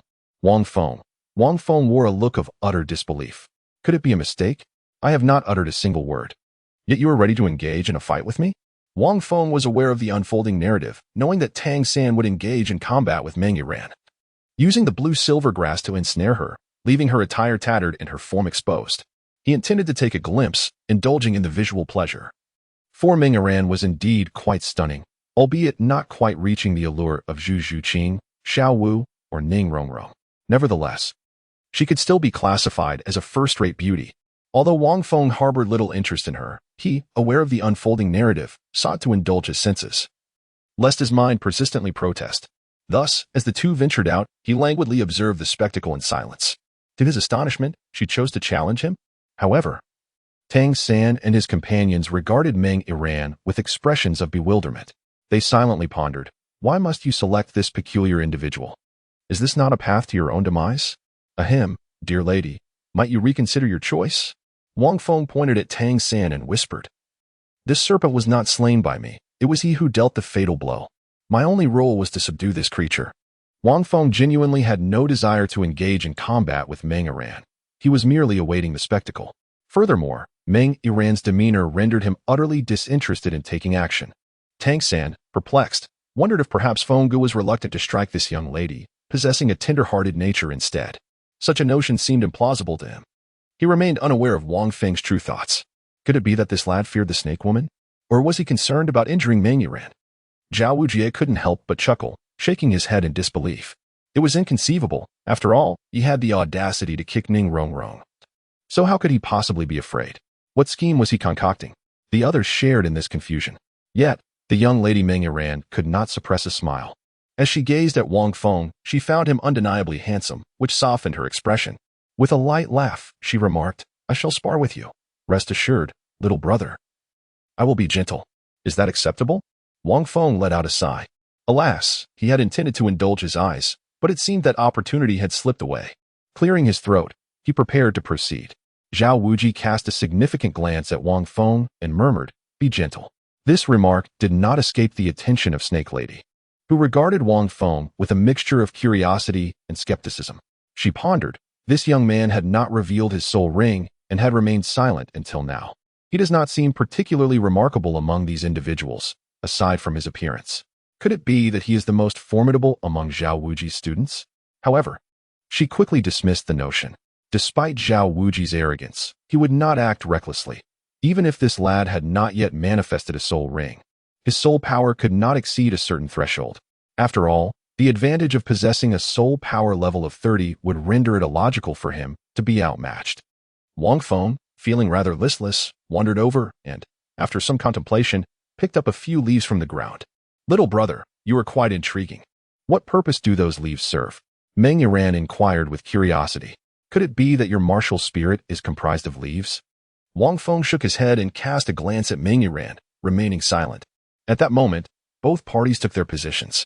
"I am Meng Yiran, wielding the serpent staff as my martial spirit, a 30-level second ring battle soul master," the young woman stated calmly.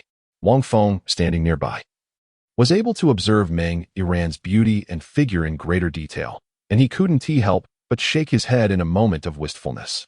He declared, "I am Wang Feng, a soul master of the auxiliary system with a Blue Lotus martial soul, at the 30th level with a second ring." As he spoke, Wang Feng slowly revealed his soul rings. Instantly, the snake woman was rendered speechless, and Meng Yiran was equally astonished. A 10,000-year soul ring? A 10,000-year soul ring at the 30th level? The snake woman murmured in disbelief. How could this be? This means he acquired a 10,000-year soul ring at merely level 20? He must be only 12 years old. This boy truly stands out as the most formidable among Zhao Wuji's students. Meng Yiran was also taken aback, never anticipating to witness such a terrifying soul ring. "Wait, you are an auxiliary system soul master?" As realization struck her, her pale face finally broke into a faint smile. "In that case, do not blame me for being ungracious." However, as soon as her words fell, whoosh, several sharp sounds pierced the air, suddenly striking her face, shoulder, and thigh, leaving faint crimson lines that tore through her clothing. Before anyone could comprehend the situation, the tree behind Meng Yiran trembled violently, as if something had collided with it. It was not until the sound ceased that everyone turned to look. Upon seeing, apart from Tangan, everyone else was left in shock. What lay before them were merely a few leaves. "You have lost." Wang Feng clapped his hands and turned to walk back. Chapter 109.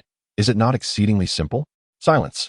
An overwhelming stillness enveloped the scene, with the only sound being the faint rustling of the snake, trembling as it brushed against the ground and the leaves. Everyone stood in stunned silence, transfixed by the spectacle before them. After a moment, as Wang Feng took a few steps away, Meng Yiran seemed to awaken from her stupor. She gazed at Wang Feng's retreating figure, touched the faint traces of blood on her face, and exclaimed angrily, "You soulless wretch." As she spoke, the serpent staff in Meng Yiran's hand flickered with an enchanting light and surged toward Wang Feng. However, she was intercepted by the snake matriarch. "Yiran, enough," the snake matriarch said firmly, blocking her path. "Grandma, why are you stopping me?" Meng Yiran retorted angrily. "Can't you see my face is marred? I cannot let him go unpunished. As a young woman, a gash on her thigh or shoulder might be bearable, but a wound on her face? That was intolerable. Even the slightest scratch would be unacceptable." "Yiran." The snake matriarch fixed her gaze on the trembling tree trunk behind Meng Yiran and continued to bar her from advancing. Turning her attention to Wang Feng, her eyes glinted with a chilling light. "It is evident that our Yiran has lost. This snake is yours now. Thank you, young brother, for your mercy." Upon hearing this, Meng Yiran was momentarily taken aback, then erupted in fury. "Grandma, how have I lost? I merely sustained a minor injury. It is nothing. I have not conceded defeat." Yet the snake matriarch pointed to the sharp leaves embedded in the tree trunk behind her, whispering, "Enough, Yiran. Consider this. Had those leaves just now sliced your throat, would you still be able to speak?" Instantly, Meng Yiran's expression stiffened, her face paling. In her earlier fury, she had given little thought to such matters, but now, reflecting on it, while those leaves had indeed grazed her, it was evident they had been controlled with remarkable precision. Avoiding fatality, she could employ similar techniques, yet never with such accuracy. The wound she sustained was merely a shallow cut, not deep at all. Had the leaves been hurled recklessly, such an effect would have been impossible. However, since he could wield such precision, had he desired to deepen the wound or strike a vital area, she would now be unable to stand and speak. Thus, it was clear he had shown restraint. Cough. Cough. Oscar, why are you standing there in a daze? Quickly, bring forth a sausage. As Wang Feng approached, observing the dazed crowd, he gestured subtly at Oscar and murmured, Hurry, my dear fellow. The wound I left is not deep. A single sausage should suffice to restore her to her former self. Upon hearing this, Oscar suddenly awakened, hastily retrieving the grilled sausages he had prepared earlier. Approaching the snake woman, he cast a glance at Meteor and said, Esteemed snake woman, my grilled sausages possess restorative healing properties. Consuming one should facilitate the swift recovery of the minor injury your granddaughter has sustained, leaving no scars behind. After all, the wound is quite superficial, even without the sausage. A simple application of medicine would ensure that any scars fade away naturally within a month or so as her body heals.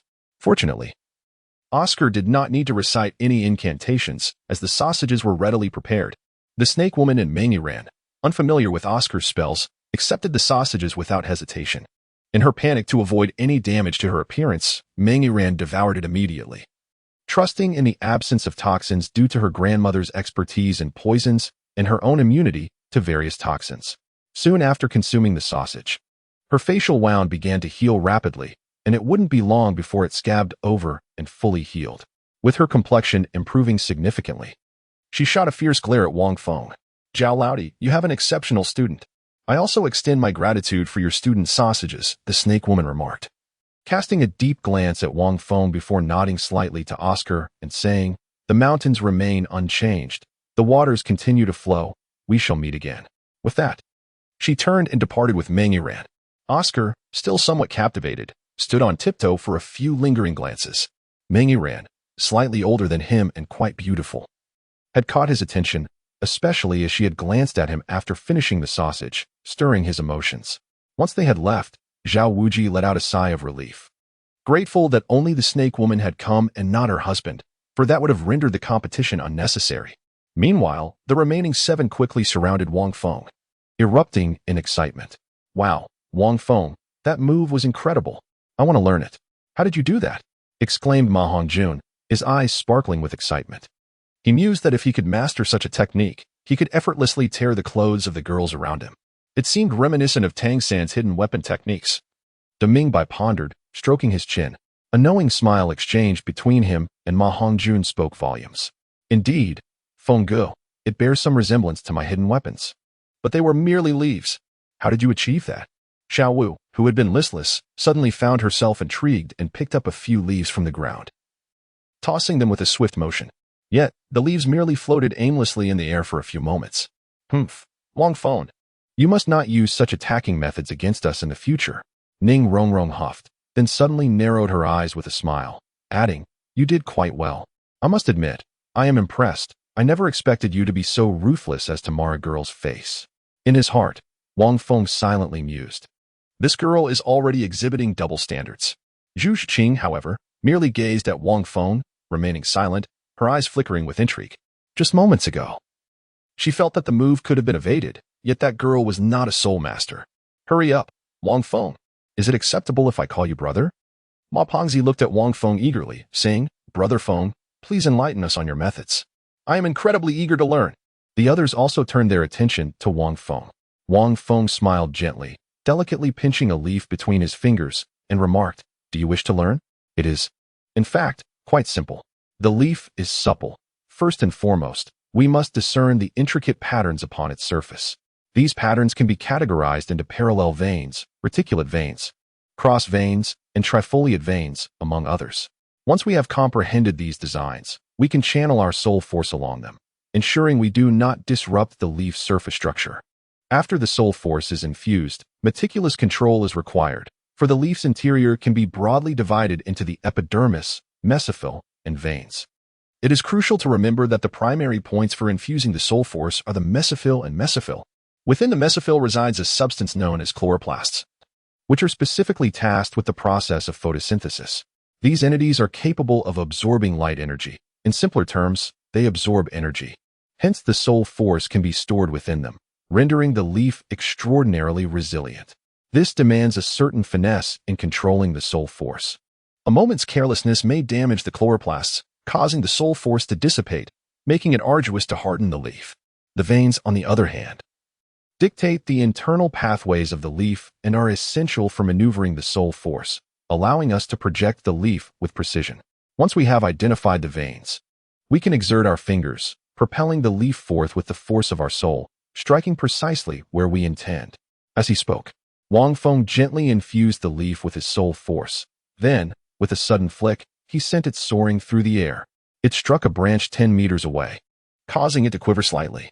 Wang Feng clapped his hands and smiled, saying, "Isn't it quite simple?" In Chapter 110, the excitement of the crowd was palpable when Wang Feng began to speak, as the technique appeared straightforward enough for anyone to master. Even Zhao Wujie, with a keen interest, approached to observe, for as a soul sage, he should surely be able to grasp such a trivial trick. However, as Wang Feng's explanation unfolded, the initial excitement on everyone's faces gradually faded into calmness, eventually giving way to a perplexed stillness. The expressions of the crowd turned from enthusiasm to bewilderment. "What are you talking about?" Ma Peng's face, once animated, transformed into one of utter confusion. Even Tang San, who had a glimmer of an understanding about this leaf-picking technique from his past life, found himself taken aback. He recognized the similarity to his own hidden weapon techniques. Yet using leaves as projectiles required immense internal strength and unparalleled control, something only a martial arts master could achieve. With the ability to inflict harm through plucked leaves and flying petals, the power of Feng Ji's leaves, however, only extends to a mere 10 meters, which is quite limited. Thus, when compared to my true hidden weapons, it falls significantly short. Yet, this serves as a testament to Feng Ji's intellect. He is indeed a genuine prodigy. After all, Feng Ge has never studied any hidden weapon techniques. After listening to Feng Ji's explanation, Tang San felt equally bewildered.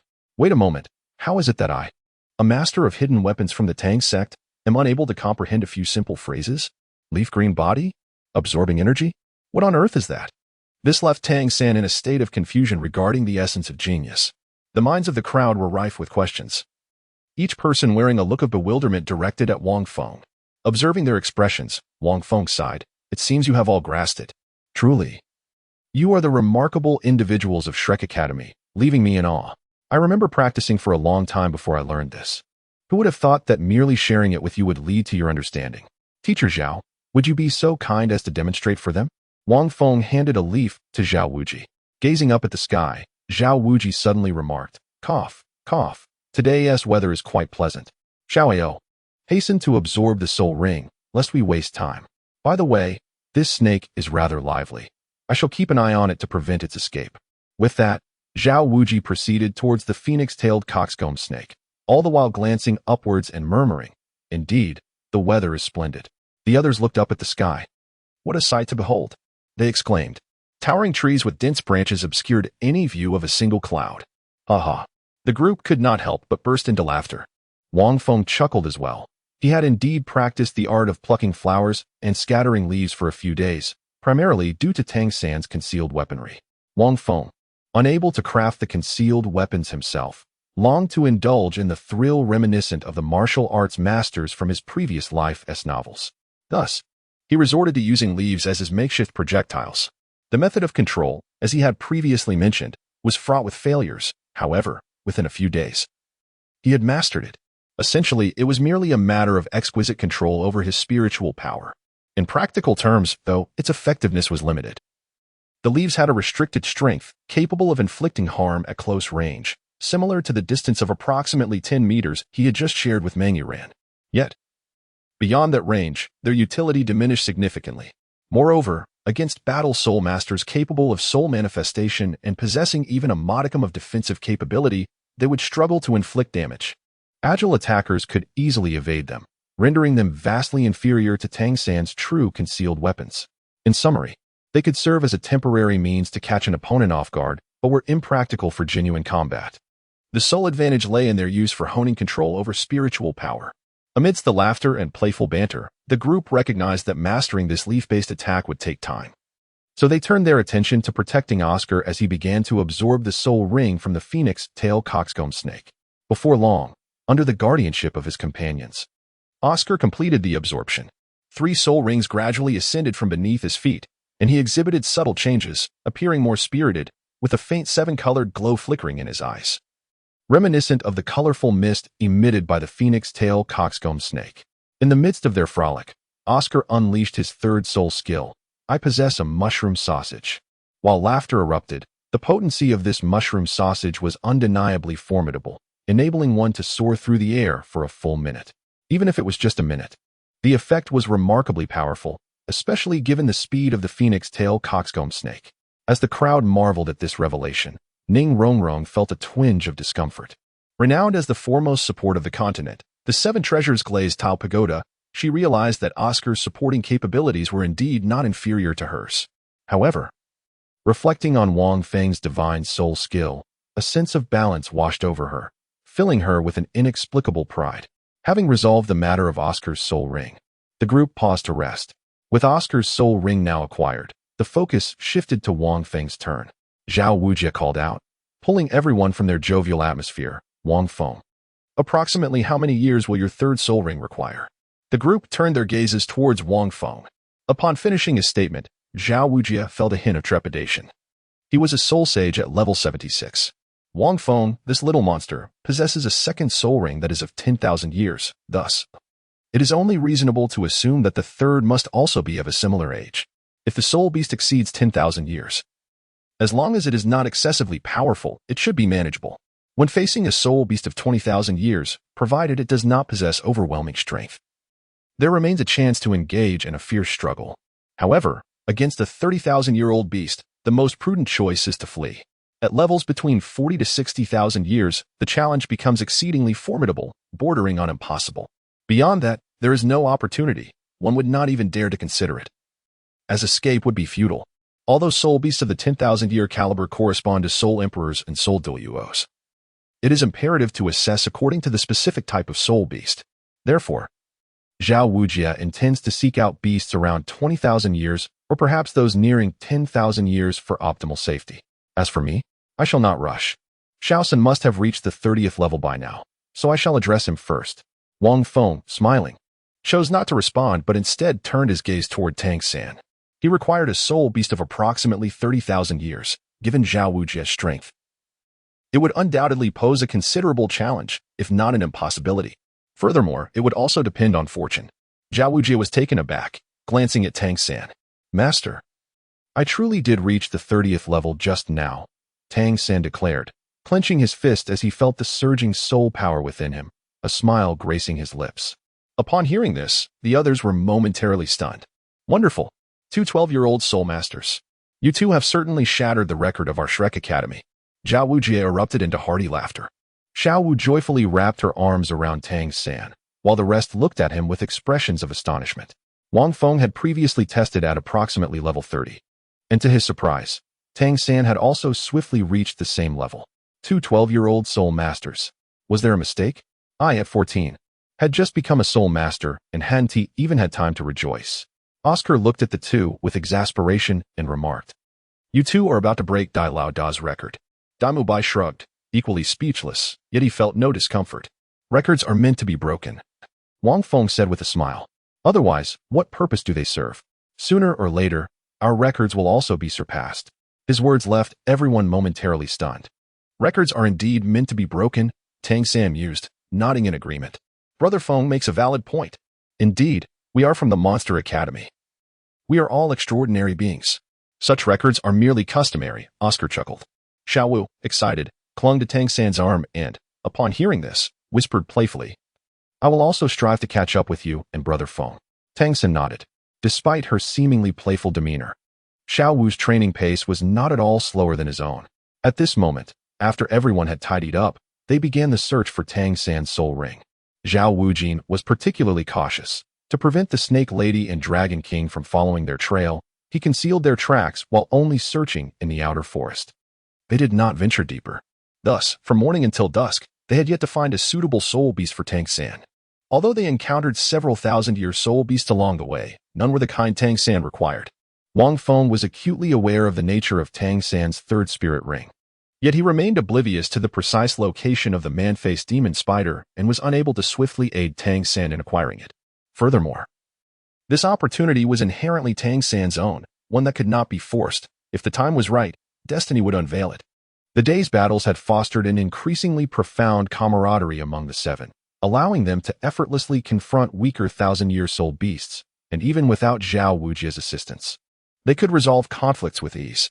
Wang Feng, as the most formidable trump card among them, refrained from intervening unless absolutely necessary, often merely observing from a distance.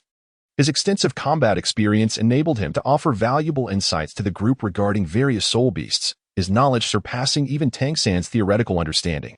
Thus, although Wang Feng did not directly partake in the skirmishes, his indirect support proved to be substantial. As the day drew to a close and night enveloped the land, a beam of sword light approached from afar, unbeknownst to Zhao Wujia and the others. They had traversed a considerable distance within the Stardo Forest. During their evening respite, constrained by the inability to light a fire, visibility was dim. Fortunately, they discovered a relatively open area where they could catch a glimpse of the luminous moon and the vast array of stars above. Such a scene could perhaps only be witnessed in this enchanting realm.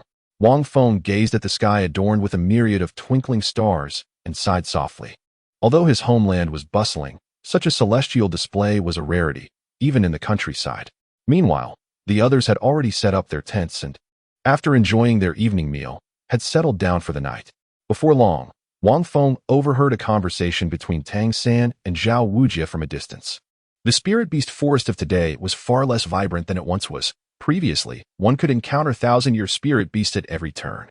While these beasts were fierce, humanity proved to be even more formidable.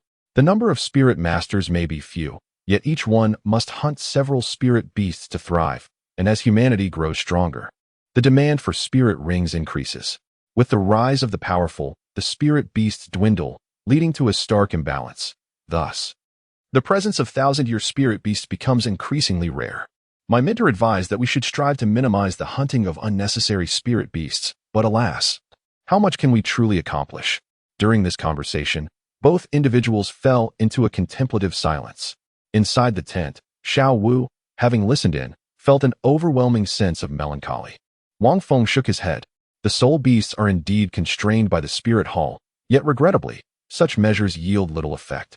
The population of soul beasts continues to dwindle, fundamentally driven by humanity's insatiable thirst and desire for power, which remains unabated. As long as this desire persists, one side of the equation will inevitably falter, making it arduous to achieve a state of equilibrium.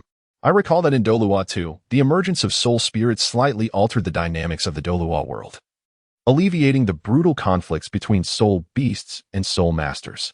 Moreover, with the advent of artificial soul spirits, contemplating this, Wang Feng sighed, pondering how many years into the future such developments lie. Wang Feng harbored no intentions of altering the status quo. In his current state of weakness, any notion of change seemed utterly futile.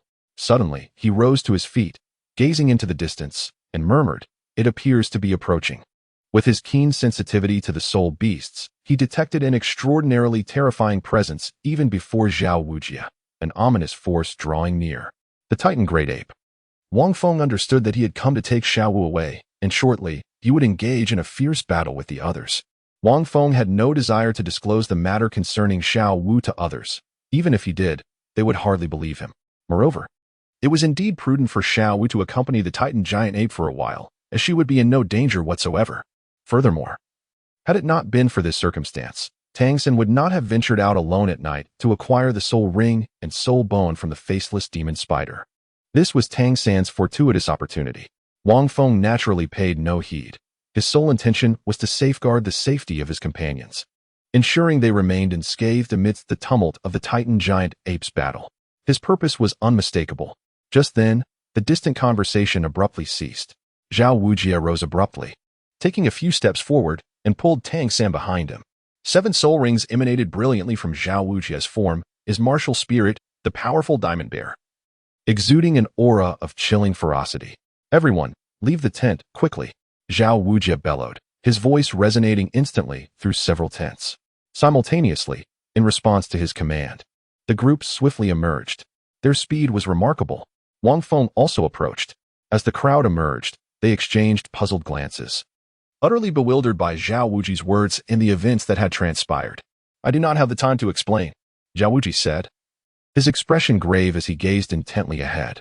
"If anything occurs, do not concern yourselves with me. Swiftly depart from this place. Wang Feng, you are responsible for their safety. Ensure they leave the Stardo Forest unharmed." Among Wang Feng and his companions, he is the strongest, even surpassing Dai Mubai. At this moment, Zhao Wujian naturally decides to entrust this task to Wang Feng. Wang Feng's expression grew slightly solemn as he quietly explained to the group ahead, "It is a soul beast. An exceptionally formidable soul beast." The words exceptionally formidable seldom escaped Wang Feng's lips, which left the crowd astounded. Earlier, during the battle of the day, Wang Feng had demonstrated a palpable disdain for numerous thousand-year soul beasts, effortlessly guiding them in their hunt. However, hearing the gravity in his voice now sent a jolt of realization through them, shedding light on why teacher Zhao appeared so serious. Yet, their understanding remained incomplete until mere seconds later. Before their eyes unfolded a most peculiar scene. Two towering ancient trees suddenly parted, as if crushed by an immense force. From the very center of those great trees emerged a colossal figure. In that instant, it felt as though the breath of nearly everyone had been suspended. Chapter 112. This is simply the embodiment of a soul beast. Wang Feng inhaled deeply, even though he had mentally prepared himself to some extent. However, in his 2 lifetimes, this was the first occasion he found himself gazing upon such a terrifying creature. The Titan ape before him loomed like a colossal mountain in the distance, its dark fur shimmering softly under the cold moonlight. Standing at a mere shoulder height exceeding 7 meters, its overall stature was no less than 15 meters tall. Its eyes, resembling massive lanterns, flickered with a luminous glow akin to yellow crystals, radiating a chilling light in the darkness, reminiscent of 2 lasers that sent shivers down one's spine. This was indeed more exaggerated than the King Kong portrayed in films. Wang Feng took a deep breath, yet he felt no fear. For he understood that the Titan Great Ape would not harm them as long as Xiao Wu was present. He was merely astonished by the sight of a colossal beast that seemed to belong only in the realm of films from a past life. In comparison, the Titan Great Ape was a true ferocious creature, far beyond the capabilities of a mere King Kong. This entity possessed skills, the nature of which remained a mystery to Wang Feng, as those who might have known were largely deceased. It was the king of the forest, the Titan Great Ape. Tangan's voice trembled slightly. Even without knowledge of its name, the sheer size of this terrifying soul beast was sufficient to instill fear. Even a century-old specimen could rival a 10,000-year-old one. What does this imply? It meant that a soul master of the 30th rank could contend with a soul emperor of over 60 ranks. Wang Feng could not help but inwardly scoff at the absurdity of it all. He had merely activated a golden finger, while this creature was born with such power. At that moment, apart from Wang Feng and Xiao Wu, everyone else shuddered upon hearing Tangan's words, utterly bewildered as to how such a horrifying soul beast could appear in the outskirts, even in the very heart of the Stardo Forest. Encounters with the Titan Great Ape were rare. If it were not for Xiao Wu, encountering such a soul beast in the periphery would be akin to winning the lottery. Wang Feng mused silently. Fortunately, the Titan Great Ape remained stationary a short distance ahead, leaving everyone too frightened to move. The sensation was akin to being fixated upon by a ferocious tiger. Any movement could provoke an immediate attack. Instinctively, they were paralyzed, unable to make a single gesture. At this juncture, Zhao Wujin spoke solemnly. "Noble king of the forest, we harbor no intention of offense. If this is your territory, we shall depart immediately." The Titan Great Ape possessed intelligence comparable to that of humans. However, upon finishing his statement, Zhao Wujin felt a chill surging within him. Territory? Even if this were indeed its domain, would such an ancient Titan Great Ape, at least 10,000 years old, venture out to trouble a few soul masters? Zhao Wujin could not fathom it. Yet, at that moment, he did not have the luxury of pondering such matters. His priority was to ensure the safety of the children behind him and devise a plan. However, the Titan Great Ape remained motionless. Cold sweat trickled down Zhao Wujin's brow as his anxiety intensified. Fleeting images raced through his mind. He spoke in a hushed tone, "I will hold it off. You must quickly consume Oscar's mushroom sausage and leave this place. Hurry, do not hesitate. Any delay, and none of us will survive." With that, Zhao Wujin's soul rings suddenly illuminated, and he charged forward. In an instant, several of Zhao Wujin's soul rings shone brilliantly, activating gravity enhancement and compression simultaneously. His soul skills were unleashed with a fervor that seemed to defy the limits of soul power, yet they were executed with precision rather than recklessly. Wang Feng fell into a momentary silence, contemplating the urgency to persuade the crowd to depart, for he understood that the Titan Great Ape's target was Xiao Wu. If they refrained from intervening, they would remain unharmed. However, at that juncture, it was evident that the crowd could not possibly withdraw. Wang Feng could not simply push Xiao Wu out, for the unaware crowd might very well turn against him. Wang Feng, you take them and leave first. I shall assist the teacher, Dai Mubai declared, his entire form radiating with brilliance as he invoked his white tiger spirit. The third soul skill, the diamond white tiger transformation, was unleashed, causing his physique to swell dramatically, his body adorned with a dense coat of fur. His tiger claws gleamed with a menacing sharpness, appearing even more formidable than Zhu Zhuqing's cat claws, exuding an aura of strength and destruction.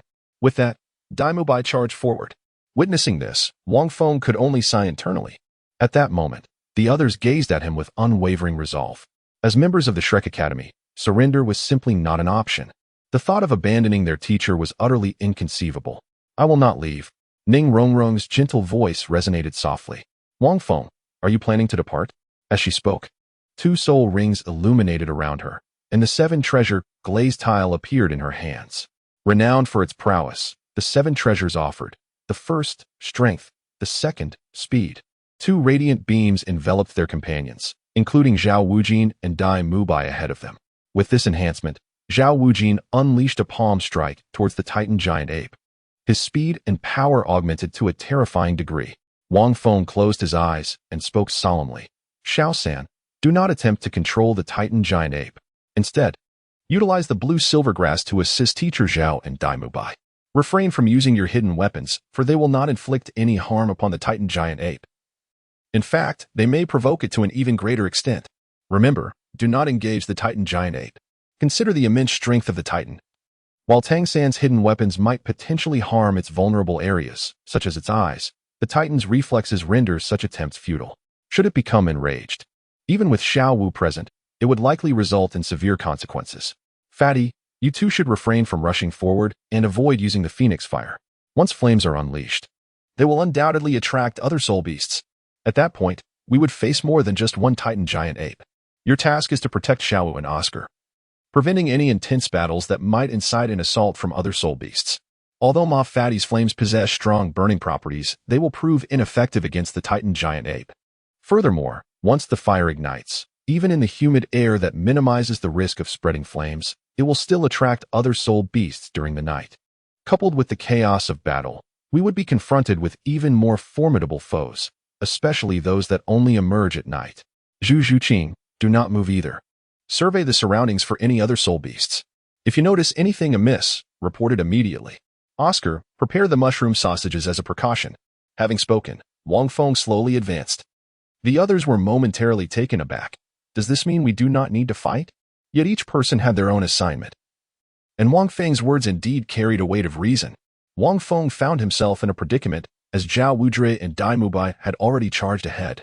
If he were to advance, he would surely sustain injuries. Chapter 113. The Formidable Black Lotus. The bewildered Wang Feng. After speaking, Wang Feng cast a glance at Xiao Wu, only to find her still somewhat dazed. Faced with the immense disparity in power, any form of attack would be utterly futile.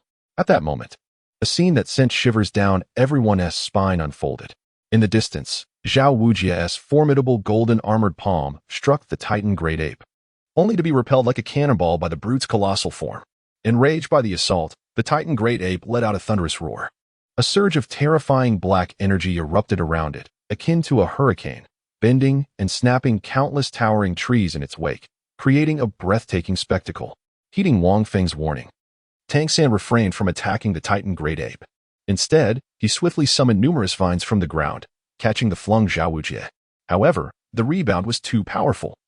Tangsan nearly exhausted his soul power, forming a wall of vines several layers thick, just to manage to catch Zhao Wujie. Dai Mubai, too, found himself unable to reach the Titan Great Ape, as the force from the roar sent him hurtling backward.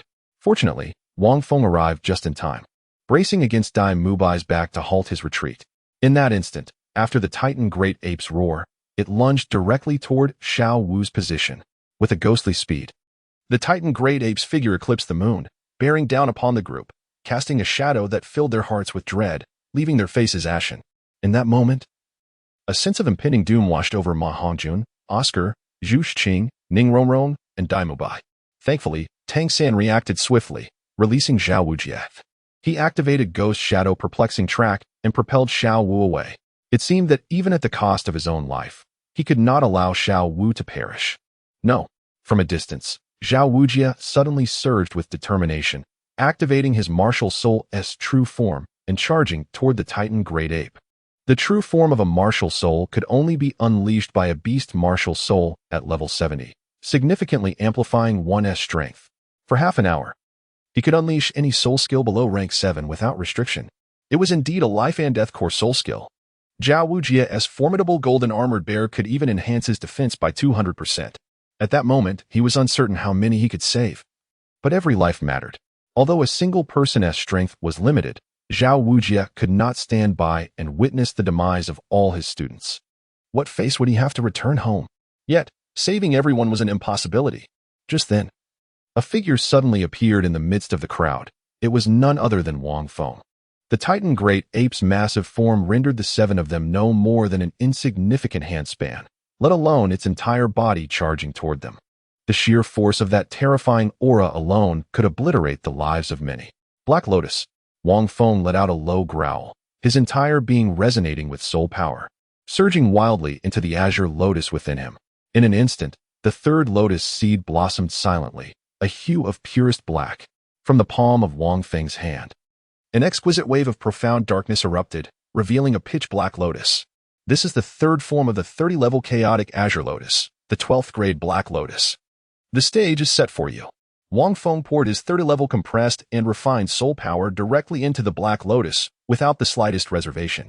In the mythos of the primordial era, this 12th grade Black Lotus possesses an extraordinarily formidable defensive capability and can absorb various malevolent and tyrannical energies for cultivation and other effects.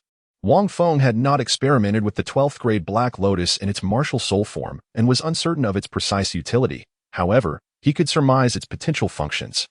Its defensive capabilities were undoubtedly formidable.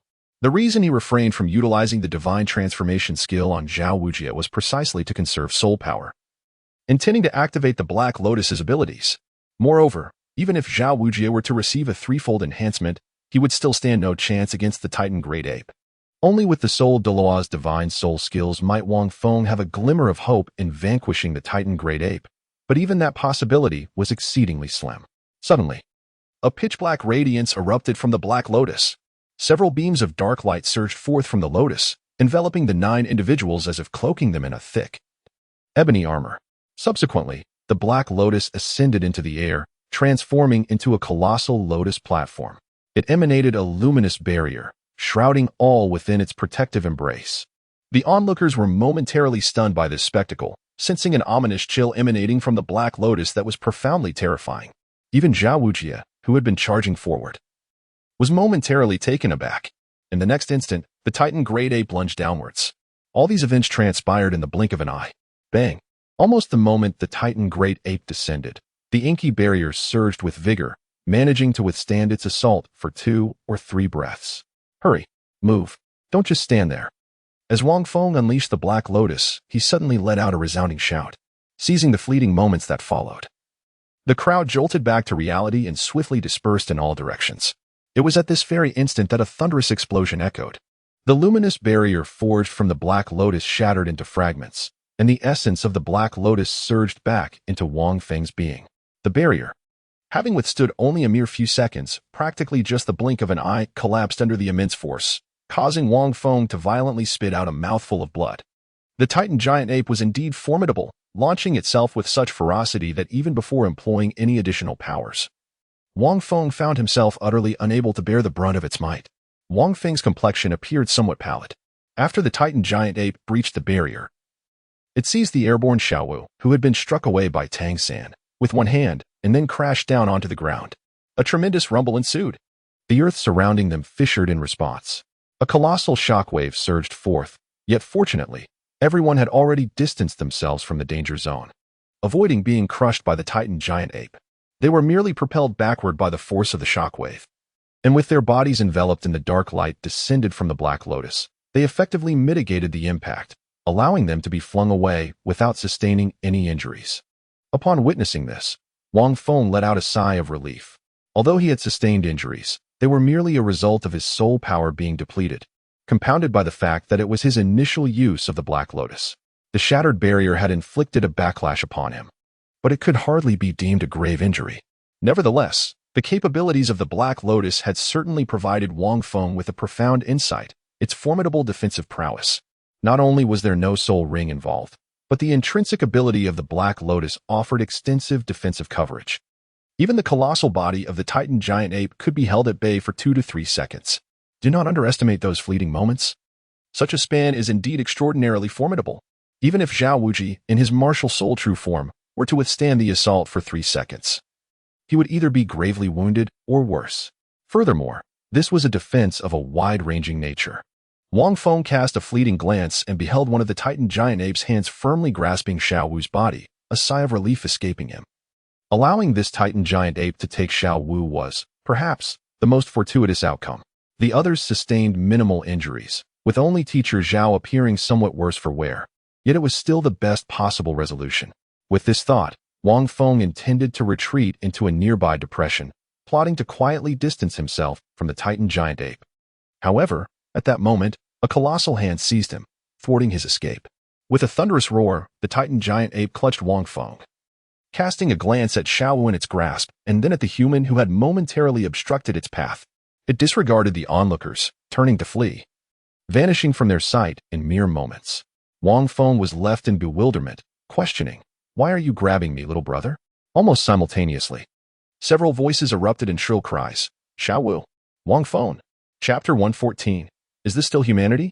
6. As they watched the Titan giant ape, one hand clutching Xiao Wu while the other had captured Wang Feng, the group stood frozen in place until the Titan giant ape had leaped away, disappearing from view. A chorus of screams erupted from the crowd.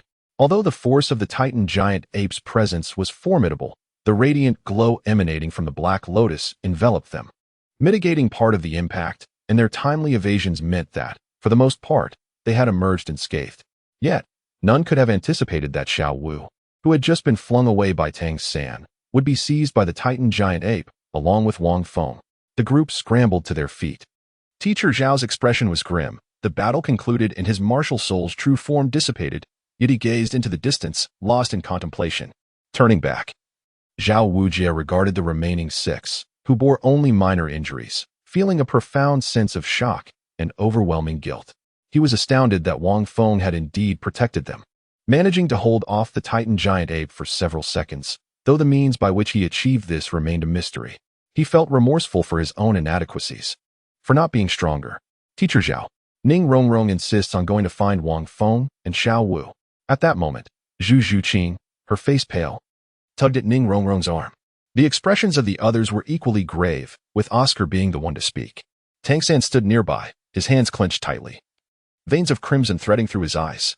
Zhao Wujie shot a stern look at Ning Rongrong, his countenance darkening as he declared, "While I do not understand why the Titan giant ape has appeared here, I feel deeply remorseful for failing to prevent this calamity.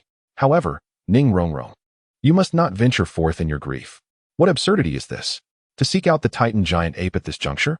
With only the 7 of us remaining, having survived with minimal injuries, this outcome is almost beyond belief.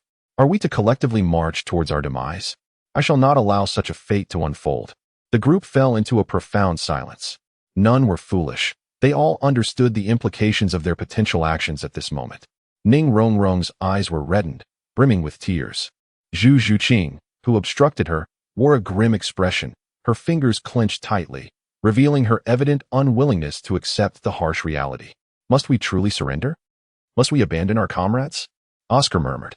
"If you choose to go now," Zhao Wujie surveyed the group, his voice low but firm, "then all that Wang Feng has accomplished will be in vain.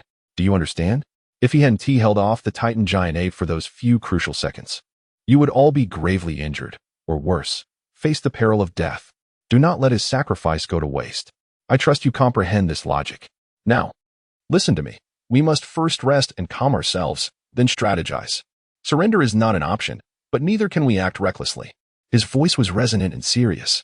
Everyone understood that the likelihood of Xiao Wu and Wang Feng returning was almost non-existent. Yet, a heavy silence enveloped them.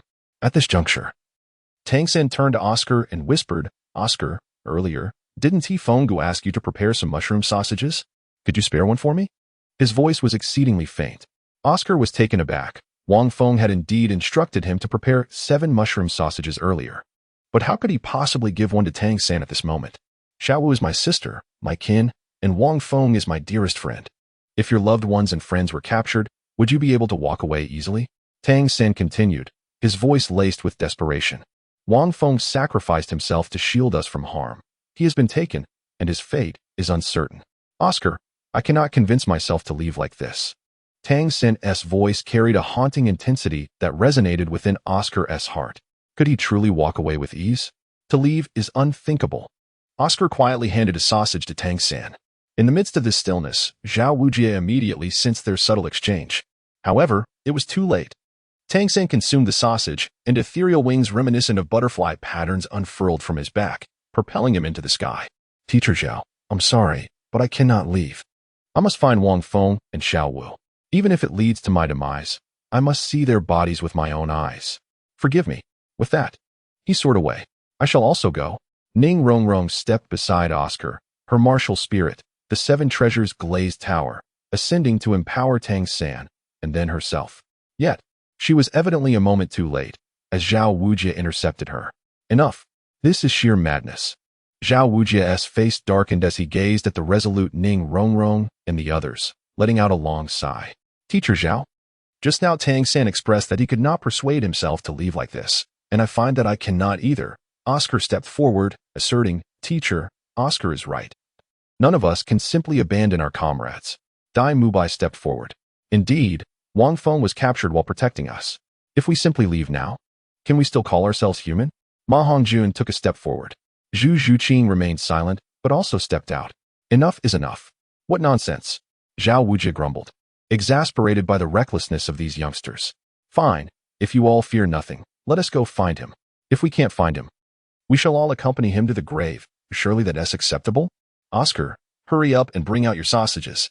The crowd paused in surprise. Just as Oscar was about to take out the sausages, a beam of sword light sliced through the darkness, landing before them. A calm voice resonated, at last. I have found you. You must be Zhao Wujie. Hurry, summon the one called Wang Feng. The sudden voice stunned everyone. In the distance, an elderly man clad in white, with hair as white as snow and a youthful visage, descended gracefully upon a sword, resembling a celestial being.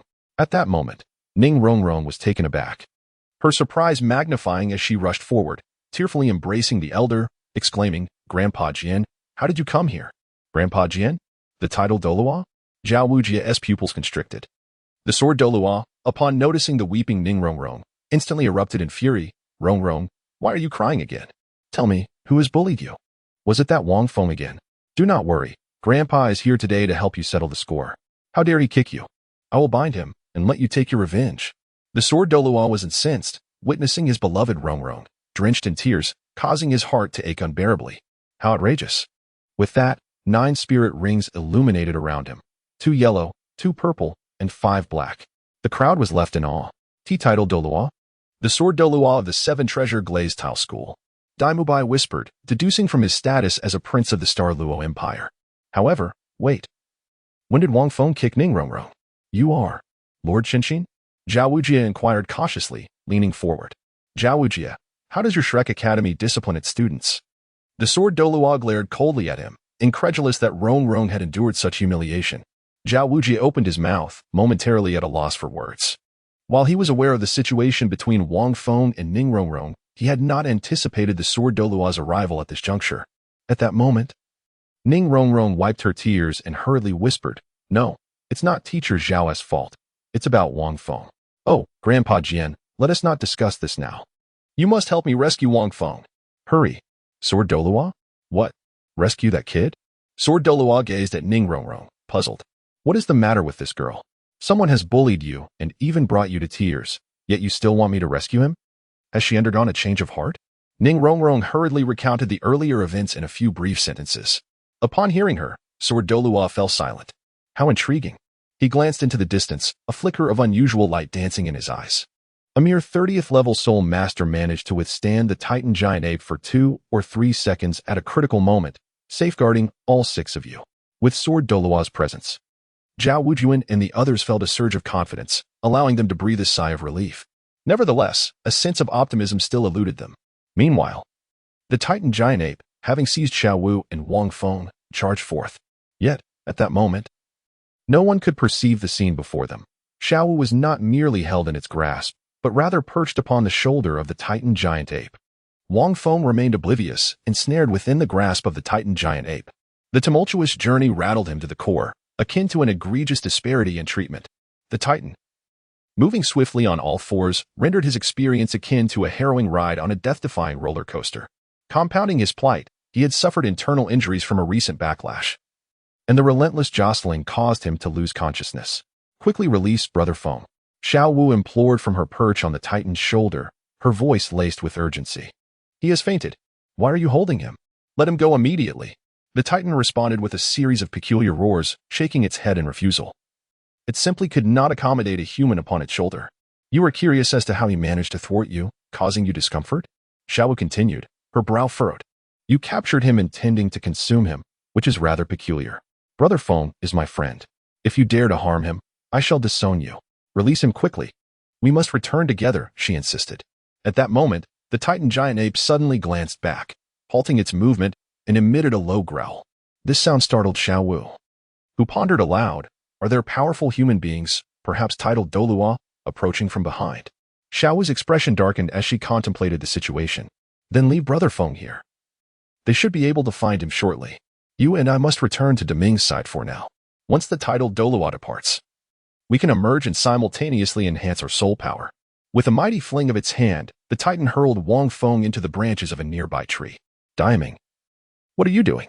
Be gentle, Xiao Wu exclaimed, her voice laced with concern. The Titan displayed an innocent demeanor before resuming its swift journey deeper into the forest, carrying Xiao Wu along. Diming. We are already deep within the forest. Brother Feng has fainted. This poses a danger, Xiao Wu's voice echoed with worry. Oh, it matters not to me. Who instructed him to linger? The Titan seemed to retort indifferently. Wang Feng fell upon a towering ancient tree, and it wasn't long before he gradually regained consciousness.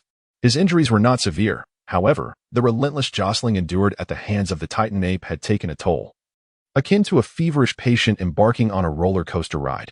No matter how resilient one might be, it would be unbearable. Nevertheless, Wang Feng possessed remarkable physical strength, and shortly after the tumult ceased, he awoke. The fall did not inflict any significant harm upon him. Rather, it was the tree that had been bent under the weight of his impact. What had transpired? Wang Feng shook his head, his consciousness gradually becoming clearer. This must be the depths of the starry forest. It was likely that Xiao Wu had instructed the Titan giant ape to leave him here. However, logically, Xiao Wu should have chosen to return with him. At most, she would quietly enhance her soul power while he was unconscious, keeping her secrets hidden from him. How could she have left him alone? Wang Feng felt somewhat perplexed. Unbeknownst to him, the sword Douluo had already arrived. In truth, he was not the least bit concerned about being captured by the Titan giant ape. Once I become stronger in the future, I shall assuredly hang you, this gorilla, up and deliver a beating. Wang Feng gently touched his somewhat soft body, cursing under his breath. At that moment, a series of tremors echoed from the distance, accompanied by strange roars. His expression shifted abruptly. It was a spirit beast. This was dire. He possessed no soul power at present. Additionally, he bore some injuries. Relying solely on his physical prowess, he could at best contend with a spirit beast of around 2,000 years. Moreover, his stamina had not yet fully recovered. Wang Feng had exhausted all his soul power. At this juncture, he was left with only his physical attributes.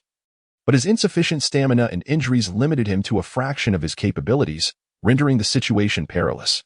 Even with the Meteor Tears, it was implausible for him to replenish his soul power in a short span. He would require at least an hour to recover even a modicum of strength. It is important to note that his 30-level soul power was not akin to the typical soul recovery of an ordinary 30-level soul master. It bore little effect on him, as it was not an everlasting machine. With a heavy heart, Wang Feng took a deep breath and gracefully leaped, as if well acquainted with the terrain of the forest. Landing on another tree, he continued to vault through the woods for several minutes. Soon, he spotted a colossal figure in the distance, and his pupils constricted sharply. A 10,000-year spirit beast, the thorn Xianming turtle? In the distance lay a small creek, approximately 10 meters wide. By the stream, a massive turtle, at least 7 to 8 meters long and 3 to 4 meters high, patrolled the area. This turtle had an exceptionally fierce appearance, boasting 3 prominent longitudinal ridges on its back. Its shell was a rich brown color, comprised of 33 plates that resembled small mountains, arranged in 3 rows. The edges of its carapace were adorned with serrated protrusions, giving its appearance an armored, dinosaur-like quality. Its tail was slender and elongated, as hard as a steel whip. A gentle sweep against a boulder sent shards flying in all directions. Its pale blue body, from a distance, resembled a colossal motorhome, standing 3 meters high. Its back was adorned with 33 shield plates, the entire creature a pale blue hue, signifying that it was a thorned Xianming turtle of approximately 30,000 years in age. Wang Feng gazed ardently at the distant thorny Xianming turtle. This soul beast, exceedingly rare among the 10,000-year-old spirits, possesses a remarkable duality of offensive and defensive capabilities. The thorns on its shell can deliver an immense rebound of power, a trait that many defensive battle spirit masters ardently desire and require. My Black Lotus boasts formidable defensive prowess. Should I absorb the strength of this thorny Xianming turtle, it would signify the acquisition of a rebound attack effect.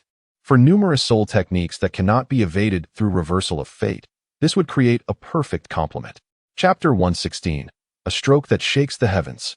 8. Wang Feng's eyes glimmered. This creature is extraordinarily suitable as a soul beast for the Black Lotus. Its inherent defensive capabilities are remarkable. If it possesses the ability to rebound force, it would essentially be akin to a warrior clad in reflective armor. Any attack directed at me would not only be thwarted, but would also result in the assailant's own demise through the very force they unleashed. Moreover, this 10,000-year soul beast is immensely heavy, weighing at least several tons, yet it moves with surprising agility. This entity bears a resemblance to the ancient crocodile tortoise of my previous life, albeit its size is magnified by several folds. Wang Feng let out a soft sigh. Alas, it was overwhelming. He had no chance whatsoever. The defensive prowess of this alligator turtle was astonishing, even if Zhao Wuji were present.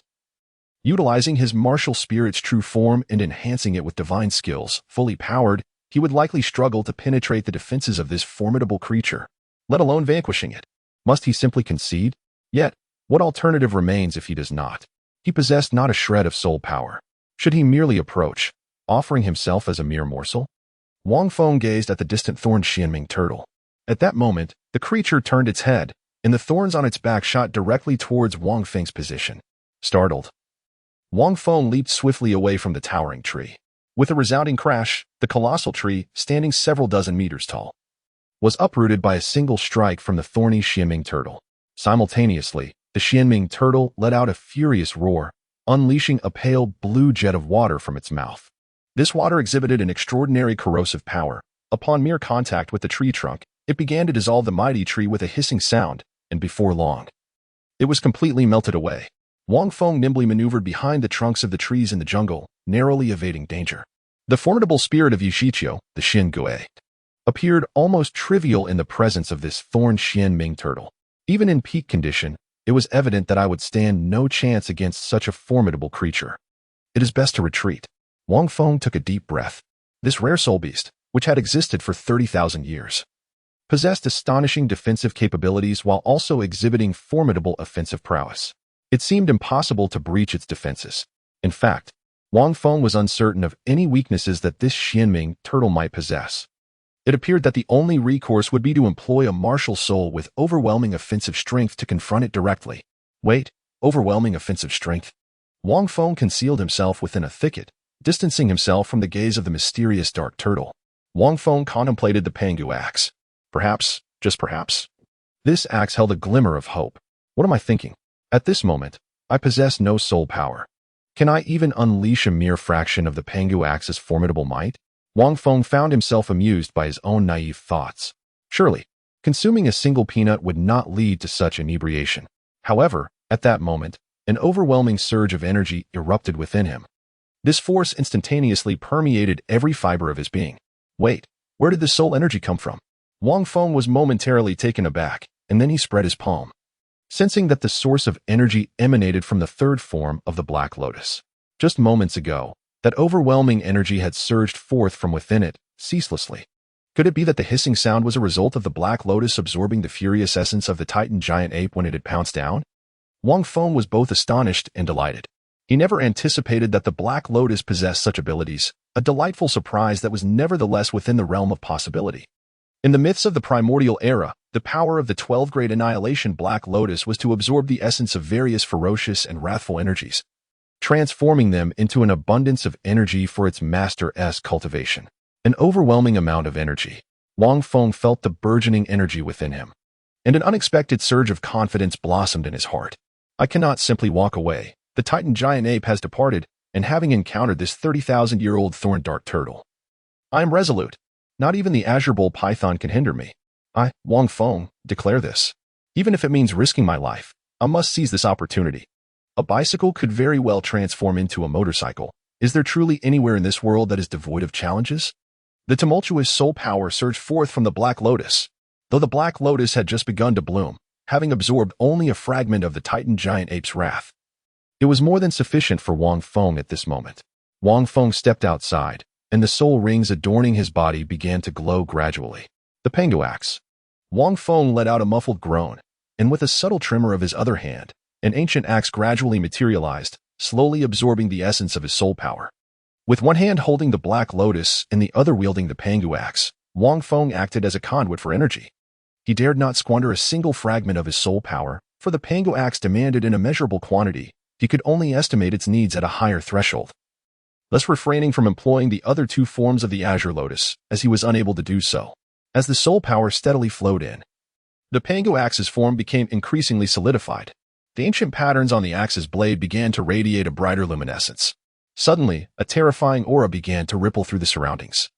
Emanating from the solidifying axe, the ground trembled ever so slightly. The towering trees swayed without any wind. Above, ominous clouds began to gather, intermittently flashing with streaks of lightning, illuminating the dark expanse of the earth. Roar. On the ground, the thorned nether turtle glared at Wang Feng, emitting a series of furious roars. For reasons unknown, it sensed a hint of threat emanating from this seemingly feeble human. Meanwhile, Wang Feng, who was fervently channeling soul power into the Pangu Axe, was increasingly alarmed. The energy absorbed by the Black Lotus far exceeded what he could withstand. It was beyond the 30-level soul power he had compressed and purified. It demanded even more than he could fathom. Even after the refinement through Meteor Tears, it was still excessive. From Wang Feng's estimation, it was at least equivalent to the soul power of someone exceeding the 40th level. One could only imagine the magnitude of energy absorbed from that single strike, reflecting the fury contained within the Titan Great Ape's leap. If this were the case, with the soul power absorbed by the Black Lotus serving as a foundation, and directly surging into the Pangu Axe, then indeed, the Pangu Axe could be wielded. Wang Feng gazed intently at the gradually solidifying Pangu Axe. At times, one can only comprehend the essence of an endeavor through action. He understood that when the Pangu Axe fully materialized, it would be time to strike. However, unbeknownst to him, from the perspective of the thorned Xianming turtle, his current state was utterly terrifying. Surrounding him was an overwhelming surge of malevolent energy, with numerous streams of force swirling around him, resembling a tempest. The formidable power emanating from the axe, now tangible, radiated in all directions. A visible column of energy surged from Wang Feng, reaching towards the heavens. This was the awe-inspiring might bestowed by the Pangu Axe. Roar. At that moment, the somewhat impatient thorned Xianming turtle let out a furious roar and charged at Wang Feng. With each step it took, the ground trembled violently. One could only imagine its immense weight. As it advanced, it expelled powerful jets of corrosive water from its maw. Countless bony spikes sprouted from its thorny shell, launching towards Wang Feng. Yet, at this juncture, Wang Feng was unable to utilize the protective powers of the Black Lotus. All of his soul energy was pouring into the Pangu Axe. Should he be struck, his demise would be inevitable. But at that moment, the final shaft of the Pangu Axe became remarkably solid. An exquisitely real Pangu Axe materialized firmly in Wang Feng's grasp. In that instant, as the axe settled into his palm, a thunderous force erupted from him, akin to the very heavens and earth shattering. The energy coalescing around him solidified, radiating outward, shaking the surroundings and reaching for the sky. The thorned Xianming turtle's assaults, be it the jets of water or the bony spikes, were utterly obliterated by this overwhelming force. Everything around, ancient trees, vegetation, and streams, was either shattered or vaporized. Chapter 117, Tremors in the Starry Forest 9. In the sky, a brilliant column of energy erupted from Wang Feng, soaring towards the clouds. Simultaneously, as he grasped the Pangu Axe, his consciousness was flooded with a chilling, desolate aura from ancient times, as if the very fabric of heaven and earth were about to be torn asunder. In that fleeting moment, the entire starry forest awakened countless slumbering soul beasts, their eyes snapping open as they turned to gaze at Wang Feng's location. At a vast lake in the heart of the starry forest, Xiaowu's third purple soul ring began to glow softly, and moments later, she gently opened her eyes. Nearby, the Titan Great Ape, which had been resting with its eyes closed, suddenly opened its eyes and rose to its colossal stature. Concurrently, a gigantic figure erupted from the depths of the lake, sending waves cascading. The creature, a monstrous beast with the head of a bull and the body of a serpent, boasts a head measuring no less than 4 meters in diameter, an immense sight indeed. Its eyes, as large as lanterns, gleam with an otherworldly light, while its colossal serpent body, dark blue in hue, is several times thicker than a water barrel. This spirit beast is none other than the heavenly azure bull python. Xiaowu opened her eyes and gazed into the distance at the intense beam of light. "What is happening, Deming, Erming?" she inquired with a hint of confusion. "A terrifying aura," Deming whispered to her. "Terrifying?" Xiaowu was taken aback. "Such words from Deming? How do you feel?" Deming asked the Titan giant ape. "I feel the same," replied the Titan giant ape. Xiaowu stared at the light beam. Had such a phenomenon ever occurred in the Stardo Forest? The two sovereigns of the Stardo Forest exchanged glances and shook their heads. "I have never witnessed such a presence. It feels as though it could split heaven and earth apart. The power may not be overwhelming at this moment, yet the aura instills in both of us an instinctual fear," Deming murmured, sensing that it was neither the power of a spirit beast nor that of a human. "Let us not venture out for now." Xiaowu nodded, pondering, what kind of power could evoke such primal fear in both Deming and Erming? Meanwhile, the sword Douluo and his companions, moving swiftly through the forest, suddenly came to a halt. "Stop!" Sword Douluo commanded sharply, halting the advance of his followers. He stared at the distant beam of light, his soul rings pulsating with a dreadful force, his expression darkening. "Your Majesty, do you sense it too?" Zhao Wuji approached, his voice gravely low.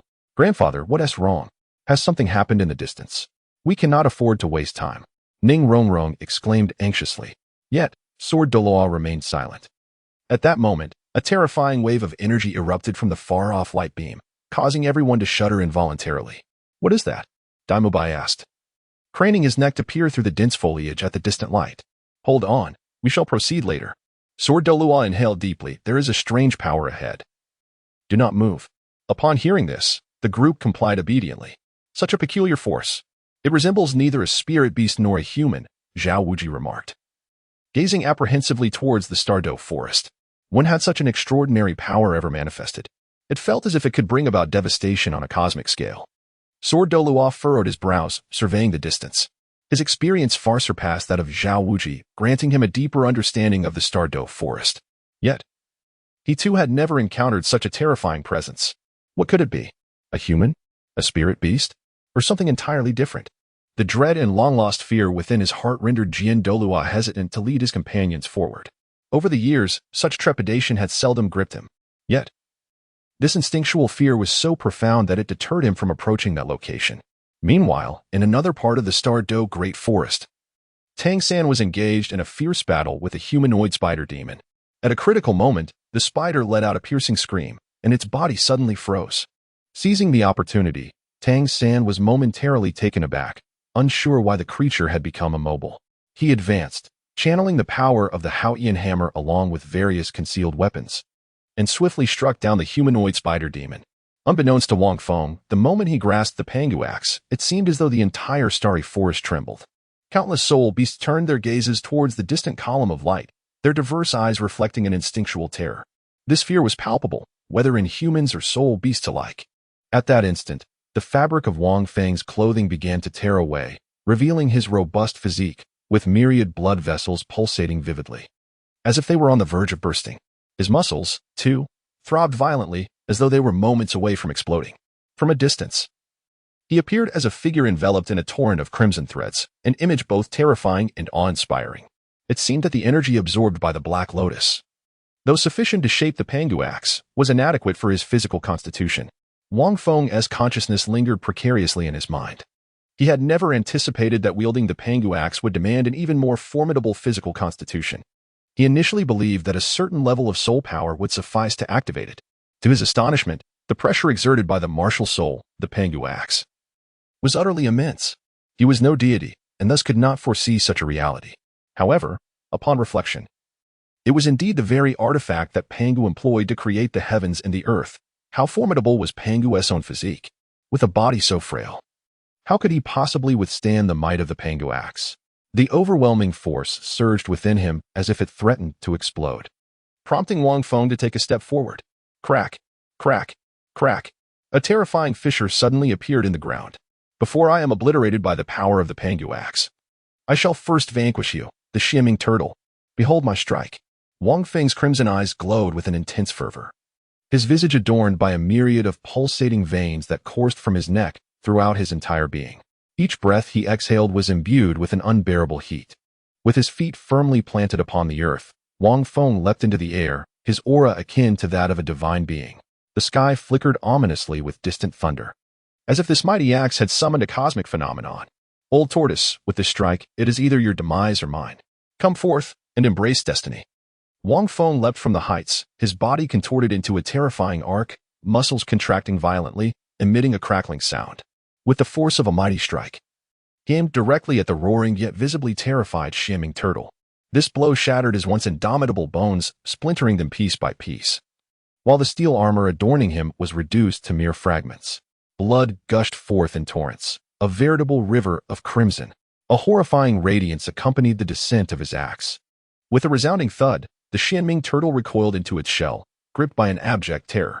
It was not merely the dread of Wang Feng's strength that paralyzed it, but the overwhelming aura emanating from that axe, an axe reminiscent of Pangu's creation of the world. All beings across the realms quaked in fear. Even if it were merely a manifestation of martial spirit, the spiny and resilient shell of the turtle began to crack under the weight of that swing. The Xianming turtle thrust its head out, unleashing a heart-wrenching scream as blood erupted from its shell. However, the backlash from the strike sent Wang Feng hurtling several tens of meters away, and the Pangu Axe he had conjured vanished in an instant, along with all the vivid imagery that had surrounded them. Chapter 118. A Turning Point. The illusory sword Douluo Continent, lying several meters away. Wang Feng summoned the last remnants of his strength to lift his head and cast a glance at the distant Xianming turtle. This fleeting moment chilled his heart. Its life force was still flickering. Indeed, he had overexerted himself. Although his soul power was sufficient, his physical constitution fell short, preventing him from unleashing the full might of the Pangu Axe he had forged. Wang Feng let out a long sigh and lamented, "Heaven is determined to doom me." However, the Pangu Axe proved to be extraordinarily powerful. Even in this predicament, it had nearly cleaved the Xianming turtle in twain. If my physical prowess were to amplify severfold, that strike could have obliterated it into mere fragments. This creature has existed for 30,000 years. Yet, with that strike, I find myself on the brink of death as well. Listening to the sounds of the Xianming turtle slowly approaching him, Wang Feng gazed up at the pitch-black sky, momentarily at a loss for words. The Xianming turtle, though in a state of near demise, remained resolute in its intent to advance towards Wang Feng, emitting a series of roars that seemed to convey its intent to devour him. No, I cannot perish in such a manner. My toes still possess a modicum of strength. Wang Feng, with only one remaining foot, forcibly dragged his body along the ground, resembling a caterpillar in its advance. Thus, a tortoise and a man crawled forth in unison. Wang Feng was unaware of how long he had been climbing, until he had exhausted the very last vestiges of his strength. Gazing up at the sky, he discerned through sound that the enigmatic Xianming turtle was merely a few meters away. At that moment, the power of Meteor Tears began to flow gently from his heart. Seeing this, Wang Feng felt an urge to smile, yet he lacked the energy to do so.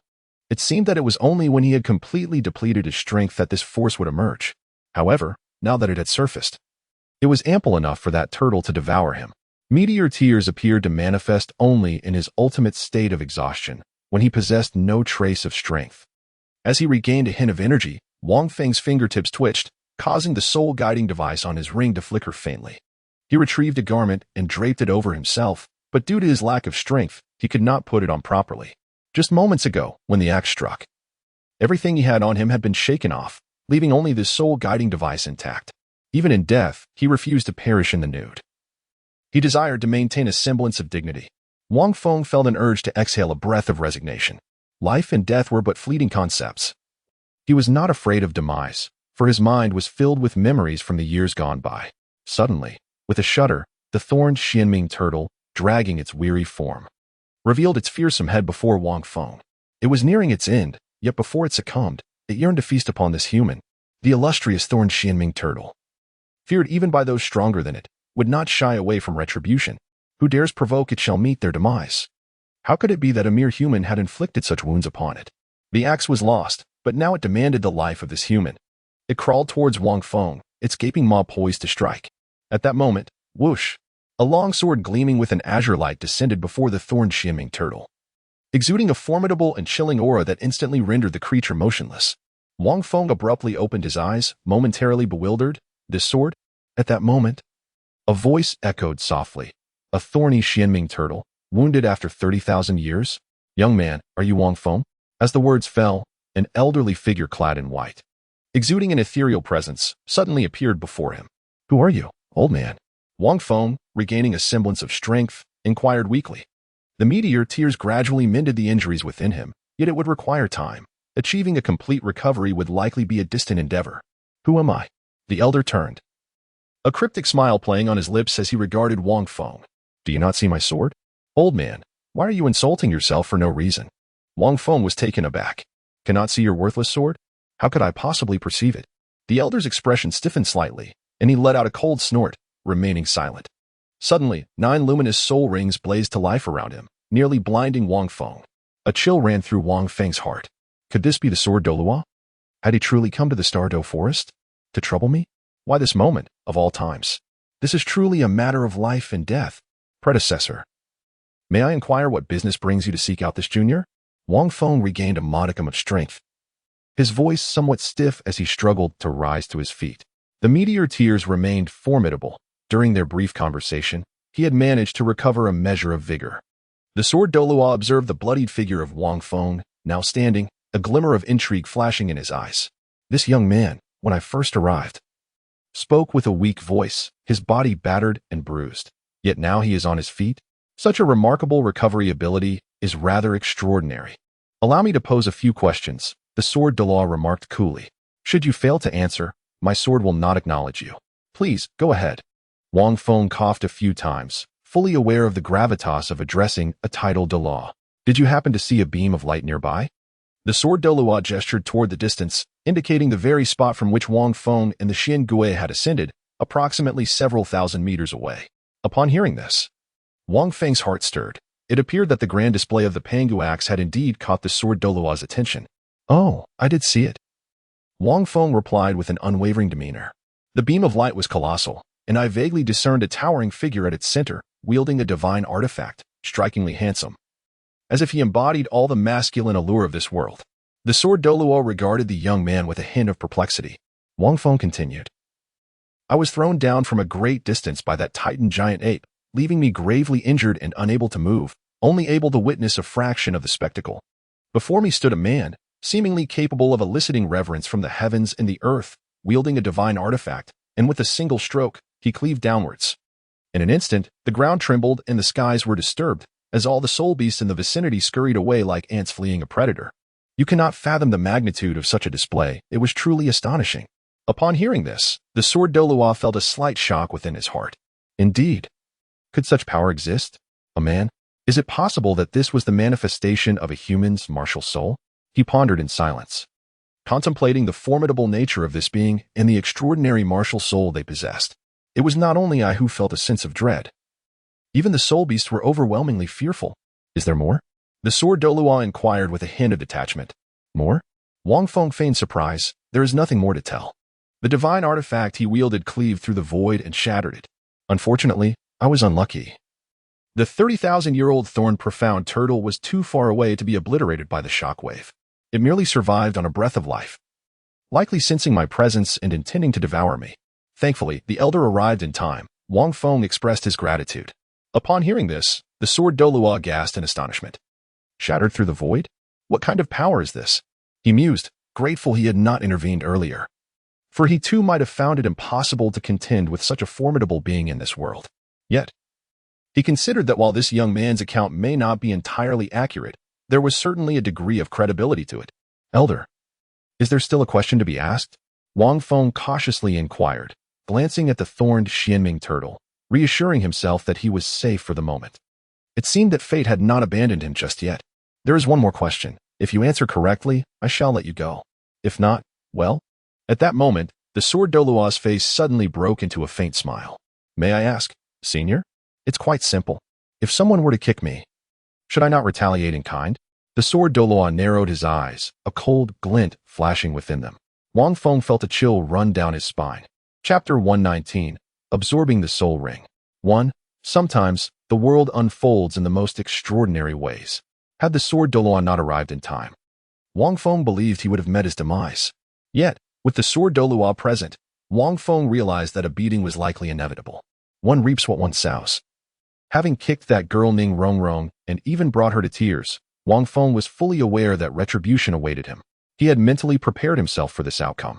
So he was not taken aback, however, to face a beating in his current state. Yet, he knew he could not show fear.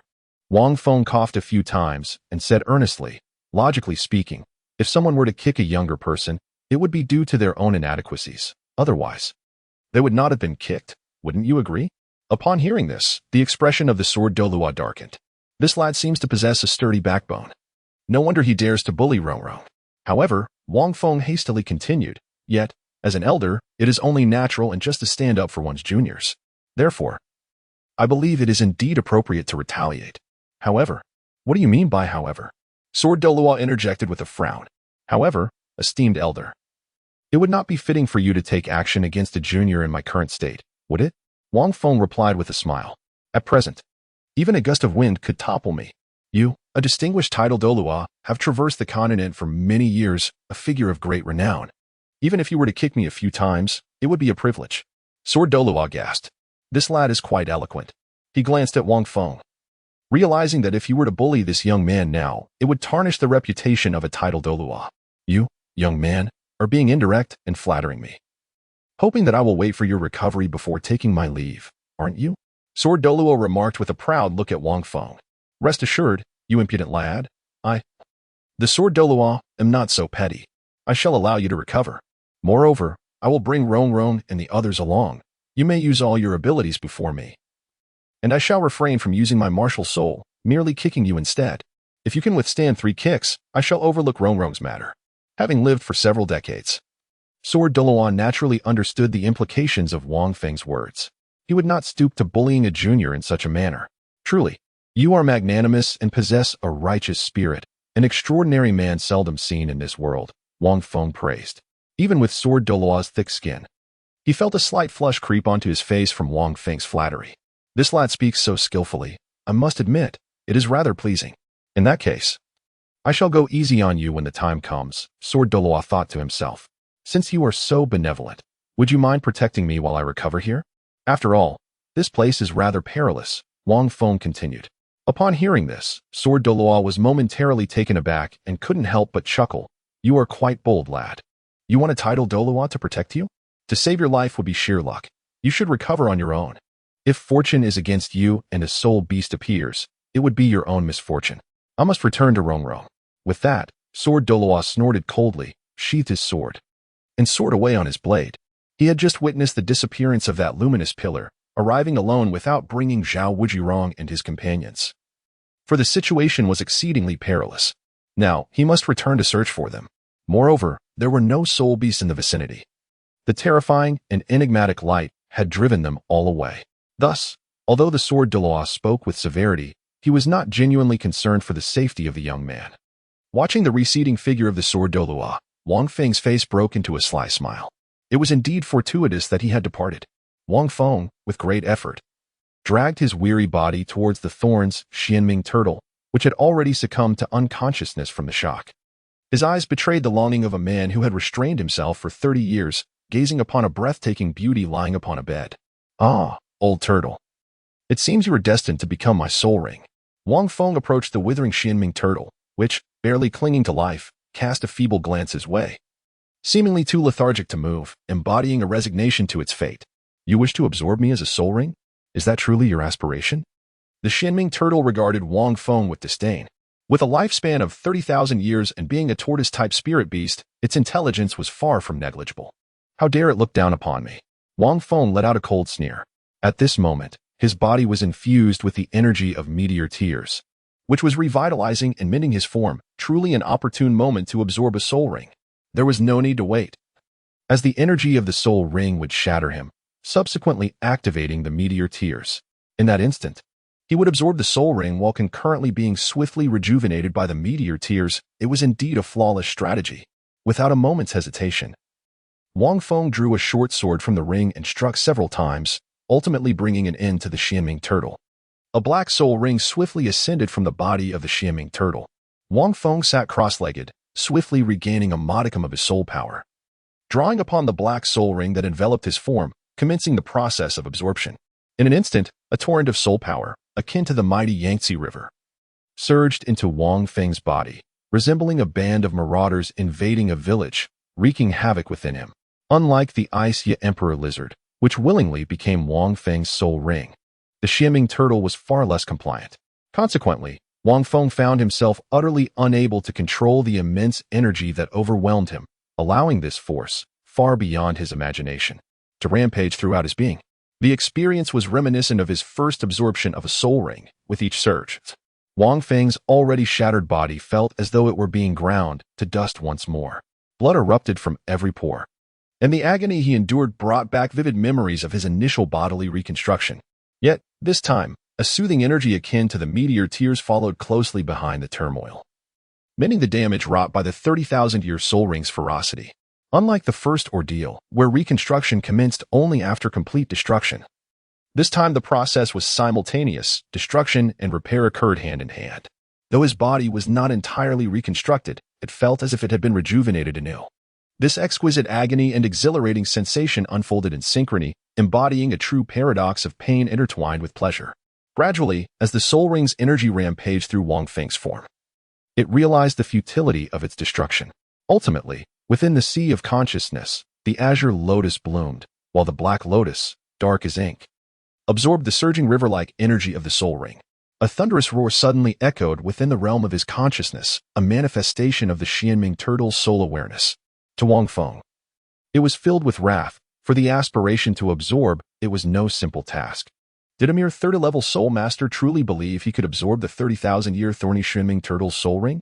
The very essence of the thorny Xianming turtle was fiercely domineering, imbued with a savage and brutal spirit. Black Lotus, Wang Feng's body convulsed violently, as if a tempest were raging within the sea of his consciousness, relentlessly battering his very soul. In the center, the Black Lotus suddenly emitted a dark luminescent shield, instantly enveloping the consciousness of the Xianming turtle. The Black Lotus, inherently capable of absorbing various furious and wrathful energies, possessed an exceptional resistance to the consciousness of the Xianming turtle, facilitating its absorption. As the energy from the soul ring surged into the Black Lotus, it rapidly flourished.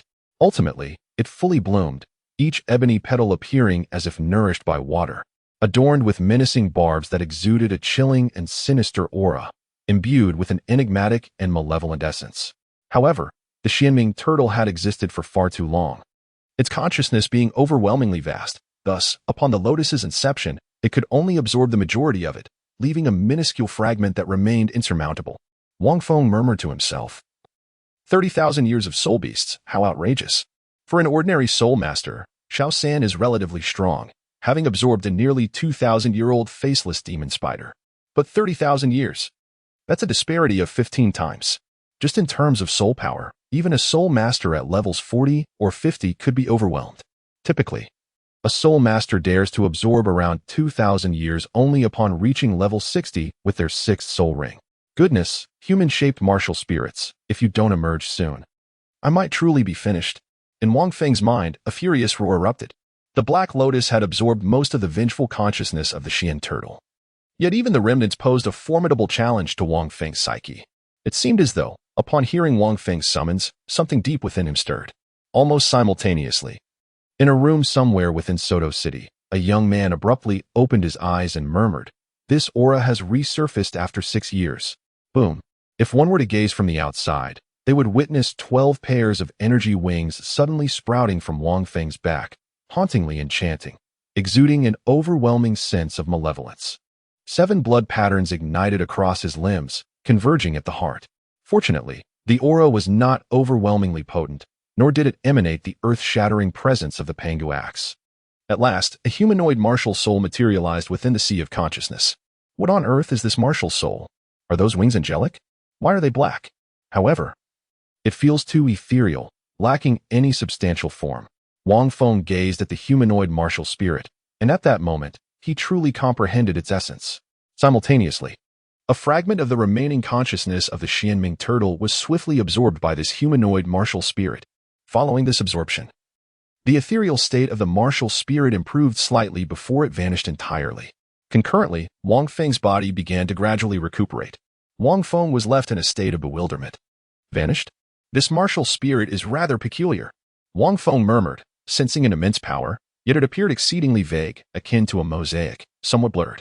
It seemed as though various energies needed to be absorbed, such as the consciousness of the mystical tortoise, to diminish the mosaic effect. However, Wang Feng remained uncertain about how to activate this humanoid martial spirit, feeling somewhat lost. Nevertheless, this was of little concern now. He had already absorbed the soul ring. Before him, the fully matured black lotus radiated an ominous aura, shining with a deep darkness. The completely blossomed black lotus exuded an exceedingly strange presence. The petals of the black lotus bore barbs, suggesting that the soul skill might possess the ability to rebound attacks. Yet, he was uncertain about the extent of this rebound capability. Wang Feng took a deep breath, gently plucking the petals of the black lotus, and then infused it with his soul power. In an instant, the petals radiated a brilliant light, transforming into a beam of black luminescence. Almost immediately, Wang Feng sensed that his body had become extraordinarily resilient, as if enveloped in a dense layer of barbs. It was an augmentation of his defensive capabilities. However, the exact extent of this enhancement could only be determined through experience.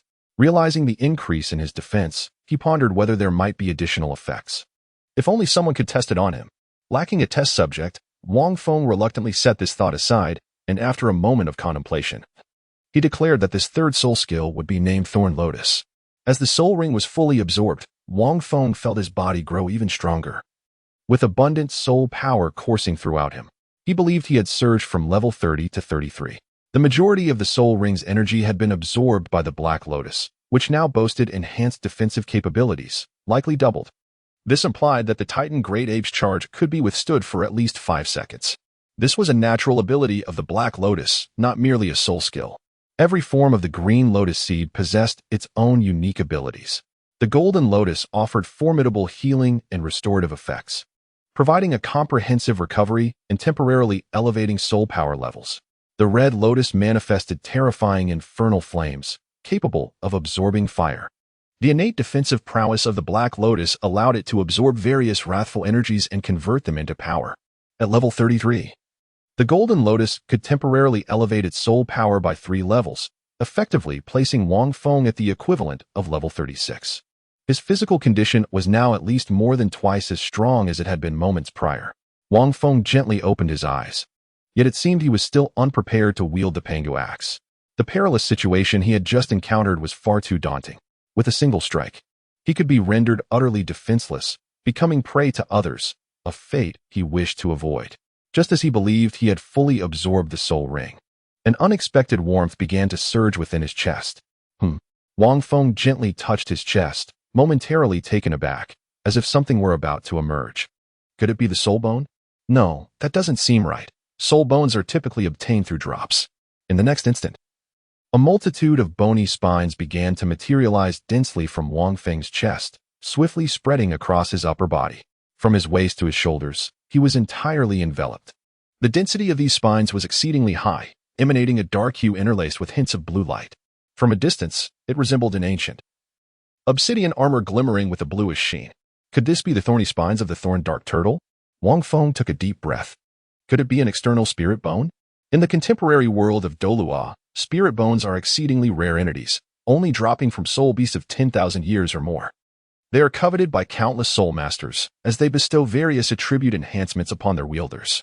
Even in the absence of accompanying skills, their impact is substantial. External spirit bones are even rarer, their value comparable to the most elite spirit bones. The most significant distinction lies in the fact that these external spirit bones can grow alongside their owner's strength. Wang Feng harbored a tinge of regret that neither of the first two soul beasts had yielded any spirit bones.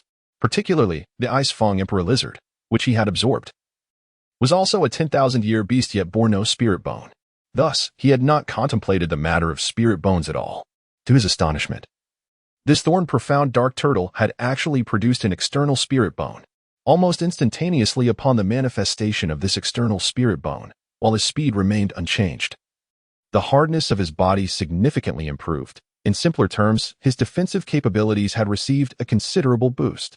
It was only through the experience of being struck that Wang Feng would truly comprehend the extent of this enhancement. Wait a moment, this thing is rather heavy. Wang Feng suddenly took a step forward. In an instant, the ground unexpectedly caved in, creating a profound indentation. A tremendous pressure surged forth, causing Wang Feng to gasp in shock. Does this come with a burden? Wang Feng gazed at the deeply indented footprints, which must weigh at least 4,000 pounds. However, this seemed rather normal, considering that the thorny Xianming turtle itself weighs over 10 tons. It is not surprising that such an external soul bone would be so heavy, and it is likely to increase in weight as one's strength grows. For Wang Feng, this was akin to an innate burden. He had been contemplating the need to forge a new set of weighted armor. In the future, during weight training, he could simply showcase this soul bone, simultaneously enhancing his soul power and physical prowess while benefiting from its formidable defense. Once clothed, its shape became entirely undetectable. It was remarkably thin. Even when revealed, it remained aesthetically pleasing. During an offensive, he could retract the soul bone, resulting in a significant boost to his physical attributes, allowing him to deliver unexpected strikes to his adversaries. This external soul bone was indeed extraordinarily unique, its functionality immensely beneficial, far surpassing his expectations. Chapter 121. External Soul Bone.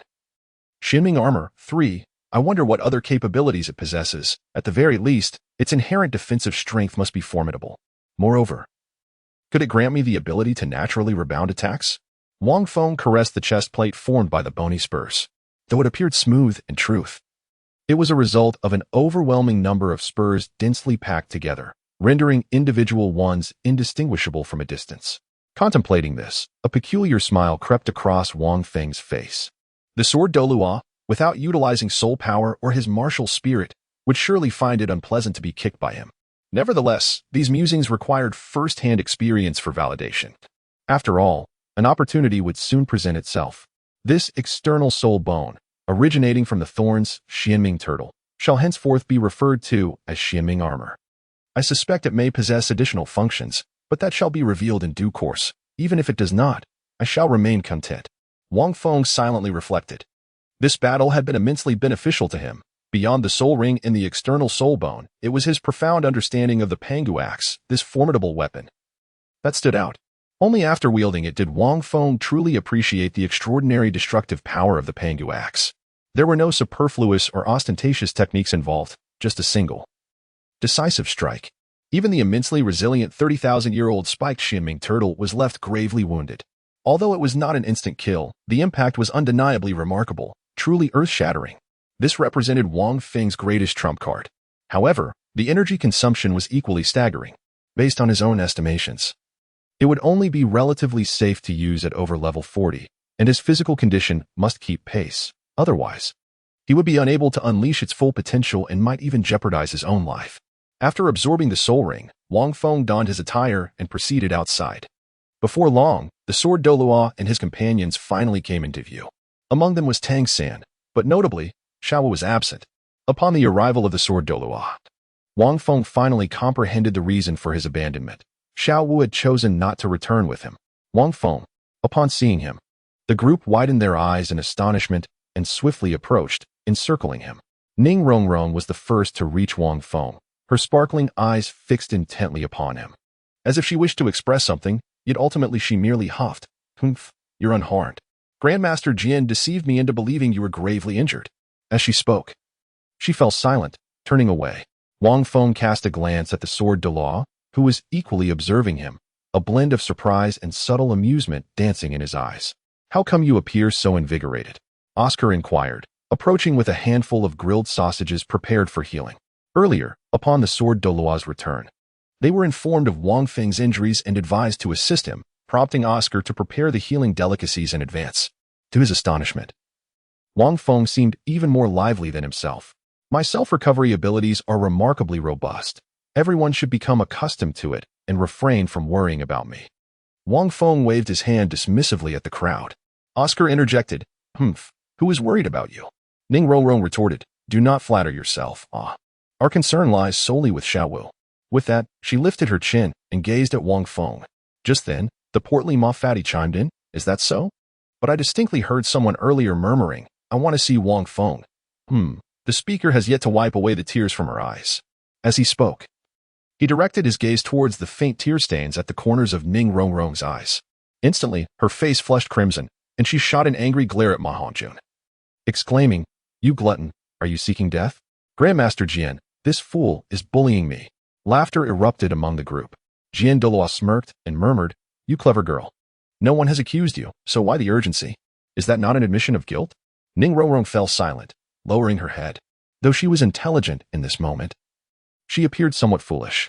Ma Hongjun silently mused. Indeed, when a woman falls for a man, her intellect seems to plummet. At that moment, Tangan approached and quietly asked Wang Feng, Brother Feng, have you seen Xiaowu? Upon hearing this, the crowd suddenly halted, and even Ning Rongrong lifted her head. Her cheeks tinged with a slight blush as she fixed her gaze on Wang Feng. Do not worry, Xiaowu should have been released as well, he reassured them. Wang Feng pondered for a moment and softly remarked, did you all witness that radiant pillar of light just now? Upon seeing it, the Titan giant ape appeared somewhat agitated. And then a voice resembling a low moo emanated from the central position. Upon hearing this sound, the Titan giant ape hurled both of us aside and fled. The crowd nodded slightly in acknowledgement. A moo? Could it be? Jian Douluo murmured. That such a high-level spirit beast also harbors a fear of the divine entities within that pillar of light? Otherwise, it would not have so frantically discarded you two and made its escape. Upon hearing Jian Douluo's words, a sense of relief washed over the group. Therefore, Xiao San, I assure you, do not worry. Xiaowu should be quite safe now. The nearby spirit beasts have retreated due to that pillar of light. She is likely unconscious and may very well find her way back to us shortly. Wang Feng gently patted Tangan on the shoulder, helping him to regain his composure. The crowd collectively sighed in relief. At that moment, the sword-fighting Douluo slowly spoke. Young man, since you have recovered, you want to go back on your word. Will you? The others were taken aback, looking at the sword-fighting Douluo with confusion. Only Zhao Wujin seemed to grasp the situation. His expression one of mockery as he glanced at Wang Feng, his face a delightful mix of amusement and satisfaction, akin to a student who, having been reprimanded by the teacher for not completing his homework, discovers that his deskmate is equally unprepared, thus finding a sense of balance and secret delight while still offering reassurance. Don't worry, it's not a big deal, it will pass quickly. Zhao Wujin patted Wang Feng's shoulder, adding, soon enough, you'll just be dealt with by the title Douluo. A good beating and a bruised face are inevitable. He touched the swelling on his own face that had only just subsided. Teacher, what did Wang Feng promise the senior sword-fighting Douluo? Oscar inquired, the crowd equally puzzled. Only Zhu Zhiqing seemed to have an inkling, casting a glance at Ning Rongrong. Zhao Wujin merely smiled, remaining silent. Wang Feng's expression shifted slightly. Yet he refrained from uttering a word. In a low voice, he inquired, must it be before such a multitude? To which the sword Douluo stepped forward a few paces and replied nonchalantly, you are at the 30th level. Do not accuse me of bullying you. Utilize all the techniques at your disposal. I shall neither employ my martial soul nor my soul power. If you can withstand 3 attacks from me, you shall pass. As soon as he finished speaking, the crowd's countenance transformed dramatically. 3 attacks?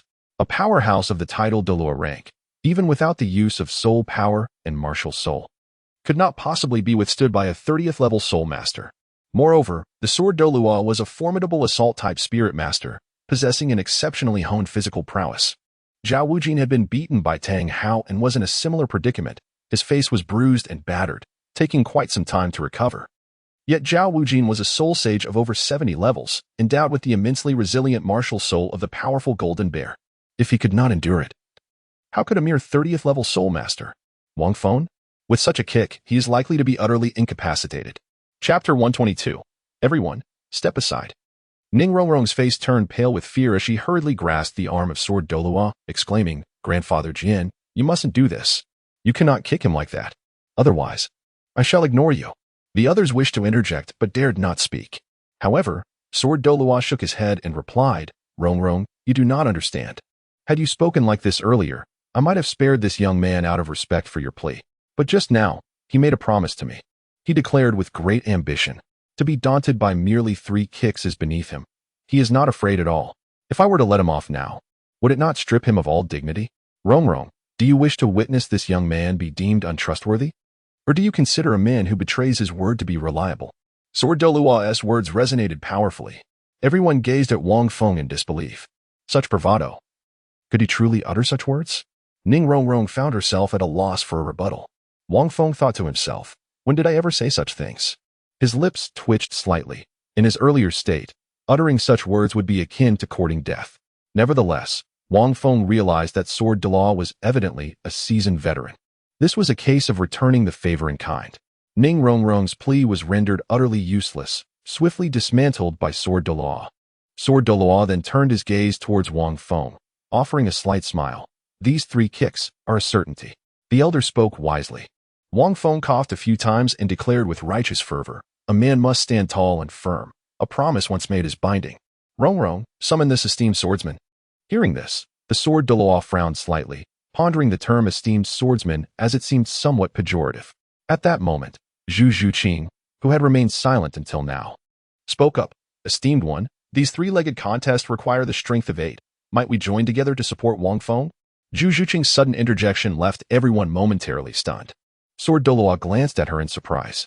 Indeed, Ning Rong quickly responded, "With Xiao Wu absent, we 7 are companions and should bear this burden together." Grandfather Sword, would that be acceptable? It was a fortuitous opportunity to experience the prowess of an esteemed elder. Dai Mubai concurred. Not everyone has the chance to spar with the title Douluo. Each of them, possessing their own unique talents, felt a sense of pride. "Esteemed one, grant us this opportunity." Ma Hongjun added with a grin. Tangan stepped forward, his expression solemn. "With all 8 of us united, we may indeed withstand it. Even in Xiao Wu's absence, we 7 should manage." The 6 stood resolutely, stirring a sense of compassion in Sword Dooluo. Perhaps he ought to grant these youthful souls a chance. After all, this contest was too much for the boy to endure alone. It seemed that Rong harbored special feelings for him. If he were to tread too harshly, her ire would not bode well for him. At this sight, Wang Feng was momentarily touched but soon erupted in anger. "Why are you all meddling? I can handle this alone. Step aside. It's unnecessary." Wang Feng, with a solemn expression, proclaimed loudly, "One person takes responsibility for their own actions. I am fully aware of what I have done. I willingly accept this trial. Furthermore, I initially agreed to bear this burden alone. And it is of no concern to you all. Enough talk, Senior Jian, let us proceed. It is merely a trifling trial, and I can withstand it." His voice resonated with strength and righteousness, exuding a unique charisma that captivated all present. In an instant, the crowd was struck by Wang Feng's conviction. Indeed, he is the Wang Feng I know, one who can shoulder his own burdens without dragging his companions down. Tangan felt a surge of warmth in his heart. This young man truly possessed a spirit akin to that of a tiger. Zhao Wujia, reflecting on his past, sighed inwardly. When he was once beaten by Tanghao, he was meek and submissive, nowhere near as bold and fearless as Wang Feng stood now. Ning Rong gazed at Wang Feng, her eyes sparkling and her cheeks slightly flushed. Zhu Zhuqing cast a glance at him, but remained silent. The remaining onlookers could only stare in awe, momentarily struck by admiration. After all, this was a title Douluo. "Very well," Jian Douluo responded, taken aback for a moment as he scrutinized Wang Feng, then smiled. "You may disperse. Let us not waste time. Let's resolve this swiftly, for dawn approaches." Upon hearing this, the crowd reluctantly parted ways, their eyes fixed intently on the unfolding scene, hands instinctively tightening into fists. Wang Feng's gaze sharpened. Aware of the formidable title of the Douluo, he dared not underestimate this 3-legged creature. While it may not possess the same ferocity as the Titan Great Ape's leap, it was nonetheless a threat that Wang Feng could not afford to disregard. The true extent of its power would depend on the strength wielded by the Sword Douluo. The Titan Great Ape's assault lacked any soul skills, relying solely on raw physical might. With this in mind, Wang Feng had already readied his Xianming armor beneath his garments. All eyes were upon him. Wang Feng pondered for a moment, his body quivering slightly, and then 3 soul rings gradually illuminated from his form. Purple, black, black. Instantly, Everyone present was rendered speechless. Even the sword Doolwa appeared momentarily stunned. On the journey here, he had heard whispers of this young man's extraordinary talent, often spoken of by Rong, who mentioned that although Wang Feng was merely at the 30th level, he possessed both a 1,000-year and a 10,000-year soul ring. Yet, he was taken aback to discover that Wang Feng had absorbed yet another 10,000-year soul ring. It seems he must have absorbed the thorned mystic turtle. Intriguing indeed. That beast is 30,000 years old, a soul beast that even a 60th level soul master would hesitate to absorb. The sword Doolwa squinted his eyes. No wonder this lad dared to withstand my kick just now. The mystic turtle possesses formidable defensive capabilities. It appears I cannot hold back with my next strike. As a title Doolwa, he could instantly deduce the origin of Wang Feng's soul rings, and it was within his expectations. However, the onlookers from afar were even more astounded. Goodness, another 10,000-year soul ring. When did Wang Feng absorb that? Oscar murmured, my soul rings are all at least 1,000 years old. And not just any ordinary 1,000 years, but 8,000-year rings. Moreover, Brother Feng's third soul ring must be at least 20,000 years, Tang Sen quietly remarked, able to ascertain the age of the soul rings more accurately due to their colors. Ning Rongrong's face flushed with excitement, though she remained silent. Dai Mubai nodded slightly, a smile gracing his lips. Fortunately, I was somewhat prepared for this. Ma Hongjun expressed with envy. Even if I were offered a 30,000-year soul ring, I wouldn't dare to absorb it. Who knows what soul skill it bestows? Zhu Zhiqing remained silent. Zhao Wujia's eyes sparkled with intensity. At that moment, Wang Feng rotated the golden lotus in his hand, first enveloping himself in a divine state, then transforming the black lotus to bestow upon himself the third soul skill. Thorn Lotus. Finally, the black lotus manifested a dark protective barrier, encasing Wang Feng. Witnessing Wang Feng's martial spirit, the sword Doolwa's eyes gleamed with a new brilliance. So this is how you plan to withstand the Titan Grade 8 for 2 seconds? However, my kick will not be so easily thwarted. The sword Doolwa sheathed his sword and, observing Wang Feng in his current state, was filled with astonishment. Without further ado, he leaped lightly and aimed a kick directly at the protective barrier. Wang Feng's gaze sharpened. As their forces converged, a resounding thud echoed. Chapter 123, The Standoff of the Sword Doolwa. At the very moment the sword Doolwa's foot collided with the protective barrier, his expression shifted dramatically. He felt an overwhelming force rebounding from the barrier, causing his foot to tingle with discomfort. Yet, the barrier itself merely exhibited a few superficial cracks. This kick was merely a test, as the sword Doolwa had not intended to shatter the defense of the Black Lotus. After all, he was no Titan giant ape. Moreover, the Black Lotus, having absorbed the soul ring for 30,000 years, boasted a matured form, rendering its protective shield even more formidable. The recoil of power startled the sword Doolwa. Was this defense truly so powerful? The onlookers were momentarily taken aback. It was Wang Feng who had once stood behind that mysterious black barrier, shielding them from the Titan giant ape's assault for over 2 seconds. Now, even the title Doolwa could not breach it with a single kick? The force of the barrier's rebound sent the sword Doolwa flying. But he adeptly adjusted his posture midair and landed gracefully on solid ground, avoiding any embarrassment. The crowd remained oblivious, assuming that the sword Doolwa's kick had simply failed to penetrate the barrier and return to him. Little did they know. Wang Feng widened his eyes, gazing at the foot that the sword Doolwa had just unleashed, trembling slightly, albeit barely perceptibly. With the rebound-capable defensive barrier, it was evident that his strength had ascended to an entirely new echelon. The force of that kick, Wang Feng was certain, was formidable, capable of complete recoil. Indeed, it seemed I must exert my utmost effort. The sword Doolwa remarked nonchalantly. Having said that, he utilized his other foot this time, as the previous one felt somewhat numbed by the peculiar defenses of this little brat. It appeared it could fully rebound the force. With that, the sword Doolwa swiftly soared into the sky, his terrifying aura causing a stir amongst the onlookers. Boom. His foot struck the barrier at the same location as before. Crack. In the next moment, the barrier shattered abruptly. Yet, the sword Doolwa was forced to retreat sharply, landing back in place. This time, Wang Feng observed closely. Both of his feet quivered slightly. Remarkable, Wang Feng mused. Even without the use of soul power or martial spirit, the sword Doolwa should not be underestimated. That kick was undoubtedly delivered with full force. If it had struck me, it would have been troublesome. Fortunately, the barrier was exceptionally strong, capable of rebounding the force. He must be feeling the effects of that impact now. In truth, The sword Doolwa was less injured than Wang Feng had anticipated. Although he had endured the same force from both kicks, his physical constitution was extraordinarily robust, leaving only a slight numbness in his feet. The onlookers collectively inhaled sharply at the spectacle. Those were the kicks of a titled Doolwa, Zhao Wujin murmured. It took 2 kicks to shatter that young lad's barrier. Its defensive capabilities rival those of my martial soul's true form, and it is still a broad defense. What kind of martial soul is this? It seems even stronger than when facing the Titan giant ape. His insight was commendable, as he had discerned the truth. The others could only feel the overwhelming shock. During the previous battle with the Titan giant ape, they had been oblivious to the true nature of the barrier. Now, witnessing the sword Doolwa employ 2 kicks to barely breach it, they finally grasped the terrifying defensive power of that black barrier. It's the final kick. Little brat. Are you prepared? The sword Doolwa lightly shook his foot, a smile playing on his lips. I shall not hold back. Each kick is delivered with utmost sincerity. Come forth. Wang Feng stood tall, his chest out. It's all up to you, shimming armor. Do not let me down. I am in peak condition now. With the divine soul skill providing a tripling of all attributes, the enhanced defense of the Shinming armor, an elevation in my physical prowess, and the defensive augmentation from the Thorn Lotus. Wang Feng was utterly perplexed, unaware of how he had sustained his injuries. The sword duelist gracefully leapt into the air. With a single, powerful kick, he struck Wang Feng squarely in the chest. Onlookers in the distance held their breath, captivated by the unfolding scene. In the next instant, a terrifying wave of energy emanated from the 2 combatants, rippling outward like undulating water, causing the surrounding leaves to rustle ominously.